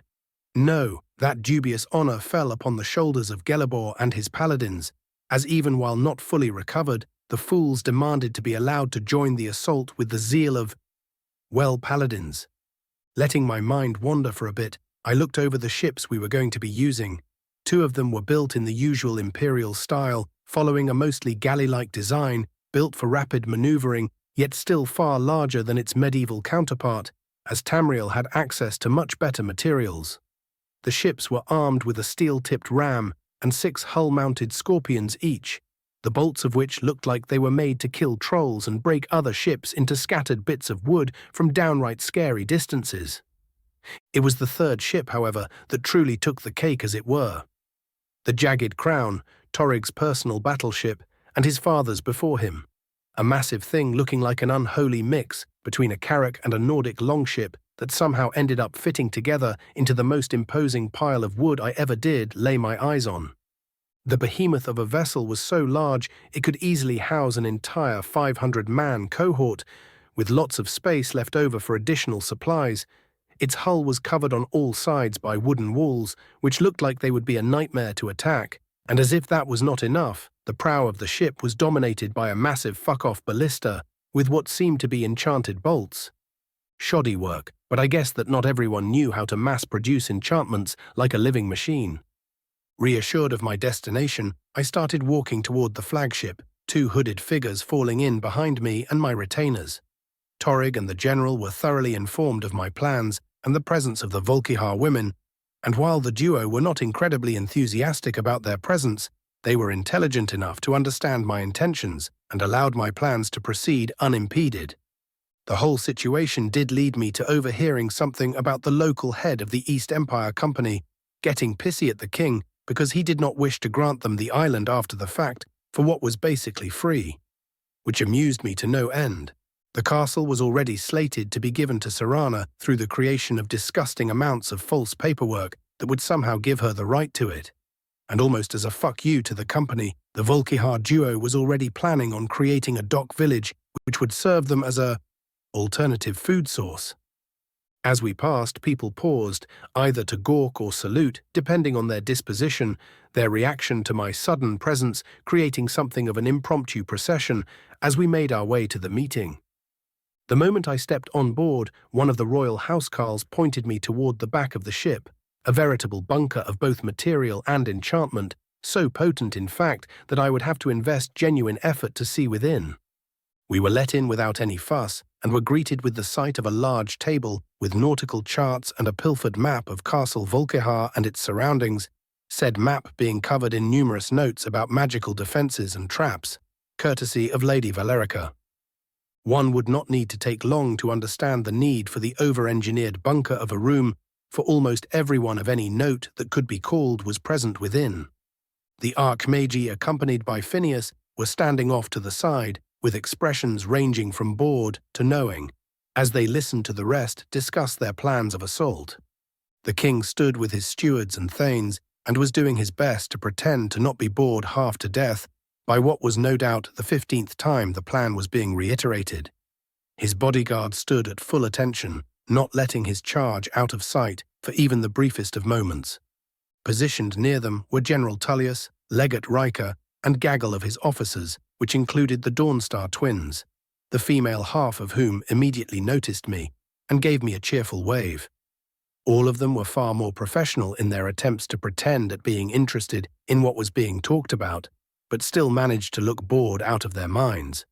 And finally, at the opposite corner of the faction of our endeavor, Aran and Alan representing the Dawn Guard, and Maran Alor and Gelabor representing House Dagoth, said number swiftly joined by Davos and Knight of the entire gathering on their shoulders and left me as quickly as they could without seemingly running. I cleared my throat, causing most to turn their gaze at me. Ladies, gentlemen, your majesty. I offer a light bow and a smile. I trust that we are almost prepared. Ah, Raven. Torrig's eyes brighten with excitement. Finally let go of your library. 'Twas a most terrible burden to move my posterior, but alas, I am here. I deadpan, earning a couple of chuckles from the older mages. The High King chuckles and waves for me to approach the table. We will be ready to move out within the hour. Do you have any new insights to offer? That would depend entirely on the approach you decided on. I hum and give Tullius a pointed look. Catching my meaning, the middle-aged general nods and points at the part of the sea to the castle's south. The current plan is to approach the castle from the south, being that that side holds the most open ground, and disembark our forces via rowboats while providing covering fire with artillery and magic. After that is done, we will focus our fire on the most dangerous defenses, repositioning our ships so as to best support our troops. I cup my chin and let out a thoughtful hum.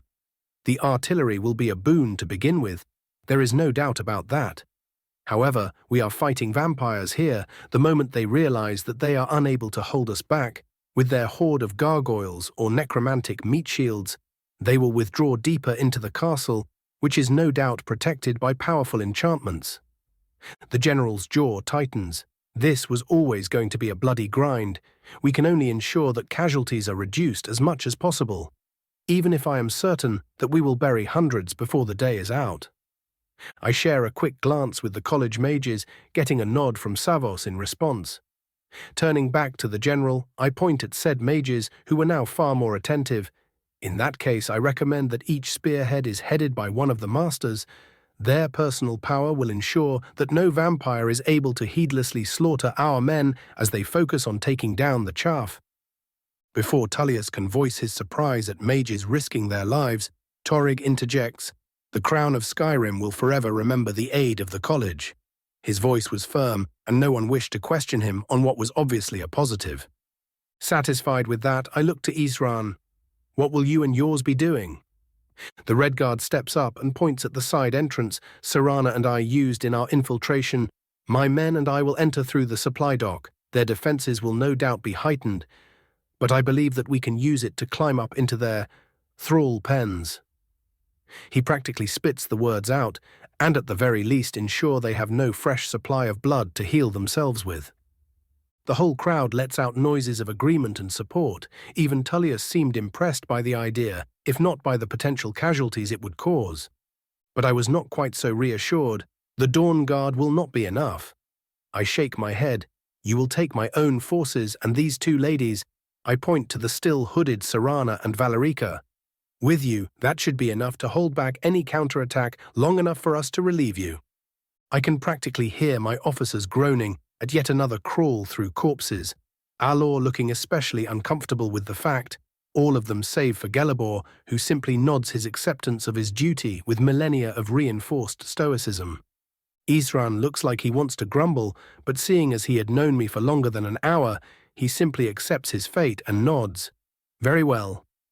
I am tempted to release a sigh of relief at the fact no one decided to be difficult about this, not even the Thanes, even if Erica looked like wanted to propose something dumb just so he could feel important, decided to butt heads or let their pride get in the way of dealing with our enemies. It would seem that a potentially apocalyptic threat was enough to cow even the most prideful among us. though I may have overstated the danger a teeny little bit, seeing as I could just hide the bow for a literal eternity with Harkon not being able to do shit. But I wanted to be done with this whole ordeal, and drowning his arse in the force of an entire kingdom would more than suffice. Just as I am about to conclude the outline of the plan with some minor addendums, Falk speaks up, his words directed at Torrig, but loud enough for everyone to hear. "And where will you be, my king?" Without the barest hint of forethought or hesitation, the young ruler of Skyrim foolishly declares, "At the front, leading the charge, obviously." Dead silence descends onto the room. A single second passes where only breathing is heard, and then the room explodes in noise. Tullius tries patiently explaining how that is a terrible idea. The Firebeards practically shake Torrig while competing with each other at who can make up the more expletives. Shalazar and Savos cackle like maniacs. Tolfdir sighs in nostalgia, and the Thanes looking quite done with life. And all this happens at the same time, and continues for a whole minute with even more people joining in on the bandwagon of exasperated terror. Finally, having enough of this, I clear my throat while enhancing the noise with illusion magic, startling most of those present into silence. Once everyone had calmed down, I spoke, "Are you done?" An uncomfortable moment passes before sheepish looks and awkward apologies are exchanged as everyone realizes what absolute idiots they were being. Well, everyone except the old mages who were still internally laughing their asses off, with the exception of Shalazar, naturally, as he was laughing out loud. "Right. I draw out Torrig, you can't be on the front." Falk nods, almost in victory, as Torrig protests, "If the king does not lead, how will his subjects follow?" I sigh, "We've been over this, Torrig. If you die like a complete idiot, far more people are going to suffer than merely those who you call family and friends. You can join the fight, but charging in head first into a deadly gauntlet of traps and Daedra-enhanced enemies is not acceptable." But he tries to protest again, and that was enough of that. "You have a son." I cut him off mercilessly. He chokes on his words for a moment, letting his shoulders slump and nods in defeat, and in doing so, allowing us to finish up with the meeting. I am so holding this over his head once we get back. Truly there was no better blackmail than telling his wife what he wanted to do. Things both slowed down and sped up after that. Sped up in the sense that it was not long before we were sailing onto the Sea of Ghosts and toward our destination, and slowed because we were sailing, and sailing was fucking boring. Still, the ship was moving slowly enough that I could crack out the painting equipment and do some practice as we traveled. Reaching our destination was going to take us a bit over half a day, leading to us arriving exactly at the dawn of the following day, as to make sure we held every possible advantage, so I would have quite a bit of time to kill. Almost as if the world itself was listening to me, it decided to hit me with a particularly frustrating form of and a fog slowly descended upon us after only 2 hours of sailing, turning my genuinely good attempt at a landscape into I was tempted to summon Crine to clear the fog out of sheer petty vindictiveness, but I held back. This fog was obviously summoned, and Harkon was no doubt planning to use it in his defense, so removing it at a critical moment would probably allow us to surprise the blood-sucking twat. Seeing as my current attempt at relaxation was utterly ruined, I descended into the ship's hold and started churning out scrolls for my men. The Star of Azura was brimming with power after my excursion to the Forgotten Vale, and I always carried scroll-worthy parchment with me, so I had resources to burn. Yeah, speaking of the Vale, I really should come up with a new name for the damned thing. Hours passed in that blissful monotony of creation, my hands blurring with practiced precision without even the briefest pause, and almost as if it were a mere blink that passed, dawn had arrived. I left the downright ungodly amount of scrolls for my men to pack up and ascended upstairs. The mist parted just as I walked out onto the deck, giving me a perfect view of Castle Volkihar in all its magnificent Gothic half-ruined glory. All around me, the soldiers were getting ready, and the engineers were already loading up the artillery pieces and doing final checks on the war machines. The elder mages were all discussing the wards they could observe and planning countermeasures, while the mortal leaders were staring ahead with determination. A mental ping drew my attention, and a moment later a savage grin wormed its way onto my face. I was already planning on ruining the fucker's day, but now I was going to make him wish he was never born. Chapter 269, Fall of Volkihar, Part 2, Assault. Quest issued, Slay Harkon Volkihar. Reward, the collected works on spirituality by Archmage Numeral of Aldmaris. The face-splitting and rather bloodthirsty grin refused to leave my face as I let my thoughts go wild at the potential uses of such knowledge. True, it did seem a bit random considering my focus on more temporal topics, but taking into account the fact that my very distant ancestors were a form of spirit definitely gave me some ideas. So distracted was I by the potential of the promised reward that I completely failed to notice Phineas approaching me and smacking my shoulder, almost losing his head in the process as I reflexively summoned blasphemy only to stop an inch from his illusory neck. Charming. He deadpans and starts dragging me toward the edge of the ship. I feel something approaching from below. It is filled to the brim with necromantic magicka. Smothering my irritation, I take a good look and blink. That is actually pretty damn ingenious. What is it? Phineas asks. A bunch of overcharged dead slaughterfish. I inform him dryly. They will be upon us in less than a minute. He groans. I might be able to deal with that, but the fog is not helping. You can leave that for me. I smile and leave him to his preparations, his grumbles about wise-ass mystics following me the whole way to the prow of the ship. The fog had grown thicker in the past few minutes. It was not magical, but would still be incredibly debilitating for those who could not see with their mind, which meant everyone but me and possibly Shalazar. Thankfully, I had come prepared. I focused my mind on my connection with my most powerful vassal and sent a simple command, clear the skies for me. With pleasure, rumbled Cairn from atop a distant mountain, only for that rumble to be replaced by a crack of echoing noise. A moment later, Loch var Kur. The billowing fog stilled for but a moment, and then, as if the world itself disdained its presence, it was launched upwards and into the distance, forming a tiny cloud as it began its journey somewhere in the vague direction of Akavir. The grim and battle-ready warriors atop the deck stood surprised as their sight suddenly returned, and a cheer broke out across all three ships. Tullius seemed especially enthused by the development, and was no doubt already planning on enlisting my aid for a repeat performance on the warfront. The sudden onset of good cheer did not last long, for mere seconds later the seas below us darkened, and numerous thuds could be heard as the veritable mountain of reanimated fish attempted to chew through the hardened boards of the ship's hulls. Once that attempt failed, I felt a burst of power coming from one of the windows in the castle, and the fish surged upwards, forming a massive wave that enveloped the flagship from both sides, almost drowning out the sun in a sea of sharp-toothed corpses. Only for it to still completely as Phineas rose his hand, his deep understanding of necromancy allowing him to engage the caster in a mental battle for control. Unfortunately for the vampire, the moment of stillness proved quite fatal for his plan, as I shared a look with Savos and both of us immediately flew from the deck atop our familiars, disintegration rays and sunfire bolts already mid-cast.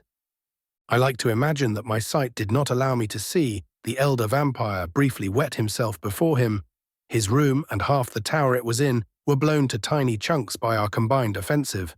The staff of Magnus was truly an unfair tool when it came to blasting through wards. We were not given long to celebrate, however, as the numerous windows and walls that were facing our direction lit up like a Christmas tree, the hundreds of defenders stationed atop them all targeting us with arrows and spells. Dodging or blocking the attacks was insultingly easy, but they did manage to stop us from outright annihilating their defenses as Savos and I started to circle above the castle and deliver thrice the damage they attempted to send our way. Needless to say, when Shalazar finally decided to fly up, things stopped looking bad for the vampires and turned outright terrifying. General POV. Many of the less grizzled legionaries shuddered as what can only be called a storm of magic kept blasting over their heads, each spell feeling like it could annihilate an unprotected unit of soldiers in the blink of an eye. General Tullius was practically salivating at the idea of recruiting even one of them to the Legion. But his foolish fantasies were doomed to remain only that, and his attention was commandeered by the King of Skyrim. Makes you thank the gods they are on our sides, eh? The general suppressed a wince as another artillery turret was blown to smithereens by a flash of gold. Quite. He nodded stiffly and looked to the young king. Are you prepared? I was born ready. Torrig smiled cockily. Oh, the songs the bards will write of this day. Uh-huh. Tullius deadpanned and crisply called out, Rika. Your orders, General? The dutiful legate saluted. Ensure the king remains away from the front. He commanded and left the smiling legate and pouting monarch behind. He walked up to the prow of the ship just in time to hear the engineer Quester order the weapon team to fire. The massive ballista bolt ramming into one of the smaller towers of the castle and detonating in an explosion of fire, no doubt killing many of the defenders within, but failing to destroy the tower itself. Slowly, almost gently, the ships approached the shallow waters surrounding the castle. The deck covered in an eerie silence, completely contrasting the magical cacophony coming from above. Tullius turned to his legionaries, the infiltration team having left minutes ago, and unsheathed his weapon. Soldiers, begin the attack, for the Empire. A loud salute rose in response, and with the efficiency only ever held by the elite, the legionaries boarded the numerous boats hanging from the sides of the ship, many of whom were filled with dead slaughterfish after Phineas finished deanimating the damned things. The defenders did not simply wait and let the legion land, however. As the moment the first boat approached the coast, the many statues hanging from the castle and its bridge animated themselves and threw their carved bodies at the surprised soldiers.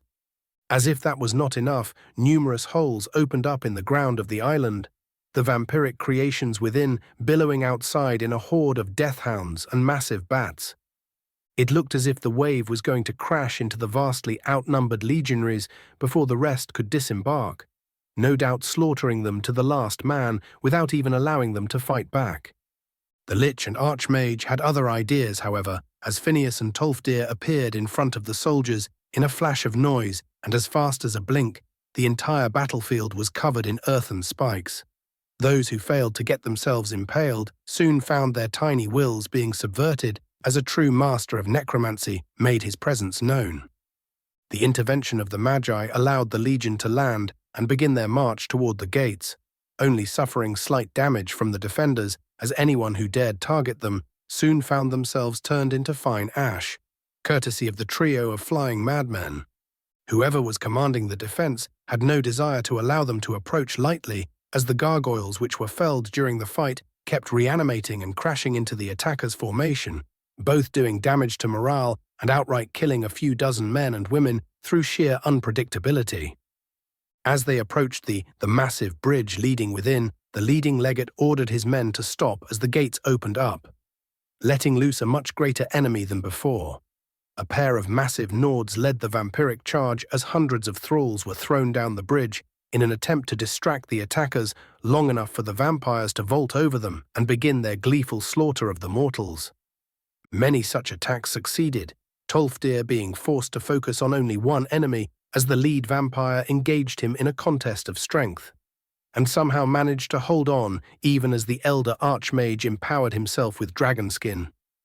Phineas was having other issues, as while he could take control of vampires, with enough effort they were still creatures with a will and could resist such attempts unless dominated by way of ritual, and his skills at destruction were subpar by battle mage standards.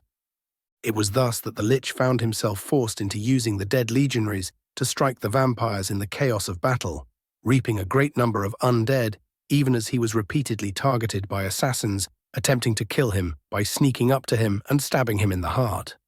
Their expressions of disbelief when their knives passed straight through his glamour were truly cackle-worthy, and cackle he did, just before he sucked out their life force and turned them to ash moments later.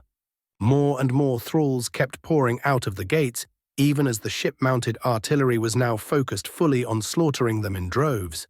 And so, as many of them feared, the battle turned into a grind. Serana and Valerica tensed as they approached the supply dock, their many memories of their home forcing them into a state of melancholy even at this moment. Ever uncaring for the weakness of others, Isran spoke, "Prepare yourselves. Who knows which horrors wait within?" Davos waved him off. "Can't be worse than a Namiran pit." Alor and Nystade immediately face-palmed, The gathered Dawn Guards and warriors of Dagoth relaxed slightly at the display, but a quick glare from Isran reminded them all that tension is something they would need in but a moment. Slowly their boats rose from the water and firmly landed upon the sands of the beach, the entire force disembarking as quickly as they could, their weapons at the ready for the expected ambush. Only for said ambush to never come as they ascended the small defensive wall protecting the side entrance. Their apprehension grew as they kept going deeper and deeper into the castle, the numerous thrall corpses and piles of vampiric ash making even Isran uneasy. Could it be that the forces of darkness fought amongst themselves? One of the paladins of Ariel asked in a whispered archaic form of Tamrielic. Gelibor placed a hand on his shoulder to quieten him. "Patience, brother."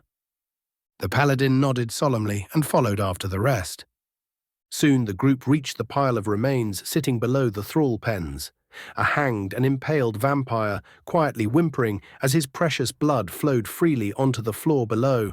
A slightly glowing parchment, pristine even in the filth surrounding it, was held within his hands, which he seemed to grasp as tightly as his shaking hands would allow. Realizing what may be going on, Davos quickly walked up to the vampire and grabbed the parchment, unslinging his crossbow and shooting the victim without even looking at him and freeing him from this mortal coil by way of rapid incineration. The parchment, as ostentatious as it was, held but a simple sentence. "The oath is thus fulfilled, Kinlord Narcissus." Davos read aloud, earning himself some dubious looks from the Dawn Guard. "What is this?" Isran asked. "We'll explain after. Give me a moment." Davos raised a hand to silence him and sent a quick prayer to Mephala, hoping to get some confirmation. A breath blew onto his ear, followed by an approving hum, and then an amused giggle as he shivered with discomfort. Completely refusing to explain what just happened, and firmly ignoring Nysthade's glare, Davos looked up and muttered, "Crawling through blood and shit it is." A group of the House Dagoth Mer-at-Arms groaned as they brought out grappling hooks. Minutes later, the last of the infiltrators was dragged up by a frowning Valerica, who was growing more impatient with each passing moment. A quiet headcount was made, and without any preamble, Isran smashed through the rotten door hiding them and charged out into the thrall pen. The vampire guard barely had the time to turn around as his head was turned to mush by the furious Dawn Guard, said fury spreading among the troops as they beheld with absolute horror the insult to the very gods they were welcomed with. Hundreds of dead thralls hung upside down as their blood was drawn into buckets and prepared for rapid consumption. Isran did not need to motivate anyone into a near-berserk rage as a group of vampires descended into the pens with empty buckets in their hands and cruel glee in their eyes. The over 100 eyes filled with frothing rage they were welcomed by struck even the undead with a deep primal fear as a wave of crossbow bolts and solar magic removed them from Nirn and sent them screaming to their disgusting master. Soon the entire lower section of the castle was filled with the sounds of battle and a truly cosmopolitan mix of battle cries, the attackers almost competing with each other in how brutally efficient they could be in slaughtering their hated foe. A pair of crimson eyes followed the unfolding battle as their owner observed the two vampires with interest. He would have to make a decision, and soon. An hour after the assault began, things had turned deathly quiet.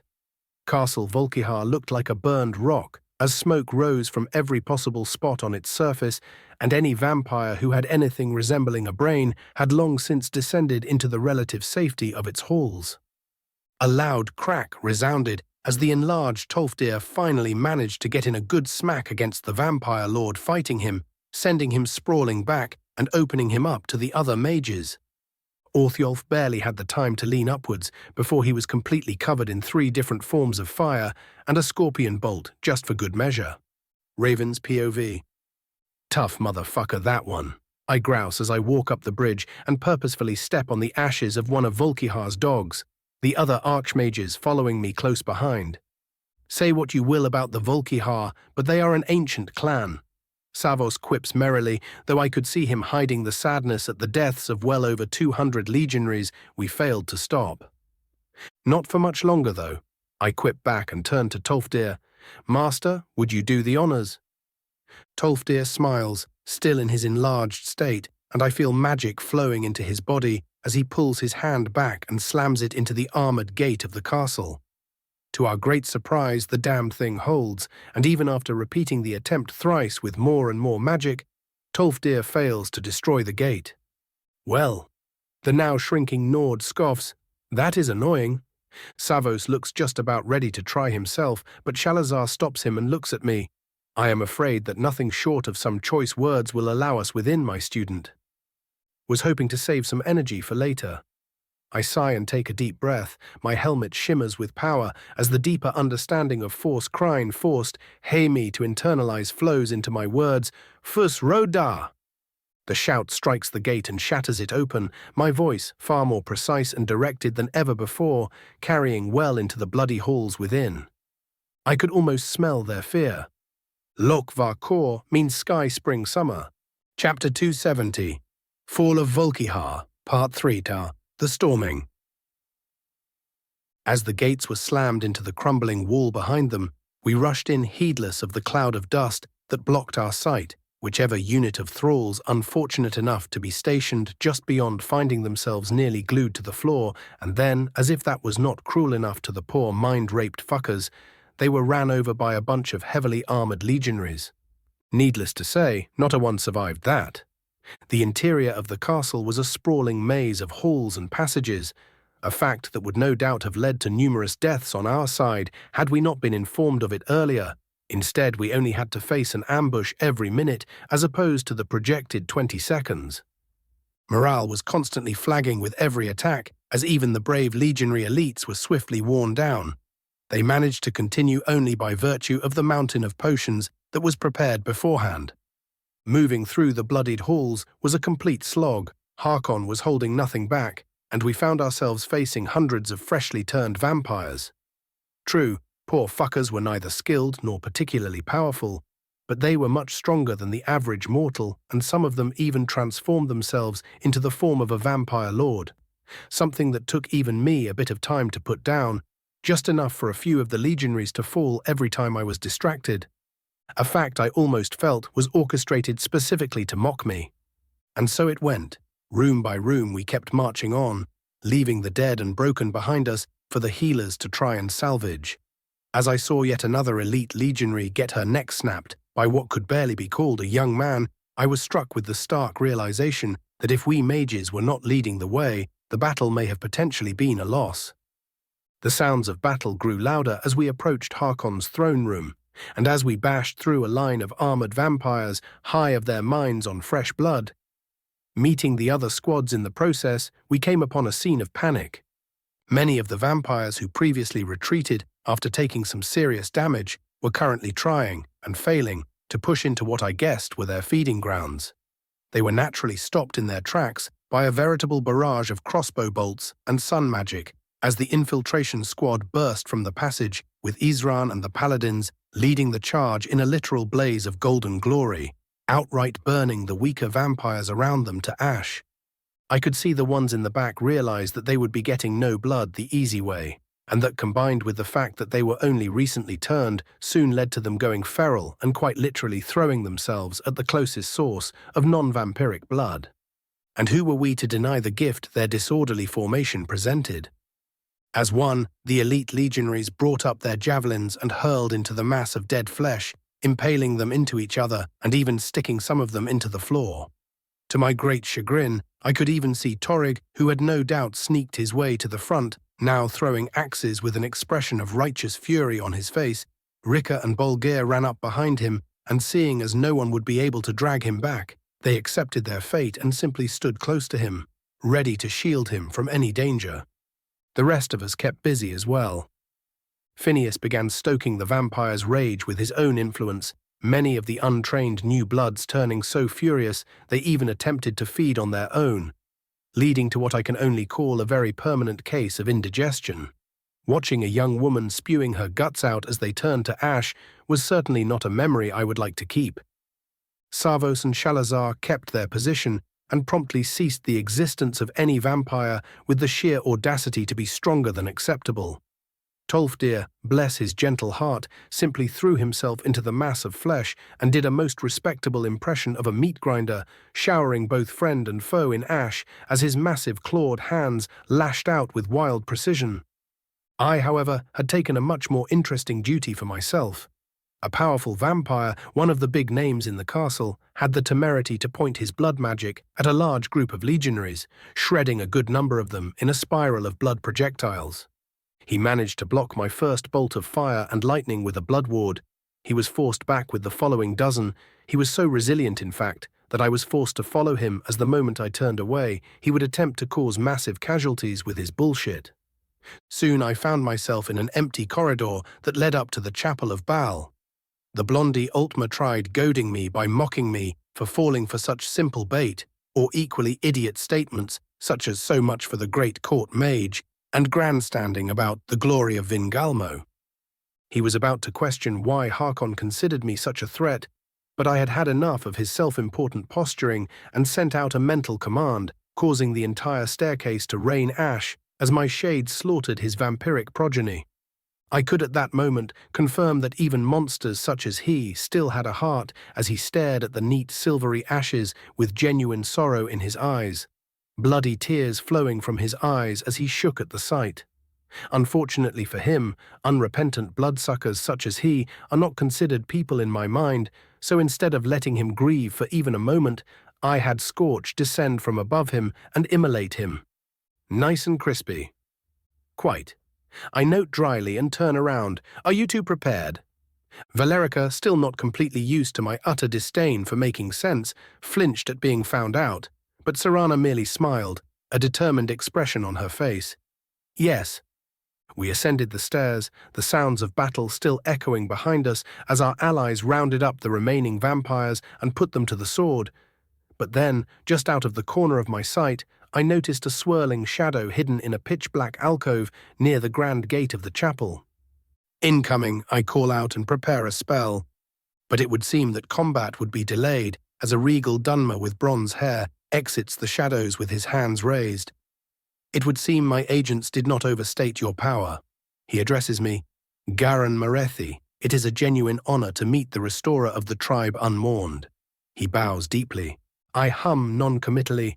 We shall see if you still feel honored by the end of this.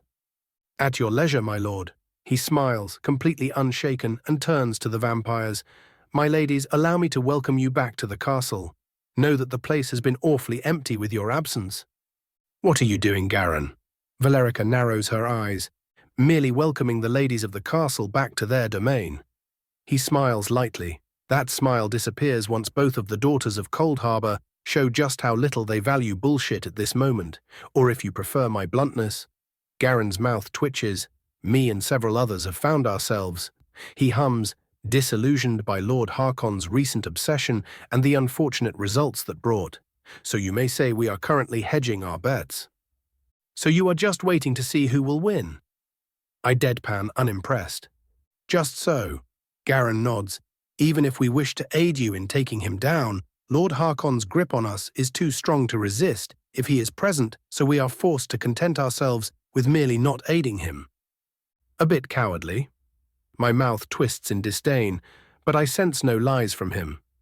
I don't like this, Valerica practically growls. He served Harkon for thousands of years. Trusting him is idiocy. And I understand your position, my lady. Garan interjects, sounding genuinely ashamed, but I feel I must remind you that had I not served him, I would not be standing here right now. This does serve to mollify the vampire matriarch somewhat. His next words, however, annoy her and amuse me to no end. And I must also remind you that that decision lay solely with the next Lady Volkihar, and I am quite certain that particular honor belongs to Lady Serana. Valerica actually growls at him this time, but before she can respond, her daughter places a hand on her shoulder. He helped me when I first returned here. He can be trusted. That just makes him more untrustworthy, Valerica hisses. Having had enough of this, I loudly clap my hands. In case none of you remembers, we are here for a reason, so Garan. I look to the Dunmer. Go away for now, and we will discuss this later. He smiles and backs away as I turn to the mother and daughter duo. How about we throw accusations after we know we aren't all about to die horrible deaths? A most wise precaution, Lord Dagoth. Garin bows once more. Valerica glares at him a bit longer, but finally scoffs and hisses, "Fine. On your head be the consequences." Serana merely steps by the still bowing vampire without a word and approaches the gate, her hands twitching with nerves as she grabs the warded lock and shatters it to pieces. "Good luck," Garin says and disappears. The unlocked gate opens with the slightest push of Serana's hand and leads us into the darkness of Molag's chapel, the presence of the Lord of Domination making itself known immediately. Harkon, who was standing before the bloody altar of his master, turns just as the last of us enters. He smirks knowingly as the gates slam behind us. "My dear traitorous wife and daughter, how nice of you to finally join me." He greets them with open arms, his sarcasm palpable to all. "Harkon," Valerica greets through gritted teeth. Serana remains silent. "Come here to kill me, have you?" The lord of the castle asks with a measure of amusement. "To think you would bring down the mortals onto your own family, such treachery." A sardonic laugh leaves him at this, unsurprising, considering the company you keep. His eyes snap to mine, the pathetic attempt at control following it, doing absolutely nothing. His mouth twists into a restrained snarl. "The upstart mortal servant of the spider whore, he who dares think he may deny me my purpose. My lord promised great rewards should I take your soul in his name." So said the puppet hanging on strings. I snark with an eye roll. "Your insolence will not save you." He snaps, "You have come here to die and brought me all that I need. But it doesn't have to be that way." He finishes slowly, his tone lush with temptation. I suppress a retch. "Are you actually serious right now?"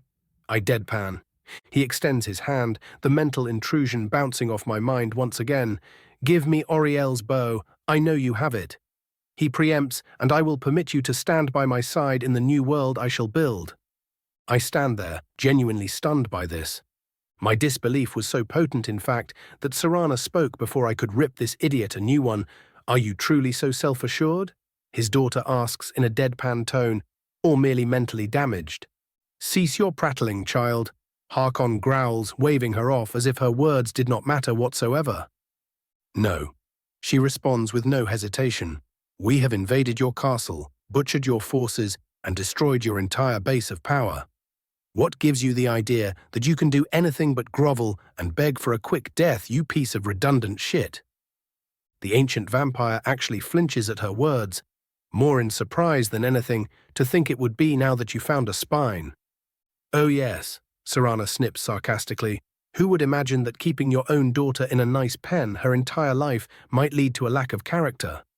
Before he can answer, she turns to me. "Raven, let us kill this bastard." "No need to tell me twice."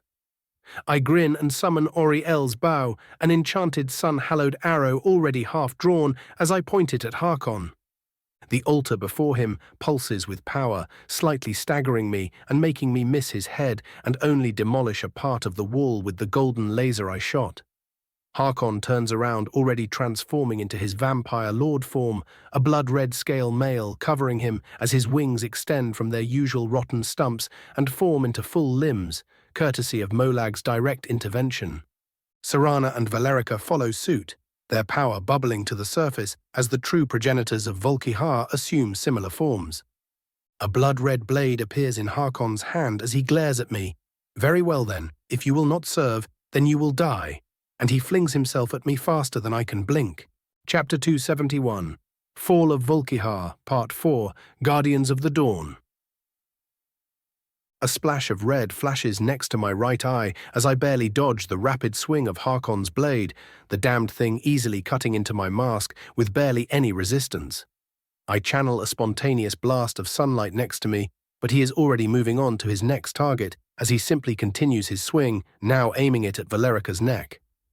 Numerous iron spikes are risen from the ground with the barest twitch of the vampire matriarch's fingers, positioned perfectly for Harkon to barrel into them, her other hand already holding a fully charged chain of lightning aimed straight for his head.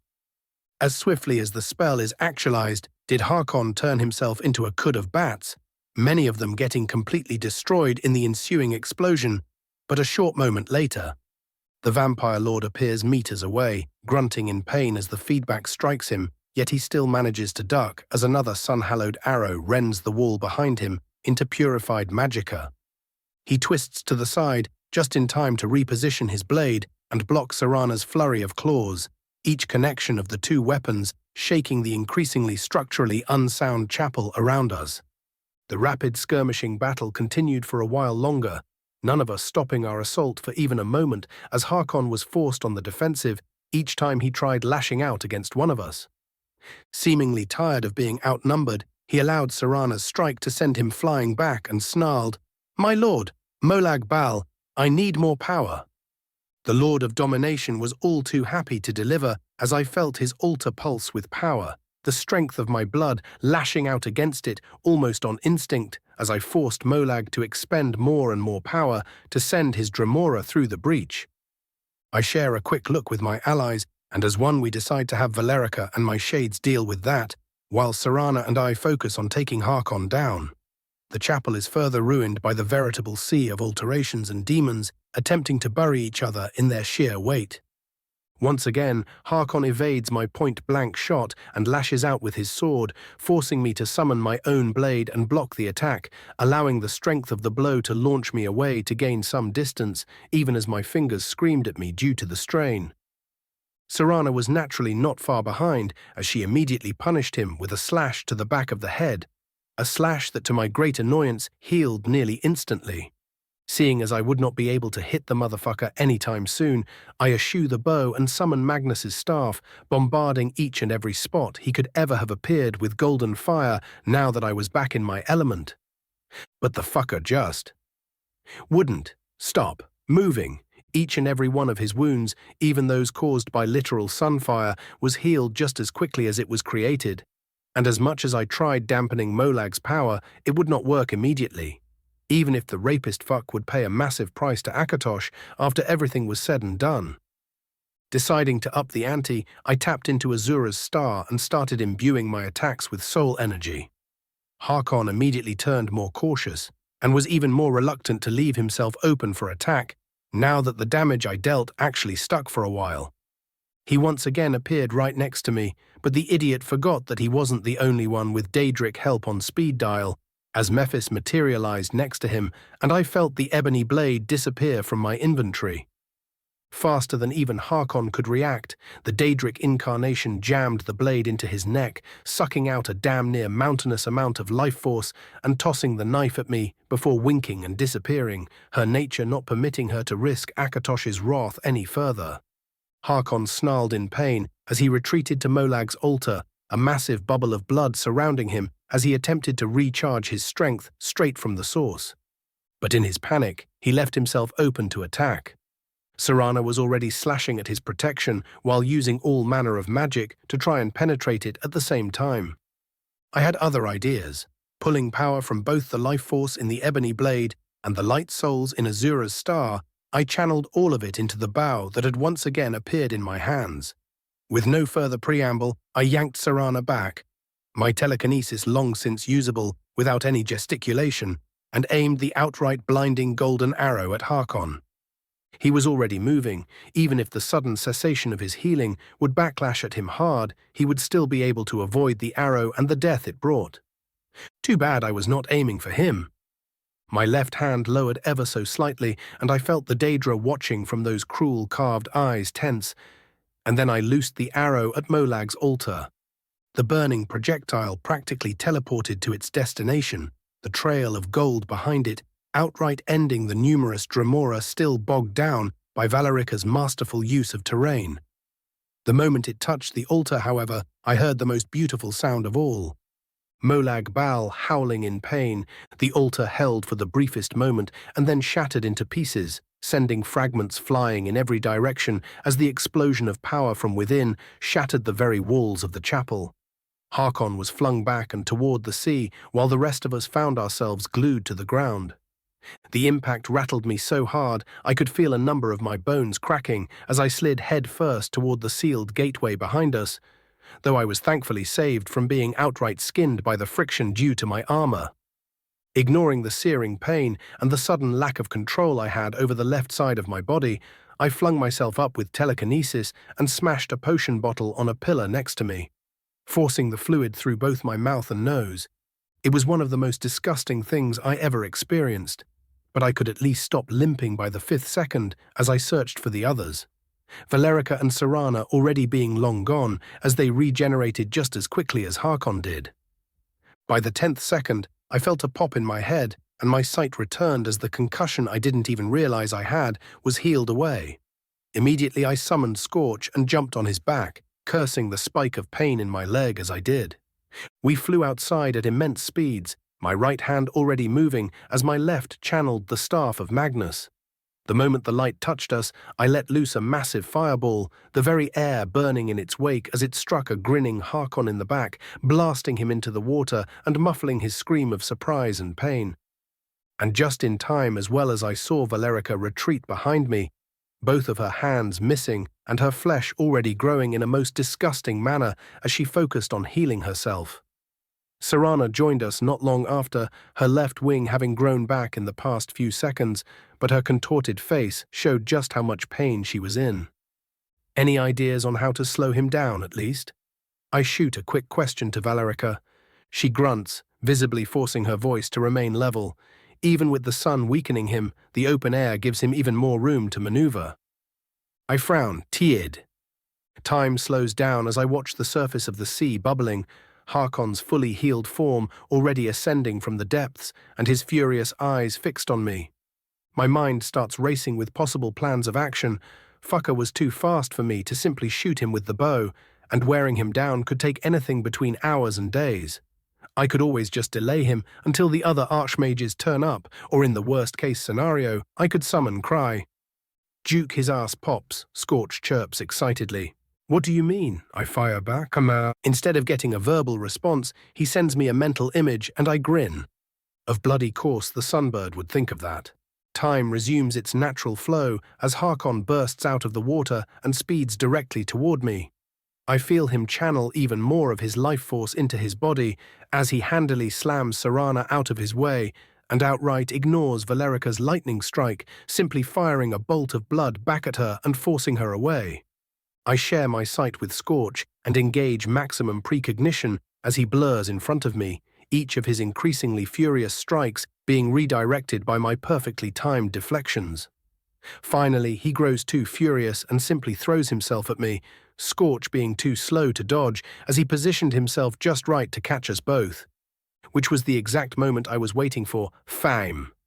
Scorch is turned to mush of ethereal feathers by the flying vampire, but his slash of both sword and claw merely flies through me as I allow his inertia to carry him away and summon Auriel's bow once again.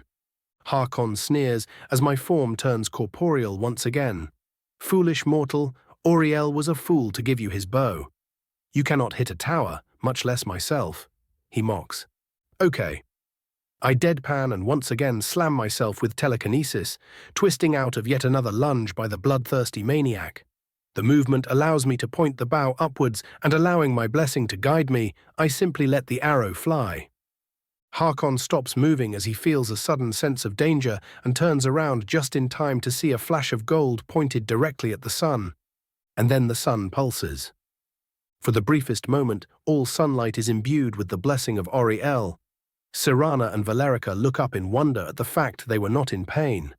My heartbeat slows as I relax in the glorious embrace of its warmth once again, and Harkon screams. His skin burns as the very sun glares directly at him. Soon his voice is gone as his vocal cords are boiled, the pained noise returning on and off as his regeneration attempted to save him from his end. There is no hesitation in his once-wife's heart as Valerica summons a spear of iron and turns it into pure silver, launching it straight into his heart and impaling him into the side of the castle, just where Serana was waiting.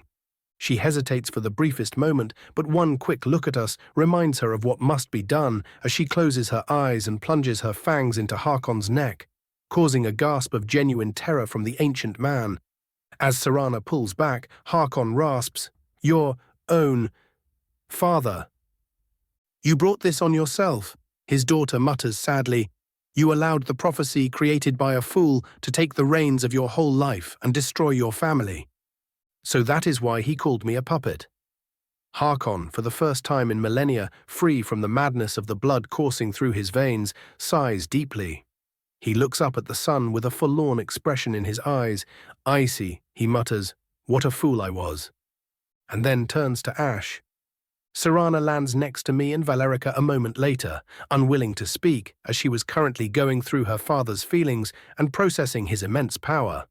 Still, I was petty enough to wait for the mother to start consoling her daughter so that I could spit on the ground in the direction of the fucker's ashes. Good riddance to bad rubbish. I curse and walk back to the pair of vampires. "What now?" Valerica asks as she holds the almost asleep Serana.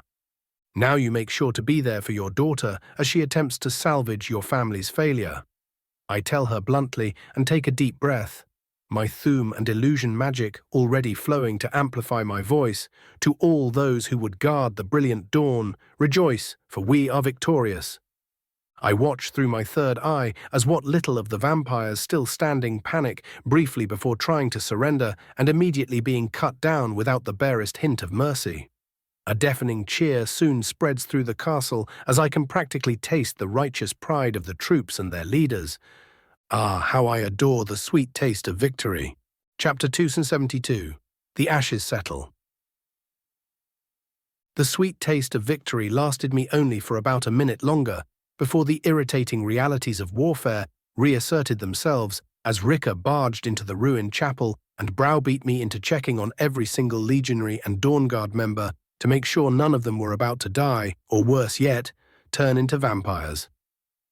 As for my own forces, Gelibor and Nightshade were more than enough to ensure a lack of Molag Bal-rated STDs among our meager numbers, so I did not even bother looking at them. Neither of them were stupid enough to make that kind of mistake, and I would have been genuinely shocked if they managed to somehow fuck it up. Worst case scenario, I learn that my people are less competent than I thought, and I get some uncursed vampires in my forces. All of them have long since left the castle and were chilling on the jagged crown, unwilling to spend any longer in the place they went crawling through guts and bones. On that cheerful note, the feeding grounds were suddenly painted a nice charcoal black, which I am sure is completely unconnected to the gleeful-looking bunch of elves. Hours and well over 100 cases of sanguinar vampiris, purged out of people's systems.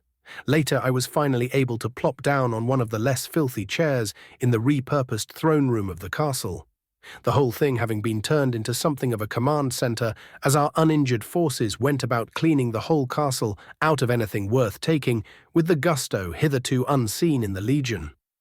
Sure, Valerica did grumble a lot, but even she knew not to dispute Skyrim's sacred tradition of looting the shit out of anything you found in a den of monsters. Not even the gods would have saved her from the furious Nords who lost over 300 of their comrades that day if she did. Besides, her lab has long since been looted by yours truly, so anything she may have felt was important was already back in her hands. As I finished with my short smoke break, I joined Torrig at the central table. Anyone not stuck in a looting frenzy, which funnily enough excluded Tolfdir and Phineas as the two were currently on a merry quest digging through the vaults of the castle, was standing or seated around the table. Torrig was discussing something with the Thanes, the Legion officers were debating the battle while looking mightily frustrated, and the Dawnguards were just standing there, looking completely and utterly lost. Tullius and Rika both looked worn out by the day's events. Their elite forces would no doubt be a massive pain to have replaced, as one does not simply train an elite veteran. I doubted, however, that that was the reason for their current dour mood. No, the duo of veteran officers were currently being struck with the realization of just how useless even their personal elites were against truly powerful magi, and were both brainstorming ideas on how to make sure their beloved legion is not wiped out by any random Thalmor mage with more creativity than a vegetable. Yes, somehow we managed to scare the Legion more than the vampires who took out over a third of them in just a few hours. I was not apologizing. Savos and Shalazar were eagerly listening in while poorly pretending to talk about the castle's ward scheme and giggling to each other as Rika was proposing more outlandish counters to our styles of fighting. Leaving that amusing sight, I moved on to the king. Torrig and his thanes looked tired and wrung out. All of the thanes participated in the battle directly, and while Torrig was not permitted to the front lines, he still did his utmost to lead by example, so almost everyone had sported a wound or three. Yet despite that, all of them had an air of satisfied pride around them, as even Erica looked happy with the idea of no longer having to deal with constant vampire attacks.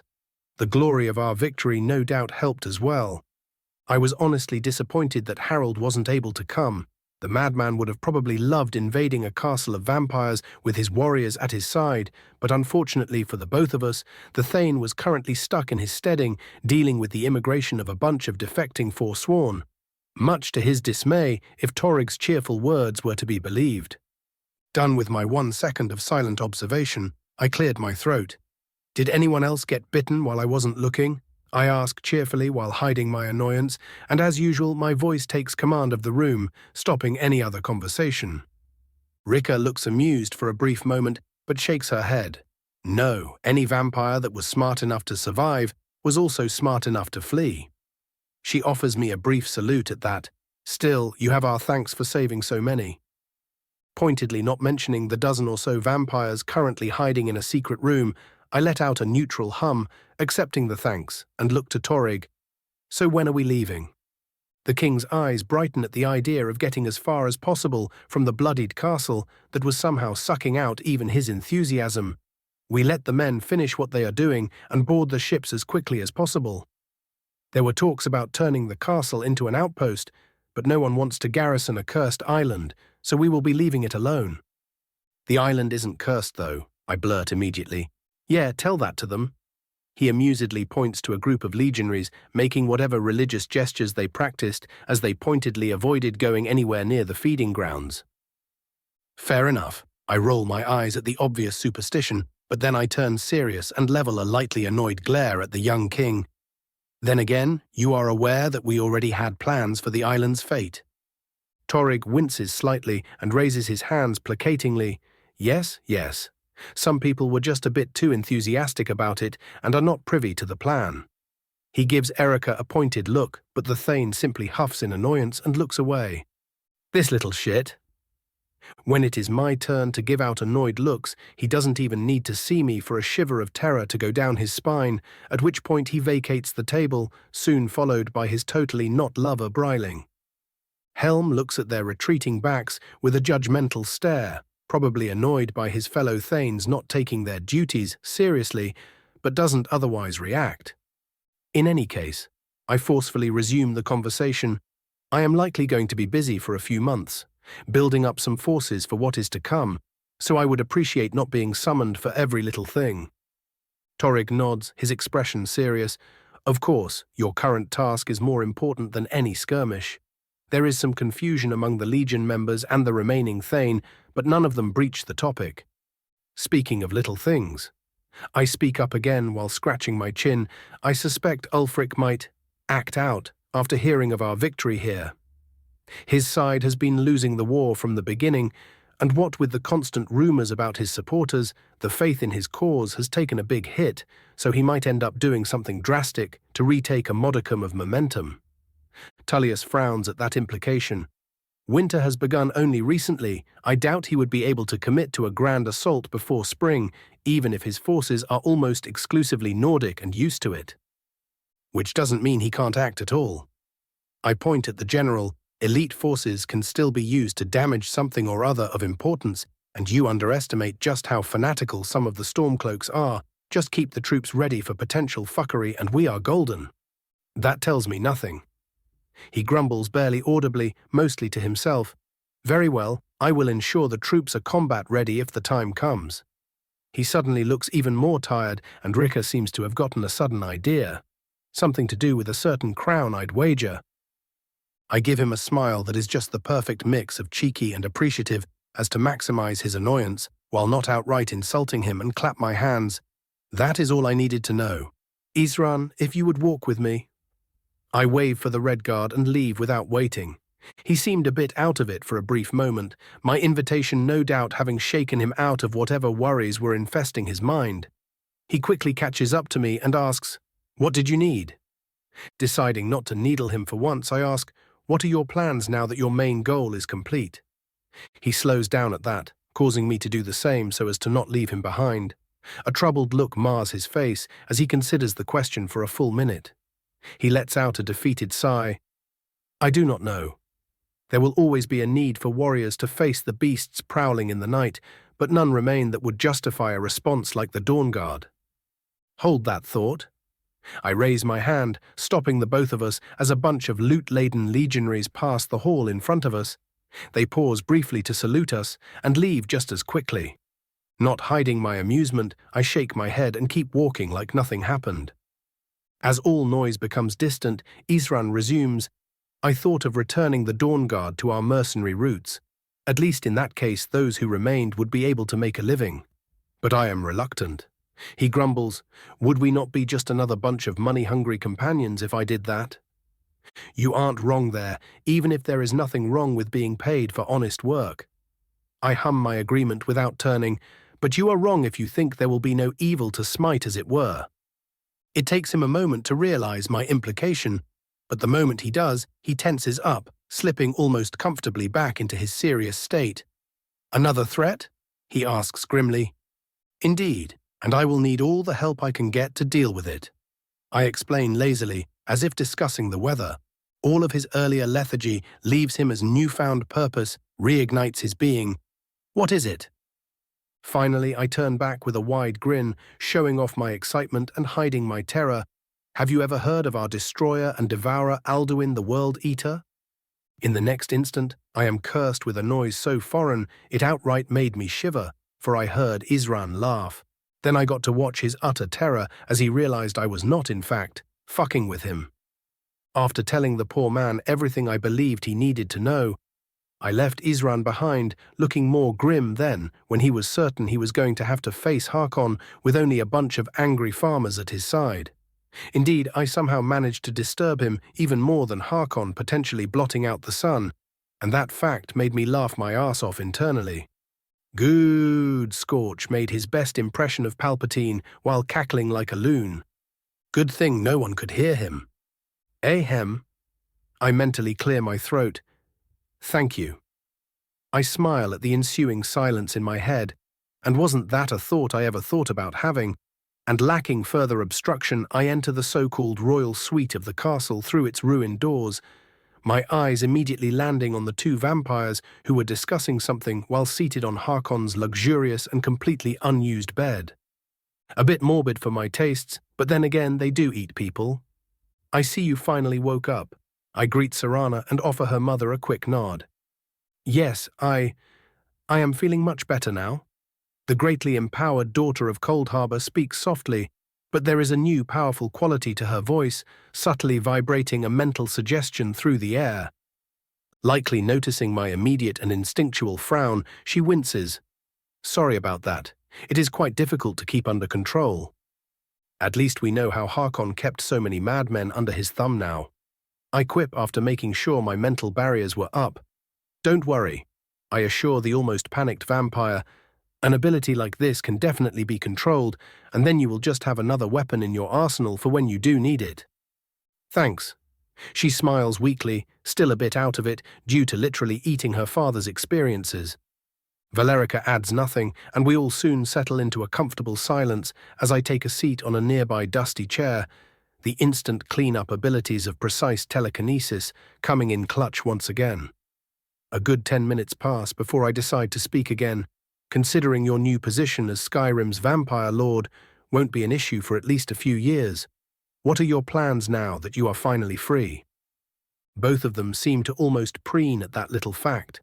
I could not even fathom the overwhelming feeling of relief firing in their minds now that there were no swords hanging above their heads, but it must have been utterly intoxicating if even Valerica managed to lose her composure so easily. The two of them share a look and a subtle nod before Serana turns back to me. We will remain here for a while, she says with both cheer and melancholy. This is our home, ruined as it is, and we want to see it repaired and free of Harkon's madness, once and for all.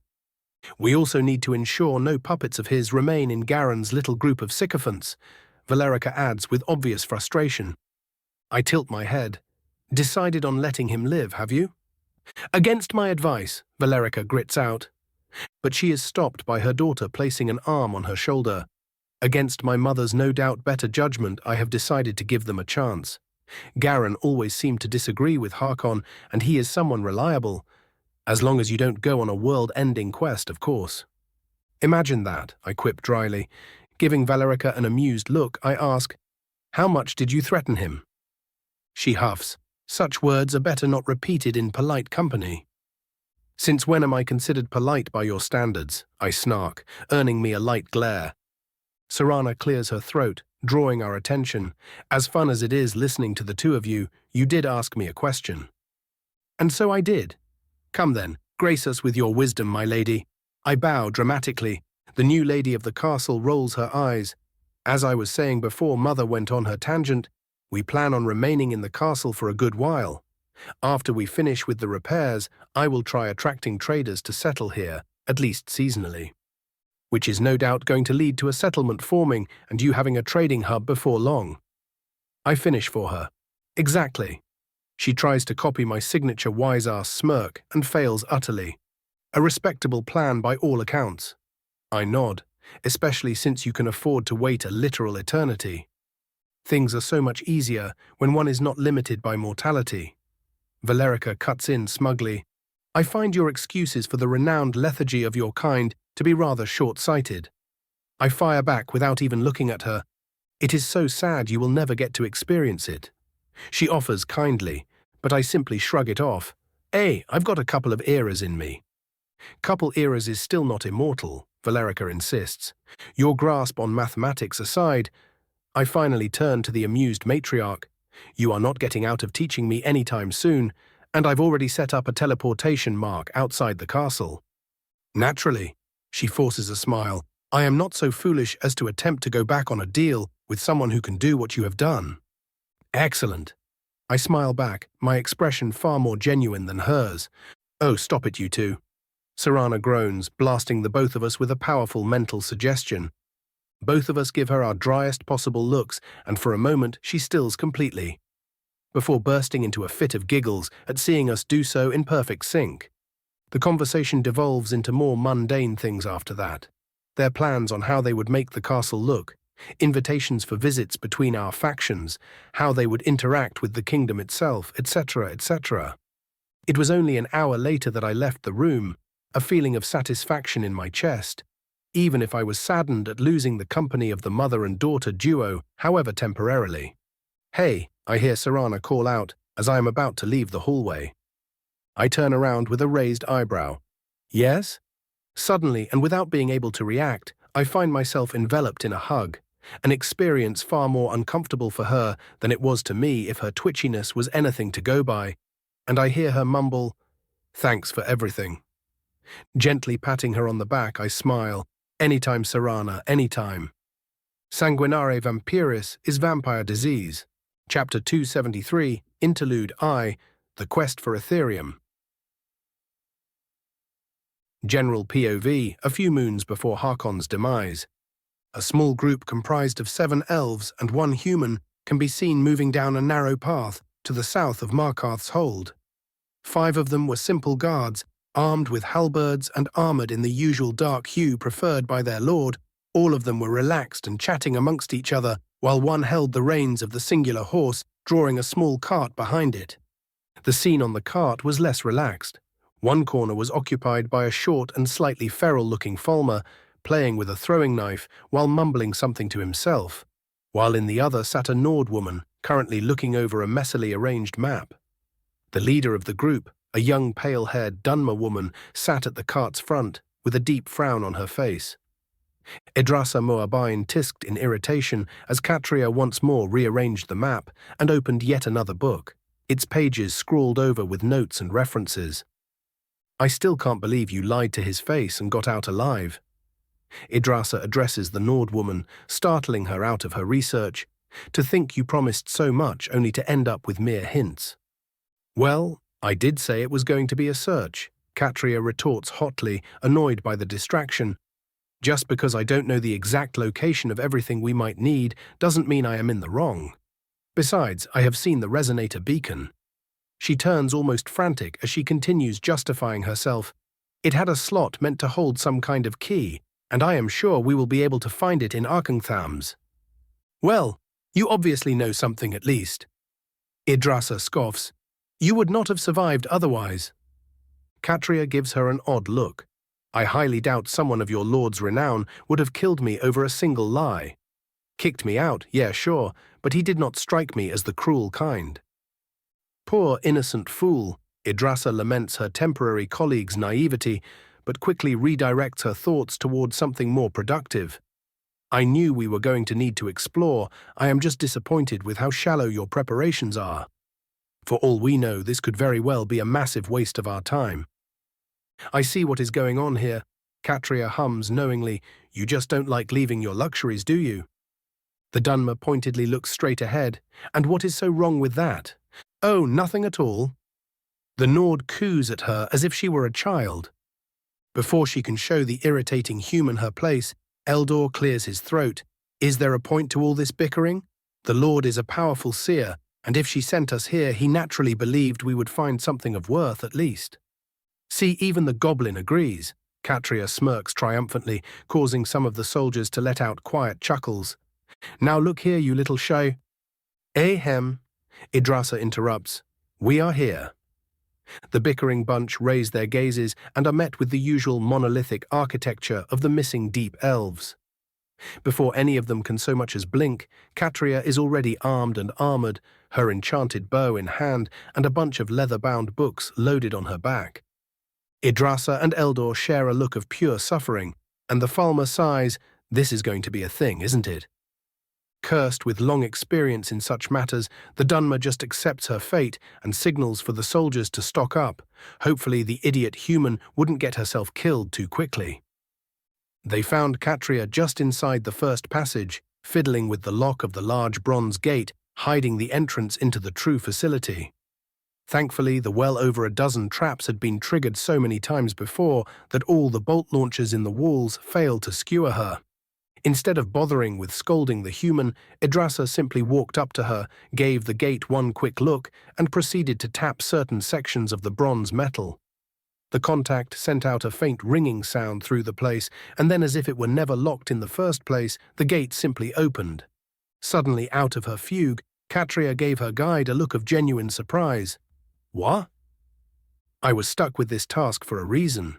Yggdrasil explains smugly, now let us find the fabled Ethereum that was for whatever inane reason stuck in this forgotten place. Well, it all had to do with a war between the Dwemerholds. Catria begins only to be interrupted by the Dunmer. Yes. You wrote a whole book about it already. I may not like you, but I am not stupid enough not to get informed about what I am doing. Stuck between being flattered and insulted, Catria had to run after the group as they left her behind almost a full minute ago. She really needed to get her head out of the clouds, didn't she? Yup, that sure looks like a ruin. An amused voice echoes through the rocky cave, covering a massive portion of the once great city. Your powers of observation are noted, Eldor. Yggdrasil almost growls. The sleazy Falmer bows. Why thank you, my lady, I exist to impress. The sound of huffing draws them from their conversation as Catria catches up and is greeted with the same sight as they, well, that doesn't look good. You don't say, Yggdrasil snips dryly. But I am sure we will be able to find what we are looking for, Catria exclaims excitedly. We just need to give the surface level a once-over, and we will no doubt find an intact passage. The Nord woman starts looking around the place without even waiting for them. Surprisingly enough, finding a couple of passages and leading the group into a vast opening, which led to an odd-looking Dwemer construct in the distance. Something tells me that is exactly what we are looking for. The Nord sats with complete certainty after a full 3 seconds of looking. Delusions are not a valid source of actionable information. The already emotionally exhausted Yggdrasil snarks. Oh, come off it, you stick in the mud. Catria waves her off with her ever-increasing excitement. We just need to reach that spot, and the proof will be ours. The Dunmer prepares to make a passage from the nearby stone, but goes completely ignored by the Nord, who was already looking at everything with the speed of a hamster on cocaine. Minutes later, Katria gives the group a slightly embarrassed look. Do you have any ideas? Without a word, and while staring the woman straight in the eyes, Yggdrasil walks up to the ledge and keeps walking as a sturdy stone bridge forms under her feet. Katria pointedly shuts up after that. With cautious steps, the group approaches the structure from the side, all of them being very careful about loose floor tiles or pressure plates. Those are minor resonators.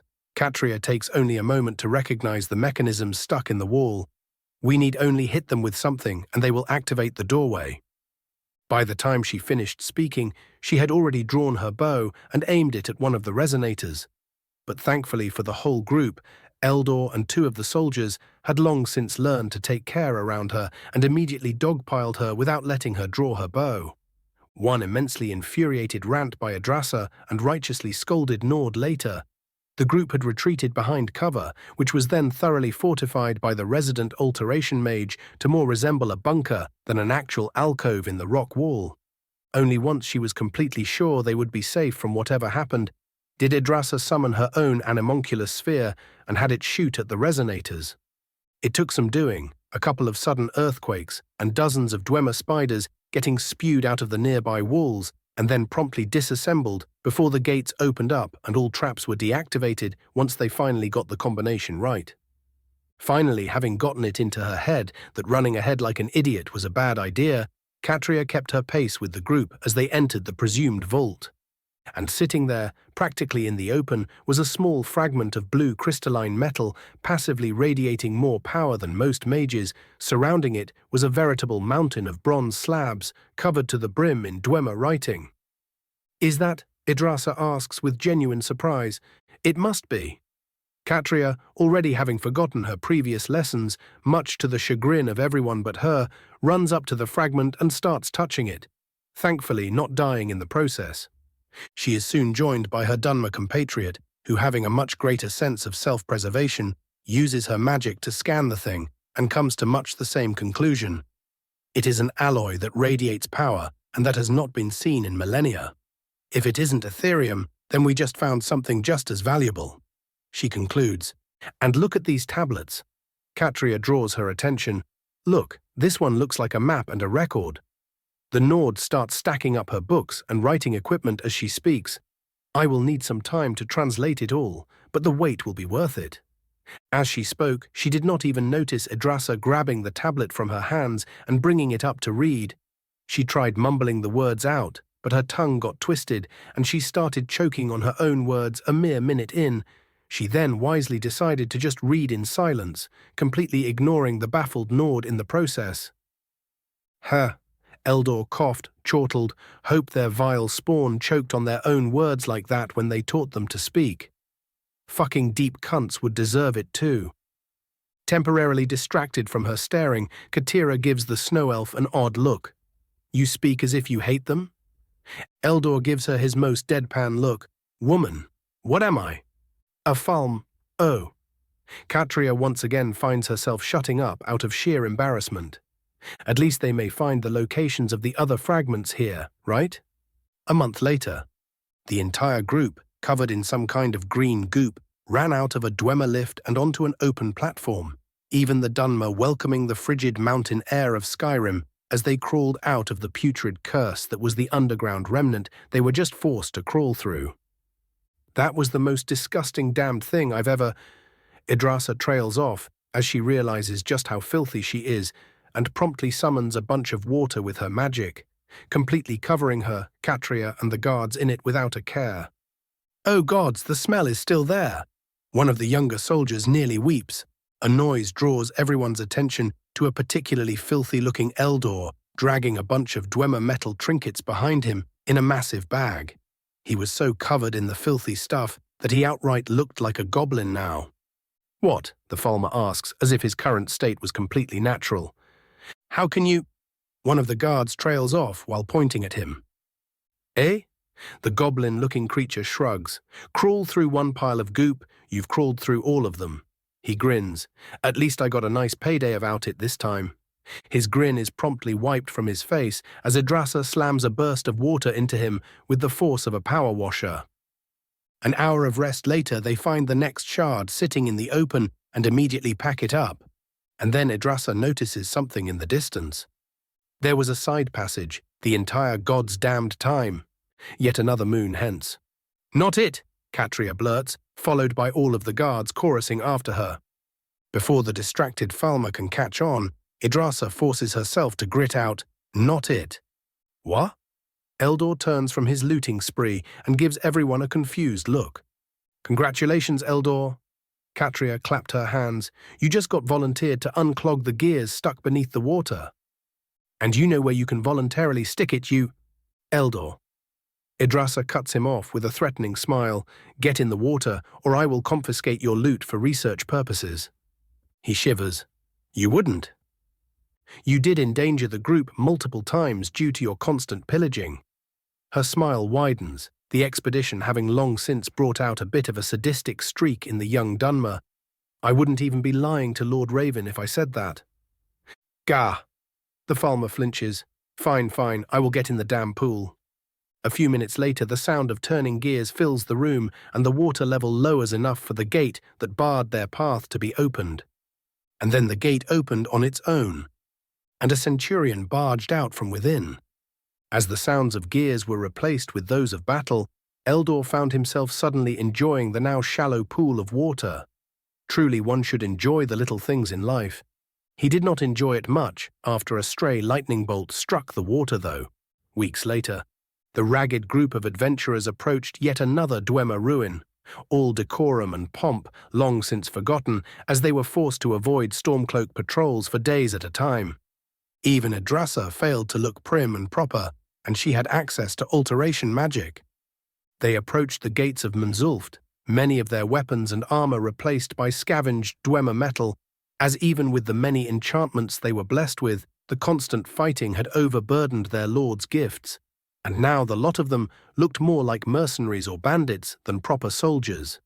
Before Yggdrasil could unlock the gate, she felt Eldor tugging at her sleeve and turned to see him pointing at a small shed-like structure nearby.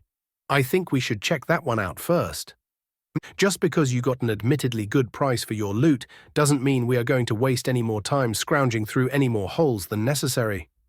Yggdrasil shakes him off. Eldor looks just about ready to accept her words when Catria speaks up. "Maybe we should check it out. It may be some sort of storage building." It does not take them long to explore the small building, and once they managed to unlock one of the small doorways within, they came upon a wondrous sight. The last fragment sat there, beckoning them like sweet salvation at the end of a torturous pilgrimage. "I could kiss the both of you right now." Yggdrasil almost cries now that her task was technically completed. "We do still need to go to the main resonator," Catria pipes in. "No." The Dunmer rejects her with finality. "No?" Eldor looks surprised. "We are going to Winterhold." Yggdrasil nods to herself for her impeccable logic. Lord Dagoth no doubt wants to see the forge himself, and us wasting the metal on accident sounds like a good way to get our asses fried. "You just want your bed back, don't you?" Catria teases immediately. "Yes, damn it. By Azura, I want to sleep in an actual bed. Now get moving, you damn Noir." Yggdrasil practically screams and starts pushing the chuckling Nord out of the storage room. She could not even bother being surprised once she learned about everything that happened during her absence. Chapter 274, Interlude 2, Sparks of a Brighter Future. As winter approached, an almost permanent fog once more settled onto the narrow and dreary streets of Windhelm's Grey Quarter, plummeting the mood of the residents even further and then shooting it in the head.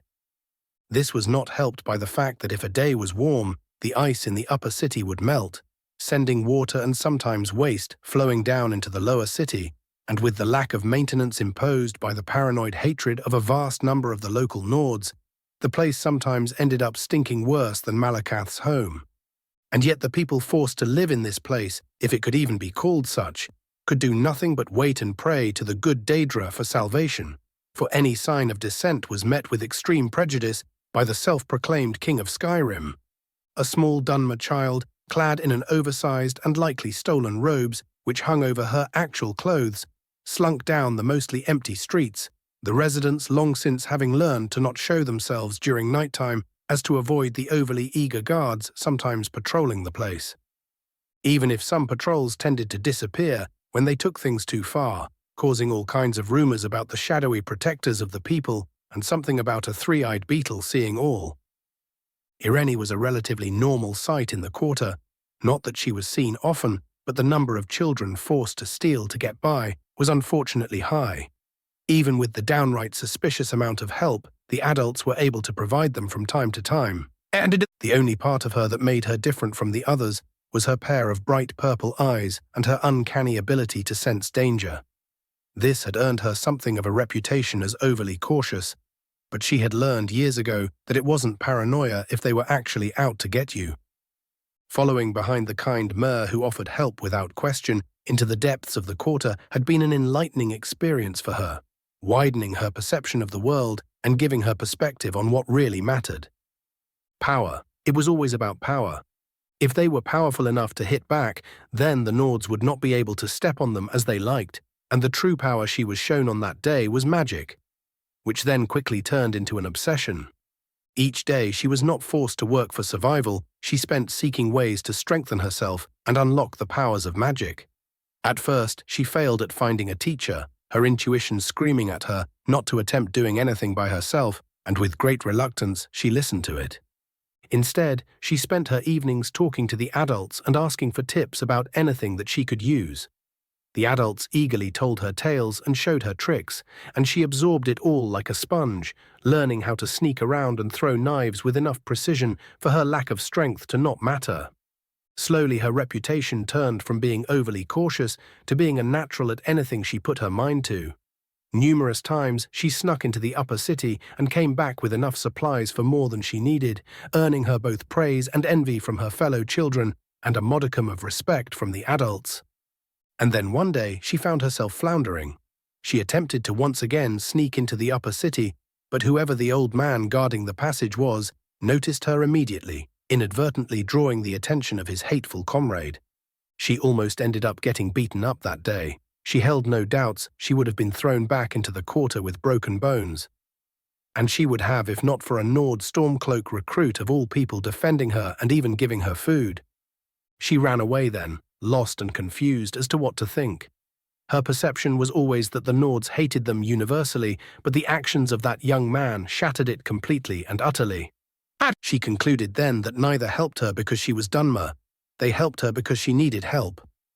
Utterly ridiculous, she thought at first, but the more she thought about it, the more she liked the idea of people not being forced to behave a certain way, just because of their heritage. This newfound desire to know more led her to the only place in the quarter that outsiders still visited with peaceful intentions, the new Gnesis Corner Club. She was welcomed with open arms and started spending her time talking with anyone who would deign to speak to her. She spoke with Argonian dockworkers, those who were canny enough to sneak through the gates at least, and even an aged Nord going by Brun Wolf Free Winter, a retired soldier who openly spoke of his dreams of peaceful coexistence between their peoples, much to the wrath of his fellow Nords. Yet they did nothing, simply because the man was able to crush their heads with his bare hands. Once again she found her perspective expanding, learning about the outside world, which until then had been nothing but a distant myth to her, and more importantly to her, reaffirming her understanding that power was truly the start of everything. And then she met the person who truly changed her life. She went by Beetle and never went anywhere without a veil covering her face. The woman was often referred to as a massive cocktease by the tavern goers, whatever that meant. At first, Beetle seemed amused by Irene's attempts to get her to teach her anything and everything. She outright giggled at how cute the child looked when she told her she knew basic fire and illusion magic. She regretted that when Irene started pestering her almost every single day, begging, bribing, and threatening anything in the book for just a single chance of learning under her. There was only so much puppy dog eyes one could take, and thus Beetle found herself with something of an apprentice, even if she knew damn well that she was nowhere near qualified to be anything beyond an apprentice herself. After she accepted, though, Beetle decided to do nothing by half measures, ensuring that the girl was suddenly offered a job at the Corner Club so as to keep an eye on her at all times, and even telling the other guildsmen to keep an eye on her, much to Lord Davos's amusement. This level of attention proved rather fruitful when the child managed to summon a flame after only a day of preparatory learning. Irene's expression when she did so was a memory every single patron of the club burned into their minds. Things even turned peaceful for a time.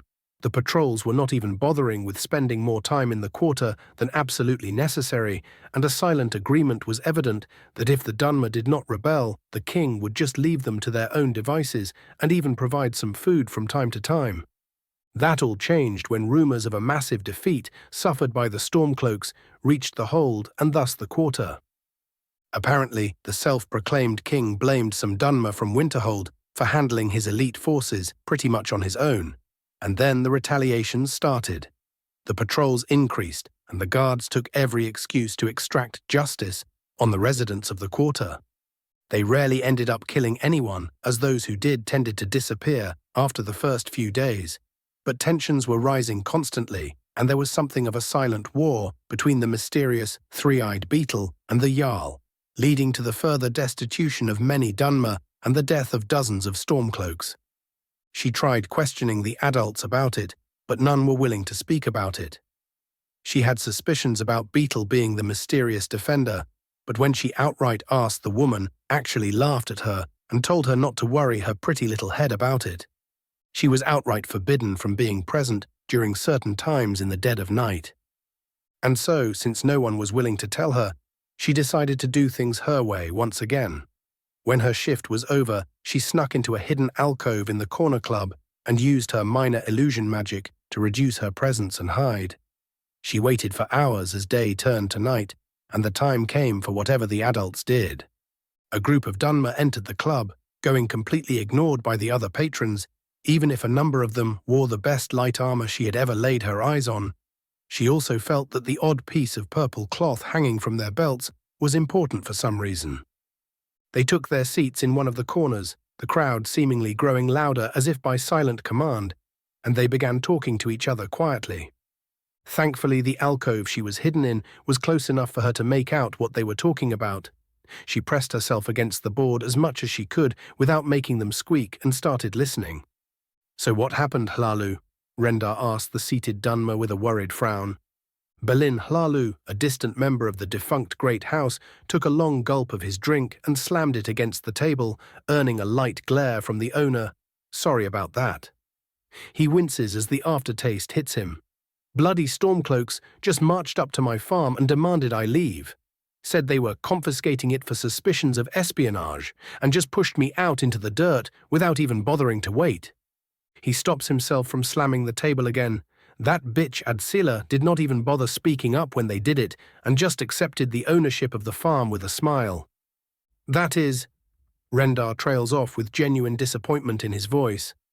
"I worked for years to earn these people's respect, you know." Hlalu's shoulders sag in defeat, and just like that, all of it is gone because they blame all of us for being beaten by a Dunmer on the other side of the province. Beetle, who had appeared without anyone even noticing, giggles at that. "Ah yes, the Lord can be rather attention-grabbing when he wants to." Hlalu gives her a look of bafflement and a small bit of anger. "You are telling me that this mysterious Lord Dagoth you serve is the reason I got my farm taken?" Lord Dagoth? Irene's mind whirled at those words. She had heard enough stories about that house from the numerous drunkards, but she focused on what truly mattered here, and that was the fact that the three-eyed beetle was far more powerful than she originally thought. "Peace, Balin." Rendar pats his shoulder. "Your farm was taken because Ulfric is a bigot. He just used his defeat as an excuse." Yeah. Hlalu sighs. "I am sorry. I am just not." He shakes his head and turns silent. Rendar leaves him to his grieving and turns to the equally distraught fisherwoman. "What about your end of things, Imren?" "It is terrible." She weeps while grabbing fistfuls of her hair. "They won't even let us into our boats anymore. They are killing us, Amberis. Slowly, but they are doing it. You must believe me." "I do, Imren. Calm yourself, please." Rendar tells her calmly, leading to her just resuming her quiet sobbing.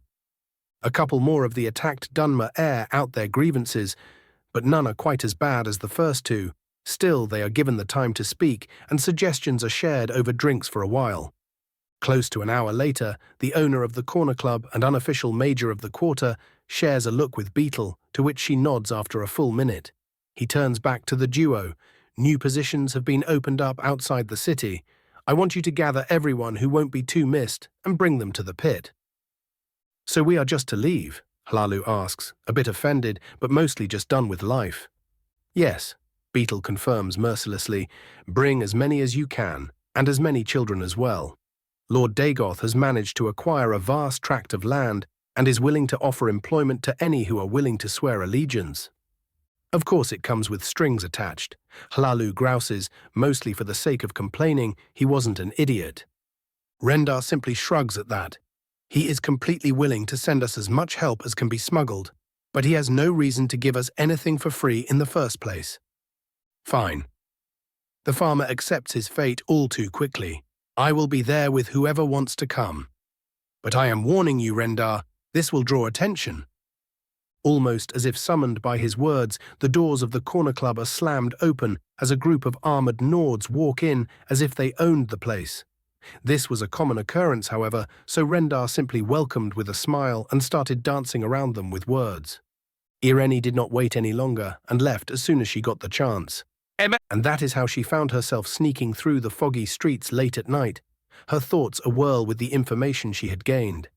This Lord Dagoth was apparently offering a brighter future, and more importantly, a way out into the outside world, and her teacher was in his service too. She did not need to think long before she decided to find where this pit was located. Yet for all her efforts, she failed completely and utterly, finding herself on one of the main roads, and as if her disappointment was not enough, she felt her instincts flaring up as she moved to the side, just in time to avoid a shove from the guards returning from the corner club. The one who tried to shove her whirled on her for the sheer audacity of dodging him and stilled as he looked at her face. She also managed to get a look in turn and stilled as she realized something. The guard before her was the same one who got his teeth slapped out of him for attacking her months earlier. She did not even wait for the cunt to threaten her and was already running away. As fast as her little legs could take her, she managed to make it down 3 alleyways before she found herself cornered and out of breath. Her meandering and knowledge of the quarter's layout meant she managed to lose a good half of the Nords, but even one was more than enough to threaten her. The toothless fuck sneered at her as she backed up against a rotten crate, his eyes glinting with malice. Well, well, well. Look what we have here, lads.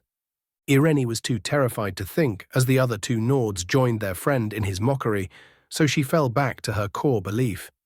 Drawing as much of her meager power as she could, she pointed her hand at the suddenly tense Nord and loosed a gout of flame right at his face, causing him to scream and run into a nearby wall in an attempt to escape the pain.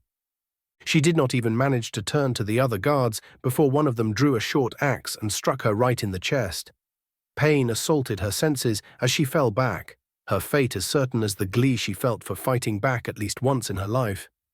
The last thing she saw was the Nords falling down dead as crossbow bolts slammed into them and the familiar veiled visage of Beetle leaning over her with a glass bottle in her hand. Irene found herself thoroughly surprised when she woke up an undetermined amount of time later. The first thing she noticed was a complete lack of pain in her chest. The second was the clear, chilly air coming in from a nearby window while a light fire burned nearby. She forced her eyes open, only to find herself lying in a comfortable bed in a small room built from white stone. Her eyes widened as a sudden panic assaulted her, and she immediately asked herself if she was in the afterlife. Moments later she realized that that would have been ridiculous. One did not get tired in the afterlife after all, and she felt half dead at the moment. Not willing to keep herself ignorant, she grabbed a pile of clean clothes folded nearby and quickly dressed, finding the clothes to be far more comfortable than anything she ever wore. She smiled and stepped out of the room. A wall of noise assaulted her immediately as she did so, finding herself in a wide courtyard made of the same white stone as the small house she just left. She blinked as she realized the place was practically filled with similarly sized houses, but before she could observe any longer, she noticed someone looking at her. A tall Mer wearing dark armor with his face hidden by a carved mask, bearing the visage of Saint Nerevar, was pointing at her. The moment she gave him her attention, he pointed toward an exit that led toward a nearby cliff face. Not prepared to risk the wrath of her new hosts, she followed the implied order and soon found herself looking over some kind of canyon leading into a vast valley with multiple walls and fortifications under construction going on at the same time. Numerous Dunmer were milling about, joined by some very pale-looking elves she could not identify. With each moment, this place grew more mysterious, and Irene did not know whether she should be excited or terrified. Once again, her attention was drawn to a nearby figure.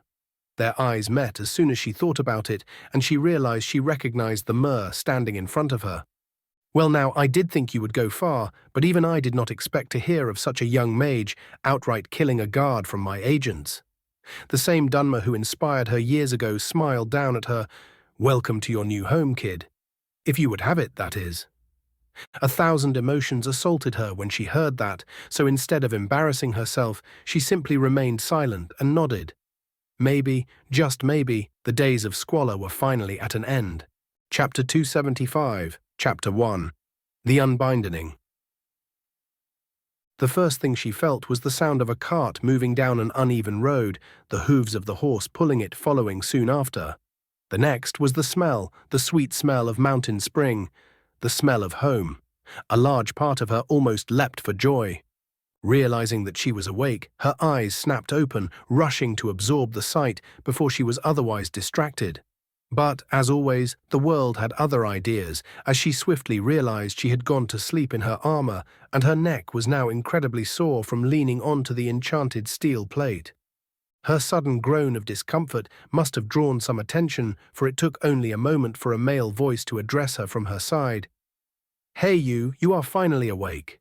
A brown-haired Nord of a stocky build, wearing light Legion armor adapted to Skyrim's climate, greeted her with a smile as he waved his hand in front of her face. She made a sound that vaguely resembled "yesh." The young man chuckled in amusement. "You were lucky your companion had proper documentation when you were found camping at the border. We had just caught a large rebel raiding party and found you nearby." He pauses and looks away with a wince, would not have liked what happened otherwise. Her eyes snapped open fully as she shifted into a more comfortable position. How by all the gods did I sleep through all that? Before the soldier can answer, the amused laughter of her fellow adventurer draws her attention. "Come now, you know it takes a giant swinging its club to wake you." The Altmer shakes his head at the memory invoked by his words. A distant noise draws her attention. "Who is that?" she asks a moment later while pointing at the cart behind them, where a young Nord of noble grooming was attempting to rouse his fellow prisoners into action. His words sounded more like rehearsed preaching than anything else, so they didn't have much effect. The heavily armed guards probably did not help him in making his point either. The Altmer shrugs lackadaisically. Some naive kid, probably. Damn idiot is practically asking them to commit suicide by annoyed legionaries. "Ah, one of those." She nodded, a slight feeling of disdain welling up within her unbidden. "Let us hope they are smart enough not to listen." Her friend hums and returns to reading a ballad of some sort, one of the many he took from their temporary home in Cyrodiil. Taking the hint, she leaves her friend to his musing and turns back to the soldier. "Where are we?" "On the road to Helgen," he answered after only a brief hesitation. "The prisoners need to be transferred to the dungeons, and your other friend said you needed to refill supplies." "I see." She trailed off momentarily, creating a mental picture of their position like she was taught. "That is probably wise," she concluded. The mention of her other companion caused her mixed feelings. On the one side, she was a highly trained soldier, assigned solely to ensure her protection, and was almost fanatically loyal from the moment she was informed of her true name. The other, the skillfully hidden devotion behind those cold eyes was growing more unnerving by the day. She once more cursed the Mer that thrust her toward her destiny without one moment to ask if she even wanted it. She did, of course, but it was the principle of the matter. "I am sorry?" She looked up and apologized to the amused soldier for ignoring him. "Don't sweat it. I hear your journey has been quite long." The legionary waves the whole thing off. "I wanted to inform you that we are—" "Attention, you maggots!" A loud call makes all the legionaries surrounding the column of carts straighten up. Even the drivers seem to stand at attention from their seats. An Orsima wearing personalized heavy Imperial armor walks by their cart as he speaks. Helgen is just over that hill, and I've just been informed that we will be visited by the general himself. I want the formation in perfect order, not a hair out of place. Is that understood? A mostly affirmative murmuring greets him in response. I said, the orc bellows, is that understood? Yes, Queester. The legionaries chorus drowning out the insults being thrown at their officer by the furious rebels. A silent moment passes before the amused voice of her friend is heard once more. Well now, he has certainly changed. You recognize him, Marco? She asks in surprise. You don't? He raises an eyebrow. That is Zarok, late of the Sprawl Freeman. Indeed. A clear female voice startles everyone on the cart as a lightly armored Imperial practically materializes in the sat opposite her. The Kester has proven his ability both in battle and as a commander multiple times since he enlisted. The High King himself honored him with a rather quick promotion after his actions at the Battle of Helgen Pass. The agent's voice flows with perfect neutrality, not betraying a single emotion as she spoke as if she was discussing the weather. What, Junes, did you just happen to check on his files before we accidentally ran into his unit? Marco snarks amusedly. Junes, or Junia, momentarily failed to suppress the twitch of her eye at the prodding. It lasted only for the briefest moment, but Marco still took it as a win and smirked triumphantly. Accepting that she would have to deal with the smug elf for a while, Junia simply answered the question. I have read up on every Decanus and above stationed in the south of Skyrim before we crossed the border. I did not see you carry a library with you, Marco points out. Junia merely smiled at that. We have our ways. Before the two could start squabbling any further, she spoke. Where have you been, Junia? The Penitus Oculatus agent inclined her head. Just scouting the cohort and ensuring we were not under any threat, my lady. Yeah, you know, you could actually try and be subtle about this. Marco deadpans. Surprisingly, it is the legionary who answers him. We know not to meddle with things so far above our pay grade. Aye, lad. The cart driver snorts, selectively deaf the lot of us are. A brief silence descends upon the cart, and it takes her only a moment to realize her rudeness. She looks at the soldier. Apologies for my rudeness. I spoke to you without even introducing myself. He chuckles and raises a hand to forestall her, earning himself a quick frown from Junia in the process. It is fine, you just woke up. Name's Hadvar. My thanks for your patience, Hadvar. She smiles. Minthara is my name. Just Minthara? Hadvar asks with a fair bit of growing amusement. For a moment she finds herself confused at the reaction, only to be broken out of it by Marco laughing his arse off. Oh, come on, you are a bloody dragon slayer. He shakes her head. There is not a Nord worth his mead that does not know your name. Minthara, suddenly taken aback by this, could only react one way, even with all the training she received back in Cyrodiil. She lowered her head and attempted to disappear in her corner of the cart, failing miserably. Warm laughter erupts across the cart, even Junia joining in briefly. But it lasts only briefly, for mere moments later the driver spoke. We are here. Their approach was silent as the fortified town came into view, looking completely different from its state when they first left Skyrim. The basic stone wall and crumbling towers were replaced with what looked to be a completely new layer of greater quality stone surrounding it all. The walls were thicker, the towers sturdier, and she could even spy scorpions mounted atop them. A vast camp of the Imperial Legion surrounded the city from the west, incidentally also the direction from which they were approaching. So she got the perfect view of well over 1,000 hardened warriors forming up within seconds, leaving their pastimes and tents with the efficiency of a well-oiled automaton. Soon they were passing through the gates, catching just out of the corner of their eyes the sight of General Tullius furiously yelling at a frowning Thalmor-robed woman who was quoting some kind of jurisdiction she supposedly held over the prisoners. Think you can take her out if she starts being a problem? Minthara quietly asks Junia after she made sure no one else could hear her. The agent gives her an amused look. A good line of thought, but no. She sighs dramatically. I am unable to kill the Altmer ambassador at this time. Realizing her mistake at not recognizing the Altmer, Minthara winces. Oh. Quite. Junior smiles. She was not assigned to her as a mere bodyguard, but as a part-time trainer in the matters of intrigue as well, and to her growing frustration, the agent took her job very seriously. They remained silent all the way until the carts were parked in the town's centre, the officer with the list of prisoners not even looking up from her ledger and pointing to her right. "The general wishes to see you. Move along." Hadvars offered a quick farewell before he fell in next to the centurion and took over the list, questioning the prisoners about their origins and names, almost getting into a fight with a blonde man who was supposedly from the same village as him. Fucking Ulfric. The thoughts came to Minthara unbidden, not that she disagreed. Her attention was drawn back to the front as Junior offered the man in front of her a crisp salute. "General," she greeted, genuinely respectful to the man. "Operative." Tullius nodded and turned to her, Dragonbane, and added another quick greeting, "Viamo's kid." "Nephew, actually," Marco smirked, minorly irritating the Imperial man.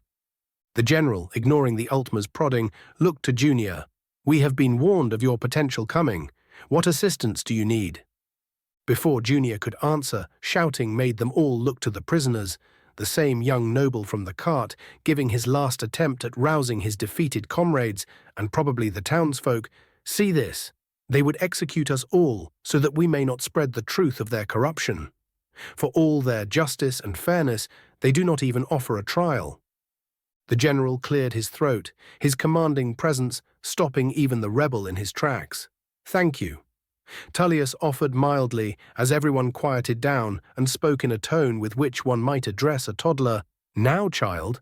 The noble winces at the term. "Why exactly do you think you are about to be executed?" A bit confused, the young man points at the headman's block in the center of the square. "It's why you brought us here, no?" "Every town has a headsman's block." Tullius deadpans, completely unamused.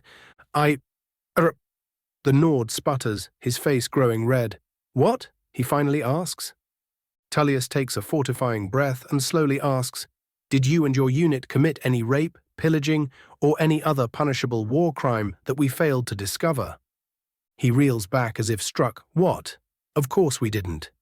Which is why you get to languish in the dungeons instead of being beheaded," Tullius explains patiently. Seemingly lost as to what to say to the general, the young man looks around and notices her. You are Dragonbane, are you not?" Hiding her embarrassment to much greater effect this time, as it was overwhelmed by her annoyance at being singled out. Minthara raises an eyebrow. "Yes? Why do you stand beside these traitors then?" He points a finger at the general, who was by now palming his face and attempting to hold back a migraine. "You are a true Nord hero. How can you betray your people like that?" Rolling her eyes at the pitiful attempt, she pulls back her crimson hair, showing off her slightly pointed ears. "I will have to disappoint you then." She pointedly ignored the newly arrived ambassador, muttering, "Mongrel filth," with far more vitriol than she would assign to even the most arduous of Talos worshippers. The Stormcloak pauses briefly before seemingly coming to the most obvious conclusion he could. "Even with, if you finish that sentence with what I think you are about to say, I will feed you your own cock." Minthara cuts him off, her eyes narrowing into slits. The amount of times she had heard that particular theory from her fellow Nords was a very sore spot, and her draconic instincts were not helping. The townsfolk and many legionaries outright laughed at her reaction, but the young man would not be stopped.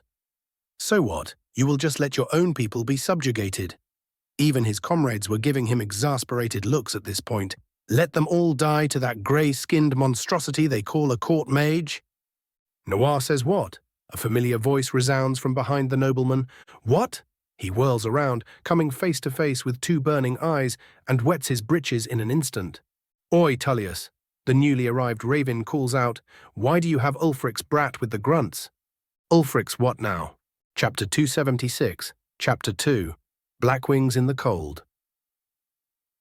Raven's POV. Complete silence descended upon the central square of Helgen. My sudden entrance and the question that followed it stunned most people on the Imperial side, and even a good number of the Stormcloaks, judging by the gaping of what I presumed were the newer recruits. Most of the idiots probably didn't even know Ulfric had a son. Just as planned, the usual reaction to my existence gave me a perfect opportunity to give my long-missing apprentices a quick once-over. Both looked greatly changed by their abrupt adventure, both their auras and postures now giving the impression of seasoned travelers and warriors instead of the bumbling young adults that left Winterhold about a year ago. Marco completely embraced his origins as an elf from Skyrim, growing a short braided beard and wearing a very Viking-esque chainmail and gambeson combo with the addition of a large cloak of dull yellow embroidered with decorative Nordic runes. His lute was in perfect condition and even seemed to have slightly adapted to him, going by the light hum of magicka simmering from within, while his blade, one of the Galderson's weapons, if I remembered correctly, had its grip replaced and its blade repaired with the hands of a master. He even seemed respectably built now, not that that would free him of his status as the elven twig of the group. As much as Marco looked changed, Minthara outright looked like a different person. Whatever instruction Titus provided her with left her projecting a sense of confidence and certainty, almost beckoning those around her to look at her and listen when she spoke. The scared and confused teenager I found in the slums of Solitude years ago was well and truly gone, replaced with a young woman who looked ready to take on the world. Also gone was her mismatched armor she either got from me or pilfered from the expedition to Blackreach, and in its place she now wore knightly plate armor over robes of black, crimson and gold, proudly displaying her heritage to all who knew to look. Truly, she was the image of a warrior noble, or she would have been had she not just threatened a man with force-feeding him his own genitalia. A Nordic warrior noble, then. She even took it a step further, wearing a red cloak with the sigil of House Septim covering a good chunk of its surface, and it was positioned perfectly for Elenwen to see it in its entirety, which brought me great amusement. But what truly drew my attention was the blade at her hip. At first glance, it looked like the usual blade's katana, but only a slightly deeper look allowed me to see the many soul fragments within, many of them actively looking at the other people present and were seemingly ready to react in some way should anything happen. One of the souls was even trying to stare at me, not that it would ever manage to pierce my shroud, but it was interesting to know they could take cues from their wielder. The unusual new toy made my inspection last just a split second longer than originally planned, leading to my focused gaze snapping her out of her surprised state and directing a glare of such fury at me I could actually feel the heat of it all the way here. It would seem my shenanigans were about to catch up to me. Distraction go. I ignore the furious demigod as my eyes snap to my dearest ambassador friend. The smile I give her in greeting sends chills down her spine as I spread my arms and start approaching her as if to offer a hug. "Elenwen, my dear," I exclaim. She outright flinches. "My world was darkened with your constant absence." Her assistant, an Altmer male wearing the signature robes of a justiciar, looks at me like I grew a second head, and almost falls on his arse in surprise as he sees his boss stuttering in fear as I approached her as if to embrace an old friend. She panics for a moment, but quickly composes herself. "A pleasure as always, Lord Dagoth." She forces out, not sounding all that pleasured, "But I am afraid I have no time for pleasantries. By your leave." Being a generous soul, I nod and let her run with her tail between her legs. By the time she heard of my dealings with Narcissus, she understood that I was someone who went well above her pay grade now, and she was now just a pretty little ornament in the icy lands of Skyrim, here only for the sake of her superior's pride. Oh, they could have escalated the situation and attempted to remove my influence in some convoluted plot. There was no doubt about that.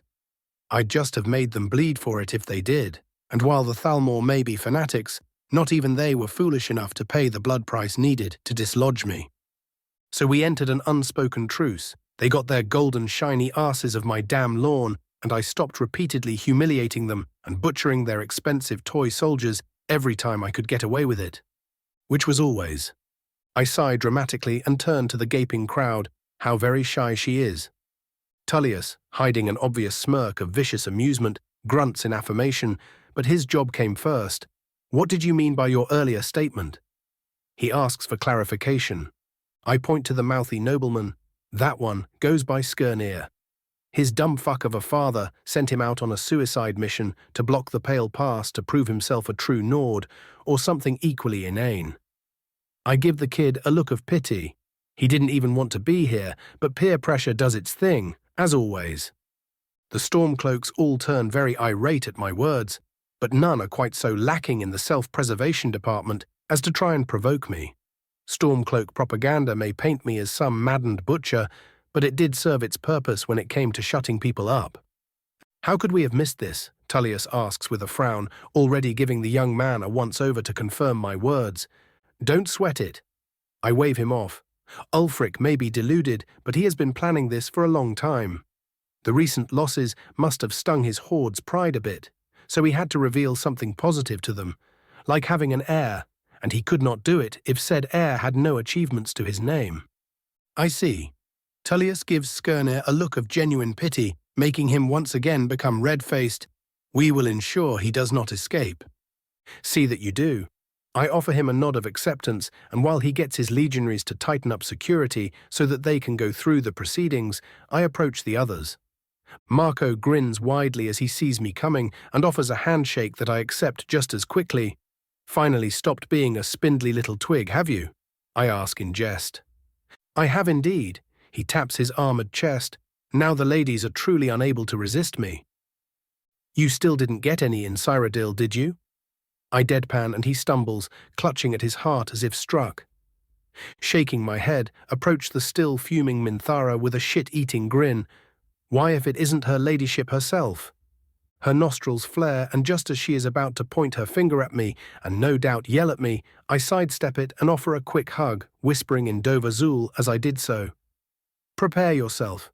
She stiffens at the sudden change of tone, but quickly nods, her hand twitching toward her sword as nervousness sinks in. The little Imperial agent that seems to be following her around watches me like a hawk with a deep frown. Whatever she learned about me led her to be very confused with my behavior, and she was no doubt allowing her well-trained paranoia to get to work in analyzing me. I had reached such a high level of bullshit, I no longer needed to purposefully torment those around me. The sound of Tullius talking draws our attention to the central square once more, just in time to find him standing in front of the captured rebels while surrounded by his guards. And as such, you are to be held captive for the duration of the uprising. Your fates shall be decided by the lawfully elected High King after everything settles. He gives Ulfric's son a pointed look, and no, you won't be getting heroically executed. Butchering every member of an uprising is neither wise nor is it productive, leading to even more embarrassment for the man. He goes on to speak further, but a distant roar stops him in his tracks. His eyes immediately snap to me. What was that? Evacuate everyone and have the troops man the scorpions. I answer immediately, the anticipation already building up within me as my mind goes over all of my preparations for this, the most auspicious of days. Thank fuck nobody can hear your cringeworthy thoughts. Scorch deadpans. Tullius does not wait for further explanation and starts barking orders. The prisoners get immediately manhandled toward the central keep, quickly followed by all non-combatants in reach. Many such scenes repeated throughout the town as suspicious masked figures started dragging whoever was dumb enough to still be dawdling deeper underground. The roar resounds once again, inducing bone-deep fear in most of those who could hear it. What is happening? A slightly panicky Marco asks while shaking my shoulder, though even through his panic he still held his sword at the ready. Instead of answering him, I look at Minthara with a grin I did not notice appearing on my face. Destiny has come. For a brief moment I see her pale in fear, but that lasts for a single flicker before she draws her sword, its orichalcum blade alight with the power of an unfamiliar enchantment, and readies herself. Once again, the roar assaults our hearing, even closer than before. Whatever it is approaching us fast, Marco states the obvious. Junior gives Minthara a look as if to suggest a retreat, but that only earns her a death glare from the demigod. My limbs quiver in anticipation, and Scorch, the absolute mad lad, starts chanting the song of the Dragonborn through our connection.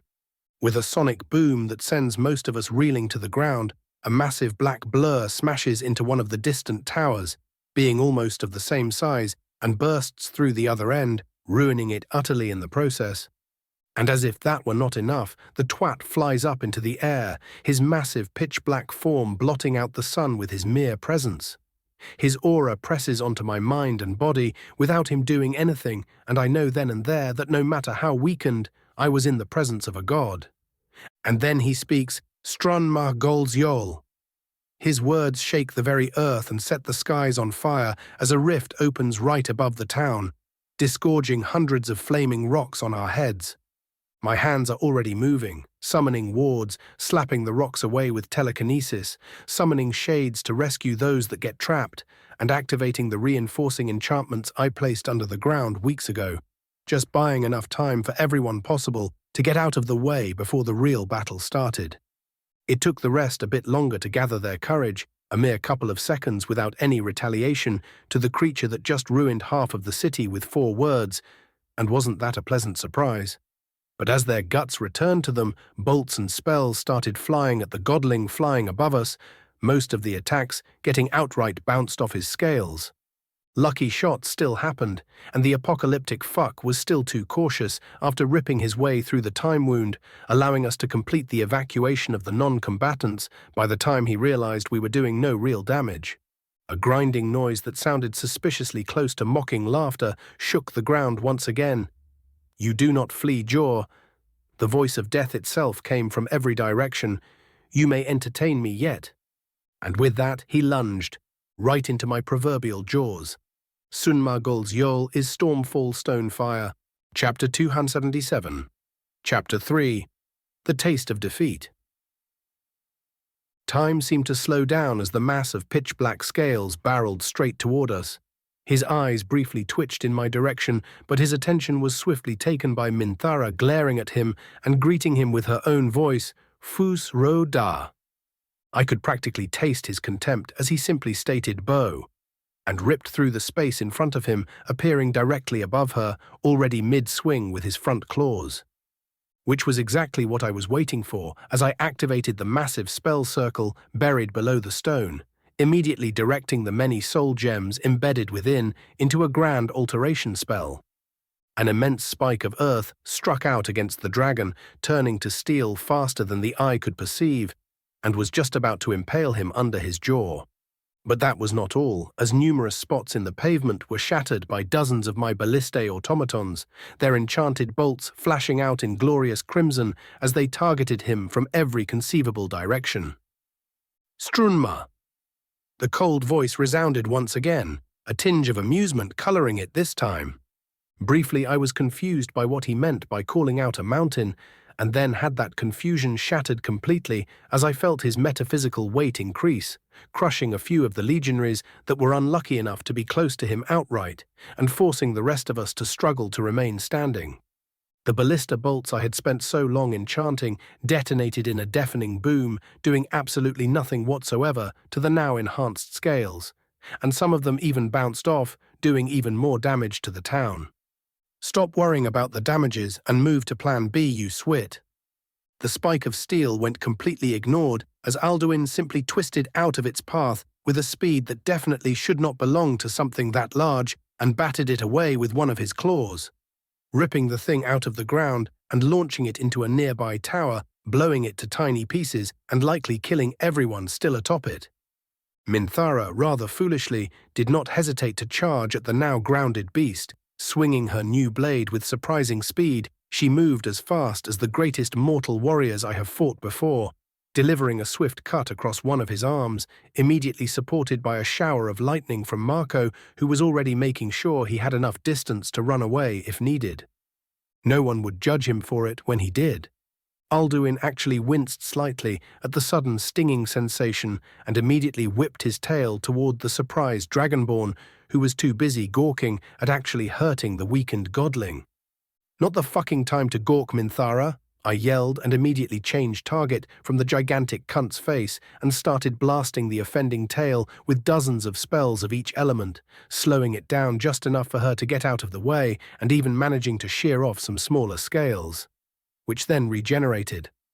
But a dragon's whole body was a living weapon, doubly so in the case of a dragon god. While we were focusing on a single limb, he was already swinging out with both his arms, the pitch-black claws practically flashing into existence before us. I only had a split second to shadow step out of the way of the blow that completely shattered the house behind me without even touching it.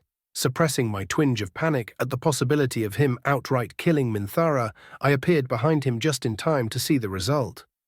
I will admit I did gape a bit when I saw her sword glowing a brilliant gold and a good 10 shimmering ghosts, vaguely resembling the blades from the Septim era, all blocking the blow together with perfect coordination. Even the big bad dragon was distracted and looked like he was about to start mocking her. I naturally did not waste the opportunity and immediately invoked Magnus's gaze, directing his staff straight at the arsehole's arsehole and combining all the elements into a single disintegration beam. Just as Savos taught me. And just to make sure it stuck, I shouted, "Jor Zar Frul." The shout struck its target perfectly, shimmering over his scales in its baleful blue hue, but I could already feel the mountain shout still having an effect as the added weight worked to resist my curse. And then my spell struck. A roar of pain and, more prominently, indignation almost blew out my eardrums as Alduin was slammed into the ground with the magical power of a god channeled by an archmage. Minthara wasted no time in turning to the attack and started slashing at him like a complete madwoman, her own magic working to speed her up as much as inhumanly possible as numerous cuts appeared on the world ender's pace. And then my 6 seconds ran out. "Tid!" came the clipped shout from the enraged dragon. Time slowed down to a near halt, only Akatosh's blessing letting me see those 2 hateful orbs he called eyes focus their full intent on me and the mountain of black scales snapping around in an attempt to devour me, smacking Minthara in the face in the process and launching her straight at Marco. My robes activated before I could even register the event, letting the jaws harmlessly pass through me and buying me just enough time to activate my next spell before the slowed time could drain my ethereal form. Space cracked in front of me, and I disappeared from my previous spot, suddenly standing hundreds of meters above the almost completely destroyed town. Even from here, I could see the battle still going on. Spells and bolts were still flying at the furious dragon, who ignored them all in his fixation on finding the mortal who humiliated him. I naturally would oblige. Letting loose the levitation spell I activated on pure instinct, I let myself descend into a freefall, Oriel's bow already in my hands, and as much magicka as I could push within, bursting from within me. Alduin's eyes snapped upwards, widening briefly as he felt the aura of my weapon.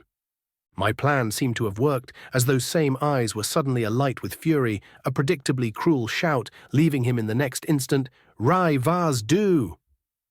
Anyone else would have been stunned by pants-shitting terror as the fucker literally attempted to eat my soul for daring to fight back. But I had long since prepared myself for his potential conceptual powers as my shroud allowed me to simply ignore the crime against nature directed at me. Alduin had just enough time to blink in surprise as the overcharged sun-hallowed arrow found its way straight into his gaping maw, exploding within him a blink later. Once again, I cracked the space around me, avoiding the claw attempting to skewer me and appearing to his side, my hands already weaving a new spell as he coughed in brain-melting pain. Something told me, though, that that cough was anything but. And then, for the first time in a long time, my precognition failed utterly as I was suddenly smashed aside with an absent tail swing, thankfully not getting impaled on anything in the process, as my offhand already went to work speeding up my healing. As I got up, I could see Alduin leveling another glare at me. "You are a bold one indeed," he snarled. "You should be honored, mortal. Your soul shall serve as my first meal in this accursed world." He must have expected something else because my following words actually made him stop for a moment, the attacks of the Legion and my animunculi still completely ignored. "How about no?" "Enough," he barks. "I have toyed with you fools long enough. Vokrai mulag kya." Did he just use a fucking dragon aspect as a dragon? I deadpan at the unfairness of the world, and then quickly book it as he practically teleports in front of me, whatever shout he used to bypass my clairvoyance going unused as he was focusing on keeping his current one going. With each narrow dodge, I blasted him with more spells, re-shouting Dragon Rend every single time he managed to shrug it off, my throat bleeding due to the strain. Buildings were blown up or crushed each second as our merry chase continued, numerous soldiers dying as Tullius's order to disperse could never remove the simple factor of dumb bad luck. I led him back toward the square once more, straight down the lane my ballistae had repositioned themselves toward, all of them aiming at one of the bigger wounds on his rear leg as I blasted him with my last dragon rend before my voice gave out completely. The sudden limp slowed him down just enough for me to blast even more disintegration beams down his maw, pushing him back even further in the hopes of making him fuck off.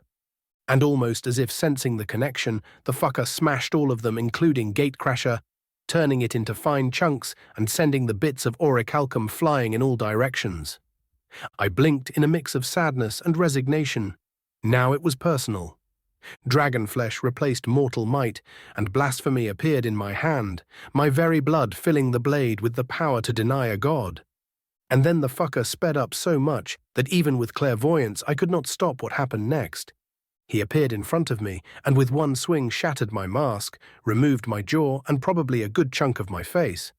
I don't know, because I could not really think at that moment. And then he blasted me with what I vaguely recognized as a wordless, unrelenting force. Shit. Minthara's POV.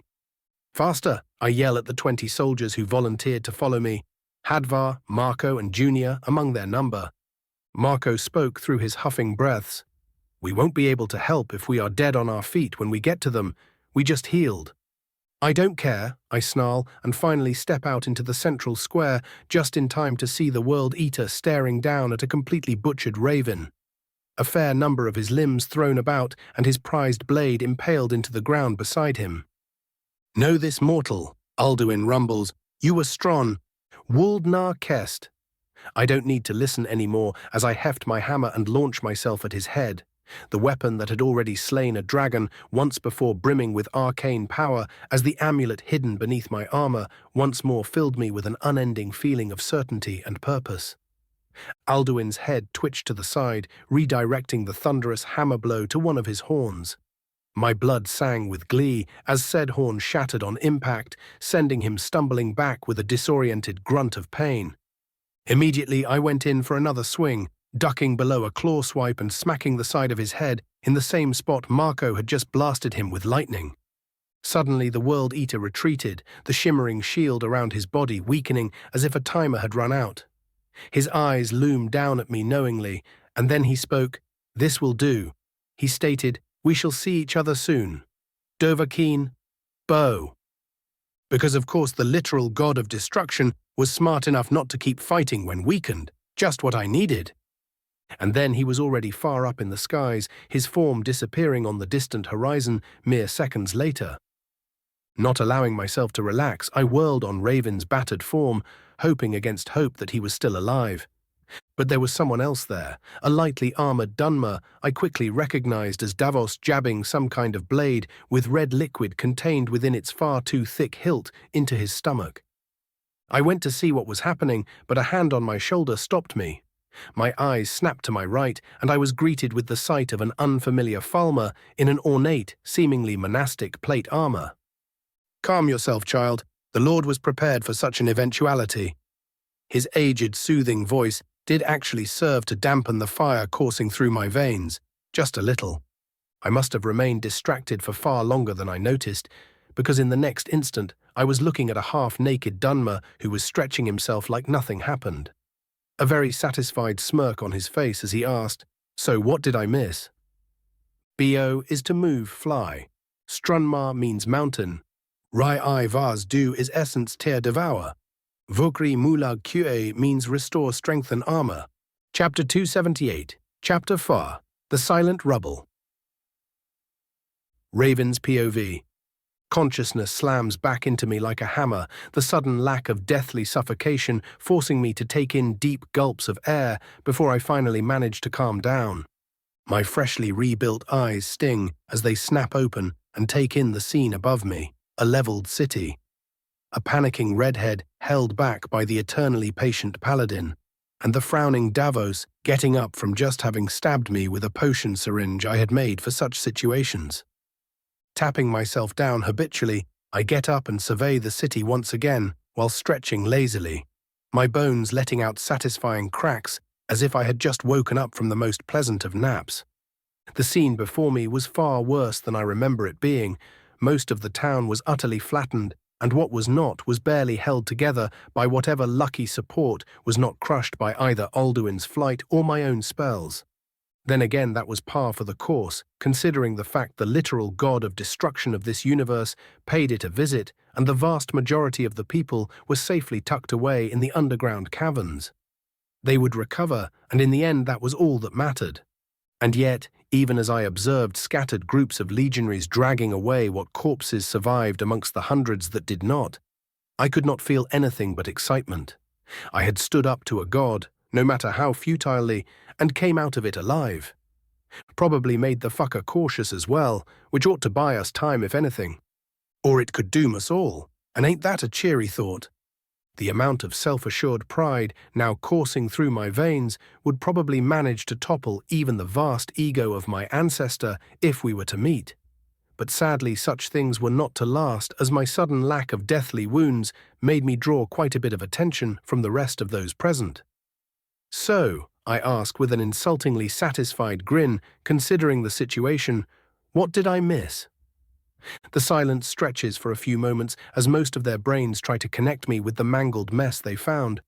But as one might expect, the literal demigod breaks out of it first and points at me. "Put some damned clothes on." I give her the driest deadpan in my arsenal. Yes, let me just holler over to the god of death and destruction so that he can repair the robes he destroyed. I am sure he will be sporting about the whole thing. She covers her face with a hand and takes a fortifying breath, failing to completely hide the slightest hint of a blush on her face, and speaks again. "I know you always carry a bunch with you. Stop being contrarian, you arse." "Or, I was hoping your time south did not make you less fun to annoy, but I guess a Mer cannot have his eggs and eat them." I shrug, ignoring the glare being sent my way, and snap my fingers, clothing myself in luxurious noble attire in the blink of an eye, and summoning a cigar for good measure. "That proper enough for you, my lady?" I ask mockingly as the stick of magic drugs lights itself. "Yes." Her eye twitches, the glare soon softening into the true expression of her inner concern. "Are you sure you are well? When we found you." She trails off, paling ever so slightly. I wave the whole thing off. The fact that I am alive is a bloody miracle, and I thank the gods for the fact the fucker was weakened when he ripped his way back into the world, or all of us would have been so thoroughly fucked even Molag Bal would wince at the sight. A good number of the legionaries that followed the group here blanch at my words, but the rest are too used to me to react in any way.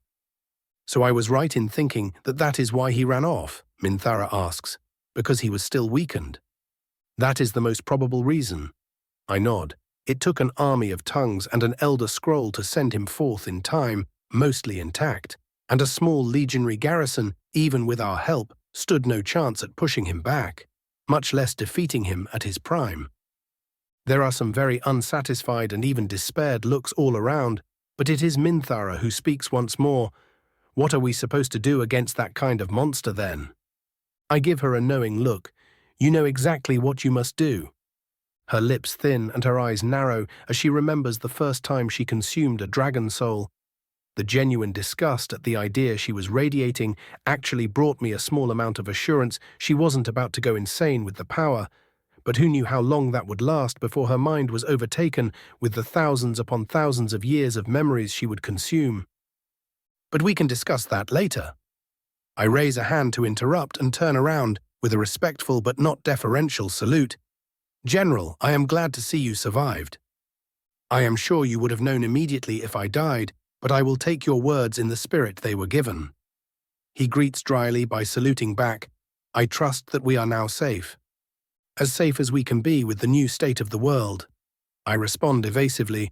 "But no, I don't think we will be getting attacked again soon in any case." "Good." His answer is clipped, but I see the slightest relaxing of his shoulders. The attack had rattled even him. Still, the man was a seasoned general for a reason, and he proves as such as he focuses back on the present. What was that thing? I started walking away without answering initially, quickly waving for those relevant to follow me, while the rest went to work doing emergency repairs or looking for people to heal. We make some distance, finding ourselves in a thoroughly burned but at least hidden part of the town. As we stop, I turn back to Tullus. How far into your study of the Nords are you? He frowns slightly, but trusts me enough to know that my question has a point and answers, I have read up on multiple traditions and legends. Why? Have you ever chanced upon the legend of Alduin the World Eater? I ask, and a weight descends upon the hidden alcove. I have. Tullius answers automatically and then stops himself, his eyes snapping to mine. You don't mean? But I do, General. I grin. That big black bastard that ruined the town was no beast. That was a god. Most of those who had been already informed of the likely future barely react to the information, but the likes of Gelibor, Junior, and Tullius reward my words with genuine horror in their eyes. A silent moment later, Tullius speaks once more, a weak mutter leaving him. Have the gods truly abandoned us so thoroughly? Without any warning, I approach the man and tap him on the shoulder, making him wince at the force. Worry not, General. They may have decided to be cunts about it, but they did send us some help in their usual manner. Raven? The older man's despair is momentarily overtaken by exasperation as he deadpans, Control your sadism for a moment and tell me, this is important. Fine, fine. I raise my hands in surrender before lowering them and pointing to the exasperated Minthara. It is my honor to introduce to you one Lady Minthara Septim, adopted daughter of Titus Mede II and the youngest child of Akatosh. Your dramatics entertain no one but yourself, the annoyed demigod accuses while she still has the chance. Which is exactly enough. I smile and offer a light bow. Enjoy. Gelibor is the first to react as his eyes almost pop out of his skull and he starts asking a downright uncomfortable amount of questions, only to swiftly be out-yelled by the downright baffled general trying to grasp at his liege lord's thinking. Davos, who had silently moved to my side while everyone was busy staring, points at Gelibor and whispers, "You sure telling Mr. High and Mighty about the literal child of his god is a good idea. Best let him adapt as quickly as possible. Lying about it would have just led to resentment later on." I explain without looking at him. Still, it would be prudent to have him watched in case his loyalties change. Was already planning on it, boss, Davos confirms lazily, already adapting to the increasing amount of responsibility I was sending his way. What use were subordinates if you had to micromanage everything they did anyway? The sudden and rather heated conversation died down not long after it started. Having a princess of their empire, demigod of their religion, yell at them to shut their mouths for one bloody second did cause some amusing reactions from the recipients, but it did shut them up. The glare she sent me as well naturally passed me by like a light breeze.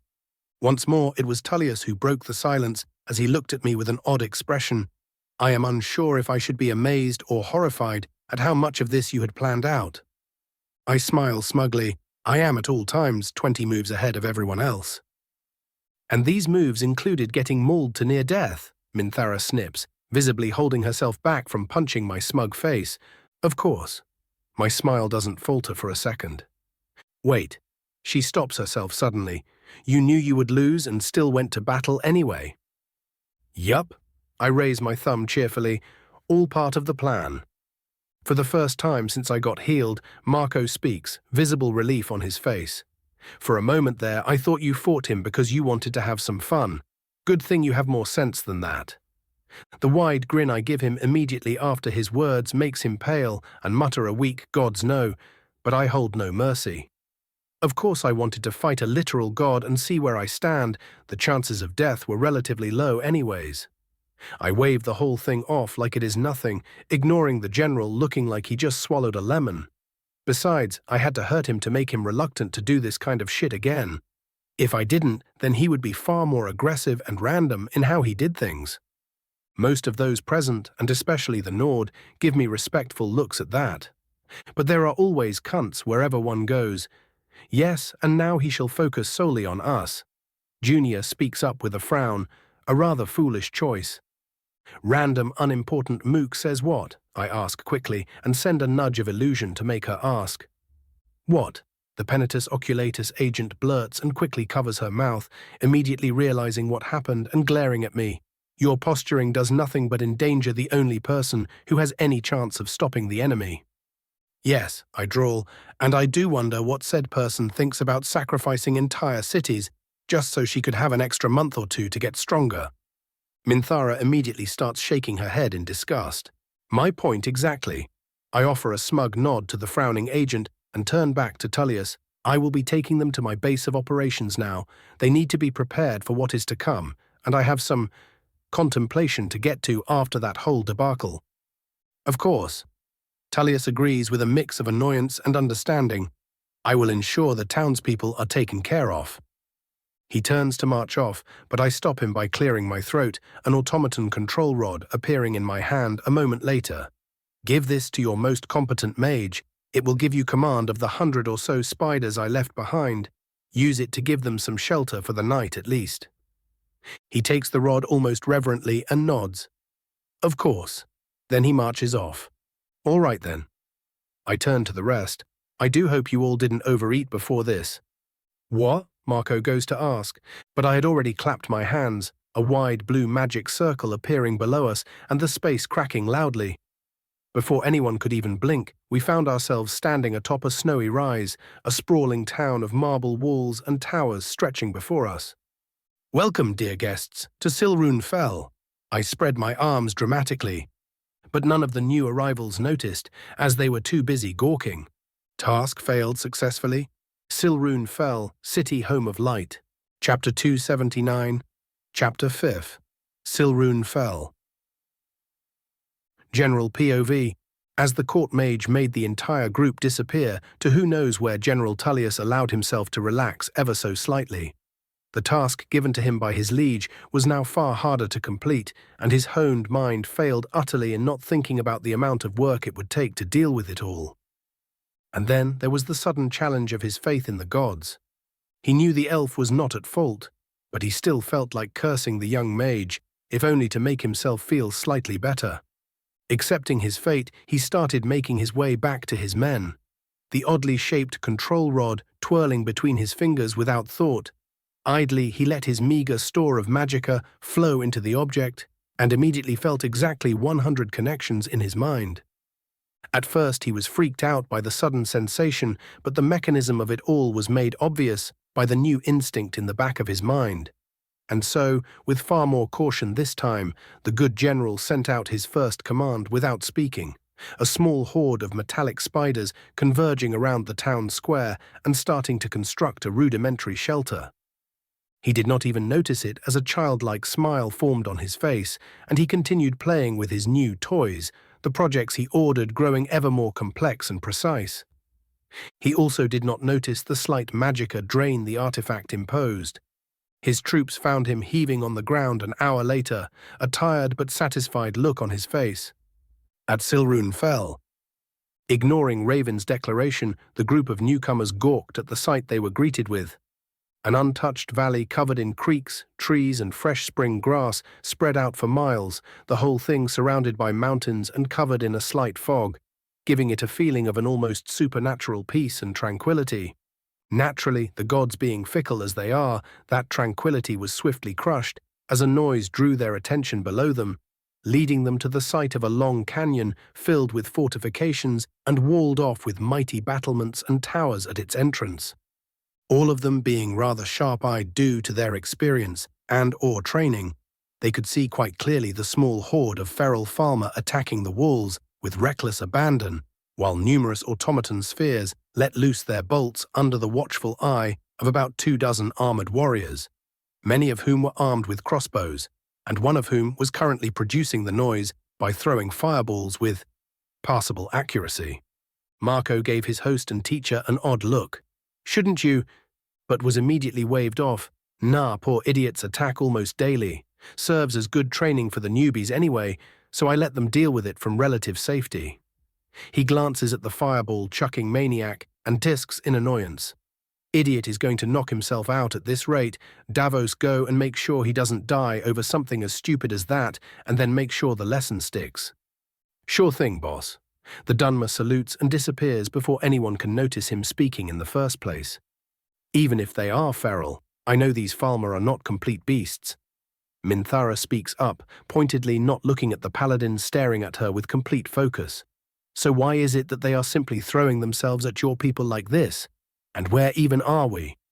Raven waved for them to follow him and explained on the way, to answer your first question, it is because we stole the shamans of almost every tribe out there. Dare I ask why? Minthara asks, completely unbothered by the idea. Because only the mages can be restored.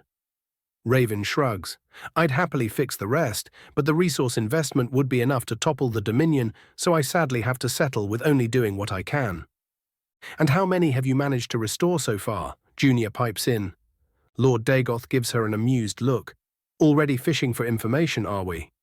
Before she can answer, he waves her off. Don't bother, I expected as much and do not fear answering.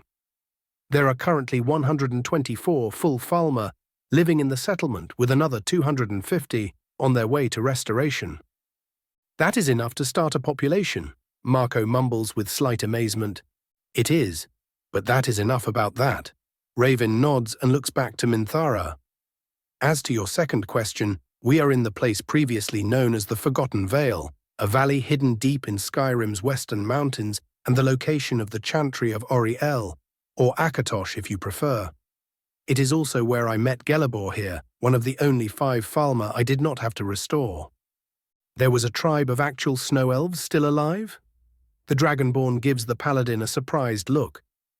Gelebor smiles wistfully and shakes his head. I am afraid not, my lady.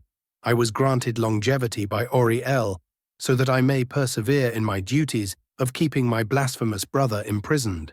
It is Lord Dagoth who set me free from my task and unfroze 4 of my fellow paladins when he came here to cleanse the Chantry with his army. I feel like there was a lot left out of that story. She mutters suspiciously. The paladin immediately bows. When we have time, I would be more than happy to tell you everything you wish to know, your ladyship. The constant bowing and, in her eyes, unearned reverence was slowly starting to irritate her, but much to Raven's surprise, he could only see her left eye twitch slightly before she offered the elven devotee a polite smile and continued walking.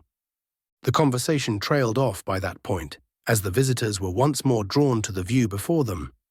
Orderly plots carved into the stony walls of the mountain at the canyon's upper exit and spreading out in a vague eye shape dotted the entire path between them and their destination.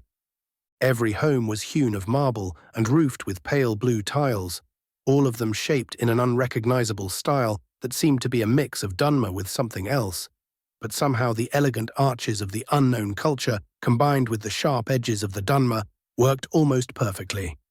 They were not all of uniform size, but most seemed to be able to house a family of 5 and had a front garden with vegetables already growing. Animals were only permitted to be raised off the main path, so they were out of sight, and more importantly, outside of anyone's smelling range. The paved road led the group through a central square where a small market was already being assembled. Stalls made of a similar marble-like stone dotted the place in an organized chaos, as Dunmer and Falmer, and even some Nords who were until then trying to sell their wares, all turned silent and offered respectful bows to them as they passed. Their destination made itself rather obvious when they crested a small rise and came upon the Chantry of Oriel, the mostly restored monument almost glowing in the sunlight and covering all of those carrying the Chief Divine's blessing in a warm embrace. But that was not what drew most of their attention, as a massive pale tower, covered in the banners of House Dagoth, towered over even the Chantry itself. Numerous windows and terraces dotted the massive structure in what was once more an organized kind of chaos. If one looked hard enough, they could even see Nightshade currently resting in a comfortable chair at one of the higher terraces, while a small Dunmer child gave her a report on her studies. Raven's POV. I lead the group to the nearby way shrine, the teleportation device immediately reacting to my presence and opening up a path that was not there before. Wordlessly, I step through, and I only have to wait for a couple of seconds before the rest also start entering one after the other. And this, my dear guests, is Tel Dagoth, my new home. I spread my arms welcomingly. Minthara gives me a dry look. The Tower of Dagoth. Not very creative, is it? It is tradition, I shrug helplessly. Besides, That is exactly what it is. The tower where House Dagoth houses their magi.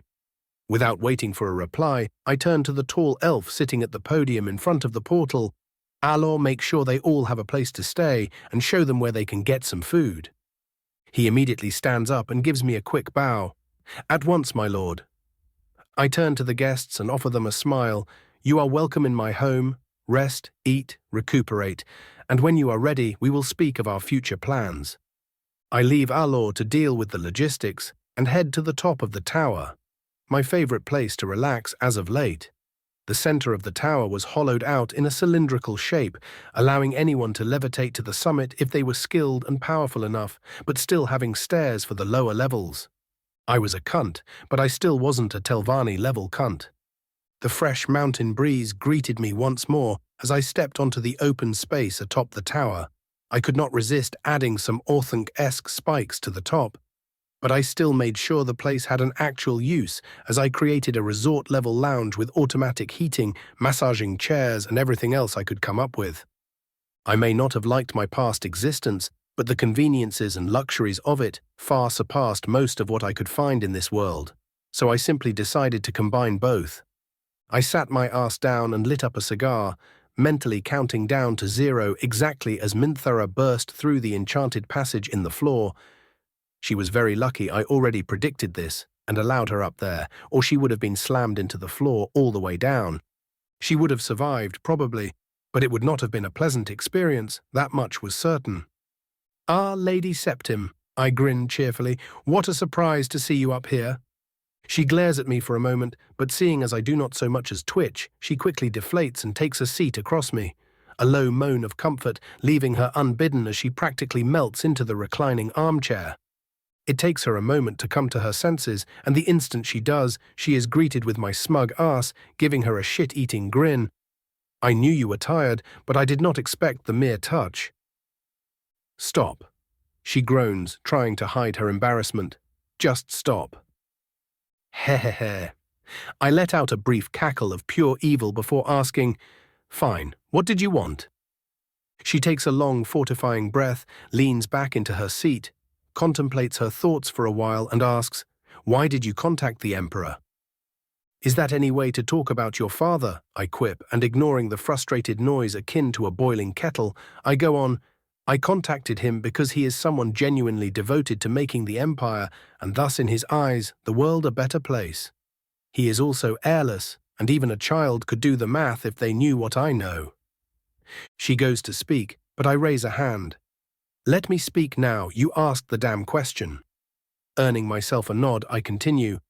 "As I was saying, he is a good man, and the truth of your ancestry would have come out sooner or later, leading to people trying to prop you up on the ruby throne as their puppet, and so I thought I may as well make sure you get the best deal you could.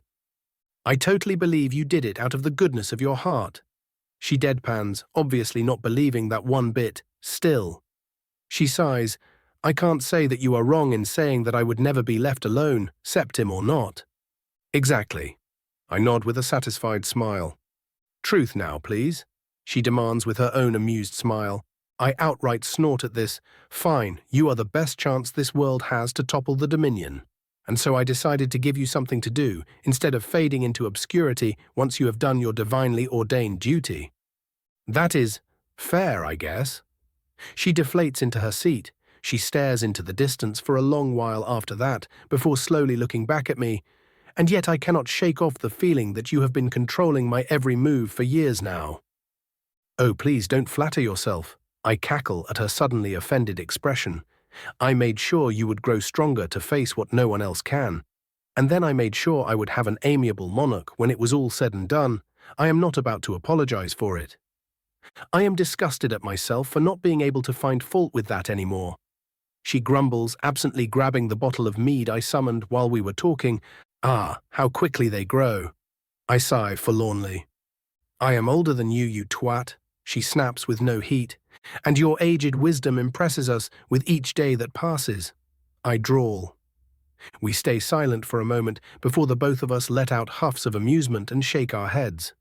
"Also," I add after a pause, "it isn't like you have no talent or desire for leadership.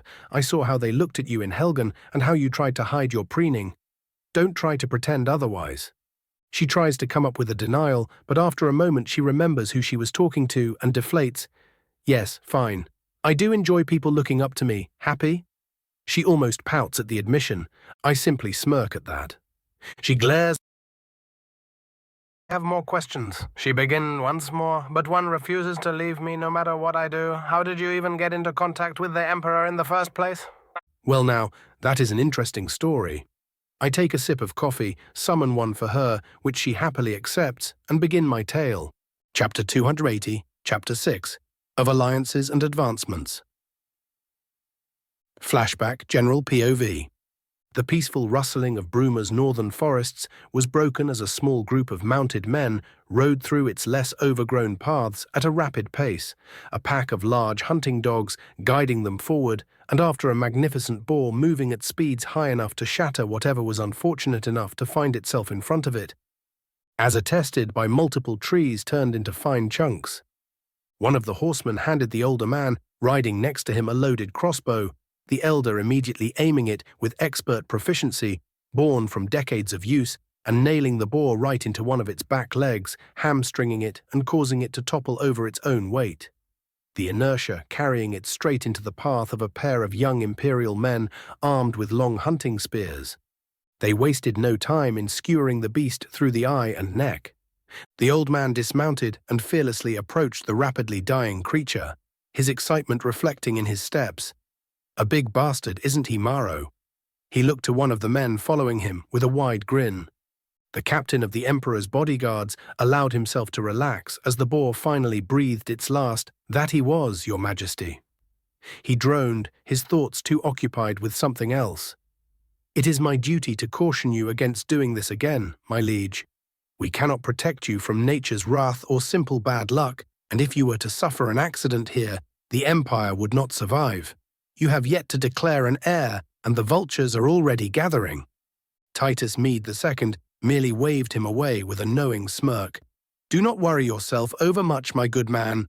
We are here for more reason than the personal amusement of an old fart."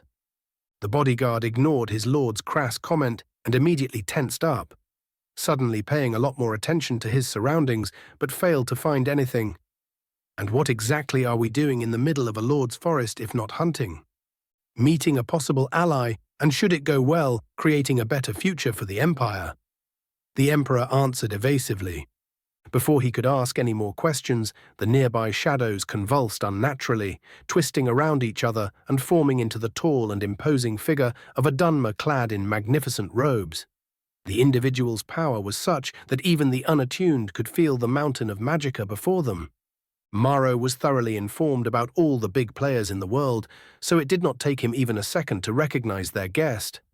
"What are you doing here?" he asked while grasping the hilt of his sword, the rest of the Imperials following suit. "Peace now."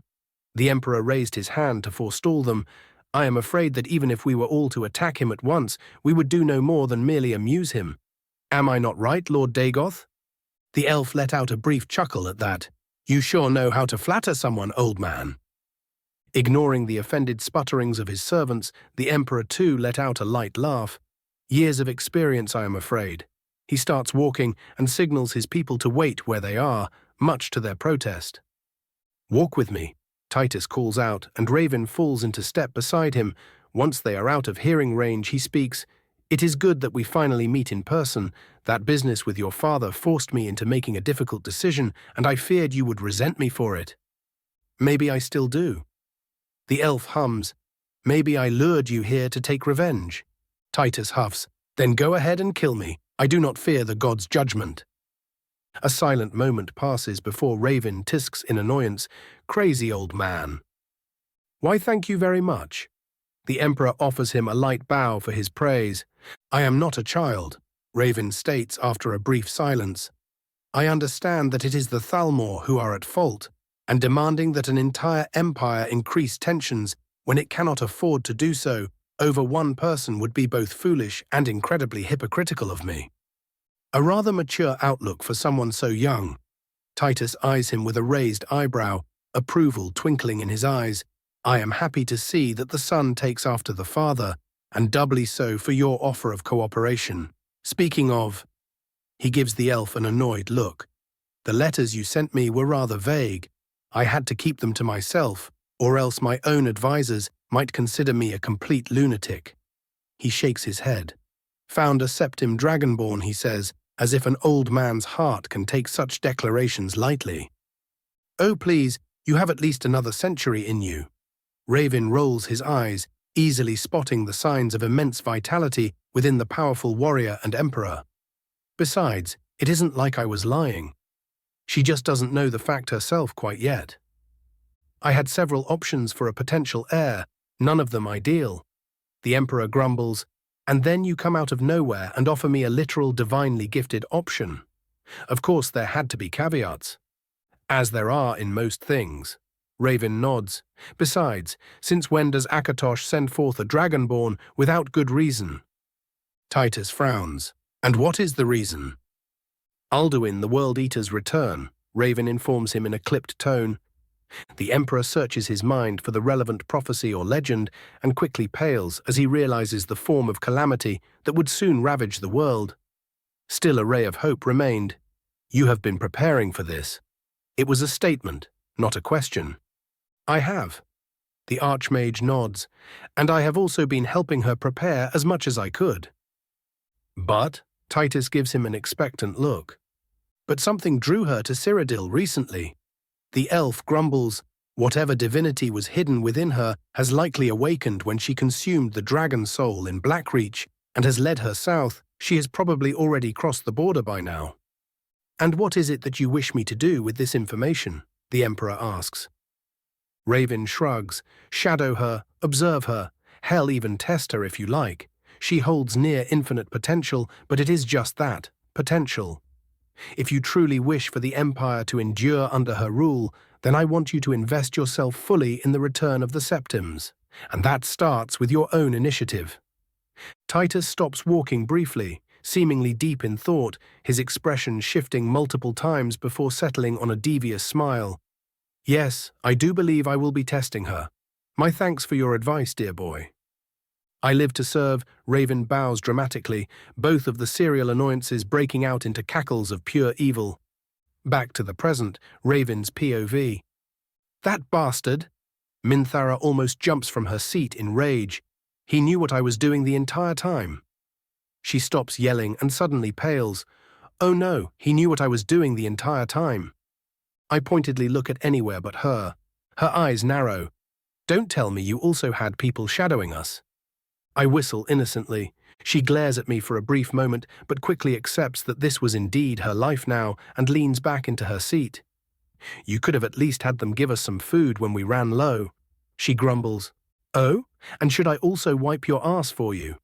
I raise an eyebrow while pointing at her. The two of you got too used to me coddling you, and Titus needed to see what you were made of. She resumes her grumbling, but it is mostly just cursing the world for making her important. Once she calms down, she looks up again. Honestly, I would have preferred the wandering and constant battle to the training that came after. Oh yeah, that. I hold back a chuckle, pretending to sympathize. I heard it was rather terrible. Flashback. I seat myself next to Titus as he observes an angry Minthara yelling at her etiquette teacher about not even thinking to tell her what she could and could not wear, and the older woman simply looking at her like she was an idiot child and promptly tearing her a new one. Damn, this is fun to watch, I chuckle. Told you. The supremely entertained Emperor smirks. Back to the present. Raven, her voice raises threateningly. Right, I just remembered I had something to do. I get up from my seat faster than she could blink. There are 2 dragons you can nom on when you are ready. All right, see you later, bye. And before the 2 twitching hands can wrap around my throat, I disappear from the tower in its entirety. General POV. Minthara stared at the suddenly empty space for a brief moment before shaking her head, an unbidden smile forming on her face as she once more sprawled herself on the luxurious seat. She had missed the damn elf, and the annoying fucker probably knew it too. Oddly enough, she found that she wasn't all that annoyed by that fact. Once I was securely hidden within my fortified chambers, high up in the tower, accessible and visible only through my own invitation, I finally allowed myself to relax. immediately throwing myself into the large pool filled with clear, warm water and allowing myself to float and let the tension leave me. I fully expected the earlier barrage of questions, not to wait until she was rested, so I made myself available. Trying to relax while there was a frustrated demi-goddess out and about searching for you was just not going to end well no matter what, so it was best to get it out of the way. Then again, she was far more mature than earlier, so maybe I should raise my expectations a little bit. People in this world stopped being dumb real quick, or they died, and she has failed to do the latter as of yet. Still, as I floated idly, my mind refused to shut down, so I let it drift toward the fruits of my labor in metaphorically ass-clapping a literal god with my glowing magic stick. Damn, if he could read my mind, I think he would probably burst a blood vessel. Stock to 36 to 39 to 43. Dex 38 to 44 to 48. Vit 55 to 62 to 67. Mind 60 to 65 to 69. Mag 1250 to 1400 to 1500. I could also feel it, deep in my bones, the certainty of my blood growing more potent at denying the divine. The affirmation of hurting a god descended on Nirn served to bolster my inherent powers even further. The change was not massive, but it was there. The feeling didn't end there, however, as I also felt myself standing at some kind of precipice. Only one push more was needed for my inherited power to transform into something greater, and I could not wait to see what kind of fuckery that would cause. Damn, I let out a whistle. I am slowly turning into a monster. The flaming bird, who was until now lazily napping at the edge of the pool, looks up and gives me the stink eye, as if you weren't one already. Uh-huh. I deadpan without looking at him. Let a man enjoy his growth, why don't you? You are not a man, though, he points out helpfully. Semantics, you know what I mean. I wave him off. Why are you so grouchy today, anyway? Oh, I don't know. Scorch looks at me like I am an idiot. Maybe because you wouldn't let me peck the featherless cunt in the eye while he was ripping you a new one. Fucker literally eats souls. I point out, I have no idea what would happen if he were to nom on your feathery ass, and I wasn't about to risk finding out. Yeah, I know, he agrees reluctantly, just annoyed by it. Fair enough. I shrug, accidentally letting myself sink a bit in the process and getting some water in my nose, which then leads to a full minute of being annoyed with the uncomfortable sting of it. After I glared at the guiltless pool for a while, my thoughts once more drifted to my training. My swordsmanship was getting better slowly and steadily under Gelibor's tutoring. I may not like the Mer all that much considering his general passivity, but his millennia of life had made him into a formidable master of the blade, something I had no qualms about using to its fullest potential. He was not a harsh trainer, but he was certainly rigid in his way of doing things, which usually ended up with me repeating a form thousands of times before he was satisfied, and I was still not quite there when it came to mastery. Finding a master at the use of polearms was a much more daunting prospect, however. There were many passable ones out there, but none who were either willing or able to give me proper instruction. So that was stalling quite a bit, unfortunately. The less said about my progress in non-magic assisted archery, the better. As for my magic lessons, I continued assisting the other masters with their own projects, using their insight to advance my own research as I did so, and getting a lesson or two in the process. The other Archmagi were slowly approaching a breakthrough in their Dragon Slayer project, and with the aid of Cairn and myself, the whole thing had evolved beyond merely allowing someone of lesser power to hurt a dragon to downright cursing them in a sense similar to Dragon Rend. I could practically taste the implied immortal slaying magic that would follow, and it made me all kinds of giddy. Valerica's lessons were still a relative rarity, both she and Serana being far too busy with ensuring their hold over the province in the eyes of other vampires and spending the rest repairing their castle. Still, we did manage to get a couple of lessons in, and I had her teach me how to enhance my summons in the middle of a fight. She could have taught me actual necromancy, but I felt like that would be a massive waste of time considering I would never use it, so I focused on what I was already good at. As my previous display might indicate, I had also invested some time in increasing my destructive capabilities, for when a dragon tries being peppy about their fucking magic resistance. Thus, I found myself in Savos's chambers, demanding the old man get out of his cave and teach me shit for once. He pretended to grumble, but was in truth happy that we got to spend some time together. Learning how to disintegrate things into pure magicka was also a plus. My meditations with Cairn also continued, but to my great annoyance, the old dragon insisted I focus on solidifying my foundations, as my pronunciation was terrible, and my accent outright insulting to the refined ears of a Dover. Part of me believed he just wanted to fuck with me at first, but after a few weeks of his lessons, I noticed that the strain I put myself under when shouting was greatly reduced, and I could chain more and more shouts before my throat gave out. I would definitely remain a skeptic, but this once I could agree that trusting in the wisdom of the ancients was a good thing. And finally, my skill at mysticism was slowly approaching mastery. Shalazar was as always far too willing to teach, and I absorbed his lessons like a sponge, focusing on the aspect of manipulating the space around me as a first step toward my final goal of exploring far beyond merely this one world. I could feel it in my bones.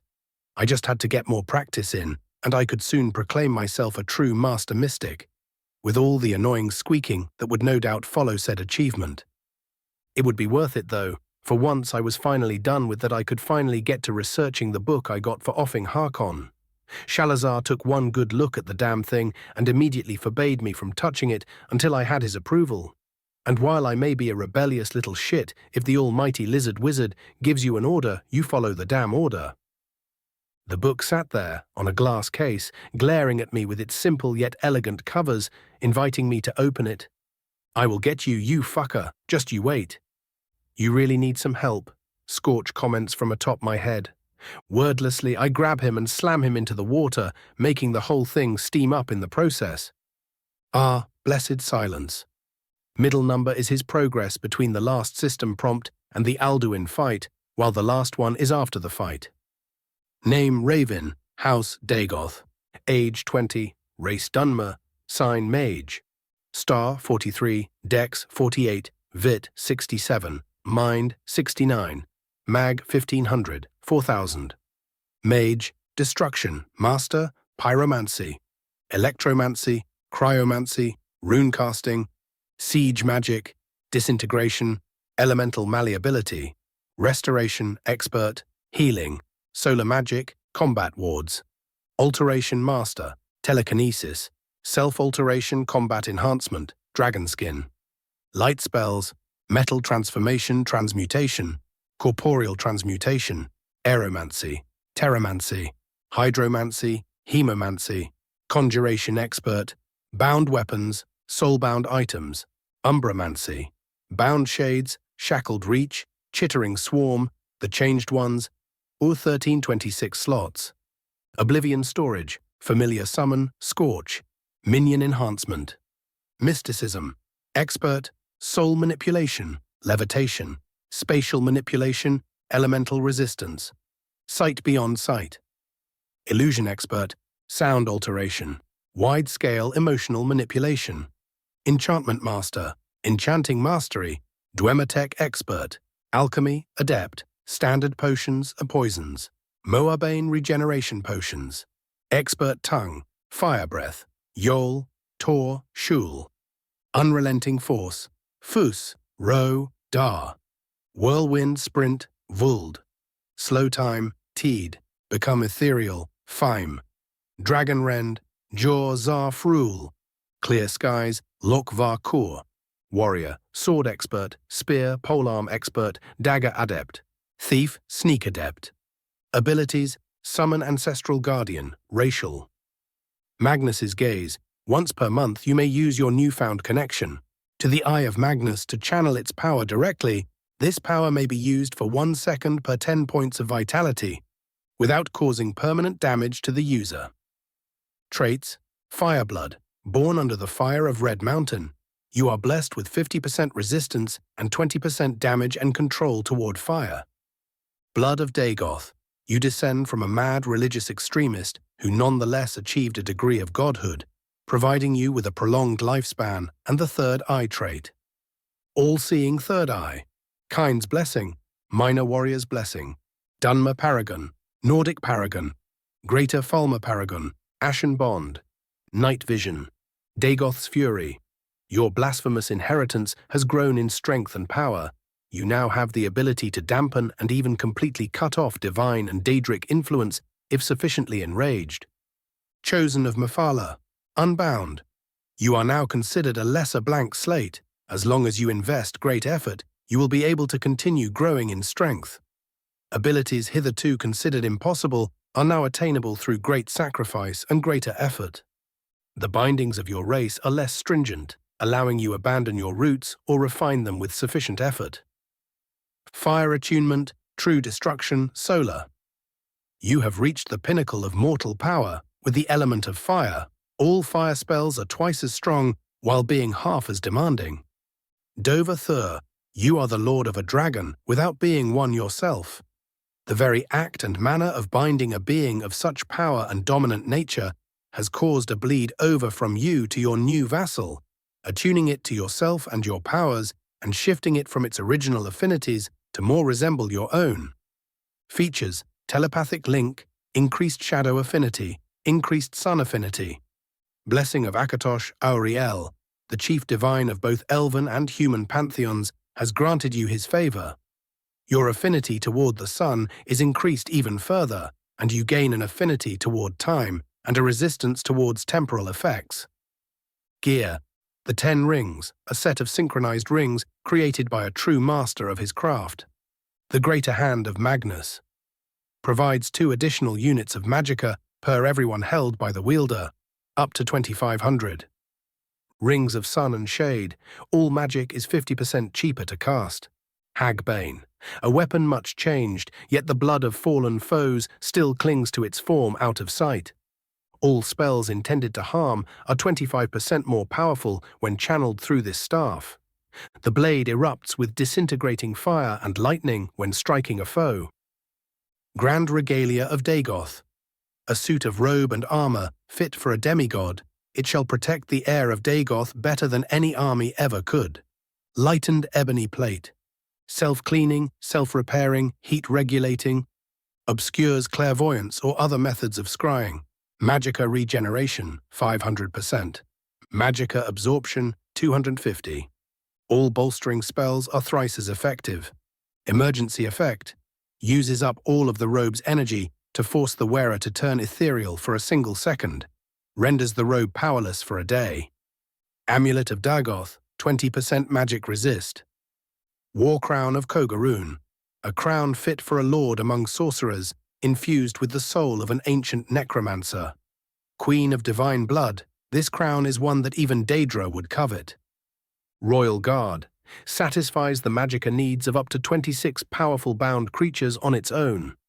Draconic Aspect, the tiny strand of Akatosh's power empowers the wearer's voice while at the same time allowing for greater Thu'um to be used without risk.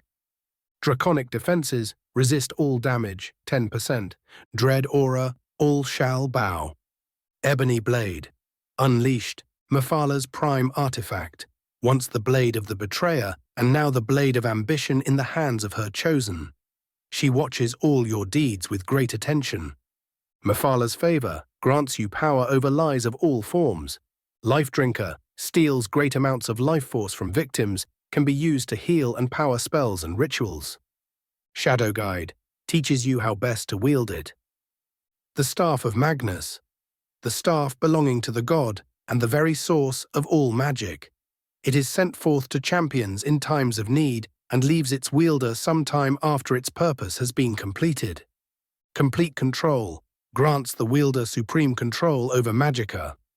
Grand Siphon uses power from the very air to charge itself and the spells cast through it. Lordly Conduit, all spells cast are perfected to an extent. Spellbane, destructive spells cast through the staff destroy magic and destabilize magicka. The Changed Ones, a unit of 10 eternally loyal elven spell swords, they fight as one for their great lord. Upkeep slots, 10. The Blade of Blasphemy, a blade once carrying the sun's radiance, now usurped by mortal hands, it shall forever carry the taint of such a deed. Vorpal Blade, the smallest cut becomes grievous injury. Bane of Undead, a mere touch destroys all but the strongest of undead. Rule Breaker, no binding survives the strike of this weapon. The Shroud of Raven, an item not meant for mortal hands, yet one made by them. None may observe the bearer against their will while they are covered in its silken grasp. Self-repairing, soul-bound, intangible, eternal. Light Eater, the shroud will consume anything that might make the bearer noticeable, whether it be light or sound, in such a way as to make physically detecting the bearer near impossible. Hallowed Seclusion. Any kind of metaphysical sense is blocked completely. From mere magic sight to conceptual detection, not even death itself will find the bearer while hidden under the shroud. Soul Shroud.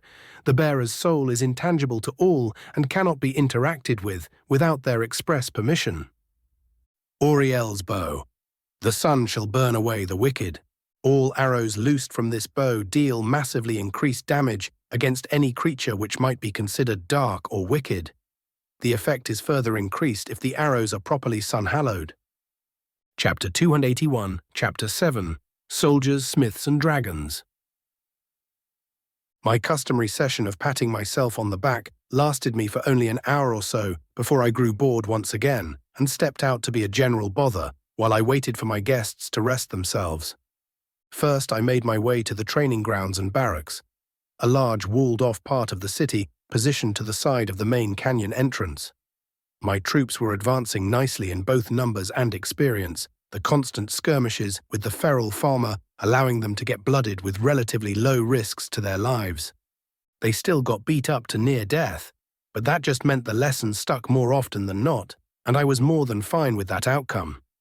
With their numbers growing constantly, I finally decided to introduce some variation to the usual combat kit, leading to the staunch line of halberds now being joined by shield bearers and even a small unit of heavily armored repeater crossbowmen. Those fuckers could be downright terrifying sometimes, especially when a disturbingly high number of them tended to cackle like madmen as they mowed down entire groups of goblinoids. These were indeed my people. Onto a much less disturbing note, a good number of my veterans had had the opportunity to attune themselves to combat levels of magic use, and that naturally led to a respectable number of them discovering they were not quite as talentless at magic as they initially believed. Needless to say, the poor bastards signed themselves up for proper magic training, and I promptly shoved that responsibility onto Idrasa and Nightshade, who then proceeded to vent their irritation at the new recruits. At least most of them could cast a proper firebolt now, and a couple could even toss a rudimentary fireball without knocking themselves out for a day. Their focus on fire magic throughout their initial training meant that not many were able to discover affinities or talents for other schools of magic before they were recruited into the tower. But I felt that was a massive waste and organized extensive testing for all of them. I wasn't sure this would result in the house developing at least a minor mage culture, but Amur could hope so. I let things continue as they were without trying to force things. Once they realized I was observing their training, the mock battle I stepped in to observe turned far more efficient and brutal, with both sides trying to show off without earning a thorough beating by the officers for doing something offensively stupid like breaking formation. There were many broken bones by the time they were done. The weapons used in training were just much heavier blunted versions of their live weapons, and both the captains and I encouraged them to not hold back during practice. They needed to learn how to take a hit, and the healers needed the practice. The victorious side got to skip out on patrol duty for the night, and satisfied with the display and subsequent report given to me by Varen, I left the training grounds and headed for the other side of the city. As I crossed a hidden threshold, I was hit with a wall of heat and noise, all of it still magically reduced by a wide-ranged ward and still somehow managing to be too loud. It was almost as if the damned place was cursed. This was the third damn tweak I made this week, and somehow it always managed to exceed my forever lowering expectations. Accepting that a foundry was never not going to be loud, I admitted defeat, and went in to inspect my very early factory. Or, well, I wouldn't go quite that far in calling it that. It would be far more appropriate to call it a metalworkers' guild house and manufactory, a place where all the artisans under my rule gathered to make early industrial quantities of anything from tools to weapons to automaton parts. The whole thing started as a stray idea I had one day when I found out that the Vale was pretty rich in metals. Even if they wouldn't be getting extracted for years due to safety reasons, Setting up a logistics chain for their use later on was still the smart thing to do, and it wasn't like I was incapable of just importing the raw materials for now.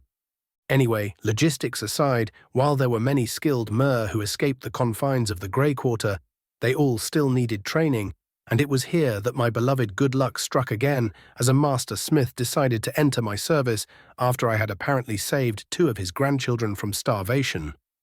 Supposedly, he was unable to get to them while they were still in Windhelm and was all too willing to accept the task of training up the willing workforce in exchange for a peaceful place for them to grow up. And so it was that I ended up with a nice 24 smiths of varying skills under my employ and sponsoring the start of a localized guild. I spent some time looking over their work, mentally going through the quotas I had them follow, as even with magic, the city wasn't going to build itself. I wasn't a smith personally, but I had by this point transmuted and used enough tools and weapons to have a good understanding of what was quality and what was not. Currently, they were all busy producing vast amounts of farming tools, seeing as the area in front of the walls was soon going to end up being safe for work, and to my great satisfaction, the entire line of tools was of more than acceptable quality.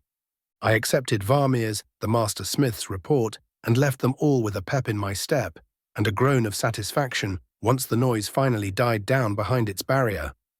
Hours went by as I did my rounds across the whole city, ensuring that it was all running smoothly and just being a general bother by making people either very uncomfortable or too distracted to keep working by simply existing. It wasn't until Carsus himself, now the de facto mayor of the whole place, came and politely told me to fuck off and go bother the Falmer or something, that I left the people to their own devices. Not before ensuring that my guests were informed of where I was going, though. And so it was that I found myself outside the boundaries of the city, standing in front of a pair of very dead dragons and patiently waiting for their curiosity to lead them my way. I did not have to wait long. Magnificent, are they not? I ask without turning around. Well, I hear Marco gulp. They are certainly something.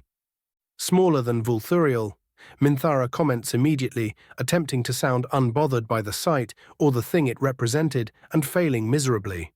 I snort lightly at her response. Both were massive fucking cowards. They ran away at first and then tried ambushing us. They did not survive the attempt. Dragons being cowards? The Imperial agent mumbles in confusion from her spot beside Minthara. Why, yes, indeed. I finally turn and look to Junior.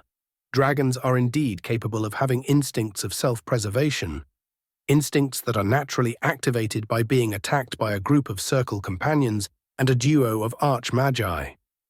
The information immediately makes her go deep in thought, said thoughts being so obvious I could practically hear them. I wonder how this can be applied in hunting them down. I am not sure if I respect the immediate instinct to kill it with fire, or if I am disappointed that she latched onto the fact that dragons can feel fear and didn't have the wit to realize that just because they can, doesn't mean they will. And why is it that you have called us here? This time it is Marco who speaks up. That is, if you did want us to come. I did, I confirm his suspicions, and the reason should be rather obvious. These dragons are rather recently slain. All eyes moved to Minthara, who was looking at the still pristine corpses like they were the most disgusting thing in the world. We can delay it if you don't feel like it, I tell her patiently, but delaying it won't make it go away, I am afraid. Of course not. She grouses and approaches the first corpse. She stares at it for a long while before steeling herself and muttering, "Best get it out of the way then." And then she lays her hand upon the cold and dead snout. And nothing happens. I can feel the soul still residing within. She speaks up with a deep frown. But I can't seem to pull it out, almost as if it doesn't belong to me. The soul I consumed in Blackreach was almost willing to be taken, but these are actively resisting. I place a hand below my chin and begin thinking about the possibilities, while the rest of them do much the same. I do believe I may know what is going on.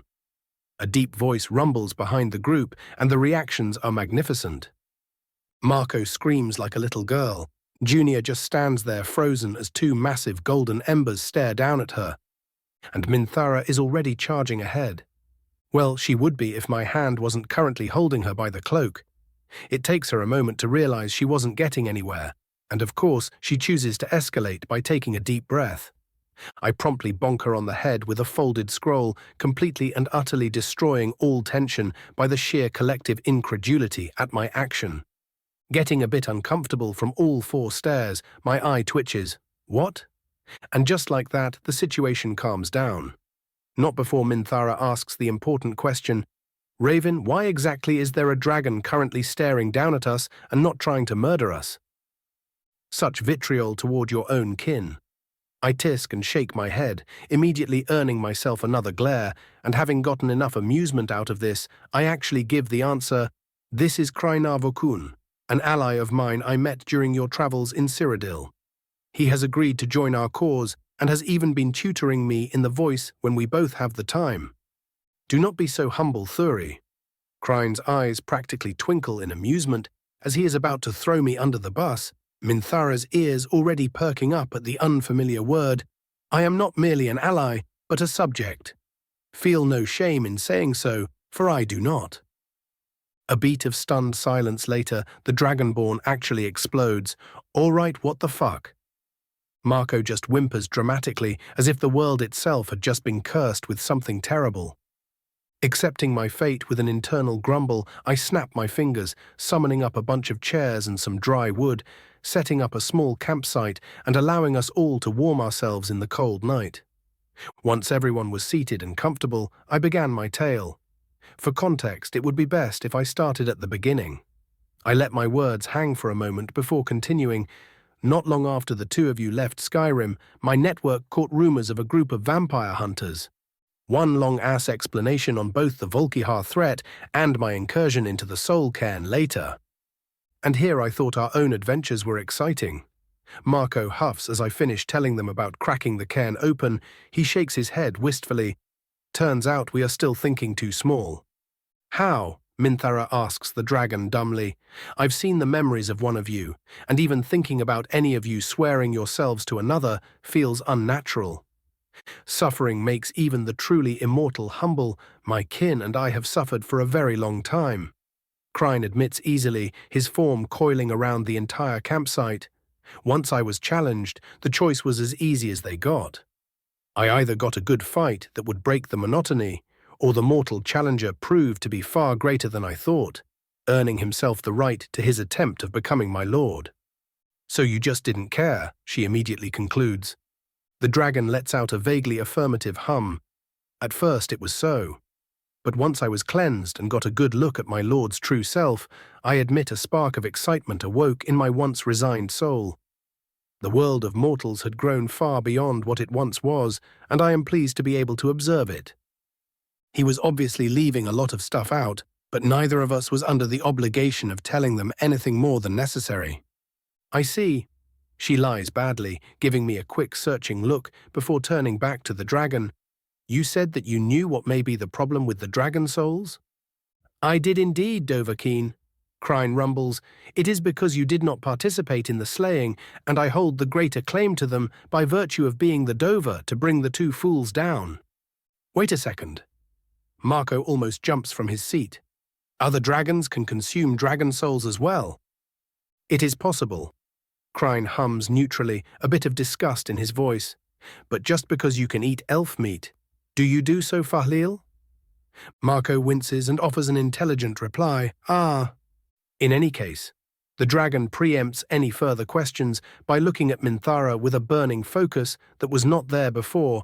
It is possible for me to forfeit my claim upon these two pitiful insects to you. Do you wish me to do so? It does not take her long to catch on. And what will that cost me? The slaying of Alduin. He responds immediately and without hesitation. I have grown to enjoy the mortal realm, and I will not see it ended. So do your duty given to you by Father Dovahkiin, and I shall be more than happy to aid you. She finds herself briefly stunned, but still cannot help but ask, I was already going to do that, though. Good. Kryne simply nods his massive head, explaining himself no further. Fine.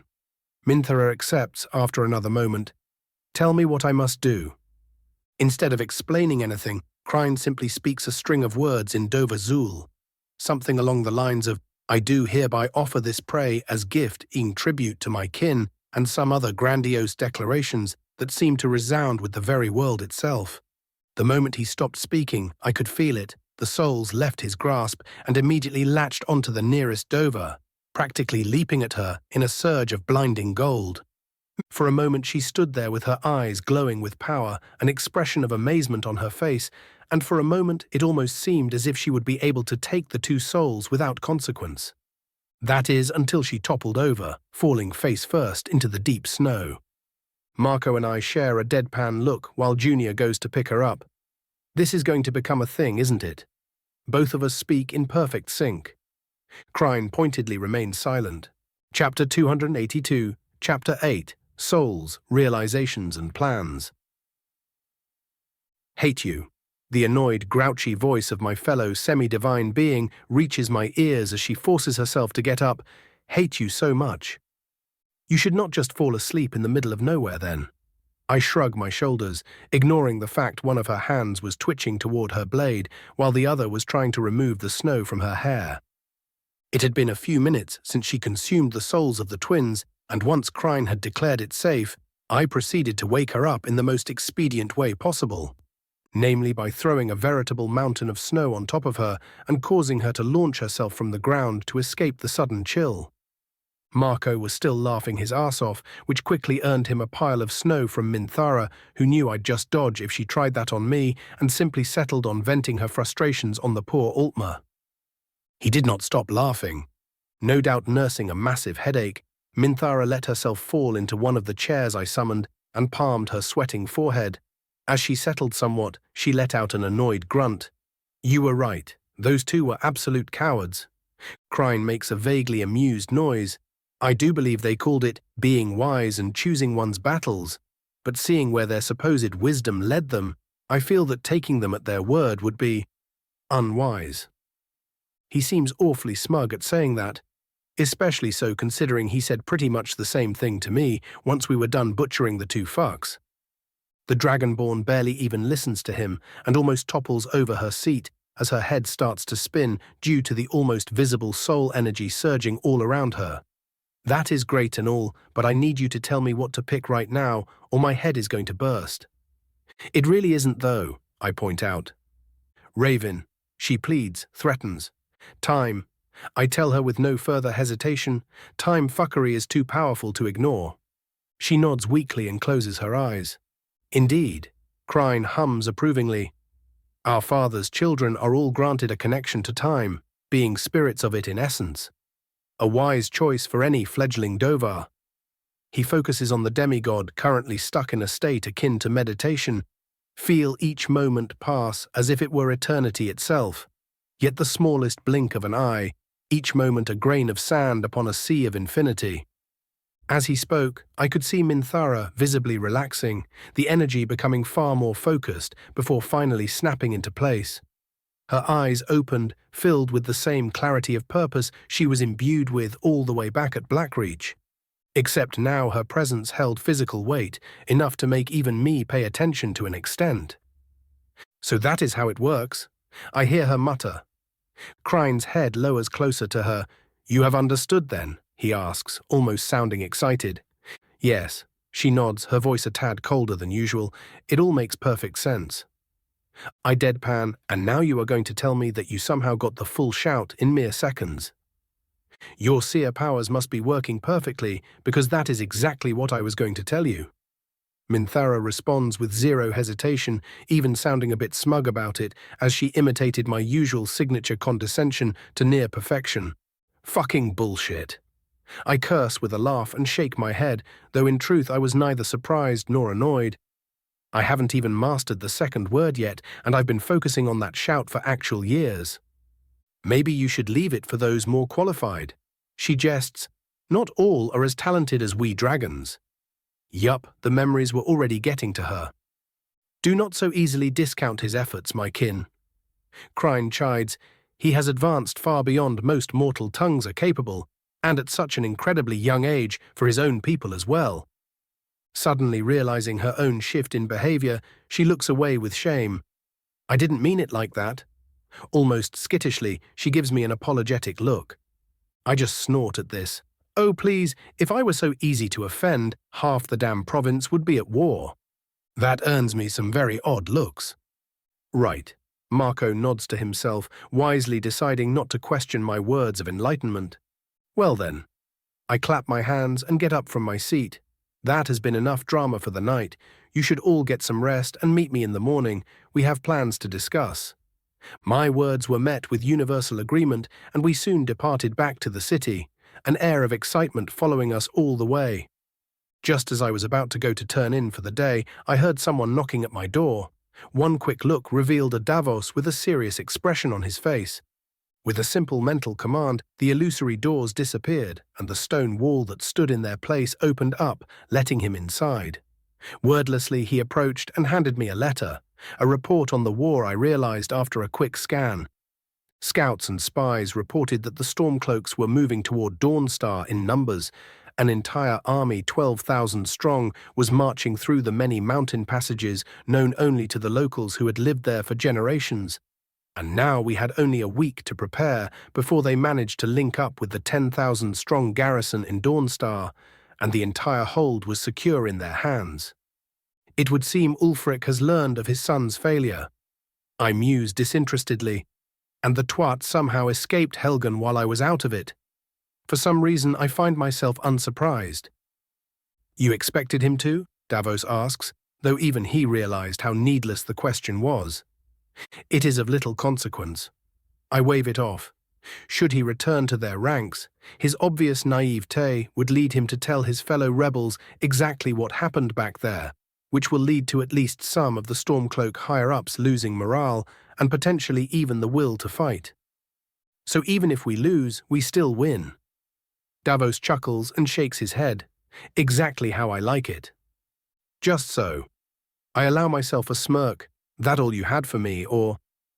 I also got a report on our dear friend from Riften. He informs me without preamble. She says that she is almost prepared to take over once we manage to win a big victory.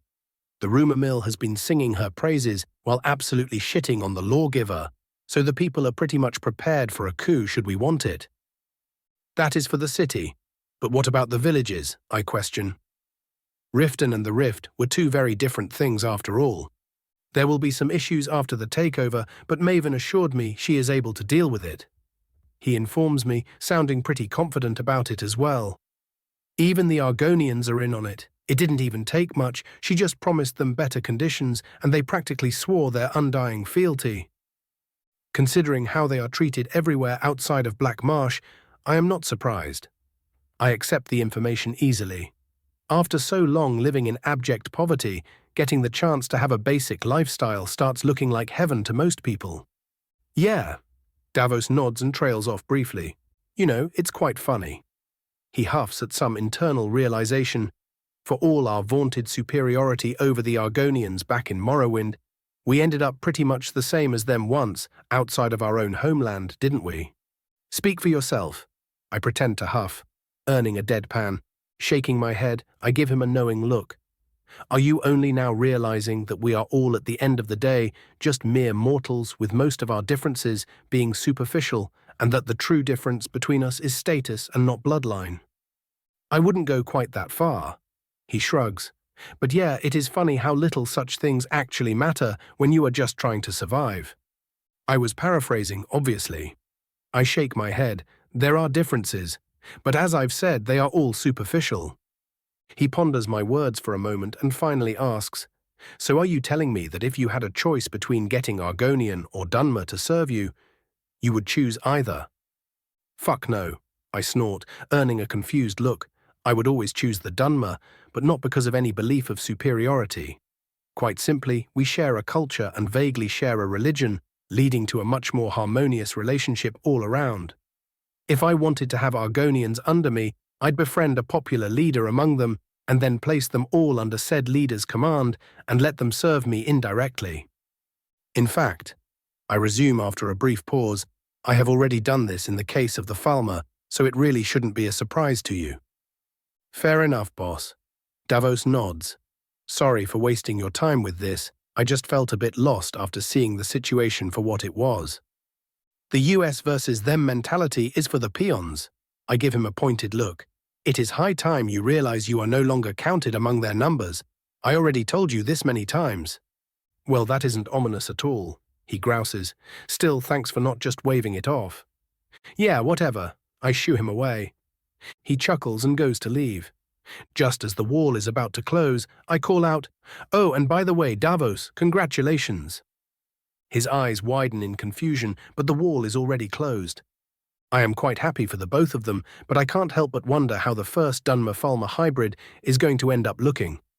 Should be interesting at least. You have a problem. A problem? Silence is my answer. That is what I thought. As the last of the 250-strong company of my most elite warriors passes through the way shrine leading to Winterhold, I give Orin a folded scroll. These are your tasks while I am gone. Your primary objective is getting to Eastern Dawnstar without heavy losses, at which point I will be joining you. If you should find a good opportunity to do damage to the enemy, confirm first and then go for it. Otherwise, I demand caution. The eldest of the three brothers bows his head and accepts the scroll. It will be as you will it, my lord. He continues the bow for a few seconds longer before straightening up, saluting me, and marching off after his men. Still can't believe you have an army, Marco comments with exaggerated fear in his voice. Ducal guard force. I correct him with a raised finger, my tone shifting to the proper pomp of a grand nobleman. Can't have the good emperor accusing me of treason, now can we? But of course, my good sir. Marco joins in on the bit, sounding just as pompous as I. Someone of your renowned honor and respect for authority found to be breaking imperial law. Unthinkable, I say. I can practically feel Minthara's headache as she palms her face and mutters, "Why am I surrounded by damned children?" Well, I drawl, "Adarnan are not all mortals, but children in the eyes of you dragons." My eyes almost glow with cruelty as the final words leave me.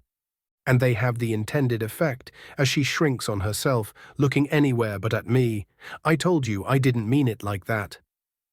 As much as I find teasing our terrifying dragon overlady to be fun, Marco voices from behind me, wisely taking cover in advance, I think it is high time we decided on a course of action. Yes. I turned serious as if flipping a switch, taking the wind out of their sails just as they were about to get into an argument. We will be moving to Helgen to check on the repairs before passing through Riverwood to meet up with someone and finally heading to Whiterun. After which point I will be leaving you and heading for Dawnstar myself. What is going to happen at Whiterun? Minthara asks, already suspicious.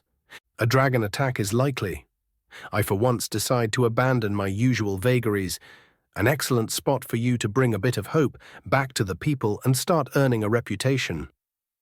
Must everything be so calculated to you? She complains half-heartedly. Yes, I answer with zero pause. If you can make use of something, you should do so. You aren't wrong, she admits begrudgingly. Anything else I should know? I tug at my goatee briefly before speaking. You might get an invitation from a bunch of monks sitting atop the big mountain. Dumb fucks are going to be announcing your presence to anyone and everyone. Once the people see you nomming on the scaly fucker's soul, so you should be ready for a bunch of dragons to start challenging you.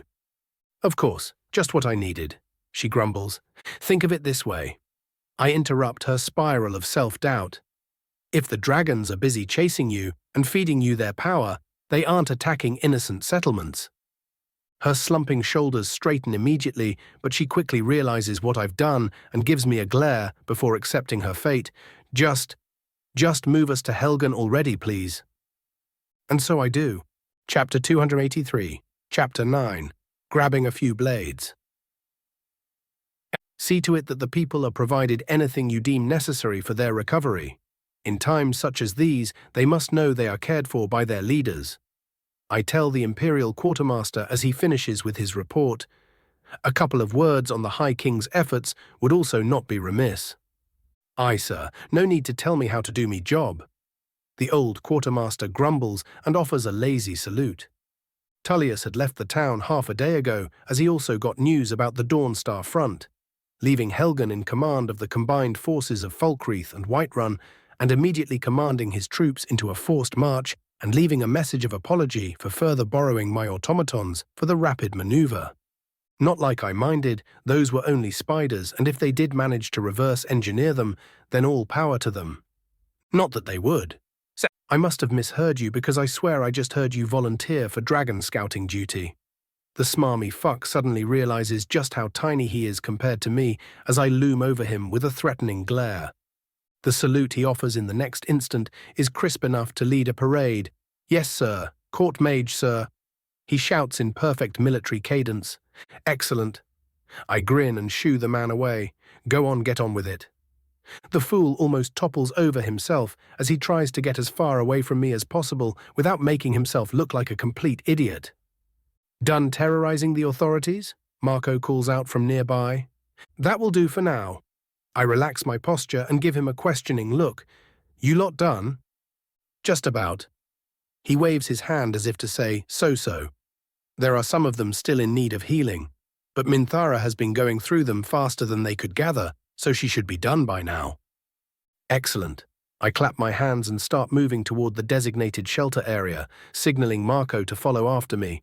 Can't waste too much time here. We need to be in Whiterun by evening, and we have another stop to make. We linked up with Minthara and Junior as the former finished healing the final scraped arm for the day, and after barely convincing the surprisingly ecstatic populace that forming a procession to see us off would be counterproductive, we left the crumbled town and headed north. Except just as I was about to teleport us to our next destination, we were met with a somewhat surprising sight, at least to myself, namely a heavily laden cart towed by a stocky draft horse, driven by a familiar stringy Nord man from Whiterun's wider hold. Well now, I did not expect to see you here. I say in lieu of greeting, how is your daughter doing, my good man? Lokir of Rorikstead practically leaps from his seat after making sure his cart was stopped and immediately offers me a deep bow. An honor to meet you again, Flame Tanuj. He smiles. She is in perfect health. Both my wife and I are eternally grateful. He was dressed in far better clothing than the last time I saw him, and that cart was downright bursting with different goods. It would seem the man had gotten fortunate and managed to profit from the current conflict.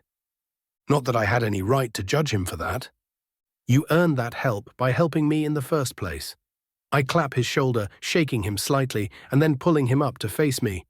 There are no debts between us. He smiles genuinely. You honor me. Enough about that. What are you doing all the way here? I am afraid that the town isn't all that good for trade at the moment. I point at the ruins. I came here to see if I could help and make a bit of gold while doing it. He shrugs. So long as they don't try haggling me down to nothing, I'd still make a profit with all that I've brought, and I figured the Empire wouldn't mind. They won't, I assure him, and just as I am about to continue with the conversation, I am distracted by Minthara clearing her throat. Looking up at the skies and wincing slightly, I offer the man an apologetic look. Sadly, we are in a bit of a rush. It is good to see that you are moving up in the world after that whole debacle. It feels much better from here. He jests lightly, and as we are about to leave, I hear him call out, Talos be with you, sir. Ballsy. I offer a respectful nod at his back and turn to the rest of the group, who were mostly bemused by the idea of me knowing some random merchant. Ready? A trio of nods is their response, and waiting no further, I clap my hands, cracking the space around us. My hand flicks forward before we even appear at our destination, crushing the moonstone dagger, going for my neck into tiny shards, and grabbing the offending arm with insulting ease, twisting it around and pinning the owner to the ground, and then just to add insult to injury, I place my foot on their back, not allowing them to move even a bit. You will find that I am completely unarmed. A balding old Nord on the distant side of the room carefully spreads his arms in surrender, and that my arms are facing well and truly away from you. Esbern, what in oblivion are you doing? My assailant snarls from below my feet. Unlike you, I am ensuring that we are not turned into fine piles of ash, Delphine. The elder blade chides, his eyes fully focused on me. One does not easily survive the likes of our guest, especially after trying to gut them. Yes, Delphine. I drawl mockingly. Where are your manners? You. She hisses, can you not use the door like a normal person? Normal person. I tilt my head. Pardon me, madam, but who exactly do you think you are talking to here? She turns silent and simply lets herself slump onto the floor, accepting her fate. Well, that is no fun. I step off her, allowing her to get up. You can stop doing that now, old man. I am not going to murder your ass. He immediately relaxes and takes a seat. What a relief. He notes happily, and might I say what a great honor it is to meet you in person, Lord Dagoth. Your agents were very helpful in evading my pursuers. Whoever wishes to fuck the Thalmor over shall have my aid, I proclaim grandly. A worthy outlook, by any measure. The elder nods, fully serious, and then glances at the group behind me. I do hope you will forgive me for asking after the identities of your companions. Don't bother. Delphine speaks up after having gotten a very diluted health potion to deal with the pain of getting slammed into the ground. The children are his apprentices, while the other one is one of our replacements. Her voice turns bitter at that last bit. Marco snickers and palms his face, while Junior looks far too smug for a professional agent. Children? I hear Minthara mutter in genuine surprise and gives me a look of confusion. I thought the blades were supposed to be competent. They must be having an off day. The whole dragon's appearing seems to have shaken even them. I offer lamely, completely ignoring the confused stare John glare of the duo. I have been informed of your love of mind games. Esbern speaks up, his eye twitching slightly. But would you be so kind as to inform us of what exactly is going on right now, without turning it into an elaborate verbal game of cat and mouse? I trust you have heard of the recent events in Helgen, I ask instead of answering. Yes. The elder's expression turns grave. A massive black dragon shattered the entire fortified town, only pushed back through the efforts of the King's Court mage and his apprentices. I have several theories on who the dragon may be. It is Alduin. I cut him off without mercy. The expression on his face says more than his words ever could, as he looked like his entire world crumbled before his eyes. Then we are doomed. Only a dragonborn can face the end, and there are none. Hold Esbern. Delphine stops him from spiraling and turns to me with suspicion in her eyes. I have only a vague understanding of that prophecy, but seeing you standing there without even the slightest bit of worry tells me you know more than you told us. Use your sharpened mind, Blade, I say mockingly while tapping the side of my head. I am certain that you will catch up quickly enough. She frowned deeply, her thoughts no doubt going wild as she stood there and stared at me. It was only after her eyes shifted to my companions that she started to realize what was going on. Dragonbane, she mutters and looks to me again. It wasn't you who slew the dragon, was it? It has less to do with the slaying and more to do with participation, but yes. I explain vaguely and wickedly add, I do believe someone is owed an apology. Delphine looks like she had just swallowed a lemon, but still looks to Minthara, my Apollo. Are we done here? The Dragonborn interrupts, completely done with this charade. Hold on a second, please. Esbern stands up, suddenly a lot more energetic. Are you two saying what I think you are saying? Indeed. I grin and enter my proclamation pose. It is my honor to intro Ugh. I feel something akin to a missile slam into my shin as Minthara groans and shoves me away, placing herself in front of the excited Blade and simply stating, Minthara Septim Dragonborn. Septim? Even Delphine finds herself momentarily stunned. That is, until she notices Esbern, who was already kneeling on the floor. What is your command, my lady? What are you doing? Delphine hisses at him. They could be... I will remind you, Delphine, that I am the elder here, Esbern states gravely. The Blades have failed once. We will not do so again. He looks up to the unimpressed Dragonborn. We are yours to command, Lady Septim. Even with all her training, Junior fails to hold back a quiet snort of derision. You talk as if you are certain I want the service of two bickering codgers. Minthara scoffs, making the both of them look down in shame. She gives me a look, and we share a silent conversation, namely me indicating to her that waste is bad, and her pouting. Before the two try and justify themselves, she preempts them with a tired sigh. Against my better judgment, I will not deny you out of hand. You will get the chance to prove yourselves. She stares at them for a moment longer before barking out, Pack up, we are moving out immediately. That dragon is not going to wait for us to prepare. The duo were still reeling from the revelations, but still got to packing up almost mechanically. A good 3 minutes later, our group was fully prepared, and I once again denied the laws of the world, appearing where I was not. As our sight cleared, we were met with the image of court wizard Farengar, visibly relaxing after seeing us appear in front of Dragon's Reach court mage. He bows respectfully. I trust that your unannounced incursion is not without its due reason. There is a slight edge of irritation in his voice as he asks that. Appearing before a warded fortress via teleportation was usually a sign of attack, so people tended to get rather skittish about that, making the genial old mage's reaction perfectly understandable. An emergency, I am afraid. I confirm swiftly, is the Jarl in? He is. Farengar nods and starts leading us to the keep.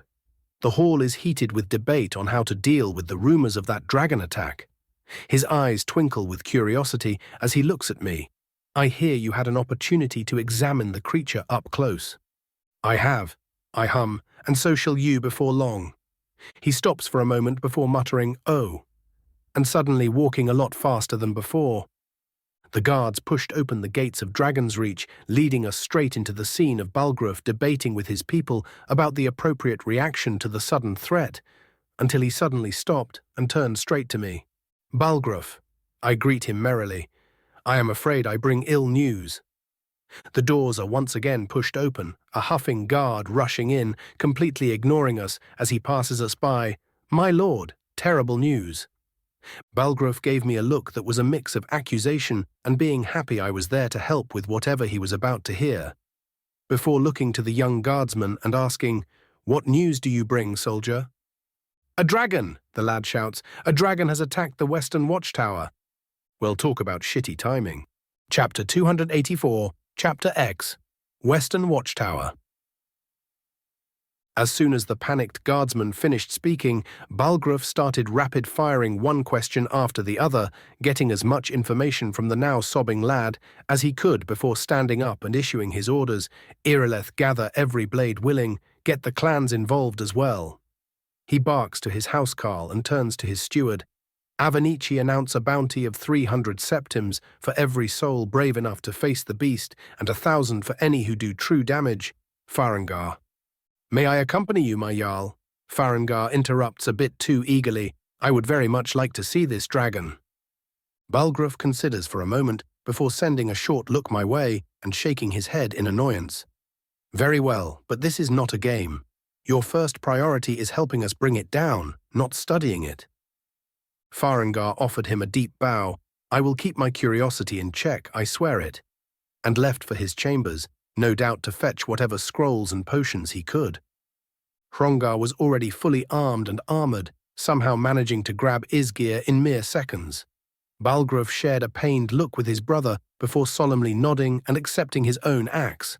Someone tossed him an accaton and suit of chainmail, followed by a breastplate. All of it he started putting on as he passed me by, and said, "Walk with me, Raven." Signaling for my own group to join Irileth, I stepped in beside the worried Jarl. Instead of berating me for being late, or something equally wasteful, he simply asked, "What are we walking into?" "Single dragon. Should be one of the weaker ones." I answer simply, "Still, expect losses." "That much is a given." He admits coldly. A silent moment passes as we descend the stairs of Dragon's Reach, the now fully armored Balgruuf, seemingly deep in thought until he spoke quietly. "I had hoped against hope that what you prophesied would not happen." I let out a mirthless chuckle at that. Trust me, if I had the choice between looking like an idiot and facing the apocalypse, I'd look the fool every time. Being on a timer and knowing it was never a pleasant thing. The world is rarely so charitable. The rice smile, at least the chance to prepare beforehand, or I dread to imagine the damage. "Hope for the best, prepare for the worst." I quote lightly and clap him on the shoulder. "But that is enough of that, we have a worm to slay." Like the heroes of old. Balgruuf shakes his head, seemingly amused by the idea. In less than 20 minutes, a large force had already left the city. It was too little time to gather a true army, but we still managed to scrounge up close to 500 fighters. Most of them from the garrison, while the rest were made up from glory-hungry clansmen, their thanes, and simple citizens who could afford weapons and armor. It went without saying that the companions joined in their entirety, or at least those who were present within the city, up to and including Kodlak Whitemane himself. The old Nord practically radiated excitement as he led his circle to the forefront of the formation, even as his aged body looked far worse for wear. As for my old friend, well, only his respect for the elder warrior stopped Durek from rushing ahead of everyone in hopes of finding the dragon as quick as possible so he can get to the stabbing. It took us another half hour to reach the watchtower, the scene that awaited being just as bad as I've come to expect from the usual destructive potential of the Dove. The Western Watchtower may have been called that, but it was much more than a simple stone tower. The structure was surrounded by a well-made palisade which surrounded a few other wooden structures that most likely served as the barracks for the local garrison. Or at least it did before today. The whole thing was either turned to ash or blasted into rubble, the main structure barely standing with multiple holes in its surface, its peak still burning as the flames consumed what I recognized was a large aerial scorpion. There were even a couple of my own ballistae in the rubble, completely out of commission, of course, as they would not have stopped shooting unless they were wrecked. A couple of disheveled men, garbed in Whiterun guard armor, ran out of the tower as we approached, both immediately saluting Balgruuf as the one who wasn't covered in burns spoke. "My Jarl, you should not be here. The beast is still around." Balgruuf regarded the man for a moment before tilting his head slightly. "Has your fear eroded whatever respect you had for me, Bromar, that you would suggest I not rush to the defense of my people?" The man cringed as if slapped but stood firm. We did not even see it coming. One moment we were having a game of horseshoes and the next half the tower was aflame. His shoulders slump. Hiroki did not even get to aim the weapon before he was burned to ash. The Jarl's gaze softened at seeing one of his men so defeated, but before he could speak again, a distant roar drew everyone's attention. "God save us," Bromar muttered in pure terror. "He comes again." And there in the distance we could see him, a grey splotch marring the beautiful skies of Skyrim, rapidly becoming larger as it descended toward us with what I sensed was pure malice. "Spread out and aim for the weak spots," Balgruuf bellowed, awakening the stunned crowd. "Aim for its wings and bring it down so that it may taste our blades. Sovngarde awaits." A thunderous roar echoed his battle cry, and battle was joined. The dragon swooped in without preamble, immediately attempting to bathe a large swathe of our formation in his fire breath as dozens of arrows pinged off his scales ineffectually. His speed was immense, not anything on Alduin's level, but the weakest among the glory seekers could barely even perceive him as he clawed them to pieces with every opportunity. A thunderous boom stopped him from slaughtering a group of stunned Nords who were just realizing what exactly they signed up for. Magnus's staff glowing with power in my hand as I started ripping wounds into his wings with blasts of disintegrating lightning. It took only a couple to make him pay attention to me, but he soon grew wise to the threat I represented and responded with a shout of "Span den Fiek," which seemed to weaken my spells and outright block out most the rest of them, allowing him to dodge out of my bombardment. Still, my presence forbade him from going wild as he willed, so instead of continuing a war of attrition he would lose, he switched tactics. The words of Whirlwind Sprint resounded across the battlefield as began maneuvering with even greater speed, grabbing those unfortunate enough to catch his eye and launching them into the air, or at their comrades. Those he did not manage to grab, he simply blasted apart with unrelenting force, not even deigning to pay attention to them, as they and the ground below them were turned to chunks. Anyone not immediately killed by such tactics was saved by either Farengar or myself as we levitated them into relative safety, trading immediate death for only getting their bones crushed with the inertia. Not even Ayla hitting him in the mouth as he went to shout her apart seemed to dissuade him from facing a small army. In fact, he seemed to be enjoying the fight as he proclaimed, "I had forgotten what fine sport you mortals provide." This seemed to galvanize the Nords as they started loosing arrows and bolts at far greater speeds, to discouragingly little effect as the blood-hungry beast seemed to dodge each and every shot that may have been deadly.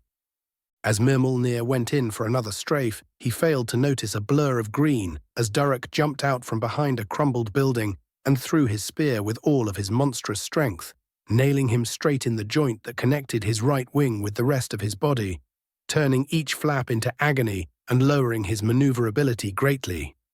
I could have probably ended the battle then and there. All I had to do was teleport above his flailing arse and turn his back into mush with my sword.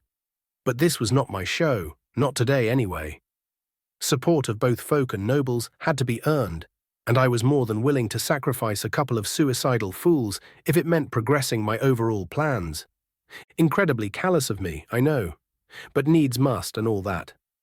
Still, I wasn't about to just let people die otherwise if I could help it.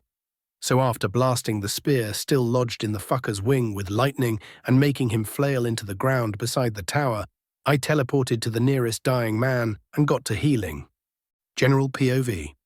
Even as her fellow Nords died around her, Minthara still couldn't help but feel a hint of disappointment. The dragon they were facing now was nowhere near as terrifying as the beast that leveled Helgen. Its movements were sloppier and its voice a pathetic imitation. Still, she would not relax just because things were easier than facing a literal god. As Mirmulnir rounded to the side, avoiding another bolt of lightning from Irileth and clawing a circle companion to pieces, his eyes met hers and seemed to almost glow in recognition. A gleeful grin spreading on his face as he breathed in Fusrodar. Guided by her instincts, she responded immediately with her own blast of unrelenting force, the two waves of power meeting just below the tower itself and clashing in a cacophonous crack that sent the entire structure flying westwards, spraying the whole field with stone bricks and killing dozens of men and women before they even realized what was going on. The battlefield turned deathly silent as the two regarded each other. The dragon was the first to speak, an inborn arrogance lacing his voice. Finally, a creature worthy of my teeth. He grinned. You face Mirmulnir. Rejoice, Dovahkiin, for my lord shall feast on your soul in Sovngarde. Minthara stared at the arrogant butcher in front of her and found that she felt unimpressed. She spat on the ground and readied her hammer, the enchantments carved into the metal, brimming in anticipation of smashing her foe. Your master is going to die a miserable death for all the suffering he has caused. But you will suffice for now. Before the dragon could respond, Minthara shouted, Jaw, followed by a tear-eyed Kerlo Ul.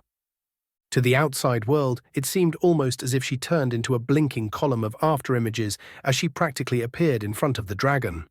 Only one person managed to even see her swing her hammer a full 10 times in less than a second before the effects of her shout ended and the laws of the world reasserted themselves. Mirmulnir's head snapped to the side, a good half of his jaw turning to paste as the rest of his teeth were dislodged by the sudden impact and force, the hammer guilty of the deed actually exploding from the rebound as the enchantment overloaded due to the sudden strain, sending her sprawling back.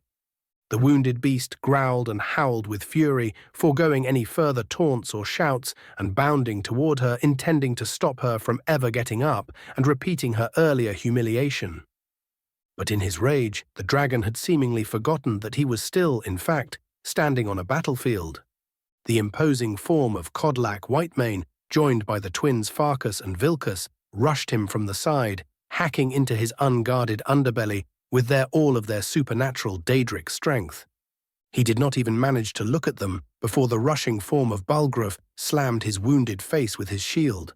Hrongar already moving in with an overhead slash as Mirmulnir tried to crush the brave Jarl in his mouth. But unfortunately, the dragon remained stunned for only a brief moment before his wits returned to him. His tail flashed out, forcing the companions back, but to the casual observer, miraculously not turning them to paste. His front claws swung for the heads of the noble brothers, shattering Balgruuf's shield and sending him reeling back, while his other claw rent the mid-swing arm off the shoulder of the Jarl's brother. Everyone watching thought the man was already dead, but to their sheer dumbfounded astonishment, Hrongar did not even grunt in pain, and instead proceeded to headbutt the dragon, who was at the time trying to devour his brother, not quite making him flinch, but at least stopping his movement and knocking himself out in the process. The time they bought was more than enough, as Minthara charged back into the fray once again, her sword aglow in her hands as golden spectres seemed to overlap with her swing, severing the claws that attempted to cleave her in two.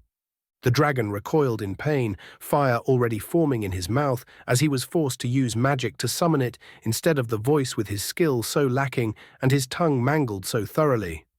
But magical flames, especially those cast by someone unused to doing so, were easily thwarted.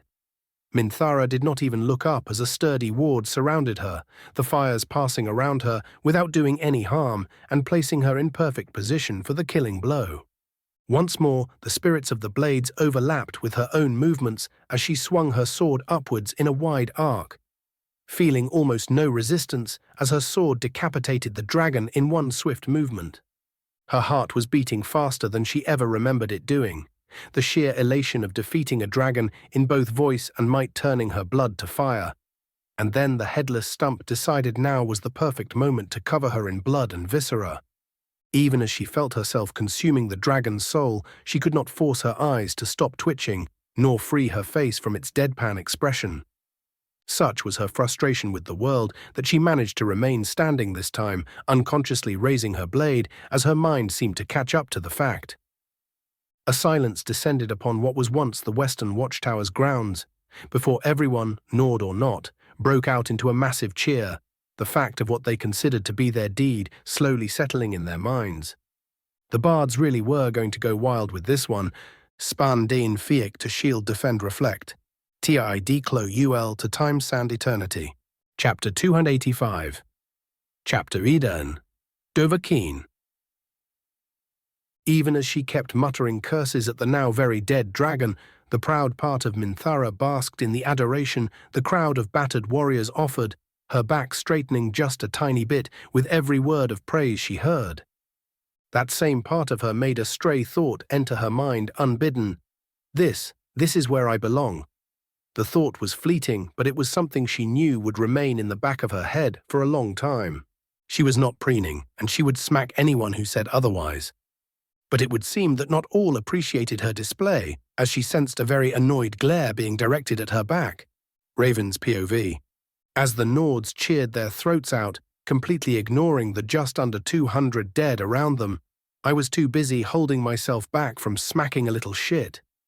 Sure, it was badass that she essentially stopped time and proceeded to maul the poor motherfucker in less than it took me to blink, and then proceeded to fucking decapitate his scaly ass.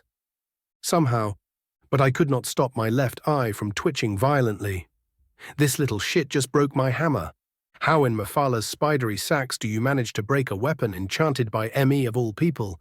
A weapon enchanted specifically to take superhuman levels of punishment.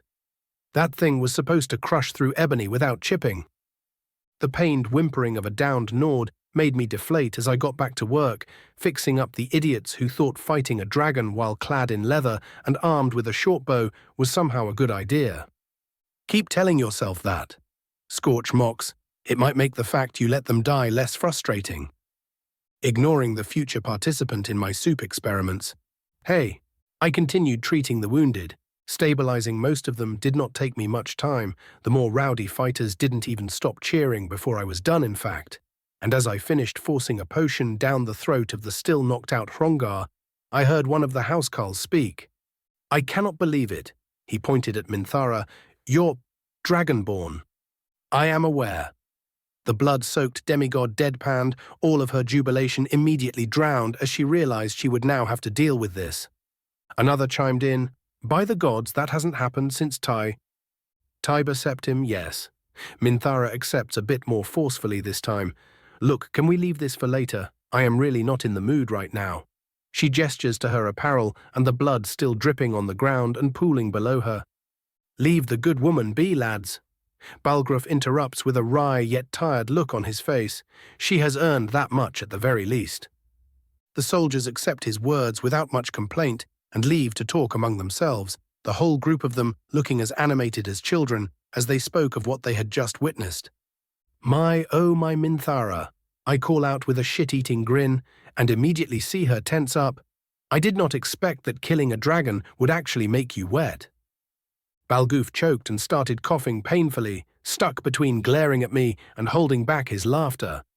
The soaked demigoddess sent a glare of such intensity my way.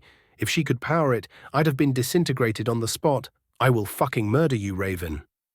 I tilt my head, my grin still plastered on my face. "So you don't need my help?" I ask innocently. She briefly debates with herself, her desire to not be filthy warring with her fear of giving me another win. Yet the conclusion was as inevitable as my reaction. Letting her shoulders slump in defeat, she forced out a please. My levels of smug reached a whole new level as I simply waved my hand, combining water magic with a bit of blood control I learned from the Volkihars, immediately forcing every single bit stuck to her very expensive clothes to detach and fall onto the ground. She was so relieved by this that she even forgot to be angry for a moment as she basked in the fact she was not covered in filth. "What kind of amateur enchanted that armor anyway?" I ask after a brief pause. "Who forgets to add a self-cleaning function on such expensive gear? The drain is practically non-existent."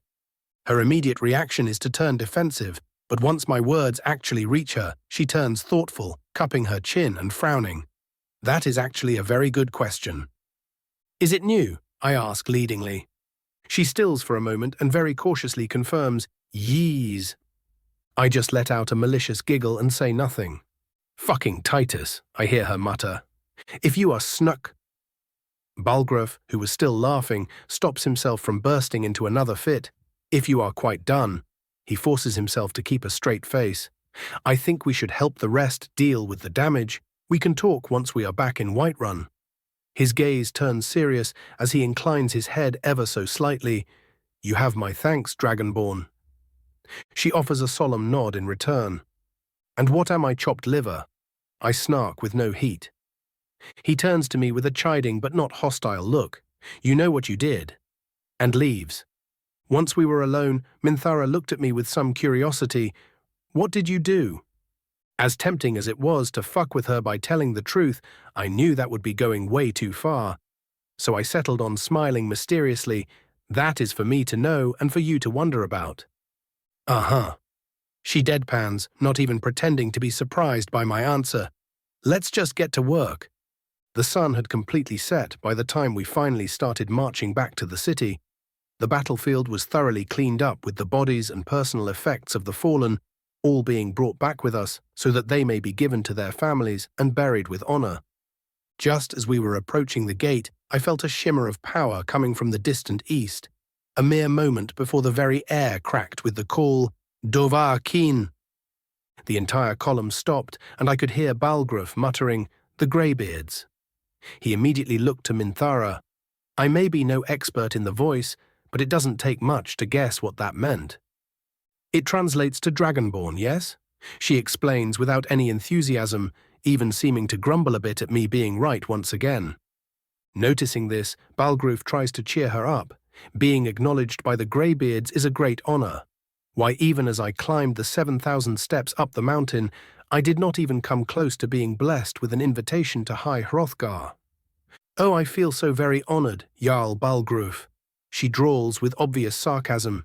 "It was so nice of them to announce to every single dragon in the province that I exist. How very sporting of them." A good chunk of the crowd looked away awkwardly at this, seemingly only now realizing that the Thuum was in fact dragon speak. She wasn't wrong though. Even if it would force her to grow much faster, the Greybeard's declaration was essentially an invitation and challenge to all the ambitious dragons who wanted to prove themselves to Alduin, for them to throw their lives and, more importantly, souls at the burgeoning young Dover who challenged their power. So naturally, I decided to butt in. Offering her my most vindictive grin, I asked in a sing-song voice, "Oh, that sounds like a lot of fun. Can I come with?" Seeing as I spent a good chunk of our early lessons in the voice shit talking the old fuckers on the mountain, she immediately realized my intention and offered a beaming grin in return. But of course, who am I to deny such a devout pilgrim? "Is it just me, or—" the still groggy Hrongar whispered to his brother, "Are they saying something other than they are actually saying?" Or at least he tried to whisper as half the damned army could hear him. Balgruuf, who had just finished offering a prayer to Cairn and Arkay for the souls of the old monks, shook his head forlornly. "Do not worry yourself about it, brother. You will live longer that way." "All right." The bear of a man simply shrugged and walked off to join a group of housecarls. "That man." I hear Marco say to Junior, One can only aspire to reach the same heights. What an idiot, the Imperial asks sarcastically. Marco shakes his head, his eyes shining with false envy. Free. The agent stares at him for a moment, shakes her head, and starts walking off. And here I thought you were charming. What an idiot I was. The poor Altmer looked more dead than the dragon whose head was being carted in front of him. The interaction did cause a wave of laughter amongst the tired troops, though, so that was a plus. Curious, I lightly scanned her emotions and found that she did not actually dislike him. Much the opposite, really, just with the addition of one tiny little itty-bitty detail. The woman was a massive sadist. It would seem that Marco was thoroughly fucked at this point, both literally and not. Shaking my head and wishing the boy luck, I caught up to the rest, joining in a conversation between the Blades and their liege. It would seem that Delphine had just gotten her Blades were dragon slayers idea and tried roping Minthara in. The way she utterly crushed it was more beautiful than the decapitation of Mirmulnir, and Delphine's disappointed look was something I would keep in my mental archives for as long as I could. Nursing a drink which was cursed to hold no effect, I tuned out most of the proceedings after we returned to Whiterun. Balgruuf had me say a few words and let me slink off into a corner while he held speech after speech for each of the more relevant fallen heroes. All the while, a wild feast was spreading throughout the entire city. The savvy ruler wasted no time in naming Minthara an honorary thane of his city and offering his niece as her personal housecarl, and so it was that Lydia found her destiny at Minthara's side, her fate as the designated pack mule sealed forevermore. The two did hit it off quite well, surprisingly enough, so I could at least be content in the fact that Lydia was not too likely to end up being launched off a mountain by way of unrelenting force. Chuckling at that mental image, memory, I allowed my thoughts to drift further east, as I genuinely wondered how Ulfric was going to react to this whole thing. Would the setbacks he suffered make him more reasonable, or would he attempt to double down while his people burned around him? I was genuinely disappointed that my conclusion led me toward believing the latter of those two propositions. I must have been stuck in that trail of thought for longer than I realized, because the next thing I felt was someone dragging me up with a force that did not belong to a mortal creature. My surprised expression quickly shifted into a complete deadpan as I realized that it was Minthara who pulled me up. A very drunk and uncharacteristically merry Minthara. "Ravine," she slurred, "what are you doing skulking in that dark corner?" Wizardly pondering, I vice dryly, "Kamoon, lighten up." She sways as she speaks, almost falling over. "We won, didn't we?" "Uh-huh." I nod and slowly place a hand on her shoulder to stop her from suddenly falling over, "and I see you have rediscovered the wonders of booze. So little time away from Mead, and you already forget his lessons." "I am the Dragonburn," she hiccups. "I can do whatever I want." And then she keels over and vomits all over the floor. I give the curious feast-goers a pointed look, and they suddenly find themselves with other interesting things to occupy their eyes as I make sure the woman of the hour doesn't end up covered in filth for the second time in the day.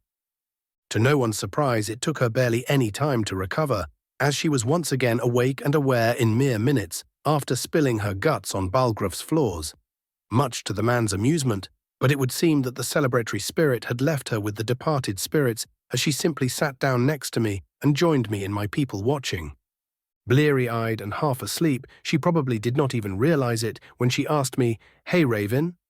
Registering my questioning hum, she continued, "I didn't make a fool of myself, did I?" Holding back an eye roll, I tap her on the back. "Relax, you did great." "Thanks," she mumbled and fell asleep while leaning her head on the table. I let her remain there for a couple of minutes before summoning Junior and telling her to take her to a room. Deciding to actually listen to her words for once, I left my dark corner and spent the rest of the feast sharing tales with the companions as the warrior order mourned their dead and celebrated their ascension. I also made sure to subtly question Kodlak about their little conflict with the Silver Hand and how that was escalating, the answer to which was a mix of success and failure, mostly due to overeager circle members rushing into danger without thought and ending up surrounded by enemies. The fact that they survived just as often as they died was not lost on me. Time seemed to fly as we began sharing tales, and soon the sun was about to rise once more, so I decided it was time for me to leave. I said my goodbyes to Balgruf and his brother, left instructions for Minthara's party to meet me at the caves hiding Gaimund's halls, with a map of course, and departed toward Dawnstar.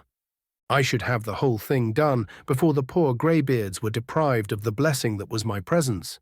Chapter 286, Chapter 12, Dawnstar.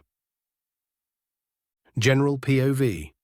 In one of the many passes carved through Mount Another, a large, if somewhat disorganized military camp, dotted with blue banners, with the symbol of the snarling bear, stood firmly against the cold night winds, threatening to batter its inhabitants down the many dangerous inclines which dotted its surface.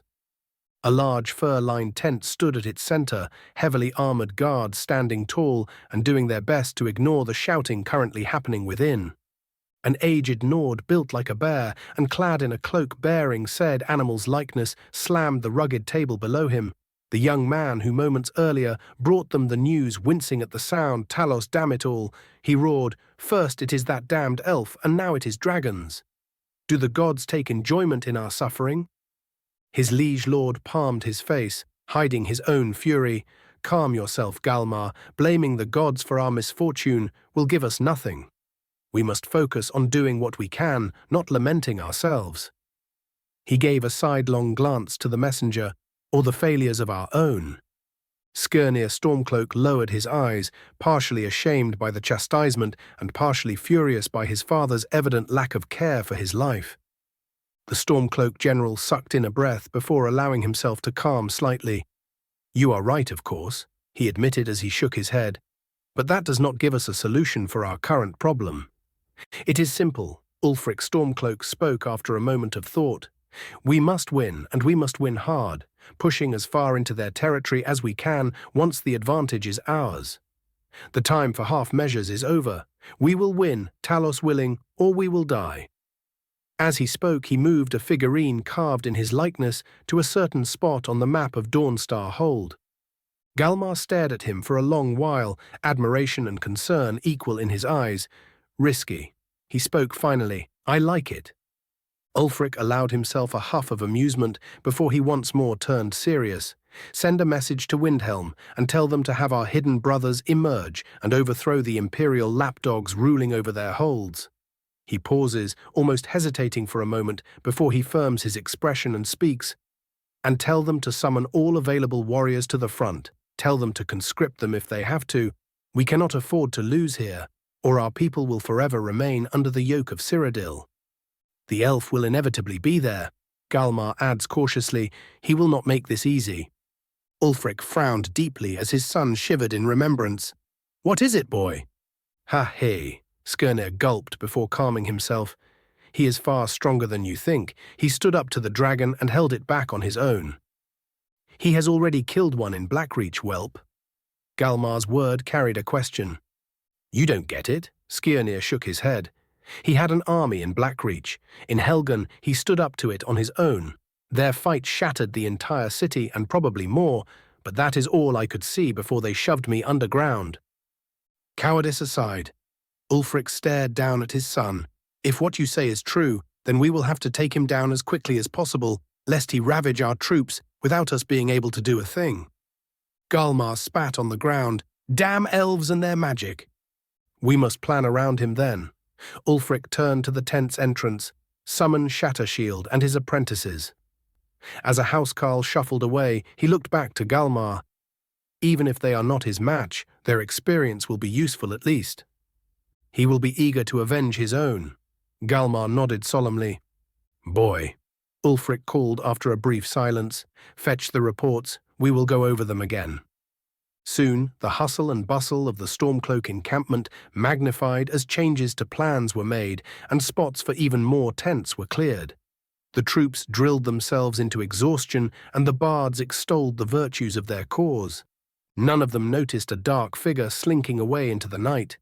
The mail they wore producing no sound as they simply disappeared as if they were never there. Raven's POV, days later.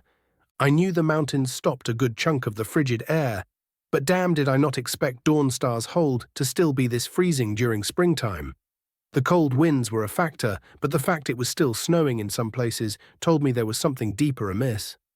"This place fucking sucks," Scorch comments from below me. Then again, it is a bunch of idiot noirs. Makes sense, they are not worthy of the sun. Somehow he manages to nod smugly to himself while still flying faster than some planes. Could just be that they were unlucky enough to be at the edge of a cold sea current. I shrug. Not that it matters. We have arrived. As we crested the massive cloud hiding our passage, a vast tract of land came into sight, giving me a literal bird's-eye view of half the hold, and after a cursory scan, I had a pretty good idea of what was going on the entire Dawnstar front. Speaking of the frozen hellhole, I also got a good look at the city itself, and I had to say it surprised me by how well built the whole thing was. A vast stone wall, not particularly tall but definitely wider than most, stood as both protection against invaders and a dike to hold back the downright massive moat. The city surrounded itself with fed directly from the sea. The entire side of the city facing the Sea of Ghosts was completely covered in a massive series of fishing docks, and one larger one for merchants and warships being stationed in the middle. Numerous ships, most of them burned by the Imperial Navy blockade, swayed lightly in the waves as their crews were forced to do naught but wait the siege out. Although to their credit, I could see the Imperial galleys had suffered a fair bit of battle damage as well. None of the ships were sunk, but the fighting must have been rough on both sides. Too bad for the rebels that the Imperial Navy and the East Empire Company had far better ships. The residents of Dawnstar were fisherfolk and rarely raiders in times of war. Their fleets just couldn't compete. The interior of the city looked surprisingly clean from my perspective. An almost tier-like system of streets and building height seemed to be the norm, with the Jarl's Keep at the center being the tallest, and the rest getting progressively smaller as they came close to the walls, at which point the entire city seemed to just stop, leaving a large gap between the people's residences and the wall itself, thus creating the perfect kill zone in case anyone invaded. And yet, even with the respectable work the architects and planners did, and the presence of my people to the distant east, my eyes were drawn to a singular point, a small hill to the city's east, still within the walls themselves, housing a tall stone tower which served as the entire coast's lighthouse. A lighthouse currently radiating an aura of such lethargy and subtle terror, I was half tempted to blow the whole thing up out of hand. Naturally, that would have done absolutely nothing, so I contented myself with viciously smacking the influence of the demon within from my mind and making it sting her ever so slightly. She'd get her turn once I was done freeing the populace from their own stupidity, and the time came to free them from their nightmares as well. I wouldn't even be a dick about it. She did give us access to easy propaganda after all. Leaving such plans aside, I finally entered a relatively safe radius for precise teleportation, and announced by the slight cracking of the air, I appeared in front of the Legion's command center, within the heart of the veritable fortress they had surrounded within raiding distance from the city itself. The elite guards protecting Tullius's tents didn't even bother twitching as I appeared in front of them. The apparent leader of the quartet simply pointing his thumb behind him. "The general is in, sir." As the rest of them offered salutes, I found myself unable to even be annoyed, so I offered a lazy salute of my own and stepped inside. The sight that greeted me was the usual hustle and bustle of the legionary command. A good number of the officers within looking very worn out from the forced march they made all the way from Helgen, while the rest seemed as well rested as one could be on a battlefield. Which was not very. Tullius was far more chipper himself, however, the old Imperial knowing damn well that his being tired and making a dumb decision had far greater consequences than some random logistician forgetting to give a single unit their next shipment of javelins. Ricker wasn't present, and neither were a good number of the other officers I knew of, but one quick scan showed her on the other side of the camp in a similar command post, likely to ensure operational security and a good reaction time. I also sensed some familiar auras in a closed portion of the camp, something to ask the general later, I supposed. Another section of the vast military camp housed a bunch of Breton knights doing their thing. The groups from the other cities had finally arrived, and I could already see the politicking going on between the different orders if the small walls they erected between each other's sections were anything to go by. though I had to appreciate the sheer pomp of their upbringing when I noticed an actual jousting ground in the middle of it, where a duo of knights were currently battering each other with a mix of magic and inertia. Still, that was mostly irrelevant at the moment. I was here for a reason. As he noticed me enter, Tullius's eyes immediately bore into mine. The map below him swiftly left forgotten as he asked the question which no doubt weighed on his mind greatly. What happened at Whiterun? Still haven't gotten a full report, I ask idly, and he shakes his head. Nodding in understanding, I take a seat one of the lesser officers offered me. I light up a cigar, take a moment to enjoy it, and give my answer. A dragon attacked one of the surrounding forts, many died, but it was brought down, and the will of the divine was made known to all. It takes him a brief moment to realize what I was getting at, but the moment he does, the man looks like a ton of rocks was just lifted from his shoulders. Good, he states, spreading relief to his subordinates. That is good. He settles again, almost as if to reassure himself. Quite, I offer neutrally, but I do believe we have more pressing matters to attend to. Tullius's entire demeanor shifts back to his usual stoic general persona as he nods. You are right, we have a war to win. He signals one of his questors to approach, having him place carved figurines at the large central table. As we expected, Tullius begins as the young man places a line of blue figures to the east, just across a small river. The rebels' operations picked up as soon as the ice retreated. Multiple villages and fortifications have already been destroyed in the fighting, with a number being burned as to deny us any ability to operate in those areas still designated as hazardously cold. The villagers, I ask with a slight edge, most accepted being moved to the city by their liberators. Tullius allows himself a brief moment of sarcasm. The rest were simply left out in the cold. Thankfully, being Nords, they usually survived. But not all. I note icily who gave the order. Tullius huffs to himself. I would love to know that myself, but the Dawnstar Raiders are a largely independent unit, given free rein by their Jarl to ensure our army is unable to muster the logistics to storm the city without catastrophic losses. So Skald is getting gelded. I nod immediately. Got it. A couple of the officers pale, but most look gleeful at the idea. Tullius hums to himself, almost as if actually considering it. Finally, he settles on, many things happen on the battlefield. He ponders aloud, should he be found heavily wounded, I am certain that no one would look too deeply into it. Right, I snort. Our current plan, he indicates the same river neatly cutting the entire theatre in half, is to storm the Icevine River and encircle the city, allowing us to fortify ourselves against attack from the city itself and giving us the perfect opportunity to head off Ulfric's reinforcements. A defeat in detail, I ask with a raised eyebrow. Indeed. Tullius nods, the force guarding the river and city numbers slightly over 10,000, and their reinforcements over 12 as your own agents provided. He gives me a brief look of thanks, before continuing.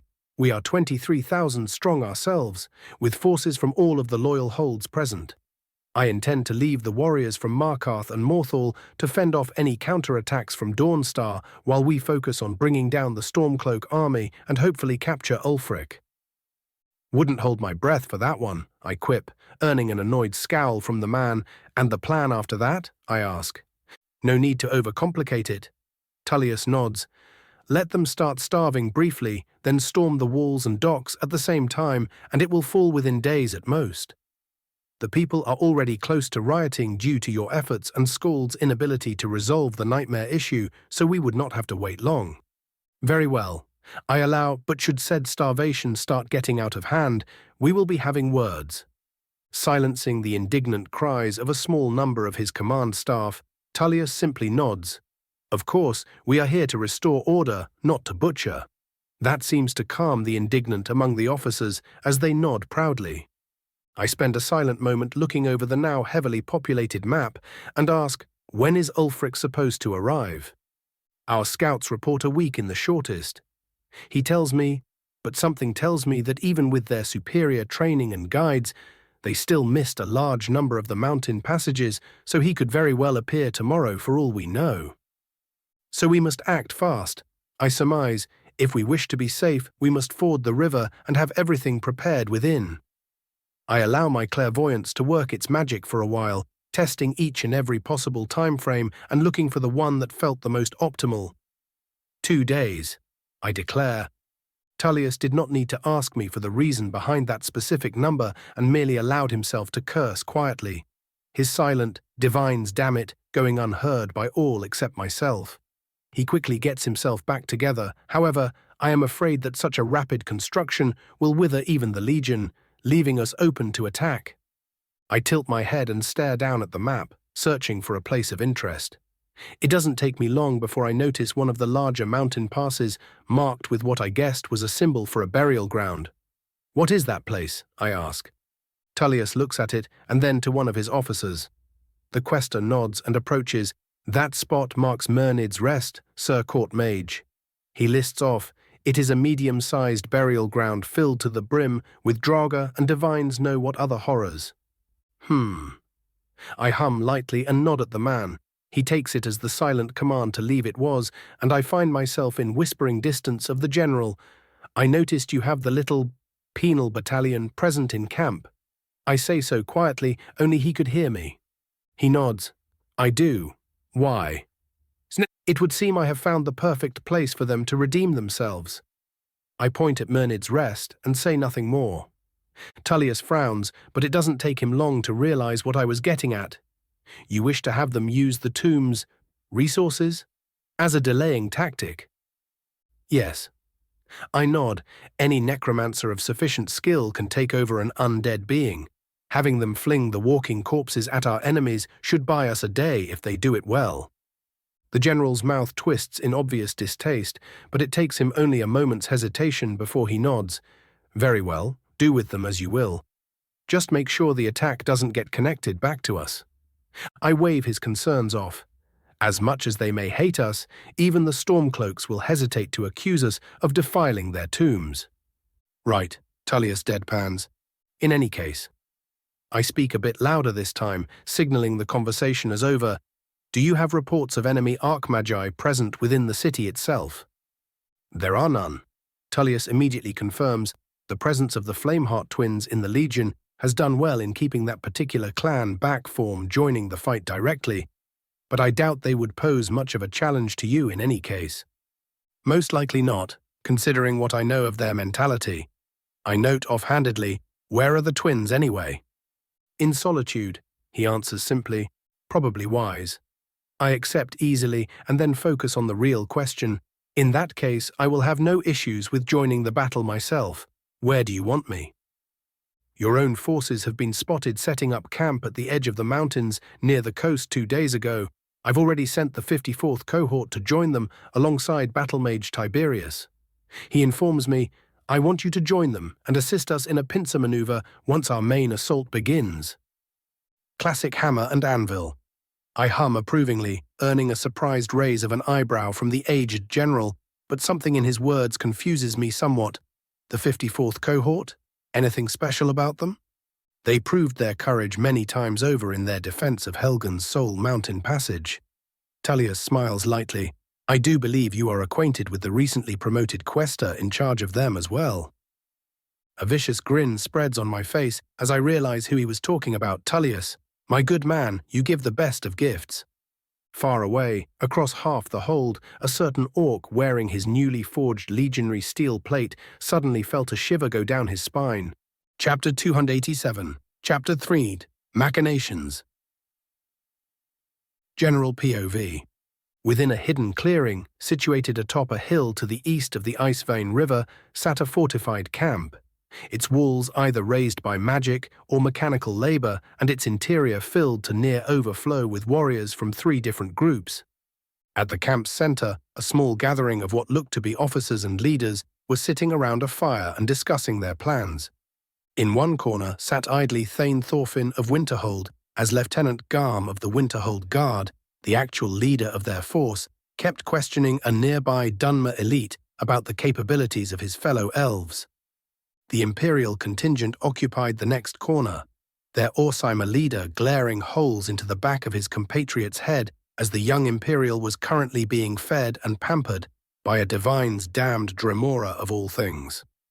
And finally, the last group was represented by the stoic figure of Captain Oren of House Dagoth, flanked from one side by a paladin of Auriel and by a cloaked figure and one of his veterans on the other. Their moment of relative peace was crushed without a hint of mercy as the air beside them cracked, a tall form appearing in a flash of magic and kicking up the dust left from the construction. The elves reacted immediately, the entire camp seemingly stopping for a split second before, faster than even the most stuck-up of Imperials could manage, the surroundings of the dust cloud were filled with 220 mer standing in perfect formation, already mid-salute. Raven's POV. My mask hid the satisfied grin on my face as I observed my troops acting in such magnificent concert, my eyes quickly snapping to the gathered leaders of the camp. I offered a quick nod to the guests, but left them for later as I focused on my own people and the extra. Captain, I sense losses, your report. He offers a crisp salute, a simple fist-on-heart gesture, and speaks, "We arrived in Winterhold as ordered and gathered our supplies. As we were about to leave, Jarl Assur ordered his own soldiers to join us, and I saw no reason to deny them." He pauses briefly, almost as if waiting for judgment. He is given none. "We are allied, so your decision is perfectly acceptable." I turn to Thorfinn and Garm. "I am surprised you managed to scrounge up so many. A good 400 if my sight did not suddenly fail me, considering how surrounded Winterhold is." Thorfinn shakes his head, but before he can speak, he is interrupted by Garm's loud snort. "You may not be one of us on parchment flame tongue." He chuckles, "But there is no true Nord of Winterhold who wouldn't fight at your side when called."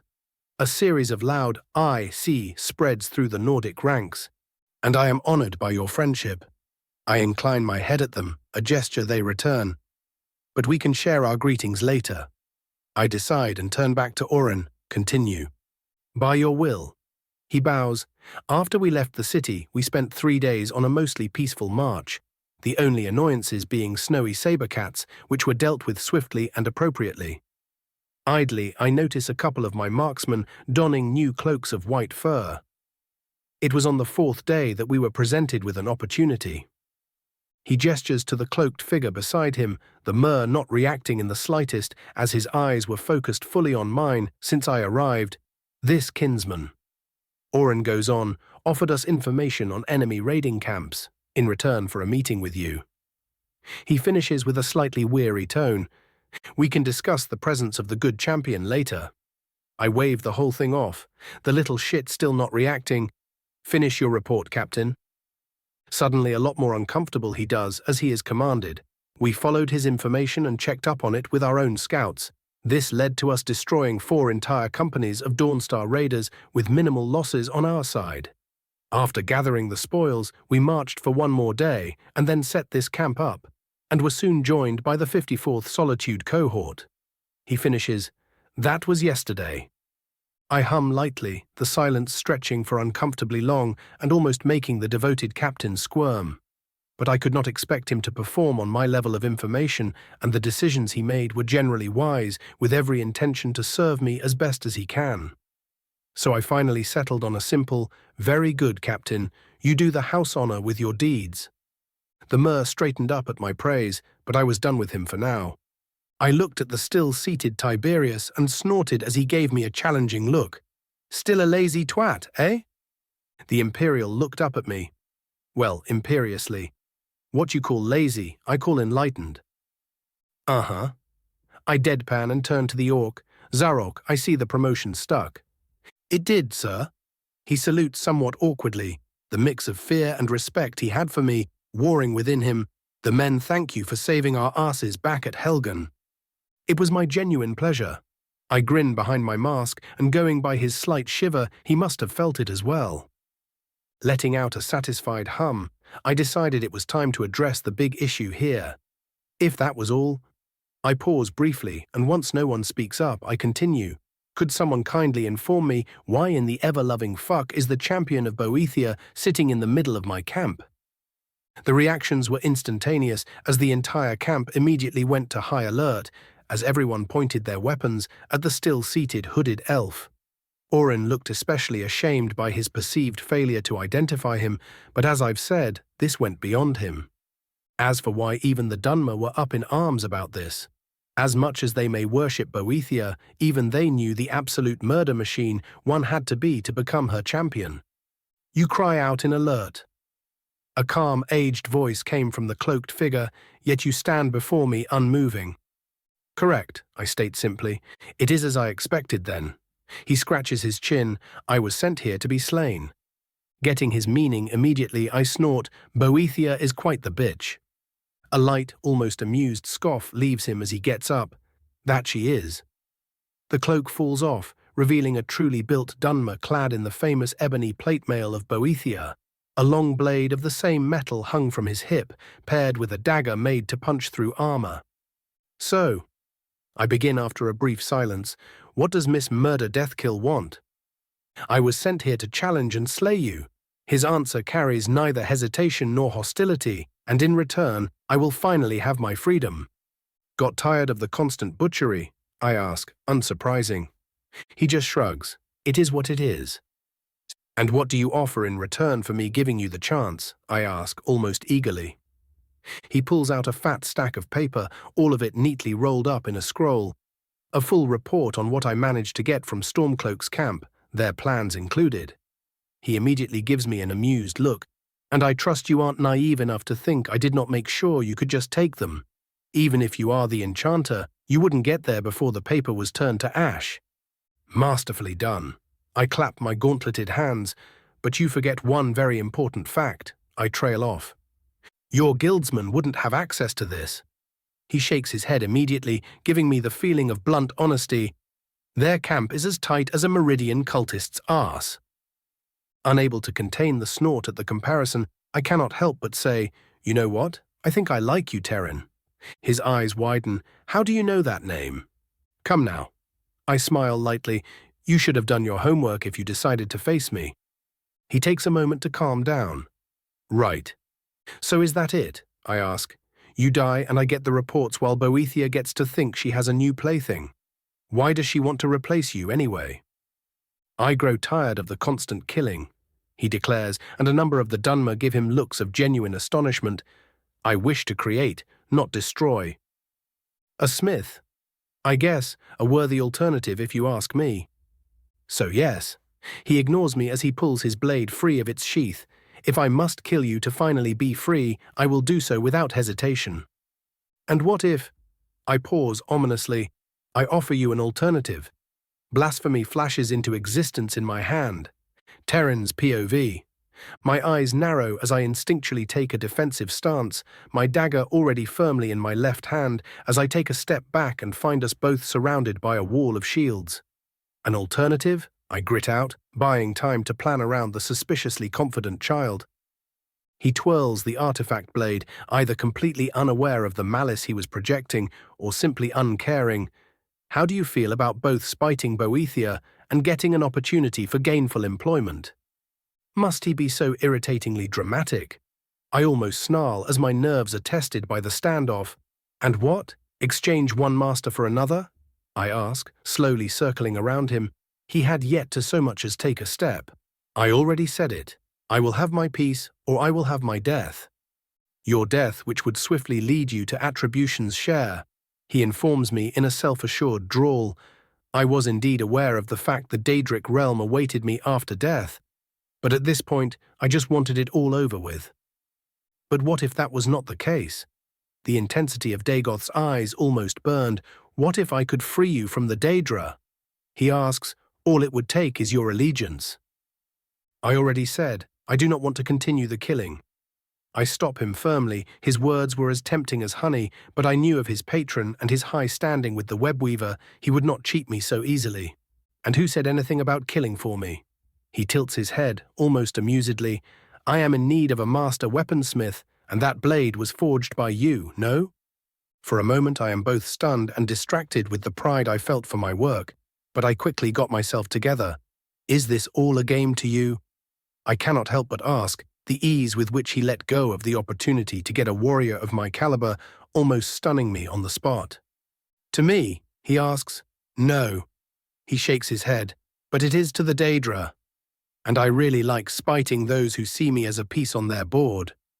Your offer is good, I admit after a brief silence, but it is also too good to be true.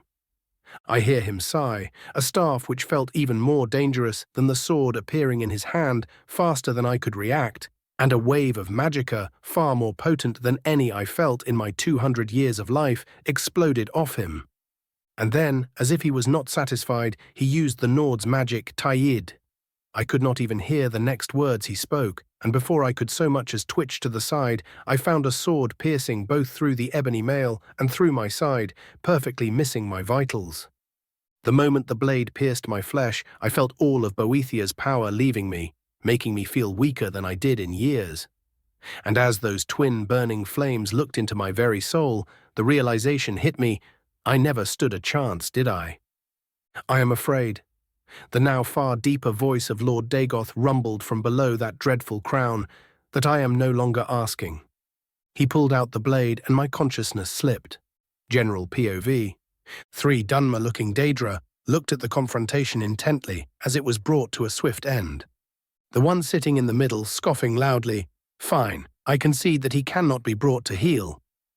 A disappointed exhale could be heard from the one wearing the flower crown as she handed her frustratingly smug, chitin-clad counterpart a brilliantly glowing gem filled to the brim with soul energy.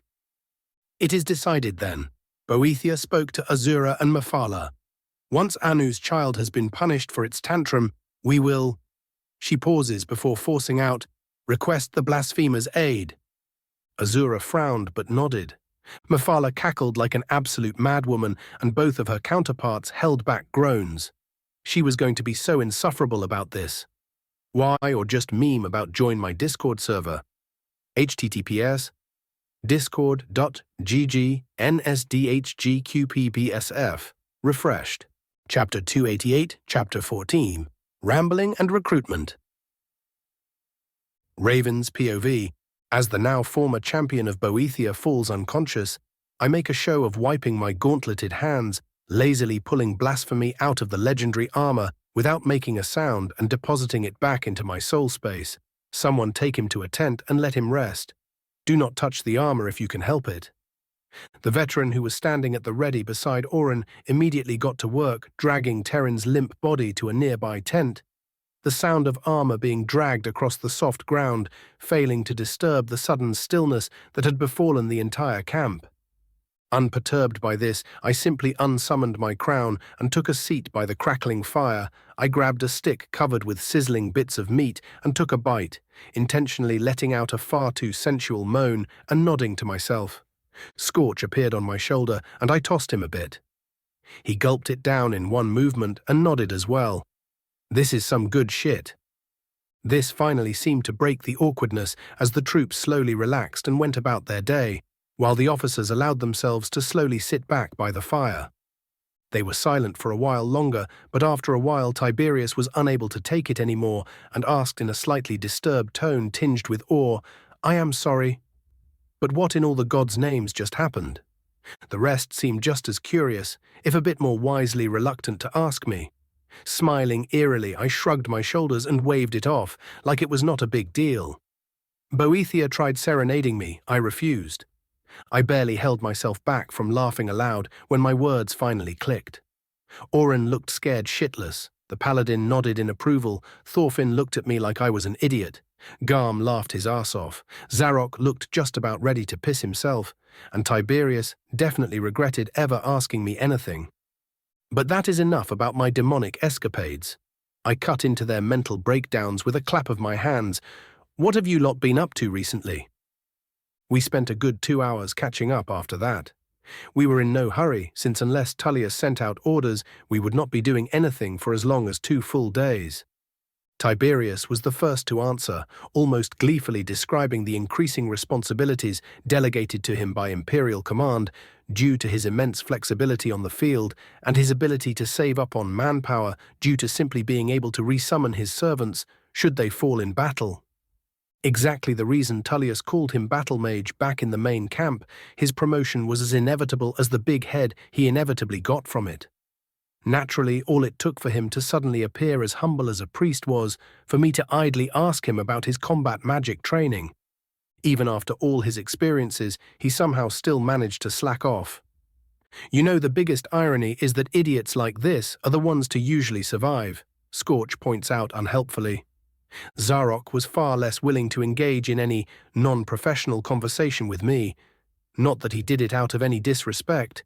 Dude was simply too scared to speak with any real confidence. His men seemingly shared his thoughts, as a good chunk of them were former Sprawl residents. At least I would not have to worry about them disobeying orders. Garm did not have much to say. The man simply offered me a bottle of mead and a cheer before waddling off to his own people to ensure no one did a funny because of my earlier words. Thorfinn, on the other hand, had changed a fair bit. He was still as short as I remembered. Poor man was seemingly cursed to remain a pocket prince forevermore, but that did not stop him from advancing in other areas. He had apparently befriended Jarl Asur, and the two spent a good chunk of time either sparring together or just being two rambunctious youths when the people weren't looking. The bout of teasing he sentenced himself to when he revealed the fact that the two seduced a pair of twin daughters of the local miller. One drunken night almost made his face burn off in embarrassment. I stopped only when he mentioned something I valued even above annoying people, namely magic. His magical focus turned fully toward alteration, much like the captain of his Hold's Guard, and his attainments in casting enhancement spells placed him squarely at the expert level. He even had a formal declaration from Tolfdir for his ability, which earned him even more respect from the Hold and had him firmly entrenched in the city's ruling nobility, even at his young age. But none of their achievements came even close to my own tales, so they kept pestering me to tell them about the mad shit I've been doing in recent months. I did fold after a while and proceeded to share a carefully edited tale. Just as I finished retelling the dragon slaying and the reveal of the Dragonborn to the captive audience, the soldier that dragged Terran away came up to me and after saluting spoke, He hesitated briefly. "Guest is awake, my lord." I gave the crowd an apologetic look and got up. "We will have to continue this later.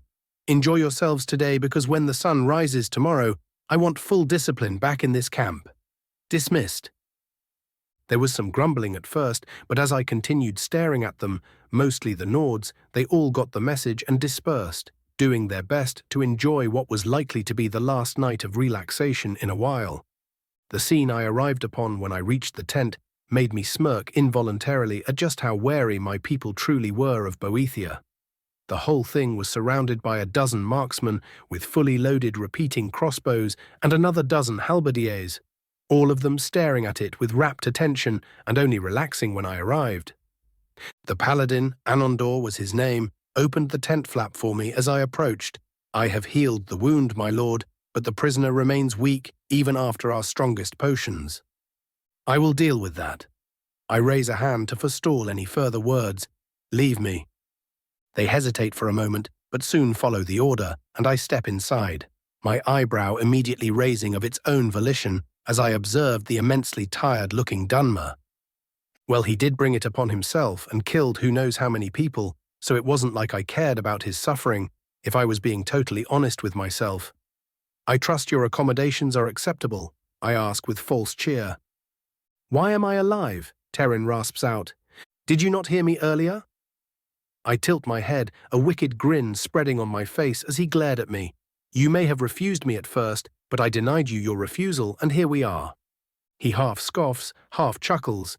"Is my ability to smith ebony so valued that a great lord such as yourself would forego his honor to recruit me?" "Don't flatter yourself," I snort, earning another glare. "You are a mass murderer at the very least. And considering your age, I do not even wish to imagine the depravities you committed during your lifetime." I pause briefly, allowing my words to sink. "No." I shake my head. "The sole reason you are alive, the sole reason I will grant you your wish to find peace." I lean threateningly close to him, my eyes burning so brightly they probably burned his retina slightly. "The only reason your pathetic soul is not currently languishing inside a soul gem." My threatening glare suddenly turns to a happy grin as I point a thumb toward myself, is to spite Boethia, who thought she could play her petty games with me. He turns completely silent as I finish my little rant, staring at me in a whole new light. Finally, he allows himself a mirthless chuckle. So I will get what I wish, simply because you are one petty child raging against the gods. Is this fucker still trying to provoke us to kill him? Scorch asks, genuinely baffled. Did he smoke some of that good cat sugar before he came to commit suicide by us?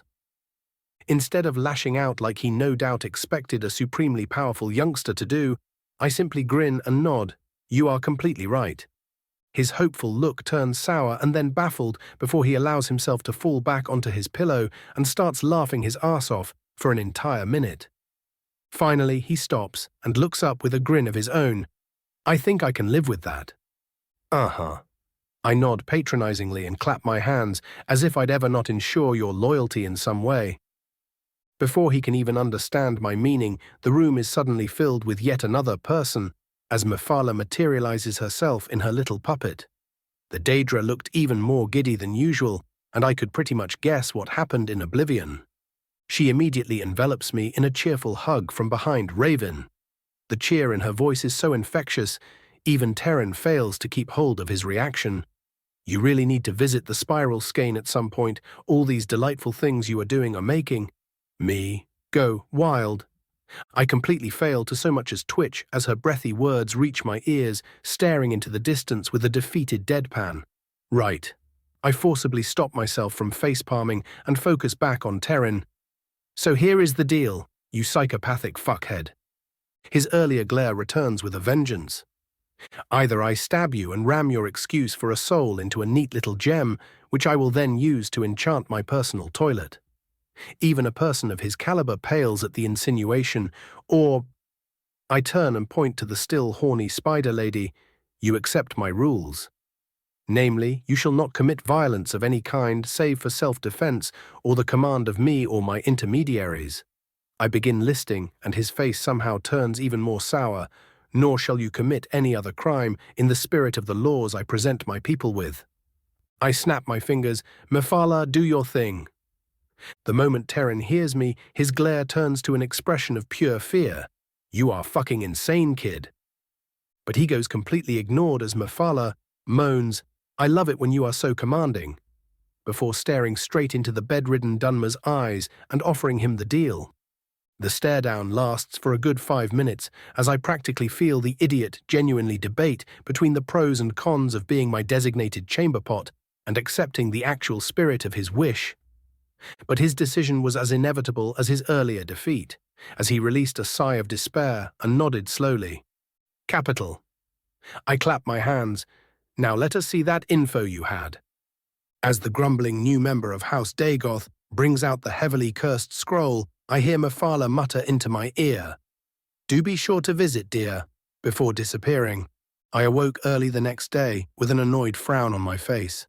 I rarely dreamed much, and when I did, it was the usual insanity one might expect of someone as over-imaginative as I. But this time it was different. I remembered nothing of what I dreamed, but I knew it to be something which made me uneasy and uncomfortable. The possibility of Vermina fucking with me already was there, but I doubted she noticed me so quickly. Or was I underestimating the Daedric rumour mill and paying for it already? My confusion only grew when I woke up the next morning, perfectly fine. I wanted to ponder the situation further, but a mere 10 minutes after I awoke, a messenger arrived from the Imperial encampment, carrying Tullius's marching orders now that he had had the time to acquaint himself with the changes in enemy numbers. How Ulfric managed to double his forces so quickly, I was not sure, honestly, but he was gambling a lot for a single victory, and I would be more than happy to show him the error of his ways. 10 minutes later we were, all 1,100 of us men and elves, marching out through the slight fog which had descended upon the future battlefield. The slight rumble of the earth, the only real noise that followed our march. As we approached our designated position, I opened my eyes and waited. And waited. And in the distance, the sound of military ballistae letting loose cracked through the air as multiple explosions hit the eastern riverbank. Without a word, I summoned my glaive and pointed it forward. The battle for Dawnstar had begun. Chapter 289, Chapter 15, Icevine. General POV. To the men of Jarlskald tasked with guarding the only shallow point on the ice vein wide enough for an army, the day began as any other they could remember in the past weeks. Ever since the Imperial Legion broke through the fort that guarded the roads from both Morthal and Whiterun, the invaders had set up camp as close as they could and simply waited there, doing absolutely nothing. The Dawnstar Raiders, all 3,500 of them stationed outside their beloved city, tried harassing their supply lines, as was their usual tactic in warfare, but even their chainmail and large round shields failed to protect them from the constantly shifting tactics of Torig's loyalists' patrols. Whenever they would gain ground, they would soon find themselves assailed, as if their advance was predicted with magic. Whiterun cavalry would descend upon their hiding spots from seemingly nowhere, or their supposedly surprise assaults would be met with a staunch line of Solitude's new legion. But worst of all were the tales of a single man wearing armored legion robes. More often than not, the men would grow bold, seeing a single man guarding a supply train, only to suddenly be overwhelmed with what they swore were Daedra wearing Imperial steel. The one-man army had become the boogeyman of the raiders, and the men trembled at the mere mention of him, some even going so far as to describe him as a vile lich wearing the face of a young lad. After 2 weeks of constant losses, their commander simply decided to fortify the crossing as hard as he could. If their rapid aggression would not work, then they would have to settle with their mighty shield wall and rely on their spear arms to win the day. Indeed, the day started as any other, and nothing changed till noon, for just as the coastal fog started lifting, did the men on guard duty hear the distant twinging of boughs and the distinct sound of wood striking wood. They had an entire 10 seconds to get a hold of their surprise before their side of the ford was struck with ballista bolts and catapult projectiles, which quickly exploded into flames as the pitch within the pots caught fire and stuck to the wooden structure. Screams of pain filled the air as Captain Frokmar Bannertorn scrambled out of his tent while rapidly putting on his helmet. The man immediately started barking orders for the men to take cover and prepare for an assault. They hid behind their walls and dugouts as the bombardment continued for 20 whole minutes. Many fools that dared peek out of cover soon found their faces burned by a random explosion. Or if they were unlucky, they found the pitch stuck to their bodies as they were forced to roll on the ground in pain, further lowering morale. By the time the artillery stopped, a good number of the men of Dawnstar were still half deaf, with their ears ringing due to the constant explosions. But their leaders were not hairless youths. As the moment the assault ceased, the veterans of the Great War started barking orders once more, and the wall was swiftly manned by the disheveled defenders. And just in time as well, as the Imperials seemed awfully confident in their Kaiordelic engineers, so much so in fact that the vanguard of Markarth and Solitude infantry advanced just a couple dozen paces behind the falling munitions. Javelins! Frokmar's command rang out, and even rattled his men obeyed without hesitation, hurling hundreds of the throwing spears at the advancing shield wall. Dozens fell, and before they could go for another volley, the attackers returned the favor as they finally marched into range. Well over 1,000 spears and thrown axes sailed over the wall, mangling many atop the walls and burying themselves into the unsuspecting men waiting behind. The exchange continued for a time, bodies piling up on both sides as the shield wall edged ever closer.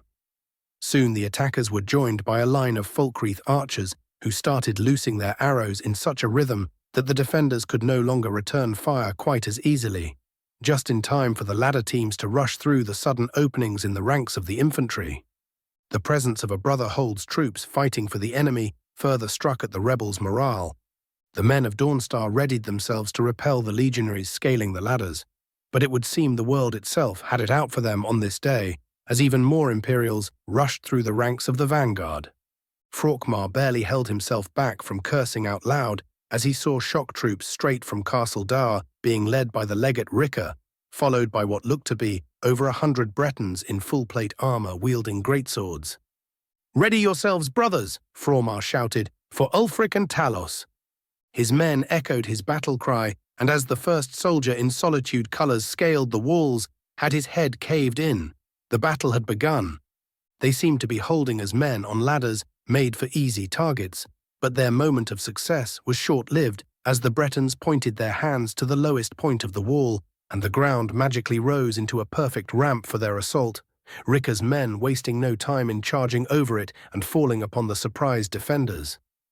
This time, Frokmar failed to stop himself. Fuck! The melee soon turned even more bloody as the Imperials gained a foothold, and the most elite of the raiders were forced to face both veteran legionaries and the mighty Breton knights. As the men on both sides grew more desperate to gain an advantage, magic started erupting all across the narrow battlefield. The few Dawnstar Magi not tied to the Flameheart clan showering the attackers in ice to debilitate them, while the Imperial officers responded with scrolls of fire and lightning. A mere 20 minutes later, nearly 1,000 men lay dead on the wall, with about 6 Imperials per 4 rebels, and the battle line refused to move even slightly. That is until the backline of the raiders suddenly started falling like cut grass, the distant sound of metal crossbows being fired breaking even through the cacophony of the battlefield. Frokmar needed only one quick look at the line of crossbowmen kneeling in front of a line of halberds and legionaries, and under a large triangular banner of black and purple, to know he was well and truly fucked. Raven's POV. It took the poor fuckers a good 30 seconds to scramble up a response, more than enough for my mere 50 marksmen to cut down well over 400 men. Repeating crossbows were usually shit weapons, but add some piercing and strengthening enchantments and they become the medieval heavy machine gun, perfect for attacks like these. As a thick shield formed to face our advance, I stepped in front of the still kneeling crossbowmen and pointed a single finger at them. A couple of them managed to recognize me in time to thoroughly shit themselves before lightning exploded toward their position, killing another 100 in the blink of an eye, leaving naught but their steaming boots. My men needed no other signal, and my leisurely advance was swiftly overtaken by their charge, the gaping hole in the enemy ranks being swiftly taken advantage of by our immense momentum. As soon as another defensive line managed to slow us down, somewhat ice and fire smashed into them as the warriors of Winterhold and Dagoth showed their true might. Unwilling to be left in the dust, or as was more likely unwilling to seem useless to me, Zarok's people fell upon the weakest spots in their ranks, like rabid animals, punching through them and immediately falling onto the backs of those poor idiots still trying to hold back Ricka and the knights. A swift shared look with Tiberius had him nodding and rushing after them, his Dremora appearing just in time to stop the Dawnstar backlines from enveloping the 54th. For whatever reason, the rebels seemed almost as scared of him as they were of me. Well now, that wouldn't do. I snapped my fingers and disappeared inside a nearby shadow. The Dawnstar Magi didn't even have time to react as I impaled one with my glaive and pierced the throat of another with the ebony blade. 5 more fell to my constantly switching blades before they even noticed I was there, and their magic was, while at a respectable adept level, too weak to do anything but feed me their magicka as my robes absorbed the violent energies faster than they could overwhelm them. "Burn, Noir, burn," Scorch chirped giddily as he set fire to those unfortunate enough to be assigned as the mage's protection detail. Some managed to strike him and even take off a wing, but the pyromaniac bird had grown in power just as I had, and he simply shrugged it off by burning a new wing into existence. Even with this, the stubborn ranks of Dawnstar seemed to still have the guts to keep resisting. My hand flashed out in a grasping motion as blades of wind descended upon a Stormcloak officer, turning him into what I could charitably describe as spaghetti. Never forgetty. The bird, currently busy gouging the eyes of an old man, chirped into my mind, and I had to suppress a groan while dodging an ice spear. Forcing my mind away from the cursed words I would most definitely not be able to forget, I speared yet another far too young cryomancer. I felt the air to my side shift, my eyes immediately snapping to a Nord who was probably on some shrooms, judging by his bloodshot eyes, swinging a large Danax at my head.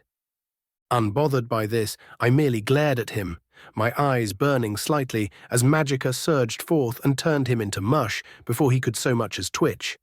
I could taste their fear as they beheld a man get unmade with a glance, and I allowed myself a grin, unseen but most assuredly felt, and turned to the rest of them. "You may throw down your arms now." And to my utter astonishment, they actually did. "Well," I chuckled, my voice carrying across the suddenly silent battlefield, "that is a surprise." I demand that the rebel leader be executed, Legate. A tall Breton knight wearing the colours of Wayrest shouted as his fellows, including Reynaud, nodded in approval. And I have already said that I do not have the authority to make that judgment. Rikke shot back icily. Frokmar Banner Torn will be turned over to the rightful High King with the rest of his ilk, so that he may be judged under the laws of Skyrim. The man seemed inconsolable as he pointed at the tied-up kneeling Nord, who was still covered in blood. He killed Baldric. And he did so in battle, Rikke snapped back. The Breton fumed, his face reddening. If you do not execute the bastard, I will. You will what? My calm voice presses onto their wills as I lay my hand onto his shoulder. Court mage, he stammers, you have to right this grave injustice. Do I thought? I tilt my head. Tell me, Bernard of Wayrest, I pretend to remember his name as I read it. Is it honourable to slay surrendered prisoners back in your beautiful city? He is not a prisoner, he is a brigand. He snaps back, but seeing me looking at him like he is an idiot, he quickly tries to look as small as possible without humiliating himself. And a brigand still gets to have a fair trial when possible. I correct him patiently before turning to the rest of the disgruntled Bretons, sharing a quick nod with Renu. I speak once more. You have fought bravely on this day, but I can see not many of you have experienced war. Some try to stammer at this fact, but I keep going. More of you will die before this is over. I can assure you of that. Their expressions turn grim at that particular proclamation as they give each other doubtful looks. These were all still mostly young men. The true veterans were all sitting to the wayside, patiently watching how this would go and how their charges would grow. But, I draw their attention once more, it is through this crucible of warfare that you shall earn the glory you have come to find. I raise a clutched fist. Nothing worth having is ever easily attained, my honourable allies, and you must realize this, for without sacrifice there can be no victory. I pause, letting the words sink, and then declare, you have shown your mettle today, and saved hundreds of your comrades from death. Now it is the time to show your wisdom and honour your fellow's sacrifice as he would have wanted. The group of young men turn silent, sharing a few looks amongst themselves before they all seem to accept my words and bow before me. Forgive us, court mage. Your words have opened our eyes. Bernard speaks solemnly. We will not dishonour our friend's sacrifice by slaying a prisoner. He gives Rikke a respectful nod. Apologies, Legate. Rikke simply nods and we watch as they leave. You have grown, kid, she says suddenly. I scoff but don't deny her. I suppose I did. Never seen myself as a leader years ago. And yet you could still give most of the Jarls a run for their money, she points out. What a high bar you set, Legate. I drawl sarcastically, and we share a chuckle. The pleasant silence stretches on for a while before a cough interrupts our musings, our eyes immediately falling onto the tied-up stormcloak. Pardon me, but I really need to piss. For a moment, Rikke looked like she regretted sparing him. I just burst out laughing. Chapter 290, Chapter 16, The Encirclement. Cleaning up the close to 2,500 corpses took us the better part of the day. The losses were heavily in our favour, as the Empire lost only around 500 in the fighting, with the twice as many wounded being treated with my usual uncaring efficiency. The Stormcloaks, on the other hand, died in droves.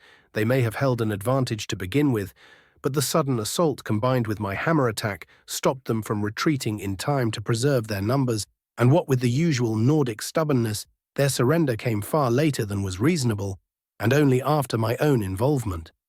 1,000 of them managed to break off as they were stationed on the relative periphery of the battle. The moment their commander realized the battle was lost, he did the smart thing and fucked off back to the city.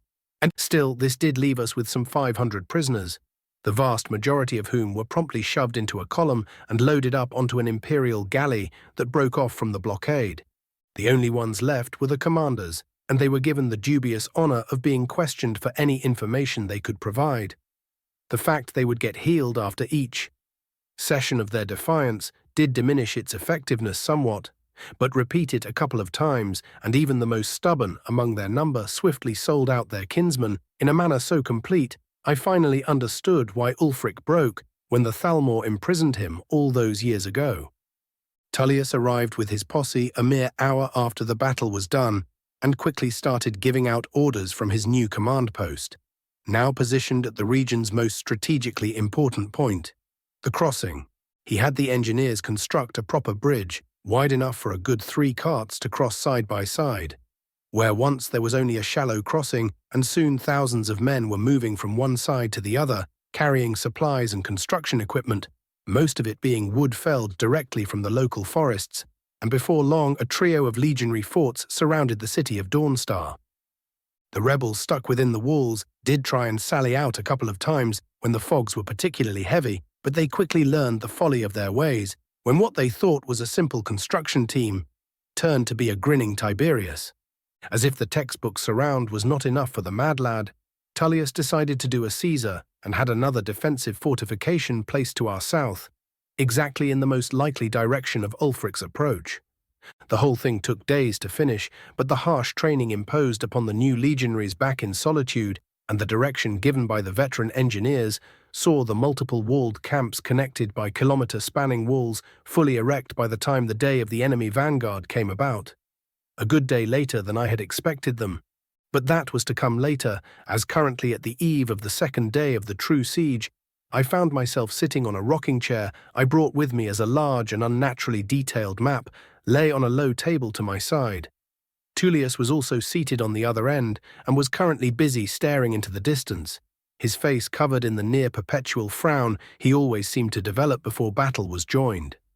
From time to time, he would move a figurine on the map from one spot to another, leaving it there for a while until I reacted either positively or negatively, completely abusing the vague feelings I got from each proposed strategy to plan out the most detailed and efficient slaughter of our enemies. While that would work in most cases, you face the issue of manpower and a lack of loyalty. I wave his most recent move off. Falkreath may have surrendered, but I fear some of them would still switch sides if given the opportunity. He scowls and pulls the figurine back, damned cowards. He curses, the eastern forests are too large and thick for any of the heavier troops to face the traitors from Riften, and we know Ulfric is not stupid enough to ignore the opportunity. Switch the Morthal troops with a chunk of the Solitude ones, I decided after a brief bout of thinking. They are used to lighter warfare, and even if the woods aren't their preferred swamps, they will still be able to ambush multiple groups before they are forced into open battle, at which point we can just have them retreat into another ambush point, and so on and so on. That would still leave us overly reliant on our enemy's mistakes, Tullius points out immediately. I shrug, send Tiberius with them, and the Winterhold contingent as well. Their magic will even the odds greatly, and I can cover the rest of the battlefield with ease. The fact I do not consider the statement to be pure arrogance worries me. He grouses with a cynical smirk on his face. Very well, I will pass the command to young Gracchus. It will give me the perfect opportunity to promote him as well. Got to love nepotism, I exclaim happily. The general huffs but doesn't correct me, so long as they are skilled. For all his usual idiocy, I can't say that he lacks skill. I agree and flick a new cigar into my hand. His obsession with conjuration aside, he does have a knack for command. Tullius hums non-committedly and moves yet another figurine, this time denoting the mounted force of the Knights of High Rock, leaving them well behind our lines as a rapid response unit was the obvious choice, so I made no comment and let the decision remain. These potential revolts you have gained information on, Tullius begins leadingly. Are you certain you will be able to deal with them before they do much damage? I outright chuckle at this. Oh, I wouldn't worry about them overmuch. General POV. Within one of the larger noble halls of Morthal sat the pudgy leader of the local discontents. The supposed leader of the Stormcloaks in the hold was breathing heavily as sweat poured down his brow, his fellows looking up at him with trepidation. I am afraid that the tea time has come, my friends.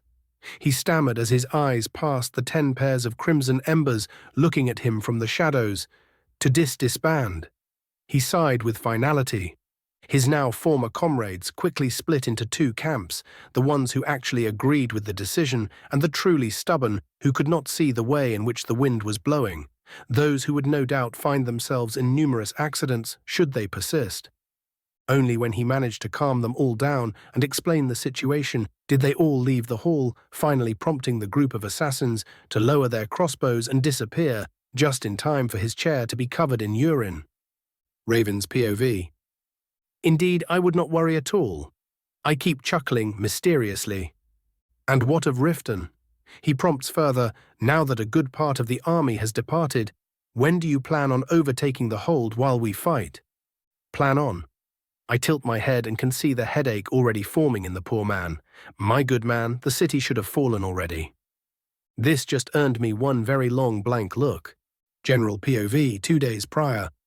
Maven Blackbriar, the dreaded shadow Jarl of Riften, observed her unnaturally quiet city, a massive chunk of the poor being effectively conscripted into the Stormcloak army for the promise of some piddling income, or yet worse, the promise of glory.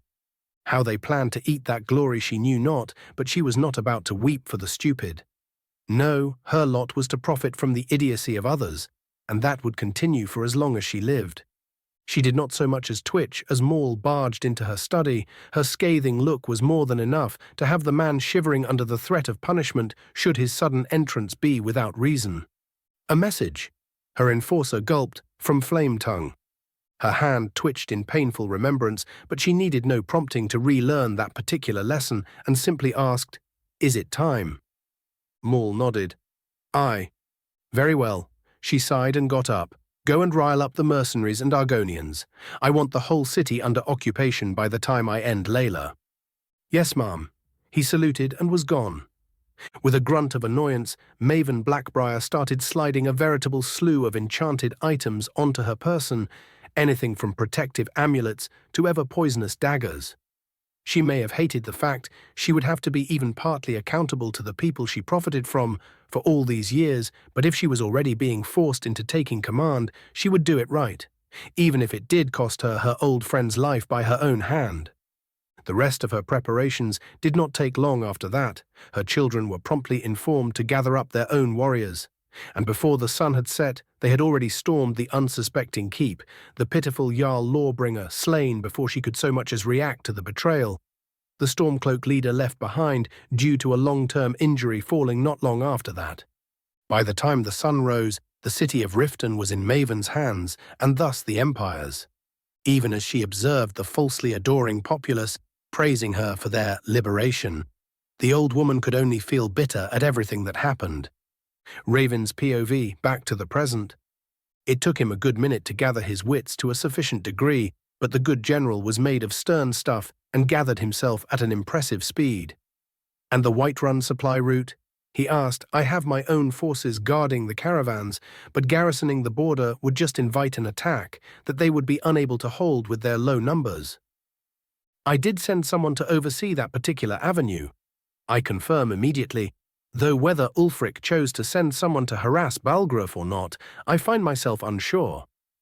Stormcloak officers POV, Valtheim Towers.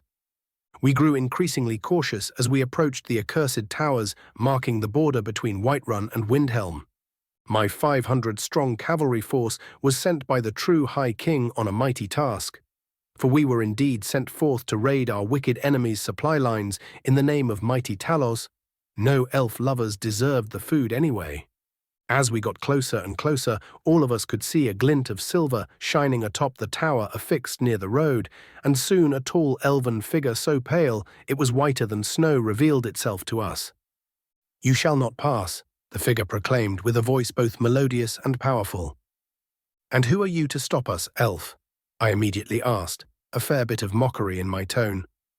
"I am Alor, apprentice to Lord Dagoth," he said with immense pride, "and if you do not turn back, you will feel the wrath of the Falmer reborn. You shall not pass." The men started to laugh at his sheer audacity, but something in the back of my head told me this was not going to go well. Still, I would not permit anyone to call me a coward, so I drew my blade and pointed it at the elf. "Come down here if you are so bold. Let us see if your courage remains when you stand before good strong Nords." The elf dared to laugh at my challenge. "So you will not leave?" he asked, almost in anticipation. "What are we even waiting for?" My second-in-command almost snarled, "He is but one man." "Excellent." The elf grinned. Witness, then, the power of House Dagoth. He spread his arms grandly, and the very earth around us seemed to shudder. And then we found ourselves surrounded by hundreds of vile machines, all of them armed with crossbows and ballistae. I did not even have the time to scream, as my head was blown off my shoulders. Raven's POV. Nah, they should be fine. I wave the whole thing off and refocus on the map. Satisfied with your plan, General? More than usual. He grunts, almost appreciatively. Best that we get some rest now. If your sight is true, then tomorrow will mark the start of the deciding battle of this war. Just call it a petty rebellion if you want. You will find no disagreement from me. Earning myself an amused humph from the older man, I was left alone to ponder the coming conflict as sleep evaded me throughout the whole night. As the sun rose, I was once more joined by Tullius, even though this time he was followed by a good chunk of his command staff.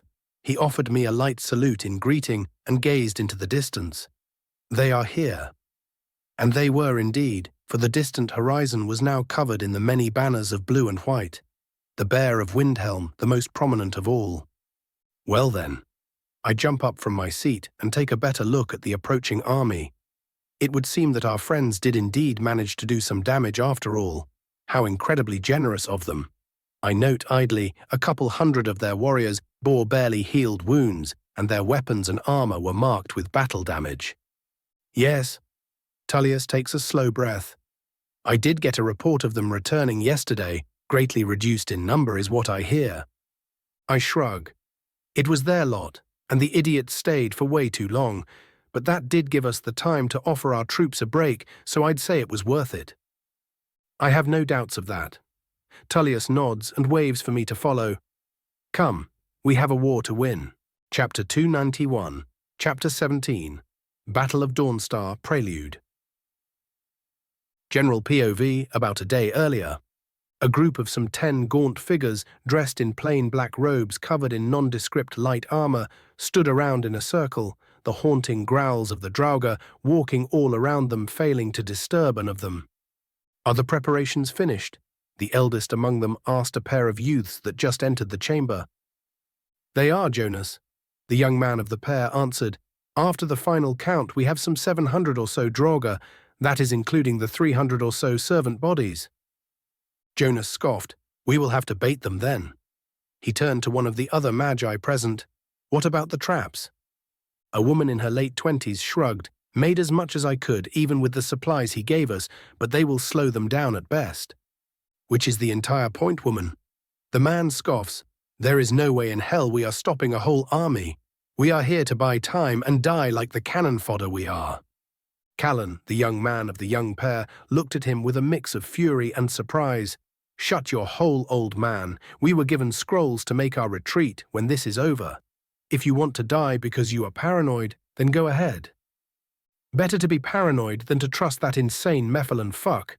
Jonas grouses, and a couple of the other necromancers nod their agreement. Jenna, the young woman beside Cullen, scoffs and grabs her partner's shoulder. Don't listen to them, we are getting out of here alive. The young man nodded slowly, almost hesitantly. Aye, we've done enough by now. I think we've earned our lives at least. They both hoped it wasn't a mere platitude.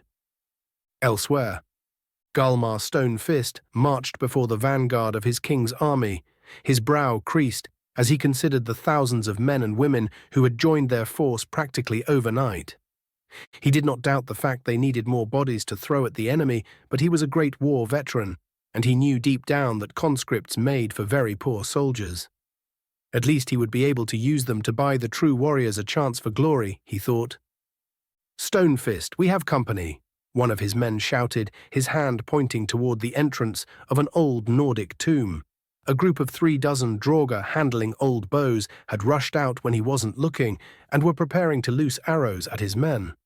It took him a mere split second to react, and he was already charging at the ancient undead, his weapon swinging in a wide arc as he shattered the first embalmed creature to shreds. His men followed behind him and rushed to join the fight, but just as a couple more were cut down and they were about to engage them in truth, the Draugr retreated within the tomb.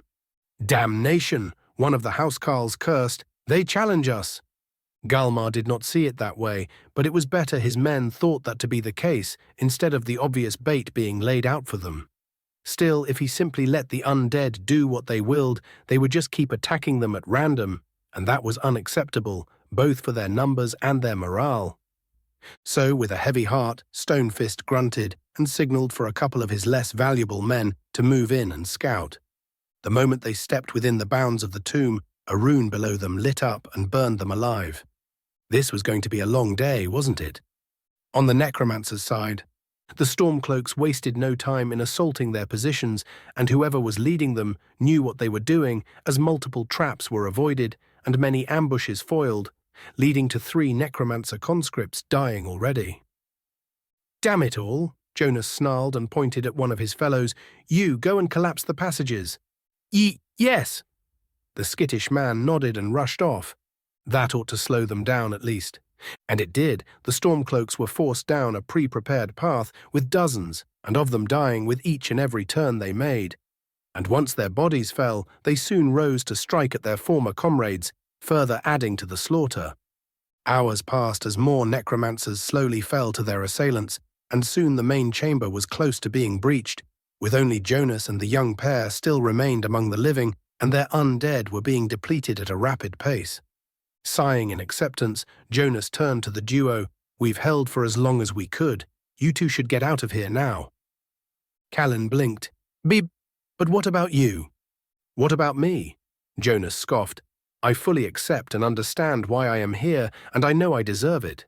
Fucking Flametongue was right in that, at the very least." He shakes his head. "You two, on the other hand, are young and should look to live your lives a bit before throwing them away." The duo shared a look before nodding resolutely and opening a pair of scrolls, soon disappearing with the sound of cracking glass. Jonas chuckled. "Would you look at that? The fucker wasn't lying."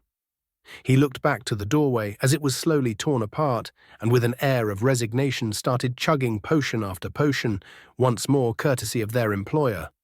Power like he had not felt in his life flowed in his veins even as he poisoned himself to a slow death, and he started cackling like a complete madman.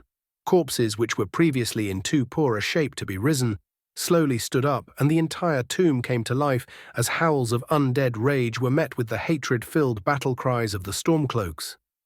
By the time his sanctum was breached, Jonas was not coherent enough to notice the axe sailing for his head, nor the snarling bare-hooded man that swung it. Galmar's POV. "I spit on the insane fuck that had just cost me hundreds of my men, my troops slowly flowing in behind me as they made sure the undead could not rise again. I was just about to relax when a messenger boy rushed inside and called out, 'Lord Galmar, terrible news.' 'What is it, whelp?' I rounded on him. 'Our supply train was just ambushed, undead, they say, and lots of them.' The boy answered quickly. They managed to slay them, but the battle caused a small avalanche and blocked off the rest of our troops. I closed my eyes, contemplated the fact that a bunch of rogue necromancers just cost us days of time, and finally swore, 'Fuck.' Remaining necromancers POV.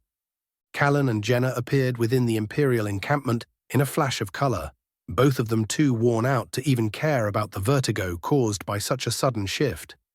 In fact, they would have probably let themselves sleep then, and there had it not been for the sound of someone clearing their throat. Both of them immediately turned rigid as they stood up and saluted the elf that waited for them. They dared not speak and were thankfully spared of any further awkwardness as Raven Flametongue spoke first. "Are you all that is left?" he asked, almost uninterested. "Yes," Callan nodded. Yes, sir," he quickly added. The elf shook his head. "Pity, I had expected more of you to have instincts of self-preservation." He waves his hand, and 2 folded scrolls appear within his grip. "No matter, take these and present them at the College of Winterhold. Your conscription is over, and by the authority the High King vested in me, you are hereby pardoned for your crimes." Both of them stared at the elf, their mouths agape. They would have probably remained staring for a great while longer, but the repeated waving of the court mage's hand quickly told them of his annoyance as they grabbed the scrolls and bowed to show their gratitude.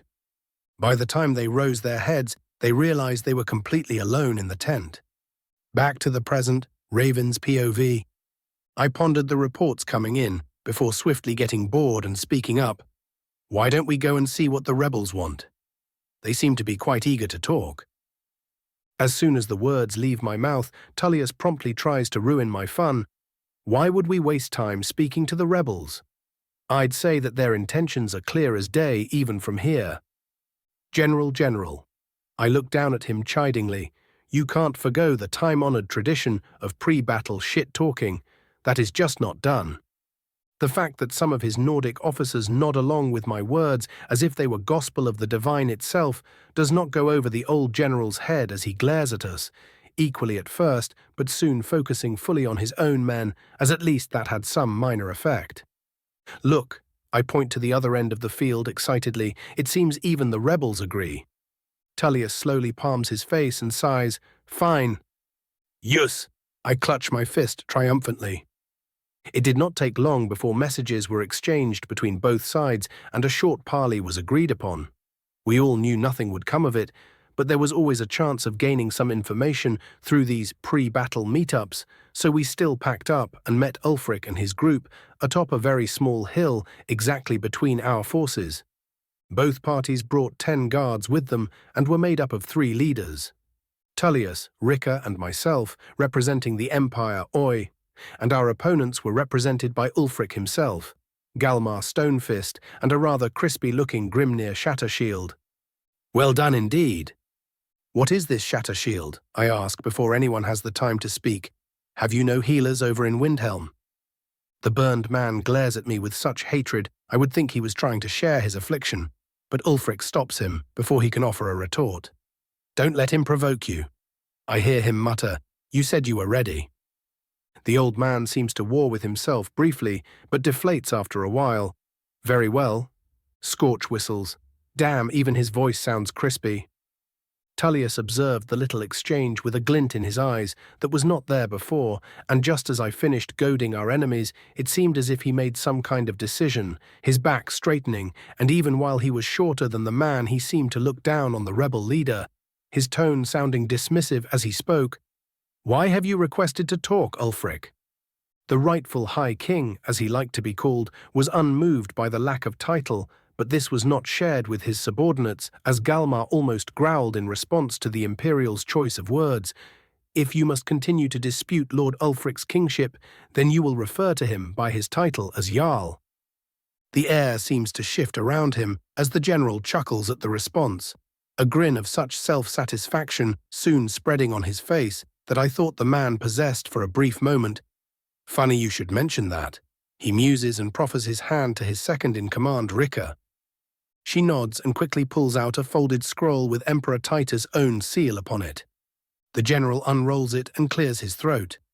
As of the 20th of First Seed, in the 200th year of the Fourth Era, due to their unlawful and violent attempt to attain a higher position of power and their inability to control their forces and the suffering caused by such a lack of ability, the Stormcloak clan is hereby stripped of all noble rights and privileges, the city of Windhelm included within those same rights. Signed, Emperor Titus Mede II of Tamriel and High King Torrig of Skyrim. The entire hill turns completely silent.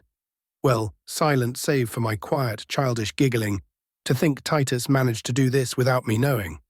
Rarely did I find myself genuinely impressed by someone, and this was one of those times. While both of his aides were close to frothing at the mouth, Ulfric remained outwardly composed and coldly retorted, The decisions of a fallen empire and a false high king are not something that either my people or I recognize.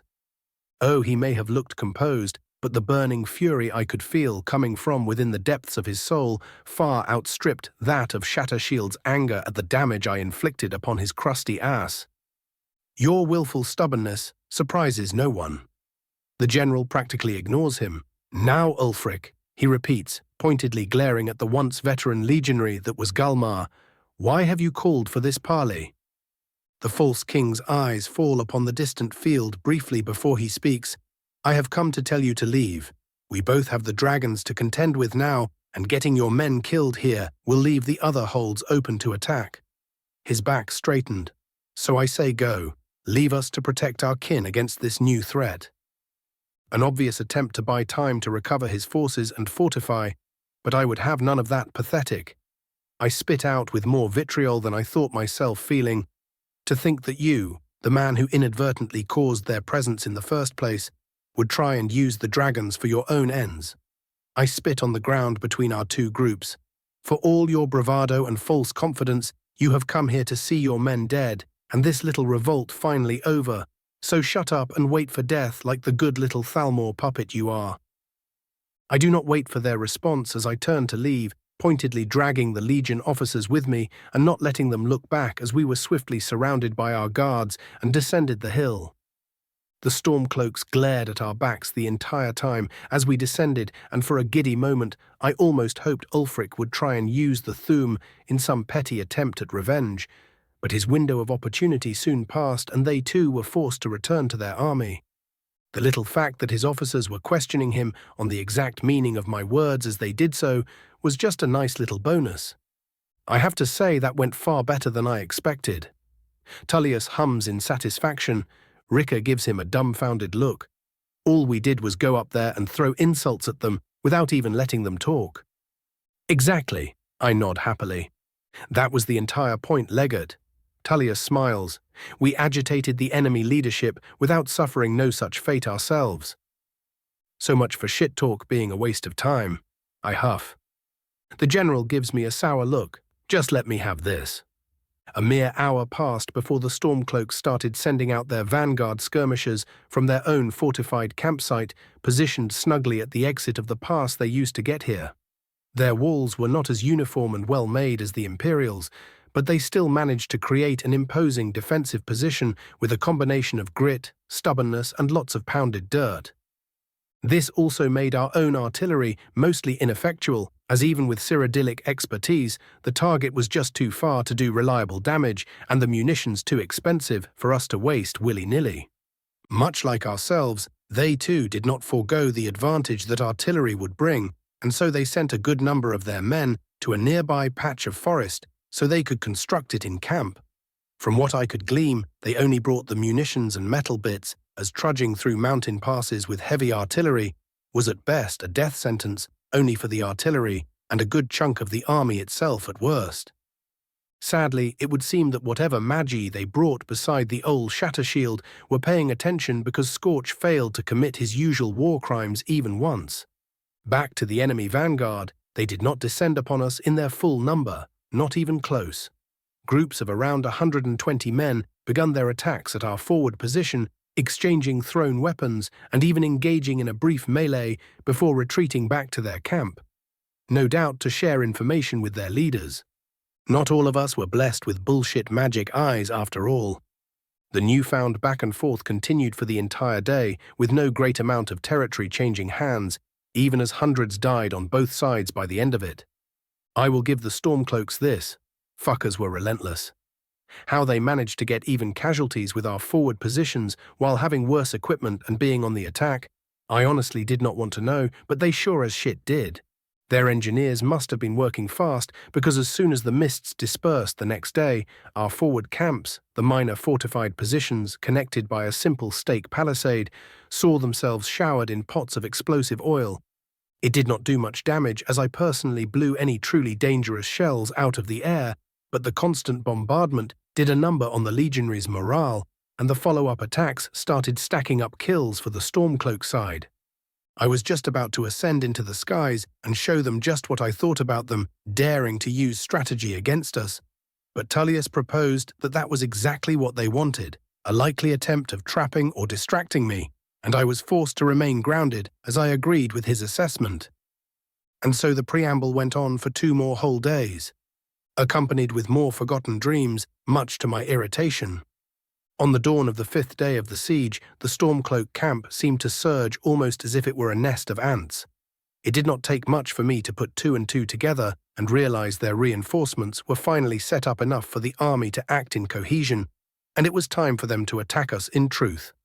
Thousands of men and women in lighter armor marched into the forests to the east, while a veritable army of well over 15,000 started slowly approaching the front line, the constant explosions caused by the artillery of both sides being the only thing breaking the ground-shaking noise of their steps.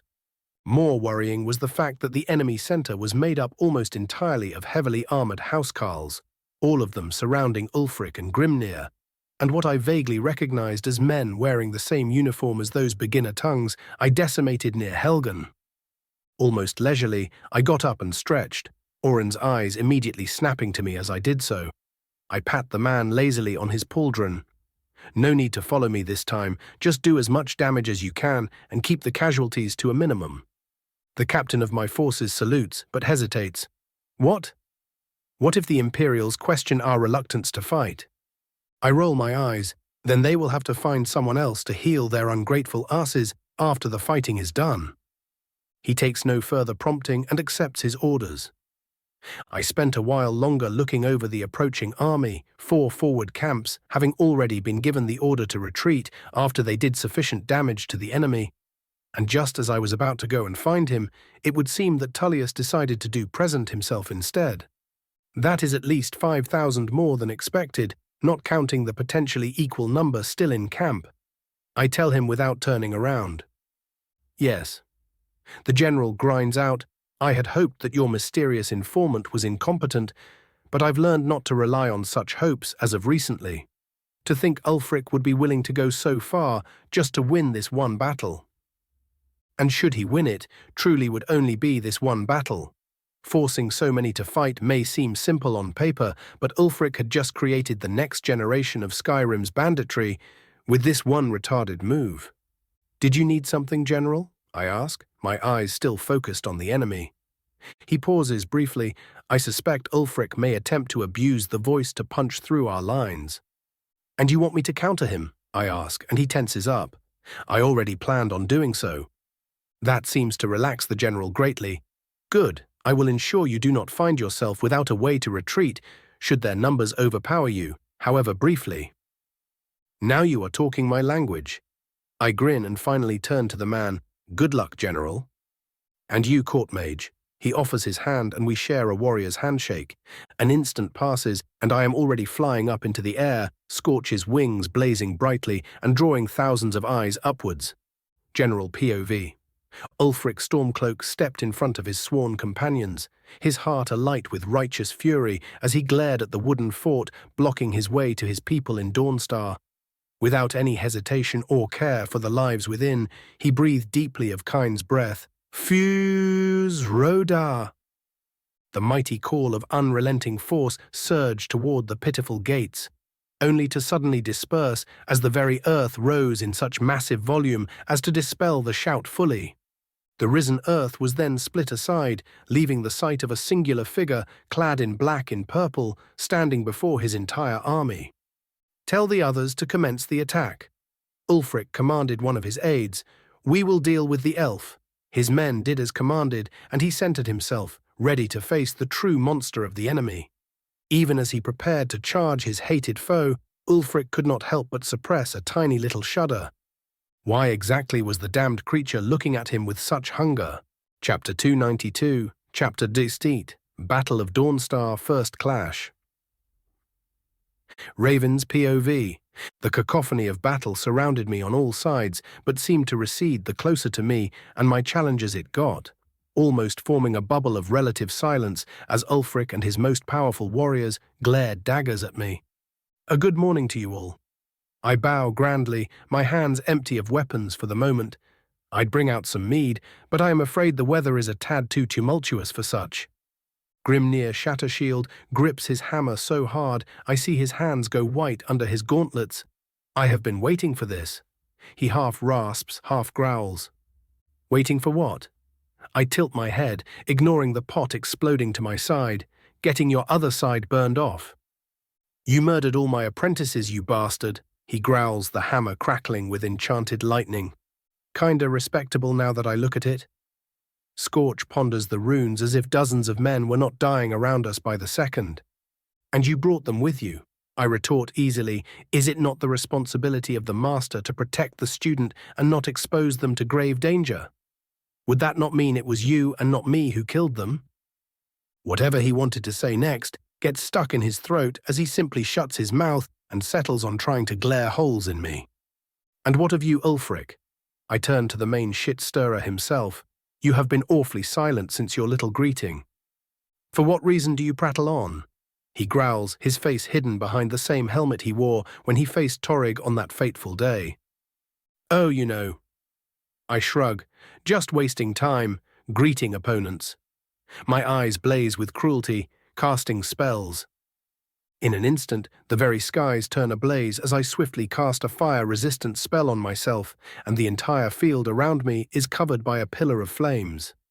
Even as everything burns and those enemies competent enough to erect wards do so, I do not waste time. Blasphemy appears in my hand, and wasting no time, I rush through the wall of gold without any fear and start cutting down those who may have survived. Dozens of heads hit the burned dirt before I am forced to suddenly shout, "Fame!" as another blast of unrelenting force rushes all around me, turning the bodies those same heads belong to into fine paste and dispelling my firestorm. The Stormcloak contingent, now a good 60 men weaker, turn silent as the grave as their sight clears, before many of them are assaulted by a sense of despair, fueled both by my power and crown and by the mere sight of me. There I was, standing with not a hair out of place, surrounded by blood dirt and gore. I was about to start gloating again. Maybe they would fall for it once more, I thought, but then I felt the most surprising of feelings, a sense of danger. I couldn't help but grin as I was forced to tilt my head out of the way of a particularly potent spear of ice that promptly sheared the small patch of dirt behind me to shreds. It did not take me long to realize the origin of such a spell as I looked at the enemy ranks. Dozens of high-adept magi were all overcharging spells and placing them under Shatter Shield's direction. All of them had bandoliers full of magicka potions hanging off them and were more than willing to overdose on them if it meant killing me today. And as if that was not enough, the dozen singed men now surrounding Ulfric felt like they too carried Cairn's blessing. I guess I have to put some respect on them now, don't I? I go to shadow step right into their ranks, but find the space around us solid as rock. Grimnir must have been waiting for this moment as he grinned at my empty step. Likely expecting some kind of surprised reaction, he did not like what he got instead. "Now that is what I am fucking talking about," I exclaim happily and summon the ebony blade in my free hand before aiming myself straight at Ulfric Wold. General POV. Within the eastern forest of Dawnstar, a thin dirt path crossed a small creek that cut through the thick woods widely enough to provide something of a natural barrier.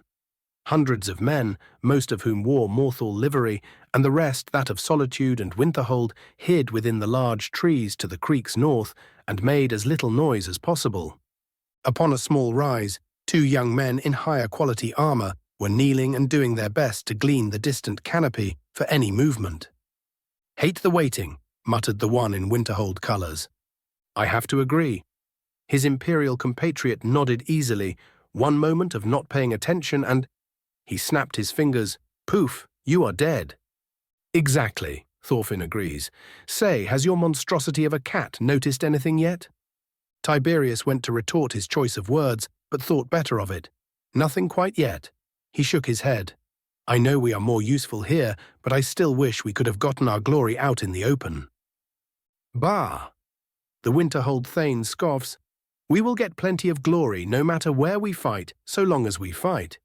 Don't tell me you feel jealous of Raven already?" This time it was Tiberius's turn to scoff. "I am nowhere near so foolish as to even dream of it.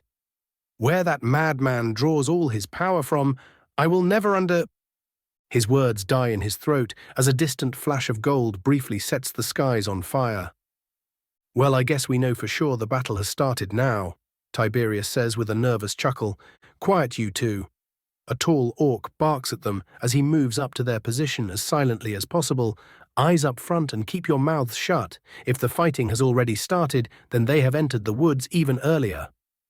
It did not take long for Zarok's words to be proven true as Tiberius's familiar dispelled not long after, and the entire force was placed under high alert. Mere minutes later, they could hear the sound of marching boots, and then they could see them, hundreds upon hundreds of rebels, all of them moving through the woods with familiar surety and with what many would call unearned confidence.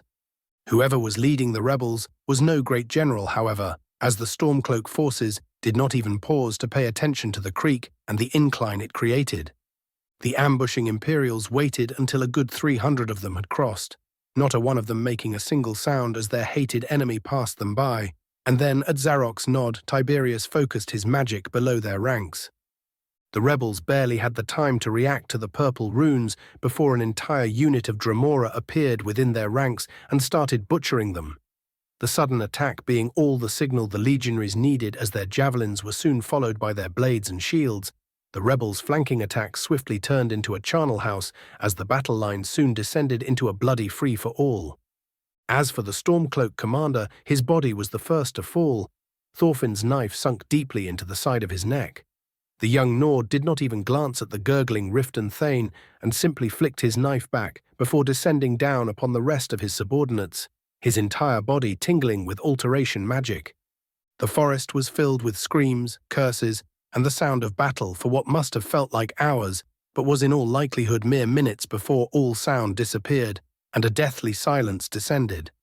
With mechanical efficiency, the Imperials picked up their wounded and retreated to their next ambush point, leaving the forest creek in complete silence, the once transparent waters now flowing red. Tullius's POV. We are holding well enough for now, but they are using their weight to force openings in our lines, and then flooding them with bodies if they have to. I ponder the developing battlefield while absently giving out orders for certain cohorts to move into the reinforcement range of those already engaged in the fighting. I am going to need to wait for an opportunity to present itself. Ricker is holding the west perfectly, but has no good offensive troops, and the east already has us at a number disadvantage. Marneus, I call out.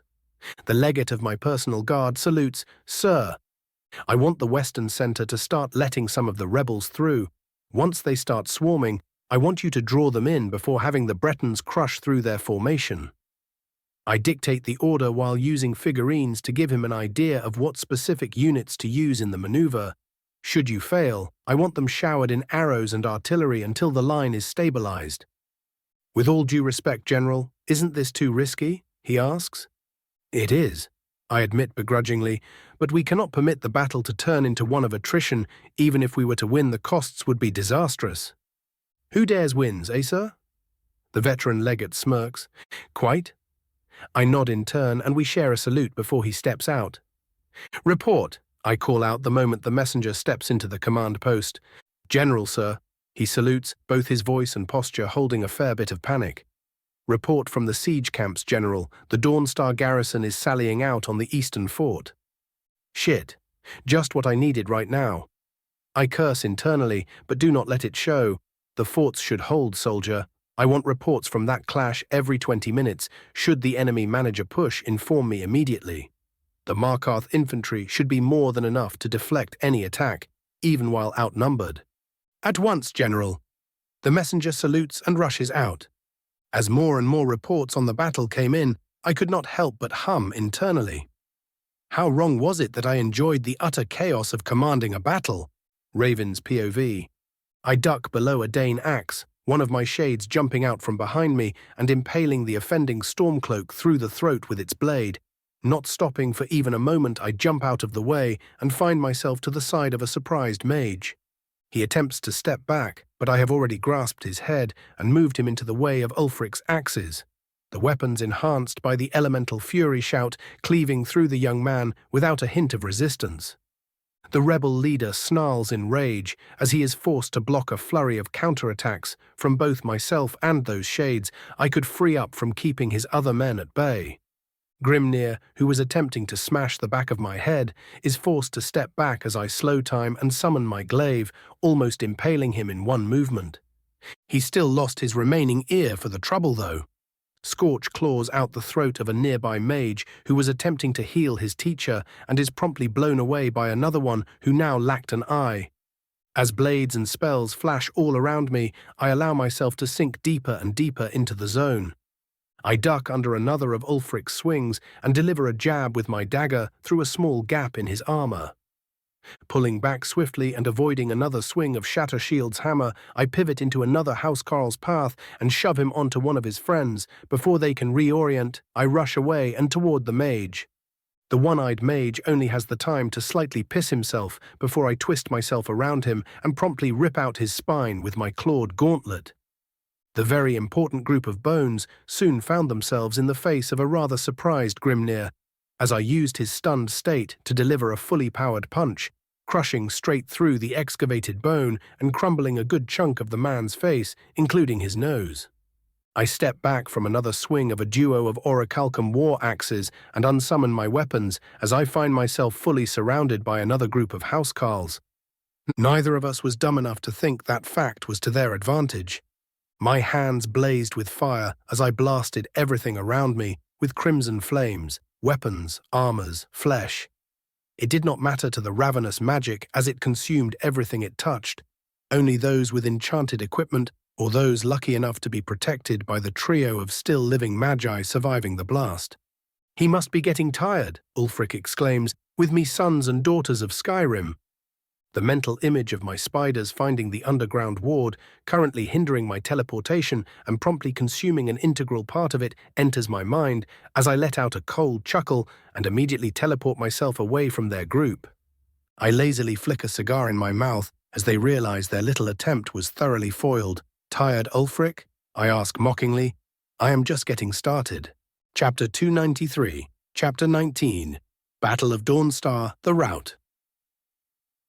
The battlefield around us seemed to quieten once more as I rested a foot on a mangled corpse to my side, while giving the remaining elites of the enemy a mocking smirk they could more feel than see at this distance. Now that we were not attempting to rend each other into tiny bits, Ulfric finally got a good look around him and the dozens upon dozens of corpses of his shield brothers, all of them looking like they belonged at a butcher's shop and not a battlefield. His eyes found mine once again, a cigar lazily held between my fingers as I leaned on my glaive without a single spot out of place. It could in fact be said that I looked cleaner than many a thane stationed in the Blue Palace.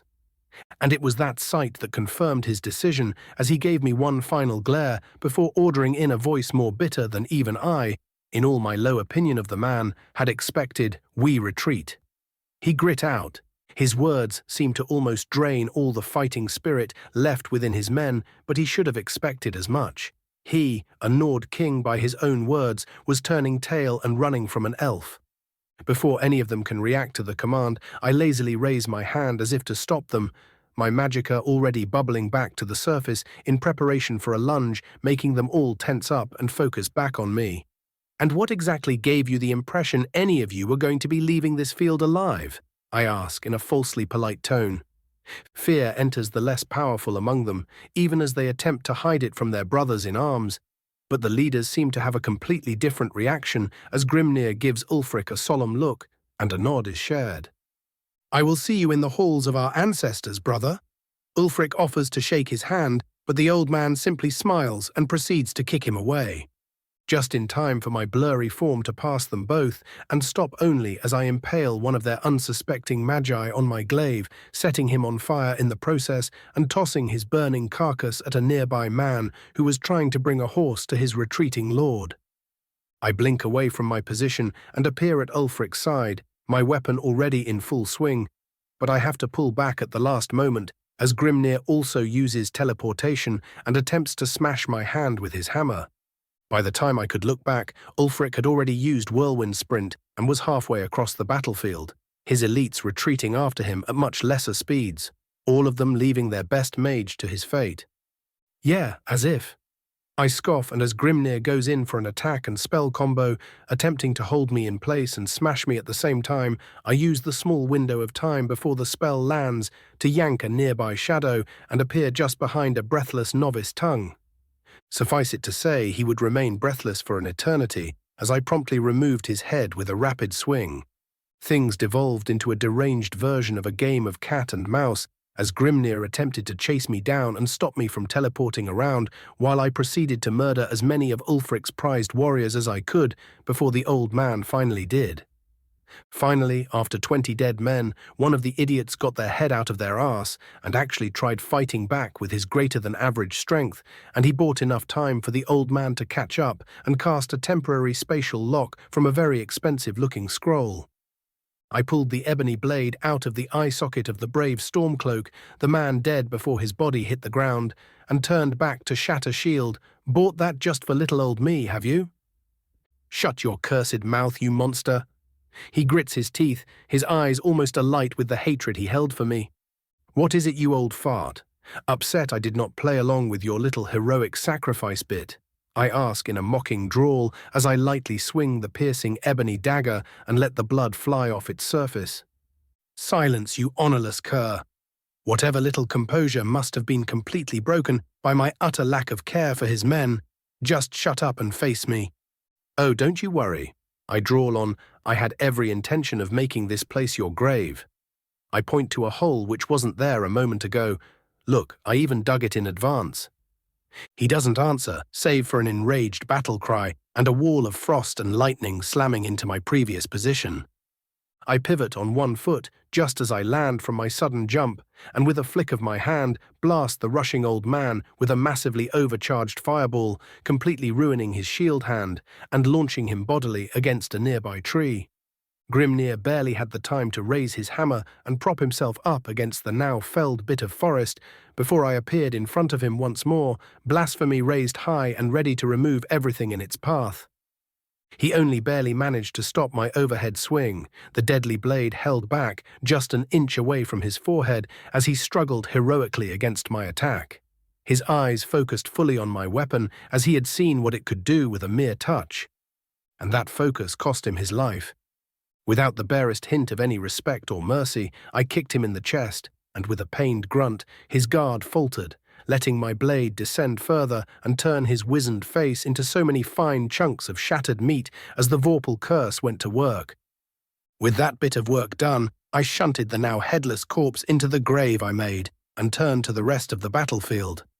The scene that greeted me was encouraging as I saw the enemy morale faltering, especially those who were close enough to me to see the events that occurred in front of the legionary fort's gates, as they all looked just about ready to contemplate a full rout. My own people held their own pretty well, and I mentally kicked Oren up a notch in the usefulness department as I saw him deliberately having my marksman target enemy officers, and what little tongues Ulfric decided to disperse among his less important units. Filling them with so many bolts, poor fuckers were probably more steel than flesh at that point. Nords were brave, but seeing one of their heroes fall after their king was forced to retreat would break even their spirits. And so naturally, I decided to abuse that fact. I cleared my throat, already enhancing my voice to make it carry for kilometers, to all rebel idiots still thinking they can pull out a victory.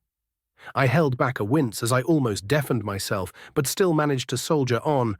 Your leader has fled before me, and his mage lies slain at my feet. Kindly stop wasting my time further and surrender.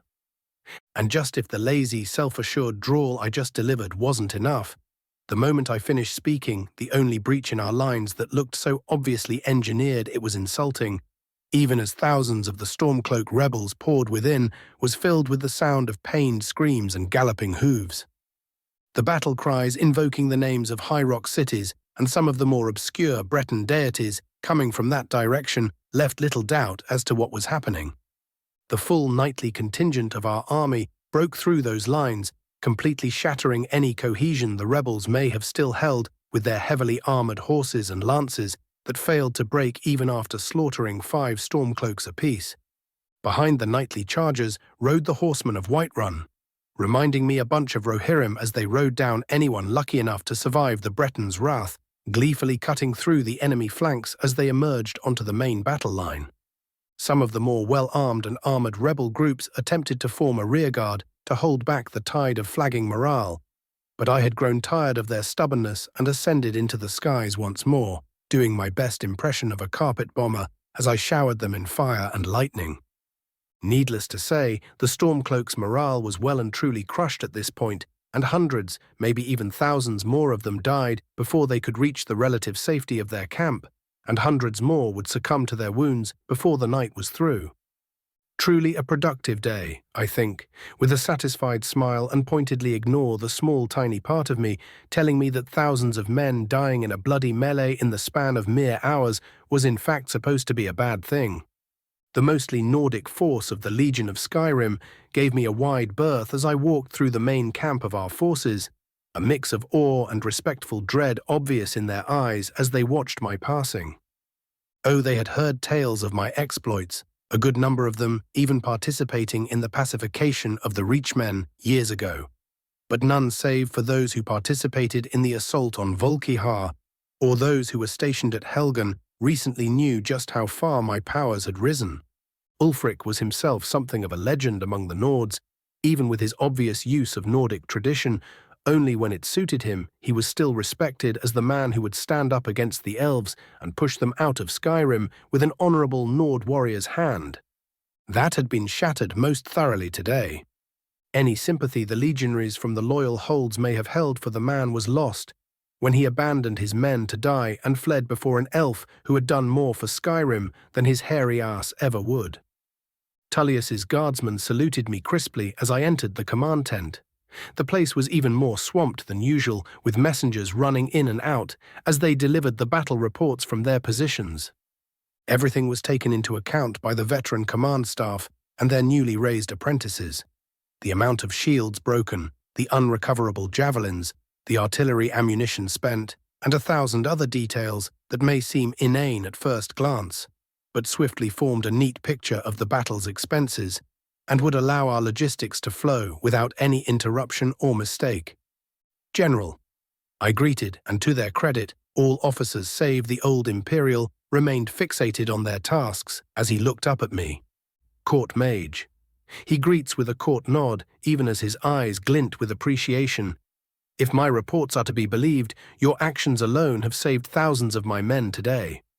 He informs me, you have my thanks. I offer a satisfied smirk in turn. It was my genuine pleasure. My tone this time was more than enough to make some of the less experienced officers gape for a moment before they thought better of it and got back to work. How are the casualties? I ask as I take a seat. Tullius's eye twitches in irritation. Our center has approximately 3,000 fallen, while the enemy has 7. Almost half of those losses happened in the rout caused by you and our Breton allies. He sighs.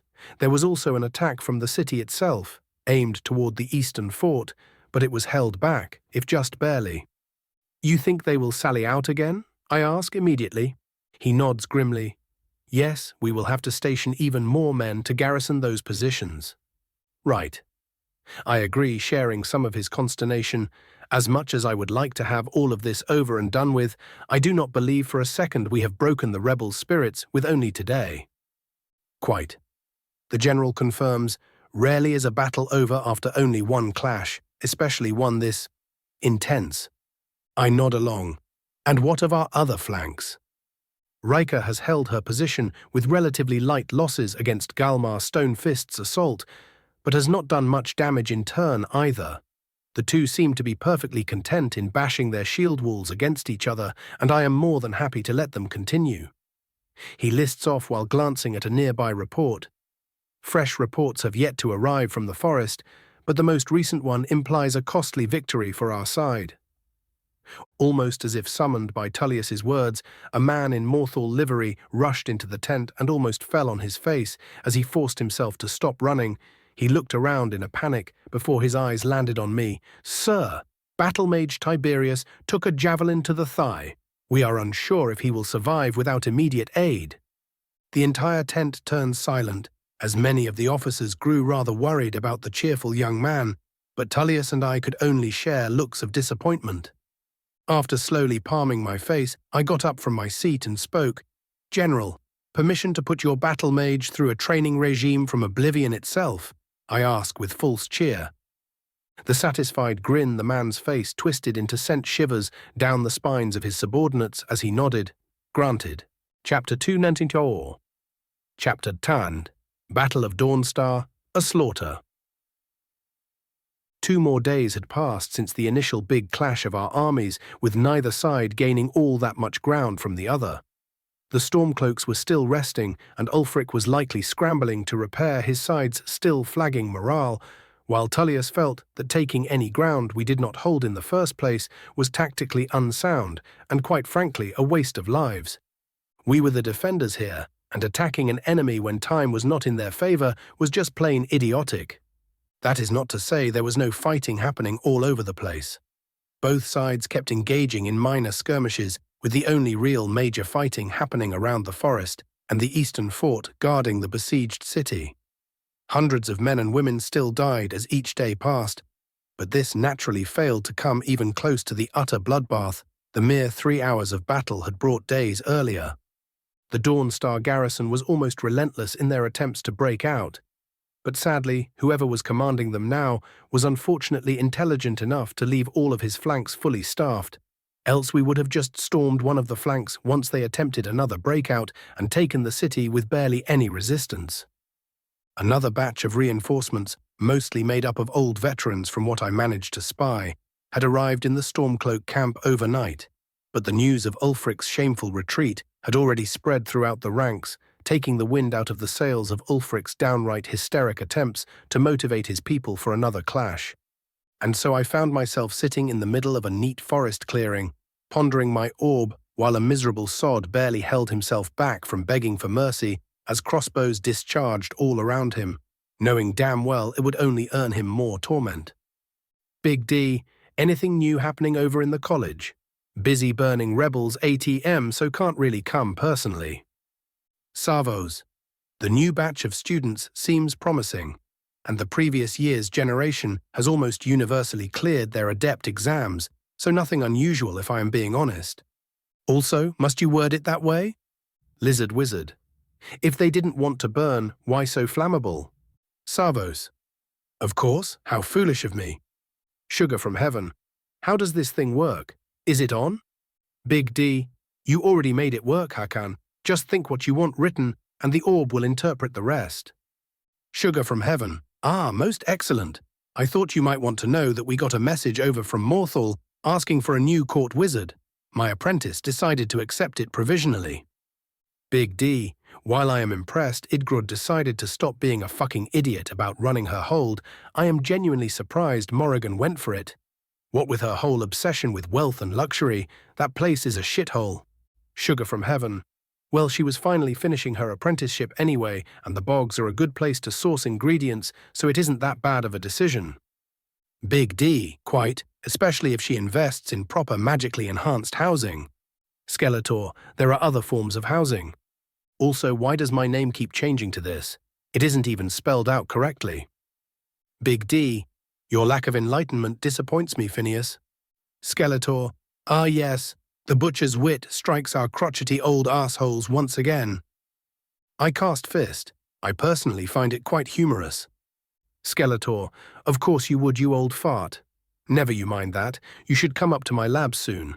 I think I am close to making a breakthrough with the whole skin generation stage, and I need your ridiculous sight to help me out. Big D, finally cracked it, eh? Sure, I will come by just as soon as I am done soothing the dreams of the people I butchered. Skeletor, fine, as long as you don't get stuck doing something inane like discussing philosophy with a dragon, I can wait. Lizard Wizard, I will have you know, young man, that dragons are excellent philosophers. Skeletor, please tell me he is fucking with me. Big D. Skeletor Raven. Big D, gotta go.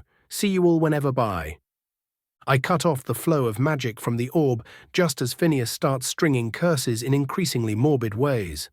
A bolt whizzes dangerously close to my face as Tiberius forces another blast of wind from within and falls over, his magicka completely spent. Excellent work, men. I clap my hands, give him 5 minutes, and then start again. My marksmen let out a gleeful cheer and start tossing coins amongst each other, all of them having made bets on who would get a hit and how many. Surprisingly, this was the first time no bolt reached the mentally scarred Imperial as he glared at me from his comfy little bed of dirt and grass. To think it would take you close to 26 hours of practice to finally not get hit once. I tisk and shake my head. Feralda would be appalled. Even as he twitches reflexively at the memory of the name, the bags under his eyes seem to grow deeper as he realizes just how long he had been at it. With breaks, of course, I am a monster, but not quite that big of one. He takes a deep breath, and his glare slowly moves to my side. This can't be legal. Zarok, who was standing next to me, pointedly looks anywhere but at my hand, currently using the general's written orders as a fan to cool myself. I am afraid the general has made it legal, sir. Thorfinn and Garm were too busy laughing their asses off to comment. How can this be called training? This is torture. Tiberius complains despite the consequences. And why is that asshole not included? He points at a wheezing Thorfinn. Because battle mage. He uses the title mockingly. I kept up my fucking defenses. Imagine dying to a fucking javelin. I lament, a mage from Winterhold, the only college in the civilized world that is worth a damn, dead to a fucking javelin. All right, fine. Tiberius tries to snarl, but his tired voice just makes him sound defeated. I will keep practicing defensive magic regularly. Satisfied? I am indeed very satisfied that you will take your life more seriously. I nod a couple of times, but I also told you what happens when you complain, so... I pause dramatically and slowly turn to the marksmen. Boys, round 16. Another cheer breaks out amongst the crossbowmen, but Tiberius had at least learned that little lesson already, so he was well and truly running by the time the first clip of bolts was inserted. More mead, my lord? The handmaiden of Azura under contract with Tiberius asks almost cheerfully. Certainly. I accept happily and watch the entertainment play out. The following morning greeted me with a sense of foreboding. Whatever I had dreamed was not pleasant at all, and I sensed it was not limited to merely my imagination. Our forest encampment shuffled slowly as people started getting up from their rest. We were posted deep in the woods so as to avoid the debilitating sea fogs and were hidden enough to allow our men to rest well after each day. That slowness was thoroughly shattered, however, as a messenger burst into the camp's center carrying a request from Tullius and giving it to me without a word. Just for the sake of being paranoid, I gave it a quick scan, and once that showed no fuckery to be present, I flicked the scroll open and gave it a rapid read. The Stormcloaks were posturing for another attack, and Tullius suspected that it wasn't just the usual saber rattling of the past couple of days. Another big battle was about to break out, but to my surprise, the general bid me to remain in the forest, as Ulfric seemed to be trying to drown the trees in people with how many forces he was investing in pushing through. Likely predicting my concerns, the old Imperial told me they would just have to deal if Ulfric decided to take to the field once more. I was much more needed down here because he had decided it was time to finally be done with this slaughter. My orders were simple. I was to turn this forest into a proper charnel house and butcher any poor fucker unlucky enough to be anywhere in an approximate radius around me. Once I was done, I was to push out of the forest and strike their base camp, forcing the rest of the army into retreat and then into utter defeat. The gambit, if it can even be called that, was a rather simple one. Kill the enemy with high-intensity attrition tactics involving elite forces and then punch through, following the momentum all the way unto victory. Utterly idiotic in most cases, as you usually did not have troops so far above your enemy in quality on demand. Unfortunately for the rebels, I was here, and more than willing to follow through. True, it would be my first true mass slaying of the intelligent living, but in the long run it would greatly diminish how much food Alduin would get out of the war. So if I was being honest, the thousands of lives and likely souls that would meet their end today were perfectly acceptable compared to the alternative. For the first time in a very long time, I offered an idle prayer for the souls of those I was about to bring utter destruction to, and after taking one last fortifying puff of my cigar, I straightened up and called out to Oren. 'Twas time for grim work. Both Scorch and I decided as one. General POV.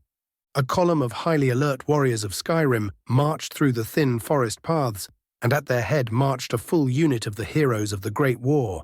The veterans only convinced to join the fight after their reluctance started to cause accidents for their families, and the authorities all seemed to be incredibly oblivious about everything that was happening. None of them were idiots, but understood that politics were neither clean nor honorable, so they simply accepted their lot and took up their old arms and armor once again. At least that went for the actually reluctant ones. The rest were more than happy to finally be taken out of the reserves so they could fight for their liberty against their no doubt PTSD-induced hatred for all things elven. The path seemed to widen by a large margin as they stepped out into a vast forest clearing. Their eyes met with only vibrant green grass, and a lonely figure standing atop the slight rise in the clearing's center. The figure was leaning on what looked to be a glaive, with a long purple strip of cloth attached to just below its blade and waving freely in the wind. Even the slowest-minded among the rebels took only a moment to recognize the terror they were unlucky enough to behold, and the entire 500-man-strong line froze. The silence seemed to stretch for what felt like years, as no one was quite brave enough to speak before the visage of death before them gave leave. Was it only fear, or did the Nords feel actual respect for the one to face down heroes such as Ulfric and Grimnir? Finally, a light voice resounded across the field, almost reluctantly, "I will give you but one chance." Glowing red eyes opened and sent further terror down the spines of every man and woman present. "Surrender yourselves, or be slain to the last." Silence once more descended upon the lines of rebels. Many of them wanted to take the offer, but none was quite so brave to face the peer pressure of being the first to accept. But their chance was soon snatched away, as one of the veterans was bestowed with an unfortunately firm spine as she grabbed her axe and bellowed, "Sovngarde!" The figure of Lord Dagoth remained perfectly still as ravenous winds descended upon her and shred her to pieces. A sound, almost akin to a defeated sigh, resounded across the battlefield, and the entire unit was assaulted with the sudden urge to blink. By the time they did so, the figure was gone. 50 men were already dead by the time they realized just where their target now was. Soon the entire forest erupted into battle, with perfectly positioned Imperial forces descending upon their foes with immense efficiency of slaughter. All of their movements and even losses were pre-planned, as if they were merely following a path outlined for them by a higher power. Such a slaughter would have been a thing of eternal glory, had they not been killing their brothers. Raven's POV. By the time I buried my sword into the gut of the 2,568 Stormcloak, the blood seemed to almost be trying to resist my robe's enchantment, trying to stick to me almost like some kind of curse. The sash, gifted to me by Torrig all those years ago, seemed 10 times as heavy as I waded through the sea of corpses. My houseguard and the rest of the forest detachment following behind me, finishing off everyone who was unlucky enough to still live. No one spoke, or even made much noise for that matter, as we stepped out of the woods in all our bloodied glory, the Stormcloak camp, and thus victory firmly in our sights. Chapter 295, Chapter 21, Battle of Dawnstar, A Broken Fist, A Shattered Rebellion. We did not slow down as we emerged from the forest canopy. Whatever few reserves still remained outside were cut down just as swiftly as their comrades before them. My emotions were a numb mess as I simply continued advancing toward the main enemy base, lazily batting the hastily redirected artillery shots coming from that direction. At this point, I was completely focused on simply being done with this whole fucking thing once and for all, and any poor fucker who thought it a good idea to get in my way would get his just reward for such a glaring display of intellect. My frustration grew as more and more of the fuckers redirected their hastily assembled ballistae toward us in some foolish attempt at slowing us down. I did not even bother holding back as I summoned Magnus's staff and proceeded to rake the entire wall of dirt and wood with crimson lightning, creating an opening and completely demolishing a good chunk of their defensive positions. Even as panic started to spread and the troops still engaging with Tullius's forces started to notice, I did not stop casting my increasingly destructive barrage. A unit of mages who were held back in reserve tried countering me with their pitiful wards, but those were cracked through without pause by the divine implement. They did not even get to scream, as they were simply removed from existence. An officer of downright heroic bravery attempted to lead a sally out with 300 men at his back, all of them readying throwing axes as I came into their maximum effective range. This did not avail them as I ruthlessly pulled my free hand back and snapped their necks with their own shadows. That did take a massive chunk out of my magicka, but at this point, my regeneration was so utterly unnatural, even by the standards of Tamriel, that by the time another group of fools, who still refused to retreat, was incinerated, my tank was already back to being half full. Even more Stormcloaks stormed out of their by now utterly shattered defenses, even my ruinous spells not being enough to slow the desperate tide. Thankfully, I was not alone. The troops assigned to me, while balking at the sheer death tool at first, fell upon the demoralized enemy like an avalanche. The warriors of Winterhold cut through armor like paper with their enchanted weaponry while taking blows that would have cleaved them in half if not for their alteration-enhanced bodies. Their hands blazed with fire as they made up for their pitiful numbers with sheer skill and power. Enemy flanks were constantly assaulted by the Morthal contingent. The light troops, knowing well that they were not built for this kind of engagement, but they were more than happy to abuse the heavily armored rest of our contingent to hold the enemy in place long enough for their javelins and throwing axes to cause havoc in the enemy lines. And when that failed, the Marshmen were more than adept in hit-and-run tactics, their lighter armor allowing them to run for far greater lengths of time than the rest of us. The 54th almost seemed to be competing with me for how quickly they could bash through enemy defenses, Tiberius being too stuck in the moment to slow down and Zarok being duty-bound to not stop him from dying like an idiot. Indeed, this was all a scene from a tale of glory to the young Imperial as he leveraged his newly acquired skills to completely ignore any missile coming for his life and used his small army of Dremora to utterly butcher anything around him. His hands moved almost like a conductor as he cast conjuration-specific empowerment spells in the most opportune moments, allowing his troops to do more damage than I even thought possible for such low-level Daedra, and when that was not enough, he straight-up teleported them around, shattering any attempt at a cohesive response from our enemy. My house guard contented themselves with marching behind me, their formation held in perfect order as Oren organized them into something that vaguely resembled a Spanish tercio formation, the wall of steel and death, stopping any of the more enthusiastic Nords from swarming me. It was almost adorable how the captain and his paladin friend kept themselves as close to me as possible in some funny attempt of protecting me. As if we were the ones in need of protection here. Scorch muttered darkly as I saw him flying above a group of retreating archers, the fire in his eyes looking particularly cruel at the moment. As I ascended the shattered walls, much of their height now being made up of rebel corpses, a furious roar caught my attention, and I suddenly stopped, just in time for an elaborately armored man to sail by my position, his two-handed blade missing me by a hair. I naturally immediately recognized him as Ulfric's son, the same idiot I'd met in Helgen. Unwilling to listen to the child's bluster, I simply kicked out as he was turning around, my magicka-enhanced foot meeting his armored face and crumpling his helmet with a loud crack. He was blown back, wounded and unconscious, but not dead. There goes my good deed for the day. I grumbled to myself and, letting the rest get to clearing out the enemy fort, turned to look at the wider battle still going on. In the distance, I could see Tullius's wooden fort barely standing, no doubt battered to hell and back by Ulfric and what remained of his tongues. But the fort still held, and I could see their lines slowly starting to break as smoke started to rise from our position. In fact, when I looked just a bit harder, my eyes met with those of Ulfric. He was probably unable to see me from this distance, but my sight was sharp enough to catch the dreadful realization entering his eyes as his entire cause slowly crumbled all around him. As he stood in that bloodied field of fresh spring grass, his mind no doubt supplying him with the fact that his retreat was nearly cut off, and that his bloodline was most likely ended, he made the only decision he could. He grabbed a horn hanging from his hip and sounded a fighting retreat.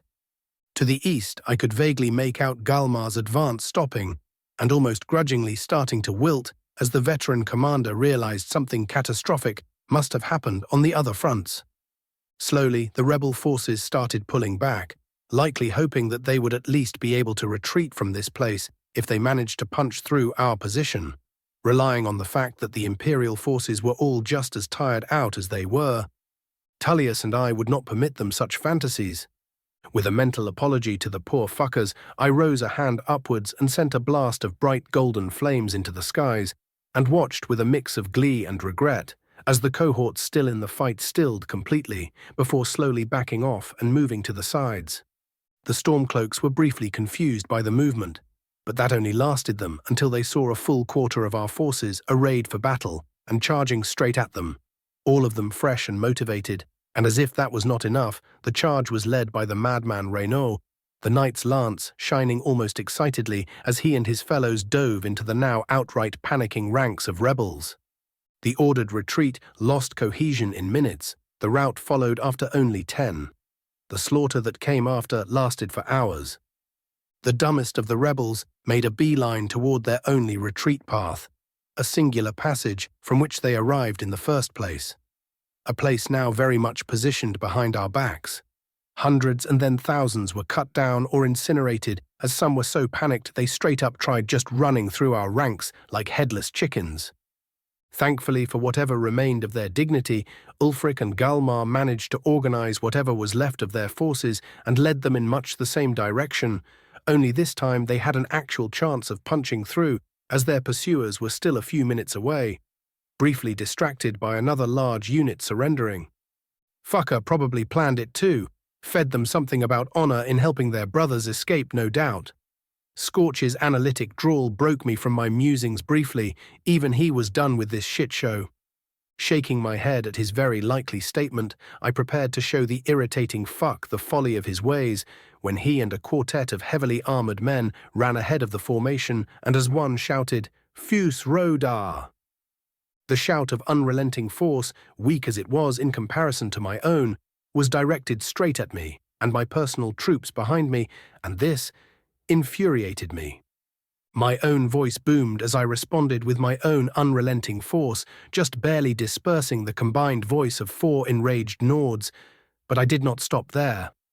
No, just as the vibrating wave of force left my throat, I breathed in once more, the familiar bubbling of flames scratching against my chest as Flametongue made his name known once again, Yul Tor Shul. The dragonfire seemed to have actual weight as it completely rearranged the ground it passed, glassing the whole damn thing and slamming into the rebel lines and consuming hundreds in a mere instant. Ulfric survived just barely as his fellow tongues focused fully on protecting him, paying with their lives in the process. I did not wait for words to be exchanged, nor did I need to offer any kind of command to my men, as both sides decided it was well and truly time to end each other's lives. Bolts flew all around me, one even coming close to hitting me in the back, but only bounced off my armor as I angled slightly to the side. Well, that cunt is getting his pay docked, I thought with some annoyance as I burst in front of Ulfric and wordlessly swung out with blasphemy. The Stormcloak had already finished invoking elemental fury with his voice and went to parry my attack, but I simply blinked behind him and slammed the blade into his back, his enchanted armor the only thing saving his life as multiple ribs were shattered on impact, and he was sent flying away. Immediately I went to finish him off, but was forced to back off when a massive bear of a man slammed his equally massive axe into the ground where I would have been had I continued. Galmar Stonefist glared at me with hatred I probably deserved at this point, and with a bestial growl and bloodshot eyes, Ulfric's right-hand man started wailing at me. I had to focus all of my skill and power onto defense as the crazy motherfucker hit harder and faster than Harkon. Whatever berserk rage fueled him, bringing out every single possible iota of strength the man possessed. I was gripped with genuine fascination as I could watch his muscles tearing themselves apart in real time, only to swiftly be repaired with a downright deadly dose of regeneration potion currently sloshing through his body. The two of us became a storm of slashes and parries as my combat precognition battled his sheer, unending rage. Galmar Stonefist definitely earned his name, as even when his axe was shattered, his bare fucking fists managed to keep up with me, even if it did ultimately cost him the battle. My muscles burned under the onslaught, even as a wall of both wind and flame skinned him alive, and my bones creaked even as the berserker was almost drained of blood by the dagger jutting out of his thigh. Suddenly, I felt my foot slip on a pool of blood, and for the briefest of moments, my guard slipped with it. I almost sighed with resignation as the burned fist sailed for my face, no doubt about to cause me a whole lot of pain, only to suddenly stop as a sword of golden moonstone slipped under his armpit. Paladin Anandor kicked the now corpse of Galmar with barely hidden contempt and looked at me. "Are you well, my lord?" he asked calmly. Shaking myself out of the surprise the sudden intervention took me by. I nodded. Before my eyes narrowed in suspicion, I soon found my target and saw 4,000 remaining Stormcloaks pushing through the lines of the men of Morthal, a prominent group among them dragging Ulfric between them.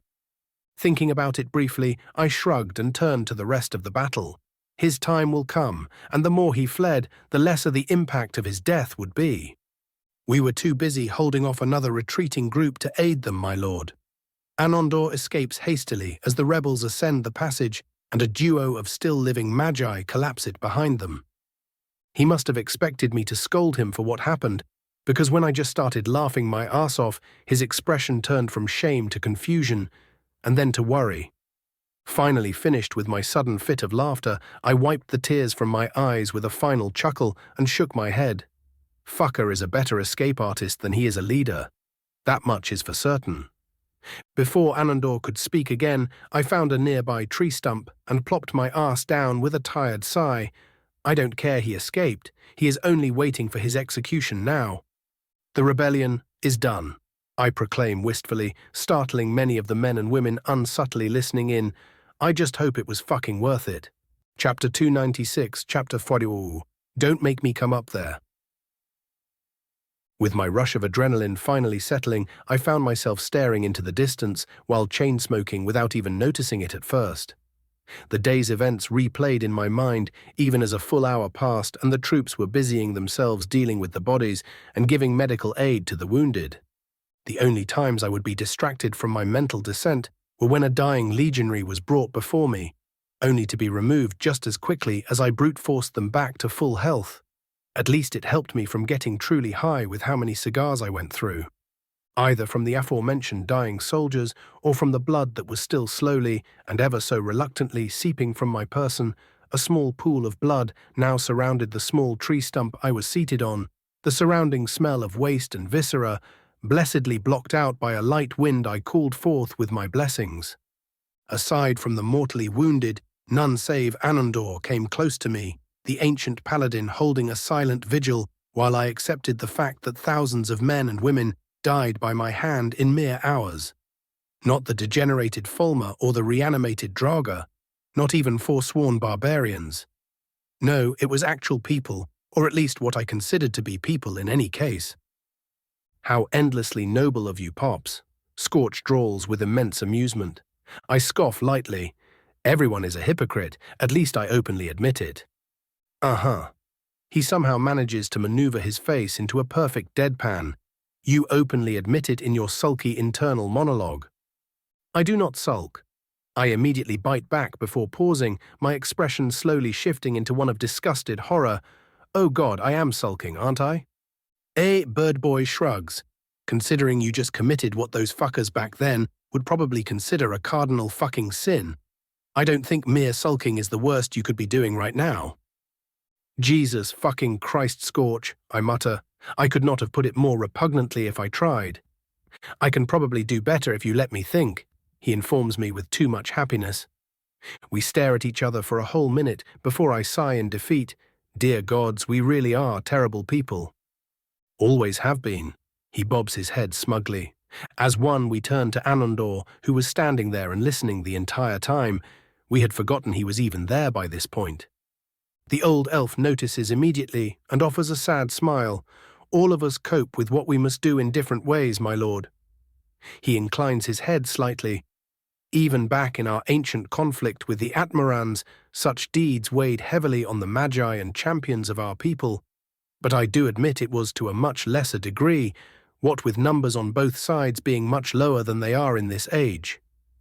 I offer a thankful nod for his words and return to staring into the distance. Warfare, I have learned, is unfortunately just one big calculation.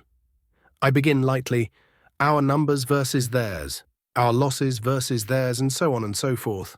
A pause. It is why I accepted Tullius's request so swiftly. You knew the consequences immediately and still chose to follow through, Anandor asks, his voice lacking any judgment. I did. I confirm easily. I could have held back even further than I did today, allowed the battle to drag on for weeks if I so chose, but in the end, I did not see any benefit in more loyalists dying needlessly. The paladin looks at me with a mix of surprised and aghast. You were still holding back, he mutters with a respectable amount of fear in his tone. Quite. I chuckle. Or did you think Ulfric escaped by chance?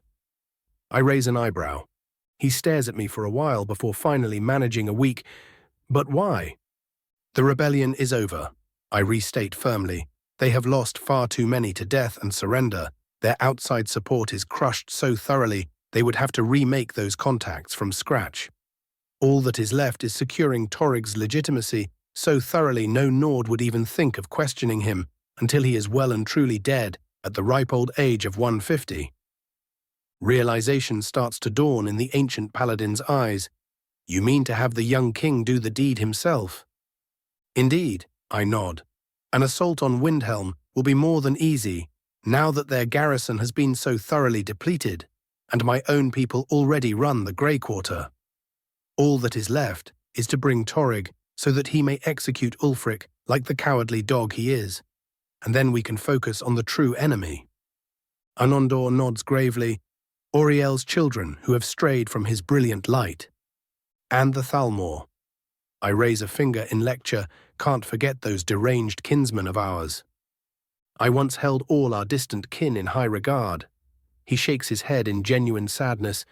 To think all but the descendants of the Chimer would turn themselves to madness. I scoff, don't think the Dunmer are free of it either. I correct him immediately. House Dagoth is the way it is because of my own beliefs. Until relatively recently, the Dunmer of Morrowind were a bunch of religious extremist slavers. Their so-called Almsivi, the living gods drawing their power from the betrayal they committed upon the chosen champion of our people, and that they committed against my own ancestor when he learned of their deeds. You hold your own people in such disdain? Anandor asks, taken aback. Oh, please. I scoff even more loudly. To some of them, even a mer of my station would still be considered a noir, simply because I was not born in Morrowind. And don't even get me started on the great houses. I shake my head. The Redoran are all right, I guess. Their views of honor and martial prowess are respectable, but a bit too far-reaching for my tastes. The Indoril are opportunistic zealots who switched sides the moment their precious tribunal temple fell. I practically spit the words out, having no respect for Almalexia's house before continuing to the rest. The Telvanni are just a bunch of unprincipled, lawless sorcerers. The Dres are filthy slavers. The Hlalu got so greedy they were replaced by Sadras. And Dagoth. I sigh. What is now a beacon of progress and prosperity, as remade by my own hands, was once the tool of a maddened lich. For I have no better way to describe his state, who declared himself a god. A dry chuckle leaves me, a god who was so deluded with himself, he outright created my father to be his inheritor, so that he may have a legacy on the earth as he ruled from the heavens. Your legacy may have come from darkness, but Auriel himself has decreed you to be a bringer of light for all to see. Anandor declares immediately as I pause. Oh, don't think I am all that hung up on the madman. I wave him off with a chuckle. I was merely pointing out just how low all mer seem to have sunk throughout history, not just those we don't like. Much like the snow elves in our own way. Anandor mutters darkly before the mood leaves him in the blink of an eye, and he offers me a supportive smile. It is good that you are not weighed down by such things, my lord, but it may be time to address our visitor. He pointedly looks behind me. Enjoyed your little spying session, Rika? I ask without turning around. I had noticed her the moment she approached, but it wasn't like I had anything to hide, and going by her expression, she wasn't all that interested in my words either. The veteran legate merely gives me a dirty look at that before focusing back on her target. After a brief moment of silence, she finally catches herself and hoarsely asks, "Is that?" Giving a brief look at the absolutely ruined corpse of Ulfric's right-hand man, I nod. Galmar Stone Fist himself. Died like he lived, a complete and utter beast of a man. A small smile appears on her face at those words, before she approaches the pile of shredded meat and bone and looks down at it somberly, completely uncaring for the blood now soaking her boots. We were comrades once, she mutters in remembrance, fought against the Thalmor with all we had. To think we would end up like this. He made his choice. I cut in sharply but not harshly. He knew damn well what his support would do to his own people, and for all his courage, he was as easily blinded by the short term as Ulfric still no doubt is. Rikke gives the corpse a sad nod. That he did. She agrees hesitatingly. At least he feasts with Talos now. The moment she realizes what she had just said, her eyes snap to me, looking almost startled. Naturally, that crumbles immediately as she sees me giving her the most deadpan look I could manage at the moment. Woe, I must now inform the ambassador of your great sin. My voice could have probably dried the oceans at that moment. Her eye twitches before a very unexpected snort, sounding hilariously close to that of a pig, comes out against her control. She immediately clamps her hand over her nose, but it was already too late. I completely ignored her glare as I laughed my arse off and allowed my self-judgment to slowly slide off my back. I would probably get a couple of nightmares before my mind settled, but at least those were thematic around these parts. The mood in the legionary camps was both solemn and celebratory. Thousands on our side had died in the great battle, but at the same time we utterly crushed the rebels with a good 4-to-1 ratio in our favor, and that was not counting the prisoners. Still, it took us a whole 2 days to reposition and deal with all the corpses. No one wanted to deal with a damn plague of all things now that we were on the cusp of victory. Most of the legionaries and hold warriors still treated me with their usual respect, but those who had fought at my side were thoroughly scarred by what happened. The men and women of Morthal were scared shitless and outright demanded they be placed into a camp away from the one I was staying at due to a newly developed superstition. A rather funny little story of people dying if I stared at them for a moment too long. The 54th and Tiberius were much milder in their reactions. I did have a reputation in solitude, and all of them saw me go wild before. They were still frightened by me, but it was more of a better do whatever he says kind of fear than the run the fuck away kind. As for my own people, well, I guess that the mentality difference between men and elves was on a level both cultural and genetic, because all I could see in their eyes was pure, unfiltered admiration. By Dagoth, some of the lesser pyromancers finally managed to cast fireballs just because of what they saw me do. Bunch of fucking lunatics, Scorch evidently approved. In any case, we had a 2-day break before Tullius started planning on assaulting the city, but I found myself with a much better idea all of a sudden, as I felt a sentry almost shit himself with fear once I stepped a tad too close to the city walls. And so I found myself approaching the gates of Dawnstar, Anondor, Thorfinn, and Tiberius at my flanks. I did make sure to tell Tullius to summon the twins from Solitude before I did so, however. I could practically taste the fear of the guards rising as I approached the city. The only thing stopping them from either attacking or running was the ornate white flag held by my paladin. Just to fuck with them further, I stood there silently for a good 10 minutes. This evidently caused a good fifth of the city to slowly approach a panic. So much so that the cunt Scald found it within himself to climb atop the gatehouse, albeit reluctantly. "What in oblivion do you want?" he yelled, not as scared as his men to his credit. "Is that any way to greet your King's Court mage, Scald?" I asked cheerfully, but sadly he did not have the sheer gall to correct me on this. They had spyglasses and minor seers in the city. They knew damn well what happened outside their walls. He sighs as his hand twitches toward his axe on instinct. "Just say what you will, Dagoth." "Much better." I clap my hands, a couple of the gate guards almost jumping away at the action. "My offer is simple." I smile as my crown covers my face.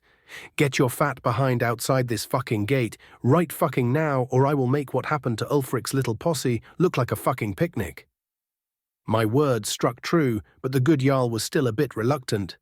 "Don't make me come up there, Skald, or by all the divines, I will fulfill my promise of gelding your bald ass." The Jarl pales as his eyes dilate in pure fear. It did not take him a minute to have the gate open, and he practically sprinted outside to present his weapon to me. That is what I fucking thought, bitch. Chapter 297, Chapter 33, Jarls, Clans, and Priests. With a complete lack of care for the supposed solemnity of the situation, I took Skald's axe and started flipping it in my hand while looking down at the kneeling man. For a moment I debated just cracking his head open for being such a massive idiot and leading thousands of his people to die, but that thought disappeared as quickly as it came. No, wasting effort for this prick just wouldn't do. "Get up," I command and offer the axe to Tullius, who had approached with his group behind me. "Court mage." The general greets me with a nod. "I see your proposition worked." Startled by Tullius's words, Scald steps back. "What do you mean, his proposition?" he asks, genuinely bewildered. "Personally," Tullius glares at him, "I would have preferred the city pacified more thoroughly." He looks over the men and women slowly descending the battlements and laying down their arms. "But the court mage convinced me that our thorough victory was more than enough to ensure your submission." His commanding glare seemed to apply actual weight on the now deposed Jarl. "Was I mistaken, Scald?" He rapidly shakes his head. "Of course not, General. You can be assured order will be upheld." He winces and gives me a look. "Just please make sure no one gets burned." It starts as a low chuckle, but is soon replaced as a full-blown laugh that seems to scare the surrendering troops even more than my earlier threat. "Oh, don't worry your bald head about it, Scald." My mirthful look turns to a glare. "It was you and your fellow rebels who forced me into butchering people by the thousands after all." He gulps and nods. "What? What is to become of me?" At this, Tullius gives me a look to which I shrug. "You will be brought before the High King, where you will be given a fair trial." I pause briefly and pretend to ponder something, although you should already be aware of the punishment that awaits you. To my surprise, his earlier fear seems to leave him as he offers a much firmer nod of acceptance this time. "I am aware." He almost manages to keep his voice level, but a hint of fear still comes out. "Good," I say a bit darkly. "So long as you do not try anything stupid, you may just meet your ancestors with honor." Not waiting for a response, I turn around and fire a blast of ice into the air, and moments later, distant sounds of marching follow. The city was ours. I planned on immediately finding the priest of Mara, who should have a bit more information on the Vaermina situation in the lighthouse, but unfortunately, I was immediately dragged off to the Jarl's keep by Tullius. It would seem that the politicking was not yet done, as we found ourselves seated around a long table, with Skald present unarmed, but yet unbound. Across Tullius and I sat an older Nord woman, flanked by a standing bald and clean-shaven man wearing older imperial plate armor. And a person who I was not aware, yet could immediately guess the identity of, was sitting to her side. A tall Nord man with a familiar shade of blonde hair. The loyalist representative Brina Merilis was the first to speak, beginning with the pleasantries. "I am glad to see the Empire did not hesitate to deal with this rebellion so promptly. Further fighting would have torn the spirit of our people irreparably." "Quite." Tullius hums non-committedly. "The Emperor's subjects fighting amongst each other is an unacceptable travesty." I interrupt the waste of my time by clearing my throat. "Thane Brina Merilis, Housecarl Horik Halfhand, and Clanhead Belor Flameheart." I make eye contact with each as I name them, specifically pausing at the mage. "I trust that I will not have to deal with people claiming that you are not, in fact, the chosen representatives of Dawnstar in the name of King Torrig?" I ask leadingly. The Thane frowns momentarily, but immediately hides it, while Belor doesn't even bother hiding his irritation. "Horik?" Well, Horik was just looking at me with a grin. As before, it is Brina that speaks. "We have held a proper election, as is due when a Jarl is changed. And you have been chosen in his stead." I stare at the war veteran for a while, causing her some slight discomfort. Good. The last time I did this, I had to deal with a whiny child, better left to Cyrodiil's politicking than ruling a hold. A veteran should be easier to deal with. But the world seems to always take that as a challenge, so I will not be holding my breath. My completely dry delivery seems to take the two nobles aback momentarily. Horik just lets out a wet snort. Brina cautiously looks over to Tullius and silently clears her throat to catch his attention. "Pardon me, General, but who among the two of you holds the authority to finalize the transfer of the title?" Tullius seemingly doesn't so much as twitch, but things are different to my trained eye as I notice him hiding a smirk. "The court mage holds civil authority in the name of the High King. A general would only take command in military matters." or if there was no other representative present. I let out a light chuckle.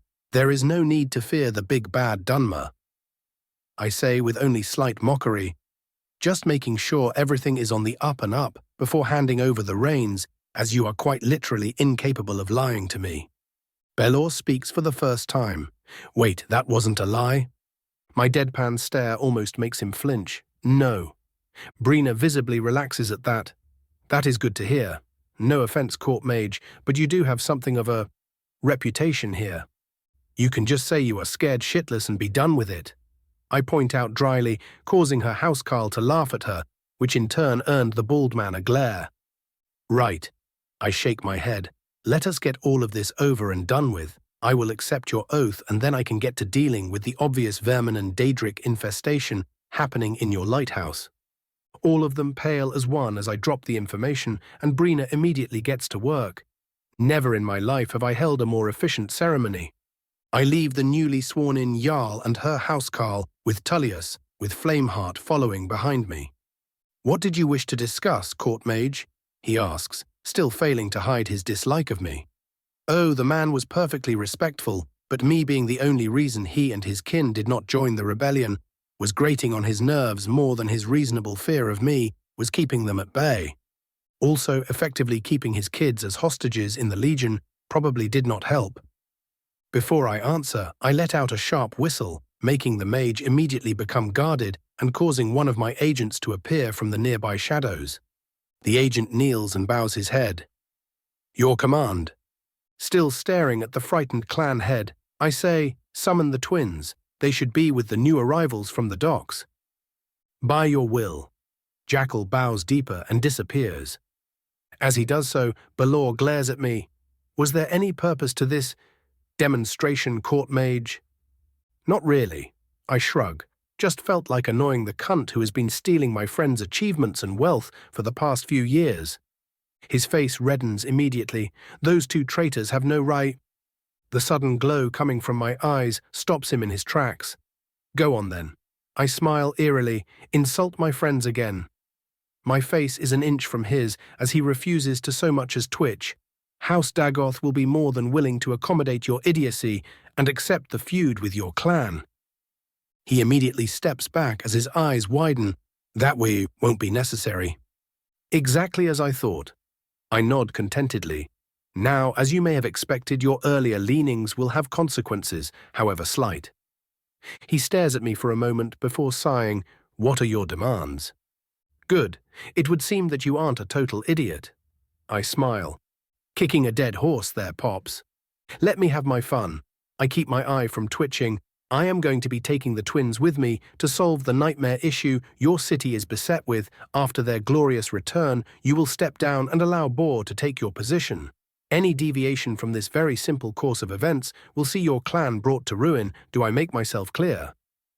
Had I not been who I was, that would have probably earned me a fireball to the face, but all the man could do was grit his teeth and force out a crystal court mage. Most excellent. I clap my hands. Now smile, your kids haven't seen you for over a year. Before he can process my words, two individuals with the same shade of blonde hair, clad in legionary battle mage armor, step into the side street we were in. Boar and Brienne looked much the same as the last time I saw them, but their demeanors were much diminished, their mere presence in their home city seemingly sucking the life out of them. Ignoring the building tension between father and children, I raise my hand lazily. Sup. Both of them startle, but once their attention falls to me, their reactions are completely different. Brienne smiles radiantly and goes in for a quick hug, while Boar seemingly holds back a glare. So how have you two been? I ask, uncaring for the brother's mood. Legionary life has been fine, I guess. Brienne shrugs, not to mention the pay. She adds, but I think I will prefer it when everything calms down and we can go back to our adventuring. As if we had a choice, Boar grinds out, now actually glaring at me. 4,312, I state simply. He blinks. What? 4,312. I repeat a bit slower this time while giving him an eerie look. That is how many people I have slain in less than 4 hours. The statement stuns all three of them utterly. Tell me, Boar, How would you have liked it if your family was added to that number?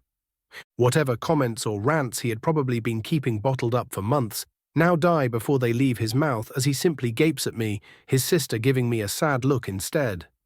Right, I shake my head. You said you wanted adventuring, right? I smile. How about you join me for a little trip to the nearby lighthouse? It did not take much to convince the duo to follow me on my mad quest, as Boar jokingly called it, and the three of us soon found ourselves walking toward one of the local inns. Our search was short, and after only stopping once to ask for directions, we stepped in on the scene of a Dunmer in the priestly robes of Mara, comforting an old man. Do not let these false images shake your faith, Yolf. He pats his shoulder comfortingly. Hold yourself to the teachings of the divine, and the nightmares will soon dissipate. The old Nord nods gratefully. Of course, Erendur. I thank you for your words. As they share some more words and the Nord leaves, the priest focuses on all of us, his eyes immediately zeroing in on me. It takes him a moment, but as soon as he realizes who he is looking at, he bows deeply. Welcome to Dawnstar, Lord Dagoth. How may I assist you? I raise a surprised eyebrow at the welcome, but get over it easily enough. I have come to deal with the nightmare issue. I state without preamble, I have been informed that you are inordinately knowledgeable on the topic. He holds back a slight wince before slowly nodding. I have been researching the nightmares for some time now, Sergio. Researching, you say? I trail of while giving him a knowing look. Tell me what you know then, Casimir. The moment I mention his real name, his face pales, catching him so off guard he fails to keep his mouth shut. Shit. By the time he realized he essentially admitted to me being right, it was already far too late, and knowing this he let his shoulders slump in defeat. You've caught me. I know far more than I let on. That is good to hear, I smile. How about you enlighten us with that knowledge, so that we may liberate the good people of this fine city, He stares at me for a long, surprised moment before smiling in turn. I will be more than happy to help banish that creature. Oh, but I wanted to threaten him. Scorch whines petulantly. His eyes look delicious. Sigh. Chapter 298. Chapter 25. Nightcaller. My consciousness returns partly as I absently note it moving through innumerable images, scenes I have seen, and those I have not changing, mixing, evolving before my very eyes. The scene shifts once more, and I find myself standing atop a veritable sea of corpses, all of them clad in a familiar blue sash splayed over their different armor styles. As I notice the shift, so too do the corpses, as all of their eyes snap open, a chilly blue flame replacing their once lively orbs. They say nothing, but I still hear their accusations of thousands of orphans and widows made, of their souls being fed to the world ender, of a monster without mercy taking them well before their time. One grabs my leg, and I find myself unable to shake the death grip off, all of the power I know I should have missing in its entirety, as more and more corpses start throwing themselves over each other in an attempt to grab and bite their enemy. My ability to move was swiftly removed, as I soon found myself drowning in a sea of blood, bone, and teeth, pain that was not pain assailing all of my senses. My eyes snap open. I stare at the wooden ceiling of the room the new Jarl assigned to me as my breathing slowly calms down. I remain silent for a long moment, contemplating what had just happened. The things I was just forced to experience. Motherfucking piece of noir shit. I curse as I practically jump out of my bed, my robes appearing in that same fluid motion. I swear I am going to murder a bitch today if it is the last damned thing I do. Of fucking course she was already influencing me, took her damn time too. I growl. Well, so much for not being a dick about banishing her, I guess. The sound of a throat being cleared draws me from my burgeoning rant as my eyes snap to a figure seated at a small nearby table. Mephis's bright eyes burrowing into me with amusement as the Daedra spoke. My oh my, Raven. Is this how you welcome a dear guest? Shut. I immediately snap, and the puppet's mouth is forced closed. Naturally, this does not deter her whatsoever, as the amusement in her eyes only seems to burn even more brightly at the action. Pointedly ignoring her fidgeting, I sigh and remove the command. Apologies for that. I am evidently more stressed than I thought. Oh, think nothing of it. She waves me off daintily. Considering how I've seen mortals react to such thing throughout the ages, you are doing quite well, in fact. She pauses and cups her face as if in thought. Then again, you aren't quite all that mortal anymore. Right, I drawl out and wipe the slight sheen of sweat off my brow. Was there any point to your visit? Why, yes, there is indeed. She smiles happily. I just wanted to confirm that Vermina has noticed your intentions as soon as you entered the city's surroundings and has tried empowering her little cult beneath the temple. My eyebrow shoots up, and when you say tried, naturally I stopped the uppity little bitch immediately. She preens momentarily before pouting slightly. Of course, some of her power still got through, but not as much as he wanted. And what will this cost me? I sigh. Nothing. She shoots with zero hesitation. Nothing? I look at her like she is an idiot. Mephala was the singular person in the world, bar some gods probably, who could still lie to me, so my skepticism was through the roof, to say the least. I just want you to do what you were going to do already. She smiles happily. I don't even need you to get me that pitiful little staff either. You do realize, I begin slowly, that I could have just dealt with whatever additional fuckery she was going to throw at me, and that your desire to not owe me for whatever you may gain from that is rather obvious, do you not? Her smile seems to somehow turn even brighter. But tell me, Raven, after whatever you just went through, do you want to deal with more nightmare fuckery, as you call it? I stare at her for a long while, trying to look disapproving, but that failed to convince me, much less her. Before long, I allow my shoulders to slump as I give her a weak glare. Why do I even bother arguing with you? I know, right? She bobs her head. As I always say, things would be much easier if you just decided to trust me. She tilts her head lightly, though they would be much less fun. My eye twitches, but I know better than to indulge her further. Right, I drawl out. I truly am happy my suffering has been entertaining to you. The air in the room suddenly turns much colder than before as spiderwebs start forming at the edges of my senses as Mephala's voice shifts from happy to frigid. That little bitch decided to attack my chosen dear. The tiny edge to her tone informs me of just how much frothing rage she is holding back. Kindly show her the error of her ways, will you? Now that we can do. I met Erendur and the twins at the halfway point to the lighthouse and the abandoned temple attached to its foundation. All three of them looked worse for wear after having slept through Vermina's increased activity. The Maran priest's plan was a good one, all things considered, as he recommended we take a rest and not immediately rush into the temple so that we aren't caught inside in the middle of the night when the Daedra's power waxes to its peak. Sadly, neither he nor I were able to predict the fact that one of the Daedra generally considered to be absent and less inclined toward direct action was able to suss us out within mere hours. If I took a bit more time to consider her MO, I'd have probably realized it sooner, but merely spending time where someone was sleeping would potentially put you at risk of being noticed, especially in a city where her artifact has been going at it for decades. I handed out stamina potions to all of them, pushing out most of their physical fatigue, but failing to hold back the mental pressure they were under.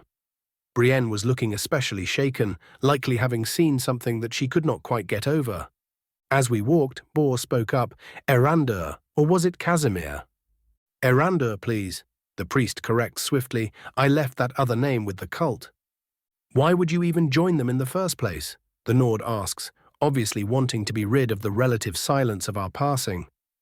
The Dunmer looks into the distance briefly and shakes his head. I was young and foolish. Add to that they practically raised me. There was no real choice in the matter. It is by mere luck that I have escaped such a life. Luck? What do you mean? Brienne barges into the conversation. Yes, sheer dumb luck. The aged priest nods, a wry smile on his face. The artifact guarded within Nightcaller Temple had chosen another target for its ravenous master. Vermina always hungers for memories, you see. A band of Orsimer were thus cursed with vivid nightmares for weeks. It did not take the orcs long to find the source of their troubles and infiltrate the city to attack the temple directly. He pauses as a group of guards pass us by, all of them offering a quick salute and getting as far away from us as possible. As they disappear behind a nearby corner, Erandur continues his tale, But the priests of the temple were just that, priests. The orcs would have overpowered the defenses with ease, and so they chose to contaminate it with what they considered a sacred miasma, a gas that puts all into a time-frozen sleep at the cost of their sanity. Fucking cultists, Boar scoffs disdainfully. Huffing a maddening gas sounds like a great idea. To an outsider, it may seem so. Erendur explains patiently, but to those who wish to forget, it is a sacred rite, however misguided. He quickly adds that last part when I turn to him with a raised eyebrow. Also, Brienne cuts in once more, Nightcaller Temple, really? How did no one realize what was happening? This time it is I who interjects. Because, Brienne, it is a ruin and most Nords don't like touching those with an army at their back. Back to my question. Boar interrupts before I can tear his entire city a new one. How did you get away? Erendur looks around briefly. I was the one tasked with releasing the miasma. I was far enough to see its effects, and they terrified me. I escaped as soon as I saw the gas taking effect. He admits shamefully. And lacking an echo chamber for your idiotic faith, you soon found your way to good sense. I quip, to which he grumbles but does not disagree. Yes, he draws the words out non-committedly. Put further questions aside, we have arrived. And there it was, the lighthouse, well maintained on its upper levels, with outside stairs leading those in charge of keeping it lit and fueled up, with its base left completely unattended, making the temple it once housed look like a pile of rocks with a small door at the entrance. Erendur pushed open the stone doorway without preamble, leading us into a relatively sizable prayer chamber, a shrine to Mara sitting at its altar, likely having replaced whatever idol to Vermina that stood there before the orcish raid. Is this it? Boar asks impatiently. No. Erendur answers almost harshly and goes to a large relief in the distant wall, channeling his magicka through a series of runes and activating the ward which soon turned the stone intangible. The moment he did so, I immediately blasted the entire chamber with a massive wind cloak, too weak to damage anyone but more than strong enough to banish whatever fumes attempted to assail us as the temple was opened for the first time in decades. Noticing his little fuck-up, Erendur gives us all sheepish looks. Apologies for that. I had thought the miasma would dissipate after so long. When dealing with Daedra, I have found that relying on the passage of time is rarely a good idea. I inform him and step into the depths, the confused groans of the waking orcs swiftly reaching my ears. A group of orcs were looking around with what was obviously illusion-induced paranoia, and the moment their eyes landed on us, they brought their weapons to bear and charged at us. Their minds were obviously lost to the quagmire by this point, so ending them could be considered a mercy. The twins and Erendur struggled against their foes, but I cut them all down with ridiculous ease.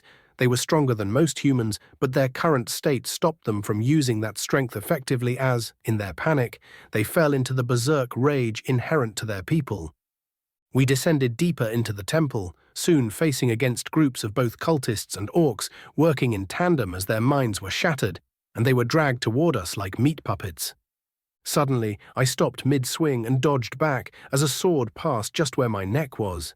But a moment ago, Boar blinked as he realized he was not where he remembered, and slowly turned toward me with a look of fear and confusion. I pointed my hand in his general direction and blasted out a concentrated firebolt, missing his face by an inch and blasting the final orc of this group to pieces. Brienne held back a gasp and let out a sigh of relief as she realized I wasn't about to murder her brother, and quickly ran up to him. "What was that?" she asked him. He trailed off, looking at me fearfully. "I don't know. I saw him as an orc trying to kill you." Fucking illusions, I palm my face. Do you at least know how to resist them now that we know about them? I am afraid it will not be that simple. Erendur cuts in. The illusions weaved by the Lady of Nightmares are far more potent than most mortal magics. I fear our wills will be greatly tested. I see. I close my eyes and ponder this briefly before looking to Boar. You can go back if you want. I'd rather not risk you committing suicide by me if you were too weak to resist this place.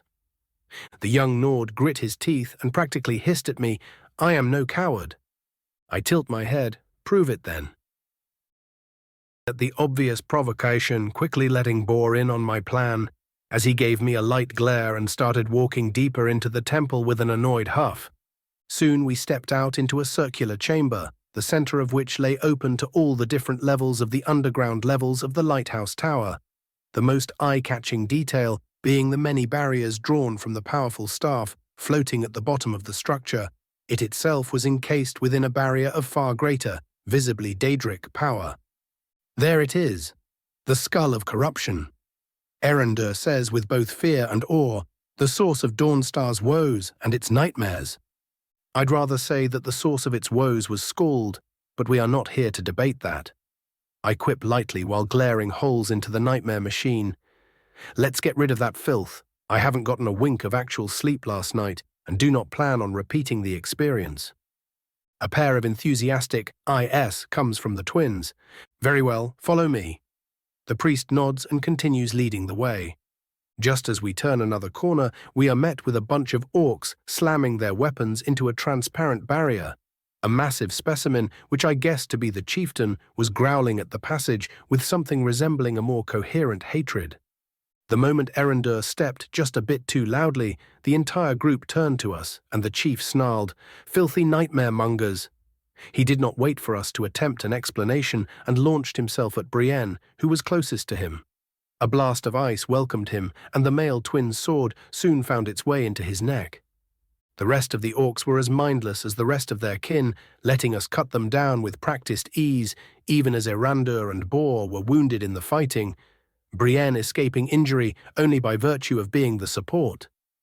We approached the shimmering barrier, and a moment later heard Erendur let out a light gasp of what sounded like fear. He quickly turned to us and shook his head. I fear that this barrier is unbreakable to us. It is powered directly from the staff, which in turn draws power from the quagmire. Surely there is an alternative, Brienne asks hopefully. Bor huffs.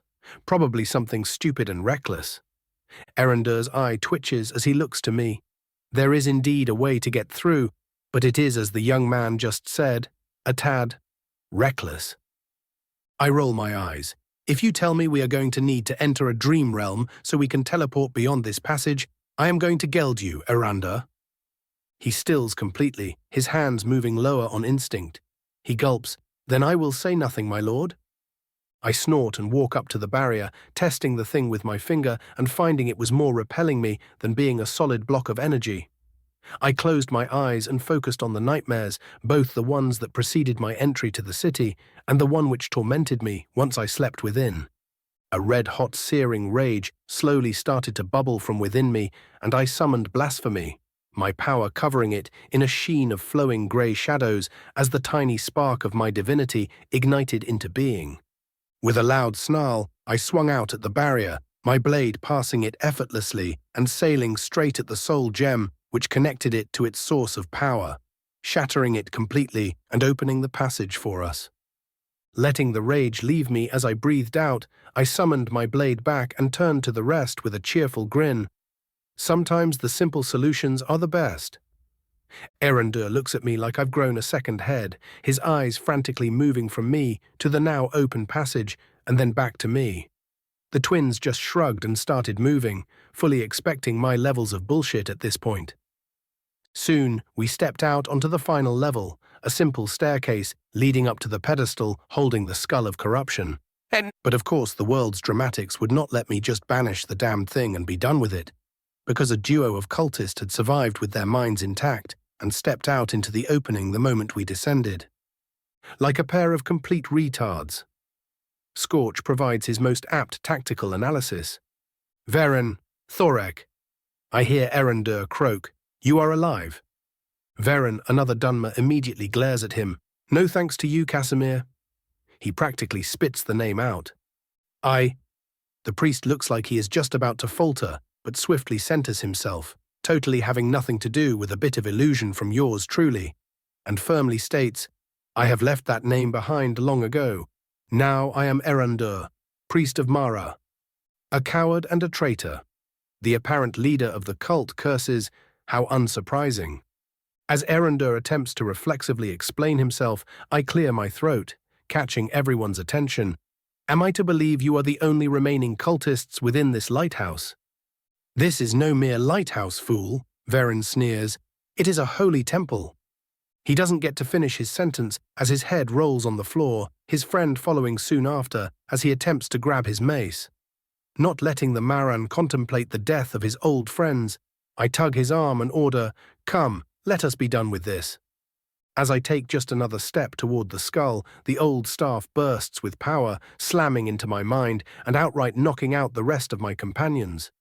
I grit my teeth and took another step, words of temptation slowly making their way to my ears but going completely ignored as I prepared my blade once again, only to suddenly stop as a figure emerged from the floor just below the pedestal upon which the staff floated. A rather familiar figure at that. A perfect copy of myself stood below the altar, the same robes, the same blade, the same irritating cocky grin on his face. It was disgusting. Without a word, I launched myself at him, only to be dodged with a simple shadow step. I threw out a firebolt of gold, only to have it flicked to the side by a perfectly cast ward. I summoned shades only to have them countered with their exact same copies. Well, this was going to be annoying. The copy of myself snickered at my attempts and threw itself at me, engaging me in an elaborate dance as our battle went from mere combat to a clash of the minds with precognition working at full force on both sides. It even used a fire breath I was forced to counter, lest it burn the twins and Arandur to a crisp. The more we fought, the less I appreciated what was going on. For all of the perfection of the copy, it was only that in the end its swings held no passion, its expressions were without soul, and worst of all, its magic was without the endless spark of ambition that fueled my rise. It was infuriating. A stray thought entered my mind as our clash continued. The Daedra may be able to copy my skills, but was it able to copy my artifacts? The same items forged by literal gods. A wide grin spread on my face as the realization sunk in and I spread my arms welcomingly, allowing the filthy copy to stab its lesser blasphemy through my arm, and not turn it to shreds. With what was by now a fully manic grin, I grabbed the disgusting thing and started to choke it to death. My spark of divinity ensuring its existence was snuffed out before it could do anything. I threw the now lifeless body onto the ground and it dissolved into shadows. My blood was boiling, the precipice it had stood at ever since I fought Alduin, coming ever so closer as the battle went on, until finally it burst free, enveloping me wholly in an aura of grey light. Immediately the aura of Vermina was pushed back by my presence, and I wasted no time. I brandished blasphemy and launched myself at the skull of corruption, slamming the blade straight into the gnarled tip of the staff. It seemed to resist briefly, the ancient artifact's power coiling to protect it from destruction, but my will was greater than that a false deity's toy, and I pressed forward with a snarl of rage and defiance. The staff's power buckled inward and then shattered, detonating the object into numerous shards of wood and launching the shrapnel all over the place, surprisingly not hitting any of us at all. The power of the Daedra washed over me, attempting to pass me as it realized it would find no purchase. It lashed out toward Boar, but before it could go any further, I found myself grabbing it within my hand, somehow grasping the ephemeral energy, and realizing I could not hold it indefinitely, I threw it upwards, blasting it into the skies and away from this world forevermore. Chapter 299, Chapter 35, Dawnstar Finale. Fury of Dagoth awakened. Your power over the concept of blasphemy grows, its direction drawn toward the denial of greater being you consider evil, false, or wrong. You may now invoke your powers at will and now hold the potential to permanently harm such beings.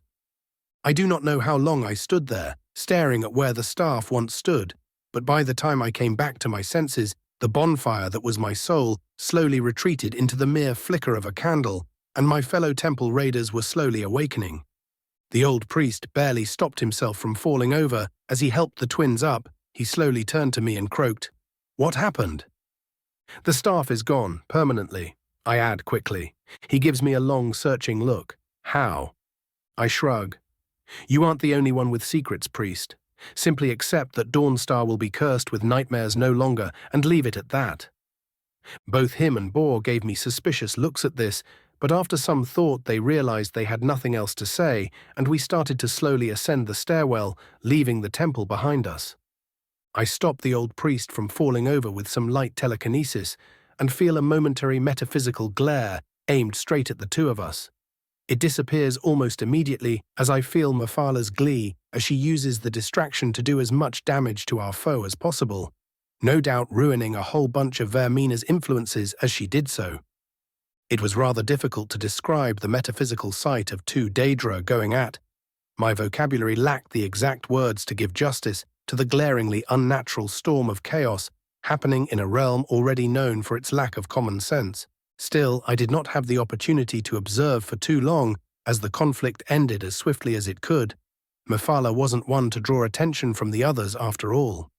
Once she understood that I had a rather eager backer, Vermina accepted her loss and fucked off back into the quagmire. An oath of not bothering either of us for at least a century, the price for the end of Mafala's attack. Satisfied with the outcome, I grabbed the haggard priest and started gently dragging him back up the way we came. He did not seem to mind, as he was barely conscious after all that happened, and whatever Vermina had shown him when she knocked him out seemed to wear him out far more than it did the twins. The twins snapped out of their own stupor as I passed them by and swiftly fell in behind me. "You two doing all right?" I ask lightly as we ascend the stairs. That last push was pretty dangerous, no matter how little managed to get through. Both failed to hold back a sudden shudder at the mention, with Brienne being the one to answer. No college lesson would have ever prepared me for that. For a moment I felt as if the world itself would bow to me if only I woke up and stopped anyone from destroying the staff. Disgusting is what it was. Boar half shouts and half growls. It felt as if I would forget who I even was for a moment, and all that with a mere touch of the mind. Not all that dissimilar from my own first time, I informed them with a lazy shrug, except the thing trying to mindfuck me back then just wanted me to become a filthy cannibal instead of whatever it is that vermin and cultists do. Ugh, Brienne winces with disgust. They either wish to escape reality or use terror to take control over others. Erendur decides to answer my unasked question after he manages to gather himself somewhat. Most of them just want to forget their woes and accept the Daedra's influence as the price, but there are always some who join the cults for the power it provides. Boar shakes his head and curses, "Honorless fools." "Oh, don't get your robes in a twist." I roll my eyes. People join non-Daedric organizations for power all the damn time. At least the Daedra are somewhat honest with what they offer, even if they usually twist it against you by the end of it. "But it doesn't cost them their damned souls," he retorts, evidently irritated by the fact people can be so stupid. "Fucker would have failed after 5 seconds if we didn't shield his weak ass." Scorch grouses internally. Neither of us actually liked Boar, but his sister was nice enough, so we tolerated his occasional pig-headedness. Which is why only the thoroughly paranoid should ever deal with Daedra. I smile at him with false cheer. Only through downright unhealthy levels of caution can you avoid the amount of fuckery they keep throwing about. I tilt my head as if suddenly remembering something, or you just become so powerful you can shatter a good chunk of their worldly influence. That also works. The twins' looks turned to ones of fear for a brief moment before the both of them wisely decided not to ask any further questions. Even if they were in solitude when it happened, they weren't completely aware of just how far my little scuffle with Meridia, and now this one went. Their worldview could only take so much punishment after all.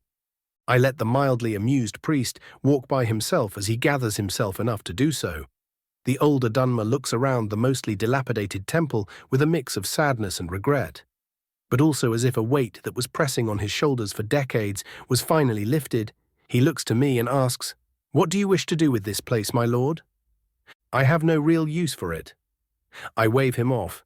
"Rebuild it as a temple of Mara, remake it to house the homeless. Hell, you can even turn it into an emergency storage area." I list off with some exasperation. "But for the sake of all you find holy, do not just leave it to rot. It is part of the city's only lighthouse, and having it crumble due to a lack of maintenance would be quite insulting after all that." Erendur chuckles and nods his head. "I will make sure the Jarl hears of your suggestions. The people could use a house of the gods after their recent nightmares." He attempts to hide the slightly judgmental look he suddenly directs at me, but fails miserably, from both within and without. His words fail to move me even slightly. The man was a priest of Mara, and violence was just not one of his faith's virtues, even if the lands he called home made it necessary, so he was free to keep his judgment, and I was more than free to simply ignore it. Our conversation turned progressively lighter as we ascended further up, and by the time we left the once gloomy temple, we were already joking and laughing, the men the Jarl subtly sent to report on our progress, giving us some very odd looks as we passed them by. Jarl Brina was one step short of ecstatic when the news reached her, starting out her career as Jarl, only to have the nightmares plaguing your people disappear, but one day after her inauguration would buy her ridiculous amounts of goodwill from the populace, even those idiots who still supported Ulfric for whatever reason. Such was her satisfaction that she was more than happy to allow Erendur to establish a temple under the lighthouse. She would come to regret it later, after she realized just how useful that place could have been, but giving it out to a temple was at least a good PR move, so she shouldn't grumble too much. Tullius was much more subdued in his reaction, simply nodding at the expected outcome and asking me what I planned on doing. Now that I was a bit more free to move around, I gave him a vague answer and then not so subtly redirected the conversation toward another matter, which is how I ended up with a frowning general giving me a half-hearted glare. I still feel that it is too risky. He can obtain political capital in other ways, ones involving much less risk to both his life and cause. He reiterates the same argument we have been having for days. And I am telling you that it needs to be done. I repeat myself with a slight eye roll. He is a Nord, and if he doesn't fight his own battles, then our victory would be forever soured in the eyes of the people. I understand that much. I haven't wasted my time since coming to this frozen land. Tullius allows cautiously, but doing the deed himself. Would Ulfric not use the situation to deliver one final strike before he is sent to his ancestors? I look around the room briefly before gracing the good general with a sly smirk. He only needs to look like he is the one to do it, Tullius. All we need to do is ensure the rightful High King looks good to the masses, especially those in Windhelm. What we actually end up doing is of no consequence as long as word doesn't spread. It takes him but a split second to catch on to what I was saying, and he immediately relaxes after understanding my plan. Very well, I will send a summons to King Torrig to join the army as we march on Windhelm. Once you have dealt with whatever it is you need to do on that mountain, be sure to join us. He holds back a wince at his next words. Assaulting the city without your people's aid would be very costly. I wouldn't miss, if for the end of the world, General. I smirk and spend the next few minutes writing down a letter of sufficient pomp for royalty to be sent to the Blue Palace with the first prisoner ship. I made sure to go over the remaining war plans after that, and soon found myself with a bit of free time as my invitation to the Flamehearts wasn't due until evening. And so my wandering legs took me to one of the other places of interest in Dawnstar. The doors of the chilly museum creaked as I entered the seemingly abandoned home, only to find that there was nothing seeming about it. The place was completely empty, save for a few broken shelves, with not a trace of the mythic Dawn paraphernalia I expected to find. As for the supposed proprietor, he was also nowhere to be found.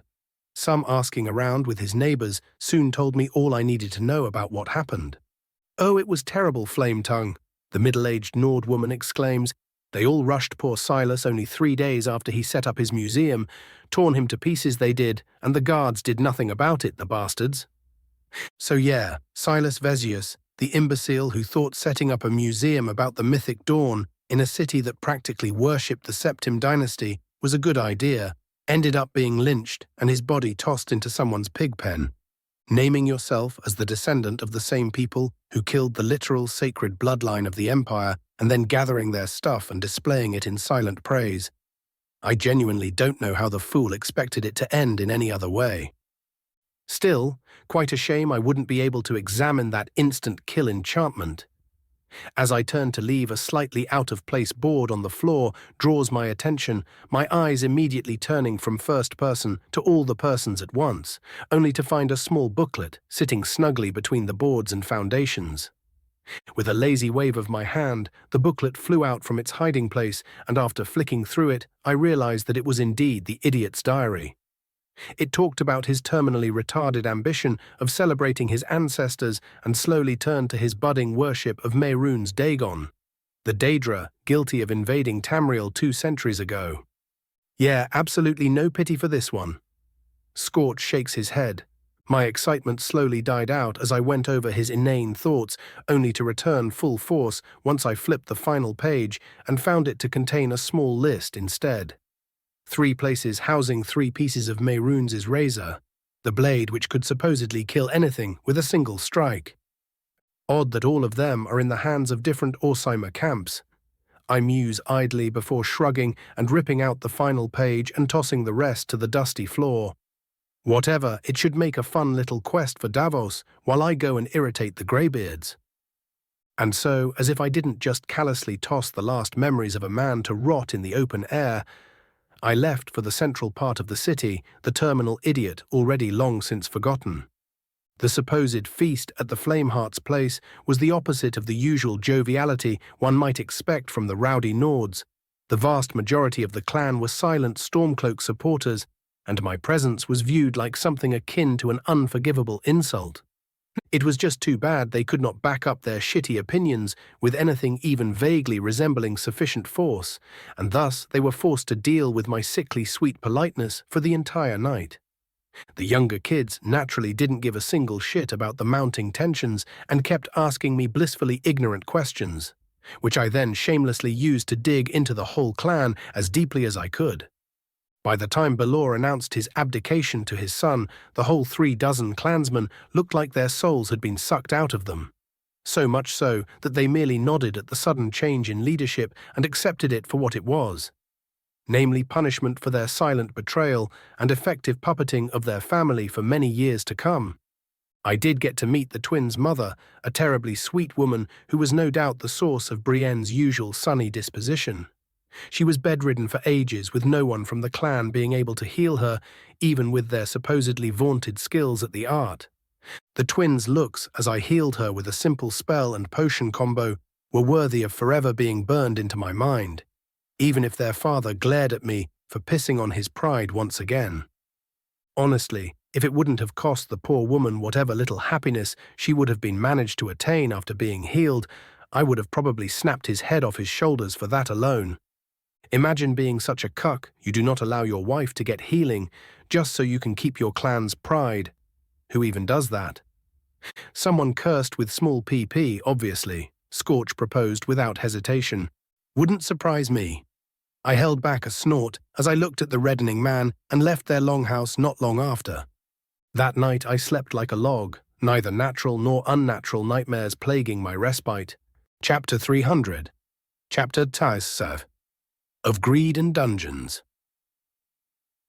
The walls and towers of Dawnstar became but distant spots on the horizon as Scorch carried me south, the 2 of us having left as soon as we were able. I still had to ensure my troops knew to return to Silrune Fell to prepare for the next phase in our expansion, and that Tullius would not have any problems in the near future. It wouldn't do to have our army slowed by pig-headed malcontents still stubbornly holding on to Ulfric's shattered cause, and I was nice enough to only steal their weapons for the crimes they planned on committing. Even then, the army would only march after order was restored, and reinforcements arrived to bolster the upcoming siege. Even with our rather disgusting casualty ratio, we still lost many thousands of soldiers, and Windhelm would be a much tougher nut to crack than Dawnstar. Even with our prepared strategy, I just hoped the dragons would be nice enough to wait a bit until they continued with their rampages, wouldn't want to give anyone an excuse for a gracious truce. In fact, I flicked a large scroll into my hand, holding it straight with a light application of telekinesis, and started writing down a massive order of some extra lower-tier ballistae to be delivered in secret to every single loyal hold, meaning all but one, in preparation. The scroll soon disappeared, and I had Scorch speed up, almost feeling a hidden weight fall off my shoulders as Dawnstar's hold was left behind. Now then, I do wonder what the others were up to. General POV. How is it that everyone already knows who we are already? We came here as fast as we reasonably could. Minthara complains as her and a duo of her companions leave the Vilemere Inn, the central tavern of the town of Ivarstead. Marco snorts and shakes his head. I wouldn't be surprised if Black Marsh already knew. The Dragonborn closes her eyes and takes a deep breath, the raging flames of her irritation with her newfound reputation slowly smouldering back to a more controllable level. She slowly breathes out and curses, "Fucking gossips." Marco snickers at her suffering. Just imagine how bad it will get when those Winterhold orbs become commonplace for all mages. She suddenly stills and looks at him with despair in her eyes. We must destroy them. Sorry to say, but they aren't even that expensive to build, apparently. The bard shrugs with a glint in his eye, and at least 4 people know how to build them already, including our dearest teacher.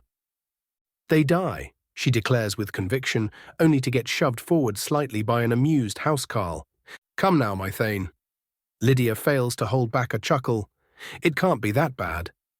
Minthara's eyes narrow into slits as she gives her a glare. It disappears as swiftly as it came, but it was more than enough to remind the target of her rage of what happened last time. Flashback. Hey Lydia, Minthara calls out, her housecarl walking up to the stall as she looked at the pile of preserved food sheepishly. I seem to have bought a bit more than I can carry. Can you help me out? Lydia held back a sigh and nodded. Of course, my Thane. I am sworn to carry your burdens. Her voice was almost without sarcasm.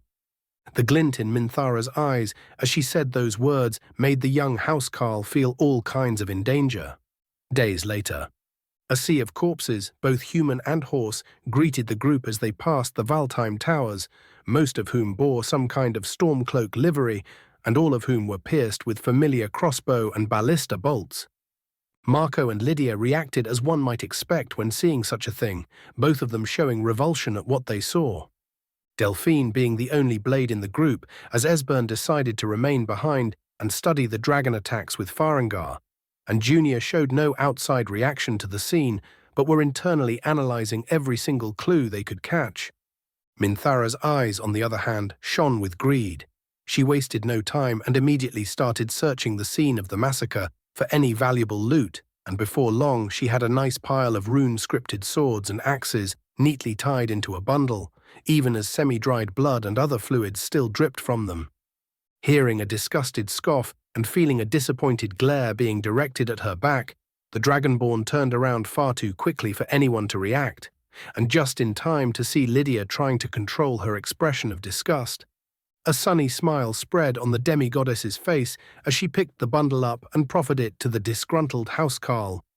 Would you be so kind as to carry this for me, Lydia? My packs are full already. Lydia shifted uncomfortably. My Thane, that is... Many words she wanted to say, but none would come out as the obviously fake smile of her lady chilled her to the bone. Uncaring for the housecarl's predicament, Minthara came near her and whispered coldly, You were sworn to carry my burdens, were you not? The housecarl wisely decided to quit while she could, and simply accepted her fate and picked the bundle up, knowing damn well her armor would be filthy by the end of the day. She had to carry it for 3. Back to the present. Her follower appropriately cowed, Minthara led the way outside the thin palisades of Ivarstead and toward a small camp her group had set up when they arrived. Riften had supposedly switched sides a day ago, but Junior advised her to not draw too much attention as they did not know that neat little fact before they spoke to the innkeeper. Their campsite was well hidden, positioned in a small depression in the forest floor and surrounded by a thick wall of tall trees. Someone would have to literally stumble their way into it to find it, and somehow Delphine still judged it to be too open. They were quickly noticed by Junior and thus avoided getting reflexively stabbed by the paranoid blade. They shared the news with the 2 agents and soon came upon the topic of the fancy sapphire claw hanging off of Minthara's belt. Why do you have that? Delphine asked suspiciously before quickly adding, My lady. She was still not terribly respected by her charge and had to repeatedly hold herself back from offering any kind of criticism. Minthara frowned momentarily but still explained, The innkeeper asked us to find out what is happening in the Shroud Hearth Barrow near the town. Apparently the people are growing paranoid about it being haunted. She holds back a scowl, The fool is lucky I am actually trustworthy enough to do what he asked, instead of just running off with the claw. There are tales of undead armies being broken and of dragons returning, and the locals are afraid of a little haunting, Junior asked, genuinely astonished, and not in a good way. Oh, I wouldn't count on them to worry about anything beyond their walls. Marco spoke up, his tone that of amusement. They would worry about a wolf stealing their chickens before they even bothered with mentions of dragons. He gave Minthara a quick glance at that. They would need to land on their homes for them to care. Great. The Imperial agent deadpanned. Delphine nodded her agreement. That much is known, but why are we wasting time with this to begin with? We are waiting for Raven. Minthara's response was clipped. If I have to deal with a bunch of cryptic old men who haven't left their cave for decades, then I am bringing someone who can infuriate them as much as they will probably infuriate myself. She earned multiple odd looks for that, but she was long past caring about that, and simply picked her blade up and started walking, uncaring if anyone would follow her.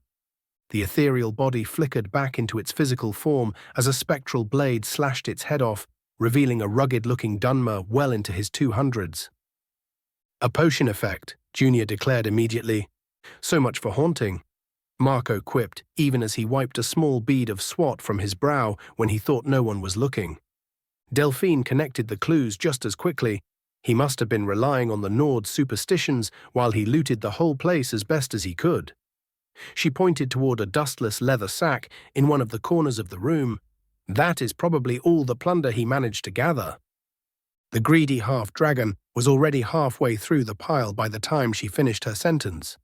The group waited for Junior to go through the tomb robber's journal, pretty much confirming their earlier assumptions, and then all of them descended deeper into the barrow. Just because he was stupid enough to be noticed by the locals doesn't mean Minthara wouldn't use the opportunity to enrich herself. She knew deep down that she would never have to worry about money again, but the memories of her little trip to Cyrodiil were still fresh, and she could always just send the money from the loot to Solitude. The far too lich-looking dragon priest's spine shattered completely under the surprised dragonborn's unarmed strike. The creature was not even able to rise from its coffin, as it was immediately beset by a flurry of armored fists and lightning bolts. The two adventurers, having such hatred for the undead creatures, they did not even hesitate to consider the danger and simply unloaded on the poor thing. The rest pointedly did not comment on the reaction and also ignored Minthara's twitchy hands as she declared the place safe for pillaging. 3 days later, the group found themselves in front of a cave carved into the side of a small hill. The entrance echoed with the sound of running water and smelled too fresh for what they knew it to be. "Are we sure we don't want to wait?" Marco asked tentatively. Lydia also looked hesitant, their previous descent into a dungeon having thoroughly informed her of just how numerous the defenders usually were. "We are not weaklings anymore," Minthara declared. "If there is a threat to us in there, then we will all die to the dragons anyway." "And this has nothing to do with you being bored?" the Ultima asked wryly. Her eyes narrowed and a small smirk emerged on her face. "Maybe if you could sing better, we wouldn't be bored enough to prefer fighting the walking dead." He winced and clutched at his heart. Oof. This prompted a few light chuckles, but that did not last as the group soon turned serious and entered the supposed tomb of Archmage Gaimund. Raven's POV. My connection to Marco's loot quickly led me toward the group's general location. I frowned as I realized they had already entered the tomb, but I did not worry overmuch. Any loss of theirs would have to be a fuck-up of galactic proportions in this situation. And so I found myself walking through the ruined halls at a leisurely pace.